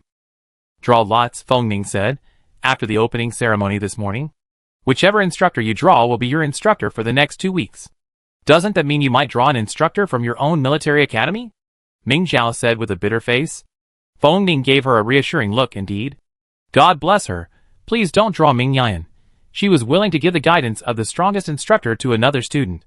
As she spoke, Ming Zhao was already very close to the door of the individual training room, almost to the end of the corridor. Before Ming Zhao reached the door of the training room opposite her opened. Chapter 76. Ming Nulin's now younger face appeared before them, and Ming Zhao almost didn't recognize him. Ming Zhao? You've been doing pretty well these past few years, haven't you? You're unrivaled at the Imperial Military Academy, right? But you don't think you're guaranteed to win first place in the Mecha League, do you? Ming Zhao didn't seem angry at his words. Instead, she remembered what Cheng Jiashi had told her. Ming Nulin mistook Wen Li for her, and was incredibly arrogant. Now that she thought about it, it couldn't be something like that. I'm guessing you've said all this to someone else a while ago? Isn't that embarrassing? Ming Zhao could barely suppress the smile on her face. You? Ming Nulin's face flushed instantly. You think you'd be better off at the Imperial Military Academy if you chase Ming Shi away? Life without friends is tough, isn't it? You're all alone, all alone. Ming Nulin finally noticed Feng Ning and Yu Lulin behind Ming Zhao. He paused for a moment, unable to finish his words. He stormed into his personal training room and slammed the door. Ming Zhao couldn't help but shake her head. After all these years, Ming Nulin hasn't improved at all. Feng Ning saw what was going on in Ming Zhao's mind. After entering her personal training room, Feng Ning, fearing she might underestimate her opponent, said to her seriously, Ming Nulin has grown rapidly in recent years, and is ranked 3rd in the Tari's Military Academy. If you encounter him sooner rather than later, don't be careless. I know. Ming Zhao nodded. In battle, she never underestimated an opponent. After trying out the simulator, Ming Zhao left the personal training room. Perhaps because she was not used to the new planet and the climate, she didn't feel like training tonight. Ming Zhao walked towards the dormitory building. Feng Ning and Yu Lulin followed her closely. Ming Zhao felt a little strange. Why are you following me? Yu Lulin hugged her weak self. There are so many people from other military academies here. I really don't dare go out without the protection of a single soldier. Ming Zhao, not really? We can't fight on base. What are you afraid of? Ming Zhao was confused. Yu Lulin shook her head frantically. If a single soldier hits me, is that called fighting? That's called one-sided assault. Ming Zhao actually thought he made sense, but it took a moment for her to react. How could that be? It must be the fault of that single soldier. You're so scared. What will happen during the joint training tomorrow? The command and mecha divisions also had joint training, or more accurately joint exchanges. They didn't have instructors, so the command and mecha divisions from the 3 major military academies came forward to share their experiences and communicate with the command and mecha divisions from the smaller academies. They're all mecha masters, so I'm definitely not afraid, Yu Lulin said confidently. I'm pretty good among them. Ming Zhao was speechless, and had to let the 2 of them continue to follow. Downstairs in the dormitory, Ming Zhao encountered the sneaky Eugene again. She quietly approached Eugene and found him spying on Ming Yini and Ming Shi again. What are you doing here? You're not planning a sneak attack on them, are you? Ming Zhao suddenly asked. Eugene was startled. When had Ming Zhao approached him? He was completely off guard. Get out of here. Eugene grumbled softly, forcing himself not to fight her. Is this your home? I just like standing here. What's wrong with that? Ming Zhao folded her arms and looked at him. You're not planning a sneak attack on the top-seeded player, are you? No wonder you were so confident just now. You were planning a sneak attack. Eugene glared at her sinisterly. Shut up. What do you know? Ming Zhao was about to retort when another Tari's Military Academy student interrupted. Young Master, so you're here. Young Master? Ming Zhao looked Eugene up and down. She knew he was the only son of the leader of the Tari's system, so there was nothing wrong with calling him Young Master. But the question was, wasn't he embarrassed to be called that by his classmates? The girl said to Eugene, Young Master, it's time to go to training. If the head of the family finds out, he'd punish you. Ming Zhao silently took 2 steps back. That was terrifying. Even skipping training at Tari's Military Academy would result in punishment. Eugene was silent for a moment, then turned and left. The girl quickly followed. That was Alechia, the second-ranked student at Tari's Military Academy. Feng Ning knew Ming Zhao couldn't remember the faces in the profile, so she volunteered to tell her the person's information. Ming Zhao struggled to match the face with the name, then asked, why does Eugene keep spying on Mingxi? Is he trying to cause trouble? Feng Ning was a little surprised. He's Captain Ming's child, don't you know? Ming Zhao was startled, completely stunned. After a moment, he stammered, they don't look like they know each other. Feng Ning whispered, to avoid suspicion, Eugene's father, Cyril, forbids him from having any contact with Captain Ming, or he be punished. His father is so stingy. Ming Zhao, now thinking back on Eugene, didn't find him so annoying after all. Does Mingxi know she has a brother from the same mother? Same mother, same father? Feng Ning was surprised that Ming Zhao knew nothing about this. Before Mingxi was born, relations between the Tari's galaxy and the main system deteriorated dramatically. Eugene was originally with the Ming family, but Cyril secretly took him away. After Mingxi was born, Captain Ming needed to deal with various conflicts of interest, so he handed Mingxi over to Instructor Ming, who was pregnant with you at the time. It wasn't until 3 years later, when Instructor Ming returned to the military after her maternity leave, that she took over your education. Feng Ning was discussing Mingxia's family affairs, but she knew more than Ming Zhao did. Ming Zhao replied uncomfortably, I only know that Mingxi and I trained with my mother when she was little. So Mingxi had been with them before she was born? Then, Mingxi should know, right? Ming Zhao asked Feng Ning. Feng Ning was silent for a moment, then shook his head frantically, I don't know. He wasn't feeling quite right. Ming Zhao pushed Yu Lulin aside, dragged Feng Ning to a more secluded area, and softly asked, what's wrong? Yu Lulin was suddenly bumped by Ming Zhao. He rubbed his hurt shoulder and pouted, but didn't insist on hearing more. The dormitory building was only a few steps away, so he went up first. Feng Ning knew Yu Lulin had left, and there was no one else around. He hesitated for a moment, then said dejectedly, I was just thinking, I think I told you about your family's sealed story. Would that be a bad thing? How could that be? Ming Zhao comforted him. Although she hadn't heard of this, well, maybe the adults were hiding it from them. I won't tell them, Ming Xiao promised him. Feng Ning reached for her hand. Don't tell Ming Shi either, okay? Why would she hold her hand while they were talking? Ming Xiao didn't quite understand, but seeing Feng Ning's still dejected mood, he didn't shy away. Don't worry, I've forgotten about it now. Instructor Ming, what do you think they're doing? After a meeting with the leaders and instructors from other military academies, Ming Yan and Feng Yu returned to the dormitory building together. From a distance, Feng Yu spotted Ming Xiao and Feng Ning arguing with each other, avoiding others. He immediately turned to ask Ming Yan's opinion. Ming Yan hadn't noticed the corner, assuming Feng Yu was referring to Ming Shi and Ming Yini strolling in the square in front of the dormitory building. A heart-to-heart talk. What's so good about that? Ming Yan casually said, it's been so long since we've seen each other, so a mother-daughter chat is okay, right? The principal doesn't need to be so nervous. I haven't discussed the student's situation with my sister, and she doesn't know their specific levels. Feng Yu's face darkened instantly. He finally understood why Ming Xiao always seemed so clueless. It was genetic. Speechlessly he said, I wasn't talking about them. Ming Yan was startled, then noticed Ming Xiao and Feng Ning in the corner. Although the two were holding hands, Ming Xiao's expression was serious, presumably discussing business. Feng Ning looked a little worried, most likely discussing how to deal with Feng Yu. Ming Yan naturally wouldn't let Feng Yu in. She said, are you discussing match tactics? What else could you be doing at this hour? Feng Yu chuckled. Yeah, what else could you be doing at this hour? It's so stressful. Are these two having a premature romance? He wanted to go over, but Ming Yan stopped him. Principal, there's no need to disturb them, right? Feng Yu looked at Ming Yan speechlessly. He knew that individual soldiers were often clueless, but Ming Yan had lived for so many years, and even had a marriage that rocked the galaxy. Could she really not understand? Or was this the Ming family's attitude? Were they simply trying to match Ming Xiao and Feng Ning? With Feng Ning so deeply involved, he'd definitely not let the Ming family off the hook when he sees his power. You're quite open-minded. Feng Yu gritted her teeth, but are you so eager? How old are they? This is puppy love. Ming Yan was stunned. After trying to understand Feng Yu's meaning, she hesitated and said, Principal, do you have evidence that they're in a relationship? Without evidence, it's just a rumor. Ming Yan added, just seeing two people talking in secret isn't okay. Feng Yu pointed at their still holding hands. Are they just talking in secret? Holding hands while talking? Holding hands. Ming Yan knew Ming Xiao had told her that Feng Ning could channel her spiritual energy, so that must be the reason. But why did Ming Xiao need spiritual energy again? Was his spiritual energy depleted again? She would have to ask Ming Xiao later. Holding hands is normal, right? What does that mean? Look at them. Ming Yan pointed at the passing Yun sisters and said, aren't they holding hands too?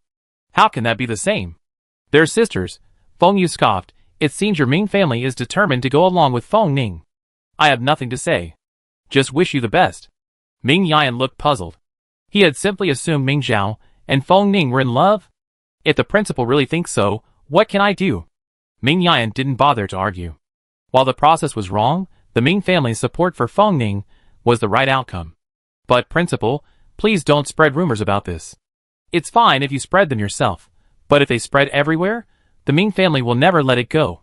With that, Ming Yan left. Feng Yu stared at her back, rubbing his brow wearily. Her reaction didn't seem like she knew about Ming Xiao and Feng Ning's relationship. Could it be that Ming Yan and the Ming family were truly unaware of this? Feng Yu concluded that Ming Xiao and Feng Ning were in a relationship because of the previous surveillance footage. Although Ming Xiao hadn't verbally agreed, Feng Yu continued to watch the footage and noticed that the next second, Ming Xiao had dragged Feng Ning away to hide in a blind spot. Since they hadn't come out until lunch break was over, it wasn't hard to guess what these two were doing. But if the Ming family hadn't had any such thoughts, then if he had reminded Ming Yan today, Ming Yan would definitely tell Ming Xiao. In a couple of days, he would test Ming Xiao's opinion again. Chapter 77. Ming Yan was about to call Ming Xiao over. Feng Yu, who shared the same apartment, sat in the living room, feeling a bit relieved as she watched Ming Yan lead Ming Xiao to his room. I saw Feng Ning holding your hand today.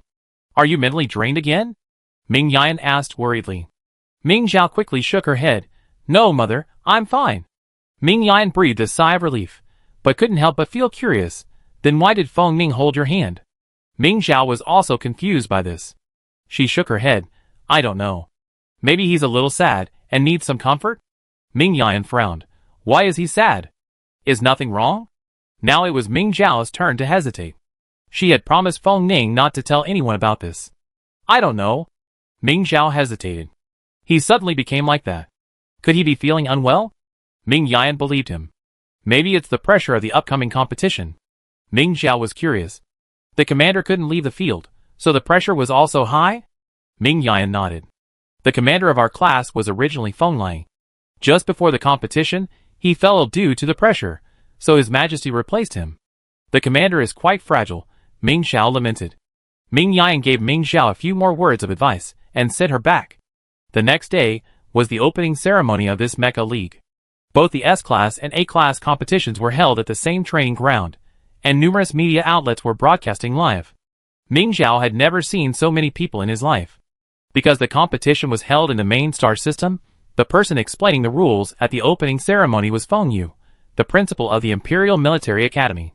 This year's Mecha League schedule is the same as the previous one, but the number of flags in the first round has been reduced to 81. Feng Yu paused briefly. The contestants from the 3 major military academies remained unmoved, but the students from the smaller academies gasped. After all, they were almost all S-rank students, no match for SSS rank or SS rank soldiers. Their chances of winning the flag were entirely down to luck. With 9 fewer spots available for advancement, the competition intensified. Those who pull off the flag advance to the next round. The top 10 flag pullers will receive points, with the first flag puller receiving 10 points, and the points awarded will decrease in descending order. In addition, points are awarded for killing Zergs. SSS level Zergs receive 10 points, SS level Zergs receive 8 points, S level Zergs receive 6 points, and A level and below Zergs receive 4, 3, 2, and 1 points respectively. The 81 students who advance will be divided into 27 teams of 3 to compete in group battles, each facing off against another. For each team win, all members will receive 1 point. The 10 teams with the highest points in the second round will receive an additional 10 to 1 points. The members of these 10 teams will advance to the third round of individual battles, with the same scoring method as the second round. Please note, individual points will not be reset after elimination. After the 3 rounds, all participating students will be ranked together, and the top 10 with the highest points will participate in a commendation ceremony. These rules were nothing new. They had been the same for years. Ming Zhao had studied them countless times, and was now drowsy. Feng Ning gently nudged her, signaling her to listen carefully. Feng Yu had already begun discussing the new pre-match scrimmage, which had been added this year. This year's competition has a new process. Before the first round, all regulars from all military academies must participate in a military academy scrimmage. I'm sure your teachers have told you that the match is unlimited in duration. Eliminating all opponents is the winner. You can leave the match mid-game to allow your mecha master to repair your mecha. Feng Yu smiled faintly. As long as your teammates can hold on.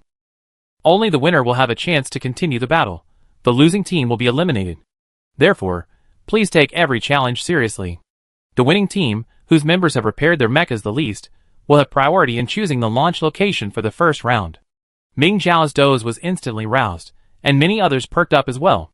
The flagpole for the flag-pulling competition wouldn't appear until 7 days after entering the competition, and its location would be distributed to students scattered throughout the venue. This meant they couldn't choose their spots directly near the flagpole.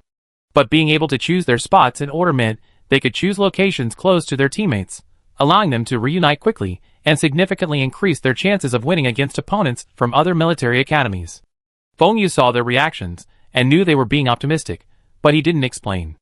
Instead, he continued, the free-for-all will take place after the 2-week joint training. I hope you all perform well.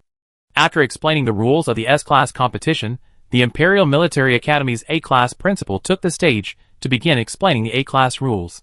Finally, the A-level principal turned sideways, looking respectfully behind him. Now, let's welcome His Majesty the Emperor to give his speech. Though unrehearsed, the training ground erupted in resounding, unbroken applause. Ming Zhao was startled by the other students' tacit understanding. Afraid of disrupting the chorus, she didn't even dare clap, merely following suit with a few gestures. With no one paying attention, she quietly asked Feng Ning, I didn't hear your mother was coming? Feng Ning smiled and said, this is customary. The leader of the galaxy in which the competition takes place will take the stage to give the closing remarks. Is your Majesty well? Ming Zhao looked at the slender figure on the stage. Her cheeks and lips were rosy, but it seemed superficial. Feng Ning shook her head slightly, her eyes dimming. The applause finally died down, and the two men stopped whispering. I participated in many mecha leagues and witnessed countless outstanding individuals rise to prominence, eventually becoming pillars of the military region. Bonlingyi's gaze was loving as she scanned the crowd in the training ground. These people were the Empire's hope. You are all the best talents of the past 4 years. I believe you can follow in the footsteps of your predecessors and carry on the burden of defending against the Zerg generation after generation. Can you do it? Yes. Ming Zhao's blood boiled, and he shouted along with his classmates. The live broadcast was broadcast live to everyone on StarNet, and the comments were overwhelming. Wow, wow, wow, you guys are amazing. You can definitely do it. How can it be so easy? If you could do it, you would have done it long ago. Why wait for a bunch of kids? This class has 4 more SSS level commanders than the last, and Ming Zhao wields the divine sword. They're definitely the chosen class. It's just 4 more. There have been more than this in the past. Did they win? But the divine sword was born. Back then, Senior Ming Qinghuan and the first emperor pushed the Zerg out of the main galaxy. Upstairs, those two are really strong, but that doesn't mean Ming Zhao can do it too. And dealing with the Zerg Queen always requires coordination with the commander, right? Which of these SSS level commanders can compare to the first emperor? The comments were rapidly filling up, everyone frantically nominating their favorite commanders. Even if one can't match them, how could all these commanders together be any better? I doubt it. These commanders, let alone cooperation, rely on their own limited intelligence and talent to wield power, treating individual soldiers as expendable. The fate of individual soldiers, with a sense of righteousness, is tragic. General Ming spent decades on the front lines, only to have her husband run away with someone else. Luckily, even though her husband ran away, her daughter is still here, and so powerful. The Ming family has profited greatly.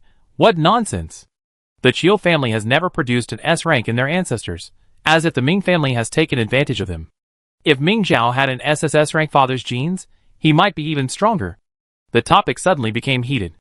Wow, the Ming family is truly remarkable. With just one sentence, our soul's decades of work were in vain, and he's practically non-existent. That's truly terrifying. Most of those who only watched the Mecha League livestream were military enthusiasts. No matter how big a star Qiu Soul was, they didn't care. They immediately surrounded him. Don't you deserve it? Do you really think the Ming family's good nature makes them vulnerable? Have you forgotten how Qiu Soul became so popular back then? What would he be without the Ming family? Qiu Soul wasn't smart either. He endured it even if he didn't love her anymore. Living alone is no different from being single, and he gets to enjoy the Ming family's resources for free. The military district has 1 general, 2 lieutenant generals, and 6 major generals on duty, and an average of SSS level soldiers every year.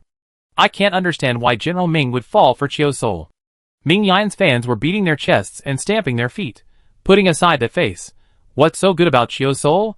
A barrage of comments quickly passed by, just a passerby. That face is really hard to get over. Qiu Soul's fans were very proud. The most beautiful woman in the universe. What do you think? Ugly people, please stop making noises. The comments shifted again. Let's be honest, our Zhao Zhao looks like his dad. So handsome. Yes, yes. I thought I was the only one who thought so. So handsome. He's a spitting image of Qiu Soul, and he even inherited Ming Yan's skin tone. So handsome. Actually, our Soul was originally quite fair, but he went down the wrong path of tanning. It really pisses me off. Being rubbed in by Qiu Soul again, Ming Yan's fans were naturally upset, and they also had something to say about Ming Zhao, who resembled Qiu Soul. He looked so soft and limp, and he has no aura at all. The netizens were arguing endlessly, but the Mecha League was also heating up. The organizers naturally knew who was the hottest star, and they gave Ming Zhao most of the shots. Ming Zhao knew she had to hold her head when the camera was coming at her, but she couldn't stand the constant swiping every few minutes. She glanced towards the camera impatiently. The director's breath hitched, and he quickly moved the camera away. Even the netizens watching the live stream paused for a moment, then resumed their frantic chatter. Should the one who said he lacked momentum come out and say something? It's a bit scary. I can't breathe. So strong. Just one look can sense the power within. The live stream continues, and all the cadets begin drawing lots for their instructors. Congratulations. Ming Zhao didn't draw Ming Yan. She and Ming Shi both drew the instructor from the Kaliao Military Academy, who Ming Shi described as very gentle. Though 3 members of the Ming family of the same age are scattered across the 3 major military academies, they unexpectedly met during the first round of joint training. Ha ha ha. Traitors shouldn't be associated with the favorites, right? After all these years, the Ming family hasn't pursued the matter. Why are you so concerned? How do you know they haven't? Ming Nuolan's father had Ming Zhao killed. The bounty on his father hasn't even been removed. Now that they're grouped together, I bet Ming Zhao will give Ming Nuolan a good lesson. You haven't noticed Ming Nuolan's growth over the years. He's been in Atari's system. He couldn't even pass the tests on the main system, yet here in the Atari's system, he's now ranked 3rd. Isn't it because Atari's doesn't have good students? It's clearly the Ming family's uneven distribution of resources, wasting a talented talent. Tang knowledge. Ming Nuolan was in the same class as Ming Zhao and Ming Shi when they were young. Class A at the main system preparatory military academy is open to anyone with high grades, regardless of family background. Ah yes, Ming Nuolan is a genius. His high grades put him in Class A, and it has nothing to do with the Ming family. His poor grades after school are now the Ming family's fault. The quarrel paused. They were about to fight. Yun Mangmang was definitely trying to stir up trouble, wasn't he? He was letting the students fight on the first day. Isn't it customary for the instructors to pick out a few strong ones first to poke a little arrogance out of the students? That would make it easier to manage them later, right? Oh my god. Why are Ming Zhao and Ming Nuolan paired together? And Ming Shi and Eugene, with their mother watching from the audience. What kind of fate is this? The live stream instantly erupted in a fight. The screen was flooded with chatter, and viewers who had been watching in other rooms also rushed over to watch. Ming Zhao saw Ming Shi and Eugene paired together, and she felt instantly awkward, as if she were actually there. She didn't react much to the confrontation between herself and Ming Nuolan. Ming Nuolan saw her expression change, thinking she was timid, and couldn't help but sarcastically ask, "What? Are you scared?" Ming Zhao glanced at him. She hadn't said anything, but she had felt her contempt for Ming Nuolan, and the realization made him furious. Ming Zhao. Let me tell you. Things change over time. I'm not the same person I was before. Don't think you're guaranteed victory just because you're ranked 1st in the Imperial Military Academy. Chapter 78. Ming Zhao nodded slightly. I understand. Thank you for the reminder. Ming Nuolan became even angrier.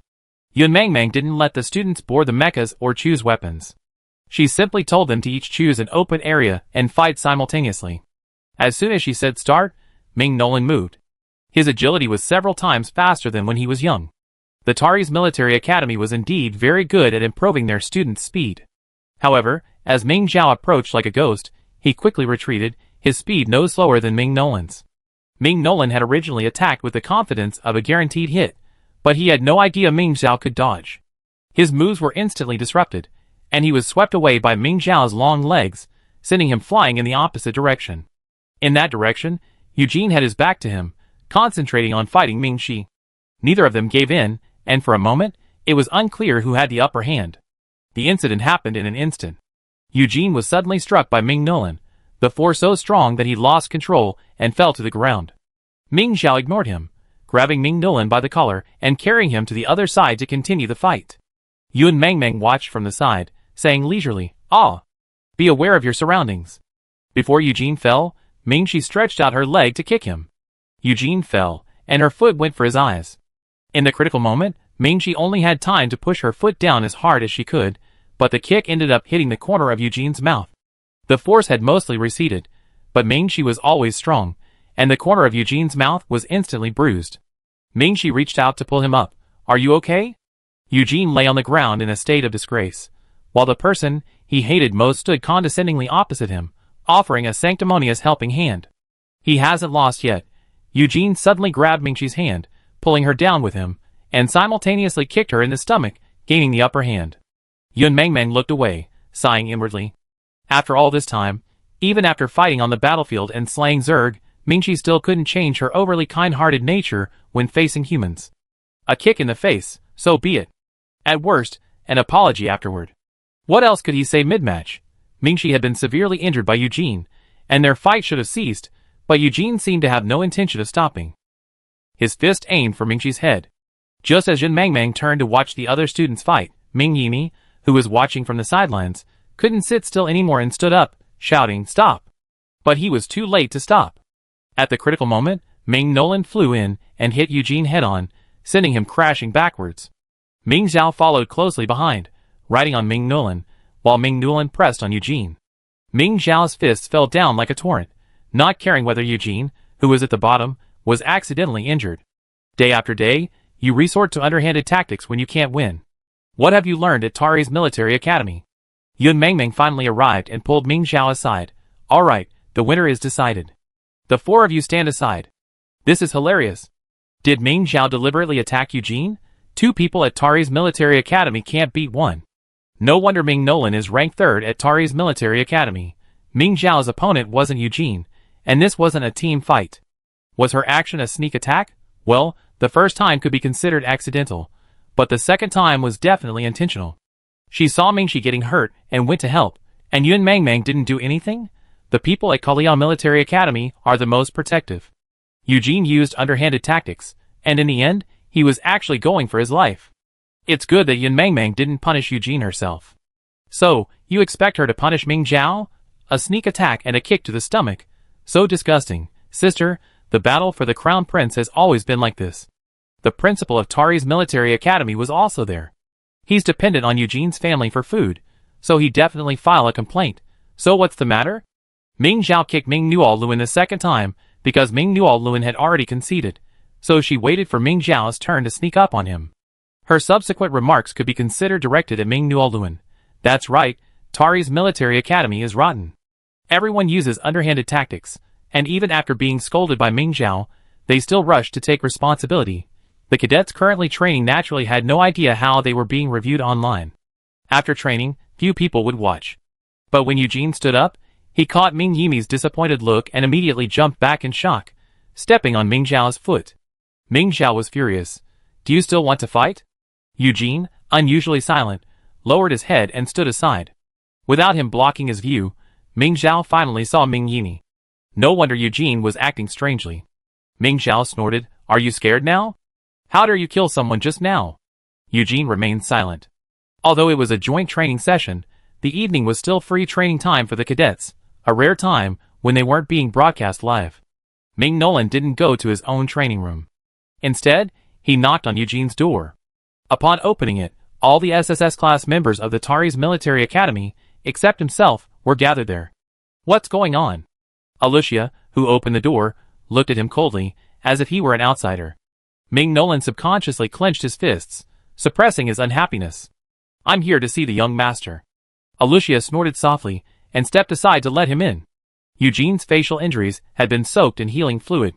His jade-white face, expressionless eyes, stared at Ming Nulan. What's the matter? Ming Nulan lowered his head and said, Young master, I'm here regarding Ming Zhao. At the mention of Ming Zhao's name, Eugene frowned. He had already fought Mingxi, and had learned her strengths. She was indeed a formidable opponent, but he could handle her. But Ming Zhao. Eugene had watched a video of her fight with Ming Nulan, captured on Starnet. She barely displayed her true strength, yet she had already beaten Ming Nulan to the point of being defenseless. She even managed to plot against him. Eugene's eyes sharpened. What are your thoughts? Young master, we can't let her ride on our coattails. Ming Nulan had barely begun to speak when Eugene's face hardened. If it weren't for this idiot before him, he wouldn't have been plotting against her. But he didn't interrupt Ming Nulan. I've inquired. Ming Zhao and the Imperial Military Academy's commander, a mecha division, share a separate suite. We can sneak in under the cover of darkness and give her a beating without worrying about alerting anyone else. Unholy tricks. Eugene scolded. Don't do that. The next time I cross paths with Ming Zhao, I double the humiliation I've suffered today. Ming Noran wanted to persuade him again, but he simply couldn't swallow this insult. However, the Tari's military academy commander glanced at Ming Noran with disdain. You've already found out who shares Ming Zhao's suite, but you haven't asked who's sharing the same room with Ming Zhao? Why is that so important? Ming Noran was puzzled. The commander clicked on his laptop and sent a map of the dormitories at the Imperial Military Academy and Kaliao Military Academy to the group chat. Behind Ming Zhao's room was Ming Yan's. If there was any movement, he would react even faster than his roommates. The 7th-ranked soldier smiled and said, Go ahead. Remember, if you get caught, you take the blame. Anyone caught fighting privately will be immediately disqualified. If they are substitutes, they will be ordered back to the academy. The Tari's military academy has 7 SSS-ranked soldiers. The 7th can only team up with SS-ranked soldiers, essentially eliminating their chance of making the top 10. Therefore, he has always been unhappy with Ming Nolan, who betrayed the main system and joined the Tari's system. Ming Nolan's face turned pale and red. Eugene said, "All right, if you don't have anything else to do, go to training. Even if you're still upset, wait until training or competition to fight back. I don't want anyone in our academy to be disqualified for such a trivial matter." Eugene swept a sharp gaze over them. Yes. Eugene hoped to face Ming Zhao again in joint training, but the first round of joint training ended without him getting his wish. However, in the first round of the Military Academy Melee, Tari's Military Academy was randomly matched against the Imperial Military Academy. The principal of Tari's Military Academy looked extremely grim and protested to Feng Yu, "I doubt the authenticity of random matching." Feng Yu said calmly, "A 1/15th chance? What's impossible?" Tari's Military Academy's SSS-level soldiers were outnumbered only against the Imperial Military Academy, and the principal was naturally upset. But the other military academies were happy with this result. Whether the Imperial Military Academy or Tari's Military Academy won, their ranking would move up one place. Otherwise, the top three would be the Imperial Military Academy, Tari's Military Academy, and Kalia Military Academy. What would the other academies have to do? No matter how much the Tari's Military Academy's principal protested, he couldn't sway the 12 academies. He could only grit his teeth and encourage his own students. Eugene's expression remained calm. "We face off sooner or later. It's just that the reward for losing now isn't the chosen drop point," he said to the students beside him. "You guys hold the others back later. I want to challenge Ming Zhao." Eugene's status in the Tari's galaxy was second only to the first, and so was his position within the Tari's Military Academy. Regardless of what the students felt, they could only respond in unison. Yes. As soon as they took the stage, the Tari's Military Academy students each picked an opponent, leaving the center to Eugene and Ming Zhao. Ming Nolan took flight, aiming directly at Chung Jiasher, who was trying to coordinate with his teammates at the back. Ming Zhao leaped to his feet, slashing Ming Nolan with his sword, knocking him back. Chung Jiasher and she coordinated seamlessly, firing 4 arrows simultaneously. 2 aimed at the sit-back Ming Nolan, while 2 blocked Eugene's attempted sneak attack. Eugene abandoned his attack and slashed back to cut off 2 arrows. Ming Zhao then swung his sword backward, slicing through the armor outside Eugene's mecha, sending sparks flying. Ming Nolan rushed over, once again attempting to hold back the scattering Chung Jiasher, but was again stopped by Ming Zhao. Ming Zhao let him go. "Let's have a fair fight." Eugene frowned. Ming Zhao ignored him. "There's plenty of chances in the third round, or do you think you can't make it? Why do you have to fight me one-on-one in a team battle?" Eugene, enraged, moved with increasing ferocity, attempting to hold Ming Zhao back and allow Ming Nolan to pass. However, Ming Zhao and Chung Jiasher, one close and one far away, worked in perfect harmony, pinning Eugene and Ming Nolan to their spot. Meanwhile, Chung Jiasher was constantly causing trouble on the other side of the battlefield. Several SS-class individual soldiers' mechas were damaged and had to be repaired. The Imperial Academy students, caught up in their fight, took the opportunity to help their classmates. The outcome wasn't surprising, but no one expected the Tari's Academy to lose so easily, with none of their opponents even needing repairs. Eugene, his face filled with resentment, looked at Ming Zhao and said, "You're trying to hide your strength?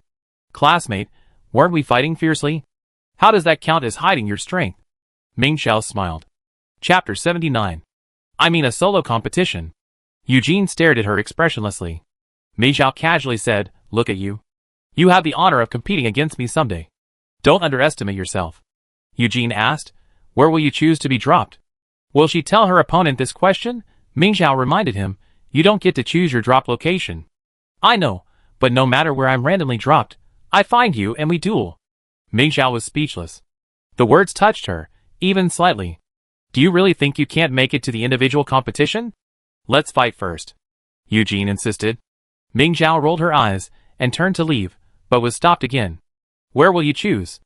"I choose the finish line." Ming Zhao made a random remark, then found an opportunity to run away. The flag-pulling race didn't have a fixed finish line. After the contestants had spent 7 days at the competition venue, the organizers would select the area with the fewest or even no people present, based on the actual number of people in each area. Therefore, all contestants initially chose to drop off at the edge of the course. After the race began, they rushed to the center of the course until the finish line was determined, at which point they each headed their own way. Ming Zhao was fooling him, and this realization infuriated Eugene, who was even more determined to defeat Ming Zhao in the first round.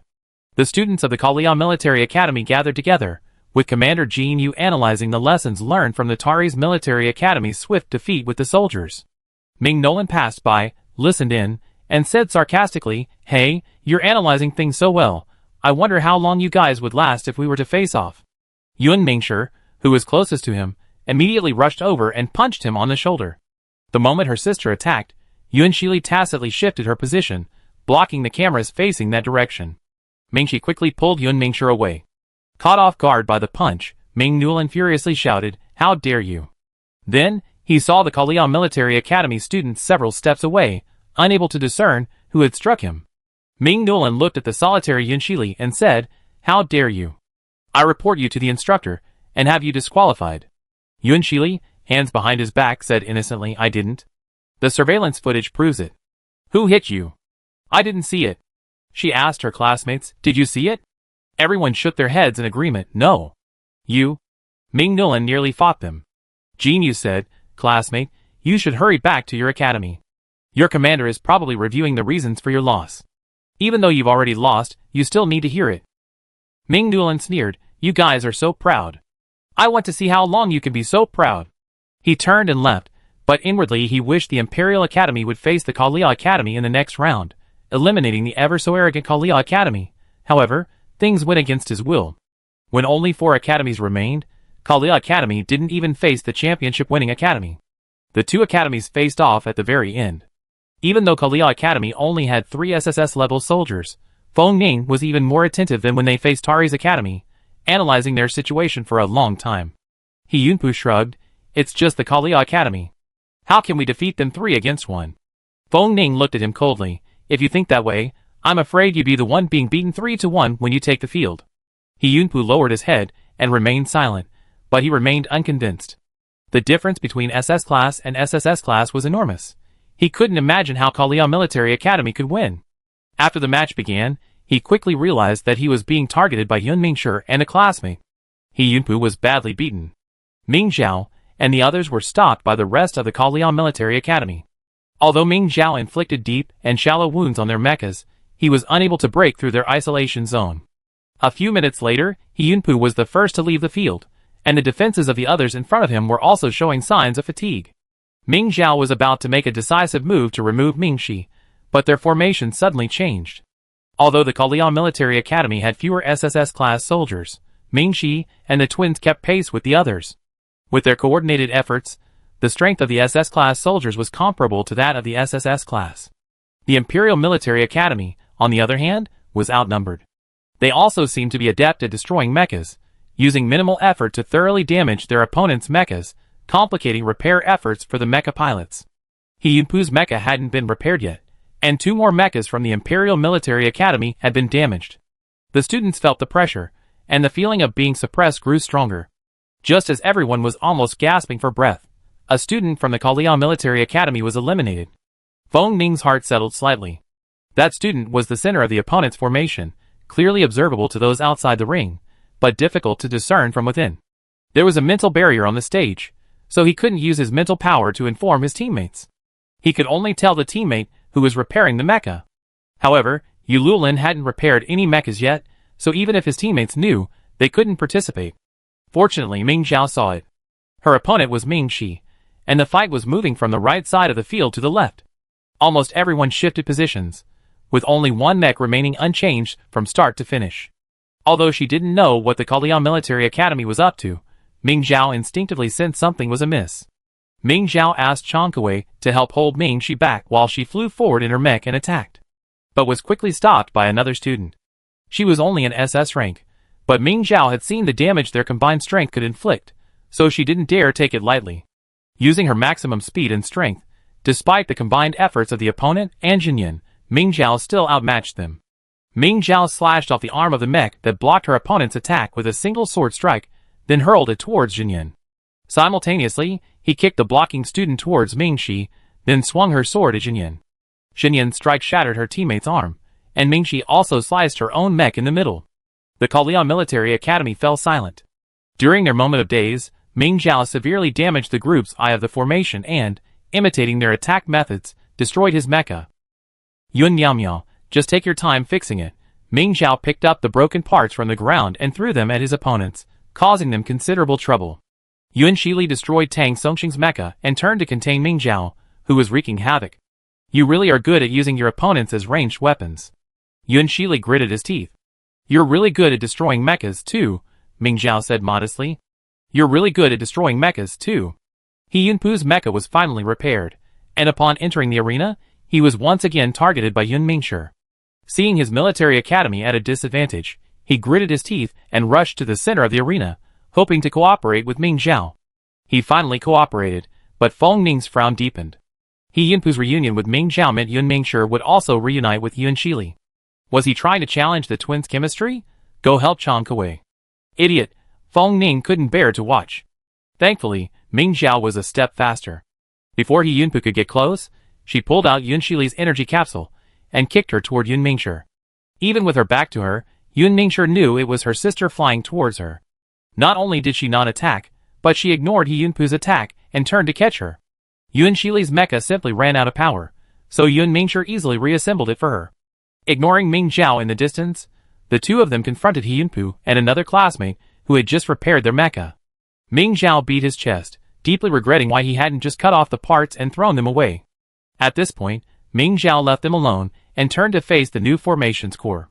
The students of the Kalia Military Academy hadn't anticipated that, despite having changed their formation and shifting the center of the formation from its original location, Ming Zhao had still spotted them. With the center of the formation threatened, Yuan Shili and Yun Mingshi were forced to give up their twin advantage, and Yuan Shili again faced Ming Zhao. Yu Lulin had already figured out the Kalia Military Academy's method for destroying mechas, and had developed a knack for it, repairing the remaining mechas with increasing speed.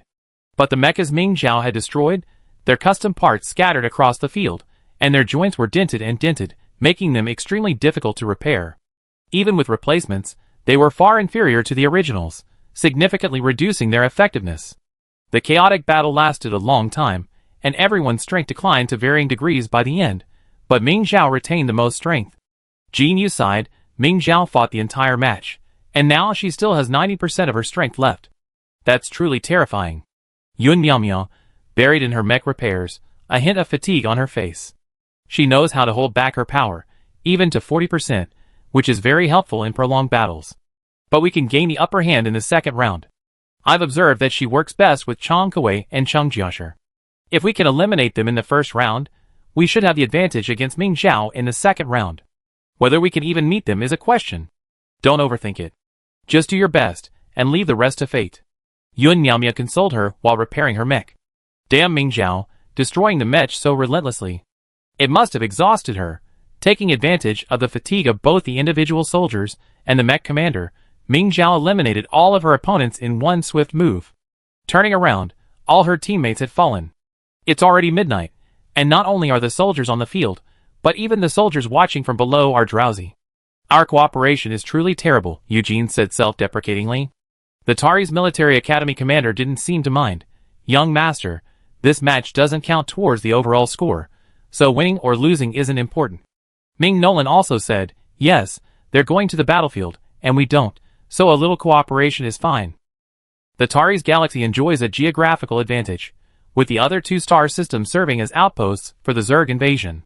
As long as these two star systems hold, the Tari's galaxy is absolutely safe. The Tari's galaxy's soldiers only need to achieve good results in the Mech League, and occasionally send some soldiers to support the front lines of the other two star systems. Precisely because the main star system requires Tari's galaxy's support, yet its status remains superior to Tari's, there has been constant dissatisfaction within the Tari's galaxy.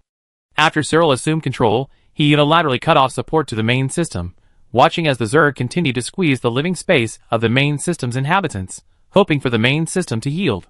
However, the main system showed no sign of yielding. The Tari's system was not afraid of attrition. It could afford to wait.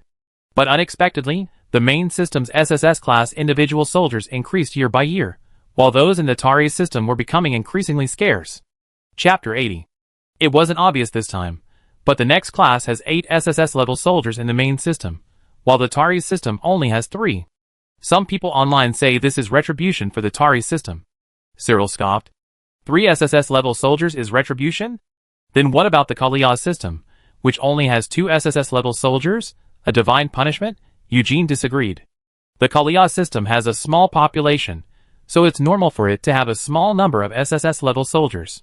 Besides, Their training ground is a real battlefield. Their individual soldiers are formidable, and they're skilled in troop formations, able to maximize the power of soldiers of different levels. The Tari system hasn't been on the battlefield for a long time, so how can they compare? But this is just a comparison of the overall strength of the two military regions. Eugene slammed the wall hard. In a one-on-one fight, he would definitely not lose to Mingxi. The results of the pre-match scrimmage were in. Ming Zhao, who had never played in the Imperial Military Academy, entered the isolation room to select a drop point. The destination wasn't fixed, so choosing anything now was useless. Feng Ning had them choose different directions according to a 3-3-4 pattern. Ming Zhao chose due south. Next in line was Cheng Jiashi, who had also stayed away from the battlefield, followed by Chang Kuei. They couldn't see where the previous players had chosen, but they all chose south as agreed. After selecting their drop-off point, the soldiers hurried back to rest. The drop-off would officially begin at 8 a.m. tomorrow. Because the area outside the base was unsuitable for human survival, the organizers provided protective clothing and portable capsules that could isolate the planet's toxic gases, allowing the participating soldiers to prepare and consume their food. Yes, this year's league, the organizers still only provided raw materials that were not intended for direct consumption.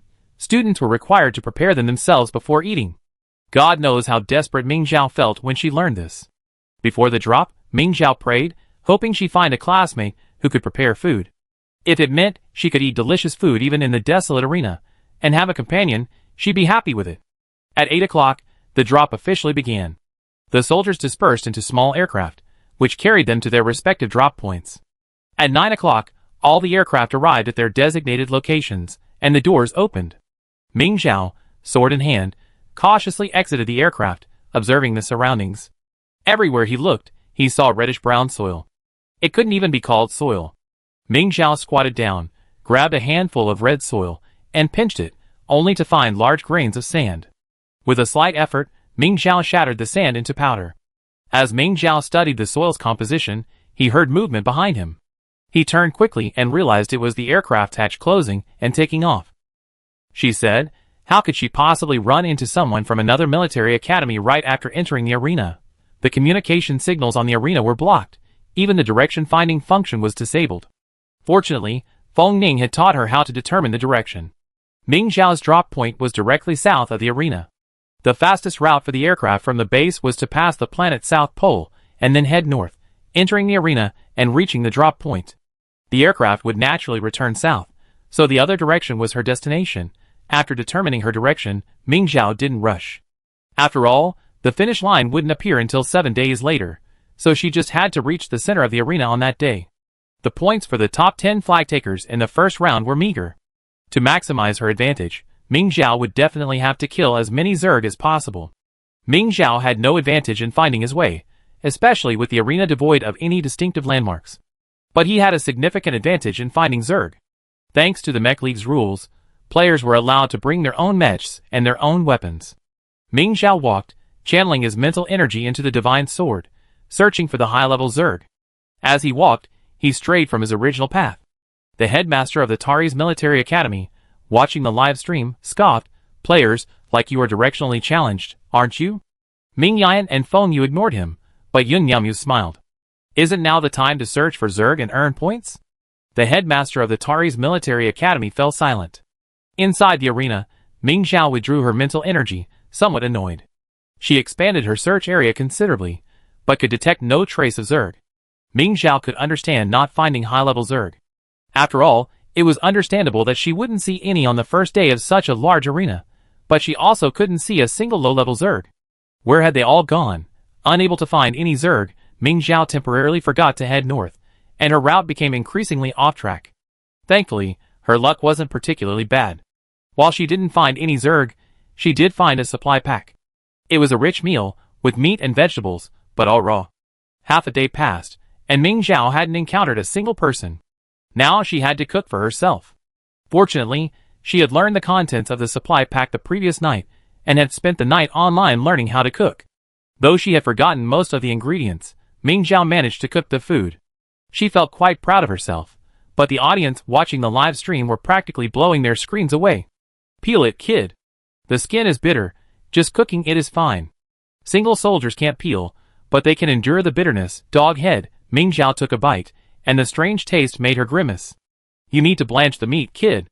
It's so fishy. These are minor issues, but I just feel like the meat is not cooked yet. Sure enough, Ming Zhao took a bite, and blood burst in her mouth, her face contorting at the stench. Ming Zhao gritted her teeth and finished it, suppressing the nausea with water while complaining to the organizers about the poor ingredients. Will you really not get diarrhea? Single soldiers have good physiques, so it shouldn't happen, right? Last time, someone ate it raw and didn't get diarrhea. The Star Network has no memory. Have you forgotten how the top-ranked student from the last Imperial Military Academy class was eliminated? Add 1. I feel like history is repeating itself. Ha ha ha, is the Imperial Military Academy going to miss the top 3 again? The organizers are so bored. No one wants to watch a single soldier clumsily practice cooking. Didn't they get scolded enough last time? That's right. Even if someone is watching, don't put it on the main channel. It's been half an hour, and no one has encountered a Zerg. I want to see Zerg. I want to see Zerg. Ming Zhao also found it a little strange. It's been half an hour, and why haven't there been any reports of players killing Zergs? When a Zerg is killed, the name and level of the individual soldier are announced to the entire venue, and red smoke appears at the player's location to help opponents and teammates locate them. In previous competitions, this was announced several times within an hour of the start. What happened this year? Even the organizers felt something was amiss, and sent someone to verify the location of the Zerg drop. The person monitoring in space quickly called in with trepidation. The Zerg in the arena are all gone. The faces of the senior executives present all dropped. Ming Yan frowned. Gone? The barrier breached? The organizers had just confirmed the barrier security.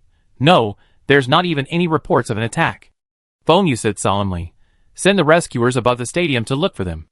Increase security on nearby planets, especially the main star. This place is too close to the main star. Yes. This news had to be kept secret for now, otherwise, if it leaked, it would cause extreme panic. The students participating in the competition were also completely clueless. Unable to find the Zerg, Ming Zhao decided to head north to see if she could find anything else. Then, to her horror, she realized she couldn't find north. She had just wandered around aimlessly, and she had lost track of which direction she was heading. The confusion on Ming Zhao's face was so obvious that most of the people watching the live broadcast noticed it. Ming Yan and Feng Yu were worried about the missing Zerg, so they couldn't pay attention to her for the time being. But the happy onlookers wouldn't miss this joke. Oh, I didn't expect her to lose because of food poisoning, but because she couldn't find a way. Ha ha ha, it's only the first day, and she lost just because she couldn't find a way? Well, soon someone kills a Zerg, won't we have a direction? Why hasn't anyone encountered a Zerg in all this time? The organizers are messing around. Maybe they've all gone to the center this time. In previous years, many people didn't even go there, just trying their luck. There was a lot of discussion online about the Zerg's lack of appearance, but no one had noticed anything was wrong. Ming Zhao was completely lost, so he simply turned the pot in his capsule upside down on the ground and placed the magic sword on top. The magic sword began to slowly rotate. Ming Zhao closed his eyes and began to pray. Excalibur, Excalibur, can you tell me which way is north? Ming Yan, He was using the Excalibur as a compass. Although she was worried about the Zerg, her actions really made her want to rush in and beat them up. The Excalibur finally stopped, pointing in a certain direction. The director immediately cut to a bird's-eye view, allowing the audience to directly see the direction the Excalibur was pointing. Ahahaha, Excalibur is so unreliable. It's about to take Ming Zhao off the field. Go back to base and find Mom. The entire Star Network was laughing at Ming Zhao. After all, the students inside the field were rushing to get to their destination, and the free live broadcast view everyone could see was just a desperate Ming Zhao trying to find a solution. Who would have thought that Ming Zhao, the top student at the Imperial Military Academy, was such a directionally challenged person? Not only could he not find the way, but he also used the Excalibur to determine the direction. It was outrageous. The Excalibur was designed to find Zerg, not find the way. Ming Zhao, unable to see the floor plan the director had provided, walked without hesitation in the direction pointed by the divine sword. Everyone at the Imperial Military Academy frowned at this, then forced themselves to look away. It was only the first day, and there was still a chance for a comeback. Just as Feng Yu's heart was about to settle, the rescuers inside the arena delivered the unfortunate news. No Zerg were found within the arena. Rescue points were set up at various locations within the arena. They would rush to the area whenever students encountered Zerg. If a student was in danger, they would escort them away, and those escorted away would be considered eliminated. When students from different military academies faced off, they would also be responsible for escorting students who were eliminated. And now, rescuers from all areas were deployed, practically turning over every inch of the ground, but they had found no trace of Zerg. It was as clean as if the organizers had never released Zerg into the arena. The people in the main system all looked grim. If there were no Zerg in the arena, then where had the Zerg gone, all those the organizers had painstakingly captured and released? Even if there was no evidence of Zerg escaping the arena, they still had to prepare for the worst. Notify the nearby planets to conduct a self-inspection. Feng Ning took the lead in issuing instructions to the officers of the nearby planets. The organizers asked, then, should we notify the players in the arena to suspend the competition? Chapter 81. Pause? Feng Yu asked him, why pause? Are you going to explain it clearly in front of everyone watching the live stream? Or are you just going to end the broadcast without saying a word? The organizers hesitated, unable to speak. Feng Ning said, no need to pause. There are simply no Zerg in the arena. The competition can proceed normally. Yes, yes. The people in the live stream were also discussing this year's Mecha League. It's not good. So boring. We haven't seen Zerg in ages. What's wrong with the organizers? This isn't the first year of the flag-pulling competition, so why are the Zerg being released so erratically? The director knew these boring scenes wouldn't hold the audience's interest, and would definitely lead to a decline in viewership. She was worried about how to maintain her performance. Soon, she found a possible highlight from the 160 subchannels. She pieced the two images together, and displayed them on the main screen. The clash the audience wanted is here. Oh my god. Are Ming Zhao and Eugene going to collide? This camera movement, I took it so seriously, but in the end, the organizers had to pay out. Ming Zhao is the chosen live streaming mecha. She occupied half of the 7-hour live stream. She's push was shattered. It's only been over 10 minutes since the show started. Can't the organizers treat everyone equally? It's all because Ming Zhao is such a hot topic. If you want to watch others, just buy a dedicated livestream room. It's not expensive. For rich people, 100,000 isn't too expensive, kudos. Hey, they've collided. Fight. Fight. Under the watchful eyes of the livestream audience, Ming Zhao and Eugene had a historic encounter. Eugene clutched the Tari's family heirloom and assumed a fighting stance. But instead of striking first, he asked in confusion, "You, what are you doing walking this way?" Ming Zhao, assuming he was coming for him, asked warily, "How did you know I was here?" Eugene frowned. "Aren't you here to find me?" Ming Zhao was unconvinced. "You said before you entered the arena you challenged me to a duel. Are you playing dumb now?" Of course Eugene wanted to find Ming Zhao, but Ming Zhao hadn't killed any Zergs, so how would he know Ming Zhao's whereabouts? He could only head toward the center. Unexpectedly, Ming Zhao was actually coming from the center. Wasn't that just to block him? He was about to ask Ming Zhao how he knew he was here. Eugene gritted his teeth and said, "You're trying to turn the tables? Okay, then let's duel now." "Hey! Wait!" Ming Zhao stopped him. "A duel now?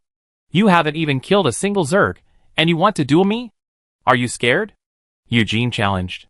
Ming Zhao raised an eyebrow. "Yes, I'm afraid you'd be eliminated before you even touch the Zerg shell." "You?"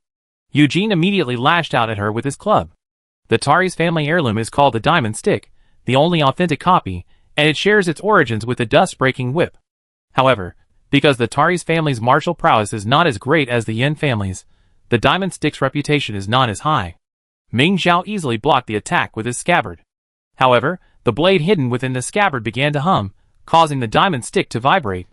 Sensing something amiss, the two men separated immediately.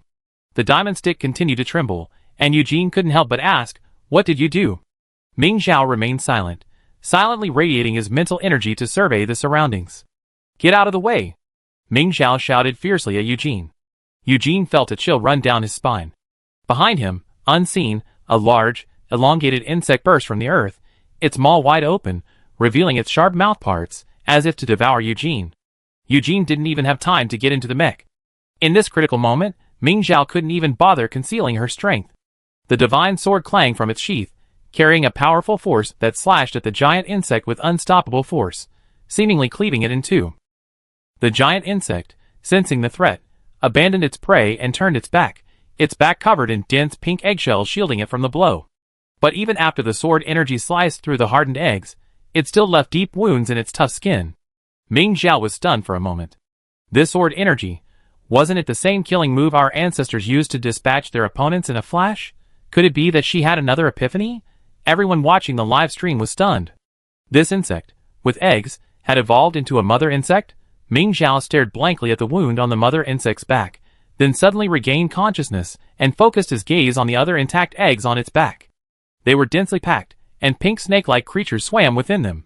Ming Xiao instantly stiffened, from her scalp to her forehead to her cheeks.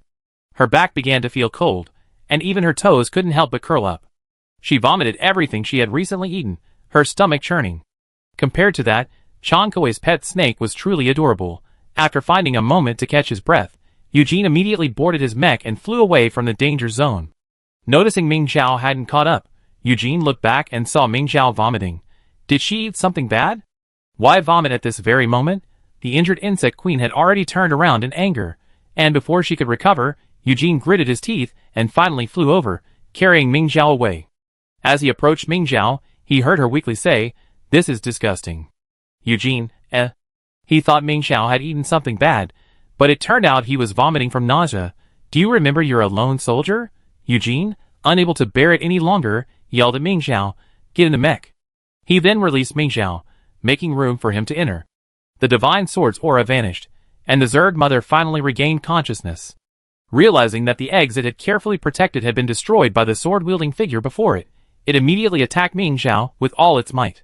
The headmaster of the Tari's military academy, who was watching the live broadcast from within the base, said sarcastically, "I thought the Zerg in the arena had escaped. Now it seems they were most likely devoured by this Zerg mother. The people on the main planet are safe, and you look so sorry?" Feng Yu couldn't stand his expression. The principal of the Tari's military academy roared, "Regret?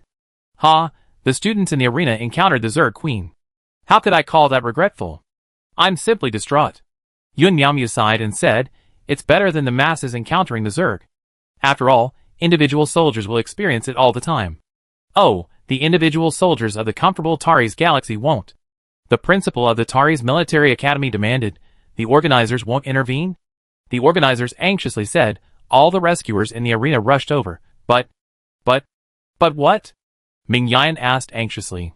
"But now, all the engines of the aircraft in the arena have stopped. The engines used by the aircraft in the arena are all magnetically powered, relying on the planet's magnetic field for power. In most cases, they are quite stable.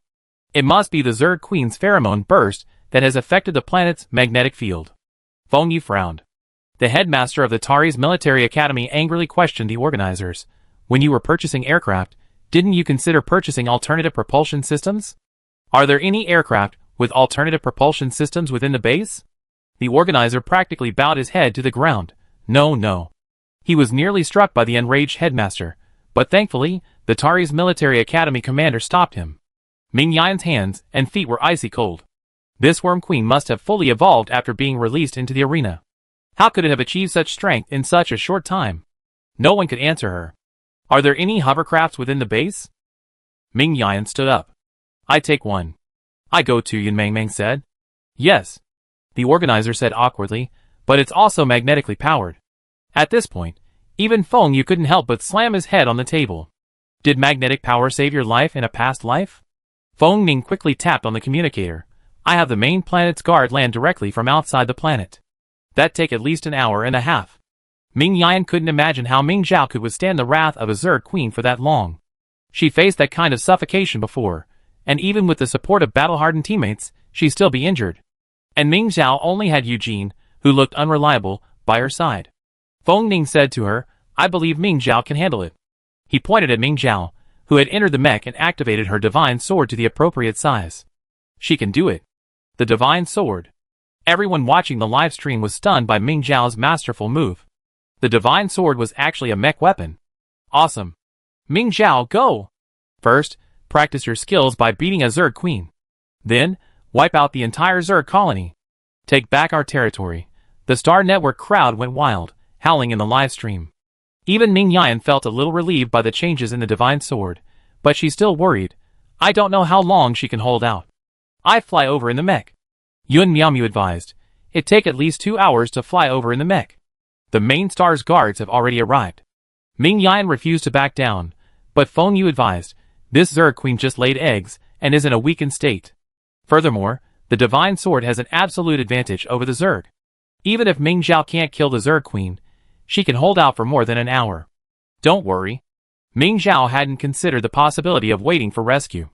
The moment the divine sword magnified, she heard the sound of the spirit Yao shattering. The spirit Yao couldn't hold out much longer. She had to kill the Zerg Queen before it was completely destroyed. Even if rescuers arrived in time and resolved the crisis, she wouldn't be able to continue her journey. She would surely be eliminated for failing to capture the flag. Ming Xiao didn't know the rescuers couldn't arrive due to a vehicle breakdown. She could only rely on her experience watching previous competitions to determine that they would arrive within 5 minutes at the latest. She had to eliminate the insect mother within 5 minutes. That way, Ming Yan and the others would have the confidence to request an exception for her. She wanted to advance to the second round and bring her teammates into the top 10. Ming Xiao gripped the divine sword tightly, pouring all her mental energy into it, and struck out with a desperate momentum. The sword energy was complete. Because the distance was so close, the insect mother didn't even have time to turn around this time. In the base, Ming Yan was locked in a stalemate with the others, when Yu Luolin's eyes suddenly lit up. Ming Xiao wins. Ming Yan immediately glanced at the live broadcast screen. Ming Xiao swung his sword again. It seemed a light and airy move, but in the next second, the insect mother's entire massive body split open vertically. It couldn't be more deadly. Ming Yan was relieved, but then she thought of something. What about the eggs laid by this insect mother? Eugene's crisis was over. The headmaster of the Tari's military academy said nonchalantly, "It's still a while before they hatch. The eggshells are incredibly hard. Let the military guard them, and kill them once they hatch." "No!" Feng Ning and Feng Yu said in unison. After staring at each other, Feng Ning gestured for Feng Yu to speak. Feng Yu said, "Let Ming Xiao destroy all the eggs. The divine sword can destroy them, saving the military's time." Just as the organizers were about to nod, the headmaster of the Tari's military academy said sharply, "Let her destroy the eggs? Are you crazy? There are at least thousands of eggs. Are you trying to force Ming Xiao to withdraw from the competition?" Chapter 82. The eggs must be removed, otherwise they will hatch into adults. How much more manpower and resources will be wasted? Feng Yu said firmly. The headmaster of Tari's military academy rolled his eyes. "Fine, they're your students after all. We, the students of the Imperial Military Academy, naturally have no regrets about missing the flag-raising deadline to eradicate the Zerg eggs, but..." Feng Ning smiled and said, "Zerg eggs are also Zerg. The same rules for earning points for killing Zerg apply, right?" The room fell silent. Yun Miaomu frowned and said, "Eradicating the Zerg mother is a noble cause, but there are at least 10,000 Zerg eggs in the arena. Even if each egg only earns 1 point, at the end of the day, that's still a lead." The headmaster of Tari's military academy instantly realized, Imperial Military Academy is trying to steal first place? Ming Yan said, "How can that be considered stealing? Weren't those extra points earned by Ming Xiao piece by piece?" The other military academies had no objections, but Tari's and Kalia both had the potential to compete for first place, so they naturally didn't want to cede the top spot to Ming Xiao. The headmaster of the Tari's military academy crossed his arms. "This planet's environment is harsh, unsuitable for life. It's uncertain whether these insect eggs will hatch. Even if they do, we can wait until they finish pulling down the flags before dealing with them." He smirked. "If Ming Xiao wants to win first place, it depends on whether she has the ability." Ming Yan raised an eyebrow. "You mean, after the competition, the other students will go to training, leaving Ming Xiao alone on the field to kill insect eggs? You're so bold as to say such a thing. I really underestimated your nerve. Killing insect eggs is also a form of training." The principal of Tari's military academy said nonchalantly. Feng Ning looked at him calmly. "You mean, in front of all the live viewers, let Ming Xiao leave the eggs alone and continue the competition? We deal with them after the competition?" The principal's breath hitched. Feng Yu added, "It's not impossible. If you're willing to make it clear on the air, we have no objection. We just deal with the eggs later." The principal's face darkened. Yun Miaomu said, "Eradicating the insect eggs is, of course, the most important thing right now. I have an idea." Kalia Military Academy and Tari's Military Academy were on the same page regarding this matter. The Tari's Military Academy's principal immediately turned to Yun Miaomu and said, "Principal Yun, tell me. Let Ming Xiao stay and deal with the insect eggs. She won't participate in the flag-pulling competition. As compensation, the first flag will be given to Ming Xiao, allowing her to advance to the second round as the first-place finisher." Yun Miaomu smiled and said, "The students have been preparing for this tournament for a long time. I think Ming Zhao would prefer to compete with others in the second and third rounds rather than just suddenly claim first place. Would you like to have a discussion with the students of the military academy? The principal of Tari's military academy listened and nodded thoughtfully. Principal Yuan, that's a good point. If first place is already decided now, the competitions later on won't make any sense. The organizers, considering the public's reaction, nodded repeatedly. If first place was already decided now, what would the ratings be like later on? Principal Feng, I think this. Feng Yu raised a hand to interrupt him, asking, besides the 10 points for first place, Ming Zhao won't get any extra points? Ming Yan was a little annoyed.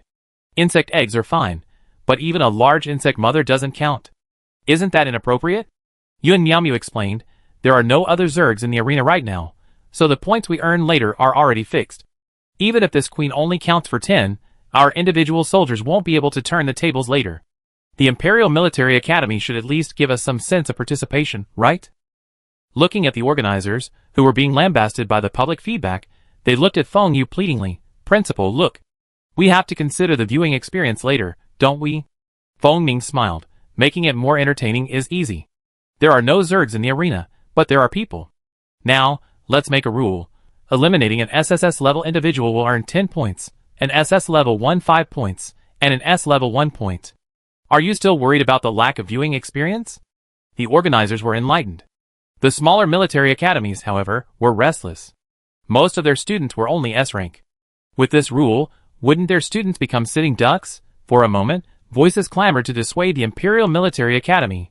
Your Highness, Principal Feng, this can't happen. How will our students feel about this? This is simply targeting us. Some not only objected, but also enthusiastically offered suggestions to the organizers to improve the live stream's viewing experience. The first round focuses on unity. Why not let the SSS rank students compete to see who can unite the most students? Let them lead their students in the flag-pulling competition. The principals of the 3 major military academies rolled their eyes. What a wonderful idea. Let's not talk about the awful ideas the smaller military academy principals came up with. But in the end, the Imperial Military Academy agreed to Yun Miaomia's proposal, on the condition that Ming Zhao receive an extra 10 points. As the broadcast blared across the arena, Ming Zhao was dragging his crumbling neck and slicing insect eggs. At this moment, the nearest rescuer arrived and relayed the instructions from above to Ming Zhao one-on-one. Eugene frowned at her. Why are you so slow?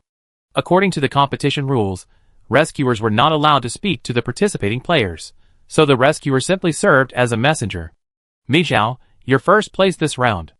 No need to continue pulling flags. The organizers have instructed you to completely eliminate all the Zerg mothers here. Ming Zhao paused and looked up in shock. Was she alone? At this moment, Ling Yao had completely collapsed. From the top of her head to the area where her mecha cabin was located, she began to shatter. After you're done, you earn 20 points for this round. The rescuer said this, and found herself staring at Ming Zhao through their protective suits. Eugene witnessed this scene from a distance. He had no thoughts at first, but the broadcast was still announcing the new rules for the match. With no Zerg left in the arena, Ming Zhao's 20 points were enough to create an insurmountable gap between her and him.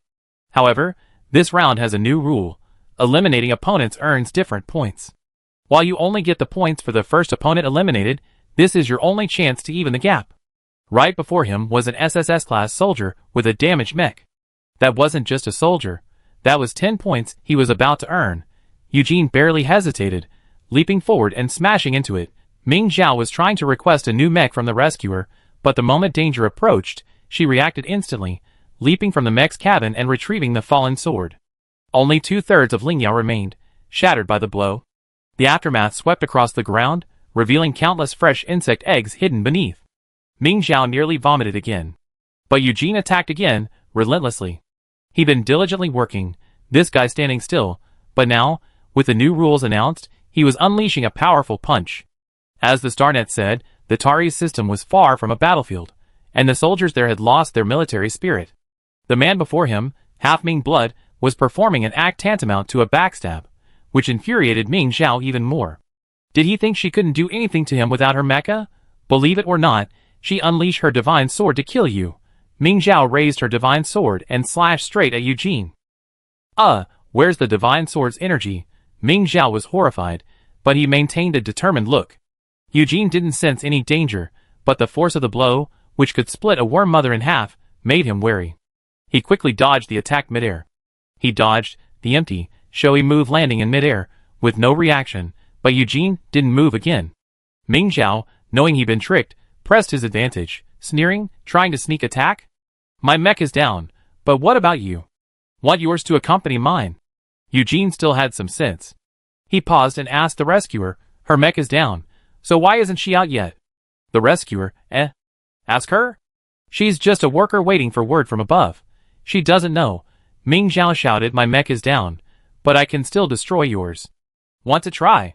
Speaking of which, if I eliminate you, I have 30 points. The rescuer, finally receiving instructions from the organizers, rushed between the two clashing opponents and said to Ming Zhao, you've already cleared the stage. Eliminating the other person won't work. Even if they lose, they can still continue. Ming Zhao angrily said, I've already cleared the game by eliminating others, so why didn't you say anything when he was about to eliminate me? The audience in the live stream roared, that's right. He's taking sides. The rescuers were drawn from the military districts of the three major galaxies. Since the main and Kalia galaxies had to protect the defenses, not many could come. This rescuer was most likely from the Tari's galaxy. Be confident, she's from the Tari's galaxy. Judging by her armband, she's a major in the Tari's military district. She's a major and still so clueless. The Tari's galaxy is truly a land of garbage. The rescuer knew what the online commentators would say about her without even looking. She felt a pang of resentment. Because those people above are still wrangling. The rescuer screamed inwardly, but she couldn't say that to her students, so she could only endure it silently. Ming Zhao glanced at the military district insignia on her protective suit. It was a soldier from the Tari's military district. No wonder. You're from the Tari's system, too. It's been ages since you've been on the battlefield, right? Even your military spirit has faded. No wonder you're taking sides. Of course she'd love to fight the Zerg. The rescuer's heart ached, but she didn't have the nerve to retort in front of the entire StarNet audience. After all, it had been ages since she'd been on the battlefield. Although some soldiers in the military district wanted to support the front lines, the unanimous agreement of the influential Tari's system meant that the opposition of some soldiers was futile, and some were even isolated and ostracized for their opinions. It was painful when the leader insisted on his own way, and even more painful when the StarNet crowd mocked him. She remained silent, an indescribable oppressive aura emanating from her. Ming Zhao frowned, ignored her, and turned back to chopping Zerg eggs. Eugene stopped talking and left. The rescuer was lost in her own world when her boss's voice suddenly rang through her earpiece. Ask Ming Zhao if she wants a mecha. The rescuer turned to see that Ming Zhao didn't need one either. The insect eggs were taller than she was, but Ming Zhao destroyed one with a single stab of her sword. Although she didn't seem to need one, the rescuer still approached her and asked, do you need a mecha? The organizers can provide one. Ming Zhao kept moving, asking, if one is scrapped every hour, will the organizers provide one? Chapter 83. 1 hour, 1 mecha? The rescuer was stunned, as were the leaders and spectators observing the situation. Bongyi recalled the scene from a few years ago and mused, it seems ordinary mechas can't withstand the power of the divine sword. Those fools back then, if they had just delayed a little longer, the job would have been done. Bongyi sighed, in that case, let her chop slowly, as if it were sword practice. Ming Zhao was indeed practicing swordsmanship, slashing, stabbing, and chopping, her moves changing with each insect egg she destroyed. Ming Yan watched the livestream quietly, as if he saw Ming Zhao as a child, learning swordsmanship with a small wooden sword. How had time flown so quickly? The child who had barely walked back then was now a military academy student in the blink of an eye. The military district was already holding a meeting to discuss allowing Ming Zhao to graduate early after the Mecha League ended. But she was still so young. Ming Yan stared at Ming Zhao's exclusive livestream, his eyes unknowingly red. The official livestream was no longer showing Ming Zhao, but rather wherever there was conflict. She was ambushed by the 7th member of the Tari's military academy. After a fierce battle, she eliminated her opponent, adding 10 points to her score. After she earned points, she would not gain any more points for eliminating others, which also meant that she would no longer attack individual soldiers who posed no threat. Instantly, those who saw the smoke pointed in that direction all headed in that direction. Some sought their teammates, some sought shelter, and some were there to eliminate her and earn points. She didn't know which group arrived first. She wasn't afraid of just one person coming to eliminate her, nor was she afraid of someone from a different military academy. But she was also worried about what if 2 people from the same academy showed up at the same time. She simply left the area, heading south towards the center. South of the center, Chang Kuei and Cheng Jiashi, who had already reunited, sighed, "She's so quick. If she pulls off the final flag and takes second place, the gap between her and Ming Xiao will be much smaller." Cheng Jiashi suggested, "Why don't we find an SSS level player to eliminate? We're not afraid of anyone now." "Didn't Chang Kuei want to?" She sighed, 20. "Oh, only 18 SSS level players left. With such a large arena, we have to be really lucky to run into one." Cheng Jiashi nodded awkwardly. Even with that much chance, it would be considered sheer luck. She had to settle for the next best thing.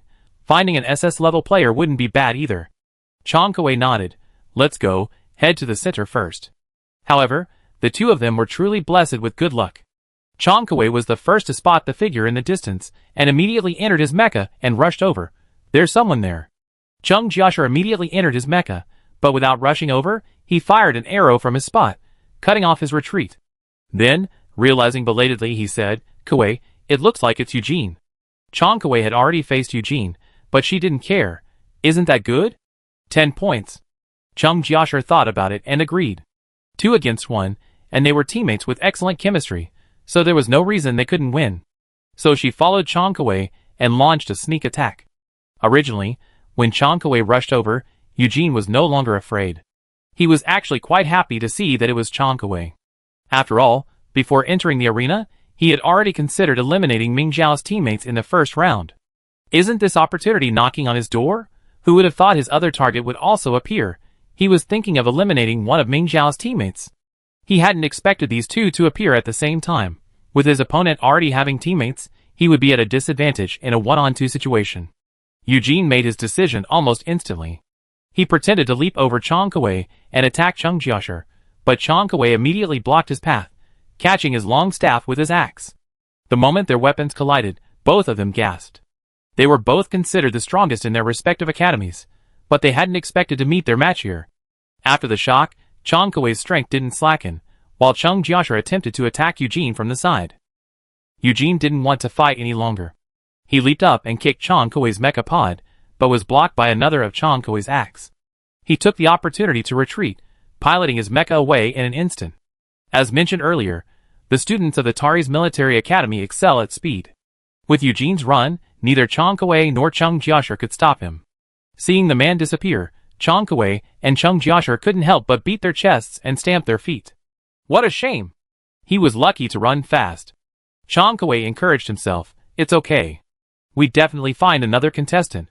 The two of them calmed down and continued walking towards the center of the arena. In all the years the flag-pulling competition had been held, the finish line had never been set at the center.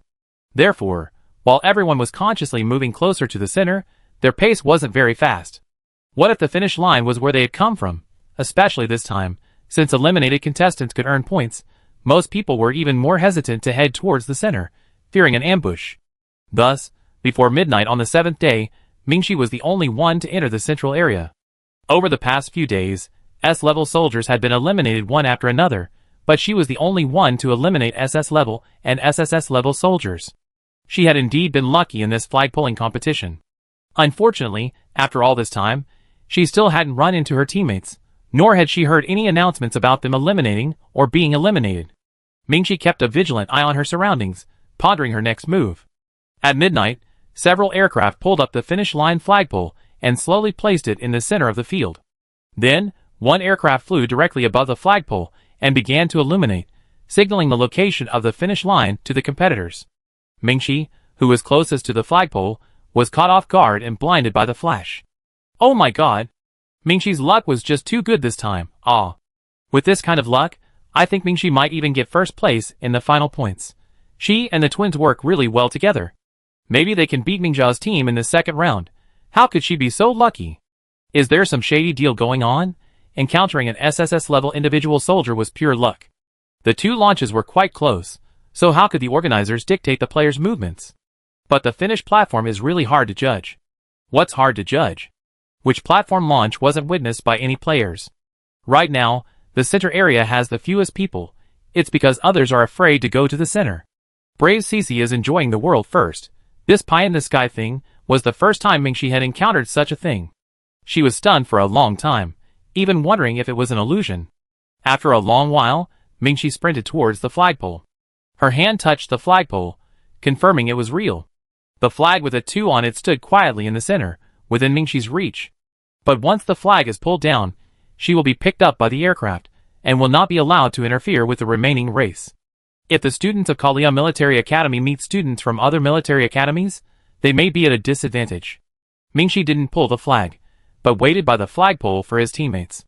To prevent simultaneous flag pulling, only one flag would appear at a time at the finish line. The next flag would appear only after the previous one was pulled down. Thus, it was impossible for someone to sneak past Mingxi and pull the flag. Everyone was desperately rushing to the finish line, but not everyone's primary goal was to pull the flag. The key was to eliminate one person before pulling the flag and to collect all the points possible. Suddenly, everyone seemed to sense something and looked in the same direction. Eugene knew Ming Xiao was in that direction and frowned. What had happened? Could the eggs have hatched? The organizers hadn't announced it yet, so he continued to rush towards the center. When the finish line flagpole appeared, Ming Xiao had just destroyed another batch of eggs. Looking up, he saw a dazzling light in the distance and shielded his eyes with his hand. Is that the finish line flagpole? It doesn't look very far away.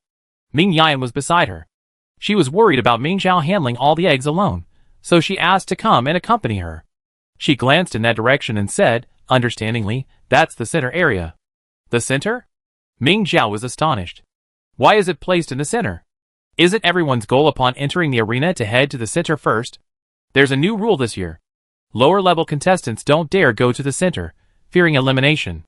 Higher-level contestants also know they won't go there, so they don't go there either. Then everyone should be not too far away, right? Ming Xiao, unsure, opened a bottle of nutrient solution and drank. I wondered where Chang Kuei and Cheng Jiaxia were now, or how far they were from the center. Should be. Ming Yan was about to reply when she suddenly noticed something unusual. Get out of the way. Ming Xiao also noticed the movement beneath her feet, but she didn't have a mech, so how could her mortal body possibly outrun her? Thankfully, Ming Yan caught Ming Xiao in time and flew her away from the area. Under the red sand, a small, tentacled monster emerged. It was clearly newly hatched. Don't they say that insect eggs won't hatch in this environment? Ming Xiao was horrified. Ming Yan placed Ming Xiao in a safe area and said, even a mother insect can lay eggs here, so who can guarantee they won't hatch?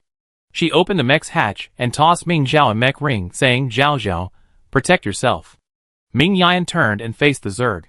All the hatched Zerg were adults. Though small, they were not weak. In fact, their small size and agility made them even more difficult to deal with. But it was facing the experienced Ming Yan, and its bravado barely made it through the air before Ming Yan slew it. But soon, a second and third newly hatched Zerg emerged one after another. Ming Xiao wanted to go help Ming Yan, but her mech was a communal mech used in the main family training room, with mediocre power and even less protection. Rushing over would only distract Ming Yan. After the crisis at the arena was resolved, the main planet's guards departed, leaving only Zerg eggs. The safety of the main planet was more important than the arena itself. The lesson of Kalia was still fresh in his mind.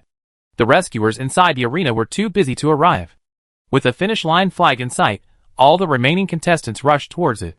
Many contestants met on the narrow road, causing numerous disputes. The rescuers were busy escorting the eliminated contestants off the field, while some injured still needed treatment. We couldn't expect the organizers to postpone the competition and allow rescuers to come and save them. Ming Xiao was terribly anxious, her gaze fixed once again on the divine sword. The sword's energy had a wide area attack, but it could only target one direction. But Ming Xiao saw through the sword that the entire nearby area was covered in Zerg mother eggs. She had spent 6 days hacking away, and had only cleared 1/6 of them. If all the remaining eggs hatched, not only she and Ming Yan, but the entire arena, even the entire planet, would be ravaged by these Zerg. Even the nearby main planet wouldn't be spared. Chapter 84. If only she could destroy all the insect eggs in the soil in a flash, Ming Xiao thought. Ming Xiao picked up the divine sword. Theoretically, it was possible. If she could transform the emanating mental energy into sword energy, could she do it? But the mental strength required was too high. She would definitely need Quan Heng's potion. But could she stay awake this time and not accidentally injure Ming Yan? Ming Xiao wasn't entirely sure. As she hesitated, a Zerg slashed open the back of Ming Yan's mech, its tentacles extending through the crack. Ming Xiao was startled and immediately opened the potion Ming Yan had brought her, pried open the lid, and poured it into her mouth. She couldn't hesitate any longer. If she hesitated any longer, would she have to wait until Ming Yan was truly in danger before making a decision? Ming Zhao frantically mobilized her mental energy. The moment it surged forth, everyone in the arena noticed and glanced in her direction. Ming Zhao. Stop! Ming Yan, who was closest, naturally felt the most. Such a boundless release of mental power was unbearable for Ming Zhao's body. She didn't even care about the Zerg behind her, anxiously trying to stop Ming Zhao. But before she could escape the Zerg's encirclement, the Zerg around her lost their vitality. Simultaneously, the ground began to sink, evidently indicating that the Zerg eggs scattered beneath the ground had also lost their vitality. After no longer sensing any Zerg presence, Ming Zhao was ecstatic. Great! She had done it. The next second, the entire mech shattered into dust from head to toe, and Ming Zhao fell directly from the mech's cabin to the ground. A second before fainting, Ming Zhao was still thinking about the terrible quality of the public mecha. Chun and Lingyao had at least shattered the mecha cabin, but not shattered. Zhao Zhao. Ming Yan rushed over anxiously. Ming Zhao's eyes were tightly shut, her face pale. Ming Yan didn't care if there were any other escapees in the arena. All she could see was Ming Zhao. Thankfully, the aircraft she arrived in was still there, stocked with healing fluid. Ming Yan quickly took Ming Zhao aboard. However, Ming Zhao had no external injuries, so the healing fluid had no noticeable effect. Fortunately, a paramedic finally arrived, allowing Ming Yan to take Ming Zhao back to base. Quan Hung didn't come with her, but there were medical staff on site. After a thorough examination, they confirmed Ming Zhao's mental energy was exhausted and gave her a mental energy supplement. Ming Yan also had a scratch on her back, but thankfully, it was only a superficial wound. After soaking in the healing fluid, she quickly recovered. She didn't bother to rest and hurried to see Ming Zhao, only to find Feng Ning, Feng Yu, and Yu Lulin all there. You're not watching the competition? Ming Yan frowned, clearly confused. After the flagpole appears, conflict could erupt at any moment. It's one thing for Yu Lulin, a mecha pilot, to ignore it, but can't you two commanders analyze it carefully and find a better way to fight the enemy? Yu Lulin, clearly detached from the strange atmosphere surrounding Feng Ning and Feng Yu, said, the top 4 have already been revealed. There are currently no students near the central area. They've already been revealed? Ming Yan pushed aside Feng Ning and Feng Yu and sat down by Ming Zhao's bed. Seeing Ming Zhao's face brighten considerably, he felt relieved and asked, who are the top 4? Feng Ning replied, second is Mingxi, and third and fourth are Chang Kuei and Cheng Jiashi. Ming Yan was puzzled. Did they reunite early? Didn't they defeat Mingxi? They reunited on the third day, and were spotted by Mingxi as soon as they entered the central area, Feng Ning said. The finished flagpole was placed in front of Mingxi, and she was there early to guard it. Mingxi had originally intended to wait for her teammates, but unexpectedly, they were from other military academies. To prevent any accidents, Mingxi immediately pulled down the second-place flag. Chang Kuei and Cheng Jiashi followed closely behind, pulling down their flags and emerging. Ming Yan sighed, she's incredibly lucky. In such a large arena, she encountered an SSS-ranked individual soldier, and she also encountered the finished flagpole. After understanding the situation, she politely said, I guard Ming Zhao here. Why don't you go back and watch the competition first? We'd be able to analyze any developments. Yes. Feng Ning nodded. Seeing this, Yu Lulin headed out first. Unexpectedly, he had already exited the infirmary, and the 2 people behind him didn't follow. Ming Yan asked curiously, why aren't you leaving? Feng Yu looked at Feng Ning and urged him, let's go. Feng Ning didn't want to leave. He wanted to stay and help Ming Zhao with some mental energy. Although Ming Zhao had received a mental energy supplement, those potions were no match for a direct mental energy boost. Feng Ning winked at Ming Yan. Ming Yan didn't understand. Go watch the game. I be watching here. Feng Ning simply said, I stay.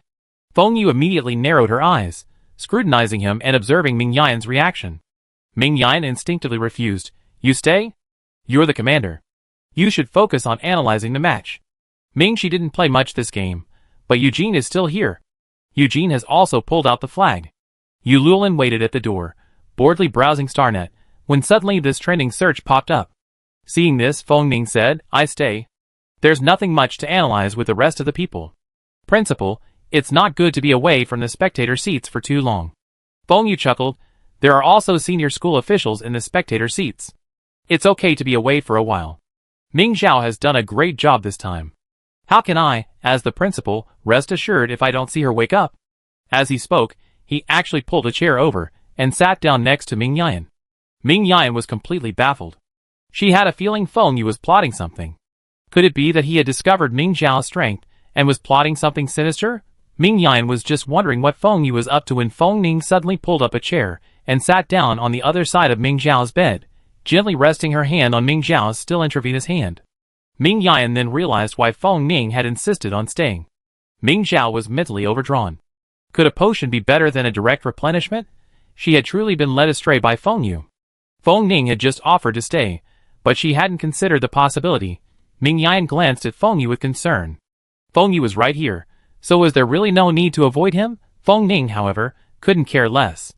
Suffering from mental overdrawn for an extended period would cause irreversible damage to the body, making recovery incredibly difficult. That was why he insisted on doing this, regardless of Feng Yu's presence. As for him noticing, well, if he did, then so be it. It was a skill every commander possessed, though not everyone was willing to use it. Feng Yu watched Ming Yan's expression shift from surprise to understanding, and then to guilt, and he already had a suspicion. He couldn't help but sneer inwardly. He said so. Feng Ning and the Ming family had a grudge, yet they become so close over the past year. So Feng Ning had invested so much. Ming Zhao's use of the divine sword would inevitably lead to a drain on his mental energy, and Feng Ning was willing to replenish Ming Zhao's mental energy. Though he understood the key, Feng Yu wasn't happy to waste his mental energy like this. Since he couldn't win over the Ming family, he might as well leverage their influence to alleviate the imminent Zerd problem first. Once the external threat was resolved, he could move on. After Feng Yu figured it out, he grew impatient to stay here any longer. Just as he was about to leave, Ming Zhao suddenly opened her eyes. Because of the angle, the first person Ming Zhao saw was Feng Yu.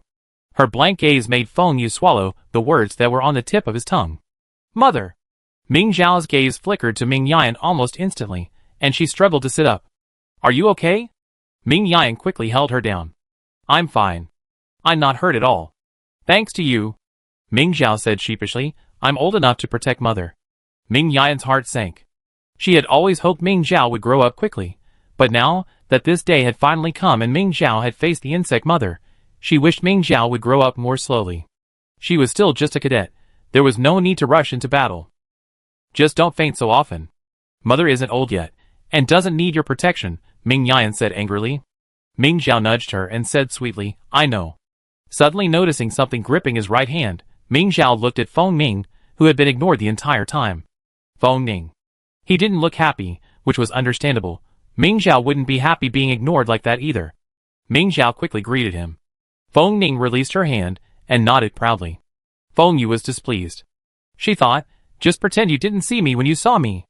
Even though you, Ming Zhao, are incredibly powerful now, and the military district has signed a petition for your early graduation, you're still my student. Ahem. Feng Yu coughed a few times, drawing everyone's attention to him. Feng Ning, alarmed, quickly stood up and said, it's getting late. Most of the students should be near the finish line. Feng Yu looked at him, and was about to speak when Yu Luolin, who was watching the live broadcast in the hallway, suddenly shouted, it's over. Tang Sansheng, He Yunpu, and the Yun twins are fighting. What? Ming Zhao, surprisingly, was the most excited. She leaped from her hospital bed, but failed. Her head collided with Ming Yan's, and she fell back onto the bed with a thud. Ming Yan clutched his forehead, and quickly checked the needle in Ming Zhao's right hand. Finding everything normal, he gritted his teeth and said, can you be more steady? If you keep doing this, I tie you to the bed and give you in 4.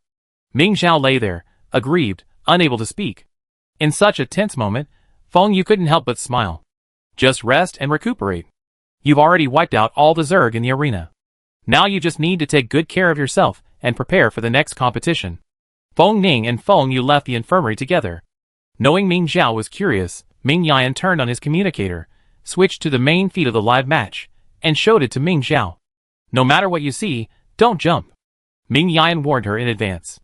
Ming Zhao nodded quickly. The battle had already begun near the finish line, with the twins and Tang Yi facing off, each vying for the first flag. Oh no! After listening to the commentator's explanation, Ming Zhao realized that Tang Sansheng and Yun Shili hadn't yet earned the points needed to eliminate their opponents, and were now desperately trying to eliminate them with the help of their teammates. Ming Zhao unconsciously grew nervous. If one of the twins could be eliminated, Kalia Military Academy's advantage in the second round would be wiped out. Ming Zhao, at this moment, also held out hope for Tang Songsheng and his team to win. But in a 2-on-2 situation, Tang He, whose teamwork was only rated 5 points, couldn't hold out for long against the telepathic twins before gradually falling behind. Seeing that they were about to lose, Tang Songsheng suddenly said, "That's Alusia from the Tari's military academy. She's trying to secretly take down the flag." Chapter 85. How could his opponents believe him? Yuan Shili and Yun Mingche's attack rhythm remained unwavering. Tang Songsheng and He Yunpu felt increasingly oppressed. Finally, Tang Songsheng simply slipped behind He Yunpu, allowing him to take the bulk of the attacks. Tang Songsheng. You? Not only was He Yunpu taken aback, but even their opponents were stunned by his inexplicable move. Seizing the brief moment of shock, Tang Songsheng drained He Yunpu's mecha energy and immediately turned and flew towards the finish line. Yuan Shili and Yun Mingche quickly gave chase. Everyone watching the live stream was stunned. Ming Zhao couldn't help but wonder, he's slacking off during team fights, then delivering a powerful punch during backstabs? Ming Yan wasn't happy either. She felt as if she were witnessing history repeating itself. That was how Jiang Zhanqiu had tricked his top-ranked student. Not surprising for someone Jiang Zhanqiu taught. Ming Yan snorted. Ming Zhao couldn't help but wince. She'd been trained by Jiang Zhanqiu in the guards, but her mother definitely wasn't talking about her. Just as Tang Songsheng was about to reach the finish line, Yun Mingche grabbed his legs. "Sister!" Yun Mingche was about to call Yuan Shili to eliminate Tang Songsheng, but when she looked up, she saw Alusia flying in from the other direction. The first thing she blurted out was, "Go get the flag." Yuan Shili also spotted Alusia and immediately flew towards the finish line, but Alusia was much closer. Just as she was about to pull the flag, an arrow flew in from a distance, blocking her path. It was an SS-ranked student from the Kalia Military Academy. Yuan Shili immediately accelerated, snatching the 6th flag first. The Kalia Military Academy shooters also held off Tang Songsheng, but Yun Mingche arrived quickly and successfully snatched the flag. "Come here!" they shouted. However, Ming Nulan, coming from behind the shooters, seized the opportunity to eliminate her and then flew towards them at full speed. The 3 of them flew simultaneously in this direction. In the end, it was Alusia, who was already closest, who snatched the flag first, followed by Tang Songsheng. Ming Nulan snatched the 10th flag, earning the final point. The aircraft arrived to pick them up and landed in front of Ming Nulan. He instinctively tried to board, but someone bumped his left shoulder. He leaned to the right, but was knocked back again.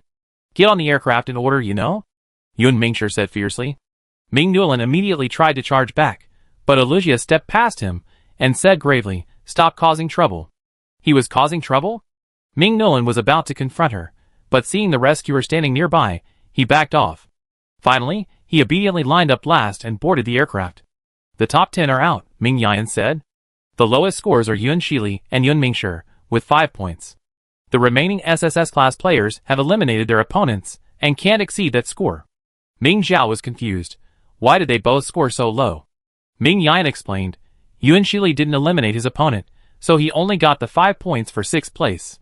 Yun Mingche eliminated an S-class player, for a total of 5 points.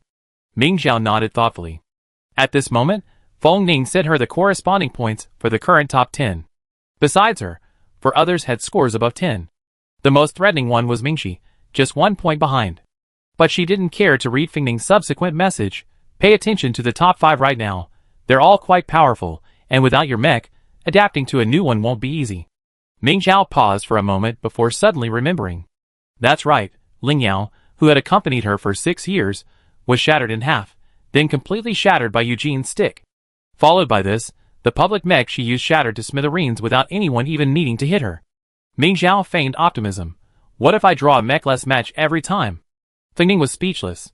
"The chances are even lower than your mech suddenly returning to its original state," wiping sweat. Ming Zhao was dejected. "What about my mech then? The leaders are discussing this. The headmaster of Tari's military academy insists you use the mech of a replacement student." Ming Zhao was shocked. Is he crazy? Is he willing to sacrifice everything for the sake of saving face? Feng Ning comforted her. "It's okay. It won't work. The Kalia system still relies on you to help them kill the Zerg. They won't mess around with the Tari's system." "Got it. I'd be waiting for your good news."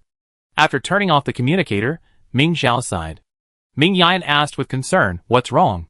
Are you tired? Want some sleep?" Ming Zhao shook his head. "No. I'm just worried about my mech. After the competition, I asked you Miami to customize a mech, Ming Yan said casually. Ming Zhao nodded in agreement, completely unaware that Ming Yan's response did nothing to alleviate her concerns. But Ming Yan suddenly realized, as for the remaining 2 rounds, I just go to the Imperial Palace training room and pick out another shared mech.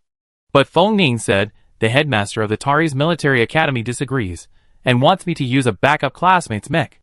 Ming Yan twitched his lips and said, don't worry about what he says. This year's competition will be held in the main star system, and we, the Imperial Military Academy, are leading the charge. Ming Zhao felt relieved. As expected, both the Imperial Military Academy and the Kalian Military Academy disagreed with the Tari's Military Academy's principal's unreasonable behavior, and the other smaller military academies would certainly not interfere.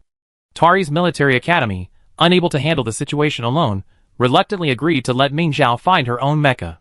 After all, she couldn't find a custom mecha in such a short time. Ming Zhao no longer had the ability to threaten the top spot in overall points. Originally, Ming Yan and the Feng brothers agreed to give Ming Zhao only 20 points in the first round because they knew the Imperial Palace training room had a public mecha that Ming Zhao had used before. That mecha had been modified to suit Ming Zhao's needs, and would be more adaptable now.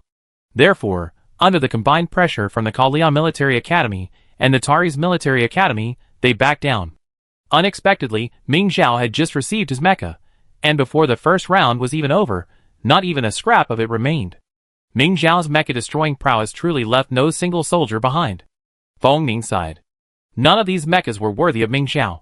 They were fine for normal use, but once Ming Zhao unleashed his ultimate, they were completely destroyed. They needed to find a mecha capable of withstanding Ming Zhao's power as soon as possible. A large number of mechas were quickly delivered from the palace training room, and before the first round of competition was over, Ming Zhao immediately went to test them out. She wasn't just testing the mechas. Chang Kuei and Cheng Jiasher also arrived to serve as sparring partners. As she tested each mecha, Yu Lulin, who had initially been staring at the data, frowned, but by the end, everyone watching was worried. None of these mechas are suitable for you, Feng Ning concluded. But these were the mechas in the training room that most closely matched Ming Zhao's training parameters. The others, simply looking at the data, were clearly unsuitable. Ming Zhao felt it most deeply. Ling Yao's weapon, the Ling Yao sword, hadn't been destroyed, but the feel of swinging it just now was completely different from before. I didn't feel this way when I tried out mechas before. Ming Zhao didn't understand. Feng Ning explained, because when you tried out mechas before, you didn't have your own mecha. Now you've been using a custom mecha for 6 years, and the parameters are significantly different. The discomfort will be exponentially greater. Cheng Jiasher worried, so what should we do? Is it too late to go get Uncle Yi to customize a mecha now? Newly customized mechas also require adaptation. Even if my uncle starts now, it will take at least 2 weeks. Will Ming Zhao be able to use the new mecha right away? Yu Lulin asked. Everyone fell silent. Ming Yan asked Ming Zhao, what do you think? If we need a custom mech now, we should go find Leon. Ming Zhao shook her head and picked one out from the pile. Let's use this one. I'm not used to using a custom mech before I've even gotten used to it. Besides, she actually wanted to wait until the mech league was over before asking Yun Miaomu to customize a mech. After all, she didn't want to settle for less than the best mech master. She didn't say this out loud, to avoid getting Yu Lulin and her angry, but Ming Yan and Feng Ning clearly understood the implication. Okay, then we practice with this mech first. We still use the Ling Yao sword as our weapon, Ming Yan said. Feng Ning looked at Yu Lulin. Help her adjust the data. Although it was Yu Luolin's first time adjusting a mech's data, he was eager to try, rubbing his hands together. Don't worry, I work overtime to get it done. Despite working overtime, Ming Zhao still hadn't received her adjusted mech after the first round officially ended. The second round of joint training began, and Ming Zhao still hadn't received one. What exactly did working overtime mean? Ming Zhao didn't quite understand. Thankfully, although she didn't have her favorite mech, she had plenty of options. She picked a ring that caught her eye and went to training. The second round was a team competition, so the joint training was all team-based. However, the teams weren't decided by themselves. They were drawn by lot. On the first day, Ming Zhao, Ming Shi, and Eugene were paired together. Was this really pure luck? Ming Zhao looked at the slip of paper with the same number as Ming Shi and Eugene and cast his doubts aside. Such a primitive lottery method should be free of shady dealings. Perhaps this was blood connection, perhaps confirming Ming Zhao's thoughts. One of the first-round opponents was Ming Nulan, while his two teammates were only SS rank. Eugene ignored them and randomly picked an opponent. Mingxi glanced at Ming Zhao's unfamiliar mech and wanted to take on Ming Nulan, leaving the SS rank opponent to Ming Zhao. Ming Zhao stopped her. "Let me do it. I want to try out my new mech." "Alright." Since she couldn't lose anyway, Mingxi turned to face the SS rank opponent. Top SSS rank individual versus SS rank. Mingxi and Eugene concluded the battle almost instantly and stood aside to watch. Ming Zhao's strength was significantly reduced in the unfamiliar mech, but Ming Nulan's attacks were evaded by her several times, and Ming Zhao even damaged the mech's hull. What a loser! Eugene couldn't help but roll his eyes. If he had faced Ming Zhao, he would have been defeated long ago, and being injured by her was out of the question. However, the fact that such a useless Ming Nulan was actually his teammate only infuriated Eugene even more. Ming Zhao's adaptation to the mech was accelerating. She had become completely acquainted with it, and every dodge and attack was a profound exchange with it. It was also because Ming Nulan had poor combat habits. Otherwise, Ming Zhao wouldn't have been able to test the mech in such a situation. After failing to gain anything new from her fight with Ming Nulan, Ming Zhao no longer wanted to fight, but her current strength wasn't enough to quickly eliminate him. But it didn't matter. She had her ultimate move. Ming Zhao's energy was deep. "Mingxi, come help me." Chapter 86. Mingxi was caught off guard by her shout, and was a bit stunned. After all, Ming Zhao wasn't at a disadvantage. In her opinion, Ming Zhao could win. Eugene's eyes were filled with disdain. He had just looked up to Ming Zhao, and now he was giving up. Although puzzled, Mingxi joined the battle. 2 against 1, Ming Nulan was quickly eliminated.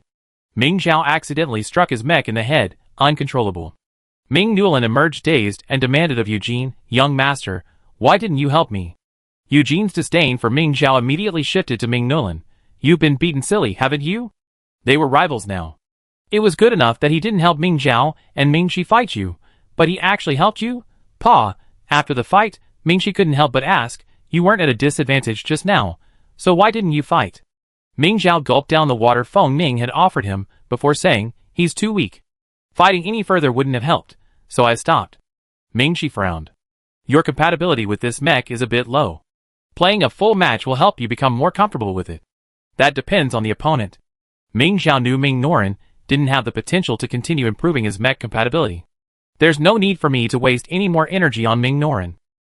Mingxi glanced at his next opponent and asked, "The next match features Chang Kuei and Aluxia. Who will you play against?"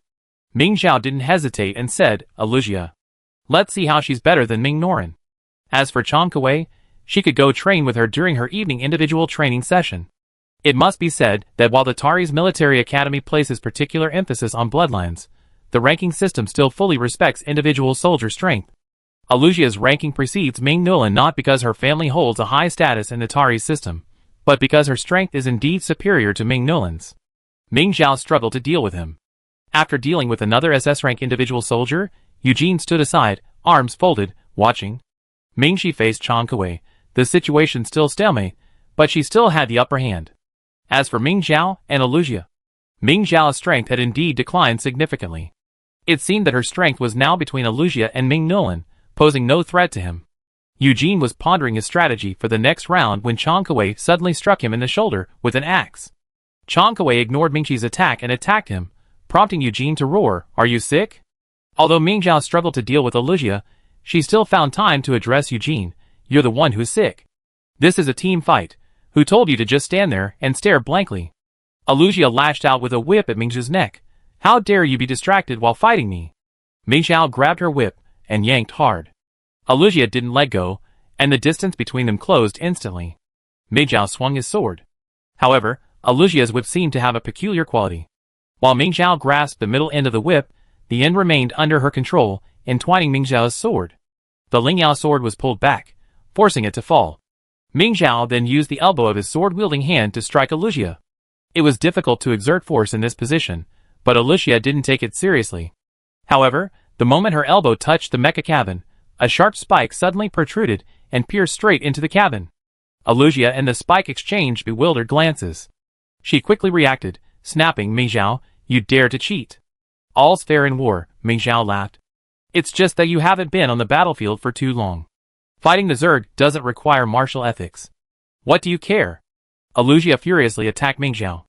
Mingxiao dodged, grabbed her whip again, pulled her close, and whispered, "You've trained so hard for so long, are you really willing to just use it in the mech league, and then forget all you've learned?" Alusia couldn't help but think of her elders. Some of them had fought in the battlefield, slaying the Zerg, but were forced to leave due to systemic policies, watching the Zerg gradually encroach on humanity's living space. Can the Tari's system truly remain peaceful forever? By then, will it be too late for those who have abandoned their martial arts to take up arms again? The instructors of the Imperial Military Academy and the Kaleon Military Academy have honed their strength year after year through years of battlefield experience, while the instructors of the Tari's system have reached the pinnacle of their prowess in the Mecha League. Will she be like the instructors in the future? Alusia lost her focus and was attacked by Mingxiao. She quickly recovered and fought back. Mingxiao knelt and attacked the belly of Alusia's mecha. This mecha lacked weapons, but its shell could deform, forming protruding spikes at various locations to attack the opponent unexpectedly. This could be considered its weapon. But Alusia had already suffered a loss once, so she was naturally wary this time. Fearing a trap, she retreated at full speed. Mingxiao sighed, feeling a sense of regret. However, Alusia failed to notice the position of her teammates, and as she retreated, she bumped into Changkui, who was facing two people's attack. Poor Changkui, 2 against 1, she managed to hold out for a while, but was eventually eliminated by her own teammates. Wow, you're completely oblivious to your teammates' health? This used to be Mingxiao's problem, but now, she's long since gotten over it, and can ask others with peace of mind. Alusia lost her composure, and was eliminated by Mingxi's energy sabotage. Mingxiao sarcastically asked, "How will you handle this kind of cooperation on the battlefield?" "Oh, I forgot. You don't have to go to the battlefield. Just stay home after graduation." These words pierced Alusia's heart like a sharp sword, and also hurt Eugene, who among the young soldiers didn't want to fight the Zerg on the battlefield, but that was the unanimous decision of the family elders. What could they do? After the first day of training, Yululin finally finished modifying his mech and sent Mingxiao over to take it. Mingxiao had initially thought he was slow, but seeing Yululin with the huge dark circles under his eyes, he was speechless. She handed Yululin a stamina supplement. "You've worked hard. Haven't you had enough rest these past few days?" Though physically exhausted, Yululin was incredibly excited. "Not bad. I've been working all night. Give it a try." Even just adjusting the data was a massive undertaking. Furthermore, since it was Yululin's first time on the job, he had to learn a lot on the spot or contact Yuliang over the phone, so his progress was a bit slow. Mingxiao tried the mech out. While it was better than the beginning, it was still quite unsatisfactory. Yululin frowned at the data. The compatibility is only 70%. Only a 10% improvement? For a single soldier aiming for the championship, this was far too low. Yululin was struck by lightning. Was this the fruit of his tireless efforts? Mingxiao collected the mecha and soothed it. "It's okay. After all, it's not a custom mecha. While the compatibility might be low, I think if we add some hidden weapons to it, we might be able to surprise the enemy." "Hidden weapons?" Yululin asked, trying to muster his courage. "For example?" Mingxiao pulled out the mecha ring he was using today. "For example, like this mecha, add hidden weapons to the elbows and knees, maybe even some poison." Ouch! Mingxiao was suddenly struck on the head. She looked up and saw Ming Yan. "What are you talking about?" Ming Yan raised his fist in front of Mingxiao as a warning. "Our Ming family is a family of warriors who value martial virtue. Martial virtue can be said to be the foundation of our family. What kind of idiotic idea is this?" Mingxiao was mortified by her words. "Mother, I know I was wrong." Yululin defended her. "Instructor Ming, this isn't Mingxiao's fault. These mechas aren't compatible with Mingxiao, and we're at a huge disadvantage in the competition. That's why we had to resort to this desperate measure." Ming Yan knew it well. Mingxiao now even had to use hidden weapons against Alusia. Oh, that wasn't a hidden weapon, that was a weapon, but it was telling. There was only one mecha in the palace training room that was truly suitable for Mingxiao, and that one was already destroyed. Ming Yan pondered for a moment and said, "Try using my mecha." She took the ring off her finger and placed it in Mingxiao's palm. Mingxiao anxiously said, "Mother, what are you going to do now?" "I don't need to compete, so just use it," Ming Yan said. So, Mingxiao entered Ming Yan's mecha, the Qingyang. True to its name, the Qingyang exuded a warm feeling, both from the exterior and the interior. The compatibility is 82%. After a period of acclimation, it should be closer to 90%. Yu Lulin concluded from the data analysis. Ming Yan nodded. She knew Ming Zhao's combat habits were very similar to hers. As expected, her mecha was more suitable for Ming Zhao. Mother! Ming Zhao accepted the mecha. Although the Qingyang was excellent, she didn't want to use it. If her mother's mecha was destroyed by someone else in her hands, she wouldn't be able to face Ming Yan again. Ming Yan took her open hand and closed it, revealing the mecha ring. Take it, Ming Yan said. Feng Ning, who had just arrived, objected. The instructor will be battling students in the final few days. What will you do if your mech is given to Ming Yao? Ming Yan smiled and said, I can use the spare. Ming Zhao quickly shook his head. No, what if you get hurt? Yu Lulin said, the longer a mech is tied to a soldier, the less compatible it becomes with other mechs.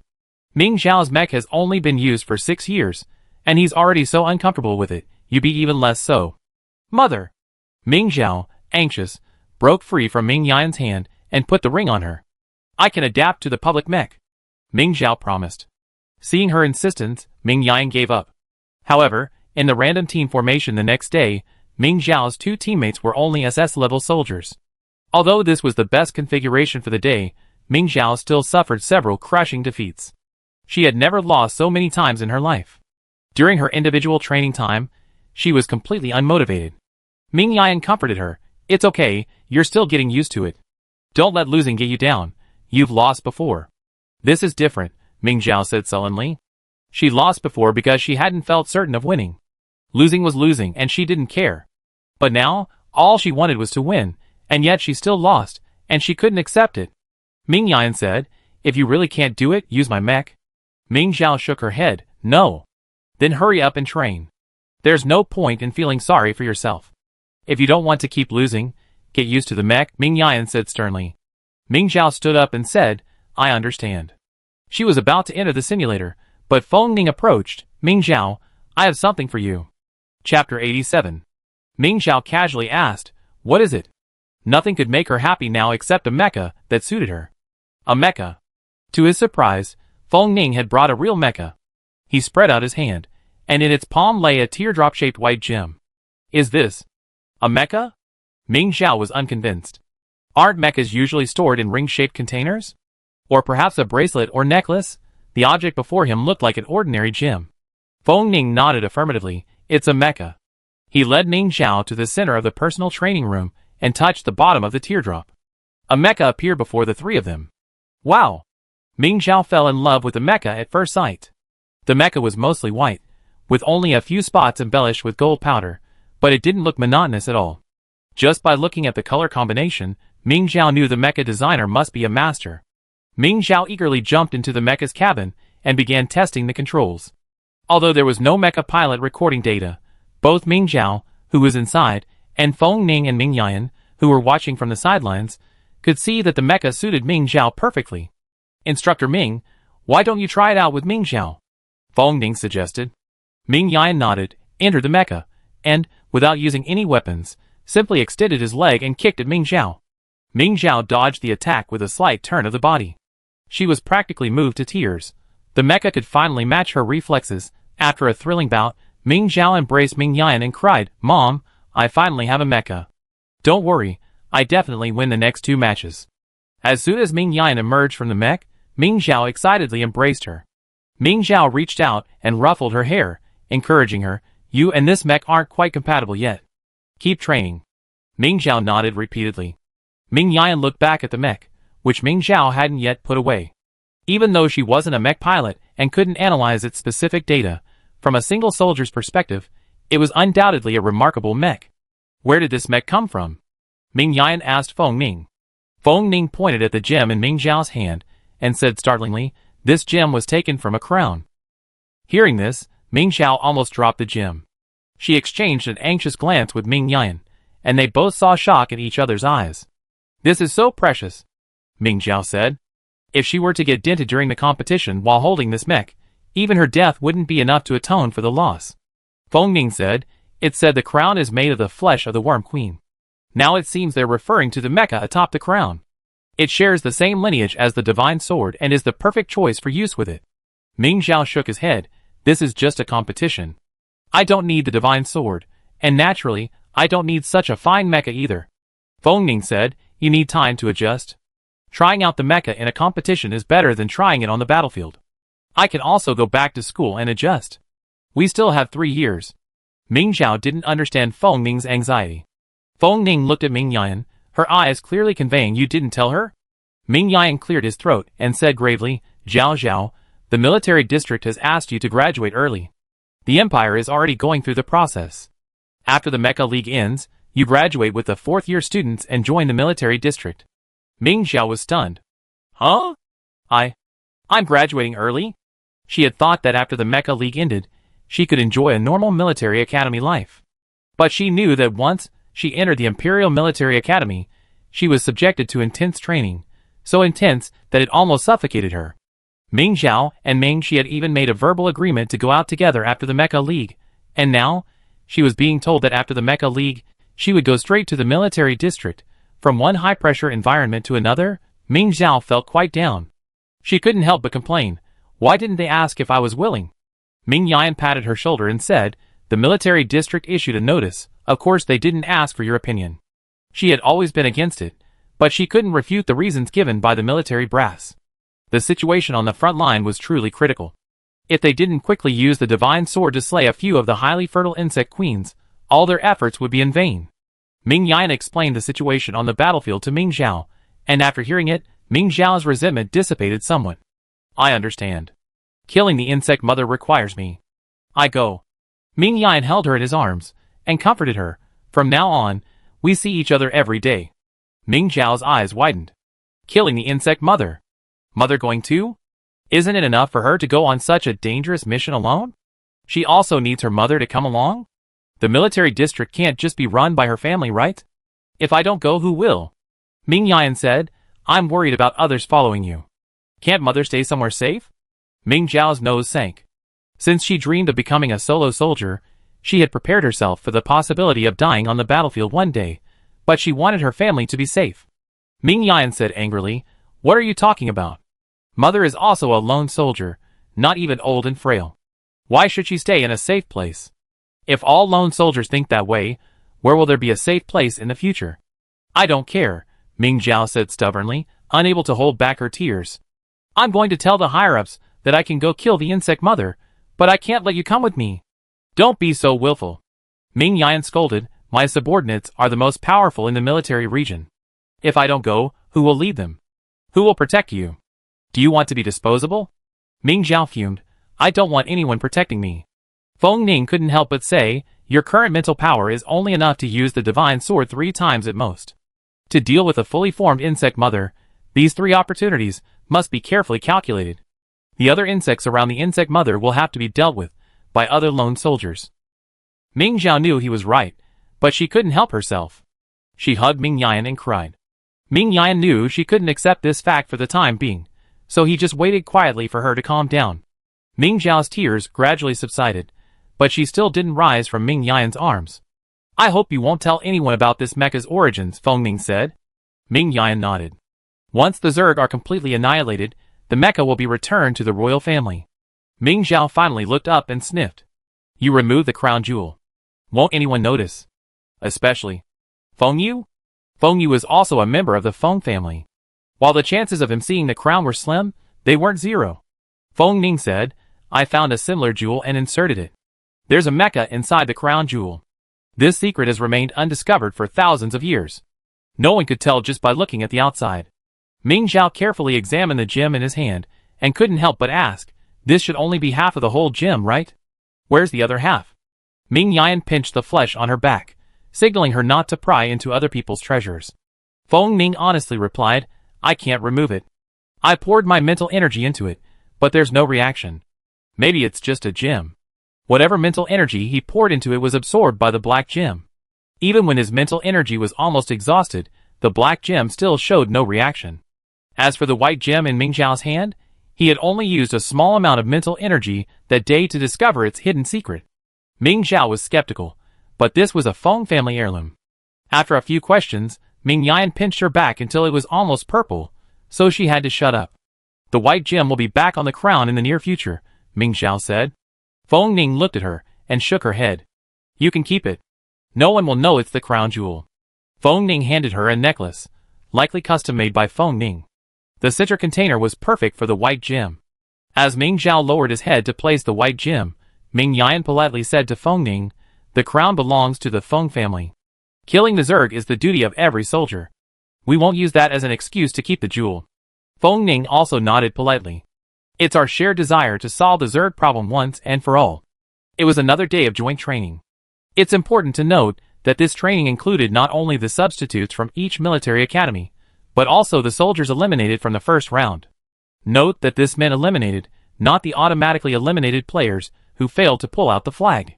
People like He Yunpu would still be able to participate in the second round of joint training, but only the top 30 soldiers from the second round could participate in the third round. So, everyone saw that Ming Zhao, with his lifeless eyes and dark circles under his eyes, was drawn into the same team as Tang Songsheng and He Yunpu, who were hostile to each other. Their first round opponents were Eugene, Alusia, and Ming Nolan, and this team happened to be one of the teams participating in the Tari's Military Academy team competition. The students from the Imperial Military Academy and the Kalian Military Academy watched intently, trying to analyze the Tari's Military Academy team's weaknesses. However, just as the instructor called the start signal, and before the two teams had even met head-on, something unexpected happened. He Yunpu, ignoring the three eager opponents, attacked Tang Songsheng with a Black Tiger heart-piercing attack, directly attacking his opponent's energy source. Just like what Tang Songsheng had done to him in the previous match. Tang Songsheng reacted a little faster, moving back to defend the energy source, and the two immediately engaged in a scuffle. Seeing the internal strife erupting on the opposite side, the three Tari's Military Academy members tacitly attacked Ming Zhao simultaneously. Ming Zhao, she knew it. They'd be feeling uneasy if Tang Songsheng and He Yunpu weren't causing trouble all day. Ming Zhao had been practicing compatibility with her new mech until late last night. After returning to her dorm, she'd been up all night thinking about the military district, and now being besieged again was truly infuriating. Ming Zhao's bad mood buoyed her opponents. Eugene and Alicia were quiet, but Ming Nolan was the only one who kept chattering. "Ming Zhao, your good days are over.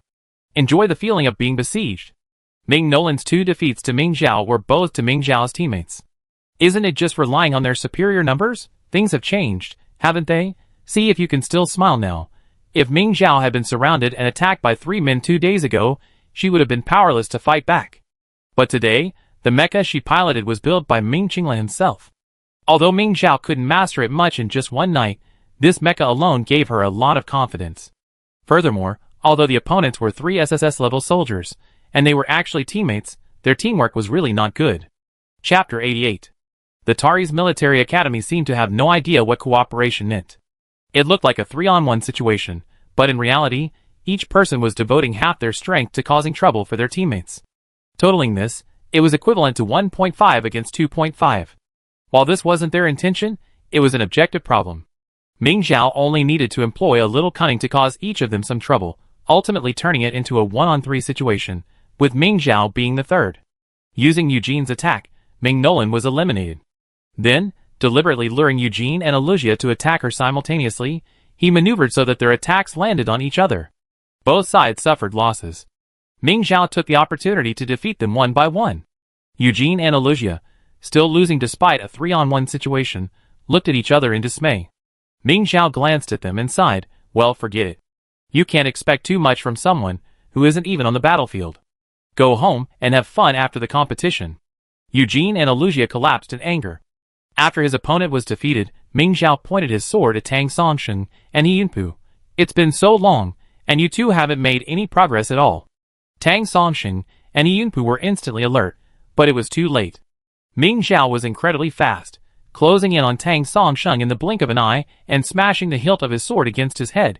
You can't tell friend from foe. You backstabbed your teammates on the field." The blade pierced Tang Songsheng's shoulder. The white sapphire mech lacked weapons, so Ming Zhao used the spiritual sword. Using the mech's power, the blade pierced Tang Songsheng's shoulder. The mech's senses connected to his brain, and Tang Songsheng fainted from the pain. Afterward, Ming Zhao kicked her away, preventing He Yunpu from taking advantage of the opportunity to leave the field.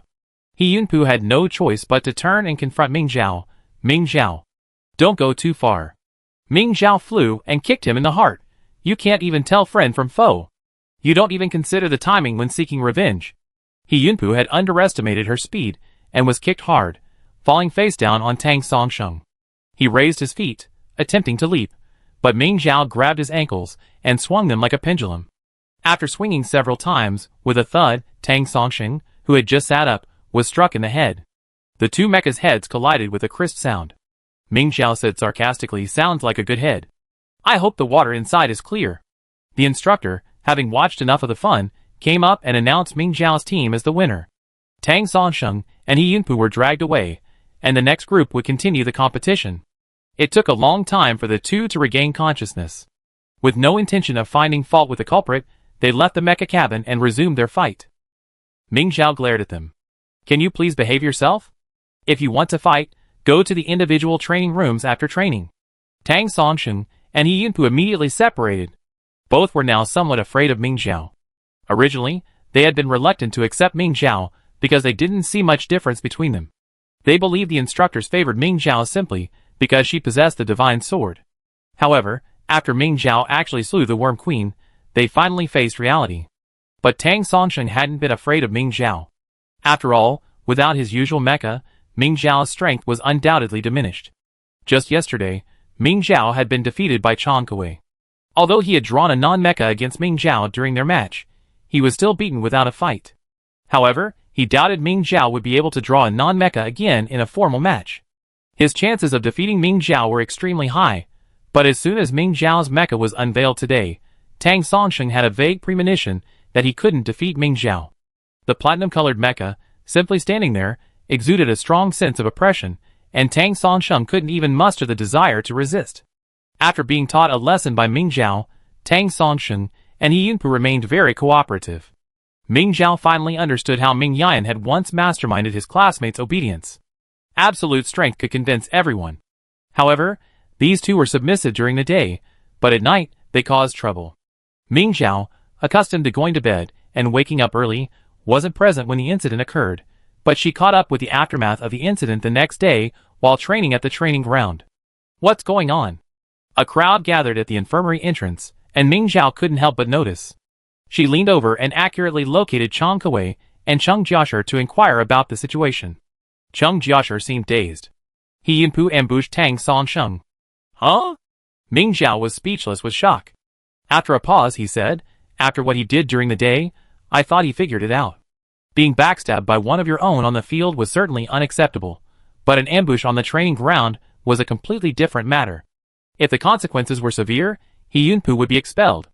Furthermore, He Yunpu's position in the Imperial Guard would be revoked for such a despicable act, and he would be barred from joining the guards of other planets. As an SSS-ranked soldier, He Yunpu couldn't pursue other careers even after dropping out, so his only option was to join the military district." Ming Zhao frowned. "How is Tang Songsheng?" Chang Kuei sighed. "I heard the injury was serious, and his mental strength might have been affected." Ming Zhao shook his head. "I don't know how these two got into this mess. Their families are close friends, and it's no exaggeration to say they grew up together." Wenli stood aside, not participating in the discussion, but she wanted to know one thing. If Tang Songsheng's injuries are too severe, will the principal use a substitute? Ming Zhao was stunned. Unwilling to burst her bubble, yet unable to give her false hope, she said, "Unless Tang Songsheng's injuries are too severe to pilot the mecha." Wenli nodded, not quite disappointed. Ming Zhao patted her shoulder and said to the three of them, "It's past 3. Go back and rest. I watch from here and tell you if anything comes up." After a tiring day, the group didn't want to waste any more time here, so they left hand in hand.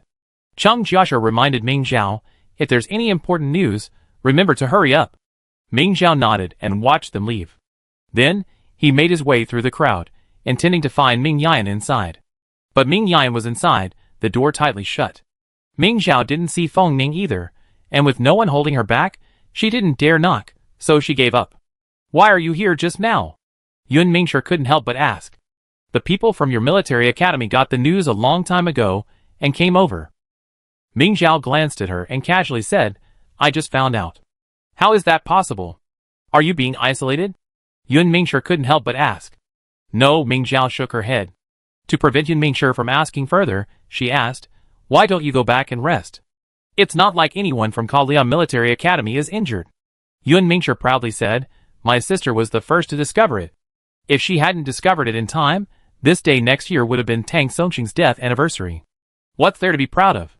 Ming Zhao didn't understand, but from what Yun Mingshi said, he knew something about the situation. Ming Zhao quickly inquired, do you know why they fought? What fight? Yun Mingshi said, my sister only saw Tang Songqing lying unconscious at the door of his private training room. I think He Yunpu must have attacked him by surprise. Ming Zhao asked, why a surprise attack? I personally think we convinced them today. Convinced? Mingshi was speechless. He glanced at her. We're all here. Just say you've defeated them. Oh, Ming Zhao amended his tone. I think I've already defeated them.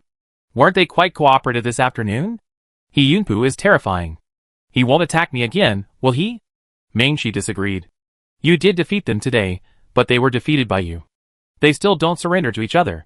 Don't worry. People don't resent those who are much stronger than themselves. Yun Mingshi also said, those two are so weak. Even if they really attack you, they wouldn't succeed. I wonder how Tang Songqing is doing. Ming Zhao was a little worried. Why worry? He's so weak. If he can't compete, just use the bench. Yun Mingshi despised those who backstab their teammates. They were hesitant when attacking their sisters, but they were so quick and decisive when backstabbing their teammates. Of course, she also despised those who attacked their teammates. Ming Zhao smiled. What's the difference between saying their Imperial Military Academy was second weakest and directly saying they were weak? Mingshi glanced at the necklace around Ming Zhao's neck. Even though she knew she couldn't ask right now, she couldn't help but ask, your new mecha looks nice. Is it one of the palace's public mechas? Ming Zhao remained silent, trying to figure out how to evade the question when the infirmary door opened. Yun Shili came out first. Seeing Mingshi and Yun Mingshi still waiting, he said, didn't I tell you to go back? Why are you still waiting? Yun Mingshi immediately rushed over. We were so worried about you. It's terrifying. A vicious attack on the training grounds. Well, I haven't offended anyone. Why are you still worried about me? Yun Shili was at a loss for words. Yun Mingshi pointed at He Yunpu in the room and said, you stopped him. He's definitely jealous of you. He has a criminal record. Sister, you must be careful. Feng Yu came over and said, you can go home without worry. The perpetrator will leave this planet soon and will be under guard until he leaves. Yun Mingshi was silent for a moment before uttering, oh. Yun Shili pulled her away. Feng Yu looked at Ming Zhao with a slightly wearied look on her face. Do you want to come in? Ming Zhao, unable to resist her curiosity, followed her inside. They were discussing how to get He Yunpu back to the main planet. Feng Yu suggested personally, while Feng Ning and Ming Yan both suggested that the Imperial Guards would be the better choice, as He Yunpu was still a member. He Yunpu stood aside silently, as if the matter had nothing to do with him. Ming Zhao couldn't help but whisper, Principal, if you send him back, aren't you afraid he'd attack you? Feng Yu couldn't help but roll her eyes. He's just a single soldier. How can I not control him? Aren't you the commander? Ming Zhao was puzzled. Could Feng Yu be a hidden soldier? Feng Yu wanted to kick her out. But Feng Ning explained, a commander's mental power can interfere with, or even control, a single soldier. Oh! Ming Zhao nodded, seeming to understand. Feng Yu asked her, so, I'm personally escorting He Yunpu back. What's your opinion? Of course, I have no objection to this matter, Ming Zhao said, changing the subject. But you're the principal. What if you leave the base, and the principals of other military academies target us? For example, if He Yunpu violated the base's rules, what if those principals demand that the Imperial Military Academy be punished as well? Without someone of equal status, it would be difficult to handle. Ming Zhao had no opinion on whether he left or not, but since Ming Yan disagreed, Ming Zhao and Ming Yan naturally stood together. What she said made sense. Feng Yu pondered for a moment, but still shook her head. As the Crown Prince, Feng Ning can handle these matters. Chapter 89. Feng Ning smiled and said, I'm just a student. They might not listen to me. Feng Yu stared at him for a long time, finally retreating and saying, then send the guards to pick him up. He Yunpu was taken away by the guards before dawn. Though Tang Songqing was seriously injured, he had received timely healing fluids and was recovering well. The medical staff allowed him to rest for a day. As expected, the principal of the Tari's military academy took the opportunity to demand severe punishment for all students at the Imperial Military Academy, citing violations of base rules. With Feng Yu taking care of these matters, the students naturally wouldn't have to worry. Ming Zhao couldn't help but ask Feng Ning, why don't you let Feng Yu return to the main planet? Feng Ning smiled, why don't you let him go? I can't just want the guards to bring me some things? Okay. Ming Zhao believed it. You really believe it? Feng Ning, on the other hand, was incredulous. Ming Zhao asked in surprise, are you lying? No. Feng Ning said, I did have something the guards investigated, and they got some evidence. However, there's another reason I didn't let Feng Yu go back. In the past, someone like He Yunpu would have been worthless in his eyes, and he wouldn't have bothered with her. But this time, he offered to personally escort He Yunpu back. I suspect he has other motives. Ming Zhao nodded in understanding. Is he going back to retrieve something as well? Feng Ning's face froze. I suspect he's trying to win over He Yunpu, or even use her to coerce the He family into working for him. Ming Zhao was shocked. Your command is terrifying. Don't overthink it. Feng Ning encouraged her, just train hard, I take care of everything else. Ming Zhao agreed, unable to even think about commanding, focusing solely on training. After 2 weeks of joint training, Ming Zhao's compatibility with the new mech had even surpassed that of the custom-made Lingyao mech she used for years. The second round of competition officially began. Once again, the opponents and matchup format were determined by drawing lots. Ming Zhao, Chang Kuei, and Cheng Jiashi faced Ming Shi and the twins in the first round. The headmaster of the Tari's military academy scoffed. Yun Miaomu said, What do you mean, headmaster? Random draws are subject to unexpected circumstances. We won't complain like the Tari's military academy does. It's not an elimination system now, so of course, it doesn't matter to you. Don't act like you're so righteous. The headmaster of the Tari's military academy scoffed. Yun Miaomu said nonchalantly, Luck is part of strength. The principal collapsed in anger, ignoring her and asking Feng Yu, Principal Feng, who do you think will win? Feng Yu didn't want to pay attention either, saying, We know in an hour. Why are you so anxious? The competition began. There were more than one venues competing simultaneously, but everyone's attention was undoubtedly focused on this one. Team battles have always been the Kalia Military Academy's forte, with many more people betting on them to win. However, Ming Zhao's performance in the previous match almost defied expectations, pushing the odds between the two teams to even. Now, it was time for a showdown. Cheng Jiashi wasn't good at close combat, so she stayed away from the battlefield, assisting Chang Kuei and Ming Zhao. Chang Kuei faced Ming Shi, while Ming Zhao single-handedly stopped Yun Shili and Yun Mingshi. She's very confident. Yun Miaomu raised an eyebrow and said to Feng Yu. Feng Yu smiled. She certainly has the ability. Inwardly, he was puzzled. He didn't know where Ming Zhao had gotten this incredibly powerful mecha. Although Ming Yan said it was a Ming family item, he still felt something was amiss. Ming Zhao was indeed strong enough. He didn't seem to have much trouble taking on the twins alone. Cheng Jiashi was mainly cooperating with Chang Kuei to deal with Ming Shi. Ming Shi parried Chang Kuei's axe, creating some distance, and took a moment to glance at Ming Zhao. Has she fully adapted to this mecha in such a short time? The gap between them seemed to be widening. Ming Shi curled her lips, swung her sword to cut off 3 incoming arrows, and returned to facing Chang Kuei. Why overthink it? It's not like she hasn't made any progress. Chang Kuei, wielding an axe with both hands, was forced back repeatedly by Ming Shi, who only had a sword. Cheng Jiashi had no choice but to focus all his attention on Chang Kuei. Without the extra restraint, Yun Shili and Yun Mingshi also accelerated their attack, determined to quickly capture Ming Zhao and support their teammates. Now it depends on who, Ming Shi or Ming Zhao, will collapse first. Jin Yu whispered, standing beside Yun Miaomu. Yun Mangmang asked them, Who do you think will win? Jin Yu shook her head, while Yun Miaomu didn't answer, concentrating on the situation on the ring. Or rather, concentrating on Ming Zhao's mecha. She seemed to be waiting for something. Soon she saw it. Yun Mingshi held Ming Zhao head-on, while Yun Shili swung his sword across Ming Zhao's shoulder. A long trail of sparks ripped from his shoulder down his back. Even though he was a formidable opponent, Jin Yu couldn't help but gasp. However, Ming Zhao wasn't affected by this.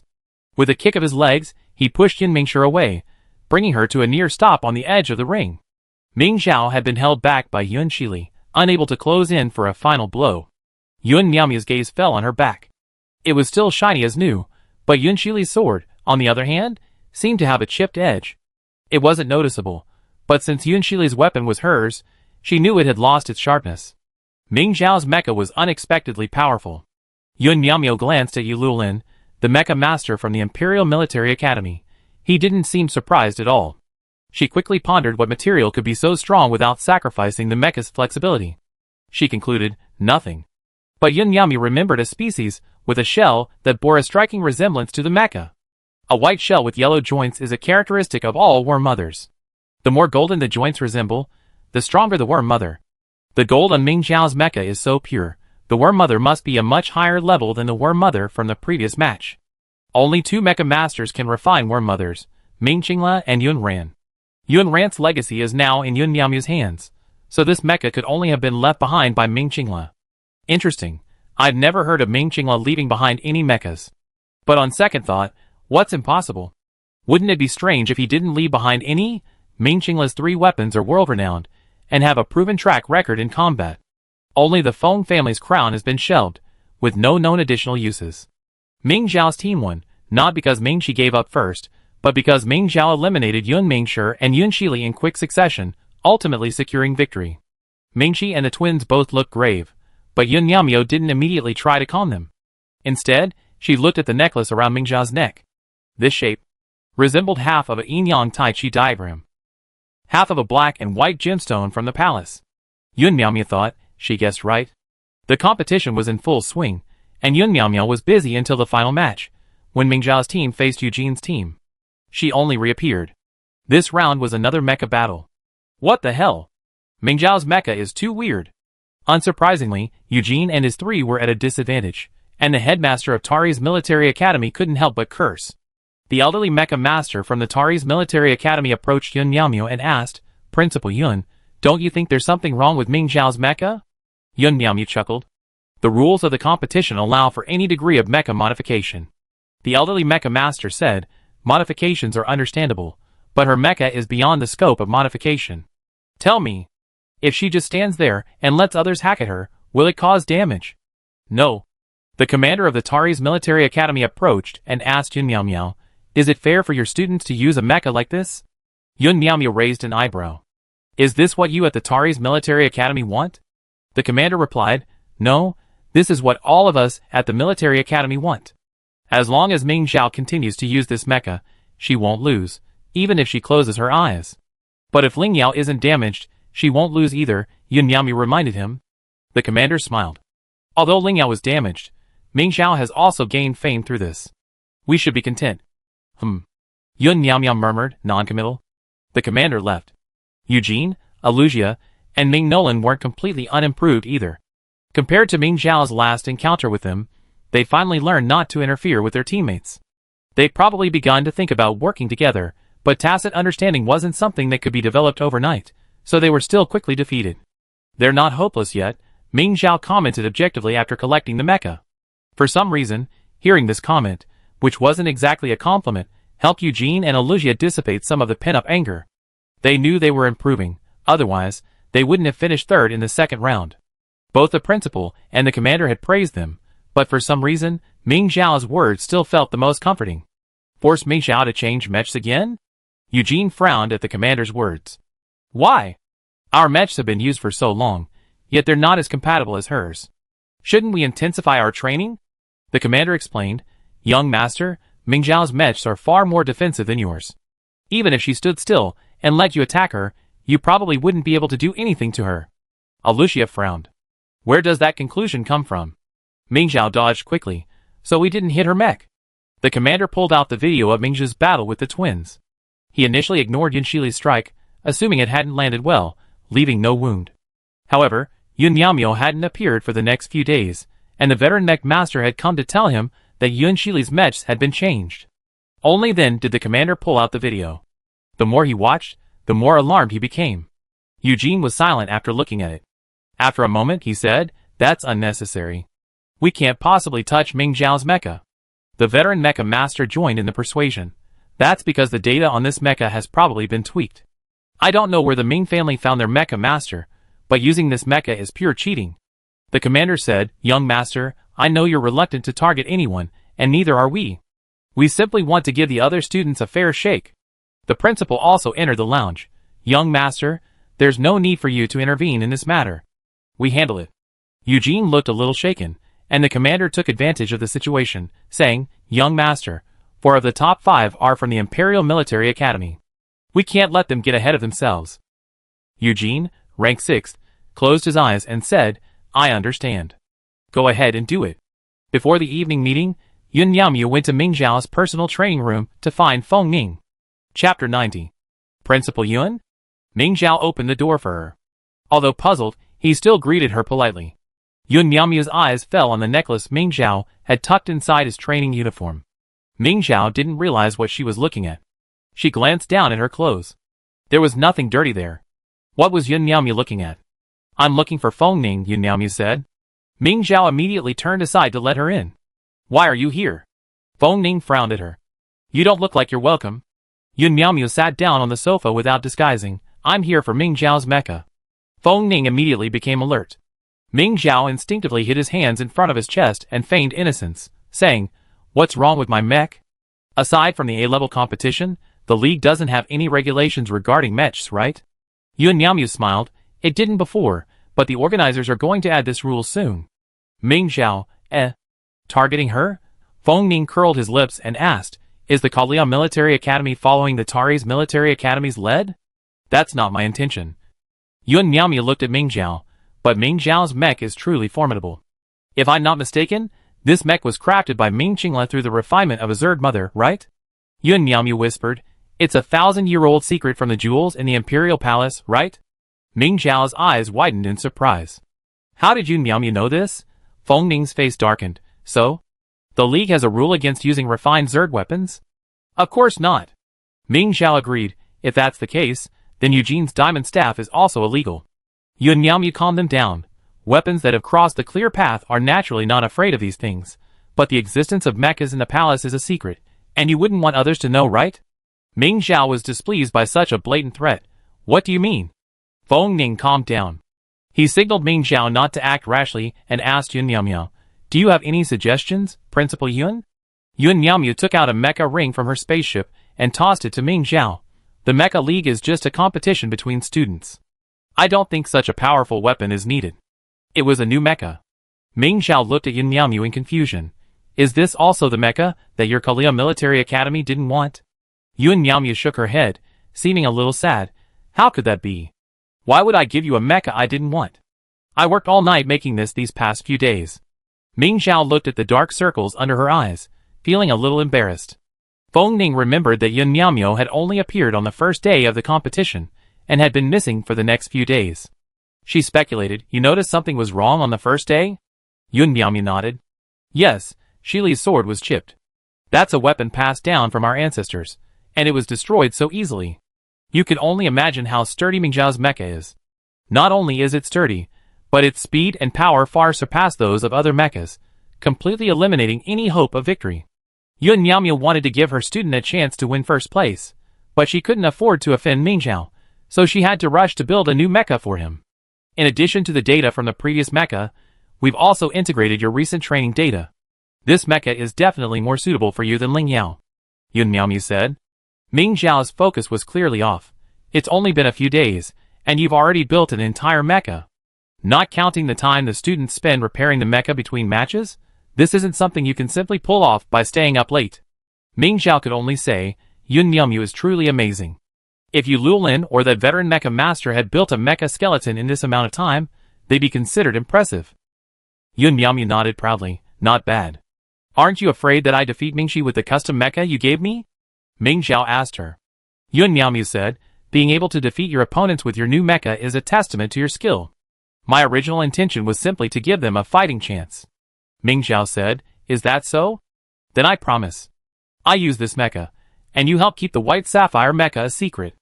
Okay, Yun Miaomiao agreed, curiously asking, What did you think I wanted to do? Ming Zhao joked, I thought you were going to ask for too much and have Mingxi win. Suddenly, she remembered something. If I only lose to Mingxi, I'd still be in first place. Would you want me to lose 2 games in a row to give Mingxi a chance? Yun Miaomiao's face expressed surprise.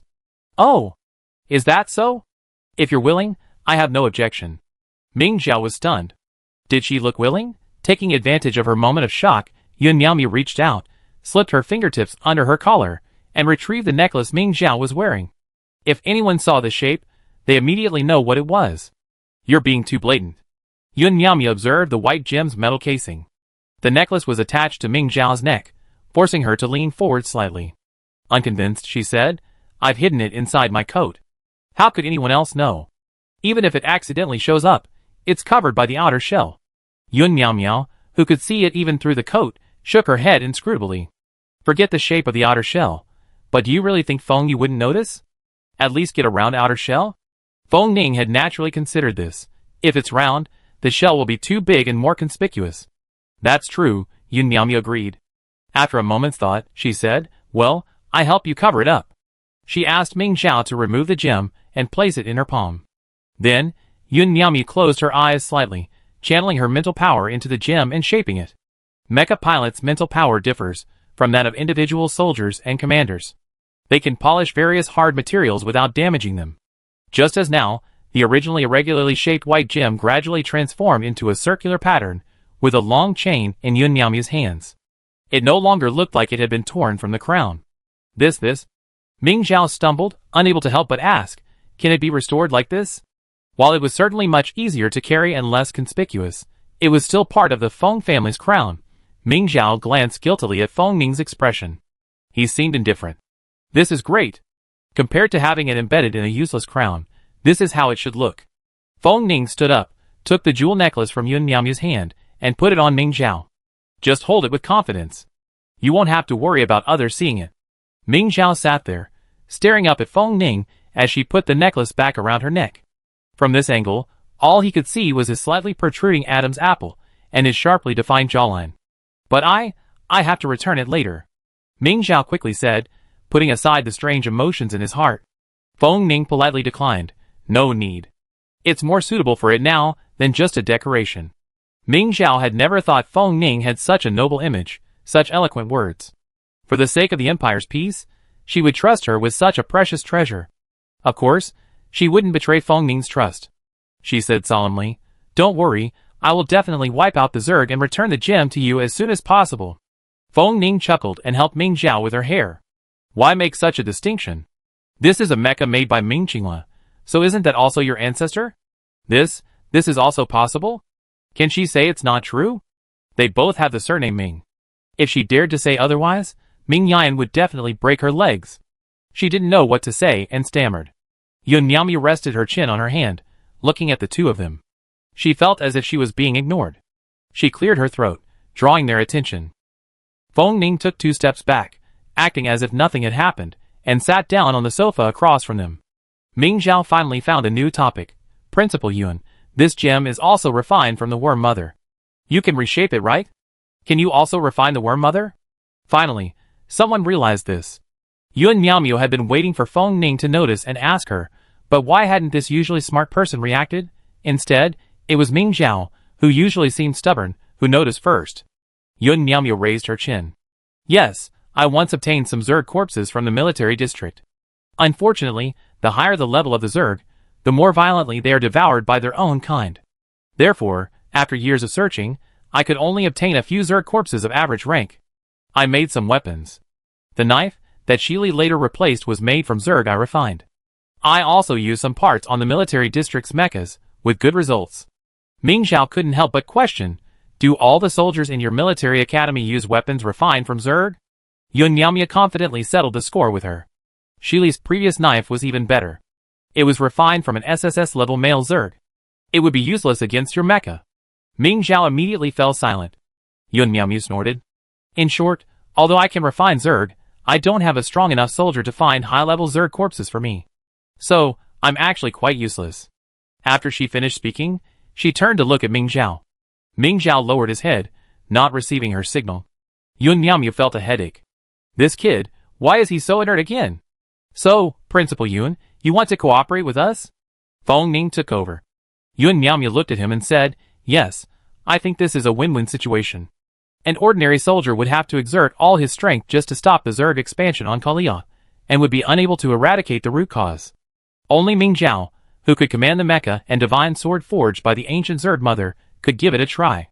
After Ming Zhao slew the Zerg mother, he would hand her corpse over to her for refining into new weapons, further enhancing the strength of the other soldiers. This would be a win-win situation for both sides. Feng Ning nodded. Of course we won't abandon the Kalia system. However, Ming Zhao needs to annihilate all the Zerg in the main system before he can free up his hands to help the Kalia system. That's human nature, Yun Miao said. she could only blame the Kalia system for not having such powerful individual soldiers. If you have a complete Zerg Queen's body, could you send it to me? Of course I can, Feng Ning said. The problem is that it's extremely difficult. The higher the level of the Zerg, the more it attracts surrounding Zerg to devour it after its demise.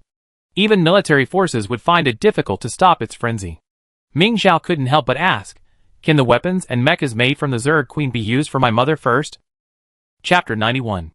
Yun Miaomu was a little surprised, but without hesitation, she agreed, okay. Ming Xiao excitedly listed the names of his family members. First, to my mother, then to Ming Shi, then to my aunt, then to... Yun Miaomu was speechless, rubbing her forehead. It seemed she was already in debt. You can only talk about it if you can preserve the intact body of the Worm Queen. Yun Miaomu frowned.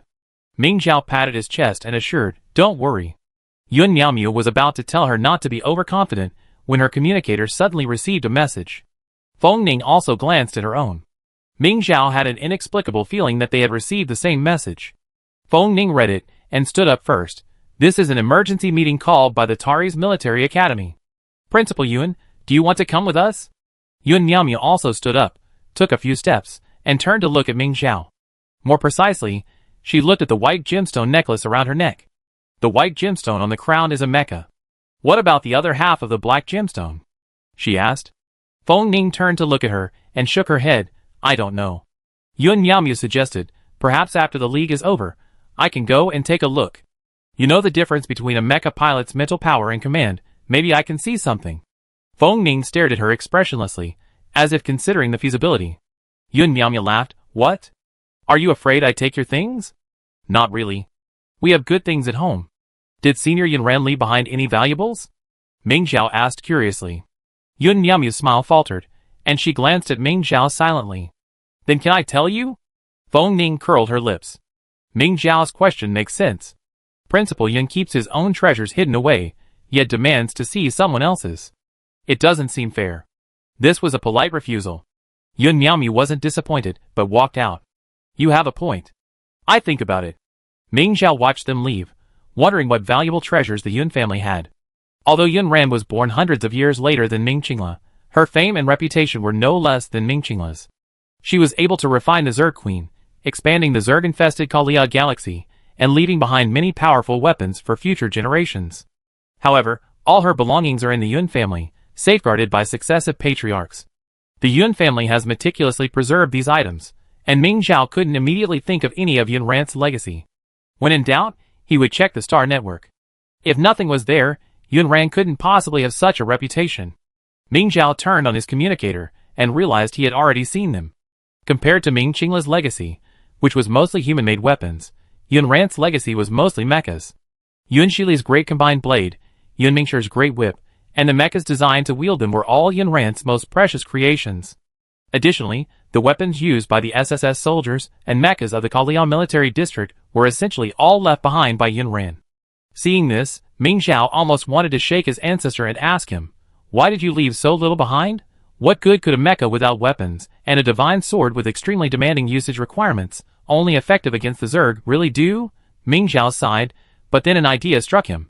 If the divine sword could be enlarged to become a mecha weapon after being infused with sufficient spiritual energy, then what about the dust-breaking whip and the diamond staff? Could it be the same tactic?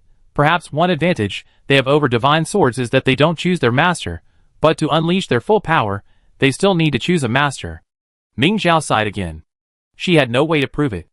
If she went to Eugene, he would definitely think she was provoking him. It would be a good thing if they didn't fight. Or, later, when she went to the military district, could she borrow Yan Shuyu's dust-breaking whip and try it out? Ming Xiao was eager to try it out. The impromptu meeting ended quickly. Feng Ning came to find Ming Xiao immediately after the meeting. Ming Yan, Feng Yu, and Yu Lulin, who had also attended the meeting, also followed. Opening the door, she saw Ming Xiao staring blankly at the communicator screen. Ming Yan frowned. Feng Yu rushed to Ming Xiao and said calmly, "You're still playing around when the situation calls for action?" Ming Xiao, startled, quickly turned off his communicator and stood up. "Principal, Mother, why are you here?" Feng Yu plopped down. "The other military academies have jointly requested that you be banned from using that platinum mecha." "Oh!" Ming Xiao, aware of this, nodded calmly, awaiting Feng Yu's next words. "You still Feng Yu stood up again, furious. What's the origin of your mecha? Is it as terrifying as they say? Feng Yu hadn't noticed anything wrong with Ming Zhao's mecha. If others couldn't defeat it, that was their problem. Being ranked first in the Imperial Military Academy meant it had the power. It wasn't until Yun Miaomu revealed that the large combined sword left by Yun Ren had been chipped by the mecha's shell that Feng Yu realized something was amiss. Where did Ming Zhao get such a fine mecha? If she had such a fine mecha, wouldn't she have used it long ago? It's part of the Ming family's collection, Ming Yan explained with a light cough. Feng Yu looked at Ming Yan. Was the Ming family collection left by Ming Qingla? Why didn't they give it to Ming Zhao from the beginning? He was clearly suspicious. Ming Zhao's mind raced. Why should everyone else have custom mechas, but I have to use a used one? No one uses the mecha left by Senior Yun Ran. Feng Yu's gaze was drawn away, and Ming Yan breathed a sigh of relief. She hated dealing with commanders. If she wasn't careful, her every thought could be seen through. She added, there's no clear record of it being left by Ming Qingla. Besides, weapons are fine, but why would they use ready-made mechas? If it weren't for the urgent need for a mecha, this time, I wouldn't have known Ming Zhao, and this mecha were so compatible. Feng Yu's doubts eased somewhat. Let me see the mecha necklace. Thank heaven. Thank earth. Thank you, Miao Miao. Ming Zhao, without hesitation, pulled the white gem, now no longer in its former form, from the lining of his clothes and showed it to Feng Yu. The unfamiliar appearance didn't catch Feng Yu's attention. He simply said, since the senior has left behind such valuable items, use this mech and the divine sword to annihilate the Zerg for the Empire. Ming Zhao immediately stood at attention and said, yes. Feng Yu asked everyone to sit down before saying, but right now, the other military academies don't want you to compete with this mech. You have to choose a new one. Feng Ning signaled Ming Zhao with a look, and Ming Zhao immediately said, actually, Yun Miaomu just gave me a mech, saying it was newly made for me. Yun Miaomu? Feng Yu was momentarily surprised, then understood. She does need to please you. However, the situation is special now. Even if she's unlikely to have tampered with the mech, it's best to be cautious. Have you Lulin inspect it? Feng Yu warned. He didn't stay long and left quickly. Ming Zhao asked Feng Ning curiously, what's going on lately? Why does Feng Yu seem so busy? Feng Ning was also thoughtful. His subordinates haven't moved. The officers at the military district, who secretly colluded with him to sell Zerg, have been dismissed and imprisoned. His underground laboratory shouldn't be filled with Zerg anymore. But Feng Yu had been so busy lately that he didn't even notice the abnormality with Ming Zhao's mecha. I have someone investigate further, Feng Ning said. Yu Lulin came over to inspect Ming Zhao's mecha, and Ming Yan then asked, why did Yun Miaomu customize a mecha for you? Ming Zhao replied, we're working together. She needs me to slay the insect mother for her, so she can refine weapons from it. Refine. Ming Yan concealed his surprise. Yun Miaomu can refine the insect mother? If this news got out, the Yun family's status would soar. If she truly refined the insect mother, she would become another great mecha master after Ming Qingla and Yun Ran. Ming Yan sighed. Why couldn't their Ming family produce a mecha master? In the early days, the Ming family wasn't entirely composed of individual mecha masters. Occasionally, one or two talented mecha masters would emerge, equally accomplished, but their brilliance was overshadowed by Ming Qingla. But as the story spread, the Ming family suddenly became composed of only individual mecha masters. The Yun family was the only family left with both mecha masters and individual mecha masters. Ming Zhao happily shared with his mother, yes, she promised me that after I give her the insect mother's body, she will be the first to make a weapon for you. Ming Yan shook off her somewhat aggrieved mood, a surge of joy and emotion filling her heart. You child. Ming Zhao argued confidently, I worked so hard to obtain the worm mother's corpse. Of course, I have to give it to my mother first. Ming Yan pulled her into his arms and whispered, thank you. Her eyes were red, and she was on the verge of tears. But then she glanced away and saw Feng Ning staring intently at them. Ming Yan frowned.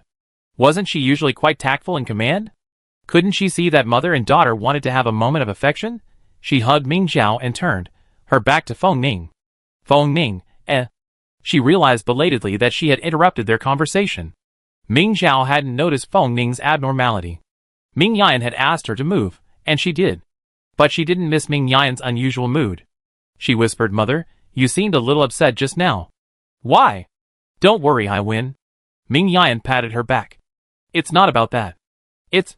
Remembering the reason for her indignation, Ming Yan felt a little embarrassed, but she continued, I just think the Yun family is lucky. Another great mecha master is about to appear. Ming Xiao quickly said, "Mother, our family isn't bad either. We're about to have another soldier who can kill a mature insect mother." She patted her chest, feeling very proud. Ming Yan couldn't help but laugh. Zhao Zhao is right. We're a family of individual soldiers. We don't compete with them on this. Ming Zhao suddenly realized, "Mother, are you sad that we don't have a mecha pilot anymore?" His thoughts were guessed, and Ming Yan nodded helplessly. Who wouldn't want their family to have all the titles? Before Yun Ran was born, ours was the only family with both individual soldiers and mecha pilots. It was a glorious time back then. Ming Zhao racked her brains to comfort her mother. "Mother, it's okay. We're descendants of individual soldiers. The mecha pilot was an accident." Ming Yan's expression changed. What a filial son. He just wiped out his ancestors' achievements like that. Ming Zhao, unaware of the impending danger, continued, "If we were to produce a mecha pilot, wouldn't the Feng family be the one to do it? But they've never produced one. This suggests our ancestors' mecha pilot genes aren't very stable." Ah!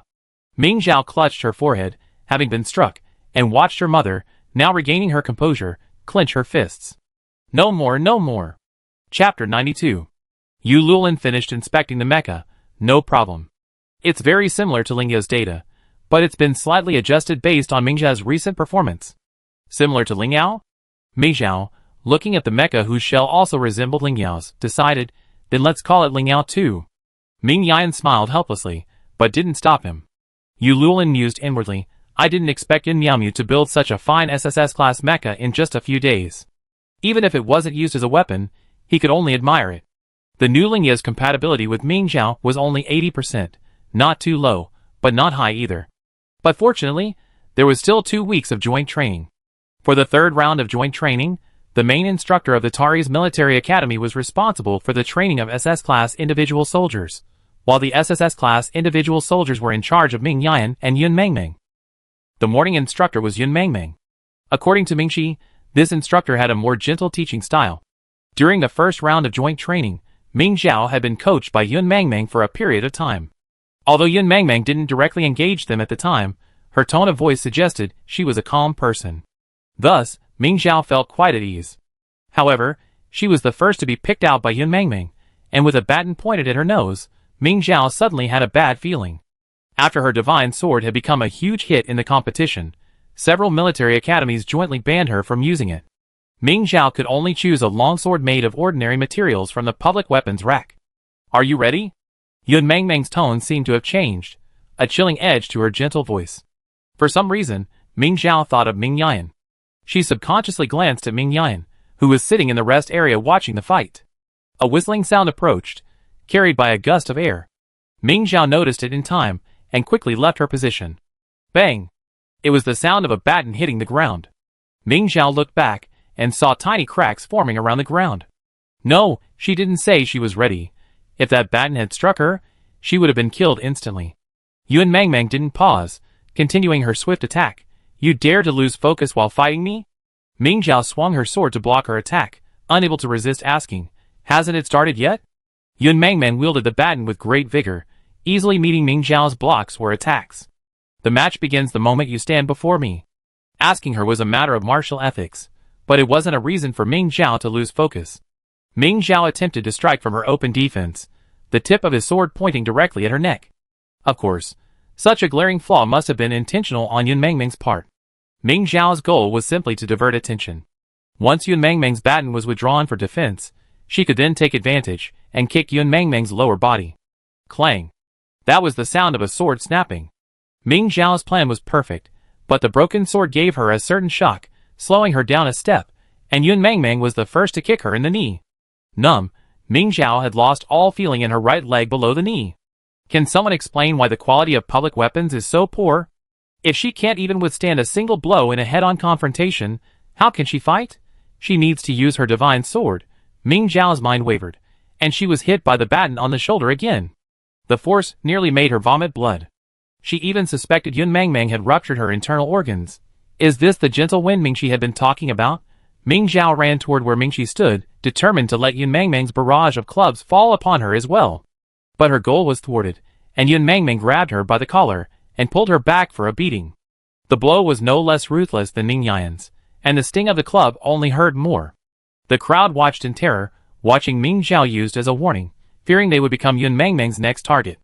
When Yun Mangmang finally finished beating her, Ming Zhao limped over to Mingxi, tears welling in her eyes. You actually lied to me. Mingxi's eyes shone with a hint of amusement. It couldn't be helped. She had received such a good education, so of course she wanted to share in the enjoyment with the other students in the military academy. Yun Ningxi's smile was brilliant, while Yun Shili's expression seemed blank at first glance, but upon closer inspection, she was clearly smiling too. Next, Yun Mangmang was scouting for his next target. Ming Zhao suddenly launched into a tirade, grabbing Mingxi's hand and raising it. Instructor, Mingxi wants to go. Yun Mangmang, Mingxi, Mingxi tried to remove her hand, but Ming Zhao, despite the pain, refused to let go.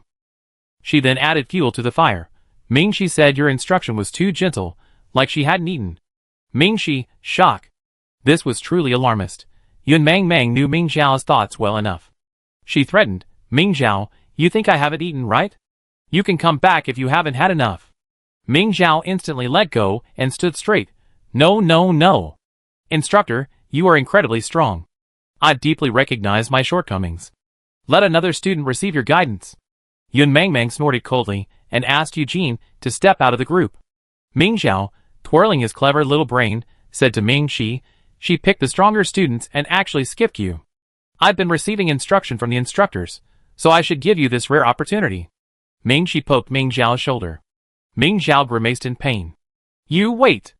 I have mother beat you this afternoon.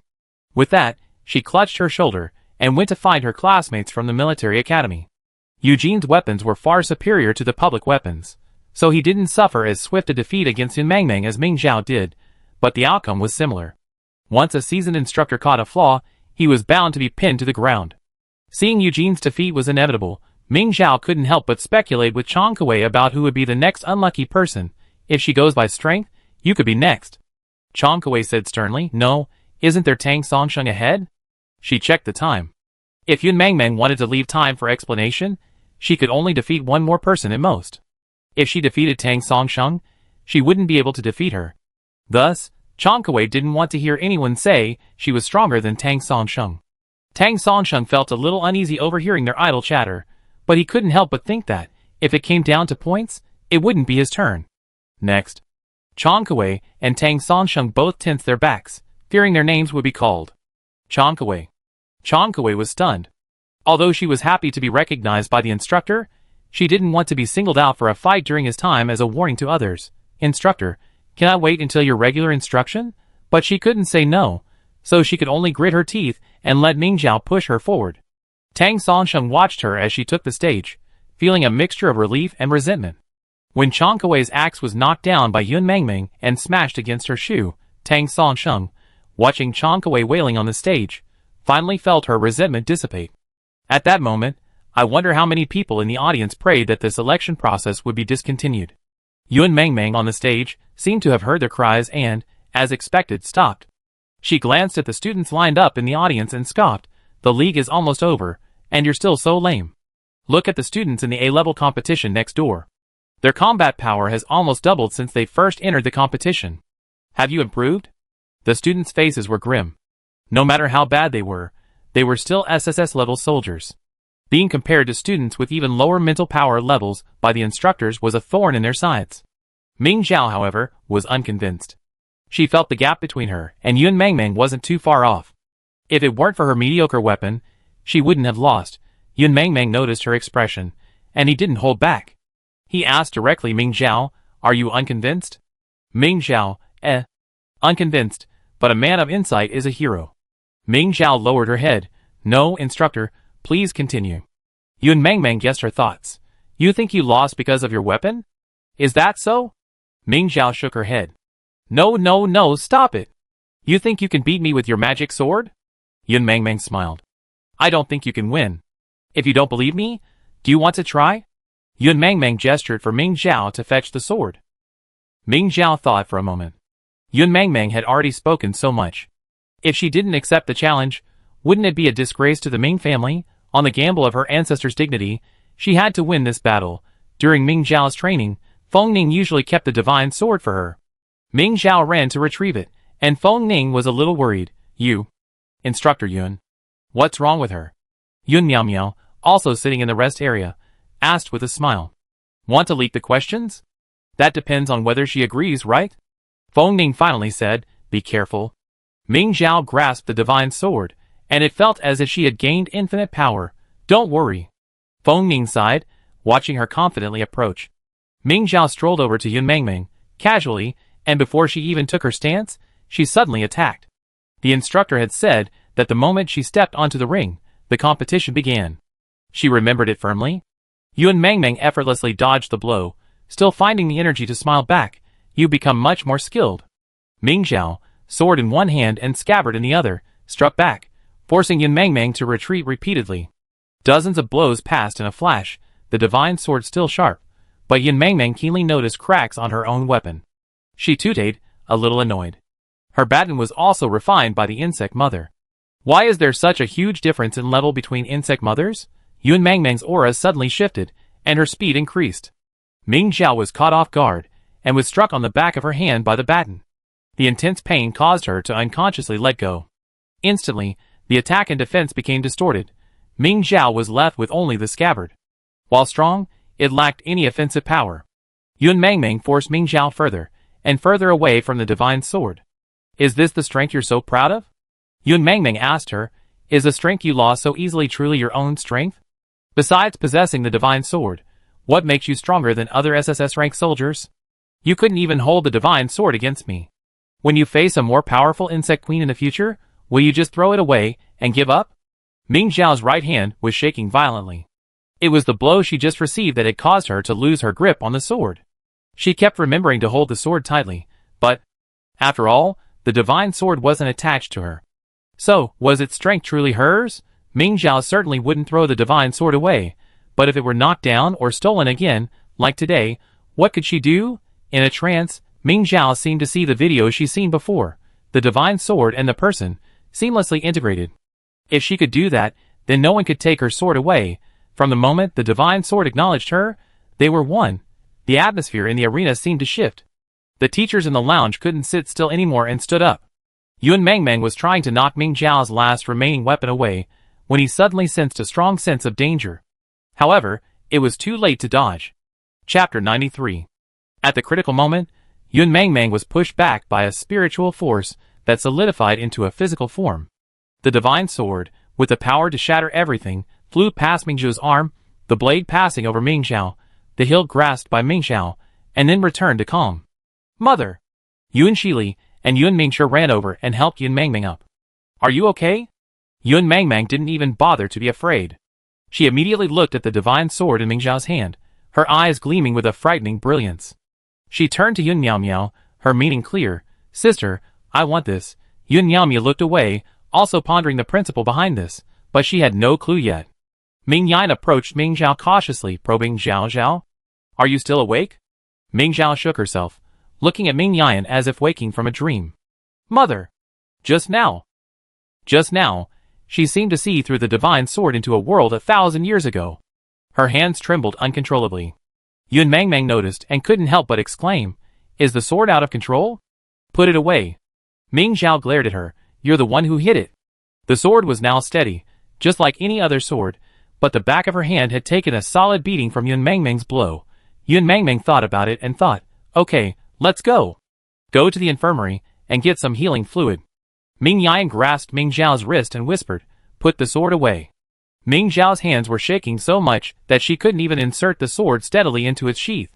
Fortunately, Ming Yan helped her. Why are you shaking so badly? She placed her warm hand on the darkened back of Ming Zhao's hand and sheathed the sword. Ming Zhao pouted. It really hurts. Ming Yan led her to the infirmary. Fighting Yun Mengmeng is like this. If you don't dodge her attacks, even if they only hit insignificant areas, it can cause serious trouble. Has mother ever fought Instructor Yun? Ming Zhao asked curiously. Ming Yan smiled. Didn't you buy the video of my Mecha League? Didn't you see it? The results are available. In the first round, they completely defeated SSS-level soldiers from other military academies. Yun Mengmeng was the unluckiest. The two of them were deployed not far apart, and she was eliminated without even killing a single Zerg. Perhaps because the two had fought so long ago, Ming Zhao didn't notice, but that didn't stop her from flattering her mother. Mom is still the best. Ming Zhao had idolized her mother since she was a child. Since she was her idol, Ming Zhao frequently searched online for online reviews of Ming Yan. Knowing all the tricks of the trade by heart, Ming Zhao unleashed them, brightening Ming Yan's mood. "Mother, why don't you pick Ming Xi out for a sparring match this afternoon?" Finally, Ming Zhao pleaded. Although Ming Yan was overjoyed, she didn't readily comply with Ming Zhao's request. "Pick Ming Xi? Why?" Ming Zhao said sincerely. "She's always wanted to receive your instruction again." Ming Yan, naturally, didn't believe her and just stared at her. Ming Zhao quickly lost faith, looking around and saying, She lied to me, saying the instructors at Kaliao Military Academy were gentle. It turned out to be just an appearance. Before the training, it was a warm and carefree atmosphere, but during the training, it was a heavy blow to Ming Zhao. Although he managed to hold back, his head was still buzzing. Ming Yan burst out laughing. "You're already this old, and you still think there are soldiers who are gentle in battle? Gentle and peaceful, that's just how they deal with people. Soldiers with gentle fighting styles have long been left on the battlefield." Ming Zhao was stunned. Ming Yan touched her forehead. "So you too must be a soldier with a strong and sharp fighting style in the future, understand?" Ming Zhao nodded quickly. "So, mother, will you choose Ming Xi? It would be good for her to broaden her horizons." Ming Yan shoved Ming Zhao into the healing fluid. Caught off guard, Ming Zhao choked several times before finally lifting his head out of the liquid and taking deep gulps of fresh air. "Mother! You almost drowned me." "The healing fluid won't drown you." Ming Yan sat down on a chair nearby. She instructed Ming Zhao, "Gather a group of SSS-level soldiers. 3 people will be participating in afternoon training. Draw lots to decide who will go." Ming Zhao fell silent for a moment, even her breathing becoming much quieter. Draw lots. Ming Zhao had a bad feeling. Ever since she created a group during special training at the Imperial Military Academy, the instructors had always used drawing lots to determine the order. Ming Zhao's original intention was to break free from the fate of being either first or last, and the drawing of lots had indeed changed things. She almost always drew first. Is this scientific? Wouldn't the afternoon drawing be the same? "Mother, how does the drawing of lots determine the order?" Ming Zhao couldn't help but inquire. The words Ming Zhao least wanted to hear came. "Just like you did at the Imperial Military Academy, draw 1, 2, or 3. She tried to argue for herself. "Mother, how about adding a rule? For example, those who participated in the morning won't be drawn in the afternoon?" Ming Yan disagreed. 2 matches in one day, and you're tired." Ming Zhao was speechless, whispering in defense, "I've played 3. We haven't even drawn yet, and you're so sure you'd be picked?" Ming Yan shook his head. "Let's set up the group first. With 18 individual soldiers, the chances are lower than at the Imperial Military Academy." "Oh!" Ming Zhao felt a little relieved. "True, one can't always be so lucky, right?" Ming Zhao turned around and started creating a group. The individual soldiers from the Imperial Military Academy and Kaliao Military Academy were easy to recruit, but there wasn't a single student from Tari's Military Academy with a contact number, leaving her at a loss. Ming Xi, however, noticed that the Tari's Military Academy individual soldier wasn't in the group and asked if he couldn't be contacted. Finally, Ming Xi added Eugene to the group, and Eugene then added the other individual soldiers, and the group for this SSS-level individual soldier class was established. Of course, the 2 instructors couldn't be forgotten either. Before the afternoon training began, Ming Zhao started a lottery in the group chat. Seeing her random number, she couldn't help but sigh. As expected, whether she was competing with 10 or 18 soldiers, none could threaten her first-place position. Ahem, what's with that little bit of pride? The other 2 winners were Alusia and Yun Mingshi. Ming Xi, who drew 4th, breathed a sigh of relief. "Ming Xi, you want first place? I give it to you." Ming Zhao rushed over to negotiate with Ming Xi. Ming Xi immediately stepped back, looking at Ming Zhao as if facing a formidable enemy. Don't think she's forgotten how Ming Zhao got beaten on the first day of special training. She felt her instructor's instruction was more than enough, so she didn't bother her aunt. Ming Yan came over, grabbed Ming Zhao by the collar, and dragged him back to the ring. Still chatting. "Get in the mecha. Don't waste time." Ming Zhao could only enter her newly acquired mech. While its data was similar to the 2 versions of Lingyao, it was, after all, handcrafted by a mech master and could never be identical. The adaptation required was no less than that of a brand new mech. Constrained by the mech, and due to psychological factors, Ming Zhao struggled to dodge Ming Yan's initial attacks, only for Ming Yan to feint and grab her forearm. With a slight effort, Ming Zhao was swung 360 degrees and slammed to the ground. Ming Shi's heart skipped a beat. Luckily, this wasn't Ming Zhao's first time being assaulted by Ming Yan. She knew that if she didn't fight back now, she would only be beaten harder. So, Ming Zhao immediately turned over and leaped, pretending to kick Ming Yan in the head. Ming Yan dodged to the side, and as Ming Zhao flew past her, she landed a punch on Ming Zhao's mech cabin. The force was very restrained, but it frightened Ming Zhao deeply. All she could think about was, why did Mother hit my mecha pod? Was Mother dissatisfied with my performance? Was she going to kill me? After Ming Yan hit her mecha pod, Ming Zhao let herself fall to the ground without reacting.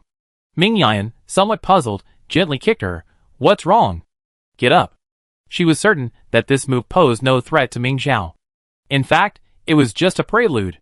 In her analysis, Ming Zhao should immediately roll away, dissipating the force. At that point, Ming Yan would kick her in the buttocks, knocking her out of the ring. Unexpectedly, before the second step could be carried out, Ming Zhao feigned death. Ming Yan called out for a long time, but Ming Zhao inside the mecha pod didn't respond. Just as Ming Yan was about to call the onlookers to open the mecha pod, Ming Zhao left on her own. Her face was pale, filled with unconcealable fear. Ming Yan felt as if an arrow had pierced his heart, but now was not the time to ask questions. Ming Yan sent Ming Zhao off, and Olivia, who had drawn number 2, took the stage. Chang Kuei watched Ming Zhao return to her side, unable to recover for a long moment. Worried, she asked, Ming Zhao, what's wrong with you? Ming Zhao shook her head vacantly. Could she say she was worried Ming Yan was going to kill her? Even she didn't believe it. But her mother had never attacked the mecha pod before. Ming Zhao had just thought this when Olivia, the one above her, was also hit by Ming Yan's mecha pod. She rolled on the ground, was kicked in the butt, and rolled off the stage. Ming Zhao blinked, wondering, is hitting the mecha pod my mother's new hobby? Her chaotic mood calmed down a little, and she was finally less panicked. Yun Mingshi, the last to take the stage, also suffered the fate of being attacked in the mecha cabin. However, unlike Olivia, her resistance was different. She instantly grabbed Ming Yan's hand, used it to flip over, and bent her knee to attack Ming Yan's head. Ming Yan then raised his leg, high above his head, and directly kicked Yun Mingshi in the head, causing her attack to falter and fall limply to the ground. Yun Shili, who had telepathy with her sister, felt a chill in that moment. Of course, the individual soldiers without telepathy felt the same way. The two instructors were each more ruthless than the other. Luckily, they weren't lucky enough to be drawn in the top 3. Don't worry, everyone will play. The order you draw today will be the order from now on. Tomorrow, 4, 5, and 6 will play. Ming Yan smiled faintly. Ming Shi, who drew 4, was paralyzed. Ming Yan looked at Ming Zhao, and found her still distracted. Even the appearance of Ming Shi, whom she had been so eager to see, failed to capture her attention. What had happened? Ming Yan was a little worried. After the afternoon training, Ming Yan took Ming Zhao back to his room. What happened to you today? Seeing Ming Zhao's unconcealed fear, Ming Yan couldn't help but ask. Ming Zhao didn't dare meet Ming Yan's worried eyes. She lowered her head, not daring to answer. Did I scare you when I attacked the mecha cabin? Ming Yan asked softly. Ming Zhao muttered, yes, a little. Chapter 94. Ming Yan was very confused. Didn't I also attack someone else's mech pod? It's just one attack method. You can't just lie down and let someone attack your mech pod, right? Aye. Ming Zhao didn't know what to say. She wasn't afraid of having her mech pod attacked, but of Ming Yan attacking her mech pod. She knew her fear was completely unfounded and her mother wouldn't harm her, but she couldn't help but feel scared. Ming Yan asked her, Zhao, I attacked the mech pod today to prepare you for future battles. Individuals would avoid the mech pod in combat, but the Zerg are different. They attack any part of the mech. If they attacked your mech pod, would you do the same thing today? Ming Zhao shook her head, unable to help but ask, but if your mech pod is already attacked, what else can you do? Zerg attacks don't involve controlled force like Ming Yan does. As long as you're still conscious, fight back with all your might and get to safety as quickly as possible, Ming Yan told her. I understand. Ming Yan said, perhaps no one has ever attacked your mecha pod before, which is why you couldn't react today. But you have to get used to it. Zhao, every time I fight you from now on, I attack your mecha pod. Ming Zhao pursed her lips and said, actually. Ming Yan, ? During ordinary training, who attacked Ming Zhao's mecha pod? Who? Ming Yan was clearly suppressing his anger. Jiang Zhanqiu. Ming Zhao still felt a lingering fear when she thought of me. His knife pierced my mecha pod. Ming Yan secretly noted this and asked, "Why didn't you tell me before?" If she had known about this earlier, she would have fought back last time. It would have been difficult to find another opportunity in the future. "I didn't want to worry you. Auntie has already taught him a lesson." "You?" Ming Yan sighed and asked, "So, is this traumatic for you? Do you think I kill you too?" Ming Zhao felt as if a sledgehammer had struck her heart. She wanted to tell her mother that she didn't think so, but the words wouldn't come out. She was simply afraid, terrified. Ming Yan hugged her lovingly. "Zhao Zhao, mother will never hurt you. You never have to be afraid of mother." Ming Zhao felt ashamed of her inexplicable fear. "I'm sorry. Your fear is normal. It's because mother hasn't spent enough time with you." Ming Yan patted her back gently, just like when they were little. Ming Zhao shook her head. "No, mother's spirit is always with me, inspiring me. I've never been afraid of her." "Silly child," Ming Yan soothed her. "Don't cry." Before she knew it, Ming Zhao's tears had soaked Ming Yan's collar. "Mother promises you she will never hurt you. If she ever does, she's no longer your mother. You can kill her." Ming Zhao suddenly raised her head. "What nonsense are you talking about?" Ming Yan said casually. "I'm serious. If she were to hurt you, would she still be your mother? Zhao Zhao, you are much more important than me. You must always ensure your own safety, understand?" Ming Yan warned her. Ming Zhao was stunned for a moment before she shook her head repeatedly. "No, no. Why would mother hurt me?" Ming Yan felt a little helpless, wondering if she had said something wrong. Her point was that she couldn't possibly hurt Ming Zhao, but how had Ming Zhao interpreted it as if she would hurt her? She really didn't know how to deal with a teenager. If only her mother were here. Mothers are the best at raising children. "What I meant is, I absolutely wouldn't hurt you." Ming Yan tried to make her point clear. Ming Zhao looked at her aggrievedly. "Really? Really?" Ming Yan nodded firmly. Ming Zhao extended her hand. "Make a pinky promise."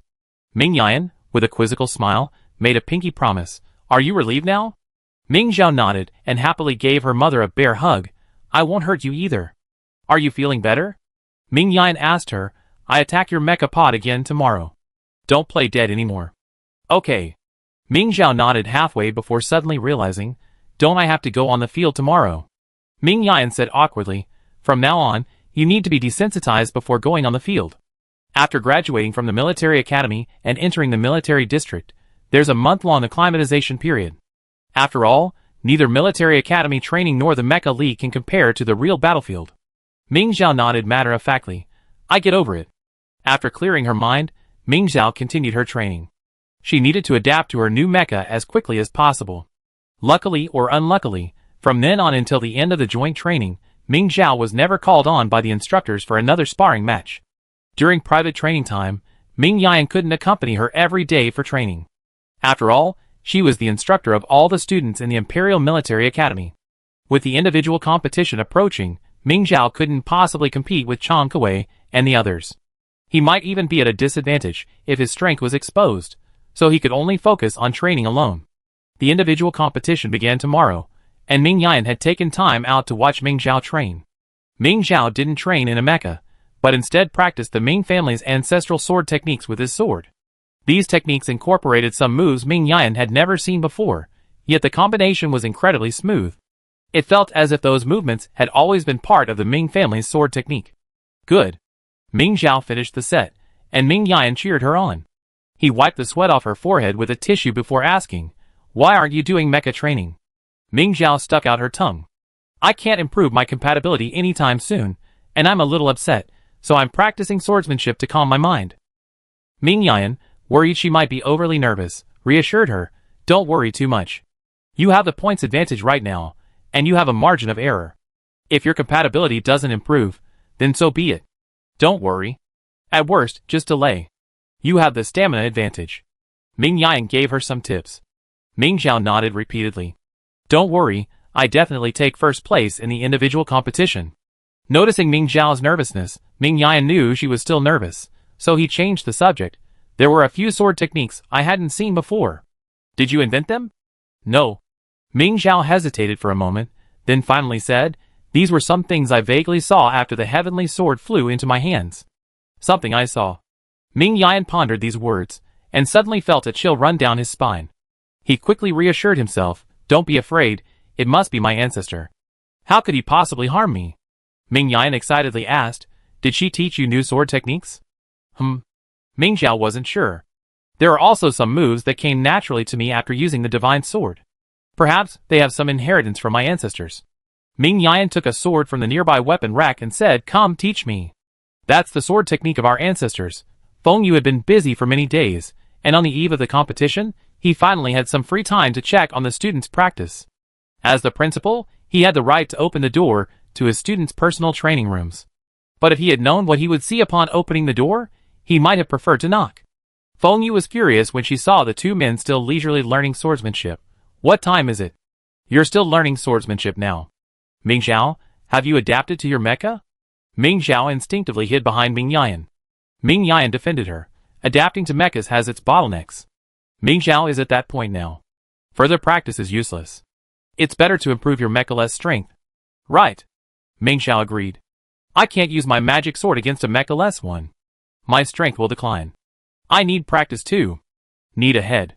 The decline in mecha combat effectiveness is simply due to the decline in weapon quality. So, Ming Xiao, if you practice more, you can actually improve the quality of public weapons. Feng Yu stared at her. Really? Then why are you practicing with the divine sword?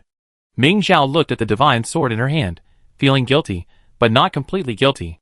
She had her own rhythm. Feng Yu was irritated by her stubborn attitude, and even more furious when he saw Ming Yan fooling around with her. A loving mother often spoils her child. Instructor Ming Yu sighed. You have to take care of yourself. Feng Yu waved her sleeves and left. Ming Xiao and Ming Yan exchanged bewildered glances. After a moment, Ming Yan said, "Never mind him. Let's continue." Okay. Ming Yan had already mastered the moves. Ming Xiao watched her perform them, and a flash of inspiration suddenly struck her. Ming Xiao had practiced for a long time on her own, only vaguely grasping the feeling. She had no idea where the problem lay. Knowing that Ming Yan was practicing with her, Ming Xiao had to rack her brains to recall the most standard set of moves and demonstrate them to Ming Yan. As soon as Ming Yan performed them, Ming Xiao realized her own problem. Her movements were too impulsive. Perhaps because she had learned the moves directly from the divine sword, her movements lacked a specific form, only a sense of purpose. While the form could be varied, if it was distorted too far, the sword's purpose would be destroyed.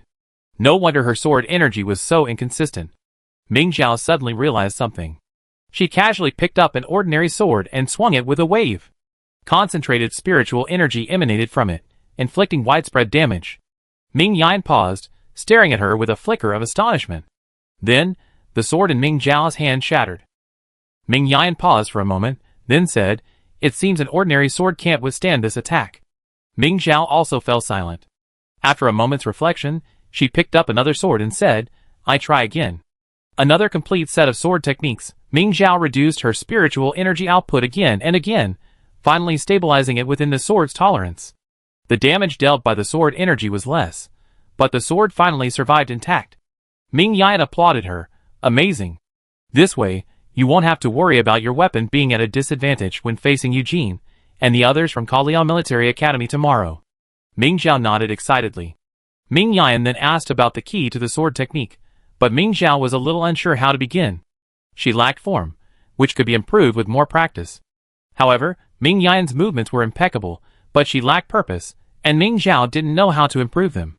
Ming Xiao thought for a moment and said, "Mother, perhaps you could try channeling your spiritual power into the sword." In Ming Xiao's mind, this was a crucial step. First, spiritual power was channeled into the weapon. Only later could one grasp the method of condensing it into sword energy. This was the first step in her comprehension of sword energy. However, Ming Yan's face was filled with confusion upon hearing this, injecting spiritual power into the sword. "Zhao Zhao, are you kidding me? A single soldier's spiritual power can't be drawn out for use."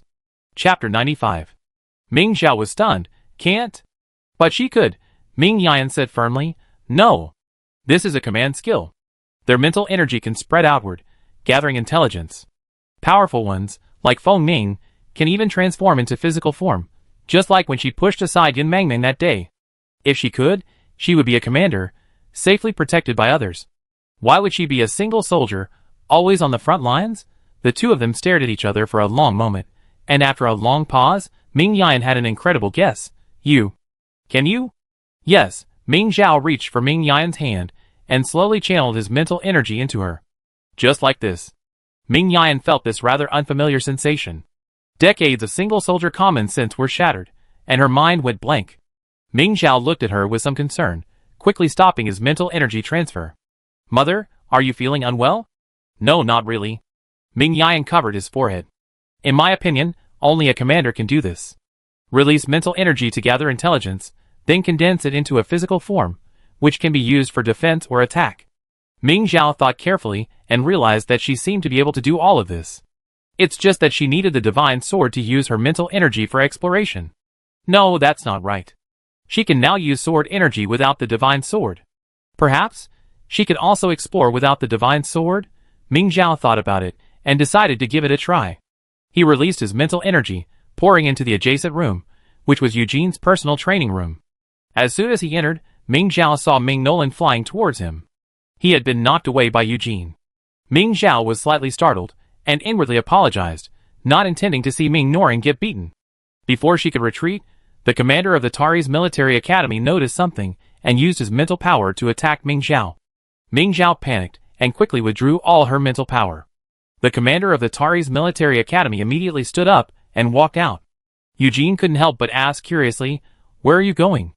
"People from the Imperial Military Academy are spying on your training," the commander said coldly. Ming Zhao withdrew her mental power, her face instantly pale. Ming Yan said worriedly, "What's wrong? Don't try anything rash. We should not use the commander's skills recklessly." "I'm fine," Ming Zhao said with a sad face. "Mother, I think the commander of the Tari's military academy has discovered me." Just as she finished speaking, there was a knock on the door of Ming Zhao's personal training room. Ming Yan looked at the guilty Ming Zhao and soothed him, "Calm down. We're just one soldier. Just insist he was mistaken." Ming Zhao nodded quickly, a serious expression on her face, and went to open the door. Outside was the murderous commander of the Tari's military academy, charging him without a word. How could Ming Zhao let a commander get past her? She simply stood still, and the commander of the Tari's military academy bumped into her shoulder, stumbling back 2 steps. "What are you doing?" Ming Zhao was right, but still confident. Eugene supported the commander and said coldly, "We suspect someone in your training room is using their psychic powers to spy on us." Ming Zhao feigned surprise. "Who? Me?" Ming Nolan looked at her like she was mentally retarded. "Stop flattering yourself. Do you know how to do it? I told you to do it. You're not taking responsibility for it?" "What commander?" Ming Yan walked over. "There's no commander here. The commander is instructing other students at this time." The commander of the Tari's military academy was unconvinced. "Whether there is one or not, let's go in and see." Although it would be useless for them to go in, Ming Zhao wouldn't let anyone search his training room without a word of advice. The one making the claim must provide evidence. "You say there was a commander spying on you in my training room. Do you have any evidence? If he wasn't guilty, why wouldn't he have come out until now?" Ming Nolan shouted. Ming Zhao looked at him with a half-smile. "I told you the commander isn't here. Don't you understand?" Eugene glanced at her suspiciously and said, "There are surveillance cameras in the hallway. Anyone can request to see them. Ming Zhao, you must take responsibility for what you say." Ming Zhao raised an eyebrow. "Of course, I will take responsibility for what I say. What about you? You say there's a commander here. If we find out whether there is one or not, will you take responsibility?" Her attitude made the commander doubt his own mistake. After Ming Zhao closed the door, the commander looked towards the adjacent room. Could it be the commander of the Kaliao Military Academy? They knocked on Ming Xi's door again. Ming Zhao was spying again. They used the divine sword this time, and strangely enough, the commander of the Tari's military academy showed no reaction. Ding had said that when a commander used his psychic power to probe, other commanders would detect it, but Ming Zhao's use of the divine sword wouldn't.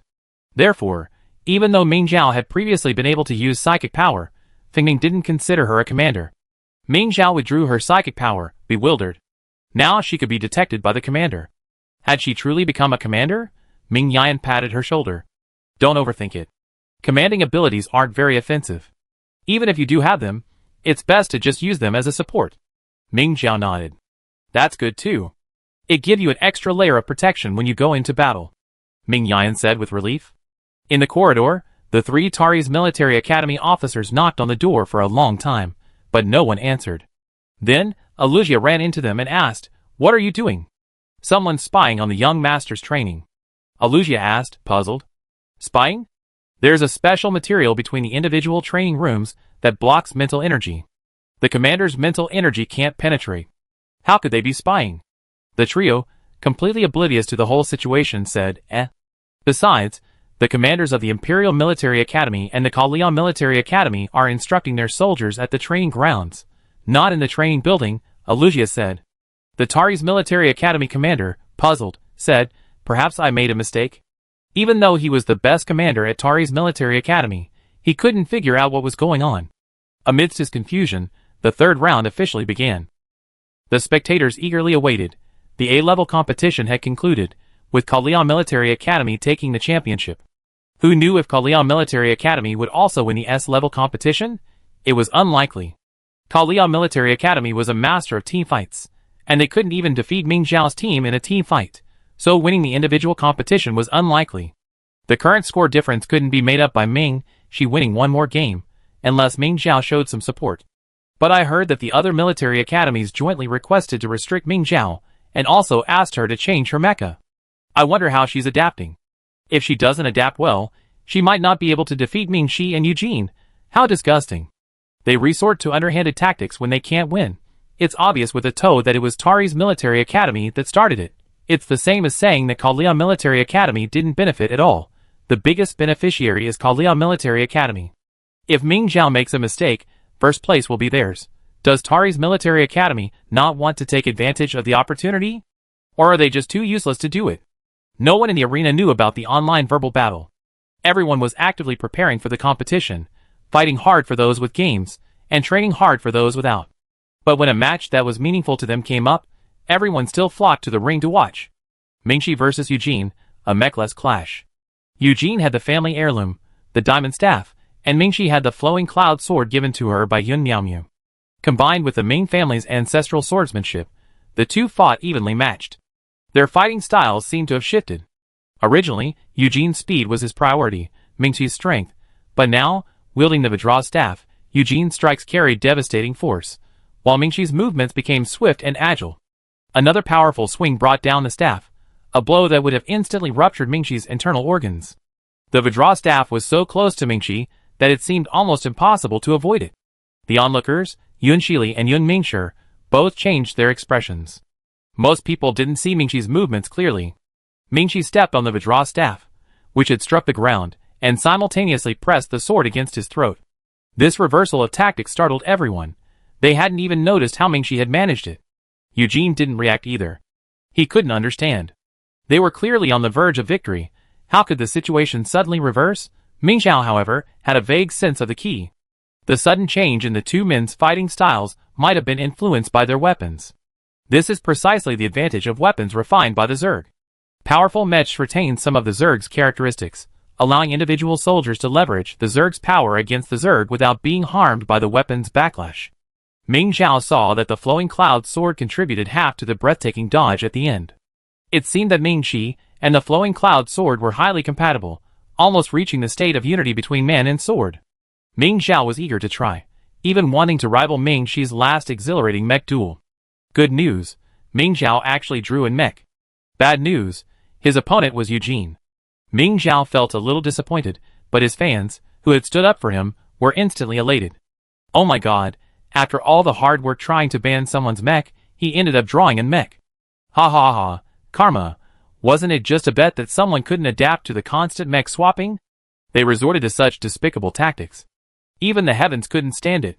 Alas! Why didn't Ming Zhao go to the weapon rack to pick a weapon? Don't you need the divine sword? Damn it! You're not even allowed to use the divine sword? A reasonable person offered some advice. We all know the divine sword's power. I'm convinced Ming Zhao could wipe out the entire crowd with just a casual wield of it. That's no excuse. If they're banning the divine sword, why not ban other Zerg-crafted weapons as well? Wouldn't it be more reasonable for everyone to start on the same level? I feel so bad for Ming Zhao. Mech versus mech gets replaced, non-mech versus weapon gets banned. He's clearly the strongest, yet he has to endure such awful things.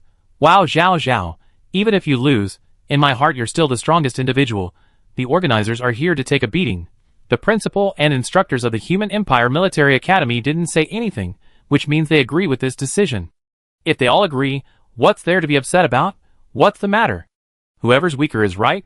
The outside world's commotion had nothing to do with Ming Zhao. She picked a sword that suited her from the weapon rack and stood on the stage, waiting for the match to begin. While Eugene wasn't her ideal sword-testing opponent, who knew if she'd be able to draw a mecha against Mingxi, Eugene was quite capable, so using him for a sword test was a good option. As soon as the organizer announced the start, the two men moved simultaneously.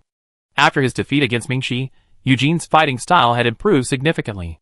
It was clear that each of his attacks was calculated, no longer just relentless force. Each move caused Mingxiao some trouble. Chapter 96. Weapons made of artificial materials cannot stand head-on against weapons refined by high-level Zerg. Mingxiao knew this, so he avoided Mingxiao's attack. Eugene also knew this, so he had no fear of Mingxiao's counterattack. While weapons could not match the diamond stick, Mingxiao's mental power was fearless. He channeled his mental power into the sword, condensing it into invisible sword energy, striking Eugene. Eugene sensed the danger and quickly dodged, but a scratch remained on his cheek. He exclaimed in shock, "You?" What was going on? Mingxiao wasn't using an ordinary weapon. The spectators were stunned, and they instinctively glanced at Feng Ning's divine sword. The divine sword was below the stage, so how could Mingxiao still use this move? From this moment on, Eugene's defeat was inevitable. The psychological trauma from Mingxiao's move was too great, and Mingxiao now wielded it with greater ease and control than before. Another wave of sword energy struck the diamond stick, and Eugene lost his balance, causing the stick to slip from his grasp. He froze in place, not even thinking of fighting back.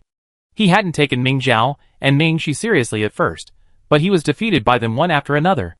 They were a world apart from their first round of joint training, while he, alone, remained stagnant. The organizers declared Mingxiao the winner. "Is that it?" Mingxiao stopped in front of him and asked, "Are you giving up? This should be the peak of your strength, but it's a shame you've ended it like this." Eugene bent down to pick up the diamond staff, his face pale as paper. "None of your business." After leaving the ring and leaving the live broadcast area, Mingxiao tried to persuade him, "Are you willing to live like this for the rest of your life? We're out there killing Zerg on the battlefield, while you're all home playing house?" Eugene pursed his lips and said nothing. Alucia and the others approached Eugene. Mingxiao quickly said, "You're about to graduate. Even if your father ignores the Zerg crisis, you're completely helpless." With that, Mingxiao left. Eugene stared at her back. "Nothing? How could he possibly be helpless?" "Young master." Alucia was a little worried about Eugene's mood. He raised his hand and said, "It's okay. Prepare for the next matches." All his matches were over. After losing 2, he could only be third in this round. He didn't know who would win. If the draw was against a non-mech, Eugene thought Mingxiao would win. But if it was a mech match, Eugene sighed, looking at Mingxiao, who wasn't particularly well suited to the mechs. In that case, Mingxi would probably win. However, losing one match wasn't a big deal. After all, Mingxiao was still first overall, and he had to rely on others for support to even make it into the top 3. Mingxiao and Mingxi faced off in the final match of the last day. Eugene smiled again. "See? Even the organizers knew who had the most potential." This round had a mecha duel, and Mingxiao had drawn it. Seeing the lot in her hand, she couldn't help but sigh. Mingxi breathed a sigh of relief. With Mingxiao's ability to concentrate sword energy at will, even with the advantage of a weapon, she would probably have a hard time winning. In a mecha duel, she could bet that Mingxiao and the mecha weren't particularly compatible. Mingxi had seen Mingxiao and Alucia fight, which dragged on almost until the very last moment. Perhaps Mingxiao wasn't that familiar with the mecha yet. Of course, as the two swords clashed, Mingxi grew increasingly cautious. There was also the possibility that Mingxiao had already adapted to the mecha, and the previous battle was just a deception. Time ticked by, and Mingxi grew increasingly uncertain. Mingxiao continued to stall. Had she adapted, or not? She said she had adapted, but she was stalling. She said she hadn't, but she repeatedly evaded his own confident killing moves. In the end, the duel had become almost a sword duel. Mingxiao couldn't help but smile. He hadn't expected to engage in a sword fight with Mingxi under such circumstances. Mingxiao suddenly increased his strength, pressing Mingxi's sword downward. A surge of energy from his wrist emanated, transforming into several sharp sword energies that struck Mingxi's head, shoulders, and hands. Mingxi felt the same pressure as Eugene. She quickly dodged, but a sword energy still pierced her forearm. The mecha could withstand far greater mental power than an ordinary sword, and the attack it inflicted was far more powerful. Therefore, Mingxiao's strength wasn't due to her possession of the divine sword, but rather to her strength, which allowed her to possess it. This was the shared thought of Ming-Chi and Eugene at that moment. It was also the shared thought of everyone watching the match, as well as the audience watching the live broadcast. The sword energy and the sword energy intertwined, creating a fickle situation. Ming-Chi struggled, ultimately losing. Ming Zhao won, taking first place in the third round and the overall points. Eugene didn't wait for others to offer him support. Chong Kuei, with his advantage in the first 2 rounds, secured a top 3 finish, while Eugene only finished 4th. Aside from this, only one player from the Tari's military academy, Alusia, tied for 8th with Chung Jiasher, made the top 10, marking Tari's worst performance in the Mecha League. Looking at his military academy results, Eugene ignored his father's call and quietly pondered the future of Tari's military academy and the future of the Tari's galaxy. He could no longer hide behind a safe haven. He needed to do something to change things. Feng Yu was also looking at the overall results. Tang Songsheng is 6th, Chung Jiasher is 8th, Zhu He is 10th. Instructor Ming, this must be your worst result in the Mecha League, right? 5 in the top 10 wasn't bad, but Ming Yan's previous 2 results were 10 out of 10 and 6 out of 10. As long as it's improved compared to the previous class, that's enough. Feng Yu laughed. Last class? Worse than the previous class? Instructor Ming, I had high hopes for you, but this result is clearly average. Ming Yan retorted, my previous results satisfied all previous principles, but you're the only one who's dissatisfied. Whose fault is that? Ming Zhao, who had come to help Feng Ning deliver the invitations, immediately echoed the other 2. That's right, isn't it your good brother, the principal, who had to backstab his teammates in the first round, causing our military academy to lose a promising candidate for the top 10? Feng Yu immediately glared at her coldly. Ming Zhao was unfazed. If Tang Songsheng hadn't eliminated Yunpu, and they teamed up with Zhu He in the second round, and Tang Songsheng's injury hadn't affected their strength, they might have been able to defeat Eugene's team. In the third round, Tang Songsheng might even have defeated Yun Shili and moved up another place. Even though she knew it was just a hypothetical, Feng Yu couldn't help but think about Ming Zhao's words. I have to admit that what she said is true. If Yunpu had not been eliminated, Alucia would really be squeezed out of the top 10, and this seat would go to the Imperial Military Academy. Feng Yu said coldly, I punish him when we get back to school.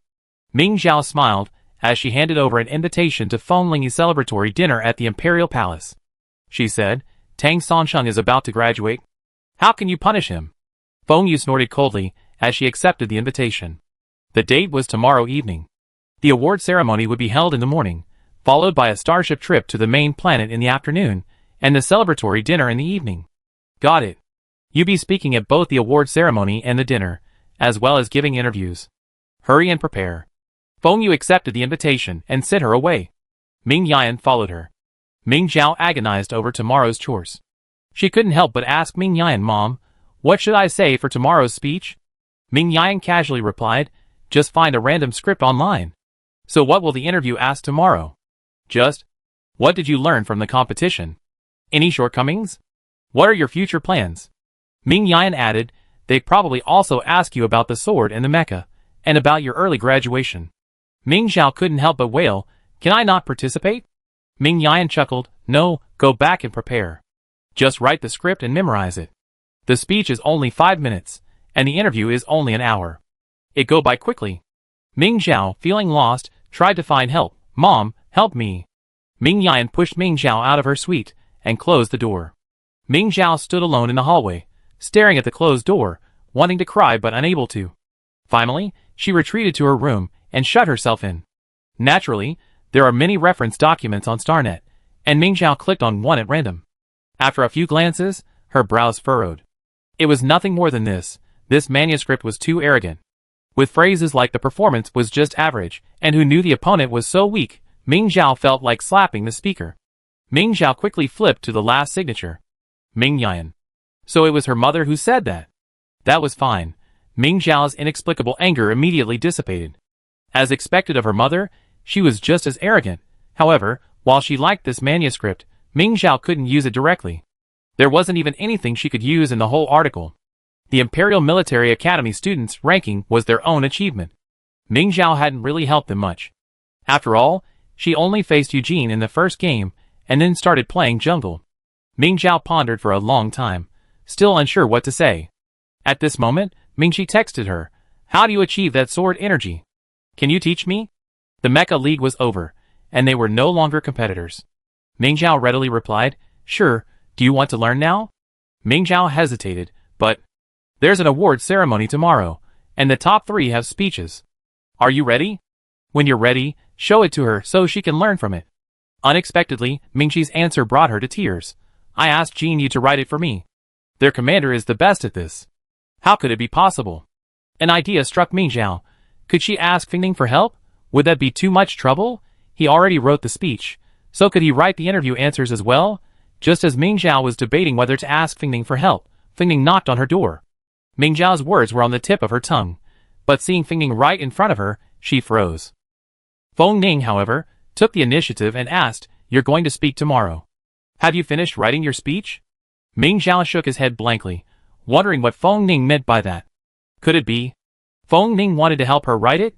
Feng Ning remained silent, and Ming Zhao couldn't help but ask, Are you going to help me write it? Surprise flashed across his face. Ming Zhao thought, this request was indeed a bit excessive. But since he had already said it, Ming Zhao gritted his teeth and asked, Can you also help me write the interview questions? Feng Ning's expression grew even more surprised. Ming Zhao didn't wait for him to refuse. He took his hand and pleaded, Please, I help you with anything you need in the future. Feng Ning was silent for a moment before saying, Actually, I just wanted to tell you that I've already written your speech and interview script. Ming Zhao, Chapter 97. Ming Zhao was so overjoyed that he didn't even realize what Feng Ning had said. Feng Ning said, Do you need it? I send it to you. Ming Zhao hugged him, sobbing, Thank you. You're so kind. Feng Ning was so caught up in the hug that she couldn't breathe. Her face flushed crimson, and her heart pounded uncontrollably. Ming Zhao heard it, and quickly let go. Why is your heart beating so fast? Sorry, did I push too hard? Feng Ning didn't dare look up at her. He shook his head frantically, mumbling, No, I send it to you right away. With that, he hurried back to his room. Ming Zhao hesitated. Oh! The speech. Feng Ning quickly sent it to Ming Zhao, who flipped through it. It was perfectly complete. He wasn't afraid of any questions tomorrow. Ming Zhao happily messaged Ming Shi, I'm ready too. I'm going to the training ground now. Humming a tuneless song, she leisurely walked out the door, sword in hand. Feng Ning heard the door close, and couldn't help but secretly open her door a crack to observe. Why was Ming Zhao out at this time? The competition was over. Given her personality, she definitely wouldn't go to training. Feng Ning had assumed she memorized the speech and go to bed early. After hesitating for a long time, Feng Ning still didn't ask Ming Zhao what he'd been doing. Ming Shi was waiting for Ming Zhao in the personal training room. Yun Shili and Yun Mingshi were also there. Ming Zhao, thinking he walked into the wrong place, asked uncertainly, Why are they here? Yun Mingshi jumped in front of Ming Zhao and said, I want to learn too. I won't teach you. Ming Zhao turned his head away from her. Yun Mingshi politely pulled out the local specialties she had brought from the Kalia galaxy. Teach me. Teach me. Auntie told us we're partners now. Teammates. You didn't say that last year, Ming Zhao complained. It's been a year, so of course our relationship has changed. Yun Mingshi said matter-of-factly. Ming Zhao snorted, But you use a whip, and we use swords. That's different. Yun Shili smiled. As for weapons, the principles are the same. Mingshi and I just need to watch you demonstrate once, and we can figure out the rest on our own. So she didn't need to teach. Why didn't you say so earlier? Ming Zhao snatched the specialties from Yun Mingshi's hand and put them into his spacecraft. Actually, when I watched Mingxi and Eugene fight, I seemed to have a glimpse of a key move, Ming Zhao said. Mingxi thought for a moment and said, Indeed, the flowing cloud sword seems to have a mind of its own. Especially at that moment when Eugene was about to strike me, it seemed to seize control. Ming Zhao nodded. Yes, I sometimes feel that way when I use the divine sword. That doesn't seem a good sign, Mingxi sighed. I've been trying to fight the flowing cloud sword. She was afraid the flowing cloud sword would lose control. Ming Zhao said, That's not necessary. Perhaps you could try to communicate with the flowing cloud sword using your mental power. Mental power? Mingxi was puzzled. How do you communicate with mental power? Ming Zhao couldn't describe the feeling either. She scratched her head. Well, it's just. You must have unconsciously communicated with the flowing cloud sword, otherwise it wouldn't have worked at that critical moment. Mingxi fell into deep thought. Ming Zhao thought for a moment, then looked at Yun Mingxi. When I fought Yun Mingxi, her weapon didn't feel this way. Yun Mingxi asked uncertainly, Are you saying I'm useless? No, Ming Xiao denied. Don't let your imagination run wild. Ming Xiao quickly changed the subject.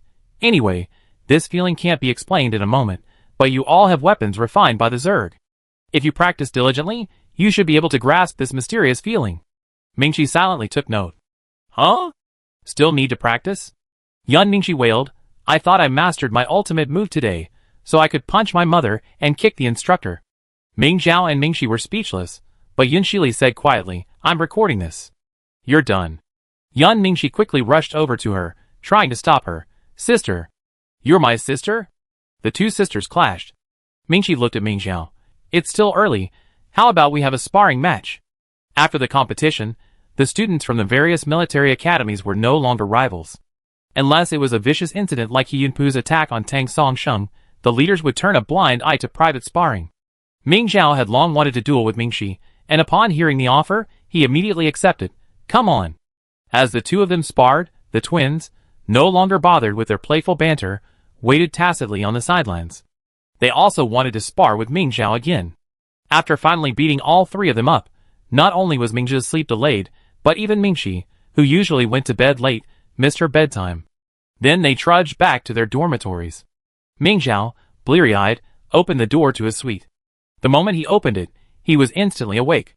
The living room light was on. Feng Ning sat upright on the sofa. Seeing her return, he couldn't help but ask, Where have you been? Why are you back so late?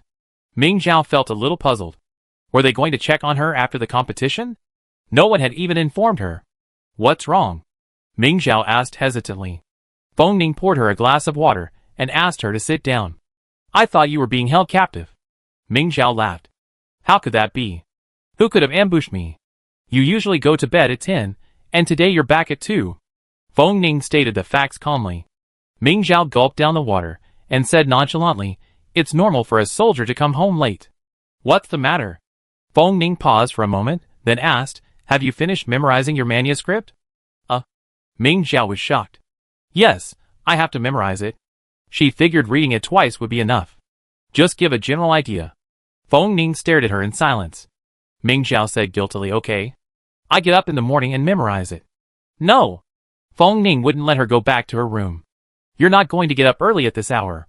So, Ming Zhao had to stay in the living room, with Feng Ning watching her memorize the script and every possible scenario for the reporter's questions. There was so much to do, so much that even after Ming Zhao fell asleep, she was still memorizing it in her dreams.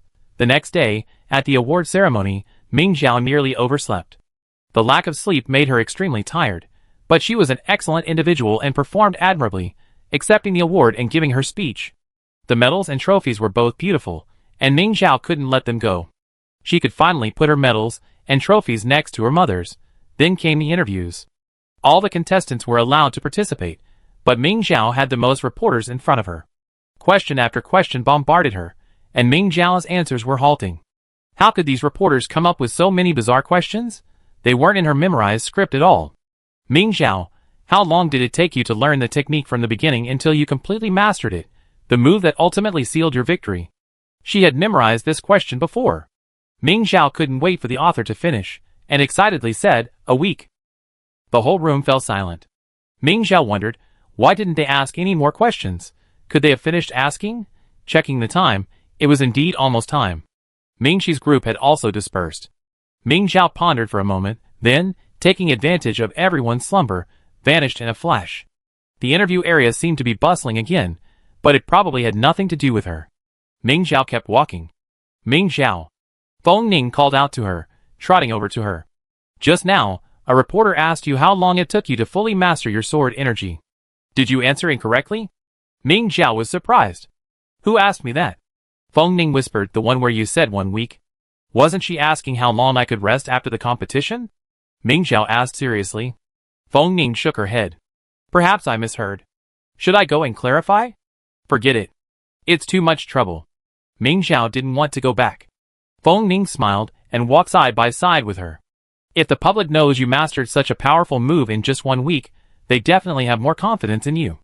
Ming Zhao hesitated for a moment, then answered truthfully, but I figured it out in 1 night.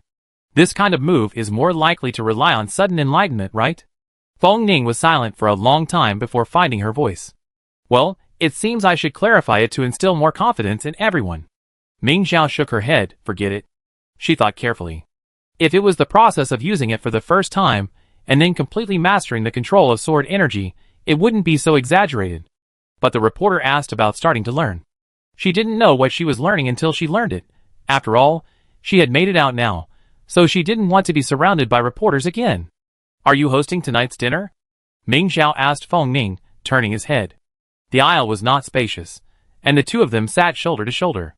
Ming Xiao turned his head, and the heat of his breath hit Feng Ning's ear, making him flinch. Feng Ning was stunned for a moment before saying, No, my mother hosted it. Is your majesty feeling better? Ming Xiao asked curiously. Feng Ning nodded. The medical team has developed a new drug, and it's working very well. Ming Xiao said happily, That's good. Your majesty will definitely recover. Feng Ning smiled. Yes, I will. Some time had passed since the A-level competition ended, and the contestants had all returned home early. However, the S-level students did not return the same way, but instead went to the Imperial Palace for a celebratory banquet. Therefore, all the contestants boarded the same starship and traveled to the main planet together. The Imperial Palace on the main planet, the banquet hall. Because it was a banquet, the setting was lavish, with a full array of drinks and snacks. Feng Ling, dressed in military uniform, presided over the banquet. After a few polite words, Feng Ling dismissed the cadets standing still in the hall. Ming Xiao was about to rush over to grab something to eat when Feng Ning called her back. Feng Ling was looking for her. Ming Xiao glanced regretfully at the snacks so close to her, and reluctantly gave up. Feng Ling looked much better now than she had at the Mecha League opening ceremony. Ming Xiao was genuinely delighted to see her like this. Her guilt had finally lessened. I watched the video of your matches. You've made great progress. You can now fully control the divine sword, as well as the mecha on the crown. Feng Ling let Ming Xiao come closer, pulled out the white gem necklace, and examined it closely. The mecha is the perfect place for you. I hope you can fulfill your ancestors' unfulfilled wish. Your Majesty, I will do my best, Ming Xiao said firmly. It's just, the mech doesn't belong to me. I'm just borrowing it. Once the Zerg are wiped out, the white gem should return to its original location. You discuss this with Feng Ning later. Feng Ling waved her hand. After a week's rest, you go to the military district. Follow your mother's men, penetrate the Zerg interior, and slay the Zerg queen. Be sure to stay safe. Yes. Feng Ling gave a few instructions, then hurried off to meet with the principals of the other military academies. She let Ming Xiao wander freely into the hall. Ming Xiao, with a clear goal in mind, headed straight for the snack bar. She was truly hungry. Ming Xiao, the principal is in the garden and wants you to come over. Tang Songsheng suddenly called her. Chapter 98. Ming Xiao sighed again, looking at the snack so close, and resigned himself to his fate. He went to the garden to find Feng Yu. Feng Yu had just finished a conversation with another fourth-year student, and with perfect timing, he gestured for Ming Xiao to take the chair across from him. Ming Xiao sat down stiffly, unsure what Feng Yu would say. Before the Mecha League, they barely been on the same side, but now, Ming Xiao wasn't surprised by the sudden fallout. Feng Yu's expression was reminiscent of a principal. The Imperial Military Academy will hold its graduation ceremony tomorrow. Are you going? Is it okay not to go? Ming Xiao, sensing a hidden meaning in his words, quickly asked. Feng Yu twitched his lips and said speechlessly, Of course. The ceremony is for fourth-year students. You're graduating early, so you don't have to go. The diploma will be sent directly to the communicator. The military district will come to pick you up in a week. You can take this week to rest. Perhaps accustomed to Ming Xiao's lazy style, Feng Yu actually offered to let her rest. Ming Xiao glanced at him curiously. How could you say such a thing? Who reported it to my father last time? Feng Yu's expression remained unchanged. You were my student then. Now that you've graduated, it's the military district leaders who should be concerned. Thinking of this, Feng Yu wanted to laugh. Many of the military district leaders are your family elders. Don't disobey them. Ming Xiao felt terribly wronged. I don't agree with you. Have I ever disobeyed you? A senior is a senior. She's polite. Feng Yu glanced at her and played a recording. Ming Xiao's face froze, and she couldn't help but glare at him. Is the commander completely focused on this? I still have the recording from a year ago. Didn't I just scold him once? How petty. Ming Xiao defended herself. Your recording is incomplete. It only shows me scolding you, without even the context. Feng Yu warned her, speaking with the air of a veteran. The military district is a place where obedience is paramount. Those senior soldiers will scold and beat you without question. You must control your temper. Oh! Ming Xiao let it go. Feng Yu was about to let her go, but seeing her stubborn defiance, she couldn't help but sneer. Speaking of your father, does he even care about you now? Ming Xiao was stunned. Ever since Qiu Suo insisted on leaving the Ming family last year, Ming Xiao hadn't sent him a message. Given Qiu Suo's personality, it was natural that he wouldn't come to Ming Xiao again. Not only did they stop communicating via messaging, but Ming Xiao also disabled the personalized notifications on her communicator, no longer receiving information related to Qiu Suo. Feng Yu thought this would irritate Ming Xiao, but he misjudged the situation. Last year's Ming Xiao would have been heartbroken, but not now. Ming Xiao even had the energy to retaliate sarcastically. You're talking as if your mother still cares about you. Feng Yu's expression instantly changed. What did he mean by Feng Lei ignoring him? He was the one ignoring Feng Lei. He had originally known that Qiu Suo would never be able to communicate privately with Ming Xiao, so he said this to irritate Ming Xiao. He hadn't expected Qiu Suo to care at all. It didn't matter if they didn't communicate, but Qiu Suo had been out of contact for so long, and Ming Xiao wasn't worried at all. It doesn't matter whether they contact each other or not, but I can confirm that my mother is safe. Can you confirm your father's? Ming Xiao's heart skipped a beat. Qiu Suo was a public figure, after all. If he disappeared without a word, wouldn't Starnet be in turmoil? Then, Ming Xiao suddenly realized that she had blocked all information about Qiu Suo. Even if there was a real uproar, she wouldn't see it. Feng Yu watched with satisfaction, as Ming Xiao's expression shifted like a palette. Finally, Ming Xiao gritted his teeth and said, if anything really happened to him, would your mother forgive you? Feng Yu felt as if she had heard a horrible joke. I'm afraid of her? How much has your father cost me? He deserves to be cut into pieces. You? Ming Xiao was furious, pointing the divine sword directly at his neck. Feng Yu wasn't afraid, and even challenged him, go ahead. Why did you stop? Ming Xiao took a few deep breaths before suppressing her murderous intent. She sheathed her sword and said nonchalantly, he's your stepfather after all. You can kill him, but at least take care of his funeral. Feng Yu slammed the stone table. Does he deserve it? The stone table remained intact, but Feng Yu's palm burned with pain. He ignored it. You're truly heartless. As heartless as you? Ming Xiao, in a sullen mood, retorted, you cut your mother's lover into pieces. If my mother loved someone, I definitely support her. But what if your mother loved a married man? Feng Yu had unknowingly let Ming Xiao lead her astray. Ming Xiao sneered, I've been doing good deeds all my life, so I'm sure I won't run into this kind of problem. But you, what kind of unscrupulous things have you done in private to deserve this retribution? You better be careful. If you don't stop your immoral deeds, you might be struck by lightning one day. Feng Yu, being scolded like this, nearly lost her mind and attacked Ming Xiao. But seeing the sword in Ming Xiao's hand, he held back, prepared his attack, and was about to strike back when gunfire rang out from the garden. Before Feng Yu could react, Ming Xiao tackled him, and a bullet whizzed past his head. Dozens of men in black surrounded the two of them. Ming Xiao, without giving it time to think, turned and faced them. The men in black seemed to be targeting the divine sword in Ming Xiao's hand. Every one of them was SSS rank, and Ming Xiao was puzzled. Where did so many SSS rank soldiers come from? The men in black entered the mecha, and Ming Xiao also entered the white gem mecha. Armed with the divine sword, even the enemy, despite their superior numbers, could not defeat Ming Xiao. Realizing this, the men in black exchanged glances and launched a new wave of attacks. This wave of attacks wasn't aimed at seizing the sword, but seemed simply to stall for time.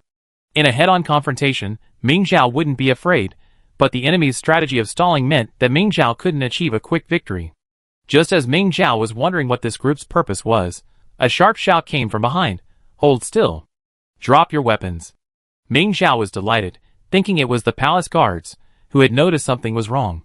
They fought even harder, shouting, drop your weapons. Feng Yu, who was being held hostage, said, eh? The black-clad man holding Feng Yu said, eh? Ming Xiao's opponent, struggling to cope, couldn't help but exclaim, I told you to drop your weapons. You don't want your principal to die, do you? Ming Xiao was stunned. She couldn't help but ask, isn't this your man? She had assumed Feng Yu was behind this. She had completely forgotten to include Feng Yu in her protection. Feng Yu lowered his eyes. Although he was being held hostage by the man in black, the dagger even slicing through the skin of his neck, he felt a pang of laughter. Grateful that Ming Xiao thought so highly of him. Although Feng Yu had just threatened him, Ming Xiao couldn't completely ignore him when his life was truly in danger. She raised her sword. Don't be impulsive. Don't be impulsive. The man in black shouted, hand over the magic sword. Okay, okay. Now, now! Ming Zhao shouted, as he secretly gathered his sword energy. The invisible force silently struck the man in black, who had held Feng Yu hostage. Feng Yu was nervously observing the situation when suddenly a gust of wind blew, spraying him with warm blood. He stared blankly as the platinum-colored mecha before him swung its sword at the men in black, severing several of them in half. It was almost impossible to muster any resistance. The man in black finally realized this was a tough nut to crack. He abandoned the fight, sheathed his mecha, and rushed into the banquet hall. Ming Zhao, shock. Feng Lingyi and many of the military academy's senior officers were in the banquet hall, along with countless SSS-class soldiers. Although Ming Zhao knew the banquet hall was safe, she still felt uneasy about letting the assassin in. At that moment, inside the mecha cabin, a strange feeling flashed through Ming Zhao's mind. Though she couldn't quite put her finger on it, she felt a sense of unease. She retracted her mecha and was about to rush in. Ming Zhao. Come back. Feng Yu called out anxiously. Having almost forgotten this poor man, whom she had mistaken for an accomplice of the men in black, and who had suffered a terrible fate, Ming Zhao approached him and asked with concern, Are you hurt? No. Feng Yu sat down on a nearby stone bench and waved his hand. Are you leaving me here? Yes. Feng Yu fell silent. Seeing he remained silent and had no serious injuries, Ming Zhao gave him a bottle of ointment and tried to leave. Feng Yu quickly grabbed her and said, The assassin just appeared, and you're leaving me here alone. Aren't you afraid something might happen to me? Ming Zhao was stunned and couldn't help but ask this. Assassin wasn't sent by you? Though Feng Yu wasn't injured, Ming Zhao's pounce had landed her hard on him. Hearing this, she practically vomited blood in anger. You really think too highly of me. If I had so many SSS-level soldiers, would Feng Lingyi still be the emperor? Ming Zhao's gaze changed as he looked at him. Sensing Ming Zhao's ulterior motives, Feng Yu said warily, I'm recording. Ming Zhao glanced at his communicator, considering the possibility of deleting the recording. Live broadcast. Alright. Ming Zhao sighed. There are no assassins here anymore. Find someplace to hide. They're definitely not coming for you. The faint sounds of fighting could be heard from the banquet hall. Ming Zhao, fearing something might happen, hurried back to the hall. Feng Yu clutched her hand tightly. With so many SSS-level soldiers in the hall, nothing will happen. But here, if anything happens to me because you're gone, you be held responsible. Then come with me, Ming Zhao said anxiously. Having finally escaped danger, how could Feng Yu be willing to return to the dangerous banquet hall? This didn't work, and that didn't work. Ming Zhao was almost laughing with anger. Principal, do you remember how just now you were threatening me with my father? Feng Yu said, he's fine. I'm keeping him well-fed and well-fed. You stay and protect me, and I let him go. It's up to you. She just knew Chiu Soer was still alive. What if Ming Yan saw him and got upset? Feng Yu certainly didn't dare actually kill Chiu Soer. Let go now, or I break your wrist, Ming Zhao threatened. Feng Yu, knowing she wouldn't fight back, naturally refused to let go. The two of them were at a stalemate, and Ming Zhao had no choice but to find Feng Yu a hiding place. Go in and hide. Don't you command people to give hints? If anyone comes, give them hints. Do you like Feng Ning so much? Even if he has a group of people protecting him, you're rushing back to protect him? Feng Yu couldn't help but question her. Ming Zhao was baffled. What time are you still talking nonsense? This is my duty. Feng Yu said, you're a member of the Imperial Palace Guard. Protecting me is your duty too. Ming Zhao thought for a moment and said, but I'm the Crown Prince's personal guard. Stop it. If I run into the guards later, let them protect you. With that, Ming Zhao broke free from Feng Yu's hand and tucked him into the low bushes. If someone hadn't known about the area, they wouldn't have noticed him. Ming Zhao glanced around with satisfaction and turned to leave. Feng Yu stared up at her back, his eyes gradually turning resentful. Chapter 99. Ming Zhao had barely taken a few steps when she received a message from Feng Ning. Not from the communicator, but directly through a telepathic link. The palace's communication seemed to be cut off. It seemed the assassins had indeed come prepared. Feng Ning used the telepathic link to ask where she was. After learning Ming Zhao was safe, Feng Ning quickly said, go protect the crown. There are many men in black in the banquet hall, but they're just trying to hold the people here. I suspect their real target is the crown. Ming Zhao was startled and quickly told him, the group I just encountered was after the sword. Feng Ning instantly understood. Sure enough, they're after the crown and the sword. Don't worry about the banquet hall. Go find the crown. Where's the crown? Ming Xiao was frantic, spinning around, not knowing where to go.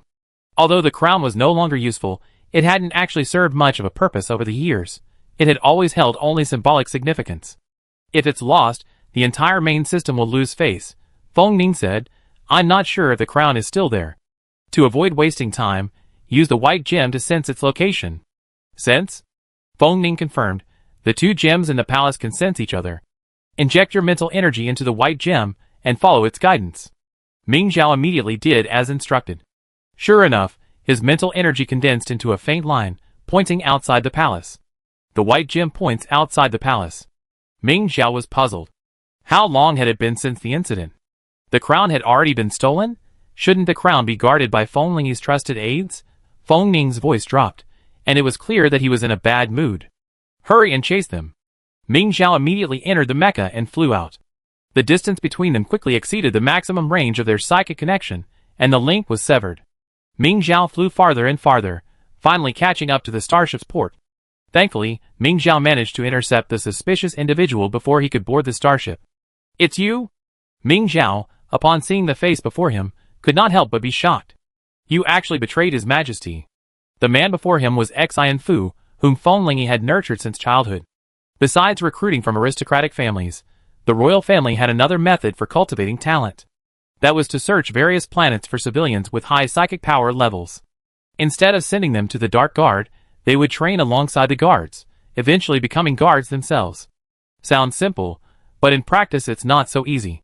Firstly, it's difficult for ordinary families to produce high-level talent. Secondly, joining the guards requires rigorous assessment, making the entry threshold high. Feng Ling, by chance, had saved Xian Fu when he was 7 years old. She then took him under her wing, begging her father to let him train with the guards. Xian Fu later tested positive for SSS-level mental strength, and thanks to his own hard work, he was able to stand out during the selection process for the junior guards. Although he lost to Ming Yimi in the selection for the Crown Prince's exclusive guard, he had spent far more time with her than Ming Yimi, and his trust in her was unmatched. How could such a person have stolen the crown and absconded? It's unclear how Feng Ling would react, but Ming Xiao's first reaction was disbelief. But despite his disbelief, Ming Xiao's hands moved without hesitation. Seizing the moment Xian Fu was stunned, he snatched the interstellar device bracelet from his wrist. Xian Fu finally realized what was happening, but his first words were, Ming Xiao. How dare you steal the crown? Ming Xiao frowned. It was time for the starship to check in, and there were many people about to depart. Xian Fu's shout attracted most of their attention. Her plan to resolve the matter quietly was dashed. Especially since the Mecha League had only just concluded this morning, and Ming Xiao's popularity hadn't yet died down, the waiting hall was suddenly abuzz with activity. Ming Xiao. It's really Ming Xiao. Steal the crown? The crown I was thinking of? Ming Xiao's face darkened, as the whispers of the people around him fell upon his ears. Xian Fu. How dare you turn the tables? Do you dare to confront His Majesty with me? Xian Fu shook his right hand, but finding it impossible to free himself, he used his free hand to shove Ming Xiao away. Go ahead. Let go of your grip. Unexpectedly, as his hand reached Ming Xiao's shoulder, Ming Xiao grabbed it. The white gem on her chest suddenly felt hot, and Ming Xiao immediately became alert. When Xin Fu's left palm pushed forward, she felt a distinct foreign object. A sudden sense of absurdity washed over Ming Xiao, and she refused to let Xin Fu's hand retreat. Are you trying to frame me? As if a well-trained team were approaching, Ming Xiao was stunned when Xin Fu immediately withdrew his hand, and the small ring tumbled down Ming Xiao's collar and onto the ground. Ming Xiao bent down to pick it up, but the white gem's reaction told her that it wasn't a real crown either. Something hard pressed against her head. The evidence is irrefutable. You've been arrested by the palace guards. Ming Xiao felt exhausted. She wondered if Xin Fu had just decided to play the thief crying catch the thief because she had caught him, or if he had been framing her from the beginning. Regardless of the possibility, it was clear that Xian Fu was being used. Crown? That's what you're talking about. Ming Xiao ignored the gun pointed at his head, and directly pulled out the fake crown from his interspatial ring. The onlookers, having never seen a crown before, gasped. Ming Xiao glanced at the crowd from the corner of his eye, using the vague direction provided by the white gem to lock onto another suspicious individual. The ticket check deadline was approaching, and many people were willing to give up their purchased starship tickets just to watch the fun, leaving a large area of the ticket gate empty. The suspicious individual stood in front of the ticket gate, seemingly watching the fun, but his eyes kept glancing at the deadline on the wall. The real crown wasn't far away, and Ming Zhao was almost certain it was in this person's possession. So Ming Zhao threw the fake crown at Xian Fu, and at the same time, he used his divine sword to fire several sword energies in all directions, instantly disarming Xian Fu and his guards. At the same time, Ming Zhao took advantage of the momentary moment of distraction and leaped to his feet, using the recoil of his sword energy to leap directly over the tightly packed crowd. Ming Zhao also cut off the suspect's escape route. He was a low-ranking A-level warrior, and he was instantly subdued. After extracting the space device containing the true crown from his body, Ming Zhao breathed a sigh of relief. Then, looking at the rapidly approaching crowd, Ming Zhao realized that his sigh of relief was premature. The Imperial Palace guards were short of SSS-rank soldiers. After all, the battle on the front lines was intense, and the royal family couldn't afford to occupy too many SSS-rank resources. Aside from Ming Yimi, Patriarch Qian, Xian Fu, and Jiang Zhanqiu, the rest were mostly SS and S-rank soldiers. Ming Zhao could certainly be defeated if he were to fight, but a real fight would also lead to numerous complications. Furthermore, even if Xian Fu were foolish enough to betray Fenglingyi, Ming Zhao didn't believe so many people behind him would follow suit. Xian Fu's status came from Fenglingyi. He himself lacked the charisma to warrant such a following. Ming Zhao thought for a moment, and simply led his men towards the palace. The crowd, seeing the excitement fade, took advantage of the last moment to check their tickets and board the starship. After settling into their seats, they either discussed the situation with those around them, or rushed to post the latest information on the Star Network. "Ah! I can't send it!" someone wailed. "I worked so hard to record this video." Someone laughed at her. "You're recording something about the royal family. You definitely can't send it. Delete it now. I come find you later." Nan Qiao, who had already checked in and boarded the starship, couldn't help but ask curiously, "What are you talking about? What happened?" The enthusiastic crowd, who couldn't send the video, showed it to her. Nan Qiao's eyes widened in surprise. "Isn't that Ming Zhao? What are they doing?" After seeing the crown, Nan Qiao was even more bewildered. "Is this really a crown?" The enthusiastic crowd sighed. "I don't know. If it wasn't a crown, would the palace guards come out to chase them? If it was a crown, Ming Zhao would have taken it, so why would he give it back?" The two groups exchanged sharp words, but everyone seemed convinced that Ming Zhao had taken the crown. Nan Qiao knew Ming Zhao well, and how could someone willing to humble themselves and mentor an A-rank individual soldier steal the crown? She felt there must be a misunderstanding, and she couldn't let these people harbor any more misconceptions. Then Nan Qiao said, "Shut up. Listen to me."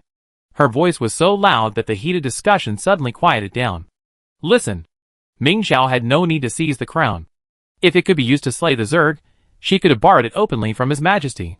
If it wasn't, there was no need for her to seize it. Wouldn't the divine sword in her hand be more useful?" Someone murmured, "I think so too." The Ming family has a long and prosperous history, and their descendants have inherited the legacy of their ancestors and are focused on the Zerg. How could they do such a thing? That's right. The divine sword and the crown are equally famous, so why would the Ming family seize the crown? Nan Qiao's reminder suddenly reminded the onlookers that the question of whether Ming Zhao had taken the crown was still unresolved. But it's impossible for so many guards to rebel, right? Some still insisted that Ming Zhao had stolen the crown. Nan Qiao simply needed to remind everyone of another possibility. It was normal for some to have doubts. For something this serious, the palace will issue an announcement, and then we know what's going on. Nan Qiao finished, looking down at her communicator. The starship finally quieted down. Some people were still discussing with those around them, but at least not the entire starship had joined in. Nan Qiao wanted to ask what had happened to Ming Zhao, but she figured Ming Zhao wouldn't be able to pay attention to her right now, so she gave up. She was right. Ming Zhao was stopping and starting along the way, and her white sapphire mech was incredibly fast. If she had flown at full speed, the guards behind her wouldn't have been able to catch up. It was only because Ming Zhao was deliberately letting them catch up that they were able to keep up. Someone felt something was amiss. "Captain, is Ming Zhao going to the palace? Did she really steal the crown?" Xian Fu pursed his lips and didn't answer, silently following Ming Zhao. As soon as they entered the palace, the guards sensed something was amiss. Where were the original guards? Ming Zhao's mech swiftly passed the checkpoints, and no one came to stop them. Once they entered the garden, Ming Zhao glanced at Feng Yu's hiding place. Knowing he was still there, he threw the suspicious individual he'd been carrying over. The individual's limbs were dislocated, and he fell limply in front of Feng Yu, startling him. Then he heard Ming Zhao's voice. Principal, keep an eye on this guy. Feng Yu, Controlling an ordinary A-rank person was no problem for Feng Yu, but he was still angry. What did Ming Zhao think of him? Is there any basic respect left? Chapter 100. Ming Zhao had no time to consider Feng Yu's feelings. She rushed directly into the banquet hall. As soon as she took in the situation, her heart sank. It had been so long, and the number of men in black had only grown. Not counting the Tari's cadet playing dead in the corner, the dozen or so SSS-level soldiers present didn't even make up the majority of the force. Where on earth could so many SSS-level soldiers come from? Ming Zhao glanced at the Tari's cadet in the corner and sneered. This was the only possible scenario. Only the Tari's military region, with no defenses to defend, could send so many SSS-level soldiers. Furthermore, these soldiers looked average. 3 of them besieged Ming Yan, but they didn't gain any advantage. Wait, 3 soldiers? Ming Zhao was stunned. Without even glaring at the Tari's cadet, he quickly swung his sword, severing the middle section of a black-clad man who had attempted a sneak attack on Ming Yan. Mother! Are you okay? Ming Zhao couldn't help but ask. Ming Zhao's appearance disrupted the rhythm of the black-clad men, and Ming Yan seized the opportunity to pierce one of them's mechas. I'm fine. Ming Yan's voice was icy, and he looked unfamiliar to Ming Zhao. You? Ming Zhao was stunned. Come back. Ming Yan used his sword to push away the black-clad man in front of Ming Zhao, and couldn't help but pat Ming Zhao's mecha on the head. What are you doing here? Are you trying to cause trouble? Feeling the familiar presence of Ming Yan, Ming Zhao finally breathed a sigh of relief and focused his attention on the black-clad men. The guards Xi and Fu had brought joined the battle. For some reason, the Tari's cadets, now that the situation had become clear, also assisted the palace guards in encircling the black-clad men. Knowing he was no match for his opponent, the man in black threw a smoke bomb, instantly obscuring the banquet hall and allowing him to flee. However, Ming Zhao, with his divine sword, could see the man in black's movements. The smoke bomb also blocked his vision, and the sword energy Ming Zhao channeled directly destroyed his power source. Ming Zhao had no idea how complex the man in black was feeling. She only felt her temples tense up and suddenly felt dizzy. She had used her mental energy too much today. Noticing the mecha stumbling nearby, Ming Yan quickly supported her and whispered, "Are you okay?" Ming Zhao gathered her consciousness and said, "I'm fine, but Xi and Fu said I stole the crown." Ming Yan was bewildered. The origin of the white gem necklace had been discovered. But it wasn't stolen. Feng Ning had given it to Ming Zhao personally, and Feng Ling knew about it. "It's okay, don't worry." Ming Yan hugged Ming Zhao, fearing that she might be worried. The banquet hall had a smoke disposal system. If it detected a fire, it would automatically spray water.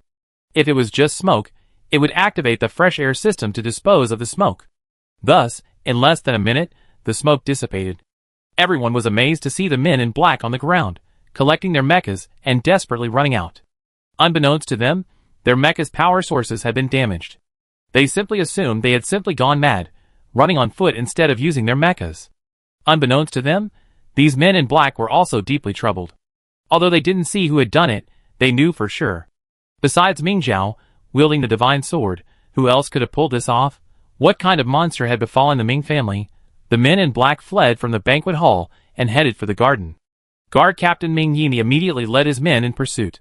Ming Yan thought for a moment and said to Ming Zhao, "You stay and protect His Majesty." Ming Zhao suddenly remembered Feng Yu in the garden, her expression changing. She quickly said, "Mother, I go." Seeing her insistence, Ming Yan stopped arguing and simply warned her, "Be careful, don't cause trouble for the guards." As Ming Zhao rushed into the garden, she saw from afar 2 groups of people in a standoff. The men in black were surrounded by the guards, unable to escape, but the guards, concerned about Feng Yu's status, didn't dare to forcefully arrest him. Feng Yu's face darkened. Ming Zhao, filled with a rare sense of guilt, quickly retracted her mecha and quietly circled behind the men in black who were holding Feng Yu hostage. Gritting her teeth, she unleashed several wisps of sword energy. Feng Yu was held hostage because of her indifference. If anything were to happen, her conscience would be etched in her. Sword energy is invisible.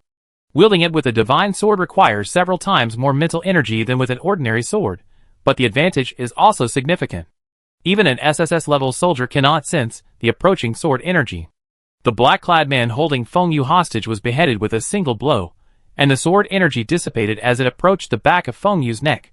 Blood sprayed all over Feng Yu again. The other black-clad men were also wounded and unable to resist.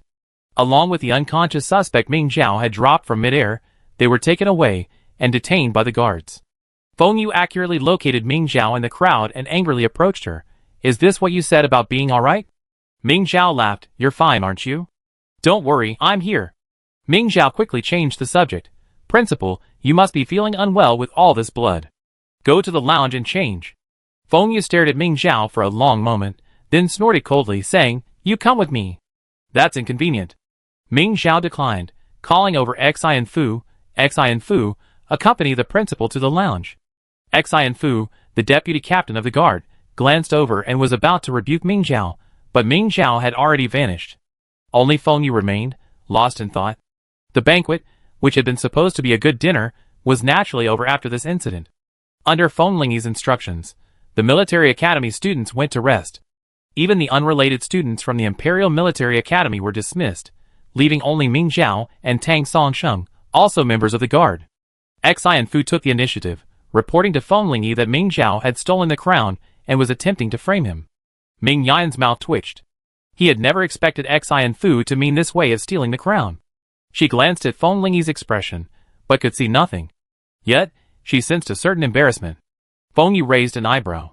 No wonder Ming Zhao had politely addressed even Jiang Zhanqiu as instructor, but had just addressed Xi and Fu by name. It turned out the situation had escalated to this point. In fact, Xi and Fu had vaguely sensed something was amiss when he intercepted another suspicious individual and snatched the spacecraft from him. But he refused to believe it. How could Ming Zhao possibly tell if the crown was real? There was a long silence. Finally, Feng Ning spoke first. Standing next to Ming Zhao, he said, "I asked Ming Zhao to track down the crown." Xi and Fu couldn't believe what he was hearing. He had clearly sent someone to lure Ming Zhao to the starport, yet Feng Ning, the crown prince, was blindly favoring Ming Zhao. "You can't lie like this to protect Ming Zhao, can you?" Ming Zhao said disdainfully. "You can't just abandon your post with the guards, who were supposed to be patrolling the palace just to frame me, can you?" Xi and Fu's face paled, and he forced himself to say, "Don't try to pin the blame on me. If you hadn't stolen the crown, why would you have gone to Starport?" Ming Zhao said confidently, "Feng Ning asked me to protect the crown. I realized with all the chaos, the crown might have been stolen, so I rushed after it. I forgot to mention it." Ming Zhao smiled slowly, a smile that made Xi and Fu feel uneasy. "The divine sword and the crown can sense each other. Thanks to the divine sword, I was able to quickly locate the crown." Feng Ning, who was about to connect with Ming Zhao through telepathy, breathed a sigh of relief. This was a good idea. The divine sword and the crown can sense each other? Feng Yu silently memorized this idea. Although it was new to him, it wasn't surprising. After all, the two had been one and the same for millennia. Unheard of. Xi and Fu angrily shouted, "That's just your one-sided story." Feng Yu coughed lightly and stepped forward to testify for Ming Zhao. "I can testify as well." After Ming Zhao dealt with the assassin in the garden, he didn't approach the main palace but left directly. Ming Zhao glanced at Feng Yu in surprise, clearly not expecting him to speak. Feng Yu raised an eyebrow at Ming Zhao, and Ming Zhao quickly looked away, wondering if Feng Yu had gone mad from the shock. Xi and Fu seemed to want to say something more, but Feng Lingyi interrupted him. "All right, Emi, you two go back and rest. Xi and Fu, stay here. I have something to tell you." "You?" Xi and Fu was surprised and said in disbelief, "You trust Ming Zhao?" "Not me. How could I possibly betray you?" Upon hearing this, the ordinary members of the guard team all retreated tacitly. The Ming family members Feng Lingyi wanted to get rid of the most, having been slandered for no reason, naturally wouldn't leave like that. No one moved. Feng Yu and Tang Songsheng, seeing this, naturally refused to leave either. Feng Ning tried to pull Ming Zhao away, but Ming Zhao wouldn't budge. He simply said, "I don't know if he betrayed me, but it's true that he was so foolish that he was taken advantage of." Xi and Fu clenched his fists instantly. He wasn't very shrewd, but he certainly knew something was amiss with what happened at Star Harbor. But Ming Zhao had recovered the crown, hadn't he? Opportunities to bring down the Ming family were rare, and this was the perfect opportunity. "Why didn't your majesty understand his painstaking efforts?" Feng Lingyi said calmly. "Xi and Fu, Ming Zhao would never have stolen the crown." This single sentence made Feng Lingyi's stance clear. If she believed Ming Zhao didn't steal it, then she believed Xi and Fu did. Xian Fu excitedly tried to speak, but Feng Lingyi restrained him with a raised hand. With a slightly weary expression, she said, Ayu, it's getting late. You and Songsheng should go and rest first. Were they sending him away? Feng Yu glanced at the others present and realized he had no excuse to stay, so he obliged. Ming Xiao looked at him with envy, yawning, covering her face. She was so sleepy too. Feng Lingyi turned to Ming Yini. If I promise to give you an explanation, will you leave? Ming Yini met her longtime friend's gaze, and smiled awkwardly. Ming Yan, standing beside her, spoke, Your Majesty, we all know what Xian Fu is about to say. It's unpleasant, but it's something that urgently needs to be addressed, isn't it? Ming Xiao looked at Ming Yan in surprise. How did he know Xian Fu hadn't spoken yet? Or had she overheard something? Feng Lingyi's expression, which had finally improved, seemed to fade again. She nodded, and released her mental control over Xian Fu. Xian Fu hesitated, as he watched Feng Lingyi's increasingly dejected complexion. He knew Feng Lingyi wasn't feeling well, and he hadn't resisted because he feared hurting her. Ming Xiao looked from Feng Lingyi to Ming Yini, feeling a tinge of unease. In the past, Ming Yini would have been concerned about Feng Lingyi's health, but now she seemed to be completely oblivious. She assumed Xian Fu was trying to sow discord between the two families, but judging by the situation, was there any need for further sowing discord? Chapter 101. Xian Fu mumbled, finally lowering his head. I took the crown. Feng Lingyi nodded, unsurprised. Xian Fu's breath hitched. After a moment's hesitation, he asked, Can you tell me why you're so sure Ming Zhao didn't take the crown? Feng Lingyi sighed, and said to Ming Zhao, Take out the crown. Ming Zhao did as he was told. Try it out? What can the crown do? Ming Zhao pondered for a moment, then channeled his spiritual energy into the crown. But there was no response. After a moment, Ming Zhao withdrew his spiritual power, and said to Feng Lingyi no. Her eyes lingered with doubt. The white gem was a mecha, but the other half, the black gem, was truly useless? Feng Lingyi looked at Xian Fu. The only useful thing on the crown is the white gem, a mecha, and it's now in Ming Zhao's hands. Xian Fu took a long time to process what Feng Lingyi had said. Why? Was it you who gave it to her? Feng Lingyi nodded. Xian Fu became excited. Why would you give it to her? The main star military region is almost becoming Ming family territory. If you give Ming Zhao the white gem from the crown, even if she kills the Worm Mother, all the credit will belong to the Ming family. Ming Zhao was startled and subconsciously took a step away from Feng Ning, trying to draw closer to Ming Yan to gain some warmth. She had always believed that the Ming and Feng families were old friends, just like their ancestors thousands of years ago, one civil, the other military, building the empire to greater heights. So, the Feng family was already planning to abandon her once she'd done her work. Ming Zhao was a little bewildered. Feng Ning suddenly grabbed her wrist and, hidden from view, telepathically communicated with her, saying, This is just Xian Fu's idea. Ming Zhao was stunned for a moment, thinking about Feng Ning's willingness to give her the white gemstone, but ultimately decided to trust Feng Ning's words. Ming Yan and Ming Yini were also waiting for Feng Lingyi's answer. Feng Lingyi's hand on her knee shifted slightly. Xian Fu, you've been by my side since childhood, but you don't understand my feelings as well as Yini does. Ming Yini looked at Xian Fu with an unfathomable expression, sighing inwardly. How could Xian Fu not know Feng Lingyi's thoughts? He simply understood them too well, and, considering himself somewhat intelligent, he feared someone might threaten Feng Lingyi's position. Feng Lingyi continued, The so-called royal family exists only to fight the Zerg. If the Zerg are eradicated, the royal family has no need to exist. Everyone present, except Feng Ning, was shocked, with Xian Fu reacting the most. You can't do this. Wouldn't that be betraying your ancestors? Feng Lingyi's face showed no emotion. Our ancestors' ascension to the throne was due to historical factors at the time. She needed to rely on her influence to attract members of the old royal family to join her in fighting the Zerg. If she could have eradicated the Zerg while she was alive, I think she would have chosen to abdicate, causing the royal family to disappear forever. The Ming family knew this. The Ming family had a wealth of information about their ancestors. Through these written records, they could understand their personalities over the years. None of them were power-hungry. However, just because Feng Zhengzheng disliked it didn't mean that the descendants of the Feng family, who had enjoyed such privileges for so many years, would willingly give it up. The aristocratic families, who had allowed the Feng family to bear the brunt of the battles for so many years, might not be willing to do so either. Ming Yini sighed secretly again. It didn't matter. Since Feng Lingyi had this idea, she would help her even if it cost her life. Xian Fu stood there in disbelief. He had always thought he understood Feng Lingyi fairly well, but today he realized he had never truly understood her. The Feng family hadn't enjoyed power for nothing. Their once prosperous descendants, having fought on the front lines, were now reduced to only 4. How did Feng Lingyi's actions place the sacrifices of their predecessors in the balance? Seeing Xian Fu seem speechless, Feng Lingyi waved her hand and said, "Go away. I suspend your duties, and you can go to the front lines." Xian Fu walked out in a daze. Halfway through, something suddenly occurred to him, leaving him speechless. "Don't you have any regard for your descendants?" He looked at Feng Ning, then saw Feng Ning and Ming Zhao holding hands. Xian Fu stared at the two in disbelief, unsure what to say. Feng Lingyi followed his gaze, glancing at Feng Ning. "Then," she said, "our ancestors, starting from nothing, were able to achieve such great things. We, their descendants, must not fall behind." Ming Yan's eyes suddenly narrowed, a foreboding feeling welling up in his chest. "Sure enough," Feng Lingyi continued, "he will go to the battlefield and fight the Worm Mother alongside Ming Zhao. He must give more than he gains to find his own way out." Feng Ning's expression shifted slightly, and she looked up at Feng Lingyi, but ultimately said nothing. Ming Yan felt a little unhappy.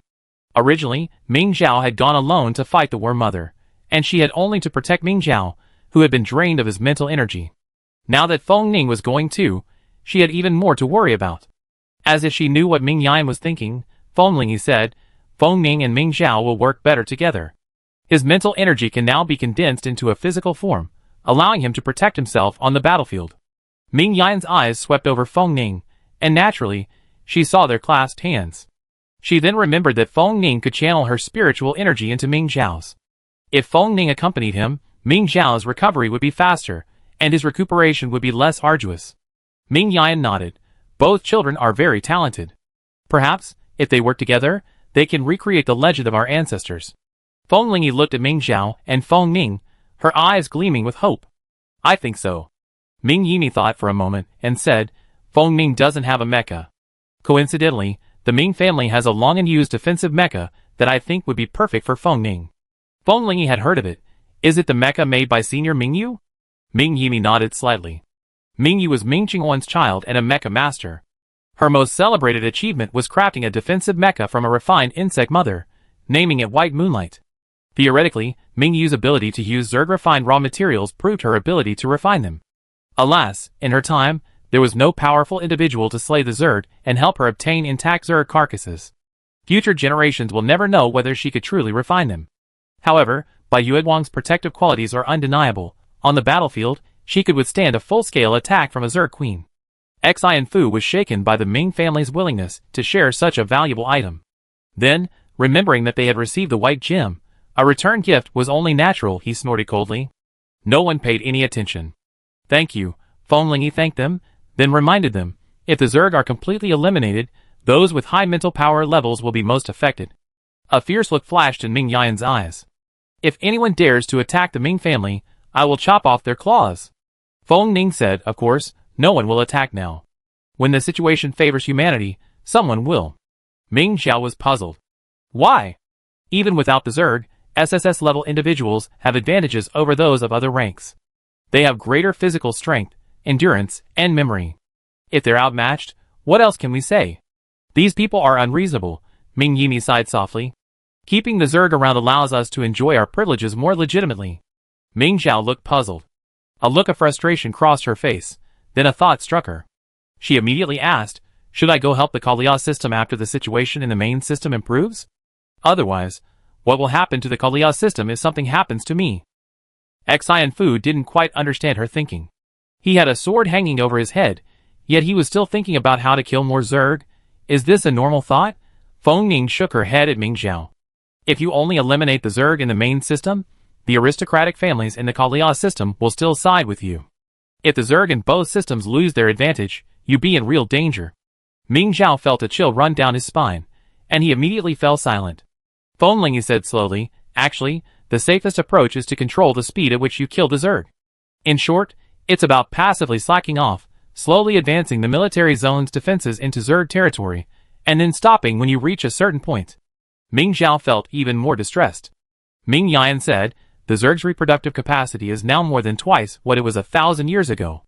If we can't resolve this problem now, I'm afraid we won't be able to survive until the next millennium. Feng Lingyi's face was heavy, as she understood the truth. Leave it to Ming Xiao. She's the one who ultimately bears the risk. Ming Xiao immediately said, Your Majesty, I will do my best. She hoped to spend the rest of her life free from the Zerg shadow. Yes. Feng Lingyi looked relieved. After offering Ming Xiao some more words of encouragement, she let them rest, leaving Feng Ning alone to talk. As soon as they emerged, Ming Xiao was acutely aware of movement in the small garden in the distance.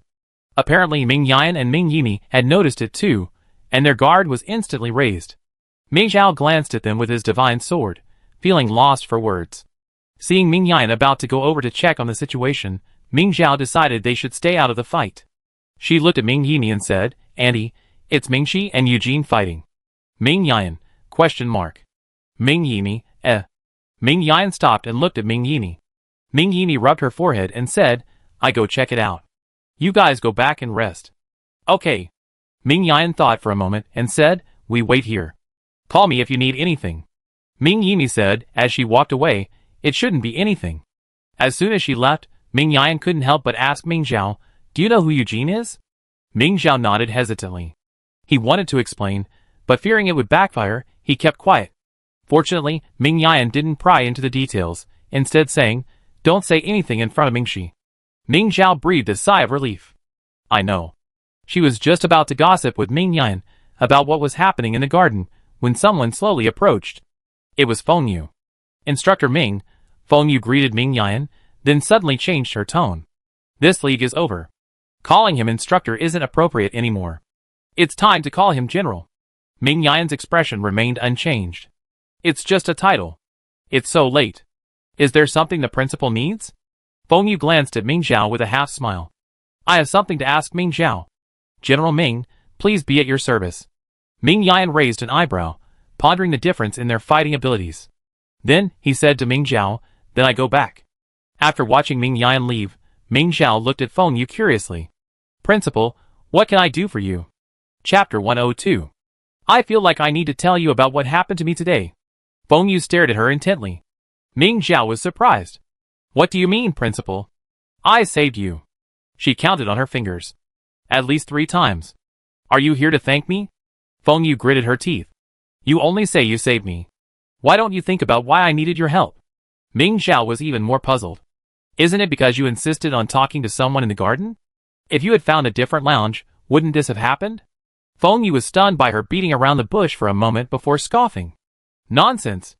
Those men in black were clearly after the Excalibur and the crown. I said you were the one who got me into trouble. Ming Xiao thought for a moment, then added. But if you hadn't come to talk to me, wouldn't everything have been fine? Feng Yu stared at her expressionlessly. You mean, should I talk to all the students who are about to graduate? Is it because I'm talking to everyone, but you? Ming Xiao smiled awkwardly. That's not what I meant, Principal. No one wants this. Since you're fine, why don't we just forget about it? Feng Yu chuckled. If you hadn't insisted on going to Feng Ning, I wouldn't have been in danger again. He really couldn't forget this. Ming Xiao had no intention of continuing to argue with him, and quickly apologized. Yes, it's my fault. I won't do it again next time.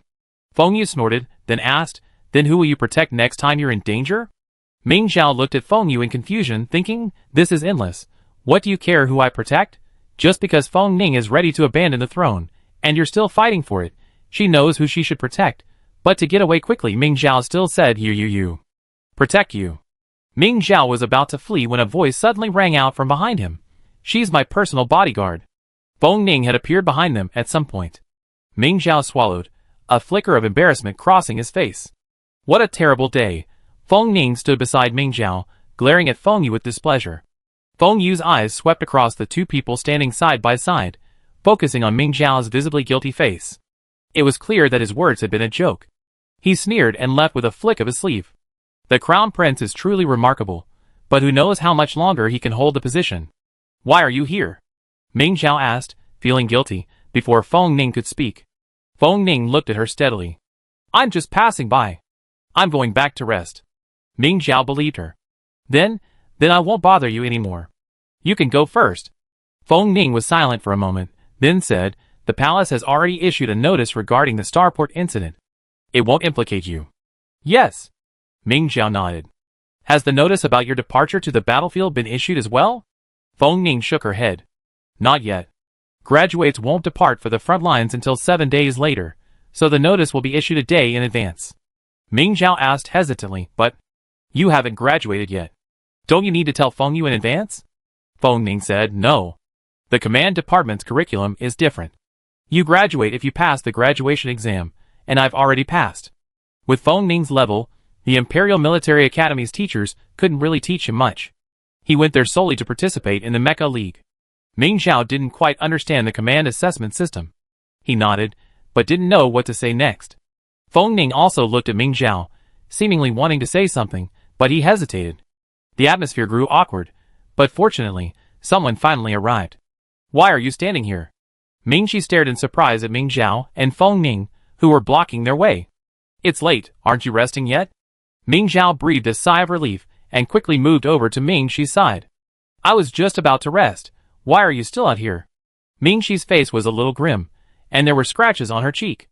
I wanted to wait for Mother, but Eugene ambushed me. Humph! Ming Zhao frowned. What's wrong with Eugene? Who knows about him? Ming Shi raged. And he insisted on talking to my mother alone. And Ming Yan actually let her leave first. Ming Zhao frowned. What does Eugene have to do that he has to see Auntie? Didn't his father forbid Eugene from coming to see Ming Yimi? It must be about what happened with the men in black today, Feng Ning said. Ming Zhao was momentarily stunned. What's the connection between the man in black and Eugene? Feng Ning explained, only the Tari system has so many SSS-class soldiers ready for deployment. Ming Shi was puzzled. Even if it was the Tari system's doing, what was the point of Eugene going to my mother? Shouldn't he have gone directly to His Majesty? Ming Zhao and Feng Ning looked away uncomfortably. Ming Shi sensed something was amiss. What's wrong? Was I wrong? No, you're absolutely right. Ming Zhao's face was blank, unsure how to explain it to Ming Shi. Feng Ning sighed, maybe he wants someone approachable to help him out. Approachable? Ming Shi turned and stared at Ming Zhao. They both knew that no matter who was approachable, Ming Yimi wouldn't be approachable. Ming Shi sneered, if he really thinks that, he's going to be in big trouble today. Ming Zhao couldn't help but laugh. It was indeed true. It was fine if Eugene had sought out Ming Yimi for personal matters, but if it was really about the men in black, the scene would have been hilarious. Ming Zhao and Ming Shi didn't know what Eugene had said to Ming Yimi. They only knew that the matter of the men in black was dropped. The palace didn't want to make a big deal about it, and within a few days, the other military academies left the main planet one after another on starships. Ming Yimi also brought back a treasured possession from the Ming family. Bai Yueguang. This was the first time Ming Zhao had seen Bai Yueguang's true face. He had only heard of her in family history. The appearance of Bai Yueguang resembled that of a white gemstone, both primarily white. The only difference was the silver color of its joints. Unlike most insect mothers, the overall aesthetic of the mecha was exceptionally superior.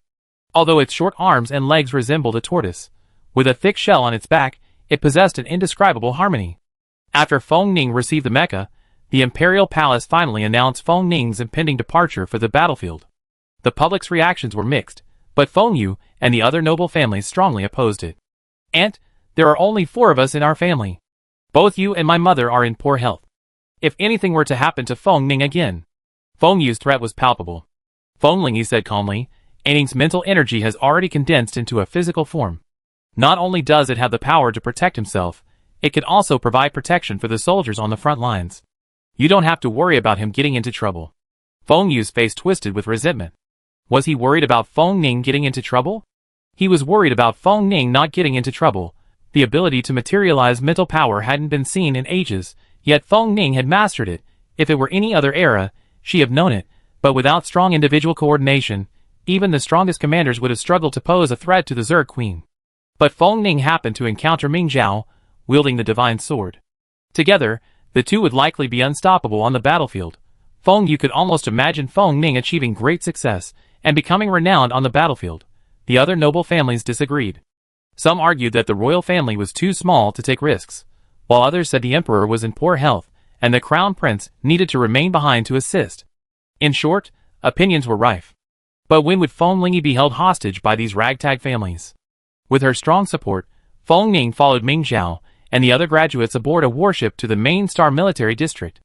After graduating from the military academy, each new batch of recruits first received a lecture from the district's highest commander, then followed experienced officers to clear the Zerg behind the battlefield. This process was designed to help the newly graduated students adjust their mindsets. Only after they had adapted would they be separated and assigned to various units to truly face the Zerg hordes wreaking havoc on the defenses. Even though Ming Zhao already had experienced slaying a Zerg queen, she couldn't skip this step. Ming Zhao, having just learned of this cruel rule from Ming Yan, stood there listlessly. Though physically no different from the other soldiers around her, the commander noticed her the moment he entered the training ground. She was truly curious about how this child managed to simultaneously display such contrasting qualities, upright and dejected. However, how could her soldiers be so listless? The commander was about to approach Ming Zhao to remind her, but she noticed that Ming Zhao's spirit had changed the moment he laid eyes on her. Now that's normal. Although she didn't know the reason, the commander was very satisfied. She began to lecture him, but Ming Zhao's heart was pounding. Ming Zhao couldn't understand why. In a moment of distraction, he saw an elderly version of his mother before him. Ming Zhao paused, then remembered that Ming Kelly, the highest commander of the main star military district, was his great-aunt, Ming Yan's aunt. The resemblance was perfectly normal. Although Ming Zhao had known about this beforehand, she had never met this great-aunt before, and was surprised. Ming Kelly said little, just a few brief words, then instructed the instructor to take the newcomers to acclimate to the environment. Orientation training would officially begin tomorrow. S-Class and A-Class had separate accommodations and training, but the instructor for the orientation training was the same person, not Ming Yan. As the instructor slowly approached, Ming Zhao gasped again. Wasn't this her eldest cousin Ming Yan? Ming Zhao occasionally saw him at her grandmother's. There are so many members of the Ming family in the military district that it's no wonder Xian Fu said the military district is almost as famous as the Ming family. Ming Yan took them on a tour of the military district headquarters. Finally, he sent them back to their assigned dormitories, instructing them to meet at the gate on time. Ming Zhao and Feng Ning's rooms were next to each other. Nearby were their SSS-level classmates, who had competed in the Mecha League together. However, Tang Songsheng wasn't there. He chose to stay with the guards. Ming Zhao wasn't surprised. The Tang family rarely went to the battlefield. Remembering Xian Fu's words, she couldn't help but ask Feng Ning, with so many members of the Ming family in the military district, can your mother really trust them? Feng Ning heard Ming Zhao's distrust and assured him, of course, my mother trusts the Ming family. In fact, all previous emperors have trusted the Ming family. More than the Ming family, we need to be wary of those aristocratic families, who rarely enter the military district. Ming Zhao met Feng Ning's gaze, thought carefully, and finally understood. Entering the military zone is like being chained to a yoke, unable to leave unless on leave. Ming Kelly, for example, last left the zone to attend the funeral of the Ming family's former patriarch. Those individual soldiers from the noble families, who aren't in the military zone, are free to act without restraint. If they so choose, they can stir up trouble like the men in black did before. Feng Ning smiled and said, don't worry. Your family has risked their lives to earn this. If other noble families have any objections, they can learn from you. It's a shame that such a good example hasn't been followed. Ming Zhao, reassured, left Feng Ning's room and wanted to ask his mother about the next plan. He searched the military base, but couldn't find anyone. Chapter 103. Ming Zhao doubtfully dialed Ming Yan's number. The person on the other end, dressed in military uniform, had a calm expression and remained silent, but a stern aura emanated from the communicator screen. Something? Seeing Ming Zhao remain silent for a moment, Ming Yan frowned slightly and asked. This tone. Ming Zhao felt a pang of pain. She had only heard it during training. She paused before asking, Mother, where have you been? Ming Yan replied coldly, my title in the military district. General. Ming Yan finally replied, I went to the frontline base. Ming Zhao was anxious, going to the front. Why? Shouldn't I wait until I'm comfortable before I go find the insect mother?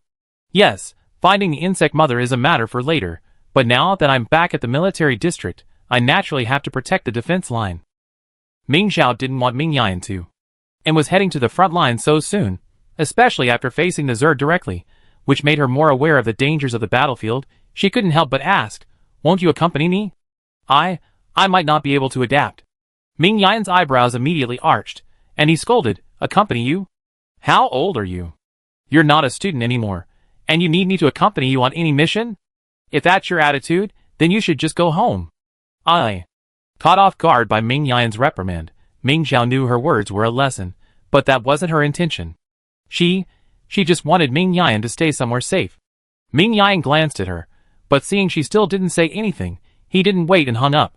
Ming Zhao stared at the blackened screen, her heart swirling. She had said the wrong thing, and she had disappointed her mother. On the other side, Ming Yan's face still smoldered with anger after hanging up.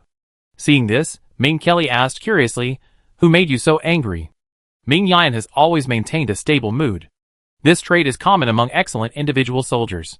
No matter what happens, they must remain calm. Ming Zhao, I insisted I go back and take her through adaptation training. Ming Yan rubbed his brow, a headache aching. Ming Kelly smiled and said, she is still young and new to the battlefield, so her fear is understandable. I've asked her brother to stay with her. I'm sure she'll adapt quickly. No matter how young, she must learn to be independent on the battlefield. Ming Yan glanced at Ming Kelly. But General, knowing her young age, you didn't stop her from joining the military area early. Ming Kelly's smile faltered as Ming Yan continued, you didn't stop her from joining the military area early, so you shouldn't make excuses for her immaturity now. I didn't stop her. Ming Kelly touched his nose and laughed. I just don't want you to put too much pressure on Ming Zhao. You need to take your time to adapt. I know. Ming Yan. She had always respected her aunt, who was only a few years older than her, but now she was puzzled. Why did you agree to let her enter the military district early? Ming Kelly sighed and said sternly, this year, the defense line has retreated significantly. The current frontline station was behind the military district before you left. The Worm Mother's reproductive capacity is too strong, and once it is fully differentiated, we can no longer kill it. All resistance is only a temporary solution. We must eliminate the Worm Mother before we can fight back. Ming Zhao is our only hope. Ming Yan closed his eyes. I can hold out for 3 years. Ming Kelly said sternly, don't be so stubborn. I'm doing this to reduce casualties and save the military district from unnecessary losses. But this is too cruel for Ming Zhao. Will she have to spend her whole life fighting the Zerg? Ming Yan felt a little distressed. When she just graduated from the preparatory military academy, she and Mingxi had agreed to go out together after the Mecha League. Now there's no chance anymore. Why not? Ming Kelly said, they're both fine. Once we defeated the Zerg, there'll always be a chance. Ming Yan whispered, that's different. They never recapture the feeling of traveling as teenagers. Ming Yan had also traveled to various planets in her youth. Back then, although she had already killed Zerg in the Mecha League, she still carried the innocence and leisure of someone who had never been on the battlefield. After going to the battlefield, she also traveled, but she had forever lost the eyes that discovered beauty and the hands that created beauty through travel. She thought of doing her utmost to protect all that was beautiful. The past had been buried, and now, her daughter was about to be reborn, burying her past. Ming Kelly understood Ming Yan's point, but she said, if we can resolve the Zerg crisis, these sacrifices are worth it. Besides, the Mecha League is over. What could Ming Zhao learn by staying at the Imperial Military Academy? There aren't any instructors there who can teach Ming Zhao. If she stays, she just wander around and cause trouble every day.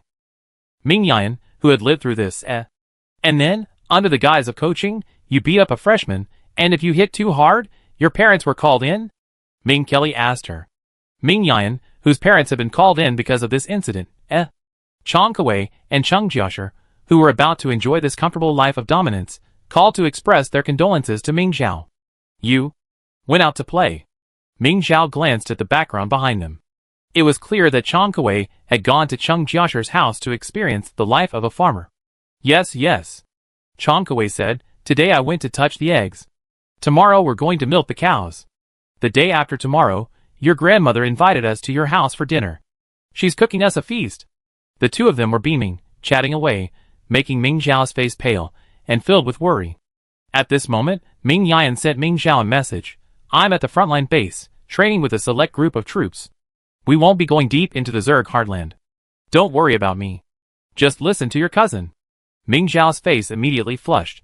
He hurriedly replied to Ming Yan's message, then began to instruct Chang Kuei and Cheng Jiasher to help Qiu Xiang with her work. We can't let these two go to her grandmother's house and eat and drink for free. After accepting a series of tasks, including farming, weeding, and odd jobs, Chang Kuei finally spoke. Ming Zhao, how are you doing in the military district? Fine. Ming Zhao shook off his previous dejection and said, once I've adjusted, I reunite with my mother. Cheng Jiasher excitedly said, in another year, I join you at the military district. Chang Kuei said, in another year, I go too. She asked seriously, can we join you in slaying the insect mother? You really want to go? Ming Zhao asked hesitantly. Slaying the insect mother was even more dangerous than being on the front lines. Of course, the two said firmly. Ming Zhao thought for a moment and said, okay, then I ask my mother. After hanging up, Ming Zhao went to wash up. She wanted to gather her strength for tomorrow's battle. Acclimation training only required killing a certain number of Zergs to pass, becoming a true individual soldier in the military district, and fighting alongside their predecessors on the front lines. Most individual soldiers completed acclimation training in about a month, but Ming Zhao hoped to shorten this time. The next morning, Ming Zhao awoke early and, as usual, headed to the training grounds for warm-ups. Surprisingly, Ming Yan was there too. Ming Zhao? You're up so early? Ming Yan asked, surprised. Ming Zhao wasn't in the best of spirits. She had dreamed a lot that night, and upon waking, she remembered nothing, only exhaustion. Well, I warm up first. Ming Yan understood. You haven't rested enough? That's normal. All new recruits go through this. You get used to it. He acted mildly, so Ming Zhao asked him about the battlefield. What time do we leave? 6 o'clock. It takes an hour to get through the isolation zone from here. Ming Zhao then asked, are there many Zerg there? Are their levels high? Ming Yan replied, the Zerg density at the edge of the isolation zone is low, and their levels are also low. There are very few S level and above, but these low-level Zerg are here to explore the way, so we can't ignore them. I understand. At 6 o'clock, a large aircraft loaded with new recruits departed from the base, crossed the isolation zone, and headed towards the Zerg territory. From a distance, Ming Zhao could see individual soldiers fighting Zerg in the distance. Normally, the soldiers responsible for this area would mostly be A-level, but Ming Zhao spotted He Yunpu's mecha among them. An SSS-class mech versus a low-level Zerg is a veritable mech-like massacre machine. Ming Zhao raised an eyebrow inexplicably, thinking, is He Yunpu enjoying a leisurely life here? Individual soldiers sent to the front lines for making mistakes wouldn't stay in such a relatively safe place. Xian Fu, for example, was taken directly to the most dangerous front lines by Ming Kelly. He Yunpu's ability to stay here is largely due to the contributions of the He family behind him. Ming Yan came over to remind Ming Zhao, get in the mech and prepare to land. This group of new recruits was replacing He Yunpu's group.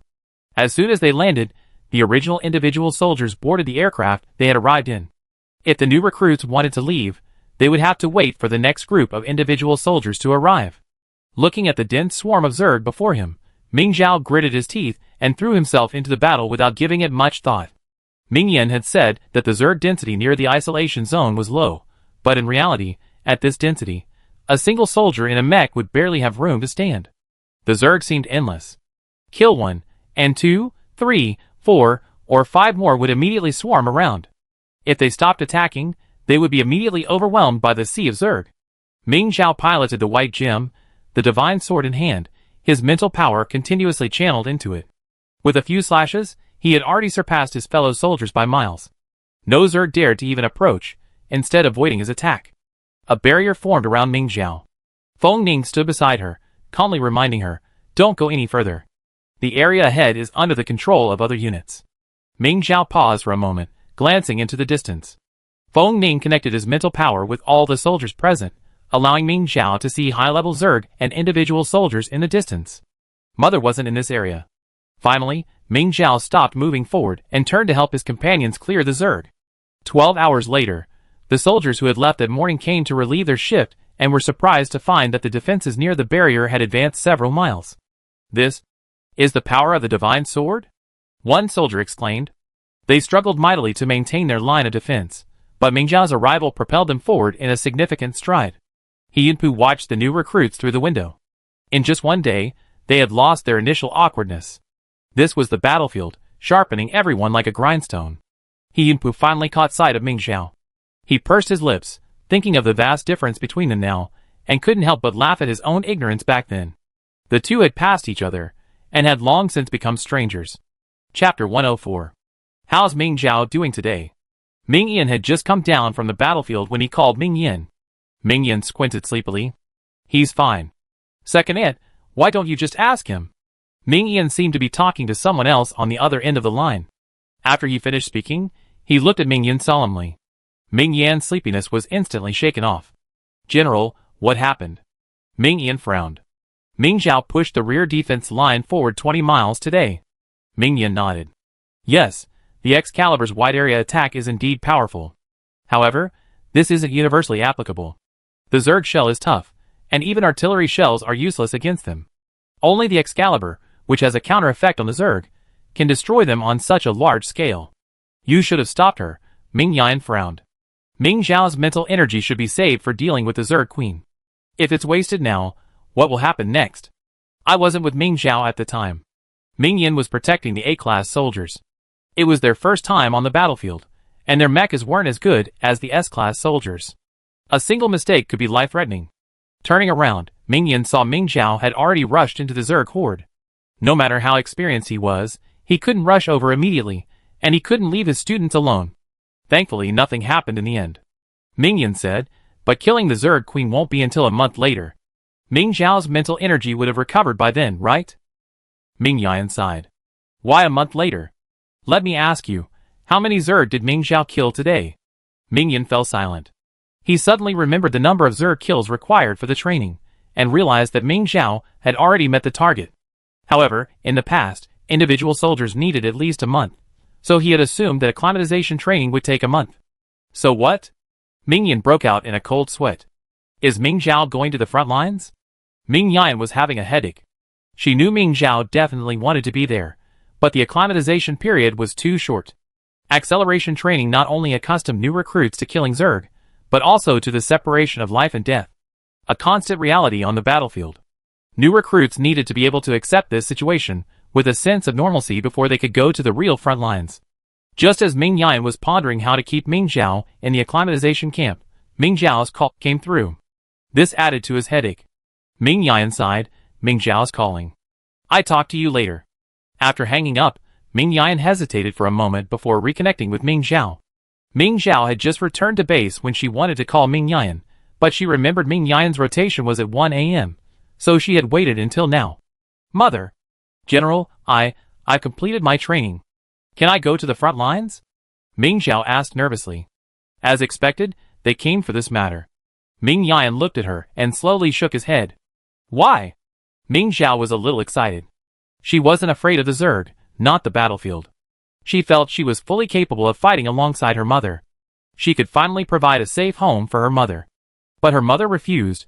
Ming Zhao's anger instantly deflated, and she said dejectedly, I've killed enough Zerg. Ming Yan looked at Ming Zhao worriedly. His face was pale, his lips were bloodless, and only the dark circles under his eyes provided the only color. Zhao, you're not okay. Ming Zhao's motherly concern finally took over. Ming Zhao's eyes instantly turned red, and she shook her head frantically, I'm fine. Ming Yan pondered, are you mentally exhausted? No. Did you get scared today? Ming Yan was stunned as soon as she finished this speculation, thinking she was overthinking it. Ming Zhao wasn't alone today. Sure enough, Ming Zhao excitedly said, no. I'm not scared. Okay, you're not scared. Ming Yan's head was spinning. What was going on? Was her perfectly healthy child suddenly so stressed out that she was about to collapse? Just as Ming Yan was frantically worried, Feng Ning suddenly sent her a message. Ming Zhao seemed desperate to go to the front lines to find you. Ming Yan was stunned. She knew what she meant. She figured it was because she had been teaching at the Imperial Military Academy for a year, making Ming Zhao accustomed to relying on her. Or, in other words, she didn't want you to go to the front lines. She was worried about you getting into trouble there. Ming Yan suddenly understood, because Ming Zhao had said the same thing during the Mecha League. Ming Zhao didn't want him to join them in slaying the Insect Queen. However, Ming Yan wasn't required to go to the battlefield at the time, so after Ming Zhao's reprimand, she never said such words again. She hadn't expected to say anything, but she was actually holding everything inside. Ming Yan sighed, and as he returned to Feng Ning, he asked Ming Zhao, are you worried about me getting into trouble on the front lines? Ming Zhao mumbled, purring her lips, yes, I'm worried about you. Do you think I'm that weak? Ming Yan asked, looking her in the eye. Ming Zhao quickly shook her head, no. Mother is the strongest. So you're worried about me? Ming Yan understood, but she felt Ming Zhao's worry was completely unfounded. I've come this far all these years. How could something like this happen so suddenly? Ming Zhao lowered her head, primarily because the sight of Ming Yan being overwhelmed by a swarm of newly hatched Zerg in front of her had left a deep psychological scar on her. Today, facing the vast swarm of Zerg, she felt a surge of fear. Not for the Zerg themselves, but for the possibility that Ming Yan would experience the same situation again, somewhere she couldn't reach. If she couldn't stop Ming Yan from going to the front lines, she wished she could stay by her side. She would definitely protect her. Ming Yan jokingly asked, "You're so worried about me, are you asking me to retire early and wait for you safely at home? Only then can you feel at ease?" Ming Zhao clenched her fists. Although she knew it was impossible, for a moment she truly believed it. Then, Ming Zhao shook her head. It's not safe even back on the main planet. She was determined to wipe out the Zerg. When victory fell to humanity, some would undoubtedly see her as a hindrance. Perhaps these heartless people will turn on their own mother, Ming Yan. It seems I was too gentle last time I spoke to Ming Zhao. Her filial son actually dared to think that. You really think so? Ming Yan gritted his teeth. I'm not even old yet. Am I supposed to give up my position for you? Am I in the way? Am I holding you back? Ming Zhao was stunned. Ming Yan's words were so terrifying that she couldn't even shake her head. No. You are powerful, but what right do you have to ask me to leave the military zone? Wiping out the Zerg is your dream, isn't it mine? Ming Yan was visibly agitated. Don't imagine things that haven't happened. I'm not going to die that easily, Ming Yan said coldly. Ming Zhao instinctively apologized. I'm sorry, mother. She finally found her words and blurted out, I don't want you to retire, ever. I also want to fight alongside mother. This sounded like a reasonable thing to say, and Ming Yan's expression finally brightened. Ming Zhao asked cautiously, then, can I go to the front lines tomorrow? After a long detour, the topic returned to its original point. Ming Yan was speechless. Even imaginary thoughts can drive you to this state. Do you think you have the strength to go to the front lines? Ming Zhao was speechless. If I really died in front of you, would you just give up and cry on the front lines? Don't say such unlucky things, Ming Zhao cried anxiously. I get it right, don't say that, Ming Yan said, then stay back for a while. Don't worry about whether you get what you want or not. Don't overthink things on the battlefield, okay? Ming Zhao nodded repeatedly. After the call ended, Ming Yan went back to Ming Kelly. Apparently Ming Kelly had also heard the news. Upon seeing her he said, Ming Zhao is such a strong kid. Ming Yan nodded slightly. I let her stay back for a while. Huh? Ming Kelly looked at her in confusion. She's in a bad mood and not in a good state of mind, Ming Yan said. She's worried I die on the battlefield. She's beside herself with worry. Ming Kelly took a moment to understand what he meant. What's this kid thinking about all day? Ming Yan was worried. If he had known, she would have declined Feng Lingyi's transfer order, and not returned to the Imperial Military Academy to teach. In just a year, Ming Zhao had become so dependent on her. She's killed enough Zerg, yet she's still being held back. This isn't right. Ming Kelly sighed, feeling somewhat embarrassed. Ming Yan emphasized, she can't come to the front lines in her current state. Ming Kelly comforted her, maybe she'll feel better if she sees you. Ming Yan wasn't willing to take the gamble. Well, here's how. Ming Kelly had another idea. Let Ming Zhao lead the team here. At her rate today, it won't take even a week. Ming Yan stared at her coldly. You don't have to protect her so much. She's already a qualified individual soldier. Ming Yan disagreed. Emotional stability is paramount for an individual soldier, and she clearly doesn't have it. She's not a qualified individual soldier. Ming Kelly urged her a few more times, but Ming Yan still refused to budge. Finally, she had to back down and say, okay, let's keep her in the rear for now. Tomorrow, she go to the other side of the defense line. Push the lines forward in all directions first. That way, no one will object. Ming Yan asked, will she go alone, or will she go with the acclimatization camp? How can a new recruit easily change positions? Ming Kelly frowned. She only wanted Ming Zhao to go alone with the other battalions. Ming Yan reminded her, the eastern defense line has advanced 20 miles, and they already encounter S-class Zerg. If the acclimatization camp faces them alone, they'd probably suffer heavy casualties. Ming Kelly pondered for a moment and said, then let them go together. With that, she began issuing deployment orders. Ming Zhao spent a sleepless night. Before setting off the next day, she received an order to swap positions with the soldiers on the southeastern defense line. Ming Kelly told her to use this time to advance the defense line as much as possible. Ming Zhao tried to block out her chaotic thoughts and focus on the seemingly endless Zerg swarm before her. She needed to quickly improve her abilities and convince Ming Yan to let her go to the front lines. After she had defeated the Zerg, she would have Yun Miao build a mecha for Ming Yan. A mecha made from Zerg queens would surely be stronger and more effective in protecting Ming Yan. Thinking of this, Ming Zhao was filled with energy. Ming Zhao had walked through all 8 lines of defense, doubling the area of the isolation zone. On the 9th day, Ming Zhao and her comrades once again headed to the eastern defense line to relieve Yunpu's team. Chapter 105. I had thought it would be an ordinary day of handover, but unexpectedly, I encountered a truly devastating scene. The eastern defense line encountered a swarm of high-level Zerg. Ming Zhao didn't dare to think about how such a large number of high-level Zerg had broken through the front lines. She could only force herself to focus on dealing with this group of high-level Zerg. The appearance of the high-level Zerg nearly caused the entire defense line to collapse. Fortunately, the individual soldiers holding the line held out until the troops arrived to relieve them. Ming Zhao and Ming Yin, piloting their mechs, rushed out first, followed closely by 2 SSS-class individual soldiers. With the assistance of 4 SSS-class mechs, the exhausted individual soldiers finally had a chance to catch their breath. But they couldn't retreat yet. Everyone had to unite to annihilate the high-level Zerg swarm. Ming Zhao plunged into the high-level Zerg swarm like a straight sword, piercing the trapped individual soldiers within. The sword's energy forced back some of the high-level Zerg, but it was still too late. A high-level Zerg's proboscis pierced a mech pod, its tip stained red with blood. It was Yunpu's mech. Ming Zhao felt the world around him freeze for a moment. Before he could react, he had already slashed the Zerg's proboscis with his sword. The Zerg, enraged, abandoned its already captured prey and lashed out with its long tentacles. Ming Zhao was trying to rescue the other soldiers trapped around her, and she had no way of avoiding the Zerg's attack. But there was no need to dodge. The tentacle slammed hard against the White Gem's mech pod, leaving it intact. Instead, the Zerg that had successfully attacked was thrown into disarray, its tentacles retracted, and it practically fled. The Zerg Queen from 1,000 years ago, so high in power, instilled an instinctive fear in all living Zerg. With Ming Zhao in the lead, this group of high-level Zerg were quickly wiped out, and the defense line continued to advance. The previous group of soldiers could finally return to base to recuperate.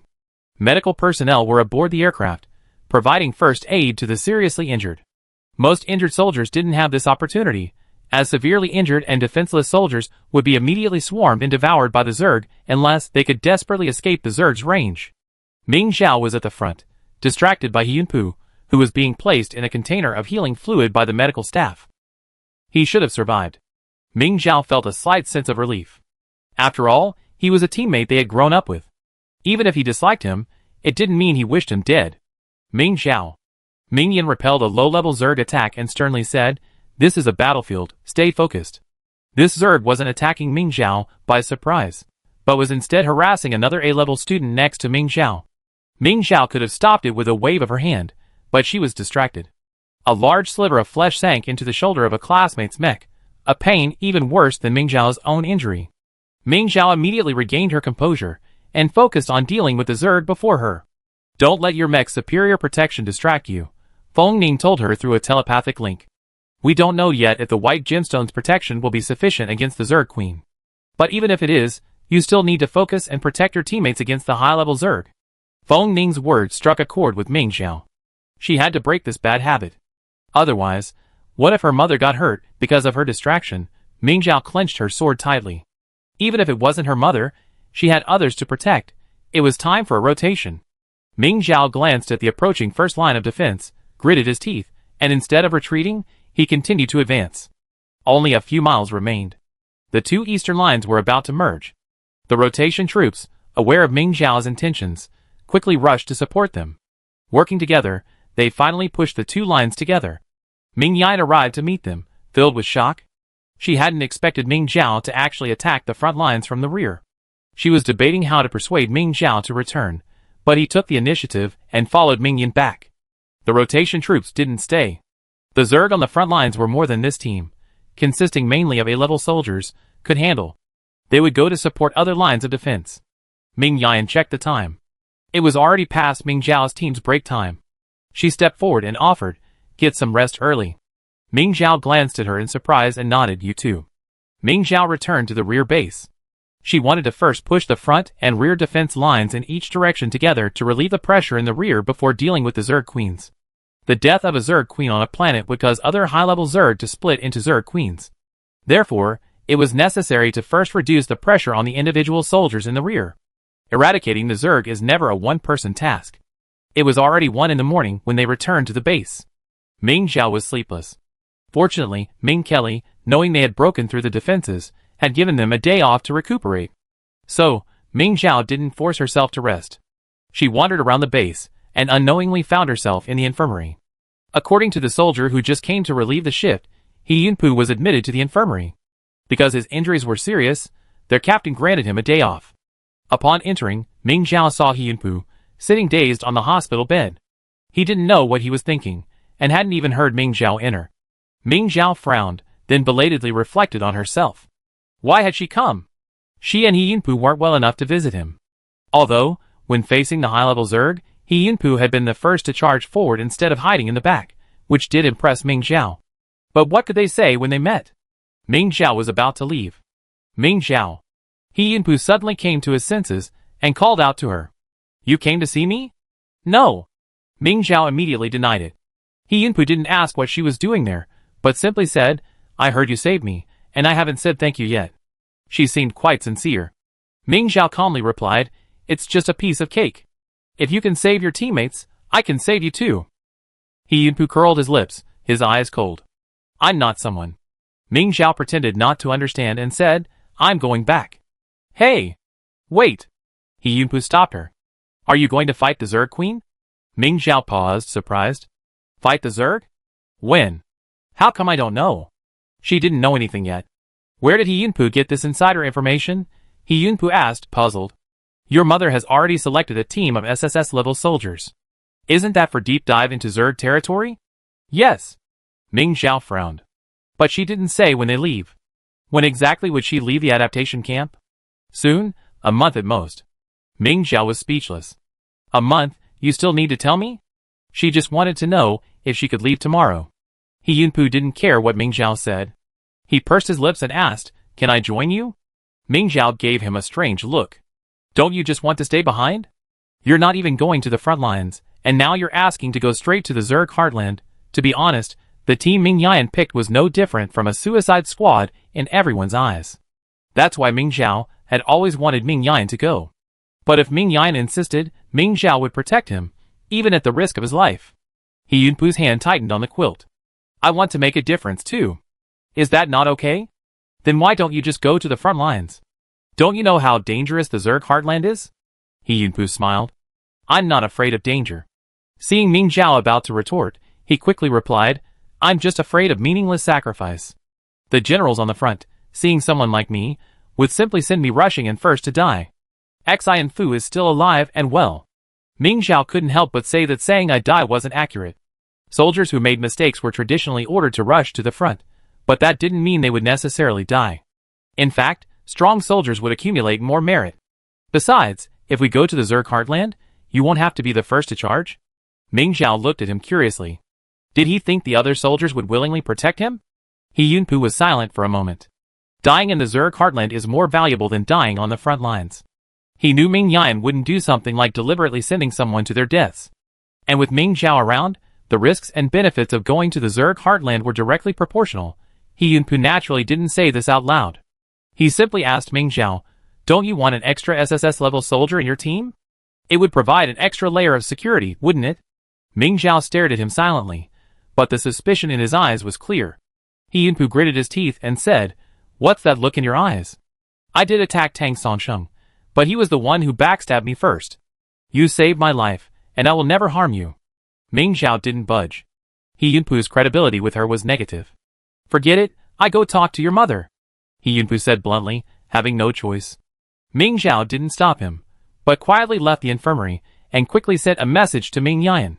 He didn't express his own thoughts, but simply told Ming Yan about this matter. Ming Zhao believed that Ming Yan would definitely make a choice that would be more beneficial to him. Meanwhile, after Ming Yan received Ming Zhao's tip-off, she waited for He Yunpu to come find her. Instead, the He family head sent a message, hoping He Yunpu would join the team she had assembled. Ming Yan's eyes narrowed, knowing that this meant a trade of interests with her. It wasn't impossible to negotiate. Ming Yan then created a group chat and added Ming Yini. Matters involving family interests should be discussed between the two family heads. She only mentioned one point. Joining her team would not guarantee him any work. The He family head clearly didn't care. He simply wanted his son to accompany him to the Zerg heartland. If he could achieve great merit, he would have a chance to rise in power in the future. Ming Zhao didn't know how the two family heads negotiated, but a few days later, Ming Yan told her that He Yunpu would also join the team to slay the Zerg Queen. Ming Yan agreed, and Ming Zhao had no objections. Once Ming Zhao had pushed the two lines of defense from all directions together, the plan to slay the Worm Mother finally began. Ming Zhao, Feng Ning, and He Yunpu headed to the front lines to reunite with Ming Yan and his men. Half of the soldiers originally stationed in the rear were transferred to bases on other planets, while the remainder remained to protect the defense line alongside the frontline soldiers. Ming Zhao recuperated at the front for a few days, ensuring his mental strength was fully replenished. Then, he boarded a small warship with Ming Yan and sailed through space to the other side of the planet. Observations indicated that the planet's Worm Mother was located here. Chapter 106. From space, the dense swarms of Zerg could be seen on the ground, making it impossible for the warship to land. Once entering the atmosphere, they would be attacked by countless flying Zerg. Zergs rely on pheromones to communicate. If these flying insects aren't dealt with quickly, the Zerg on the ground will soon learn of the situation. If the situation on the Zerg Queen side changes, it will be even worse. Yen Shuyu, He Yunpu. Ming Yan called out to several people, telling them to leave the warship and clear a path. He Yunpu seemed oblivious, even though the others whose names were called were looking at him. Ming Yan's tone became more serious. He Yunpu? He Yunpu gritted his teeth and demanded, "You want me to die?" Yen Shuyu folded his arms and looked at him, sneering, "Don't you understand the situation? Our team is called the Suicide Squad? Why are you here if you're afraid of death? Come here to enjoy yourself?" Ming Yan's expression turned completely cold. He Yunpu defended himself. "Of course I do my best to kill the Zerg, but with so many Zerg, going down would only lead to death." 20 kilometers further east, Feng Ning suddenly spoke. He had just been surveying the situation on the ground and looked at He Yunpu. "There are even more Zerg on the ground. You might as well go back." Ming Zhao tensed her body, gripping her sword. She was under immense pressure. Otherwise, she would have confronted He Yunpu long ago. Unexpectedly, He Yunpu turned his gaze to her. "Why don't you let Ming Zhao go out and deal with it?" Facing such a dense Zerg swarm, only the large-scale attack of the Divine Sword would be effective, right? He Yunpu felt his words made sense, but everyone looked at him as if he were idiot. Ming Zhao snorted, "You don't seem to understand your current situation? You've been exiled here for committing a crime. Even if you were tied up and thrown to feed the insects, let alone a vanguard, you wouldn't be able to resist." "You?" He Yunpu pointed at Ming Zhao for a long moment, speechless, his face flushed with anger. The warship slowly flew toward the direction Feng Ning pointed, about to enter the atmosphere, but He Yunpu still hesitated. "Do you think you're innocent?" Ming Zhao was almost laughing with rage. "I told you to lead from behind, but you insisted on following us. You're here, but don't contribute. Are you thinking this is a gilded opportunity?" He Yunpu shouted, "Am I not innocent? It was Tang Songsheng who started it." Ming couldn't help but quietly ask Ming Yan, "Why did you agree to let him join? He seems like he attacked one of our own." "I made a deal with the He family, and I heard from officers in the rear that He Yunpu has indeed made progress." Ming Yan now deeply regretted it. If she had known He Yunpu was so stubborn, she would never have agreed even if she had been offered the entire He family. Ming Yan was just about to knock him unconscious and throw him aboard the warship, so she could get rid of him when she got back, so he wouldn't get in the way. Ming Zhao, however, spoke first. "If you had the guts, you could have retaliated back then. You attacked me from behind. Ha, you still think you're innocent. How interesting.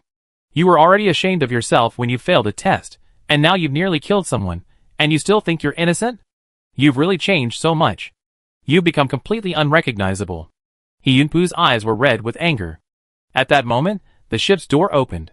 Before the soldier, who was about to clear the way, could react, Ming Zhao grabbed He Yunpu's hand and threw him out.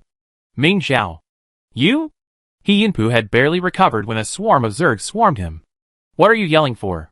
Yen Shuyu, following closely behind, whipped the Zerg away with a whip. "You're an SSS rank soldier, after all, and you're acting like a child?" He Yunpu, furious, cursed Ming Zhao's ancestors while dealing with the Zerg before him.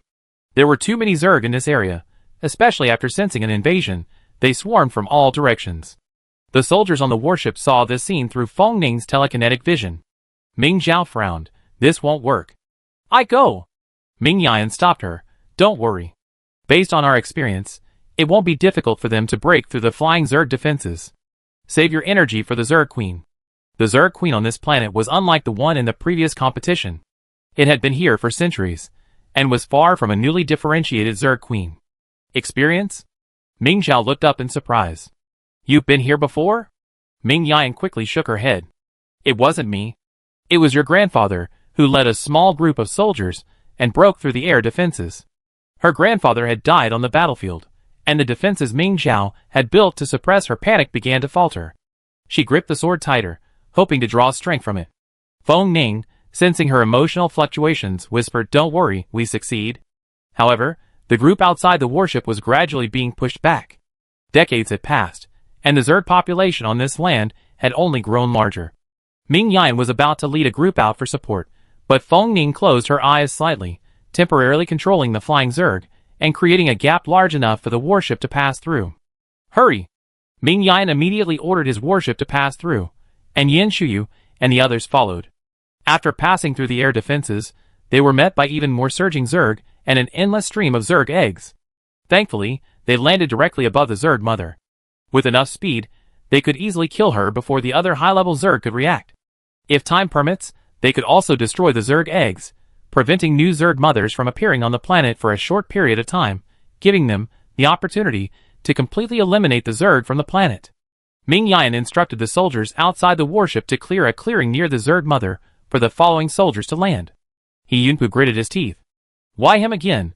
Before the soldiers could make a move, Ming Zhao leaped from the warship in midair. Before he even touched the ground, his destructive sword energy ripped through a vast field of Zerg eggs like a whirlwind. Ming Zhao landed on the cleared ground and faced the enraged Zerg mother directly. Ming Yan and the others followed closely behind, helping Ming Zhao fend off the other high-level Zerg that were approaching from the air and everywhere. The Zerg queen before him was in her prime, and Ming Zhao dodged several of her attacks. Fortunately, all her attacks landed on the surrounding Zerg eggs, so it wasn't wasted. But the Zerg queen grew increasingly furious. Perhaps sensing the threat from the people before her, she continuously emitted pheromones that stimulated the hatching of eggs around her. Under the influence of these pheromones, the high-level Zerg around her also showed a subtle tendency to evolve. Feng Ning's mental energy had been scattered throughout the surrounding area, so she quickly noticed something was amiss and quickly alerted Ming Zhao. Ming Zhao immediately suppressed the pheromones with the aura of his divine sword, and the two sides reached a stalemate. But if the stalemate continued, the odds of victory would only diminish. Zerg from across the planet began to swarm the Zerg mother. Ming Yan's area was the heaviest, and Ming Zhao couldn't even see him. Feng Ning, where is my mother? Ming Zhao swung his sword again, and this time it struck the Zerg mother. However, the move that would normally kill with one blow only left a shallow scar on its shell. Calm down. Feng Ning shouted sharply, don't worry about where the others are. If you look for them now, you never find them again. Ming Zhao, her mind racing, focused her attention and launched several consecutive sword strikes, but the Zerg mother always dodged them. Feng Ning warned her, a large number of high-level Zerg are coming. I know, Ming Zhao said irritably. The Zerg mother dodged so quickly.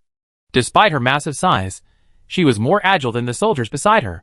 Feng Ning raised his hand, attempting to control the Zerg queen, but failed, nearly losing his mind. The Zerg, disturbed by his actions, instantly broke free and launched a fierce attack. Despite the clamor surrounding him, Ming Zhao seemed to hear Ming Yan's muffled groan. Was she injured? He Yunpu had lost a leg to a bite from a high-level Zerg, and her cries of pain echoed across the battlefield.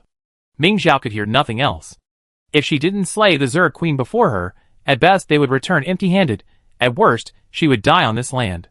Like her grandfather, no trace of her remains would remain. Abandoning the safer use of sword energy, Ming Zhao swung her sword directly, swiftly, attempting to replace defense with speed. Feng Ning saw the worm mother raise its sharp forelimbs and lunge at her, but Ming Zhao didn't even try to dodge, charging straight into it. He had no time to react, so he instinctively used his mental power to form a solid form, escorting Ming Zhao to the worm mother's abdomen.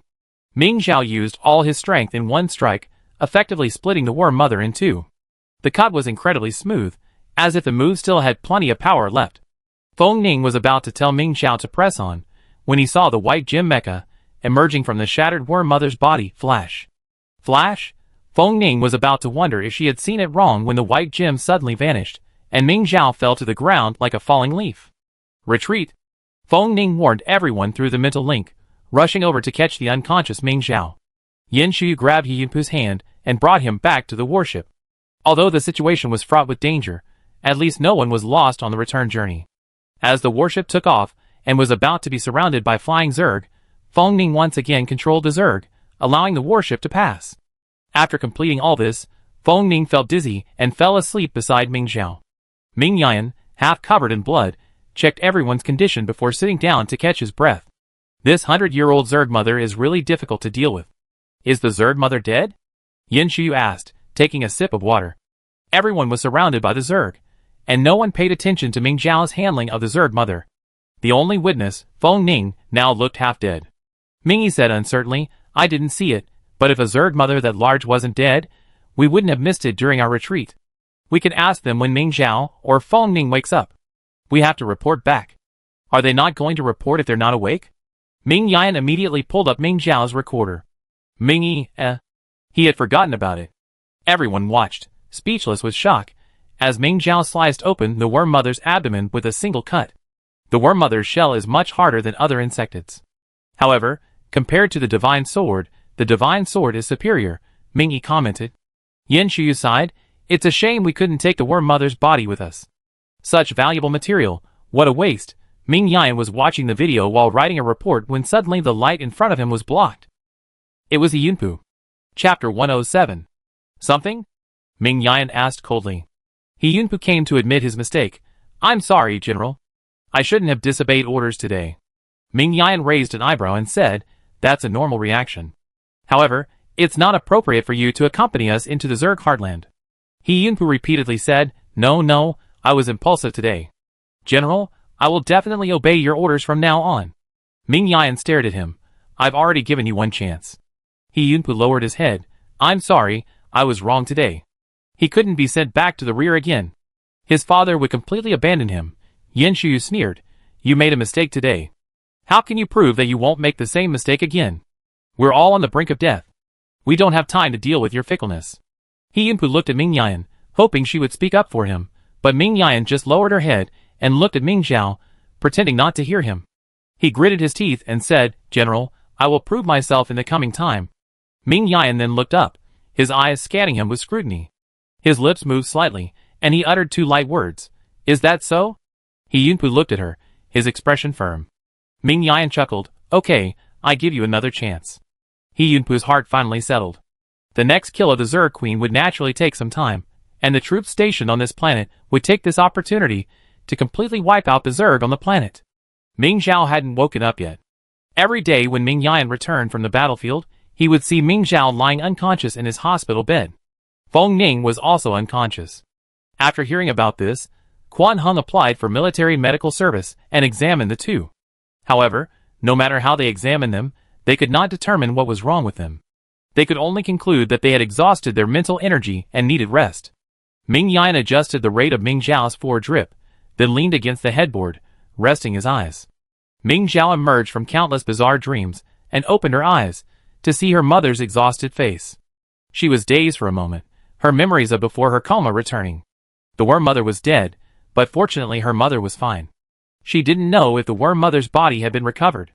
Ming Zhao recalled the scene, feeling hopeless. It was all her fault.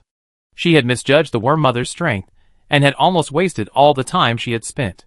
If only she had rushed over and eliminated the worm mother earlier. As Ming Zhao's thoughts wandered, a sudden movement beside her made him turn his head. Feng Ning had woken up. He sat up, clutching his forehead, his forehand pointing upwards, blood trickling down the tube. Your hand. Ming Zhao quickly warned, her voice hoarse and unrecognizable. Ming Yan had also regained consciousness, and upon seeing Ming Zhao awake, she said, Zhao Zhao, you're finally awake. Ming Zhao and Feng Ning both looked towards her. Ming Yan then noticed Feng Ning was awake too. She saw the blood in the foretube on the back of his hand, and immediately gestured for him to lower his hand. Quan Hung, alerted by fluctuations in the instrument's data, rushed over to check on the situation. Upon opening the door, she was stunned. Are they all awake? Ming Zhao, seeing this, also tried to get up, but Ming Yan immediately helped her sit up, unable to resist asking, Are you feeling unwell?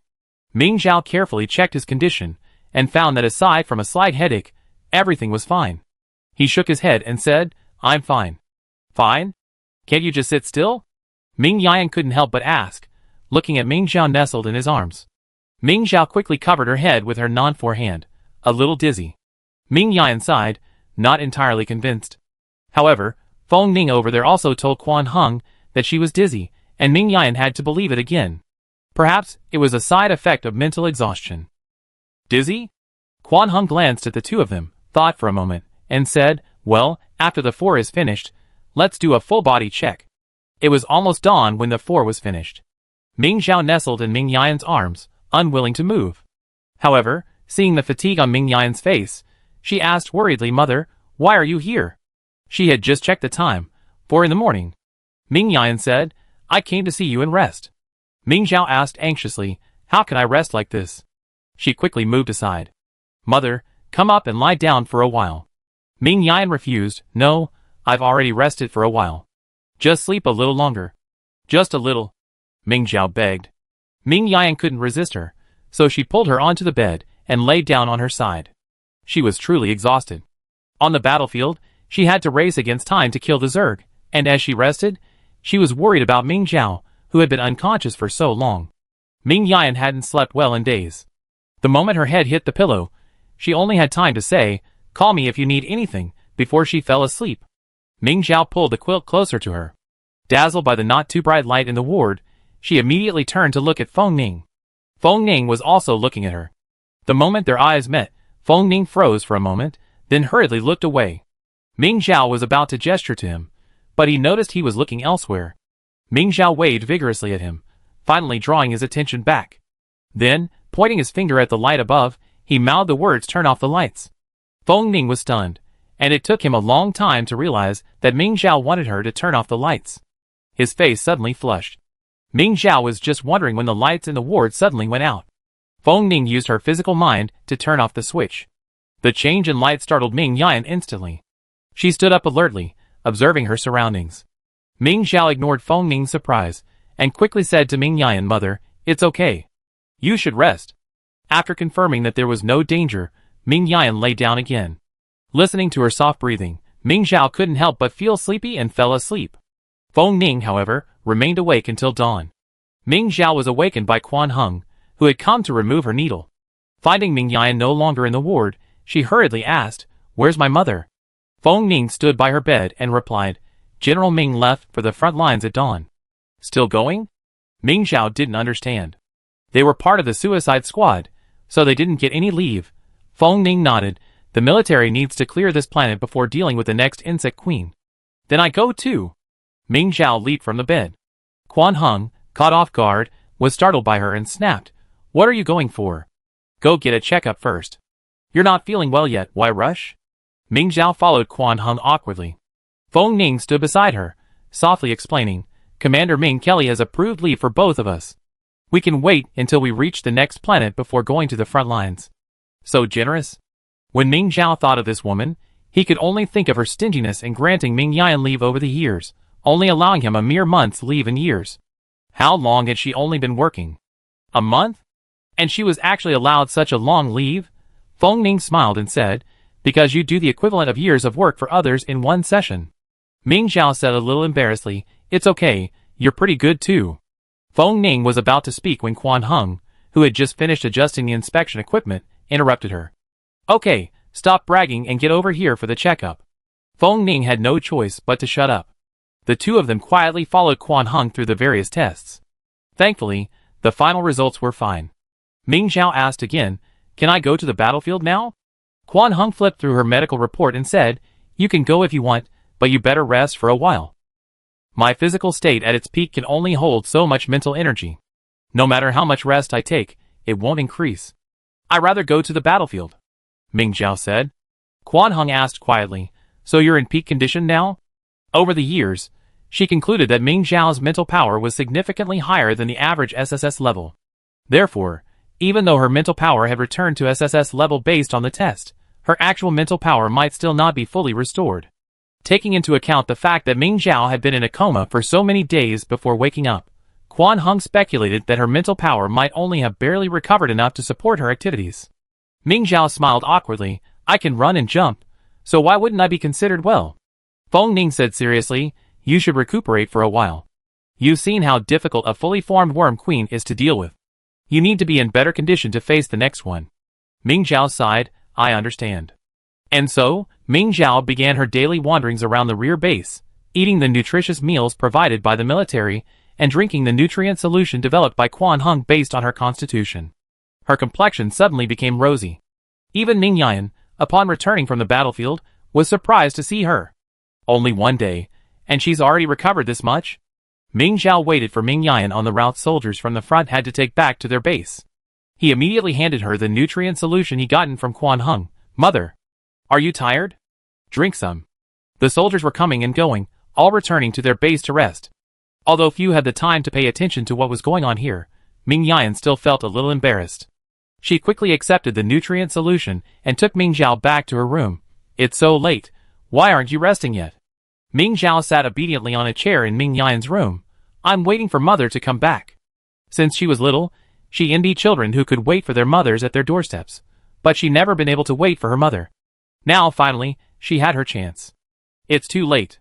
You should get some rest. Ming Yan raised her head, drank the entire nutrient solution, and instructed Ming Zhao. Ming Zhao said cheerfully, Don't worry, mother. I slept this afternoon, and I'm not sleepy at all. Ming Yan couldn't help but ruffle her hair. All right, now we've seen enough. Go back and rest. Ming Zhao was reluctant to leave. Seeing this, Ming Yan sighed, You can rest here if you want. As soon as he finished speaking, Ming Zhao threw himself on the bed. Ming Yan couldn't help but laugh. He packed his clothes and went to wash up. When he came back, Ming Zhao was already asleep. You said you weren't sleepy, Ming Yan said helplessly, shaking his head. Ming Zhao went to pick Ming Yan up from get off work every morning, but she was still bored during the day. Although Feng Ning kept her company, she was always busy, constantly checking her communicator. I feel like I'm getting rusty, Ming Zhao said listlessly, hanging upside down on the horizontal bar in the training room. Without even looking up, Feng Ning suggested, If you're bored, maybe we could go talk to the wounded soldiers stationed at the base? Ming Zhao flipped over on the horizontal bar. That makes sense. I go check on them. Although they were wounded, some of them were surely less seriously injured. Even if she held back a bit, it still counted as some kind of exercise. Chapter 108. Unexpectedly, as soon as Ming Zhao entered the public training room, the soldiers who had been chatting together suddenly dispersed, leaving without a glance back. Ming Zhao stood in the room, bewildered, not quite understanding what had happened. Perhaps they didn't want to spar with him. Ming Zhao, filled with questions, returned to the infirmary. Feng Ning was still there, and seeing her return so quickly, she was a little surprised. Why so soon? Are you done with warm-ups? No, Ming Zhao shook his head. Those people left as soon as they saw me. Maybe something's up? Feng Ning thought for a moment, then asked seriously, Are you sure they're not avoiding you? That's possible. After all, I'm so strong, it's understandable that they don't want to fight me. Ming Zhao didn't understand Feng Ning's meaning. Feng Ning sighed and said bluntly, I mean, is it possible you've been isolated? Ming Zhao was filled with confusion. How could that be? I've always been kind. What were the people in the training room doing before you went in? Ming Zhao thought for a moment. They were all gathered together chatting. Feng Ning nodded in understanding, then pulled up the public training room surveillance footage. Ming Zhao was stunned. You have that access? You don't? Feng Ning asked in surprise. The public training room isn't secret. Major generals, and above in the military region have access to that access. Ming Zhao thought calmly and finally nodded awkwardly. She had never used that access before, so she had forgotten about it. As the first place winner in the Mecha League, she had been a major general upon entering the military region. Feng Ning was a rare commander, and as the crown prince, although she had no military rank, her authority was considerable. The two quickly read the content of the individual soldier conversations in the public training room. This planet's Zerg are almost completely wiped out. It's a pity we were injured and had to stay behind, not earning any military merit. Even though we were both injured, our situations were vastly different. Ming Zhao sat idle in the base all day, yet in the end, he was awarded the first merit. Isn't that infuriating? He killed the Zerg Queen, so he deserves the first merit. Isn't it all thanks to the Divine Sword? Even a dog with a Divine Sword can kill a Zerg Queen. Why don't I have a good ancestor who could leave me a good treasure? Ming Zhao stared blankly at the scenes on the surveillance camera. When she approached, the people all dispersed, feeling guilty. How could this be? Ming Zhao felt a little uncomfortable. You've been resting too much while recuperating. It's inevitable that you've been dwelling on other things, Feng Ning commented coldly. It wasn't me who caused these people's injuries, yet you're blaming me. Feng Ning looked at her and explained, if you hadn't killed the insect queen, these people, staying behind to recuperate, wouldn't have made much less contribution than the others. But now all the soldiers are pursuing the victory, so naturally they're feeling unbalanced. Ming Zhao curled his lips. Maybe they've hurt their brains when they were injured. If they don't stand a chance this time, there's always another chance. With such a long battle ahead, are you still worried about not making any contribution? Even so, Ming Zhao understood that being the first to achieve something was different, but that didn't mean she could tolerate being talked about or even slandered by others. You're still too idle. I need to find something for them to do. Feng Ning warned, don't be impulsive. Acting without permission will be punished. I know. Ming Zhao immediately used his authority to activate the base's radio, ordering all remaining wounded soldiers to gather at the public training ground. She wanted to exchange combat techniques with everyone. Feng Ning couldn't help but laugh. That's a good idea. If these people come here on their own, I won't blame you for teaching them a lesson. As for the wounded soldiers not coming, that wasn't a possibility. Not to mention Ming Zhao's current highest-ranking officer in the entire base. Even if she were just an ordinary soldier, her status as a wielder of a divine sword and slayer of a war mother alone would be enough to attract people. Though these people denied Ming Zhao's strength, if they had the opportunity to speak with her, they would run faster than anyone else. As expected, as soon as Ming Zhao and Feng Ning reached the door to the public training room, they were blocked by a dense crowd inside.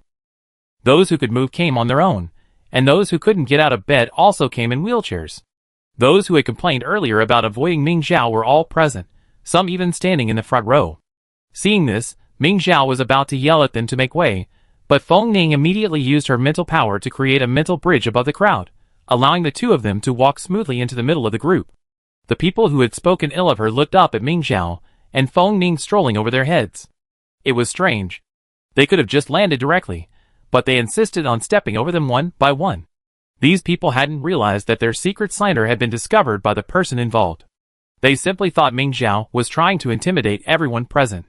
This was understandable. While everyone came here to communicate with her, they also had some intention of testing her abilities. Ming Zhao and Feng Ning finally stood in the center of the public training room. Ming Zhao's voice, resonant with the sound of a bell, was clearly audible even to those standing at the outermost edge. Colleagues, I've gathered you all here today to exchange combat techniques, so you don't get bored simply recuperating from your injuries. You're all veterans, so I imagine you have many unique skills. Don't be stingy with yours. Someone below started to jeer. Young General Ming, are you trying to get something for nothing?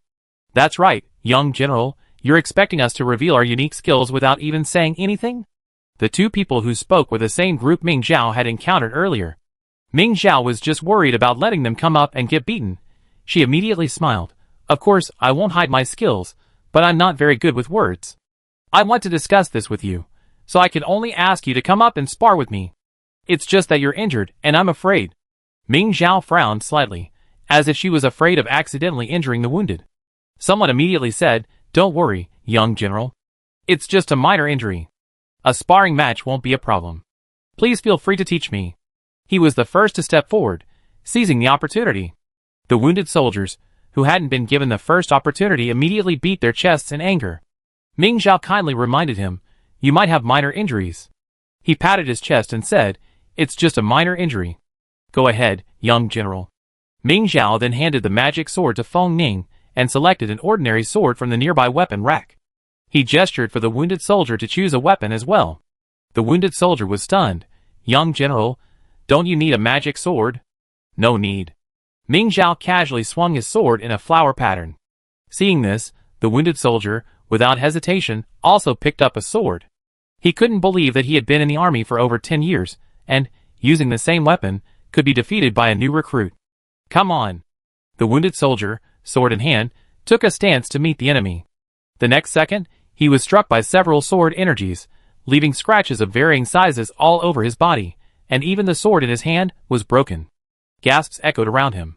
Someone whispered, isn't this move unique to the divine sword? Ming Zhao smiled. Of course not. Once you grasp the key, I believe you can learn it, too. The eyes of the people around him suddenly lit up frighteningly, but someone else said, young general, we didn't see it clearly. Can I come up and experience it for myself? Of course. Ming Xiao smiled.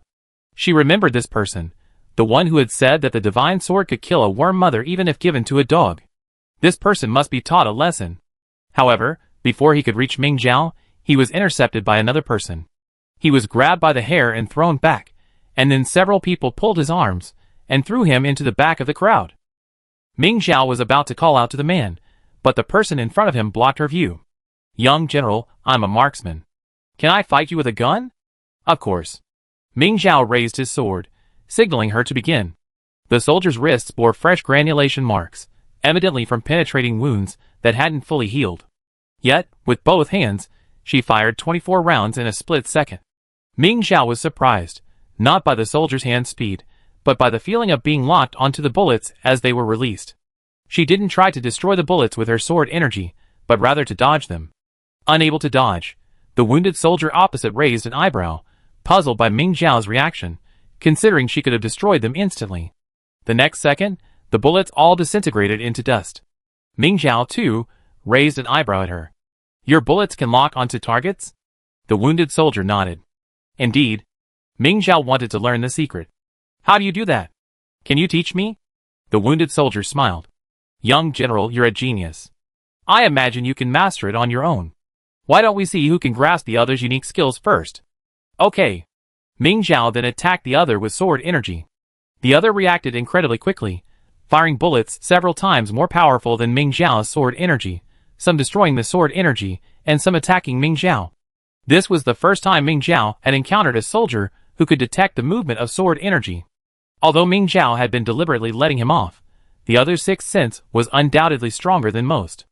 I wonder if this was a natural skill common to all shooters, or if it was unique to her. Ming Xiao, feeling a sense of unease, returned his attention to the bullet flying towards him. At first glance, it appeared to be a circular shape, but upon closer inspection, it was just a shape. "Is there something odd about this pattern?" Ming Xiao raised her hand to destroy the bullets, then used her sword energy to create a similar pattern, striking the wounded soldier. The soldier, sensing her intention, glanced at Ming Xiao with a smile, then rolled on the ground, dodging. It seemed the pattern wasn't the cause. Ming Xiao sighed, then looked at the bullets fired by the wounded soldier as he dodged. Their positions, trajectories, and these bullets were different.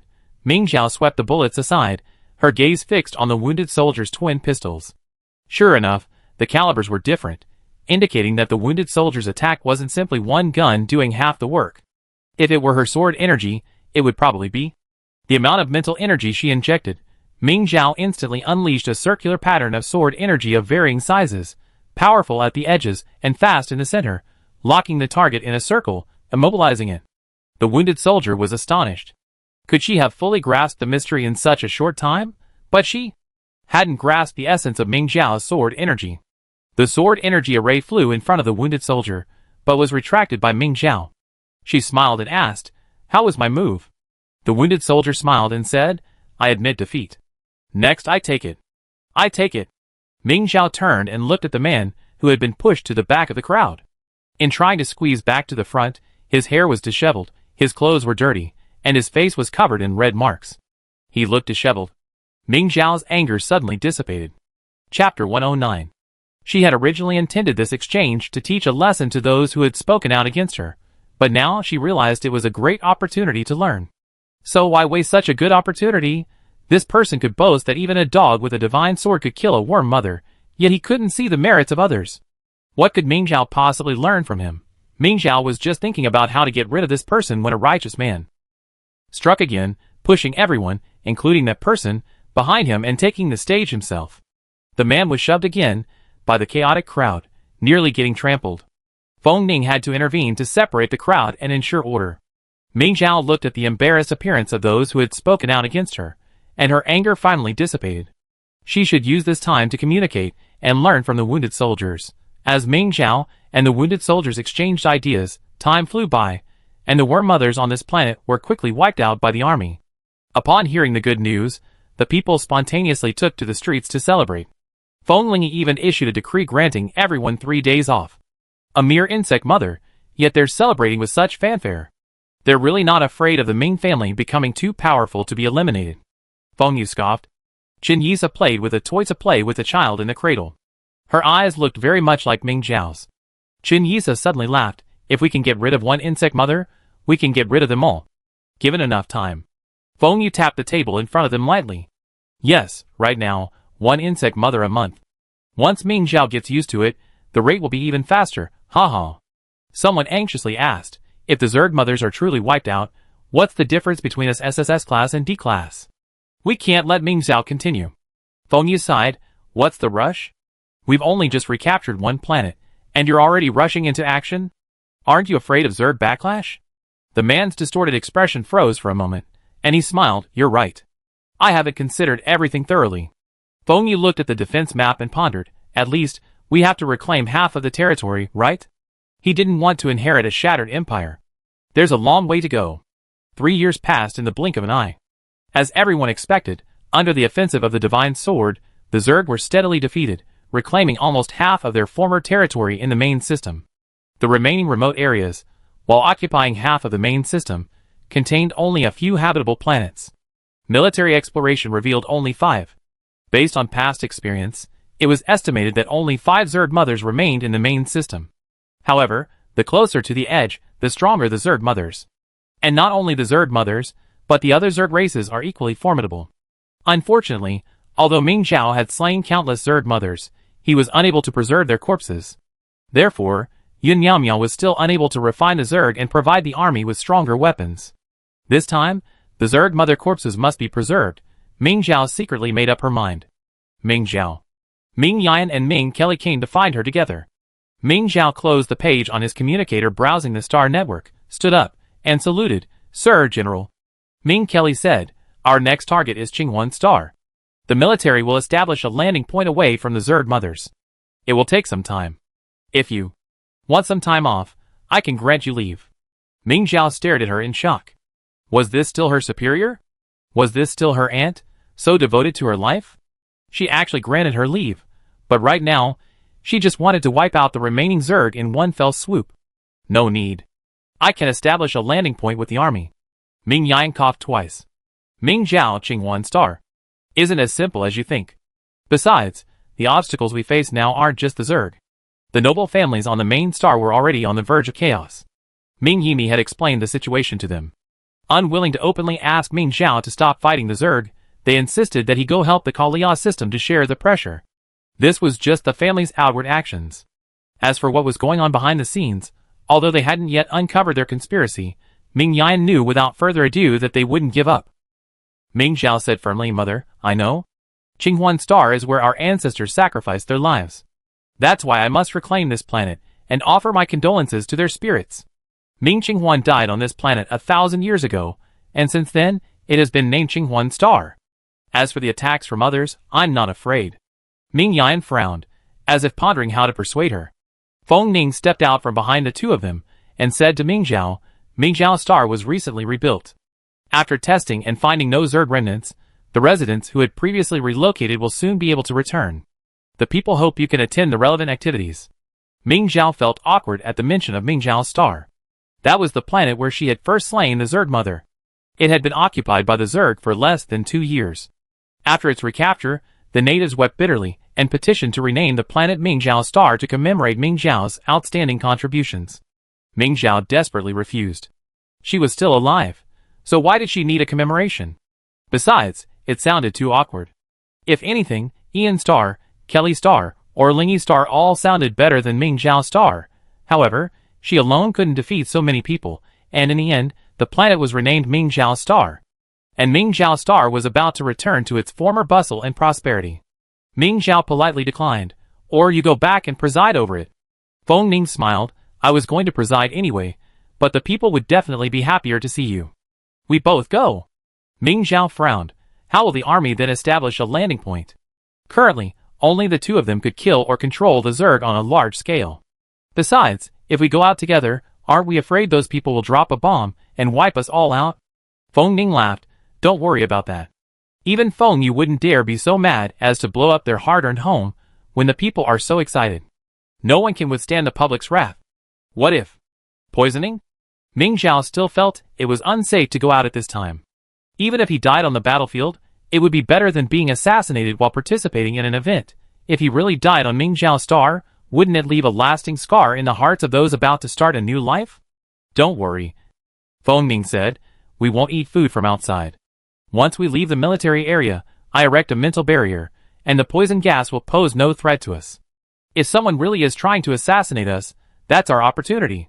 As long as we can find evidence of a conspiracy, we can mobilize public opinion, put pressure on the aristocratic families with ulterior motives, and reduce the threat of backstabbing. Ming Zhao was persuaded. You make sense. Then, Ming Zhao looked at Ming Yan. Mother hasn't had a vacation in 3 years. Can we go together this time? Ming Yan raised an eyebrow and looked at Ming Kelly. Ming Kelly frowned. It's only been 3 years. Here it comes. The Ming Kelly Ming Zhao knew is back. She knew Ming Kelly wouldn't approve her leave so easily. It must have been Feng Lingyi who approached Ming Kelly directly about her leave. Ming Zhao quickly grabbed Ming Kelly's hand and pleaded, Auntie, you know this trip is very dangerous. What if Feng Ning and I get into an accident? With Mother by my side, I can rest assured. Ming Yan's lips twitched. Although she was touched by Ming Zhao's trust in her, she really meant that if an accident occurred that neither Ming Zhao nor Feng Ning could handle, then her presence wouldn't make a difference. Ming Kelly stared at Ming Zhao for a long moment and asked, You just want someone to accompany you? Ming Zhao thought for a moment and said seriously, Of course, I still need an SSS rank soldier to accompany me. It's better to have a familiar female senior. That would be more convenient.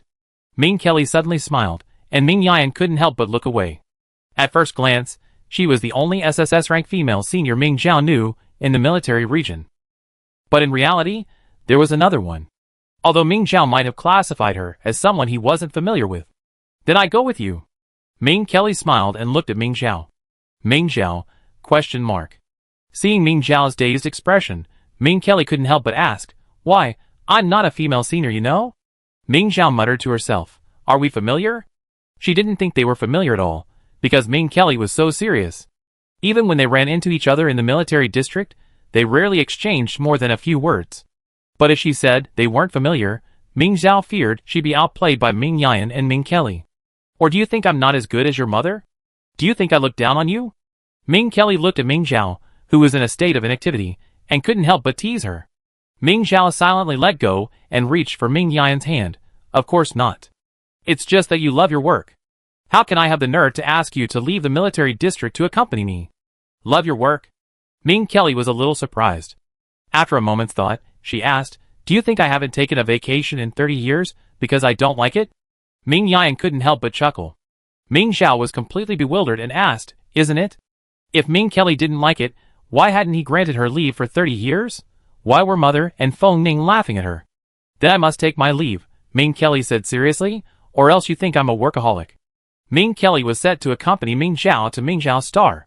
While she was on leave, several lieutenant generals would share her duties, leaving Ming Yan completely unable to leave. Before leaving, Ming Yan warned Ming Zhao, Your aunt isn't taking her leave because she's worried about the military region. She naturally loves freedom. Don't say anything that might upset her. Ming Zhao was stunned for a moment, then quickly said, Mother, I understand. You should be careful too. Ming Yan nodded, Okay, let's go. Ming Zhao and the others, along with the individual soldiers about to take leave, boarded the warship back to the main planet. Previously, it only took 2 days to travel from the main planet to the defense line, but now it took a full 10 days. Just this tiny difference made Ming Zhao's heart surge with pride. Not to mention the joy and hope on the faces of the people coming and going at the starport. The people no longer feared the Zerg invading the main planet. Ming Zhao's face was disguised, but as she watched the crowds coming and going, a genuine smile appeared on her face. You're here? Let's go! Feng Ning came over and took her hand. This disguise can only fool ordinary people. It won't fool those with high mental power levels. Ming Zhao didn't linger any longer and boarded the hovercraft sent by Feng Lingyi with Ming Kelly and Feng Ning. Chapter 110. After reporting to Feng Lingyi on the daily work of the military district, Ming Kelly returned to the Ming family alone. Ming Zhao remained in the palace. She now required special protection. Even though she wasn't afraid of hidden attacks, she was also afraid that they might affect those at home. Feng Lingyi kept Feng Ning to herself, saying, It's been so long. Have you made any progress? This was referring to his relationship with Ming Zhao, and Feng Ning's feelings hadn't been hidden from his mother. He pursed his lips, and Feng Lingyi knew his answer. It seems not. If it really doesn't work out, don't be so persistent. You're still young. Feng Ning shook her head and insisted, I can wait. Feng Ling sighed, what's the point of waiting? Even if Ming Zhao really agrees, the Ming family won't allow your child to have the surname Feng. It doesn't matter to me. They're my children anyway. Feng Ning remained unmoved. Feng Ling shook her head. Yes, it doesn't matter to you, and it doesn't matter to Feng Yu either. By the next generation, the Feng family will be completely gone. We're all giving up the throne, so why would we care about the family name? Feng Ning's eyes wandered, not daring to meet Feng Ling's gaze. Feng Ling was a little annoyed. Don't tell me you don't know why I chose to give up the throne. The throne has become a shackle that holds the Feng family captive. Without destruction, there's no construction. I want to give future generations more opportunities, but now tell me, where are they? Feng Ning lowered her head guiltily, then mustered the courage to suggest, how about this? Mother, have another child? Feng Ling was truly enraged. You heartless little thing. Do you know how much I suffered when I was pregnant with you? The Empire's medical system is highly advanced. Normal pregnancy doesn't cause any discomfort or after effects. However, due to Feng Ning's exceptionally high level of mental power, Feng Ling experienced no after effects, but her pregnancy was exceptionally difficult. She knew the Feng family had few children and wanted to have more, but after having one, she was determined not to have more. Feng Lai was willing to have children, but she miscarried when she was 3 months pregnant after being pushed down the stairs by Feng Yu. She never got pregnant again. She also developed health problems, requiring frequent recuperation. This latest episode had lasted several years. Feng Ning, kicked out by Feng Ling, thought it might be time to talk to Ming Zhao. He could sense that Ming Zhao had some affection for him. Although he wanted to talk, Feng Ning was still the crown prince. A multitude of official duties awaited him back on the main planet, and Ming Zhao was constantly in the training room. Therefore, until the time came to depart for Ming Zhao planet, he hadn't found a good opportunity. Long time no see, Ming Zhao. Feng Yu suddenly appeared before Ming Zhao, smiling and greeting her. Ming Zhao nodded slightly. Principal, are you going to the housewarming ceremony too? Feng Yu smiled. Yes, this is the first time humanity has reclaimed territory in 1,000 years. How could we miss such a grand occasion? Feng Ning walked over quickly, separating Ming Zhao and Feng Yu. It's time to board the starship. Feng Yu smiled at Feng Ning, then said nothing, stepping onto the starship first. Aboard the starship were many people returning home with their families. The moment they left their homeland, no one dared to dream of ever returning. Thankfully, the long wait had paid off. Thanks to Ming Zhao. And thanks to our ancestors for leaving us the capital to resist. The media reports that the military district's next step is to recapture Qinghuan Star. I hope everything goes smoothly. I heard there's something strange about that planet. Shoo! Don't say anything unlucky. The military district will definitely be prepared. Could we fall here twice? Ming Zhao walked down the long corridor of the starship, listening to the people's discussions. His initial anxiety eased. Yes, how could they fall in the same place twice? Nan Xiao, holding her sister, looked in surprise at the person before her, who seemed strange yet somehow familiar. She lowered her voice. Ming Zhao? Ming Zhao nodded slightly. You're also from this planet? Nan Xiao couldn't hide her excitement. Yes, we can finally return to our homeland. Thanks to you. Congratulations. Nan Xiao smiled. Thanks to you, I didn't have to enter the military after graduating from the Imperial Military Academy. I'm now a cartoonist. The Zerg defenses were constantly being pushed back. Now, there were almost no Zerg below S rank left on the front lines. The danger level was too high, so Nan Xiao's mother no longer insisted on her entering the military. She had finally escaped the suffocating life of a single soldier. Ming Zhao was delighted for her. That's great. When you release something, remember to let me know so I can vote for you. Nan Xiao said, how could I let you spend money? When I release something, I give it to you first. Noticing someone starting to look at Ming Zhao, Nan Xiao quickly said, go back to your room. I hope we see each other again someday. Okay. Ming Zhao smiled and continued through the crowd, returning to his private room. I had expected some unexpected events, but it went off without a hitch, leaving Ming Zhao somewhat amazed. Not to mention Feng Ning, who was always so thoughtful. After the event, Ming Zhao and the others boarded the starship directly back to the military area. Feng Yu took a different route. Before leaving, he saw Feng Ning, frowning in thought, and walked over. What's wrong? Do you think it's going too smoothly? Feng Ning's face darkened at Feng Yu's smug smile. You seem to think you've got it all figured out. Feng Yu curled his lips. If you think so, what can I do? With that, he turned and left. As he passed Ming Zhao, he kindly warned, be careful. I be waiting for you. Ming Zhao immediately turned to look at him, but Feng Yu had already boarded the starship back to the main planet without a backward glance. Feng Ning watched him from behind, her eyes dark and unclear. What's wrong? What did Feng Yu say to you? Ming Zhao always felt Feng Yu was acting strangely. He just said he'd wait for me to come back. Feng Ning's eyes narrowed, and she looked at her. He's provoking us. He'd definitely make some moves on Qinghuan Star. Ming Kelly was skeptical.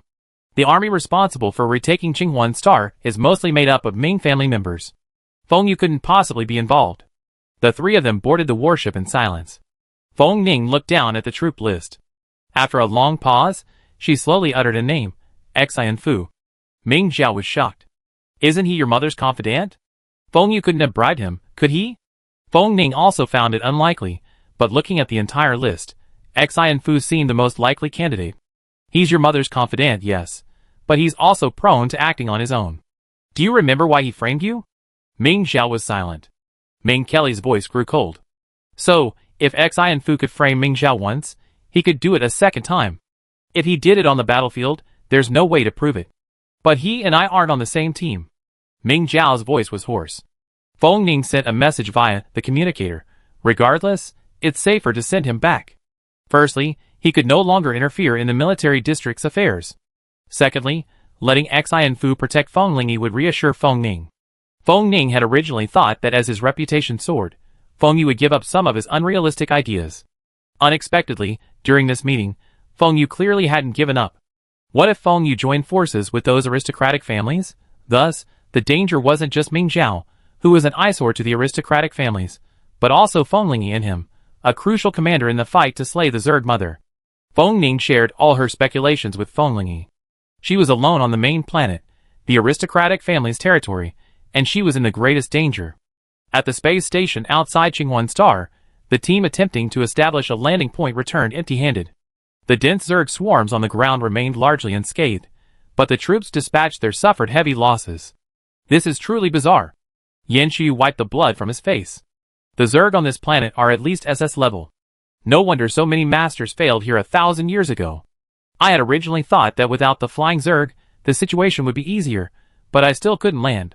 How about we just abandon this place? Someone backed off. The Zerg on Qinghuan planet won't split outward anyway. Ming Yan said seriously, it's just that we haven't noticed this during our observations here. We can't conclude that these Zerg won't split outward. The man hesitated, however. Zerg on other planets have already been observed swarming outward. If they were going to split, they would have done so long ago. In theory, when the Zerg population on a planet reaches a certain number, a new Zerg queen will emerge.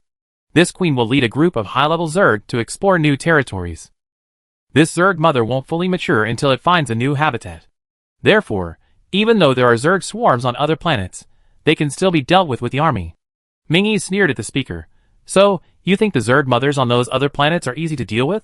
Easy to deal with. These planets west of the main galaxy have been occupied by Zerg mothers for millennia. Even Feng Zhengzheng and Ming Qinghuan combined couldn't deal with them, so it would be difficult for them to do so. Furthermore, although these Zerg mothers are descendants of the refined Zerg mother, having lived for an extra 1,000 years, no one can say for sure whether the divine sword will still have any effect on them. Finally, Ming Yan gave the order, rest here and wait for Ming Zhao to return. This time, even the landing might require the divine sword. Ming Zhao received this grim news as soon as he entered the space station from the warship. Ming Kelly said, we have to extend the battle line. Landing, pushing the front, and slaying the Zerg queen.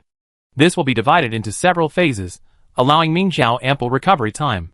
Ming Zhao sighed, this is too much trouble. If only I had a power bank to replenish my mental energy at all times. Then I could crush the Zerg in one fell swoop. Phone power bank Ning, His mental energy needed to be used elsewhere, and couldn't replenish Ming Zhao's depleted energy. Ming Zhao had almost fainted, and he was almost done.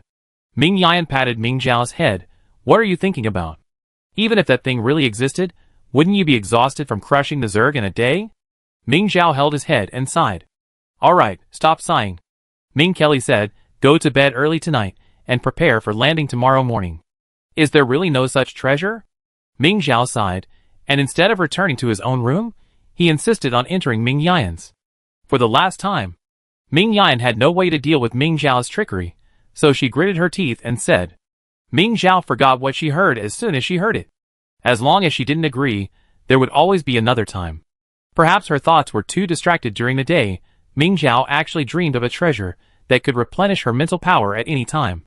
Unfortunately, the treasure was on her head, and she couldn't take it off, nor could she see what it looked like. Even when Ming Yan woke her, she was still a little dazed. What kind of treasure was it? Ming Yan asked nervously. What's wrong? Are you feeling unwell? Ming Zhao rarely woke up later than Ming Yan, let alone in this dazed state after being woken up. No qualified soldier would behave like that. Ming Zhao pulled himself up, shook his head, and put the unreliable dream behind him. It's okay, he said. Ming Yan hesitated. If you're not feeling well, we can postpone the landing. Ming Zhao had already recovered. She smiled. Mother, I'm fine.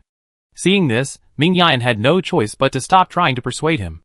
Feng Ning had earlier used her psychic power to locate the Zerg mothers, using satellite maps, in areas where they might appear. The landing point chosen by the army was on the opposite side of the Zerg mothers. This planet had no flying Zerg, so the warship sailed directly into the atmosphere. But the layers of Zerg on the ground still startled Ming Zhao. This wasn't just densely packed. These Zerg were devouring each other. When the Zerg density on other planets exceeds a certain level, pheromones prompt the emergence of new Zerg mothers.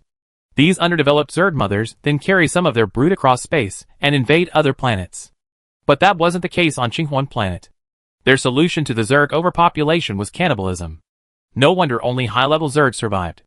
After all, the weaker ones wouldn't even be left alive. Ming Zhao suddenly asked, if these Zerg will kill each other, then couldn't we just kill the Zerg queen and wait for them to devour each other? And then harvest the remaining Zerg? Ming Kelly instinctively objected, but then remembered the purpose of establishing a defense on a planet. To prevent flying Zerg from following the new Zerg queen to other planets. Since Qinghuan Star had no flying Zerg, this method was feasible. Then, they exchanged glances, and finally, Ming Kelly said, then let's go find the Zerg queen. Chapter 111. On the way, Feng Ning couldn't help but ask Ming Zhao, if that's the case, the chances of leaving the Zerg mother behind are even lower. Though Ming Zhao felt regretful, he remained firm. If we can't leave it, then we can't leave it. Minimizing casualties is the most important thing. The Zerg in the main system have been wiped out, and there are still those in the Kalia system. We will definitely get the Zerg mother's body. Feng Ning smiled. Okay, I do my best to help you. He extended his hand and bumped fists with Ming Zhao. Suddenly, the white gemstone necklace around Ming Zhao's neck burned terribly, and soon, the divine sword began to hum. Feng Ning. Quickly, check the surroundings. Ming Zhao asked anxiously. In Zerg territory, Ming Zhao couldn't use the divine sword to survey the area, as all Zerg could sense its presence. Therefore, they could only rely on Feng Ning's mental power to survey the surroundings. What's wrong? Ming Yan looked over. She hadn't noticed anything unusual below. After Feng Ning finished her investigation, she shook her head at Ming Zhao. Nothing unusual. Below, there were layers of Zerg, but they couldn't fly, so the warships at high altitude didn't have to worry about a surprise attack. The movements of the necklace and the divine sword stopped, and Ming Zhao's palpitations subsided. She gripped the sword and peered warily through the warship's window. The Zerg continued to devour each other, seemingly endlessly, with no signs of abnormality. The warships continued forward for a while, everyone in combat mode. Several warships, lined up, stopped directly above the Zerg mother. The soldiers rushed down in their mechas, with Ming Zhao leading the charge, swiftly slicing through the first layer of Zerg with her sword energy. It was no use. There was a second layer, a third layer. The Zerg queen was likely several levels underground. Ming Zhao had no other choice but to swing his sword over and over, sweeping away the Zerg on the ground. This was quite exhausting. Ming Yan watched Ming Zhao swinging his sword, feeling anxious. If only she could also wield her sword to generate chi. At least these ordinary Zerg wouldn't require Ming Zhao's intervention. Thankfully, ordinary Zerg didn't require significant mental effort. The divine sword's properties were sufficient to deal with them. The remaining soldiers went to the edge of the giant circle Ming Zhao had created to block the Zerg swarming in from other directions. Ming Yan and a few others stayed behind to completely eliminate the remaining Zerg on the ground. Ming Zhao had a moment to rest, and she quickly took the opportunity to drink a few more nutrient solutions. The Zerg elsewhere have stopped devouring each other, Feng Ning said solemnly, looking at the satellite surveillance footage overhead. All the Zerg are pouring in here. At that point, the Zerg would surge like a giant wave, and the individual soldiers on the periphery, tasked with holding them back, would have no chance of stopping them. Ming Zhao couldn't rest any longer. She asked Feng Ning to help her locate the Zerg mother in the underground cavern, and then struck it with a single blow. The cavern collapsed, and a massive Zerg mother crawled out of the soil, its mouth opening and closing in fury, as if it wanted to devour Ming Zhao. Ming Zhao didn't care if it was angry or not. She had to kill it immediately. Everyone must retreat immediately. Otherwise, they would be overwhelmed by the Zerg swarming from everywhere. Zerg mothers had always had little offensive power, and this one was particularly weak. Her swollen abdomen made it difficult for her to even move to evade Ming Zhao's attacks, and her vaunted defensive abilities proved no match for the divine sword. Ming Zhao shattered its shell with almost no effort, even feeling surprised. Logically, a war mother that had lived for millennia shouldn't be so weak. Just as Ming Zhao was about to deliver his final blow, the ground beneath his feet suddenly shook violently. He ignored the worm mother, who was so close, only a strike away, and instinctively retreated. What is this? Ming Zhao stared at the worm before him, a creature even larger than the worm mother, afraid to even consider the worst possible scenario. Feng Ning slowly uttered 2 words, worm mother. Her worst suspicions were confirmed. How could there be 2 worm mothers on the same planet? And so close together? Wouldn't they be fighting for territory? Ming Zhao watched coldly as the little worm mother leaned against the big one, tightly huddled together, as if complaining, while the big one licked its wounds, as if comforting it. What was this? A show of affection between mother and daughter in front of her? You're the only one with a mother, right? Ming Zhao decapitated the little worm mother with a single blow. This action immediately enraged the giant worm mother. It spun around, its movements uncharacteristically nimble. In fact, judging by the shape of its abdomen, it didn't look like it could continue laying eggs. Without its swollen abdomen, the worm mother was quite agile, but it barely moved, simply extending its proboscises and stabbing Ming Zhao. Ming Zhao thrust his sword to cleave it, but the giant worm mother's proboscises remained unscathed. Instead, Ming Zhao was forced back repeatedly by the worm mother's repeated stabbings. This must be the child of the worm mother from 1,000 years ago. Ming Zhao was utterly devastated. This worm mother was far too powerful, unlike the other worm mothers laying eggs, whose shell was so hard that even the divine sword couldn't penetrate it. No, it wasn't that the divine sword couldn't penetrate, but rather that she was being forced by the worm mother's relentless attacks to the point where she didn't even have time to gather her strength. Be careful. Ming Yan pulled Ming Zhao, who had nearly been stabbed in the shoulder, away. Her sword shattered upon contact with the worm mother's mouthparts. Ming Zhao quickly pushed her away. Hurry, retreat with the troops. She was now being targeted by the great worm mother, unable to escape, but she could buy Ming Yan and the others time. What are you talking about? Ming Yan refused to retreat. Let's go together. She couldn't leave. The great worm mother's mouthparts split into 4, stabbing at the 2 people within range. Ming Yan was out of weaponry, and her mecha's protection was limited. Ming Zhao immediately turned and hugged her, using his back to withstand the great worm mother's attacks. Ming Yan anxiously said, Ming Zhao, I'm fine, leave now. A sharp pain shot through Ming Zhao's back, causing cold sweat to coat her forehead. Fortunately, the white gem remained unharmed. She turned and immediately confronted the great mother worm, its mouthparts broken. Seeing this, Ming Yan immediately signaled a retreat. The great mother worm screamed violently, causing the Zerg in the distance to riot, but was quickly cut apart by Ming Zhao's sword, and the unfinished scream died in her throat. Retreat! Ming Zhao's vision swirled with dizziness, and she only managed to utter those 2 words before she passed out. The white gem dissipated without the support of her mental energy, and she fainted directly onto the ground strewn with Zerg corpses. Feng Ning quickly lifted her up, and was about to tell everyone to retreat when she was caught off guard by a surprise attack.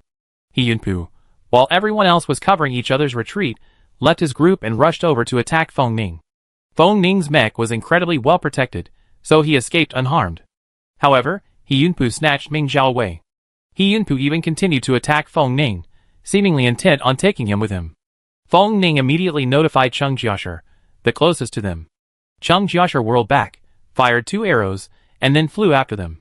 Without the suppression of 2 SSS-class soldiers, the individual soldiers facing the Zerg swarm were entangled and unable to escape.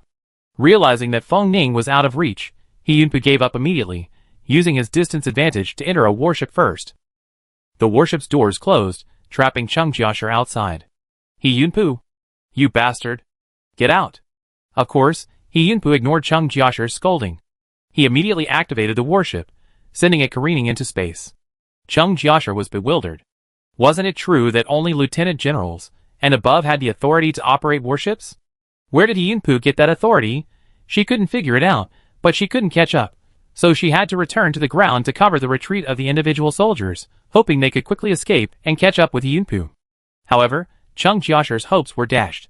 She was only halfway through her flight when she spotted a massive figure in the distance, far larger than the already dead Great Worm Mother.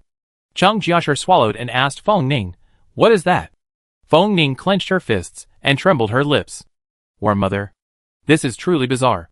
Beat the small, and the big will come. Beat the big, and the old will come." No wonder the two Worm Mothers' corpses lay there, but no Zerg dared to devour them. Perhaps they were worried about the old one? They couldn't escape. The old Worm Mother, having lost her offspring, controlled a steady stream of Zerg to hold them back, trying to wear them down. And they had no one who could solve the source of the problem. Ming Yan found time to ask Feng Ning, "Where's Ming Zhao?" They didn't know Ming Zhao had been taken away by He Yunpu. Feng Ning replied vaguely, "Back on the warship." Ming Yan felt relieved. Back on the starship? That was good. There was still hope. Ming Zhao, still hopeful, was in a state of drowsiness. Her body was exhausted, yet she seemed to have forgotten something, so she didn't even dare to faint. It must be something important, but what exactly was it? Ming Zhao couldn't remember it for a moment. Someone seemed to have injected her with an injection, making her even more dizzy. The person was talking to someone again, but Ming Zhao couldn't understand. Her palms seemed to be burning, but there was nothing near them. Where was her magic sword? There seemed to be nothing around her neck either. Where had the necklace gone? Ming Zhao's heart clenched. She suddenly remembered the source of her unease, the mysterious movements of the magic sword and necklace when the warship passed by a certain place. They were trying to remind themselves of something. Two Zerg mothers had appeared on Qingwan Star, and now they wondered, could there be a third? With such a strong connection, the sword and necklace must have sensed the Zerg mother's true child, right? If the army was still there, not a single one of the Zerg mothers, who had existed for millennia, would be able to escape. Her mother was still there, and she wanted to go back. He Yunpu, who was communicating with Feng Yu, didn't notice Ming Zhao's abnormality, but Feng Yu on the other end of the line noticed. What's wrong with Ming Zhao? He Yunpu glanced at Ming Zhao, whose brows were furrowed, and found nothing unusual.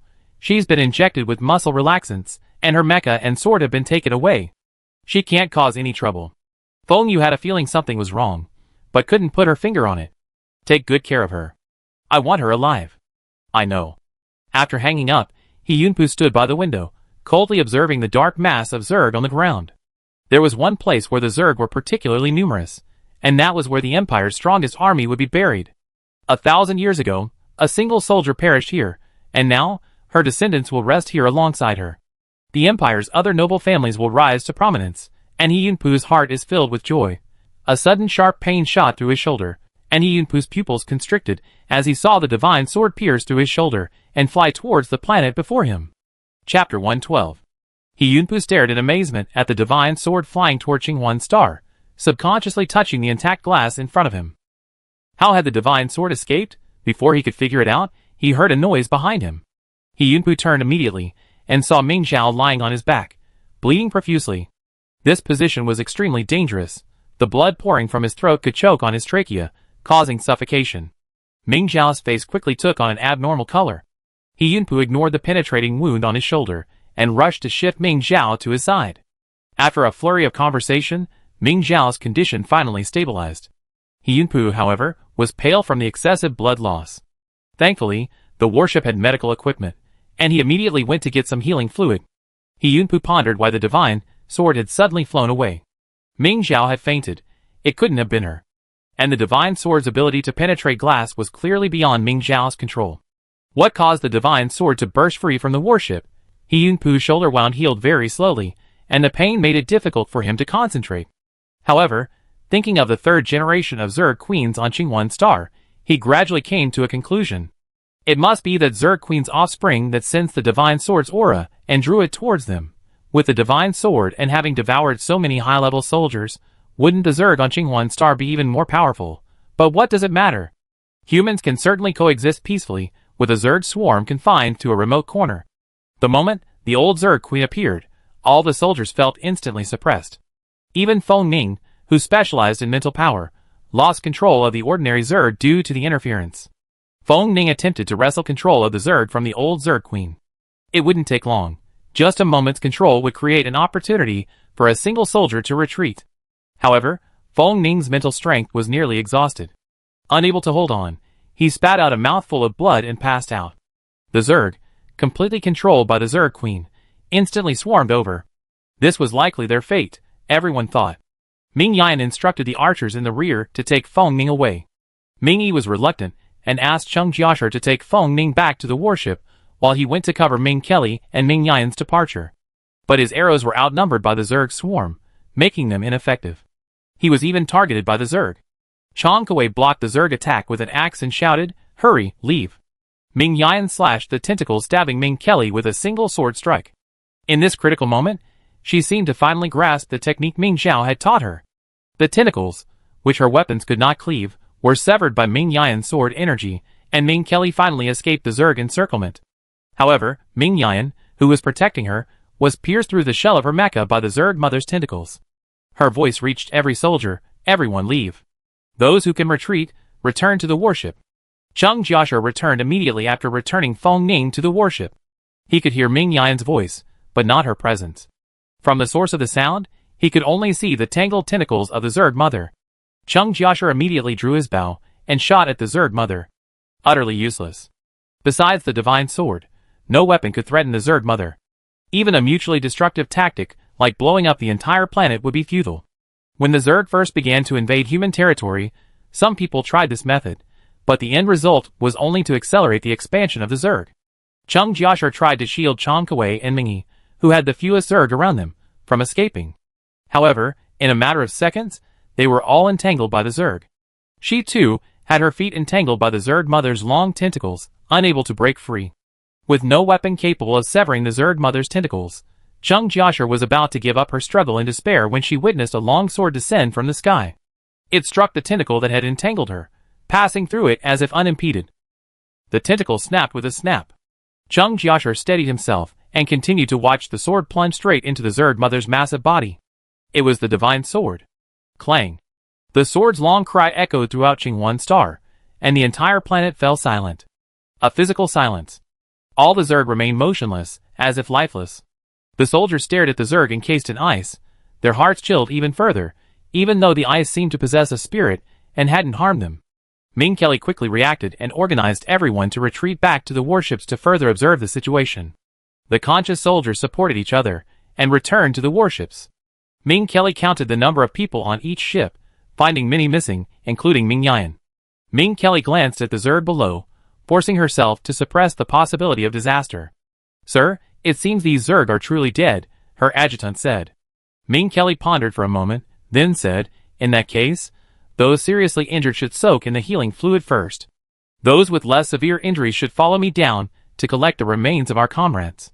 Few chose to soak in the healing fluid. Except for those forced into it by their companions, the rest followed and returned to the surface. Ming Yi remembered Ming Yan being stabbed by a Zerg mother's tentacle, but the tentacles were so densely packed together that Ming Yi was worried about not being able to cut them apart.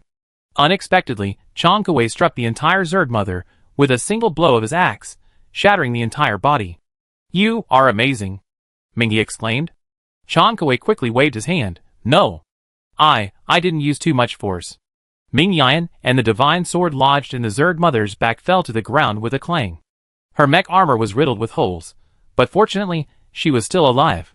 Ming Yi immediately ordered Chang Kuei to take her back for healing fluids, while he remained to search for the remaining soldiers. The living were taken back for treatment, while the deceased, Ming Kelly, had them buried on the spot. This was imperial custom. However, in the past, those who died were simply devoured by the Zerg, leaving the army without the resources to retrieve their bodies. But now, when they could clearly send their fallen comrades back home, why not? Ming Yi couldn't figure it out, but she still asked. Ming Kelly smiled bitterly. "We don't have the energy to return the remains to their homeland either." "Why?" Although she didn't understand why Ming Kelly said that, Ming Yi subconsciously believed her. Ming Kelly looked at the several starships that had landed in the open space nearby. Ming Yi followed her gaze, and suddenly felt a chill down her spine. There was a missing ship. He Yunpu took Ming Zhao away, and wanted to take Feng Ning away during the chaos. The situation on the main planet must have changed, otherwise these people wouldn't be so brazen. Ming Kelly witnessed Yunpu taking Ming Zhao away and driving off with the ship, but she was trapped by the Zerg at the time and couldn't escape. Mingy said anxiously, then, hurry and chase them.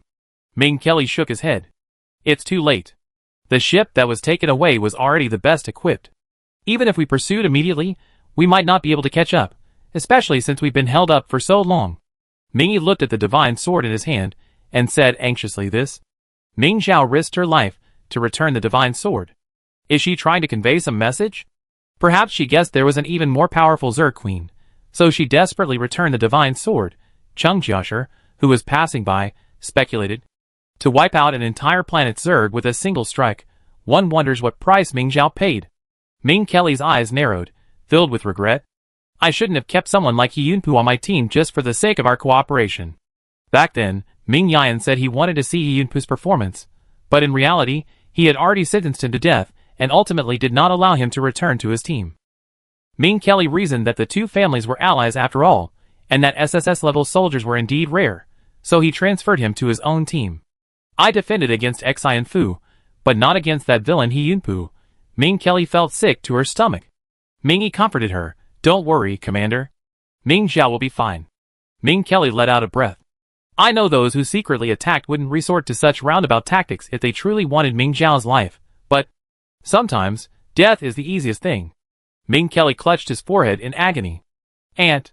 Mingy quickly supported her. Go and rest. If the weather on the main planet changes, we fight our way back. We definitely find Ming Zhao. Ming Kelly sighed and said, let's talk about it later. When Feng Ning wakes up, I ask him what he thinks.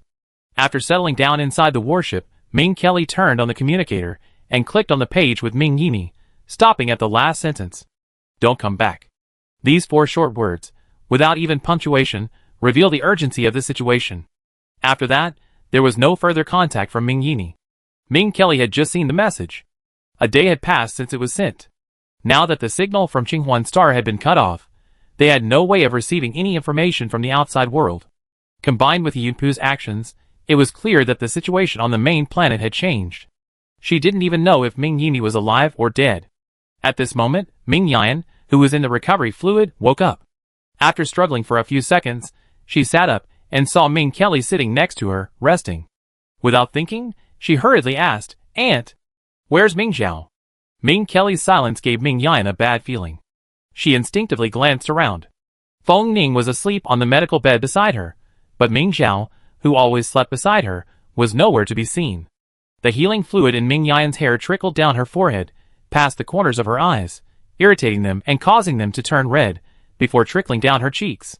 Yet, she stared blankly at the empty medical bed. Ming Kelly pursed his lips and handed her the sword. She should still be alive.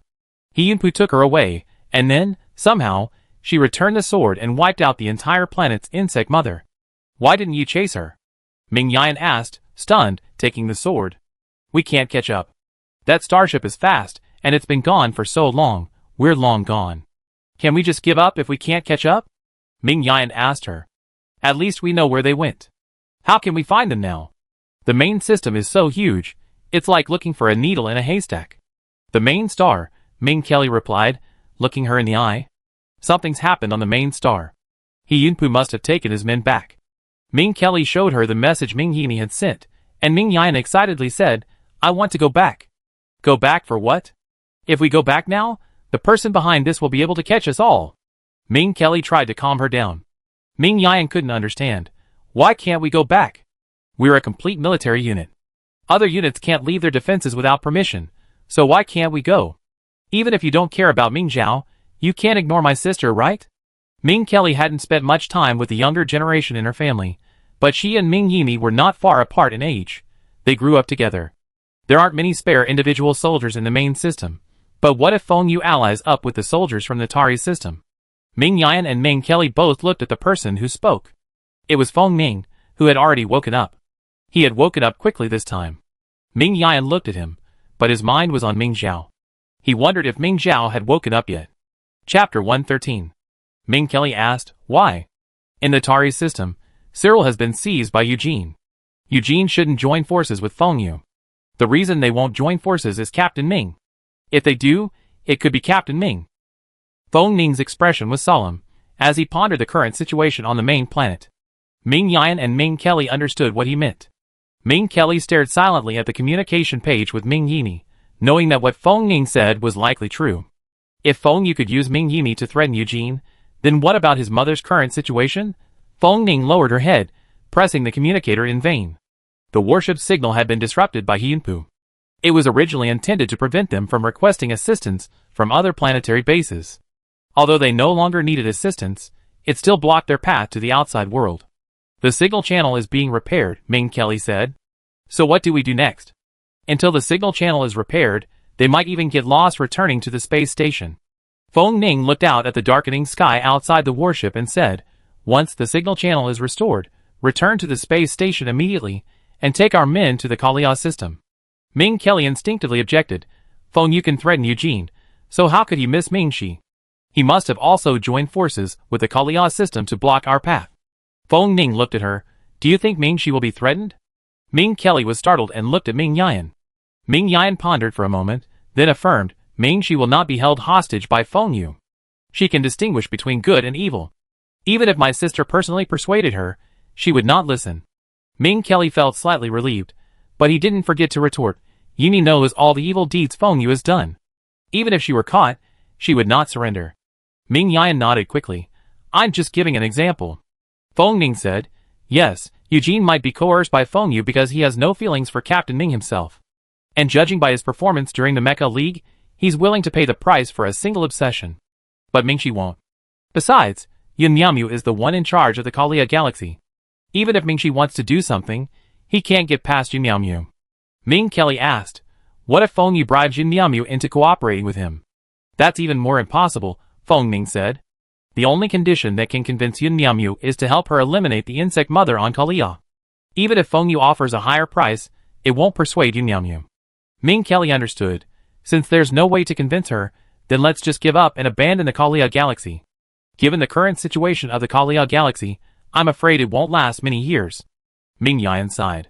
The situation in the Kalia Galaxy was dire, so after graduation, Ming Shi didn't return to the main system, but instead joined the Kalia Galaxy Military Command. Although their next class had a strong student body, if they couldn't eliminate the Worm Mother, it would only prolong a pointless resistance. Yun Miaomu anxiously awaited news from Qinghwan Star. She had previously strongly urged Ming Zhao to come to the Kalia Galaxy first, but Ming Zhao, that stubborn bastard, insisted on going to the place where his ancestors had fallen. Do you know how to be flexible? Although she was furious, Yun Miaomu couldn't help but pray for Ming Zhao every day, hoping for her safety. She had now made peace with herself. If she couldn't keep the Worm Mother's body, then so be it. As long as she was safe, that was all that mattered. Internal and external troubles, just staying alive is enough. Yun Miaomu hadn't expected that even such a simple wish wouldn't be fulfilled by Ming Zhao. Upon initial news of Feng Lingyi's passing, Yun Miaomu wasn't overly anxious. She simply sent a message to Feng Ning to remind her, out of partnership. Although she knew it was useless. After all, they were 1,000,000 miles apart, and Feng Ning wouldn't have time to fly back. But that didn't matter. At least Ming Zhao wouldn't be affected for now. Even if there was nowhere else to go, there was always the Kalia Galaxy. However, Feng Ning hadn't replied yet, and Yun Miaomu had a vague sense that something was amiss. As expected, the palace quickly issued an announcement. The Zerg extermination operation on Qinghwan Star had failed, and all the troops had been killed. Since there was no one in the royal family, Feng Yu had reluctantly ascended to the throne. Yun Miaomu stared at the words all killed, unable to recover. She said, we shouldn't go to Qinghwan Star. 1,000 years ago, Feng Zhengzheng and Ming Qinghwan couldn't take it together. So why are you, Ming Zhao, trying to show off your strength? Ming Qinghwan at least managed to successfully protect the individual soldiers who went with him and retreat, but what about you? Did you let everyone be buried with you? Did all your descendants reunite with their ancestors on Qinghwan Star? Yun Miaomu slammed the table in anger. She was so angry, could it be? Were they really going to abandon Kalia Star? Yun Miaomu pondered the future in confusion when Ming Shi hurried over to her. Principal. Something's wrong. I can't reach my mother. Ming Shi had just returned from the battlefield and remembered that she hadn't contacted Ming Yini in a while. She tried to call her, but the call was unavailable. Normally, Ming Shi would wait for Ming Yini to call her back, but today, she felt uneasy and opened the Star Network to browse recent events. The most talked about news was the death of Feng Lingyi. Ming Shi was stunned. Feng Lingyi's previous injuries had largely healed over the years. How could she have died so suddenly? When she couldn't get through to Ming Yimi, Mingxi concluded it was a conspiracy. Not knowing Ming Yimi's condition, Mingxi hurried back to Kalia Military Academy and asked Yun Miaomiu for leave so she could return to the main planet to investigate. After Mingxi explained her purpose, Yun Miaomiu remained silent for a moment and told her to read the latest news. Mingxi quickly scanned the message, as stunned as Yun Miaomiu. She muttered, "How could this be? This is impossible. But who could be sure such a thing wouldn't happen? It was a battlefield, anything could happen. Principal, the tragic situation on Qinghuan Star is undoubtedly Feng Yu's fault. I need to go back and investigate." Yun Miaomiu refused to budge.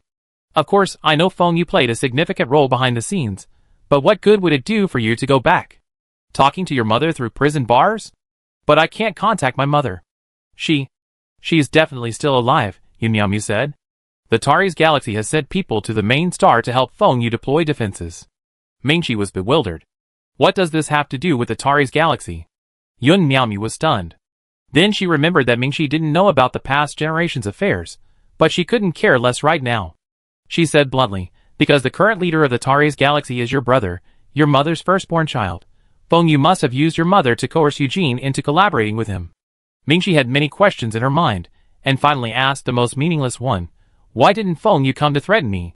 The child was stunned. Yun Miaomiu expressed her understanding. She patiently asked, "Even if Feng Yu threatened you with your mother, would you listen to him?" "No," Mingxi said firmly. "He's conducting unethical experiments. If he gains power, it will bring misfortune to many people. Even if you were willing to listen to him, what kind of help could you offer Feng Yu?" Yun Miaomiu continued, "Can the help of a galaxy leader be greater?" Mingxi, She indicated that the premise of the question was not met, and refused to answer. Yun Miaomiu didn't care whether she answered or not and continued, "Even if I gave you my position, how many soldiers could you provide to support Feng Yu? All the soldiers in the Taris system are idle." Mingxi thought to herself, she could only provide one soldier. She was going to get her mother to safety. Yun Miaomiu's communicator suddenly picked up a call. She glanced at it. Her expression suddenly relaxed. It seems the announcement from the palace was wrong. Mingxi looked at her in confusion. Yun Miaomiu disabled the privacy function on her communicator and connected with Feng Ning. The other party also had privacy turned on, so she could see Ming Kelly and Ming Yan behind Feng Ning. Only Ming Xiao was missing. Yun Miaomiu's expression changed. "Where's Ming Xiao?" Mingxi leaned over to look, but her mother wasn't there. Although she knew it couldn't be there, Mingxi was still disappointed. Feng Ning replied, "Feng Yu recruited He Yunpu. He Yunpu took Ming Xiao away while we were being held back by the Zerg." Yun Miaomiu's brows furrowed. "How can we be sure it was Feng Yu who recruited He Yunpu? Is He Yunpu so generous? Even collaborating with the brother of his enemy? You're more informed.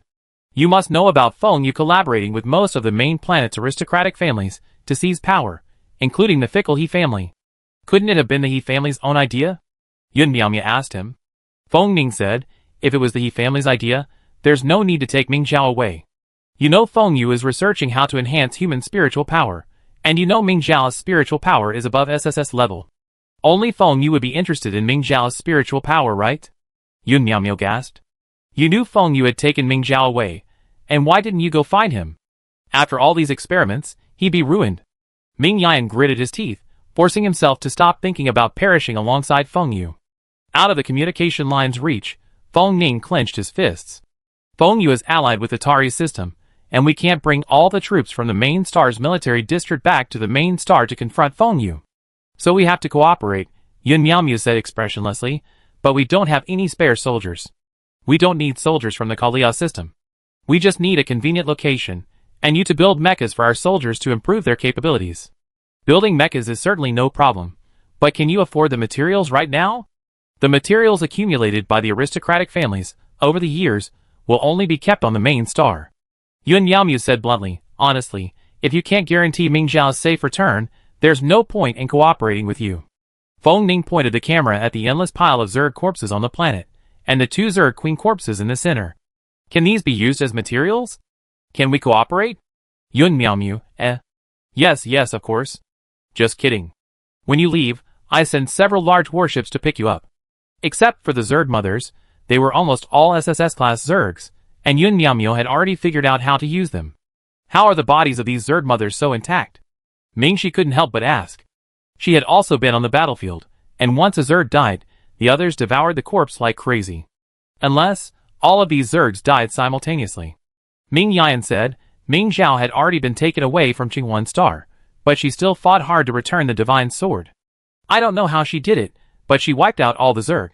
She comprehended sword energy in a life or death situation, realizing the immense mental strength required to sustain each swing of sword energy. To achieve this level, I wonder how much effort Ming Zhao had expended.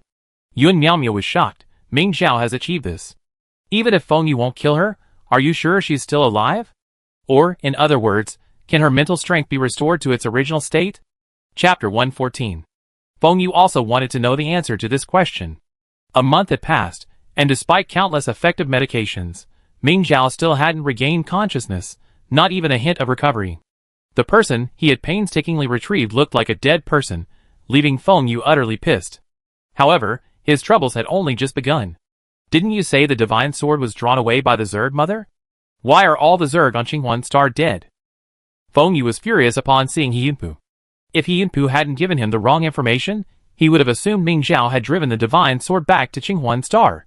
He should have anticipated the possibility that those people were still alive.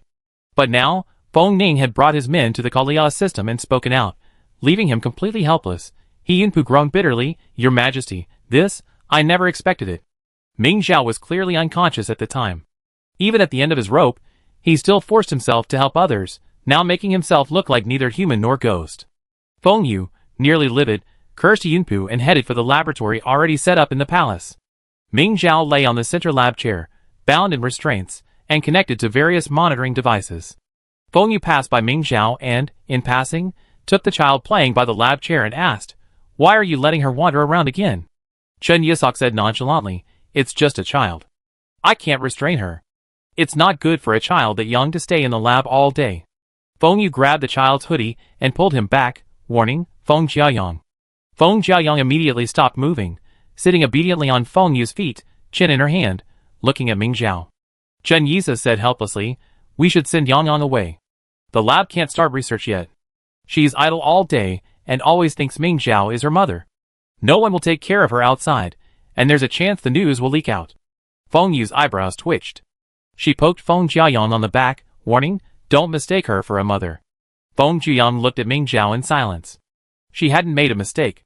This person looked so much like her, and was so powerful. She had to be her mother. Is there no sign of Ming Zhao waking up? Feng Yu asked, looking at the calm monitoring data on the display. No. Chen Yisa looked at Ming Zhao's pale face, feeling a surge of emotion. No one would have guessed that the person before him was the strongest individual soldier of the new generation. I can't detect any fluctuations in her mental power at all. I'm afraid she won't wake up for some time. It's even hard to say if she will ever wake up.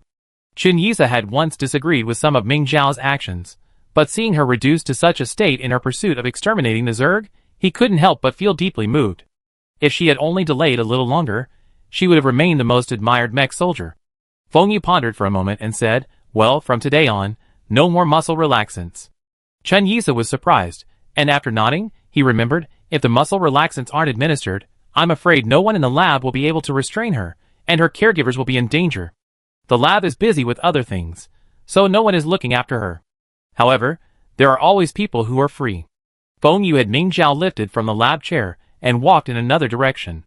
Chen Yisa didn't ask where Ming Zhao was going, but the little girl, who mistook Ming Zhao for her mother, couldn't help but cry, Mom, woo. The little girl's sobs were so shrill and thin that Feng Yu couldn't concentrate. He lifted Feng Jiayang's collar, pointed at her nose, and said, Shut up. Don't call someone your mother. Feng Jiayang just cried, I want to be with Mommy, woo. I say it again. Feng Yu gritted his teeth, She's not your mother. Your mother died long ago, giving birth to you. Not only your mother, but someone else also lost their life for your birth. You're such a jinx. Wow, woo woo. Feng Jiayang's sobs intensified. Feng Yu, with a headache, tossed Feng Jiayang to Chen Yisa and walked out. As soon as he left, Feng Jiayang stopped crying and whispered, Auntie, I want some candy. Chen Yisa gave her a bag of candy and a children's communicator. Yangyang, play by yourself. Auntie has to take care of work. Okay, Feng Jiayang replied in a sweet voice, looking very well behaved. She glanced past Chen Yisa, at all the researchers, and finally opened the communicator to watch an animation. Ming Yimi stayed in the bathroom attached to the monitoring room, wondering if she could dig a hole to escape. However, as the only area in the room not covered by surveillance, it was practically impenetrable. She had no sharp objects on her, so if she wanted to leave, she might as well hope her ancestors would be reborn to save her. Ming Yimi washed her face, and was about to leave the bathroom when she heard movement at the door. Someone was coming in. Just as Ming Yimi was about to think of attacking them by surprise, the fatigue that surged through her muscles reminded her resistance was doomed to fail. She could only sigh and go straight ahead. She wanted to see what tricks Feng Yu had up her sleeve. The moment the door opened, she saw 2 SS-rank soldiers carrying a man in. It was Ming Yao. What was this? Had Feng Yu arrested too many people? Was space in the inspection room so tight? Had they even taken a double room? Oh wait! Why did they just drop someone off and leave without a bed? Seeing they were about to leave, Ming Yimi naturally tried to trick them. You're putting us together, aren't you afraid we might escape? Jiang Zhanqiu burst into laughter at this. Escape? Take Ming Zhao with you. You're amazing if you could escape on your own. Captain Ming seems to be a bit bored, so he asked you to help look after her. Once she wakes up, she have her own place to go. Ming Yimi looked at the lifeless Ming Zhao with uncertainty, pondering the meaning of Jiang Zhanqiu's words. What do you mean by helping take care of? Feng Yu had captured Ming Zhao, clearly for some use. If so, why didn't he arrange for someone to take care of her? Just to keep her occupied in prison? Of course, Feng Yu wouldn't be so kind. There was only one possibility. The situation outside was unfavorable to Feng Yu, and he didn't have the extra manpower to care for Ming Zhao. Who could have caused Feng Yu so much trouble? Ming Yimi stared at Jiang Zhanqiu. So you lied to me before? The troops heading to Qinghuan Star didn't die? Ming Yimi caught the flash of panic on Jiang Zhanqiu's face, and the next second, he had hurriedly closed the door. Ming Yimi smiled. Sure enough, her family was still fine. No matter how difficult it was, as long as they were alive, there was hope. Ming Yimi slowly moved to the bedside and examined him. Finding no wounds, she gently poked Ming Zhao's face, trying to wake him. Feng Yu watched coldly from the surveillance room as Ming Yimi poked Ming Zhao's face. His attention no longer focused on Ming Zhao. He had a mountain of chores waiting for him to deal with. Ming Zhao had her aunt to take care of her. If she couldn't make it, it would be her fate. The next day, Feng Yu had just a moment of free time and instinctively turned on the surveillance camera in the monitoring room. Ming Yimi pulled a feather from somewhere and tickled Ming Zhao's feet. Feng Yu, Is this the Ming family's unique way of waking up? He couldn't understand it, and turned off the video with a click. On the 3rd day, Ming Yimi drew on Ming Zhao's face with her finger. On the 4th day, Ming Yimi began braiding Ming Zhao's hair. Feng Yu expressionlessly asked Jiang Zhanqiu, who was standing beside her, is she crazy? Jiang Zhanqiu also didn't understand. Maybe she's too idle. Feng Yu's forehead twitched, and she gritted her teeth. Get her a projector? Is braiding really beautiful? It's going to make anyone who sees it claustrophobic. Ming Yimi watched in silence as someone came in and set up a screen for her to play videos. She couldn't help but sigh that the treatment in the monitoring room was pretty good these days. As soon as the video started playing, Ming Yimi realized it was a mental attack. Who had the idea to play Chiao Soul's video? Ming Yimi gestured frantically, trying to get the person behind the camera to change the video. The person understood her intention and, as she wished, replaced it with a work. And it was Chiao Soul's work. Could this person behind the scenes be a Chiao Soul fan? Ming Yimi was speechless, and could only focus on Ming Zhao's hair, poring over it furiously. On the 15th day, Ming Yimi had become an excellent hairstylist. When she was about to touch Ming Zhao's hair again, Ming Zhao's long eyelashes moved slightly, and she seemed to be showing signs of waking up. Ming Yimi was so excited that she discreetly blocked the cameras in 2 directions, but there was one camera she couldn't hide no matter what. But the camera in that direction could see the projection screen, so she could only hope that the attention of those watching the surveillance camera was drawn to Chiao Soul. For the first time, Ming Yimi hoped that Chiao Soul's charm could be even greater. Ming Zhao quickly regained consciousness and opened her eyes, immediately catching sight of Ming Yimi. Aunt? She was somewhat puzzled as to why she was with Ming Yimi. Quickly, she remembered the Zerg swarming across the mountains before she blacked out, and wondered if everyone had retreated in time. She immediately excitedly asked Ming Yimi what was going on. But Ming Yimi's eyes didn't hold joy, but rather a look of caution, and she shook her head slightly at her. Ming Zhao was startled. Then she realized that her right wrist seemed to be restrained. The divine sword that was always in her hand, and the necklace around her neck were gone. What was going on? Ming Zhao immediately calmed down, closed his eyes, and directed his mental energy outward, examining the situation outside. The simply furnished room, empty yet dotted with surveillance cameras, the handcuffs on her hands, and the missing weapon all pointed to one thing. Ming Zhao attempted to communicate with Ming Yimi through a mental link, but was surprised to discover she didn't know how. This was a basic command skill, but Ming Zhao had independently mastered the more complex exploration technique, but without systematic training, he couldn't master it. Ming Zhao surveyed the surroundings, assessed her mental recovery, and decided she could rush out unexpectedly. However, the first step proved daunting. How could she free herself from the handcuffs? Ming Zhao's mental energy could materialize into a physical attack, but it required a sword-like weapon to succeed, and she had no weapon. Handcuffs. Were they weapons? Before Ming Zhao could comprehend the situation, Ming Yimi took her hand and wrote on it, pretending to faint. We've been imprisoned by Feng Yu. Feng Yu said the entire Qinghuan Star Army was killed. But Ming Yimi had barely finished writing this when Ming Zhao, overcome by a surge of emotion, shattered the handcuffs originally shackled to the bedside with Ming Zhao's overflowing mental energy. The alarm blared immediately. But I think he's lying. Ming Yimi finished the rest. Ming Zhao, not caring about any of this, leaped to his feet, grabbed Ming Yimi's hand, and rushed to the door.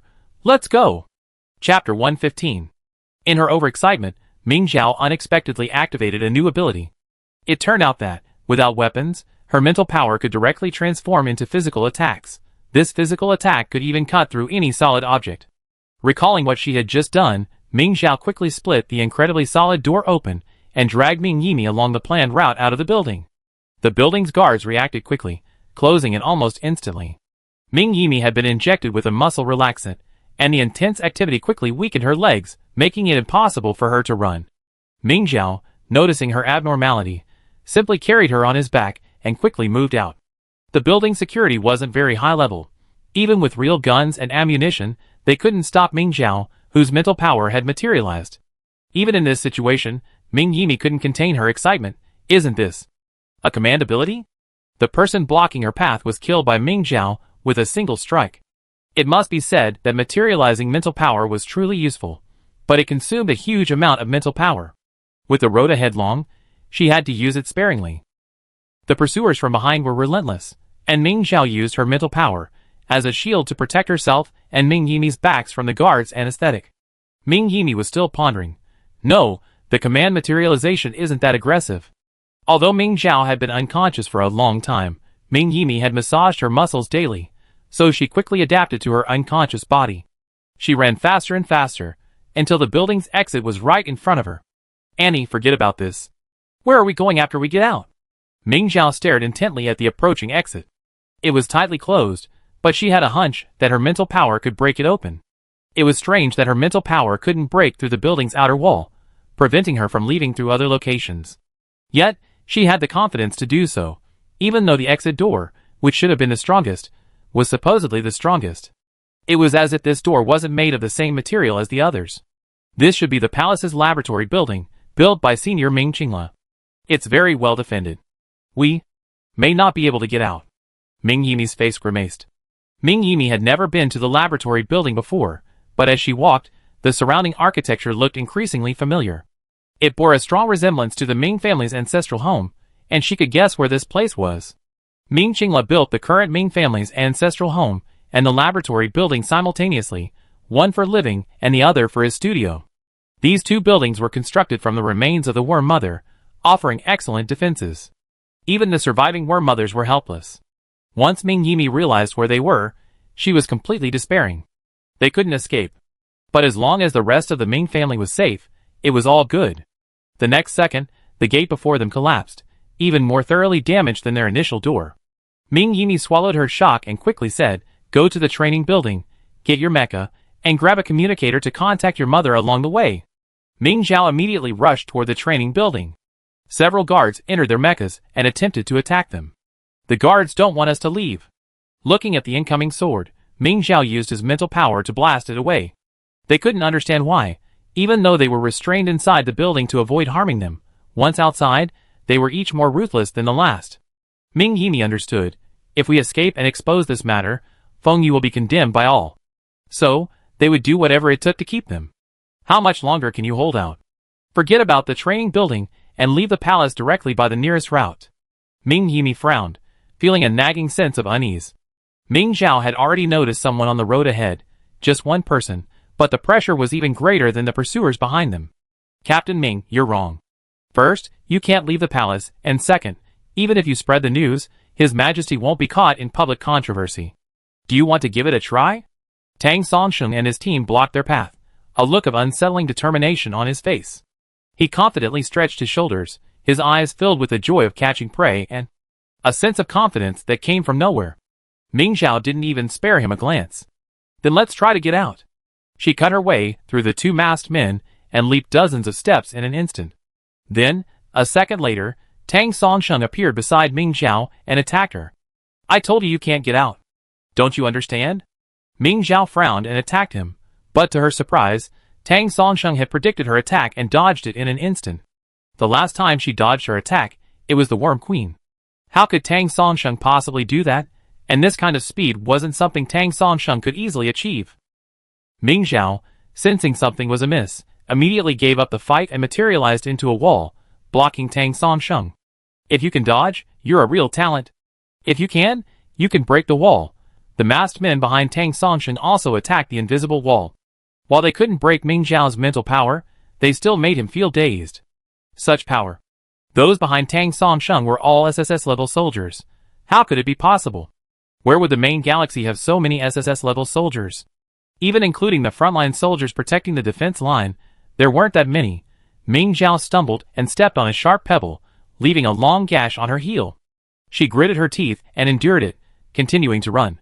The attack from behind landed on the mental wall, but it was no different from landing on her own. Having used up her mental power for so long since waking up, she already had a faint sense of exhaustion in her mind. Ming Yimi also noticed that Ming Zhao wasn't feeling well and said anxiously, Ming Zhao, you go first, leave me alone. Ming Zhao seemed oblivious to this and ran desperately, using his limited mental energy to scan for trustworthy individuals nearby. Who in the guards can we trust? Ming Zhao asked. Ming Yimi sighed, it's best not to implicate them. Besides, her trusted aides had likely been transferred out of the palace long ago. Ming Zhao remained silent.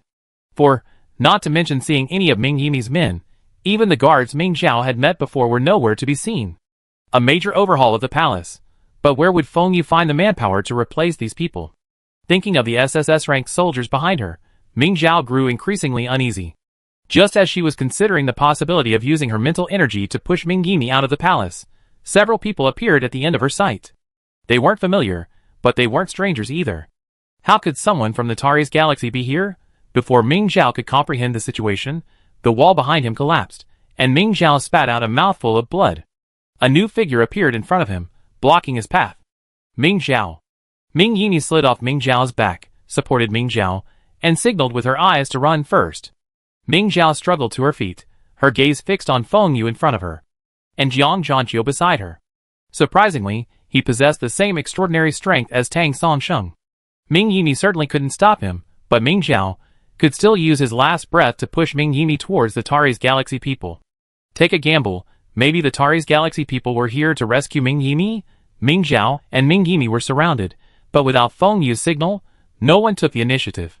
Feng Yu glanced Ming Zhao up and down, then spoke with infinite tolerance. Why are you so disheveled? If you want to go out for a walk, you could just tell me.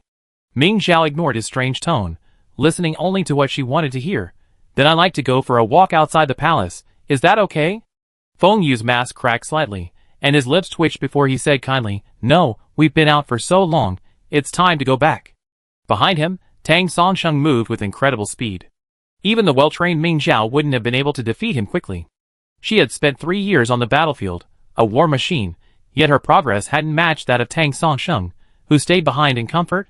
To completely cut off their escape route, all the guards, except Jiang Zhanqiu, who remained by Feng Yu's side, rushed forward. Ming Zhao gritted her teeth. Before she was completely surrounded, she brushed aside the guards to her left and pushed Ming Yimi, who was trying to protect her, out. At the same time, to prevent Jiang Zhanqiu, who was standing beside Feng Yu, from intercepting her, she used her mental power to launch a fierce attack at Feng Yu. Jiang Zhanqiu could only evade with Feng Yu. He was completely unable to catch up with Ming Yimi. Meanwhile, Tang Songsheng had already injected a vial of medicine into Ming Zhao's neck, causing him to vomit blood and collapse to the ground. Dizziness crept in, but Ming Zhao didn't want to faint. She wanted to confirm whether Ming Yimi had made it to Alusia. But her eyelids were getting heavier. She was so exhausted, Ming Zhao bit her tongue, her mouth filled with the taste of blood. Blurred in thought, she used her mental power to sweep in that direction. Give her another shot. Sensing the unusual mental fluctuations around her, Feng Yu shouted sharply. A guard reacted quickly and plunged the syringe into Ming Zhao's neck. Ming Zhao groaned and finally lost consciousness. Feng Yu clutched his chest, feeling the lingering mental energy around him, his heart palpitating yet filled with endless yearning. Such a powerful force was about to be his. Tang Songsheng, take your men after Ming Yimi. Feng Yu casually gave the order, eagerly dispatching them to restrain Ming Zhao and transport her to the laboratory. The laboratory where Qing Yisa was stationed was the most secure in the entire building. Ming Zhao was confined in the observation room, unable to escape. But just in case, Feng Yu had her hands, feet, and neck secured. Then, everyone in the observation room emerged and, through the one-way glass, operated a machine to inject Ming Zhao with a resuscitation agent. A minute passed, and Ming Zhao showed no reaction. Wrong dosage? She was given 2 doses of sleeping potion. Feng Yu frowned, displeased at his men making such a simple mistake. Qin Yisa looked at the dosage displayed on the machine and said, "That's the amount for 2 doses of sleeping pills." Feng Yu glanced at it, and saw the dosage was correct. His frown relaxed. So she's pretending to be unconscious? Qin Yisa glanced at the real-time data on the monitoring device, and shook his head. The data shows she's in a deep sleep. Pretending to be unconscious to this extent is no different from actually being unconscious. Is she truly divine? Feng Yu chuckled. Even a divine being would wake up after the awakening pill. Qin Yisa lowered his eyes, and remained silent. Feng Yu was about to say something else when his communicator suddenly picked up a call. He was about to hang up, but when he saw the name, he froze. He had a bad feeling. Chapter 116. Feng Yu connected with Eugene, and signaled Jiang Zhanqiu to turn on the palace surveillance.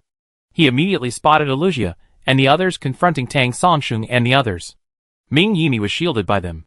Feng Yu, have my men take my mother away, Eugene said bluntly. Feng Yu didn't respond immediately. He glanced at the soldiers accompanying Alusia, over a dozen of them, all SSS rank. But his men could handle it. Feng Yu only needed to consider whether the main system could cope with the Tari's system if the other 2 systems joined forces, after forcing them to oppose the main system. Okay. Finally, Feng Yu agreed. It wasn't time for a falling out yet. Feng Yu glanced at Ming Zhao in the observation room and sneered, but it would be soon. He wouldn't allow the other 2 systems to continue to operate independently. Eugene was completely surprised by Feng Yu's easy agreement. He was stunned, especially by the rather odd expression on Feng Yu's face. He began to wonder if Feng Yu had some hidden agenda.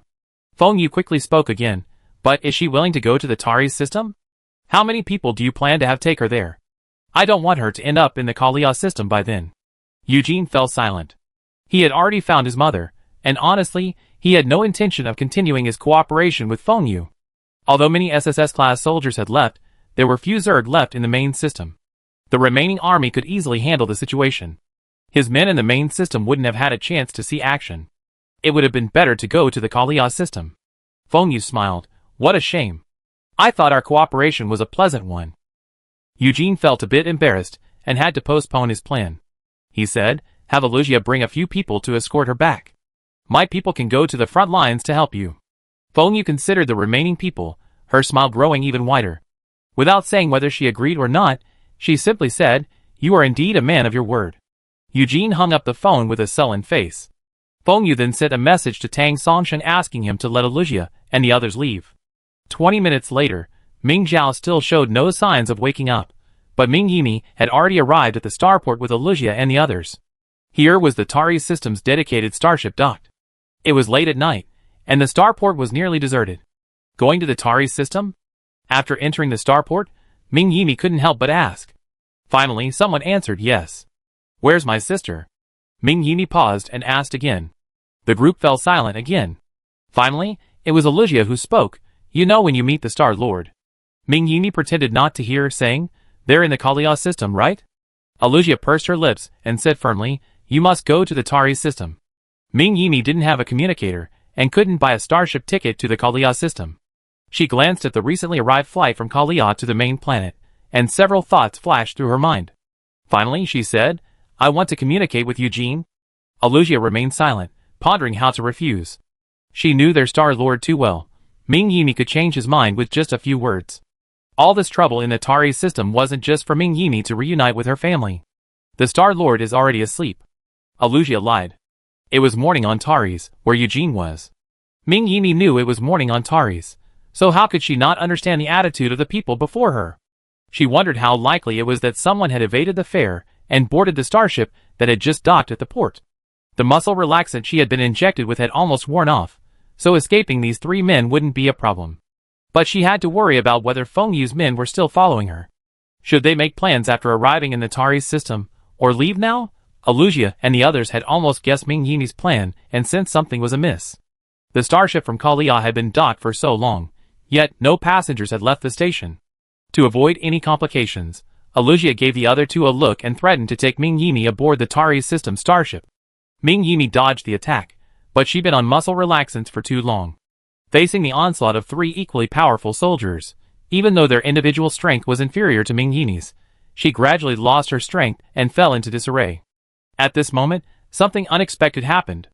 A stream of sword energy brushed past Ming Yimi's arm and struck Alusia. Alusia, unaware of the impact, was suddenly slashed across her shoulder. Having witnessed Ming Zhao's sword energy before, she instantly stepped back, surveying her surroundings in disbelief. Ming Yimi placed her hand on her torn clothes, a surge of hope inevitably building within her. Could it be? Ming Zhao had escaped? Stupefied, Ming Yimi glanced somewhere, as if realizing something. Someone appeared behind her, and the hope that had just begun to surge within her was instantly shattered. But now that she wouldn't be forcibly taken to the Tari's system, Ming Yimi still breathed a sigh of relief. Alusia watched Ming Yan approaching step by step. After 3 years, his pressure was even greater. A vague sense of anxiety transformed into a lingering murderous aura, and Alusia could barely stand. She forced herself to say, Ming Yan, this is our Star Master's family affair. Are you determined to interfere? Ming Yan raised an eyebrow. What does the Tari's family's affairs have to do with my family? She stood beside Ming Yimi, confronting the three men opposite. 3 against 2, though they had the advantage, Alusia inexplicably felt they couldn't take Ming Yimi away. She had no choice but to bring up the main planet's guards, trying to dissuade Ming Yan. You want to fight us here? The main planet's guards will be here soon. Ming Yan hummed softly and said lightly, Then why don't you get out of the way? Alusia didn't realize what she was saying for a moment. When she did, she sneered and was about to speak when she saw Ming Yan swing his sword sideways. It was a strange move. She didn't remember such a move in the Ming family swordsmanship. The next moment, all 3 of them clutched their bleeding calves, regretting their carelessness. Ming Yan then led Ming Yimi into the interior of the Kalia system starship. Ming Yimi then realized why no one had disembarked from the starship. It turned out to be Ming Yan's vehicle for the palace breakout. She immediately came over to support Ming Yimi. Mother, are you alright? Ming Yimi shook her head and glanced around at the people on the starship. Almost all the Ming family members from the military district had arrived. What are you trying to do? Jin Yu said to Ming Yan, we must leave immediately. Before Ming Yan could reply, Jin Yu had already pressed the automatic return button. Ming Yan anxiously said, I still need to go to the palace to find Ming Zhao. It's too late. We've already alerted the enemy, Jin Yu said calmly. If you go now, you'll be caught in a tight net. Ming Yan became agitated. I can't let Ming Zhao continue to suffer there. She reached the starship exit and was about to press the door button. I'm not afraid of a tight net. How many SSS-level soldiers can there be on the main star? I go alone. Wait. Ming Yimi waved Ming Xi's hand away and hurried over to stop her. Don't go. There are also soldiers on the main star of the Tari's system. Ming Yan was irritated. Sister, I know. But even if there are, I have to go. No matter how many there are, they're only SSS level. I can. Deal with it. No. Ming Yimi shook her head. The guards around Feng Yu are incredibly treacherous. I wonder if the experiments he's been secretly conducting have paid off. Tang Songqing's strength has increased tremendously, and even Ming Zhao can't handle him. Ming Yan was stunned. What? She paused, as if realizing something. She clutched Ming Yimi's hand and asked anxiously, Have you seen Zhao Zhao? Is she okay? Ming Yimi's voice was hoarse. She was unconscious for a long time, and only woke up today. As soon as she woke, she tried to escape with me. In the end, she used her mental power to push me in front of Alusia. Ming Yimi hung her head in despair. Ming Zhao shouldn't have risked her life to get her out. Even if she died, it wouldn't have mattered. But Ming Zhao was their hope. Ming Shi handed Ming Yimi a glass of water and asked curiously, "How did Ming Zhao know where you were?" Ming Yimi said, "Feng Yu locked us up together." "Together?" Jin Yu asked in disbelief. "He's so confident. And he allowed Ming Zhao to escape without even giving her muscle relaxants, right?" Ming Yimi nodded. "Yes, for some reason, he didn't have anyone give Ming Zhao muscle relaxants. But her intramuscular injections were to be administered 3 times a day without fail." Ming Yimi was genuinely puzzled. Didn't Feng Yu know who was stronger? Ming Yan could guess the reason. He wanted Ming Zhao to wake up quickly, right? "I just didn't expect Ming Zhao to be able to achieve this level of power right after waking. Once Ming Zhao wakes up, it means she's recovered 2/3 of her peak strength." This was the data Quan Hung had gathered after repeated observations. Ming Yan's hand on the button lost its strength, and Ming Yimi pulled it down. She worriedly said, "Yan." Ming Yan suddenly shook her hand off and slammed his fist down on the ground. "If I had arrived earlier, I could have rescued Zhao Zhao. It's all my fault." Ming Zhao had just been recaptured, and the prison break was impossible. Besides, she'd already been exposed. Ming Yimi quickly squatted down and embraced her. "Don't think so. Zhao Zhao would definitely not want you to give up like this. There will definitely be opportunities in the future." Jin Yu approached. "Yes, fortunately, we did gain something this time. I've already informed the principal of the unusual strength of the palace guards. We discuss countermeasures when we return." Ming Yan closed her eyes and calmed herself down. "Okay." Her back straightened, and she stood up, her posture as sturdy as a pine tree. This was the kind of mother who could protect her daughter from the elements. Ming Zhao certainly didn't want her to lose her composure because of her. She would rescue Ming Zhao safely and securely. At this moment, Ming Zhao in the observation room finally made a sound. She stammered and slowly uttered 2 words, "Mother." Chapter 117. Feng Yu straightened up and stared at Ming Zhao. Is she waking up? All the researchers in the lab were closely watching Ming Zhao's movements, fearing that this lone soldier, who had been injected with multiple doses of muscle relaxants, might lose control. Unexpectedly, Ming Zhao suddenly coughed uncontrollably. Blood splattered from her mouth as her chest rose and fell, and more threatened to enter her airway with her breaths. Qin Yisa immediately reversed the restraint bed to allow the blood to drain out of her mouth.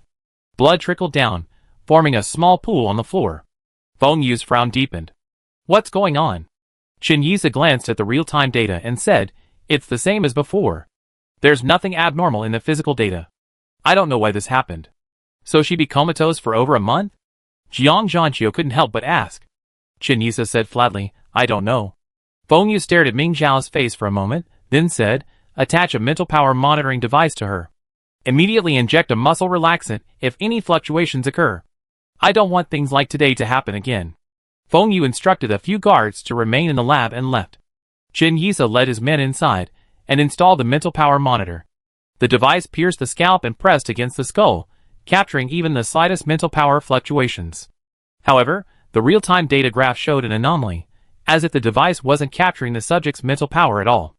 This wasn't the expected monitoring result for an SSS-level soldier. In Qin Yisa's previous research, the real-time mental power fluctuations of a normal SSS-level soldier ranged from half the SS level to the SSS level, with only the SSS level occurring during the burst phase.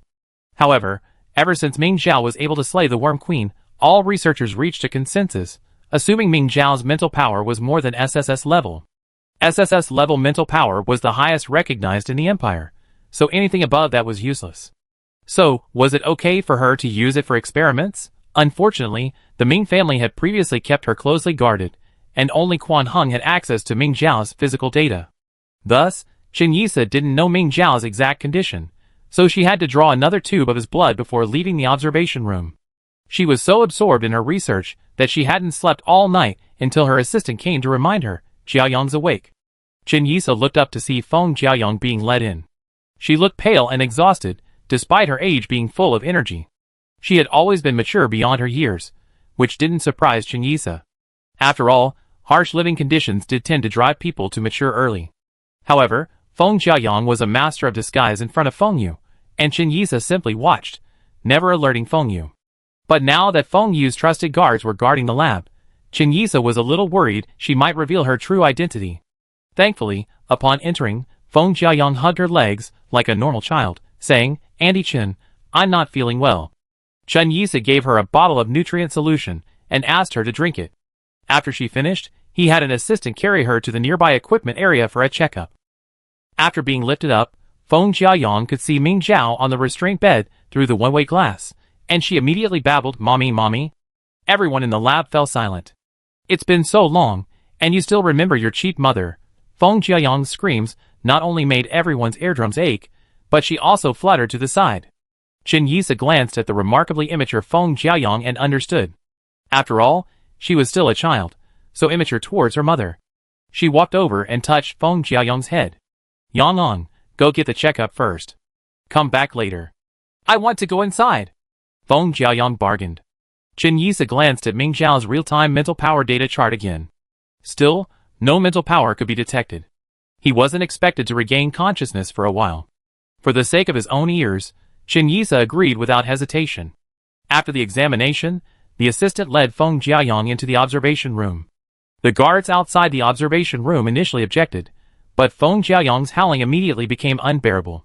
This time, not only the guards, who were witnessing this for the first time, but also the researchers, who had been prepared for it, were a little overwhelmed. Chen Yisa's tone was unpleasant. "Let her go in and see what's going on." What annoyed her most about Feng Yu was that he never hired someone to look after the children, treating her lab like a kindergarten, not caring at all about whether it would affect their experimental output. And now, Feng Yu had sent another team of idiots to guard the observation room. They just stood there, not only refusing to help with the children, but even making Feng Jiayang cry. The guards were reluctant to agree, but Feng Jiayang's noise was making it impossible to concentrate. Finally, they stepped back and said, "Give Ming Zhao a shot of sleeping pills first." It wasn't that they hadn't considered knocking Feng Jiayang unconscious, but Chen Yisa's lab needed to draw on Feng Jiayang's mental energy every day to make the mental energy boosting potion. If they used too much force, they might not be able to make the potion today. The guards pinched their noses and accepted defeat. Unexpectedly, Chen Yisa refused to even budge. "If we inject the sleeping drug and end up in a coma for over a month like last time, who among you will be held responsible?" The guards exchanged glances, then reluctantly moved aside, allowing the assistant to take Feng Jiayang inside. The assistant placed Feng Jiayang on the edge of the restraint bed, while Chen Yisa went to review the experimental data. The guards, who had been observing the inside with trepidation, hesitated to speak. "Isn't this bad?" But the assistant didn't seem to think so, simply standing by and watching Feng Jiayang walk back and forth around Ming Zhao. Finally, Feng Jiayang stopped at Ming Zhao's neck and looked at the mental power monitoring device on her head. She knew what it was. When she was younger, she often feigned mental power overdrafts to avoid them several times. But after Chen Yisa placed this device on her head, she could no longer deceive him. If she didn't cooperate, the device would even give her electric shocks. However, she later learned to retract her mental power, rendering the monitoring device useless. But after Chen Yisa and the others realized the monitoring device was inoperable, they couldn't tell if Feng Jiayang was lying. If she didn't cooperate, they would shock her. Feng Jiayang had no choice but to cooperate. Fortunately for now, she had the benefits of a day off every 2 weeks. "What are you doing?" Chen Yisa noticed the fluctuations in the monitoring device's data and hurried over to check on the situation. Unexpectedly, he saw Feng Jiayang fiddling with the mental monitoring device above Ming Zhao's head. The assistant standing nearby, as if waking from a dream, hurriedly carried Feng Jiayang out. Chen Yisa immediately questioned her, "What's wrong? Are you not optimistic about Yang?" The assistant stammered. Truthfully, she didn't quite understand what she'd been thinking. Why had she let Feng Jiayang go? Chen Yisa glanced suspiciously at the obedient Feng Jiayang in the assistant's arms. She had heard a little about the commander's abilities. Could it be that Feng Jiayang had hinted at the assistant? But looking at the soft, tender Feng Jiayang, Chen Yisa's suspicions faded. How could it be possible? No one had taught her. Suggestions were different from the previous method of controlling and releasing mental power. The latter could be learned by anyone with command talent, but the ability to silently influence others' thoughts took even an SSS-level commander until their teens to master. Chen Yisa put aside his doubts and said to Feng Jiayang, "Yang, you can't go in there anymore." "Why?" Feng Jiayang asked softly. "Because you were touching things." Chen Yisa's gaze was serious. If Feng Jiayang continued to cause trouble, she would consider using unconventional measures. Feng Jiayang knew what she was about to do the moment she saw her expression, so she stopped talking. An assistant placed her on a nearby chair, and Feng Jiaoyang immediately laid down, her face pale. Fortunately, no one noticed her. Ming Zhao hadn't been unconscious for over a month this time. After a week, her consciousness gradually returned, and before she opened her eyes, she remembered something. She should still be in the palace. She wanted to escape. Ming Zhao instinctively tried to mobilize her mental power, but before she could, a voice echoed in her mind. Don't use your mental power. They steal it. Though she didn't know what was going on, Ming Zhao immediately stopped mobilizing her mental power. However, mobilizing her mental power, and then forcibly suppressing it took a tremendous toll on her body. Ming Zhao's body, which hadn't fully recovered yet, couldn't bear it for a moment, and she suddenly cried out, "Wow!" He spat out a large mouthful of blood. The guard watching from behind the one-way glass reacted immediately, pressing a button. A robotic arm injected Ming Zhao with a muscle relaxant. Ming Zhao's hands and feet instantly felt weak, unable to muster any strength. He felt for a moment, realizing that his limbs were bound, and there were also objects on his neck and head. Knowing someone must have noticed he was awake, Ming Zhao simply gave up pretending, and opened his eyes to survey his surroundings. "Researcher Chen, she's awake," the guard reported to Qin Yisa. Qin Yisa, already aware of this, informed Feng Yu via the communicator, and then walked to the one-way glass to observe Ming Zhao. It was strange. Even though Ming Zhao was awake, the mental monitoring equipment still didn't pick up any fluctuations in her mental energy. But Ming Zhao, bound in the observation room, seemed completely unfazed. Isn't she afraid? The absolute power she once possessed has now been stripped away. How could she remain so calm? Ming Zhao wasn't truly afraid. She was simply contemplating how to escape. With her head pinned down, she could only swivel her eyes to survey her surroundings. 3 sides were walls, and the remaining side had a pane of glass. Someone must be watching from there. The walls of the entire room, even the glass, seemed incredibly solid. It was unclear if materialized mental power could break through them. Just as Ming Zhao was about to desperately mobilize her mental power, she remembered the source of the restraining feeling above her head. It was a mental power monitoring device. Real-time monitoring of her mental power data. Was it intended to steal it? While she didn't know exactly how Feng Yu deprived someone of their mental power, such a method would be a dead end against Ming Zhao. After all, she was just an ordinary person without mental power. Chapter 118. Feng Yu hurried over, followed by Jiang Zhanqiu and a group of guards. Is she awake? Did she riot? Qin Yisa's face looked peculiar. Not only has she not rioted, her mental strength hasn't even recovered. Feng Yu quickly scanned the data Qin Yisa had compiled, still baffled. Go in and check her out. Is there something wrong with the equipment? Could it be the aftereffects of mental overdraft? Feng Yu sighed. He had wasted so much time and energy, and in the end, it was all for nothing. He didn't get the divine sword, and he couldn't get his mental strength back. How much trouble had Ming Zhao caused him since he was little? The only thing he got was the mecha necklace, and his men couldn't even fly it, let alone launch it. Ming Zhao had no idea Feng Yu was fuming. She simply watched indifferently as her former friend came in and drew a vial of her blood. She said nothing the entire time, then left. I wonder if my aunt has reached a safe place, and if my mother and the others are okay? Qin Yisa went to analyze the blood sample. Feng Yu couldn't wait any longer, so he turned on the microphone and spoke to Ming Zhao inside. What's wrong with your mental power? Ming Zhao closed his eyes and ignored him. Feng Yu's face darkened as he reached out and pressed a button. Ming Zhao groaned, and veins bulged in his forehead. After the first shock, Ming Zhao opened his eyes, looking through the blinding one-way glass. He happened to meet Feng Yu's gaze. Feng Yu had just turned her gaze away from Ming Zhao's real-time mental power monitoring data chart, and looked back into the observation room when she was caught off guard and their eyes met. Ming Zhao was completely unaware, but Feng Yu's heart skipped a beat.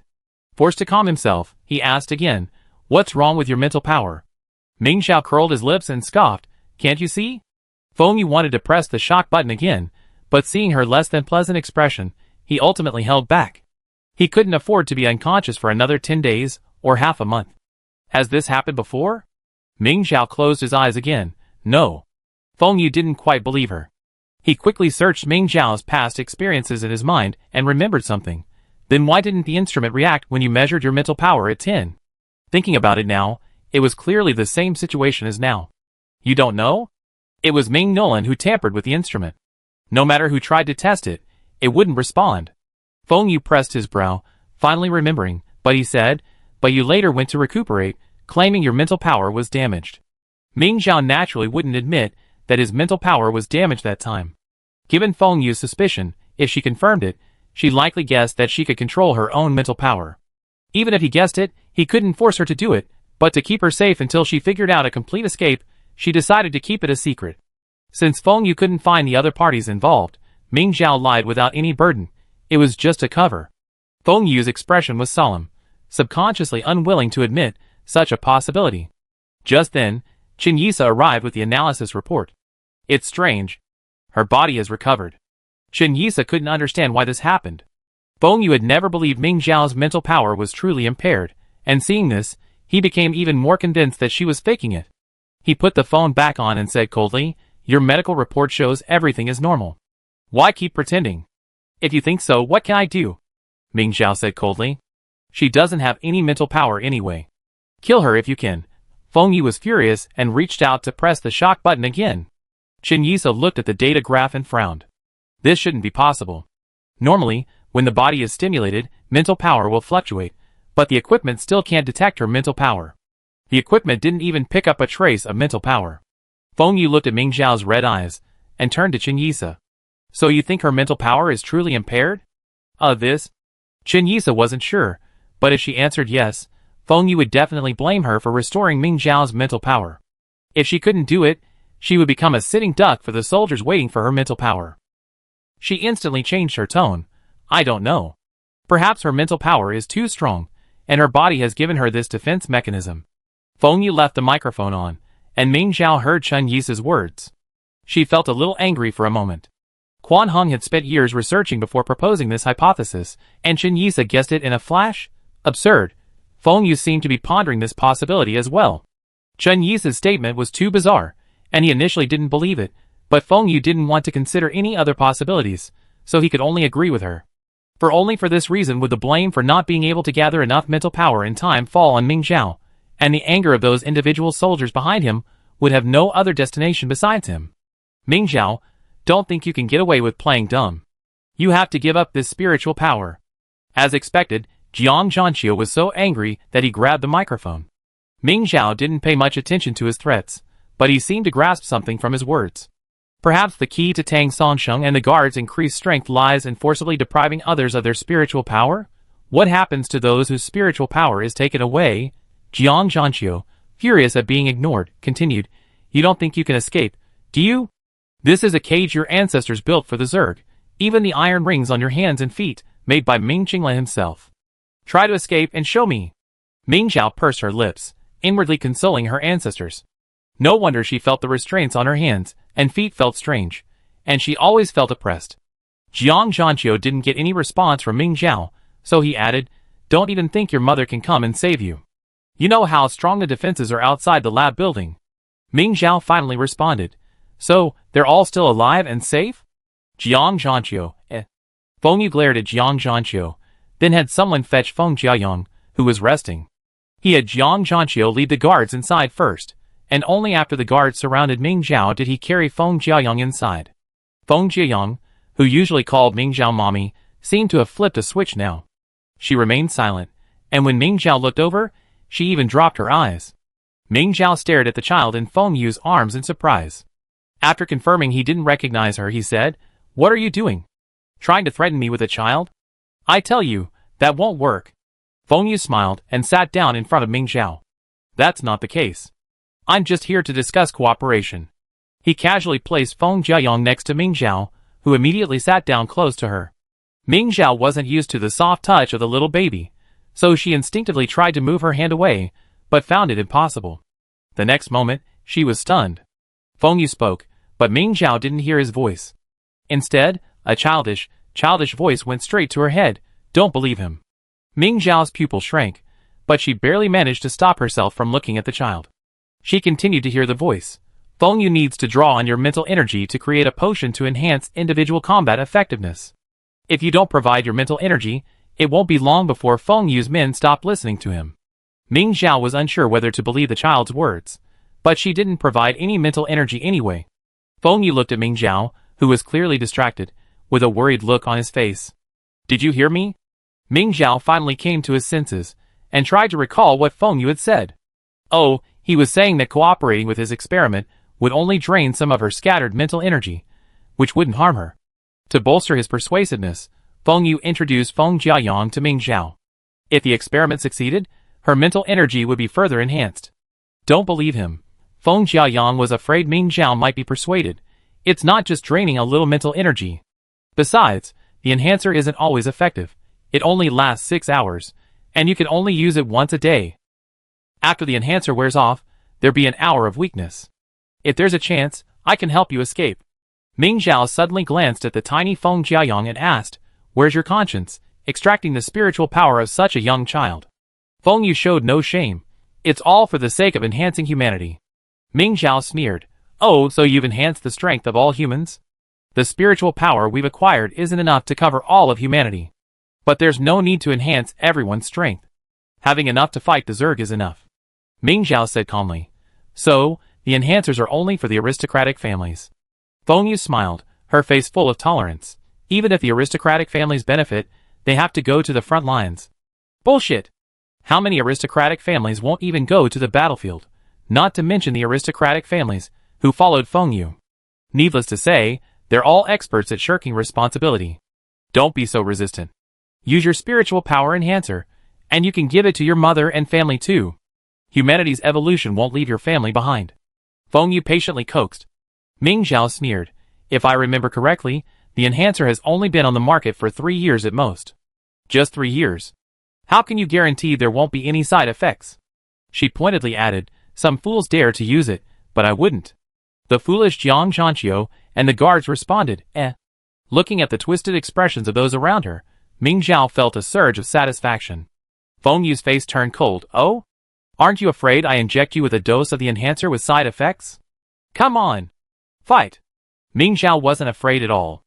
"Let's see if I can use my mental power to take care of you all." Of course, Feng Yu didn't dare gamble, so he could only stiffly change the subject. "So, you're absolutely determined not to cooperate?" Ming Zhao closed her eyes, no longer looking at anyone. Feng Yu knew that the Ming family, from top to bottom, were stubborn, but he was prepared. He tapped a few times on the communicator, and a light curtain appeared directly above Ming Zhao. "You're not afraid of anything anymore, but have you thought about your family?" Feng Yu asked her, gritting his teeth. Ming Zhao's heart skipped a beat. Feng Yu's seizure of power had been so sudden, and even Ming Yimi had been arrested. Many members of the Ming family must have been unable to leave the main planet. She wondered what had become of them. Just as Ming Zhao was beginning to worry, she suddenly heard a strangely familiar scream. Chapter 119.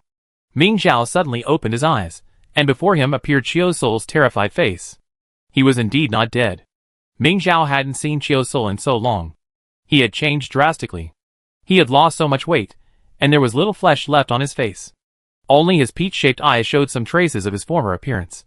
Qiu Sol was probably imprisoned in the palace dungeon. It was pitch black, but Ming Zhao, with his sharp eyes, still saw someone throw rats into his cell. The rats were so hungry that they weren't afraid of people.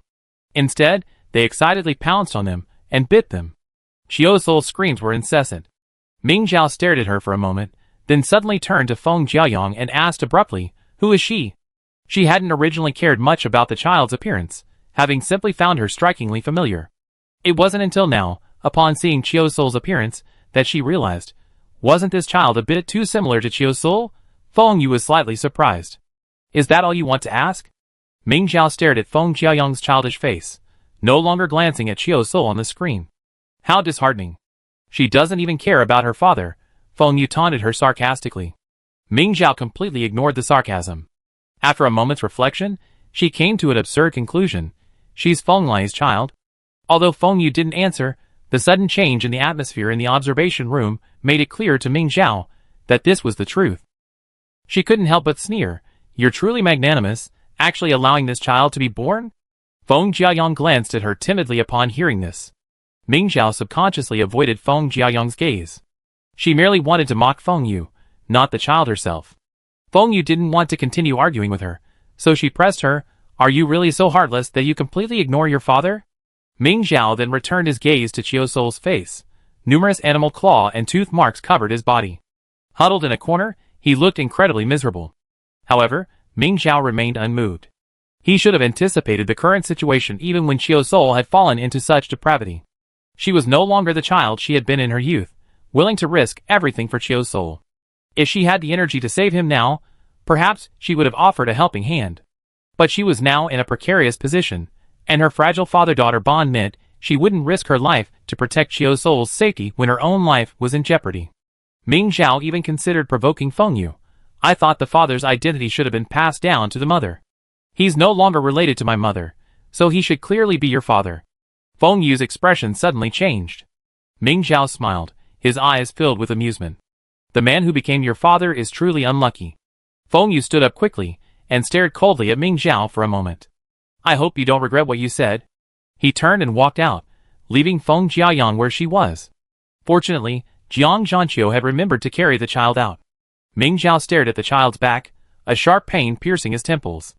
After everyone in the observation room had left, Feng Yu pressed a button on the wall and watched coldly as Ming Zhao's limbs twitched slightly.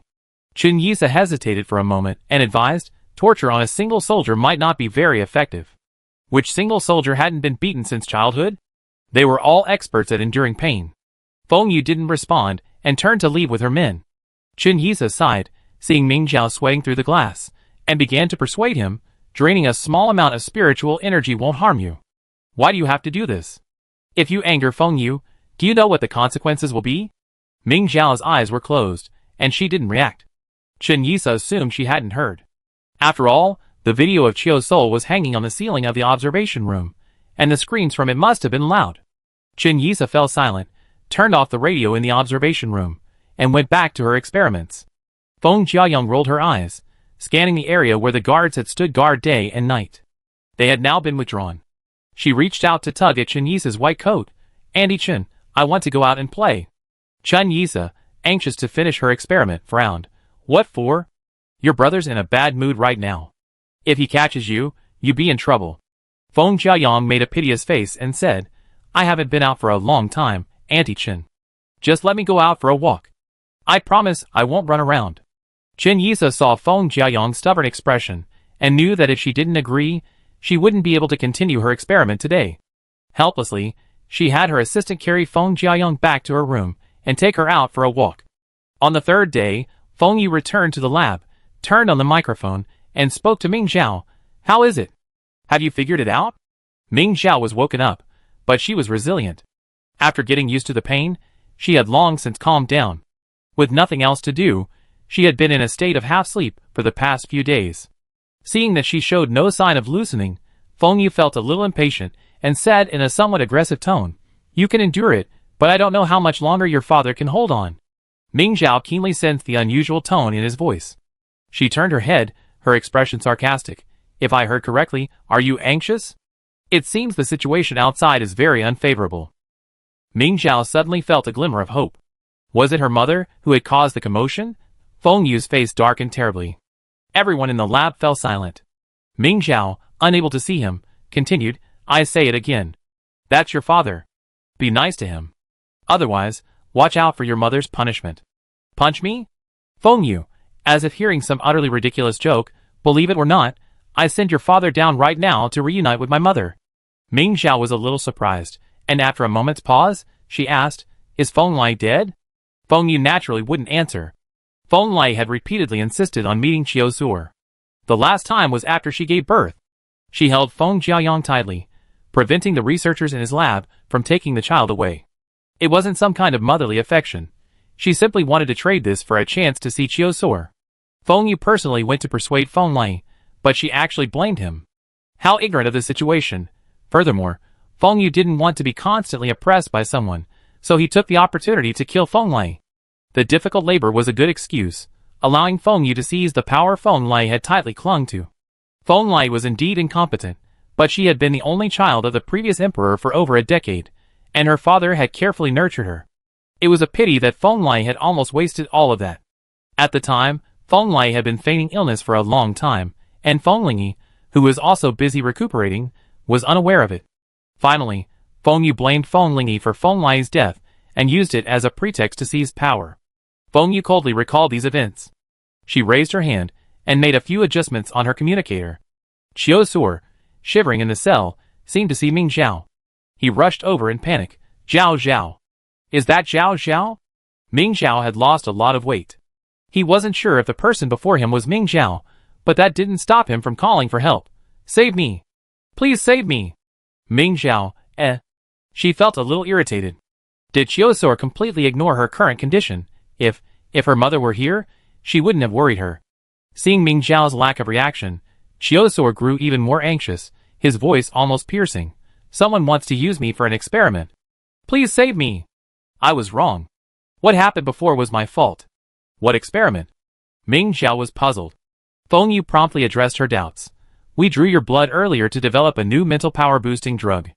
Do you think? If you don't cooperate, we're helpless? Ming Xiao felt a tinge of trepidation. If the drug worked, wouldn't she end up a bloodbath? Chiosor was still wailing, and Ming Xiao said unhappily, It's the mental power boosting potion you've been waiting for. Aren't you happy? Chiosor was stunned. He couldn't understand why Ming Xiao was so cold towards him. She was so well behaved as a child. If she told her to go east, she would never go west. What's going on now? Ming Yan must have said something bad about her. Zhao Zhao, is there some misunderstanding? No misunderstanding, Ming Xiao stated coldly. Just because Feng Yu can boost mental power, didn't you let him win you over with a few words? Now, the opportunity you've been looking for has arrived. Aren't you excited? But that drug has never been tried before, Chiosol said anxiously. Ming Xiao let out a deep laugh, filled with resignation. You know the dangers of this drug, so why have you been so eager for it? Pharmaceutical development must go through this stage. Don't other people's lives count? Ming Xiao was furious. This kind of thing shouldn't have existed in the first place, but there are always those who cling to the hope that they can defy fate and create this drug. But those who truly want these drugs won't be willing to test them on themselves. So where do Feng Yu's experimental subjects come from? It's not hard to guess. Aye? Chiosol stammered a few times, ultimately not daring to retort. Instead, he said, Zhao Zhao, give them your mental power. They say the enhancer has stabilized. I want it. Feng Yu immediately gestured to the researcher on the other end of the line, her heart filled with anger. What the hell is Chiosol doing? It's doubtful Ming Xiao would listen to him if he were so persuasive. Ming Xiao, She closed her eyes and fell silent. She had assumed Chiosol's infidelity was the ultimate cruelty, but Chiosol had proven with his own actions that he was capable of even greater cruelty. Don't come over here, don't come over here. Chiosol shouts, and the sound of violent collisions echoed in her ears. The new drug seemed to have been injected, and a nearly throat-breaking cry erupted from Chiosol's throat. Within a moment, the sound became incoherent. Maybe his throat was broken, Ming Xiao thought, closing her eyes. A moment later, there was complete silence on the other end. Someone went up to check on Chiosor. After a moment, they shook their heads at Feng Yu, who said coldly, Perform a cesarean section. Then he raised his voice, Ming Xiao, what a shame. The experiment didn't work. We have to keep drawing your blood. But drawing blood is so harmful. I can't bear to keep doing it, Feng Yu said meaningfully. After talking for a long time, with no response from Ming Xiao, the malice within him surfaced again. He turned off the button that had been on for several days, and said sinisterly, I give you one more day to think about it. If you keep pretending to be stupid, I make you truly stupid. Chapter 120. Ming Xiao finally had a good night's sleep. When she opened her eyes again, she looked at the pink ceiling and instinctively sensed something was wrong. What was wrong? Ming Xiao sat up and tried to think, but nothing came to mind. Zhao Zhao, are you awake? Not long after she opened her eyes, someone pushed open the door and entered. Ming Xiao's heart skipped a beat, and she looked at the person. It was a woman in a black training suit. She stood tall and walked with strength, yet the traces of time on her face softened her. Perhaps it was because she had been unconscious for too long that Ming Xiao finally came to her senses, and called out, Mother. Mother raised her lips, and placed the tray she was holding, which contained bread and milk, on the bedside table. Then, looking at Ming Xiao, she said lovingly, Zhao Zhao, how are you recovering? Are you feeling well? Yes, she had recently slain the worm mother, and had lost her memory. She must have fainted. Mother must have saved her, right? Ming Xiao felt her body's condition, and shook her head, Mother, I'm fine now. Mother seemed relieved. She said repeatedly, That's good, that's good. Ming Xiao asked curiously, Why are you back, Mother? Aren't there any military duties at the front? Mother patted her shoulder and said, Your health is the most important thing. Your sudden fainting really scared me. Mother said she was the most important. Ming Xiao couldn't suppress her joy, but she kept trying to persuade him, I'm fine now. You can go back to the front. Don't delay your work. Mother shook her head. The doctor said your mental strength is damaged. I need to make sure it's recovered before I go back. Damaged? Ming Xiao was stunned, then instinctively said, Mother, I'm fine now. Ming Xiao raised her eyebrows and reached out to help her off the bed. Really? Then let's go to the infirmary and get checked out. Ming Xiao was half dragged, half pulled down. As they neared the door, Ming Xiao couldn't help but point to the breakfast on the bedside table and asked, Mother, aren't you going to have breakfast first? Ming Xiao stared at the bedside table, stunned. A flicker of embarrassment crossed her face. Then, quickly she said, Look, I was so excited I forgot. Let's have breakfast first. Ming Xiao took her tray to the dining table on the other side of the room to eat. The room was quite large. It had all the necessary functional areas. Because Ming Xiao was acquainted with the current Emperor Fengyu, she had her own room in the palace. Mother, why are we here? Ming Xiao placed her tray on the table, and didn't start eating for a long time. Instead, she started asking questions. The woman frowned, but she couldn't rush her, so she let her linger. He hadn't expected her to ask him a question. After a pause, he finally spoke, The palace has a medical team. It would be beneficial for your recovery. His Majesty has specially brought you here. Ming Xiao nodded in understanding. She and Fengyu were indeed close, so it wasn't surprising he would do that. So, Ming Xiao finally picked up the bread and began to eat.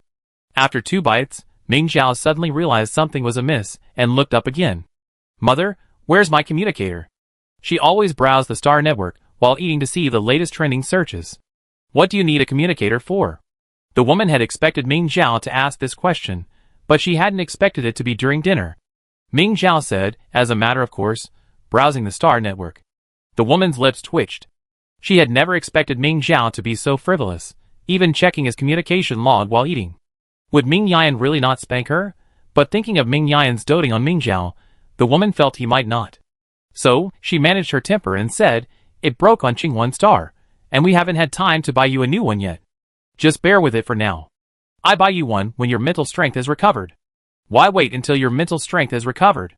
Ming Xiao asked again. Before that, you need to take good care of yourself. The woman answered patiently. Ming Xiao seemed puzzled. The communicator won't affect my health. The doctor said the radiation might have an effect. The woman closed her eyes and lied. But you wear it all the time. Ming Xiao pointed at the communicator on her wrist. The woman took a deep breath and forced herself to be patient. How much radiation does a communicator emit? It's okay if you don't have it with you. Okay. Ming Xiao stopped asking questions and finished a piece of bread in a few bites, then stood up with his glass of milk. The woman looked at her in confusion. Are you done? Clearly not. Ming Xiao took the glass of milk, sipping it slowly as he wandered around the room. Did she notice something amiss? The woman's expression changed, and she almost attacked Ming Xiao, but Fengyu stopped her through a telepathic link. She was just stalling. Wait a little longer. The woman had no choice but to continue waiting patiently. Ming Xiao pulled a book from a nearby bookcase and returned to the dining table, flipping through it while sipping his milk. The veins on the woman's forehead bulged, and she couldn't help herself. Fortunately, Ming Xiao finally finished her drink. The woman checked the time and realized the meal had taken her half an hour. Ming Yan could tolerate this? The woman expressed admiration. If her daughter dared to do this, she would have beaten her up. Ming Xiao, slowly putting the book back where it belonged, thought to herself that her mother was being particularly gentle today, allowing her to take so long to eat breakfast. It must be because of her injury. If her injury never healed, would her mother always be so gentle? Ming Xiao thought happily. She took a few steps to catch up with her mother, who was striding forward. She couldn't help but ask, Mom, after I check your mental strength, are you going back? The woman looked at her and shook her head. I wait until you're better. Ming Xiao was immediately torn. She wanted her mother to accompany her, but she also didn't want her to delay her career for her. For the rest of the journey, she was torn between these two thoughts and remained silent. They soon arrived at the infirmary. Qin Yisa was waiting for her inside, wearing a mask. Ming Xiao didn't recognize this person, but the moment she saw her, a strange emotion flashed through her. This fleeting feeling didn't register with Ming Xiao. Following Qin Yisa's signal, she simply stepped onto the circular platform of the mental power measuring instrument. The indicator on the instrument remained motionless. The woman, horrified, almost immediately demanded, What's going on? Didn't you say it was all right? Ming Xiao herself didn't know what had happened. She seemed to have lost control of her mental power. Caught off guard by her mother's rebuke, she instinctively took 2 steps back and unexpectedly fell off the circular platform of the measuring instrument. Her mind went blank. How could her mother do this to her? She clearly remembered how gently her mother comforted her when she was a child, and had a problem with her mental abilities. Is it because she's grown up that her mother's demands on her are so strict? Seeing Ming Zhao's incredulous expression, the woman belatedly reflected on her own overreaction. Chen Yisa frowned, stepped forward to help Ming Zhao up, and said gently, "Don't be afraid. There might be something wrong. We investigate." What was wrong? Ming Zhao instinctively felt she had forgotten something, but searching back on her memories of her childhood mental damage, she couldn't come up with a key to the solution. Could it really be that she was a genius, suddenly healed? Ming Zhao recalled her memories of using her mental abilities. Those memories, while still clear, seemed shrouded in mystery, unable to comprehend them. But what was the difference between her now and her then? Ming Zhao mechanically followed Chen Yisa's movements, lying down on the medical bed. She lowered her eyes as she watched Chen Yisa draw her blood. She didn't actually think anything was wrong with her body. Feng Yu hurried in, seemingly fresh from a busy schedule. He sat down beside Ming Zhao and asked with concern, "Are you feeling unwell?" Ming Zhao shook his head dejectedly. "No, I just can't use my mental energy anymore." Feng Yu's brow furrowed, his heart filled with uncertainty, but he offered a soothing, "It's okay, you definitely get better." This time, Chen Yisa still didn't notice anything amiss with Ming Zhao. Feng Yu's expression remained calm, but he observed Ming Zhao with a composed expression. He used the latest memory editing technology to modify some of Ming Zhao's memories. Unlike the technology used in the Mecha League, this new technology could modify only a limited portion of his memories. The more a memory is altered, the easier it is for the person involved to detect a discrepancy. Thus, Feng Yu only had the appearance and voice of Ming Zhao's mother altered, deleting Feng Ning, Chen Yisa, and Ming Zhao's memories from the past 2 months. He also added some false memories of Ming Zhao and him, leaving all other details unchanged. However, this approach had its drawbacks. He didn't know how Ming Zhao and Ming Yan interacted privately. He could only infer Ming Yan's behavior based on what he saw on a daily basis. As expected, the woman impersonating Ming Yan was exposed, but Ming Zhao couldn't have been certain in such a short time that the mother in his mind was a fabrication. After all, the memory was real. Feng Yu was certain that if Ming Zhao hadn't noticed anything unusual yet, then she couldn't be consciously controlling her mental power right now. Could it be that there was a genuine mental problem? This was an answer Feng Yu had initially refused to believe, and he wouldn't choose to believe it now. Several conjectures flashed through Feng Yu's mind, and finally, he gave Ming Zhao a deep look. Perhaps Ming Zhao's mental power requires conditions to trigger. Feng Yu let Ming Zhao go back to rest, pondering the conditions that triggered Ming Zhao's several outbursts.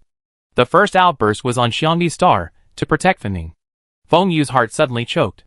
Could it be that this outburst had allowed Ming Zhao to grasp the command-specific skill of channeling and releasing mental power? Although he had never heard of a single soldier learning command skills, it wasn't impossible if it was Ming Zhao. Furthermore, this was the only possibility that could explain why Ming Zhao had been unable to release his mental power after losing his memories of Feng. Feng Yu felt a pang of regret. If he had known this would happen, he would have simply altered Ming Zhao's memories of her mother. He didn't believe that even with her mother's persuasion or threats, she would remain as indifferent as she had been before Kusal. Feng Yu scanned the military reports about the Kalia system, then sneered. Forget it. He would make Ming Zhao remember it. Chapter 121. The palace seemed unusually noisy today. Ming Zhao was awakened late at night by rustling noises outside, and had to get up to check what was going on. As soon as he opened the door, a child darted in. She immediately took charge, and closed the door. Ming Zhao paused before asking, "Whose child are you? Why are you trespassing in someone else's room?" Feng Jiayang was also stunned. She looked up at Ming Zhao in surprise. "You don't remember me? We agreed to escape together." "Escape?" Ming Zhao clearly didn't understand why she used the word escape. "Why would I escape?" "Feng Yu wants to steal your spiritual power," Feng Jiayang asked anxiously. "Have you forgotten what he did to you a few days ago?" "A few days ago?" Ming Zhao subconsciously recalled, then shook his head. "I just woke up yesterday. I was in a coma a few days ago." "You don't remember?" Feng Jiayang looked up at her with conviction. "I was unconscious." Ming Zhao was also convinced. Feng Jiayang speculated, "Your memory must be failing. 5 days ago, we agreed to escape when we found the chance." Ming Zhao, completely oblivious, remained silent. Feng Jiayang paid no attention, simply telling her what she had observed. There seems to be some trouble out there today. This opportunity is now or never. Let's go now. Why are you running around, little kid? Ming Zhao certainly wouldn't play around with a strange 3-year-old. She instinctively thought of using her communicator to contact Feng Yu. But when she saw her empty wrist, she realized she didn't have a communicator. Feng Jiayang was extremely skilled at reading people's expressions, and immediately guessed what she was thinking. She quickly said, if Feng Yu was fine, why didn't he give you the communicator? He just didn't want you to know what was going on outside, afraid you'd find out. Ming Zhao subconsciously refused to believe her. He looked at her hand, and said seriously, but you don't have one either. Feng Jiayang was speechless. So I'm running away with you. Where to? Ming Zhao asked, feeling bewildered. Feng Jiayang had already figured out some things, and she blurted out, go to the Kalia system. Your mother is there. Ming Zhao's head suddenly buzzed. Mother? My mother is in the Kalia system? Isn't she always in the palace? The information, so different from her memories, caused Ming Zhao's brain to freeze. She tried to comprehend what had happened, but her temples began to tense. She wanted to trust her memory, but her mother's abnormal behavior yesterday kept popping up in her mind, and her mother hadn't come to see her today. She clearly remembered that whenever she was injured, her mother would come to her whenever she had time. But her memory was so real. How could such a mother be false? Feng Jiayang felt anxious as she watched Ming Zhao, motionless, clutching his head. She hurried forward and tugged at his arm. Don't hesitate. While there's chaos outside, we can escape. Then, we can go to New Harbor, seize a starship, and sail to the Kalia system. Once we meet your mother, you know everything. But I want to take my mother with us. Ming Zhao was dazed, even beginning to lose track of fantasy and reality. The person in the palace can't be your mother.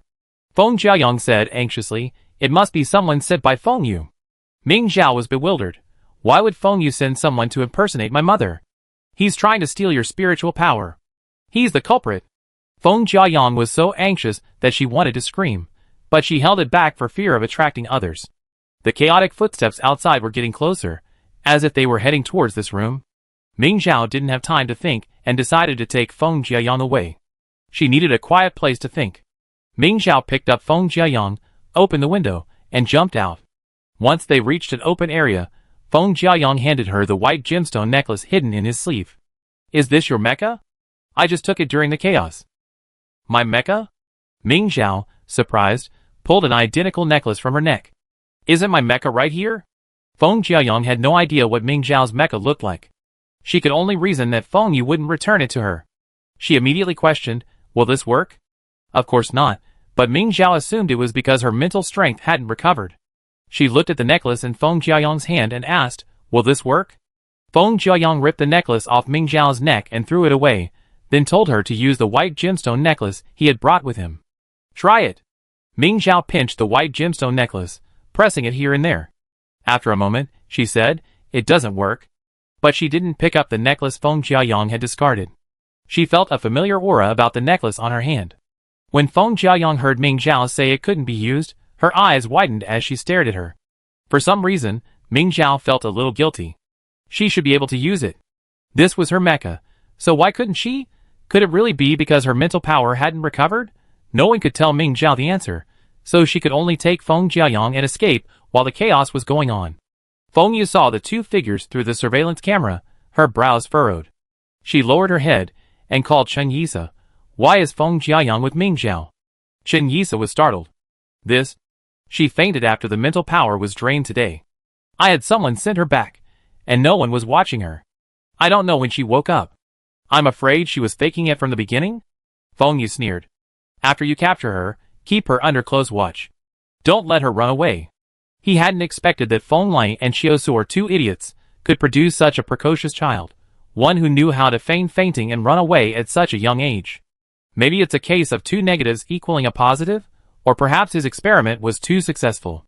Ming Zhao, unable to use the mecha, was quickly surrounded by a group of people who had entered it.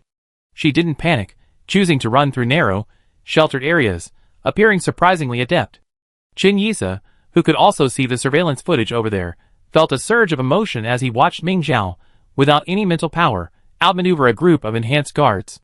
Perhaps it's true, as Ming Zhao said, that mental power level doesn't matter. But she had already made it this far, and there was no turning back.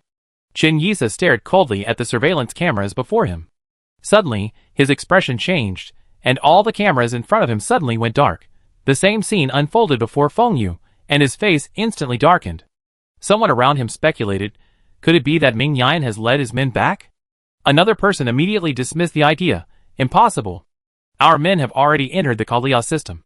Ming Yan couldn't even defend Kalia, so how could he have reached the main planet without making a sound? Feng Yu's face darkened horribly. It seems there's a traitor among us.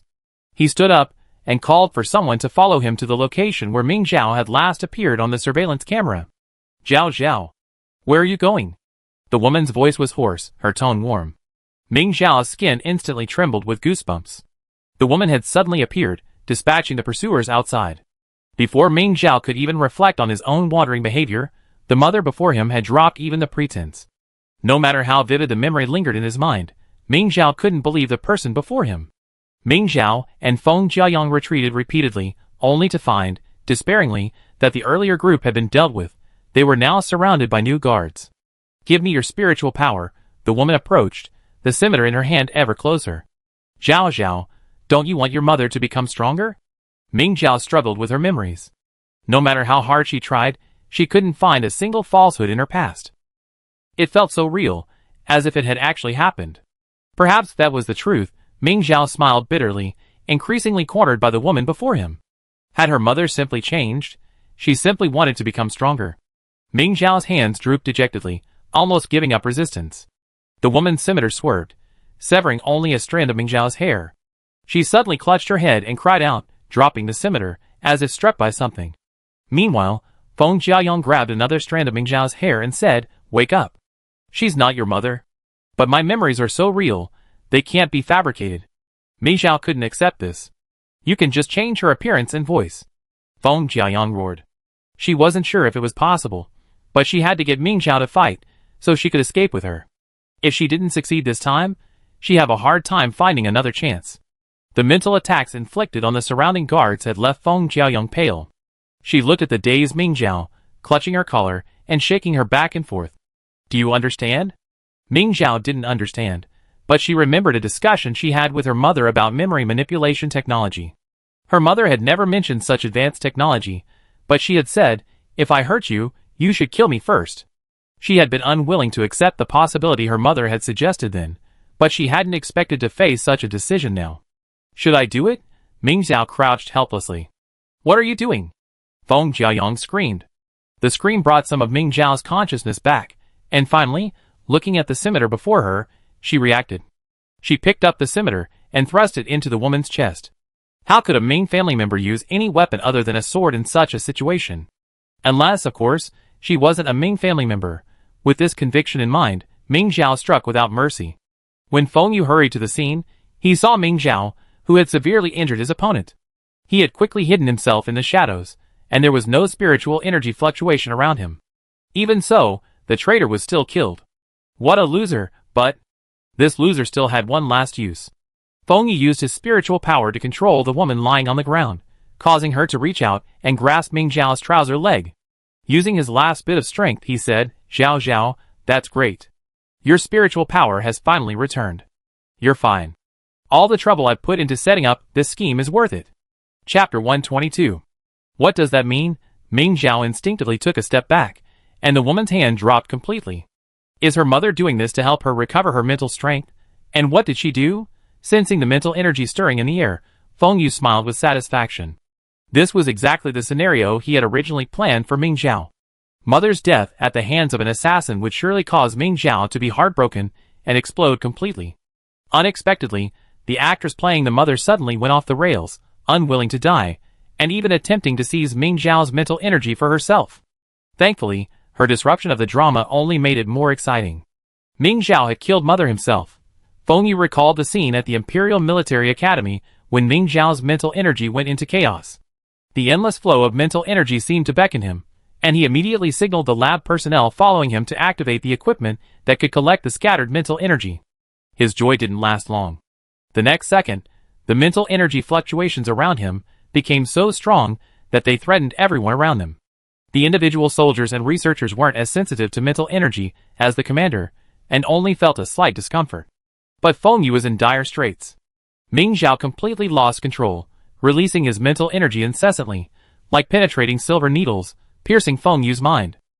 He spat out a large mouthful of blood and collapsed straight down. No one noticed Feng Yu's fall. The individual soldiers who had followed Feng Yu rushed forward, trying to calm Ming Zhao down. The researchers, hiding in the background, looked anxiously at the mental energy collection equipment.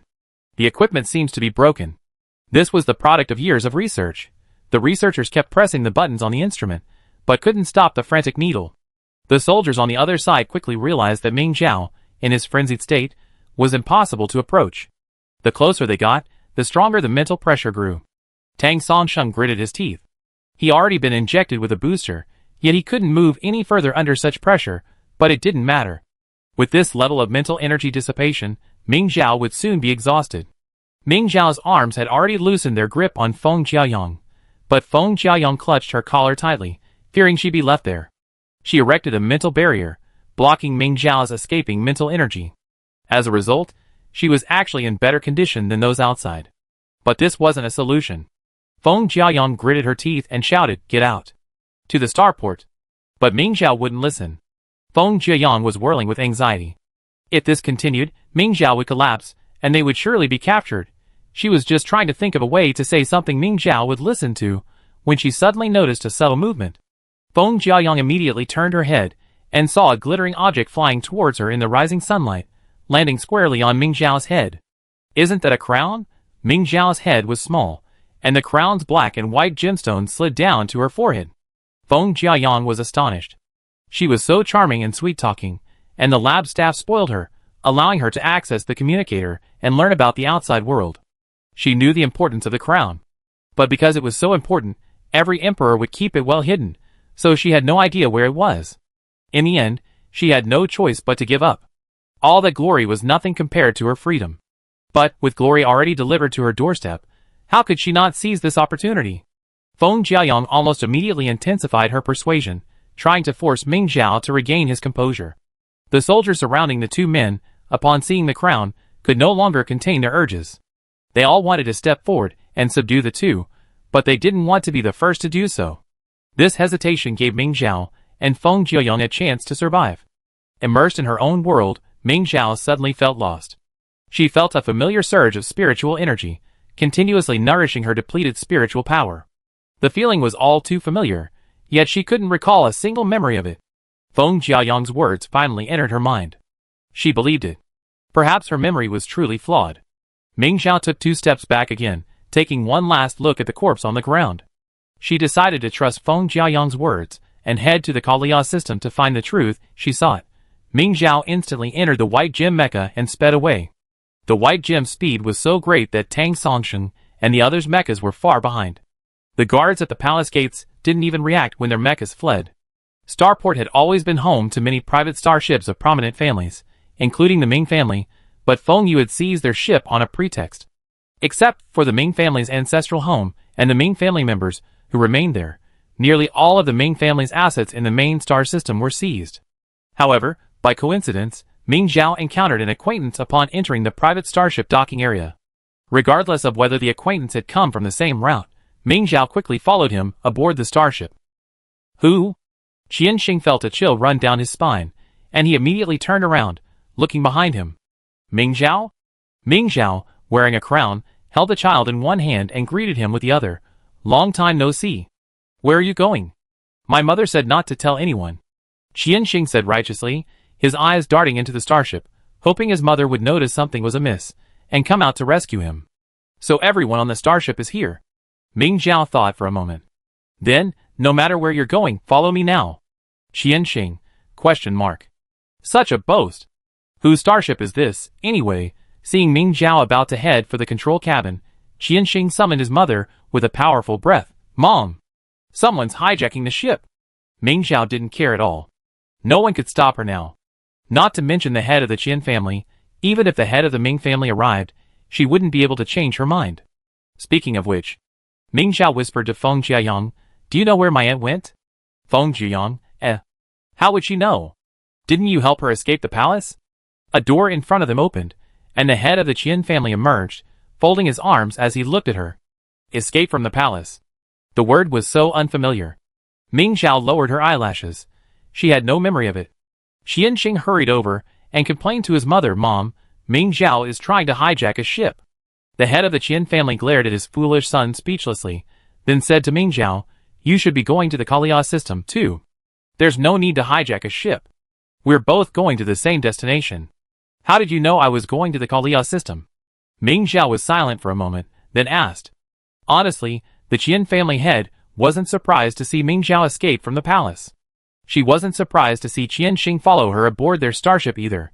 She was holding a child who looked 50% like her, and the Qian family head forced himself to stop imagining things.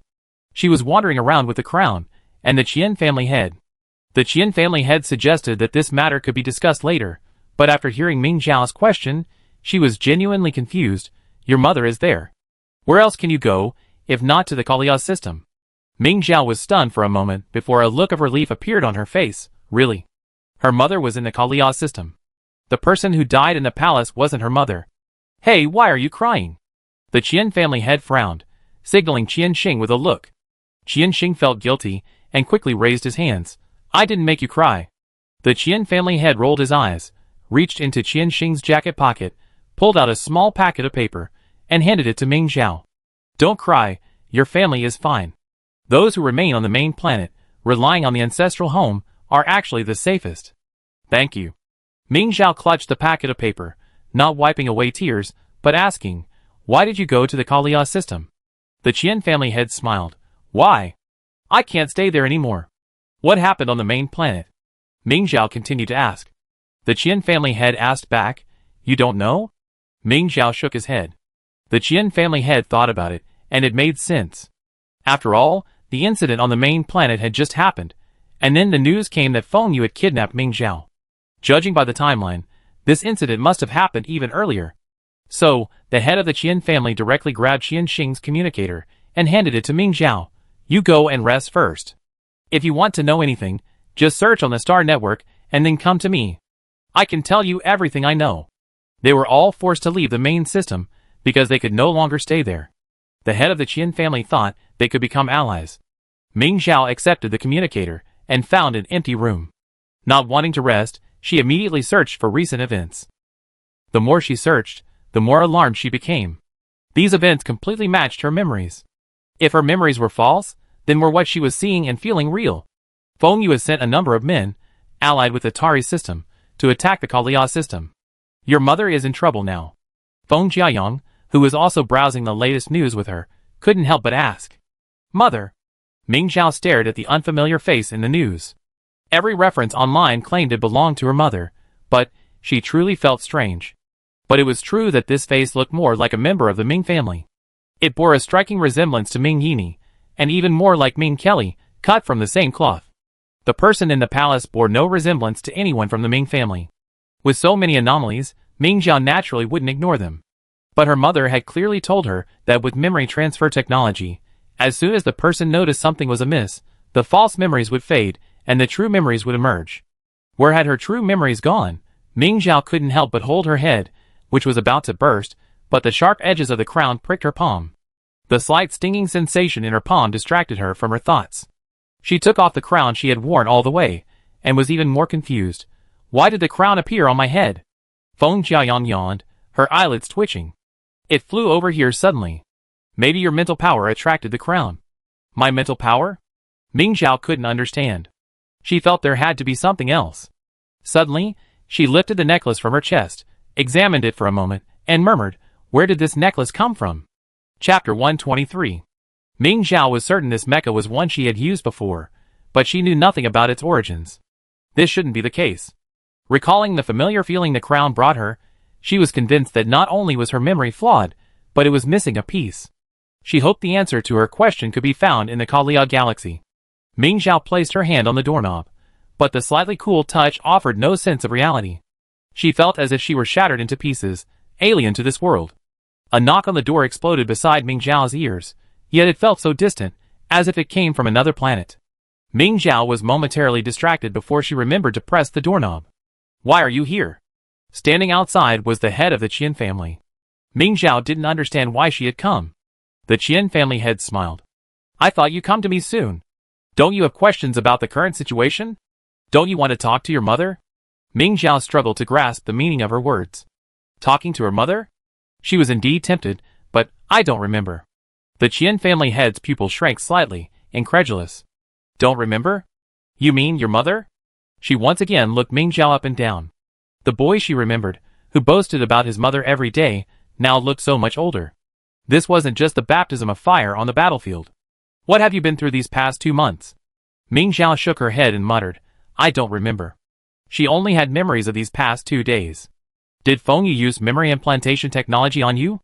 The Qian family head had experienced this incident in the Mecha League, and she quickly realized it, but it still didn't make sense. But you've already noticed something's wrong. Haven't your original memories resurfaced yet? No, Ming Zhao pulled up a group photo of her class after the Mecha League. Actually, I still remember it, but the face doesn't match. Ming Zhao thought for a moment, then pointed to the only unfamiliar face and said, I don't remember him either. That person was Feng Ning. As his personal bodyguard, Ming Zhao's memories of him were too many.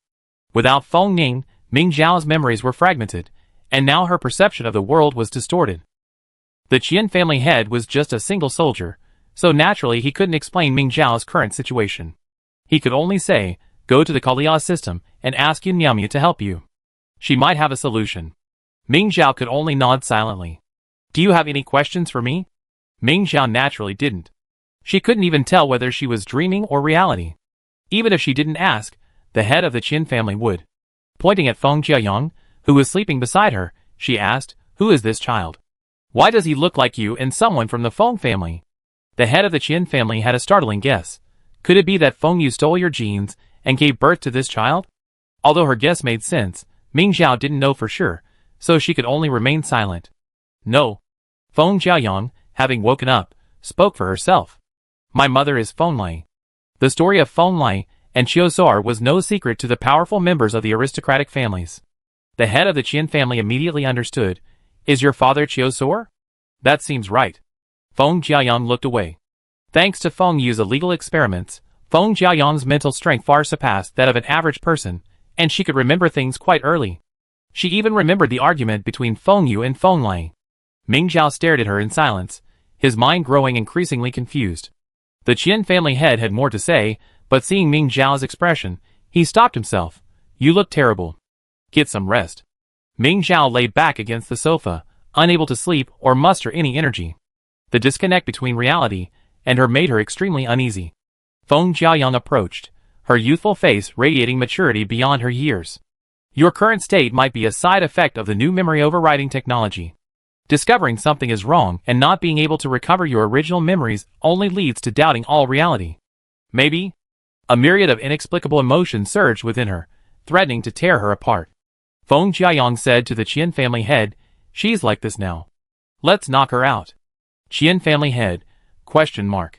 Seeing the fine beads of sweat on Ming Zhao's forehead, the Qian family head asked tentatively, Ming Zhao? Do you want to knock you out?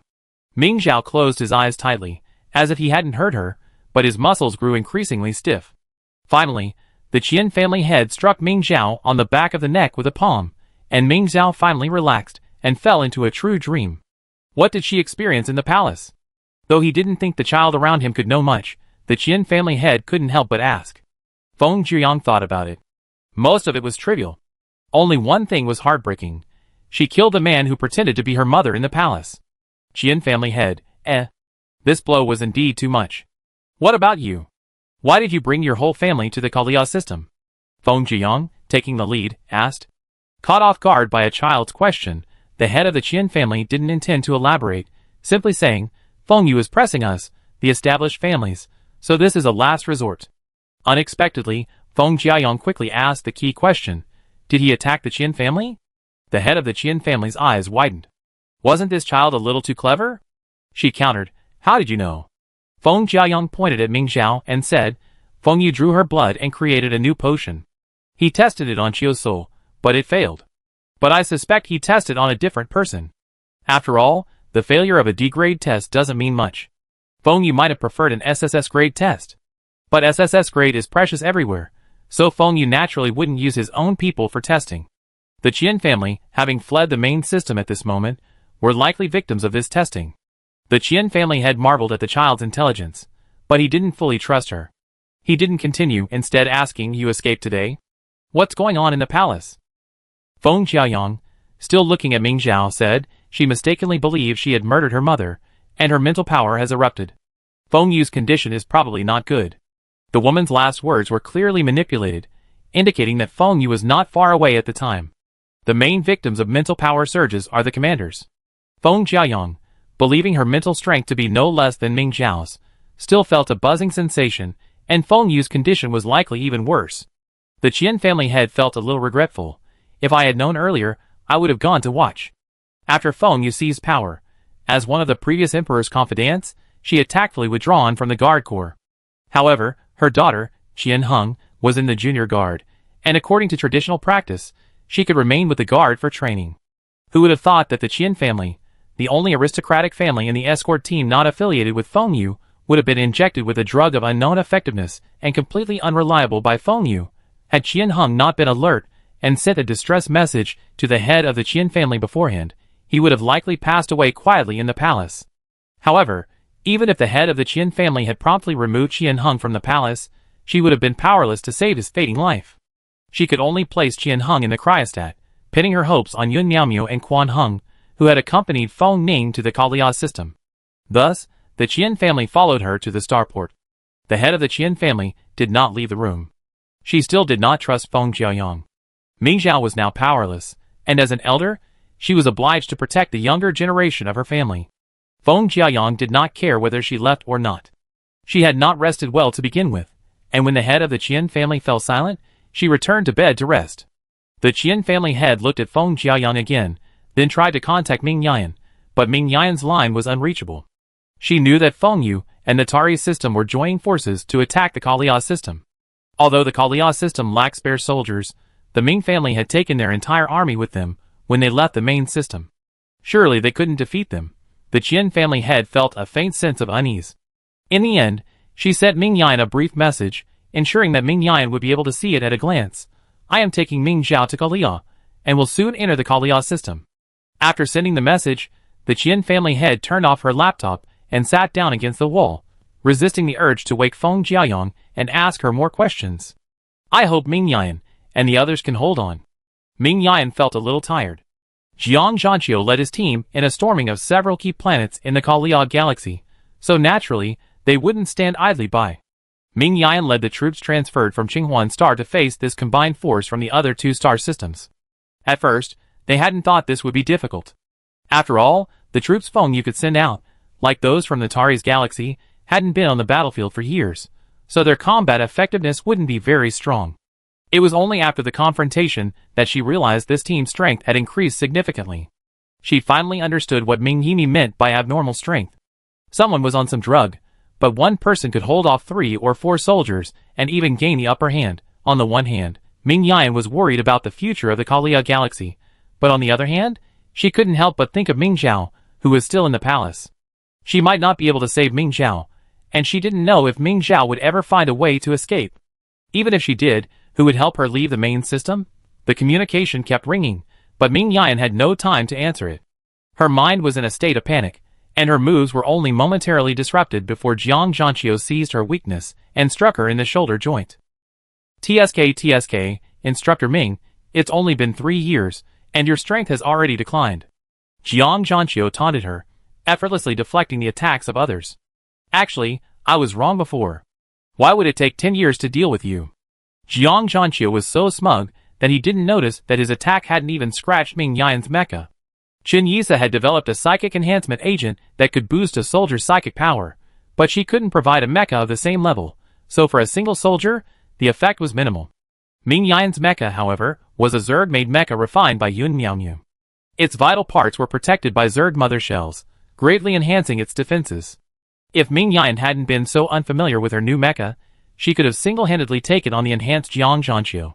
Just then, the communication automatically ended. Ming Yan received a message from the head of the Qin family. Busy trying to rescue her comrades, she only glanced at it briefly. Then, in disbelief, she glanced again. Zhao Zhao was coming to see her? Chapter 124. Ming Yan's spirit suddenly shifted. Just now, she'd been distracted and unable to unleash her pure sword energy, But now it was different. Several bursts of sword energy destroyed the enemy mecha's most crucial engine, hindering the enemy soldiers' movement and nearly forcing them into retreat. Ming Yan leaped up, plunging his sword straight into Jiang Zhanqiu's mecha cabin, blood staining the tip. So you really won't live 10 years. No wonder you keep mentioning 10 years. Ming Yan didn't even glance at Jiang Zhanqiu, leaving only a fleeting remark before turning to deal with the others. Zhao Zhao was approaching, and she had to quickly clear this necessary path. Ming Yan's sudden outburst caught a group of soldiers who had received enhancements completely off guard. The soldiers, whose enhancements had worn off, retreated to the rear, instantly remembering the fear they once felt at the mercy of Ming Yan. They forgot even their teammates and retreated back to the starship, attempting to escape. With a loud boom, the massive starship instantly disintegrated, forcing the soldiers still in their mechas to flee. Those without mechas were shattered along with the starship. The people in the main system were overconfident. If they had sent a warship like the Tari's system, they wouldn't have ended up in this situation. These people had all been injected with the enhancers within the past 24 hours, but they were no longer effective. Ming Yan's teammates could handle it. Although some tried to forcefully inject the enhancers, the power exceeding their limits caused them unbearable pain and instantly lost their combat effectiveness. Ming Yan headed straight for the other side of the battlefield, where Ming Yimi and his men were holding off the Tari system's forces. The Tari system had many SSS-class soldiers, but due to their beliefs, most disliked Feng Yu's mental enhancements. However, a few could still cause significant trouble.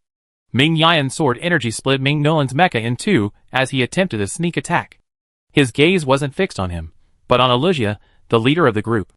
Feng Yu's men have already fled, and you still want to stay? Alusia had been standing not far from Ming Nolan, and could even feel the surge of air from Ming Yan's sword energy. This invisible aura made her feel bitter. How could she fight? Seeing more people approaching, the people of the Tari's system retreated somewhat. Seeing this, Ming Yimi didn't want to waste time and simply called Eugene. Eugene answered immediately. Send your men back, Ming Yimi said bluntly. Eugene paused, looking somewhat disappointed. You just came to tell me this? What else can I tell you? Ming Yimi was now annoyed with Eugene, her tone extremely impatient. Feng Yu's men have already fled. If your men don't retreat now, I can't guarantee their safety. Ming Nolan's mech shattered in two, and the pain connected to his brain caused him to pass out. Ming Yimi's camera panned, broadcasting his miserable condition live to Eugene. Eugene pursed his lips. It might have been okay for others, but Ming Nolan was one of the few who had received the enhancement drug, and he couldn't even defeat him? Break up with Feng Yu soon, or else you be in trouble when Feng Yu falls. Ming Yimi advised Eugene one last time. Eugene remained silent, sending a few messages. Alusia and her men returned to the warship, not stopping for a second before flying away from the area. Seeing that he had finally made a wise choice, Ming Yimi finally began to like him a little more, and couldn't help but give him some more advice. What kind of cooperation can you and Feng Yu have?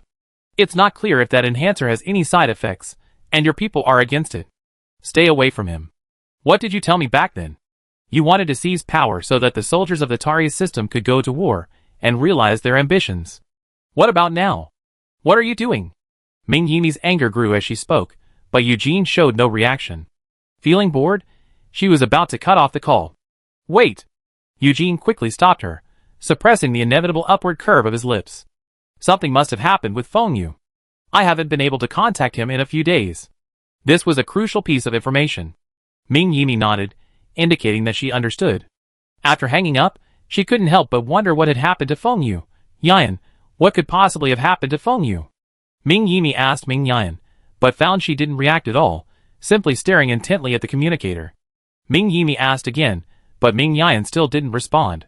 She had no choice but to go over and pat her shoulder. What's wrong? What's going on? Although Ming Yan had been feeling unwell for a while, this was the first time she'd been this unusual. Ming Yimi couldn't help but advise her. Something might be wrong with Feng Yu. We'd be back on the main planet soon to rescue Ming Zhao. Cheer up. Ming Yan came back to her senses, dazed. No, Zhao Zhao is coming soon. I need to get her. Ming Yimi nervously pulled Ming Yan around, looking him around. Are you conscious now? Ming Yan was perfectly conscious. She rushed to the escort ship.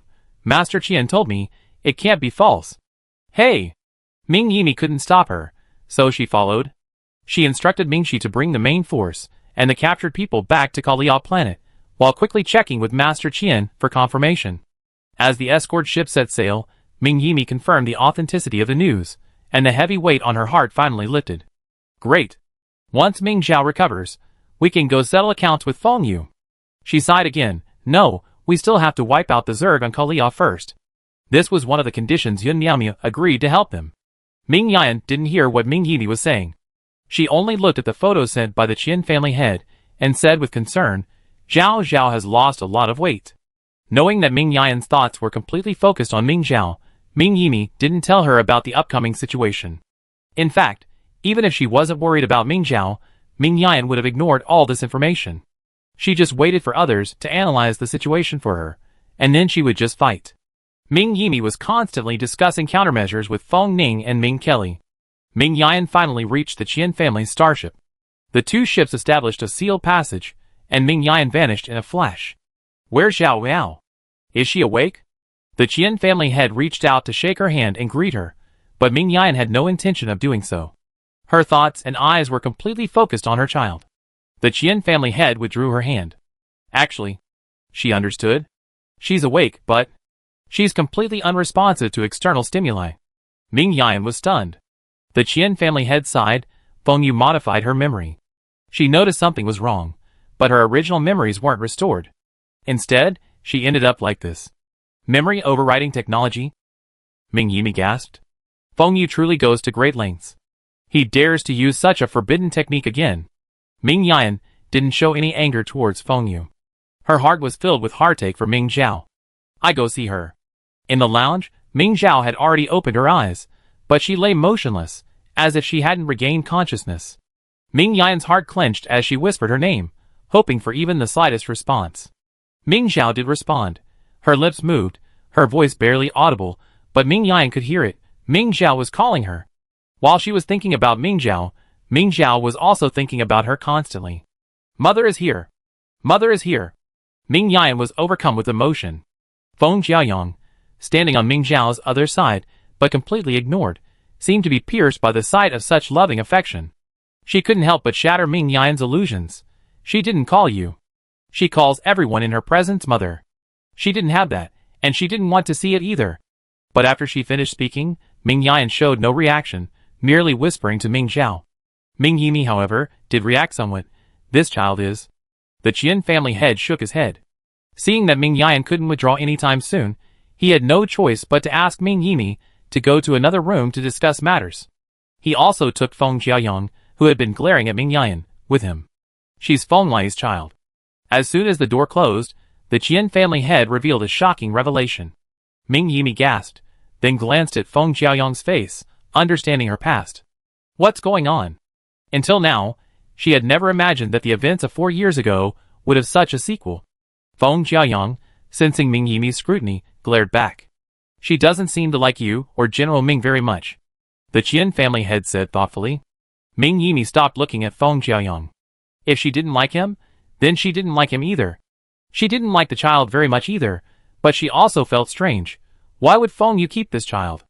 The Qian family head had also learned a lot from Feng Jiaoyong in the past few days.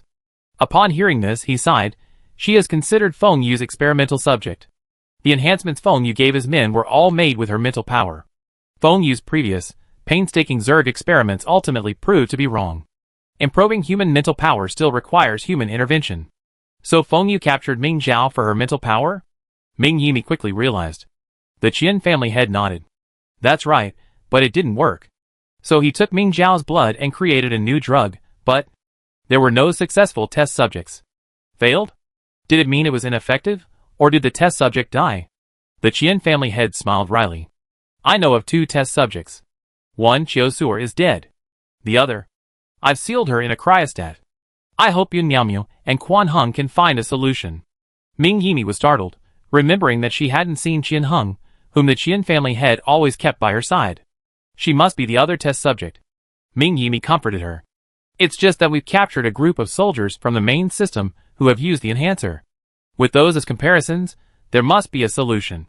For the first time since the Qian family head boarded the starship, he finally smiled from the bottom of his heart. And the starship finally arrived at Dakaya. The isolation zone on Kalia has been breached by the Zerg, and the Kalia military academy has fallen. They've now relocated to the nearest planet, Greater Kalia. Only a small area remains on Kalia as a defensive line. Hence Yun Miao Miao, ever since she learned Ming Zhao had successfully escaped the palace and was heading for Kalia, had been incredibly excited.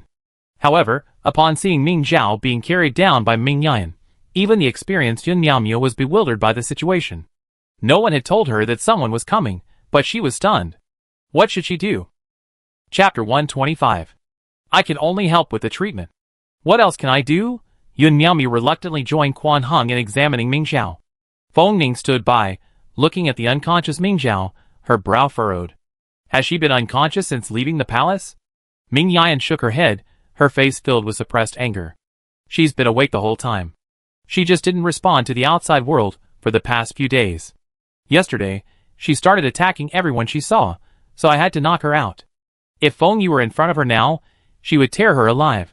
After the examination, Quan Hong stared blankly at the data on the instrument, while Yun Miaomiao leaned over and stared intently at Ming Zhao's face. Ming Yan's heart tightened. Did something happen? On the contrary, her physical data are normal. Quan Hong's eyes widened. Yun Miaomiao leaned closer. I have a feeling she can sense. Ming Yan's expression suddenly changed. He stepped forward and tugged at Yun Miaomiao's arm, but he was still a step too slow. Ming Zhao elbowed Yun Miaomiao, nearly striking her in the eye. Before he could do so, Yun Miaomiao felt a sharp pain in her eye, but she quickly realized it was an illusion. Feng Ning had used her mental power to block the blow. Ming Yan frowned, ready to step forward and knock Ming Zhao unconscious again. However, Ming Zhao sat there motionless. Zhao Vao. Ming Yan called tentatively. Ming Zhao glanced at her quickly, then quickly looked away. What was going on? This person spoke with a tone reminiscent of her mother, and looked just like the one she found online. But Ming Zhao didn't dare recognize them. Her memories, riddled with errors and omissions, cast a haze over the world before her, making everything she did seem unreal. Even if she found something online, how could Ming Zhao be sure it was true? However, at this moment, a familiar mental force seemed to break through the fog for her, reconnecting her with reality. Ming Zhao stared intently at Feng Ning, who, are you? Feng Ning was startled, then took 2 steps forward. You don't remember me? I'm Feng Ning, and you were my personal bodyguard. Later, we went to the battlefield together to fight the Zerg. Ming Zhao fell silent. She remembered everything Feng Ning had said, but nothing about the person before her. Perhaps this was why her memory was so fragmented. Was Feng Ning missing? Ming Zhao didn't know whether to believe him. She didn't know whether to trust even the things she remembered, let alone those that had already vanished. But Feng Ning's mental force did give her a very familiar feeling. Seeing Ming Zhao silent, Feng Ning took a few steps forward, standing directly beside her. She reached out and grasped her wrist, the warmth of her mental force penetrating her skin. I've channeled my spiritual energy into you before. Look, doesn't it feel familiar? Ming Zhao, you can trust us. Ming Zhao opened his mouth, as if about to say something, but nothing came out. The head of the Qian family beside him muttered, without any memories of what happened before, how can you even know if spiritual energy is familiar? Ming Zhao suddenly pulled her hand away. She remembered what this familiar feeling was. The crown. Isn't that the feeling a crown gives her when worn on her head? Where's my suitcase? Ming Zhao asked suddenly, having removed the crown and placed it in a suitcase. Ming Yimi quickly handed her the suitcase. Ming Zhao took it and opened it, and everyone was dazzled by the crown's dazzling light. Ming Zhao ignored their reactions and asked directly, why is your spiritual power so similar to the spiritual power in the crown? It's not even similar. It's exactly the same. Confused, Yun Miaomiao said, it's normal for things left behind by our ancestors to have similar auras, right? No. Feng Ning paused for a moment, then pointed at the necklace around Ming Zhao's neck and asked, do you remember where this necklace came from? Of course. Ming Zhao lowered her head to look at the white gemstone necklace, but suddenly found herself stuck. Thinking about it, it seemed as if the necklace had indeed appeared suddenly, but she had been using it constantly, so she naturally assumed it was a gift from her family. Thinking back, she certainly had no memory of seeing the necklace for the first time. Feng Ning wasn't surprised by her hesitation. She turned her finger and pointed at the white gemstone on the crown. That's the crown jewel. Principal Yun refined it into this shape. Most people present knew, but the head of the Qian family reacted most strongly. You dismantled the crown jewel and gave it to Ming Zhao? Did your mother know? Feng Ning nodded calmly. The Qian family head didn't know what to say. Thinking of Ming Zhao's strength, he suppressed his resentment. Ming Yimi noticed this and whispered to her, we can't use that mecha. Perhaps it's because we lack mental strength. The Qian family head nodded slightly. Well, why would she keep an eye on someone else's belongings? Without the strength, even if she had a treasure, she wouldn't be able to protect it. Feng Jiayang suddenly said, no wonder the crown flew out. If they were from the same body, it would make sense. Flew out? Feng Ning was confused. What was going on? Feng Jiayang looked at Ming Zhao. After she murdered her mother, her mental power erupted. Perhaps it triggered some mechanism in the two gems? Ming Yan couldn't bear it any longer. He quickly covered Ming Zhao's ears with his hands and pulled her into his arms, fearing she would be upset. Damn Feng Yu! To resort to such a vile trick, Ming Zhao's body suddenly stiffened, but she ultimately didn't attack. Sensing Ming Zhao's resistance, Ming Yan's hatred for Feng Yu deepened. Yun Miaomio had already picked up the crown and examined it, focusing on the black gem. After trying to inject some mental energy into it, she vaguely understood its function. The ancestral manuscripts mentioned a material that absorbs spiritual energy. Placed between the eyebrows, it can store excess spiritual energy, releasing it when needed. Feng Ning suddenly realized. So, only two gems on the crown are useful. Yun Miaomio held the crown, a subtle expression on her face. But the crown itself is indeed made from the remains of the Worm Mother. If you insist, wearing it on the head can provide protection similar to a helmet, right?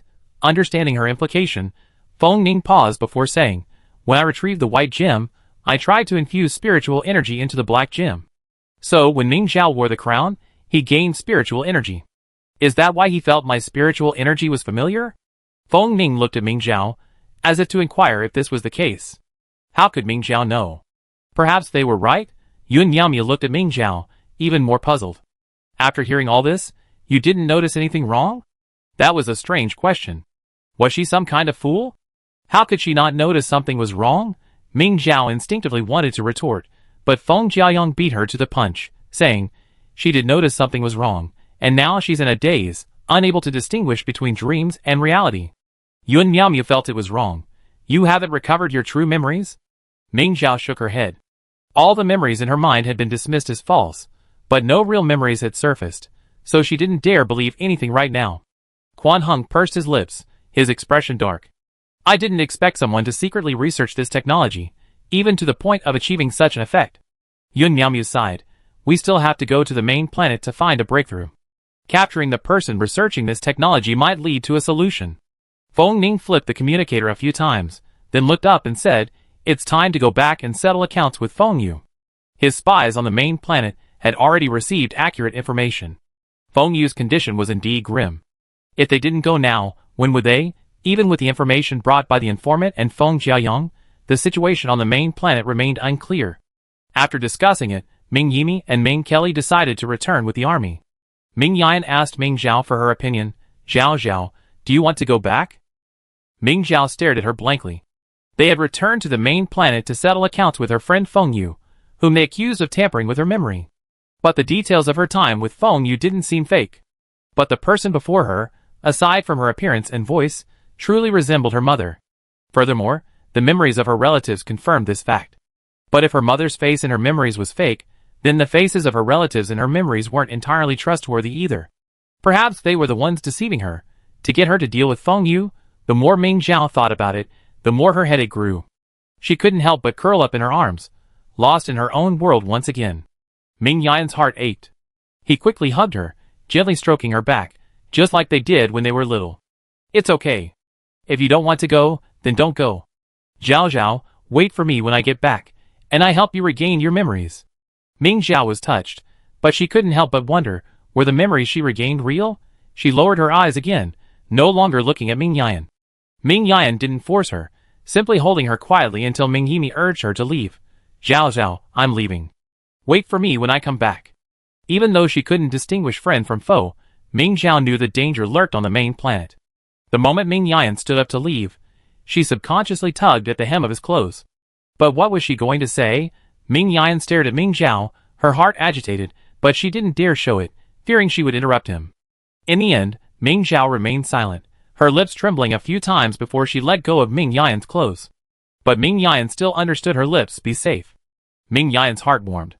This was her daughter, a blood bond. Even if she didn't remember her, she subconsciously cared for her. Ming Yan reached out and touched Ming Zhao's head, saying earnestly, Zhao, I will return safely.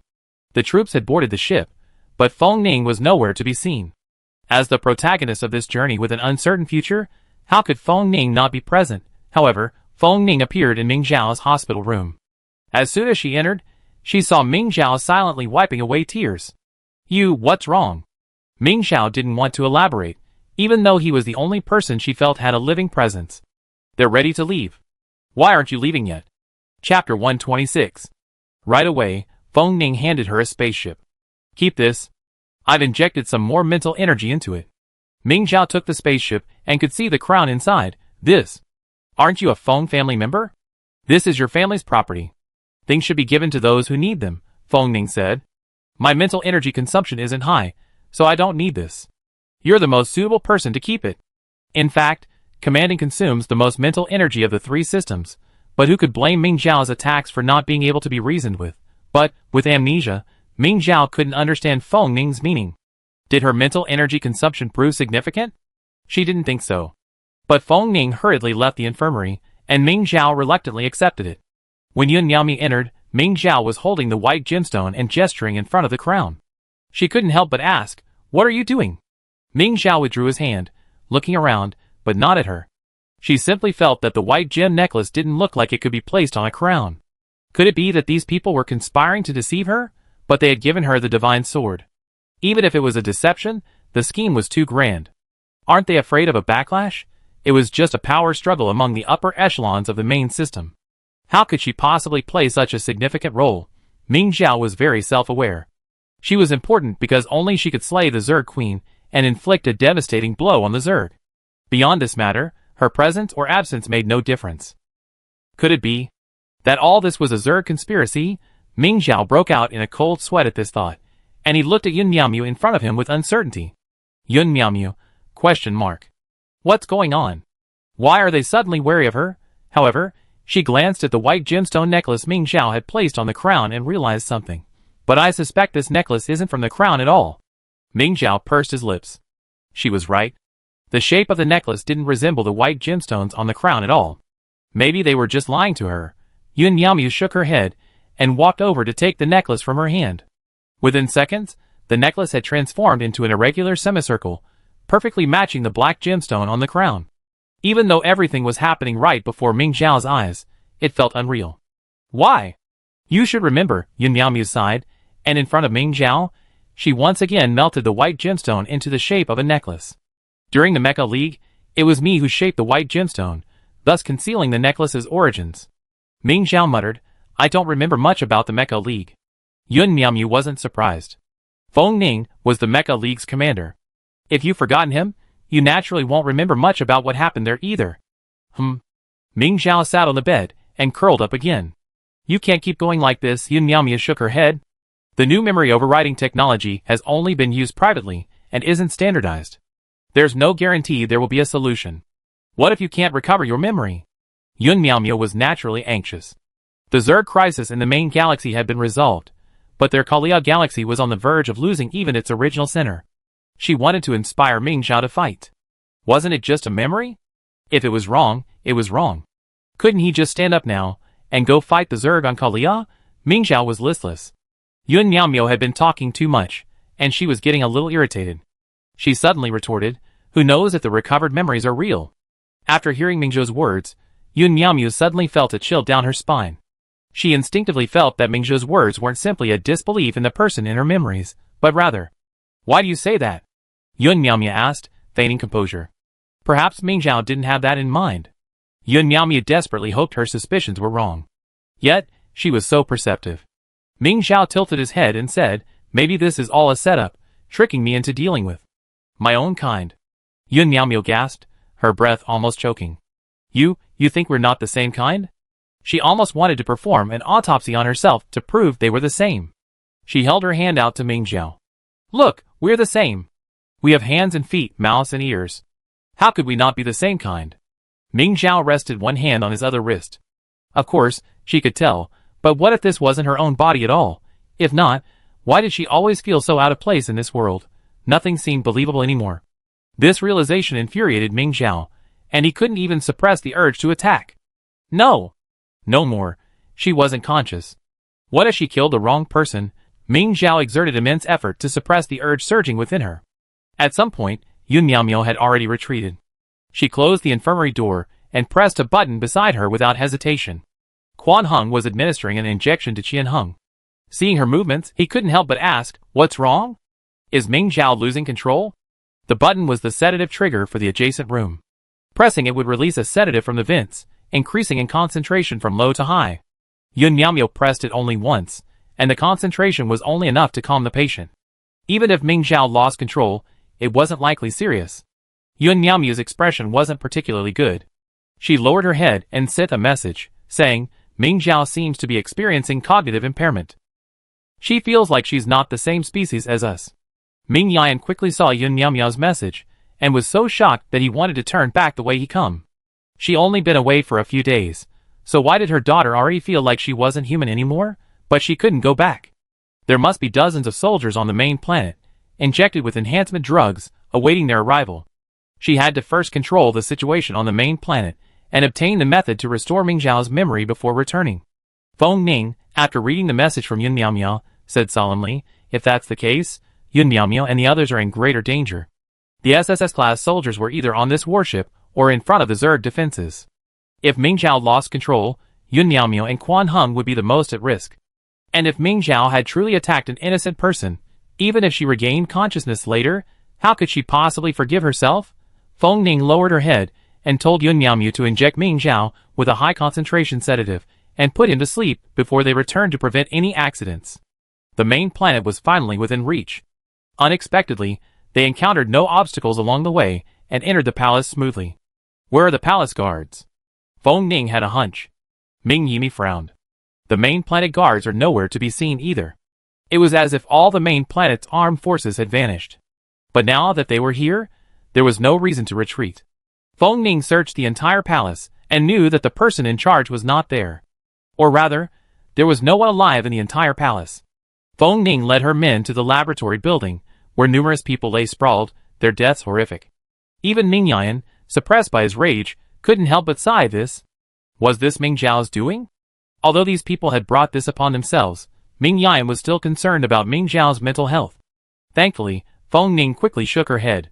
"No, these people died within 2 days. Ming Zhao has nothing to do with them." Ming Yimi looked at the shrunken skin of these people. Even the cracked appearance reminded her of Qian Hung, whose skin also had cracks. Are these people also the product of a failed experiment? She quickly dismissed this possibility. She turned over a person and saw He Yunpu. He had been so glorious the last time they met. He had been injected with a booster, and his presence was suffocating. That's not right. Ming Yimi recognized a few more people. These people had boosters injected before, and they were effective. Ming Yan speculated, perhaps they tried other drugs later? No. Feng Ning shook her head. You wouldn't test a drug with so many people at once. I'm more inclined to believe the booster's backlash has begun. Ming Yimi pondered for a moment, then called Eugene directly. I remember Ming Nolan used the enhancer. How is he doing now? Eugene was stunned by the sudden question before he could even greet her. How would he know? The Tari system had been relatively uneventful for years, and Ming Nolan held no official position. After returning from the Kalia system, he had gone back to his home. Recuperating, huh? He was seriously injured in the Kalia system, Eugene said uncertainly. Ming Yimi waited, but Eugene didn't respond. She patiently suggested, perhaps you could call and ask. Eugene frowned. Why would he ask about someone so unrelated? Ming Yimi knew his temper somewhat, and seeing this, she knew he was getting stuck in a rut again. She explained, we suspect there's something wrong with the enhancer. Perhaps everyone who received it has had an accident. Hearing this, Eugene became concerned. Although few people in the Tari system had received the enhancer, there were still a few. He immediately asked Elysia to investigate. The result shocked him. All dead? The 3 people on the other end of the line shuddered. After exchanging information, they discovered that the Tari soldier's accident had occurred even earlier, just 2 days after returning from the Kalia system.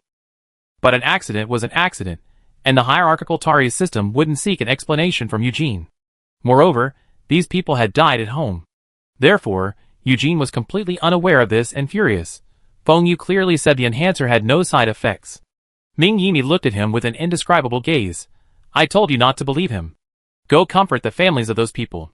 I'm busy here too. Before hanging up, Eugene called out to Ming Yini, do you need help? I wouldn't believe you even if you dared to help me. Ming Yini refused. No, just take care of yourself. Feng Ning expended considerable mental energy searching for Feng Yu's whereabouts. Fortunately, Feng Yu hadn't traveled far, having merely moved from the palace to his former residence. Or rather, he simply didn't have the energy to move to a safer place. In Feng Yu's private residence, Chen Yisa and the others were caught red-handed by Feng Ning and the Ming family. Feng Ning quickly scanned the area. Sure enough, Feng Yu had lost consciousness. Perhaps thanks to timely intervention, he, Tang Songsheng, and a few other soldiers were still alive, though they could only remain in the cryostat, barely surviving. He had truly trapped himself. The enhancement he had thought would boost his strength had instead become a cage, trapping him. Chapter 127. There's something wrong with the enhancer. Feng Ning spoke directly, stating her conclusion. Perhaps knowing there was no turning back, Chen Yisa calmed down and accepted her failure with equanimity. Yes. Or perhaps, she simply didn't believe her results were flawed. Once the enhancer is injected, it can't be stopped, but the raw materials are gone. If Feng Ning had come earlier, she might have had a chance, but now. Chen Yisa glanced at the soldiers surrounding her, and knew she had no chance. If she hadn't been deceived by Feng Jiayang's appearance, perhaps she wouldn't have ended up in this situation. Raw materials? Ming Yan flew into a rage. A bunch of vampires, you think you're the creators? Chen Yisa calmly replied, one person's strength can't solve any problem. The only way forward is for millions of people to improve their strength together. Ridiculous. Ming Yan shouted, what did you do with the enhancers? Did you solve the Zerg problem? Did you push back on the Zerg defenses? We just weren't in time. Ming Yan scoffed. Not in time. You dare send people to disrupt the front lines? If it weren't for you, perhaps the main system would have been free of the Zerg. Chen Yisa disagreed. How could those aristocratic families allow the Zerg to disappear? If I hadn't stopped them, Ming Xiao would have been dead long ago. Thank you. Ming Yan sarcastically retorted. Seeing the conversation drift off, Feng Ning finally spoke. What happened to Ming Xiao's memory? It's been altered. Chen Yisa said nonchalantly, don't you know about this technique? That's too bad. After all, I don't know it either. Ming Yan's sword, brimming with fury, pressed against Chen Yisa's neck. Ming Xiao was so kind to you. Where's your conscience? Chen Yisa frowned. It was just charity. Besides, she didn't remember her now. The past had long been written off. Ming Yan's fury intensified, feeling sorry for Ming Xiao. Chen Yisa smiled. Why are you doing this? Don't you understand your daughter? She relies on her own strength and never takes those of lower rank seriously. Chen Yisa played the video again.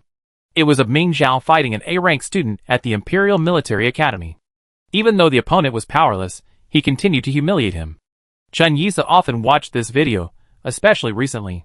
Whenever she couldn't bring herself to be cruel to Ming Xiao, she would watch it again. Ming Yan knew at a glance when the video was taken. It's just a lesson for the rumor mongers, and you're actually sympathizing with them. TSK. Chen Yisa gritted his teeth. That's just your one-sided account. My one-sided account? Ming Yan chuckled. Isn't the truth you know someone else's one-sided account? Okay, stop arguing. Ming Yimi didn't see any point in clarifying anything in front of this man doomed to life imprisonment. Where did you get this new memory overriding technology? Yes. Chen Yisa suddenly looked at Feng Ning, a bright smile spreading across his face. The people at the Imperial Palace Laboratory gave it to me. Even though the technology is banned, they'd never stopped researching it. Feng Ning's expression remained calm. Are there Feng Yu's people in the palace laboratory?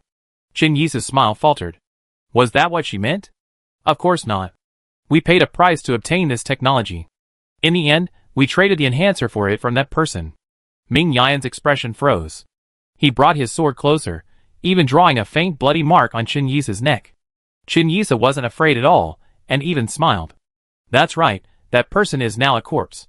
Blood suddenly flowed from the corner of her mouth, and Ming Yan instinctively retracted his sword. However, Chen Yisa remained calm and said softly, one last reminder, once memories are altered, they are irreversible.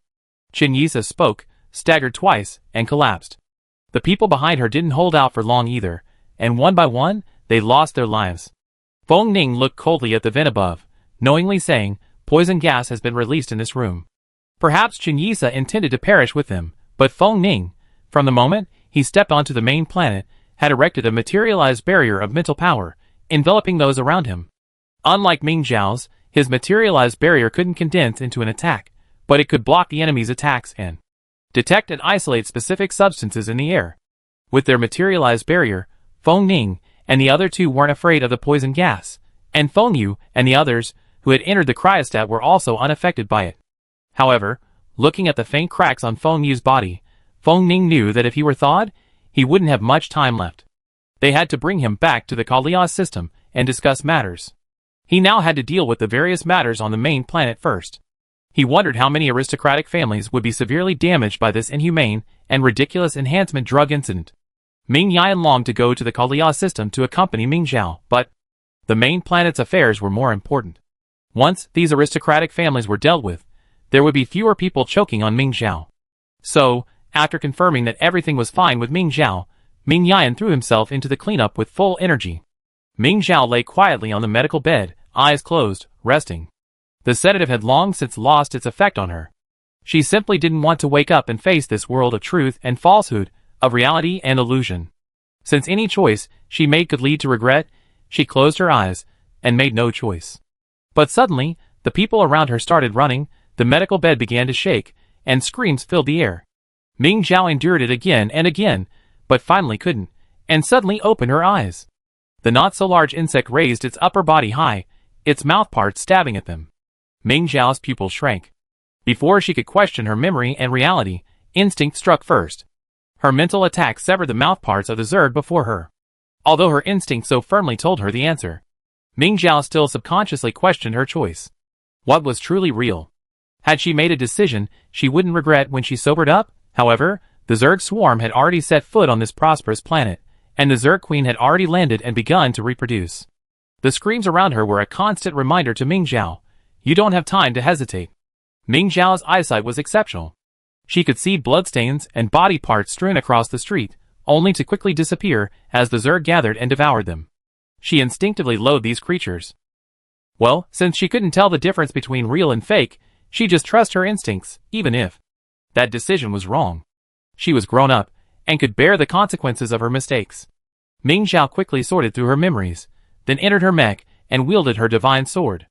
Soon, this Zerg swarm was completely annihilated. This was the easiest fight Ming Zhao had ever fought. She even had some mental energy left.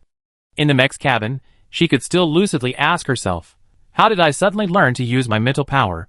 But in truth, she always had. In moments of crisis, she never failed to deliver, and this time was no different. Yun Miaomiao nervously came over to check on her. Are you alright? Ming Zhao put away his mech and stood before Yun Miaomiao, his expression broad and open. I've just figured something out. If even my instinctive dislike for these Zerg is a setup, then even if I've been tricked, I accept it. Did that mean he believed them? Yun Miaomiao didn't know whether to laugh. She simply said, everyone's dislike for the Zerg is ingrained in their genes. Ming Zhao softly nodded, lowering his head to sort through his fragmented memories. Yun Miaomiao also had something on her mind. Ming Yan had suddenly sent her a document, claiming it was from a researcher privately researching memory overriding technology. She and Quan Hung had been researching it, and the document stated that the new technology could selectively select individuals for modification, adding, replacing, or deleting memories, an irreversible memory replacement. However, Yun Miaomiao believed that if memories could be altered once, they could also be altered a second time. If Ming Zhao was willing, she could help him restore his memories according to the steps documented in the file. Ming Zhao did not immediately respond to Yun Miaomiao's suggestion. She was browsing the star network. The affairs of the main star had been resolved. Feng Ning, as the crown prince, held a press conference, informing the public of Feng Yu's conspiracy and announcing the late emperor's last wishes, to take this opportunity to abolish the royal family. The Feng family no longer enjoyed privileges. Most of the aristocratic families that had previously profited from the royal family suffered heavy losses, so no one objected. As for the ordinary people, they were more concerned with the Zerg issue. The presence or absence of a royal family had no impact on their lives. However, without an emperor, the main star system still needed a leader. Feng Ning, having to go to the battlefield, simply declined the offer. Ultimately, after an election, Ming Yimi was appointed the first leader of the main star system. The matter on the main planet was settled, and Ming Zhao had received Ming Yan's message. Ming Kelly had returned to the Zerg defense line with a large force, vowing to pin the Zerg on several planets before Ming Zhao returned to the main planet, preventing them from invading even a single step. Ming Yan and Feng Ning would first travel to the Kalia system to address the urgent needs there. Ming Zhao stared at the message she had sent for a long time, finally looking up at Yun Miaomiu. No need. Changing it back and forth will only confuse me. It's just that my mother's face has been changed, so it doesn't affect me. What mattered was that it was her mother. She was willing to believe it was her mother. The day Ming Yan's starship arrived on Nikaya, Ming Zhao personally went to meet them both. Watching Ming Zhao approaching, Ming Yan was overjoyed. Zhao Zhao. Have you remembered your memory? Ming Zhao paused.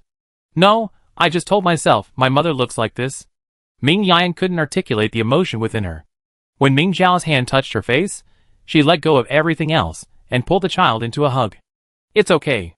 It doesn't matter if it doesn't recover. We have new memories in the future. Ming Zhao half-lidded her eyes and softly responded. The hovercraft stopped in front of the building where Yun Miaomiu was. Ming Yan was the first to get out. Although she and Ming Zhao would have new memories, she still wanted to confirm whether Ming Zhao's memories could be restored. Ming Zhao and Feng Ning lagged behind. Looking at her strange yet familiar companion, she spoke first. I never thought you announced the abolition of the royal family, even delegating leadership. Feng Ning smiled. Because I want to fight alongside you. He extended his hand. Let's get to know each other again. I'm Feng Ning, and from now on, I be your exclusive commander. Ming Zhao held out his hand blankly, then repeated what he had said before. With my level, I don't need command. In her opinion, only the weak needed command. Feng Ning said helplessly, actually you've said that before. Ming Zhao couldn't help but ask curiously, weren't you the crown prince? Why do you say that? Because I like you. Feng Ning looked her in the eye, speaking with unwavering sincerity. Ming Zhao was stunned for a moment, then, realizing what was happening, immediately let go. What the hell? You suddenly say that? Ming Zhao had absolutely no experience with this sort of thing, so she instinctively headed out of the hovercraft. Halfway there, she decided she had to respond, so she turned back and said, sorry, I don't remember those things, so I can't promise you. Unexpectedly, Feng Ning chuckled softly, then can I wait until the Zerg are completely gone before asking you? Ming Zhao scratched her head, unable to process her thoughts, but seemingly unreserved, she uttered, whatever. She couldn't stop her from speaking. Feng Ning followed her with a smile. Although the memories of the past had faded, it didn't matter. They still had a bright future.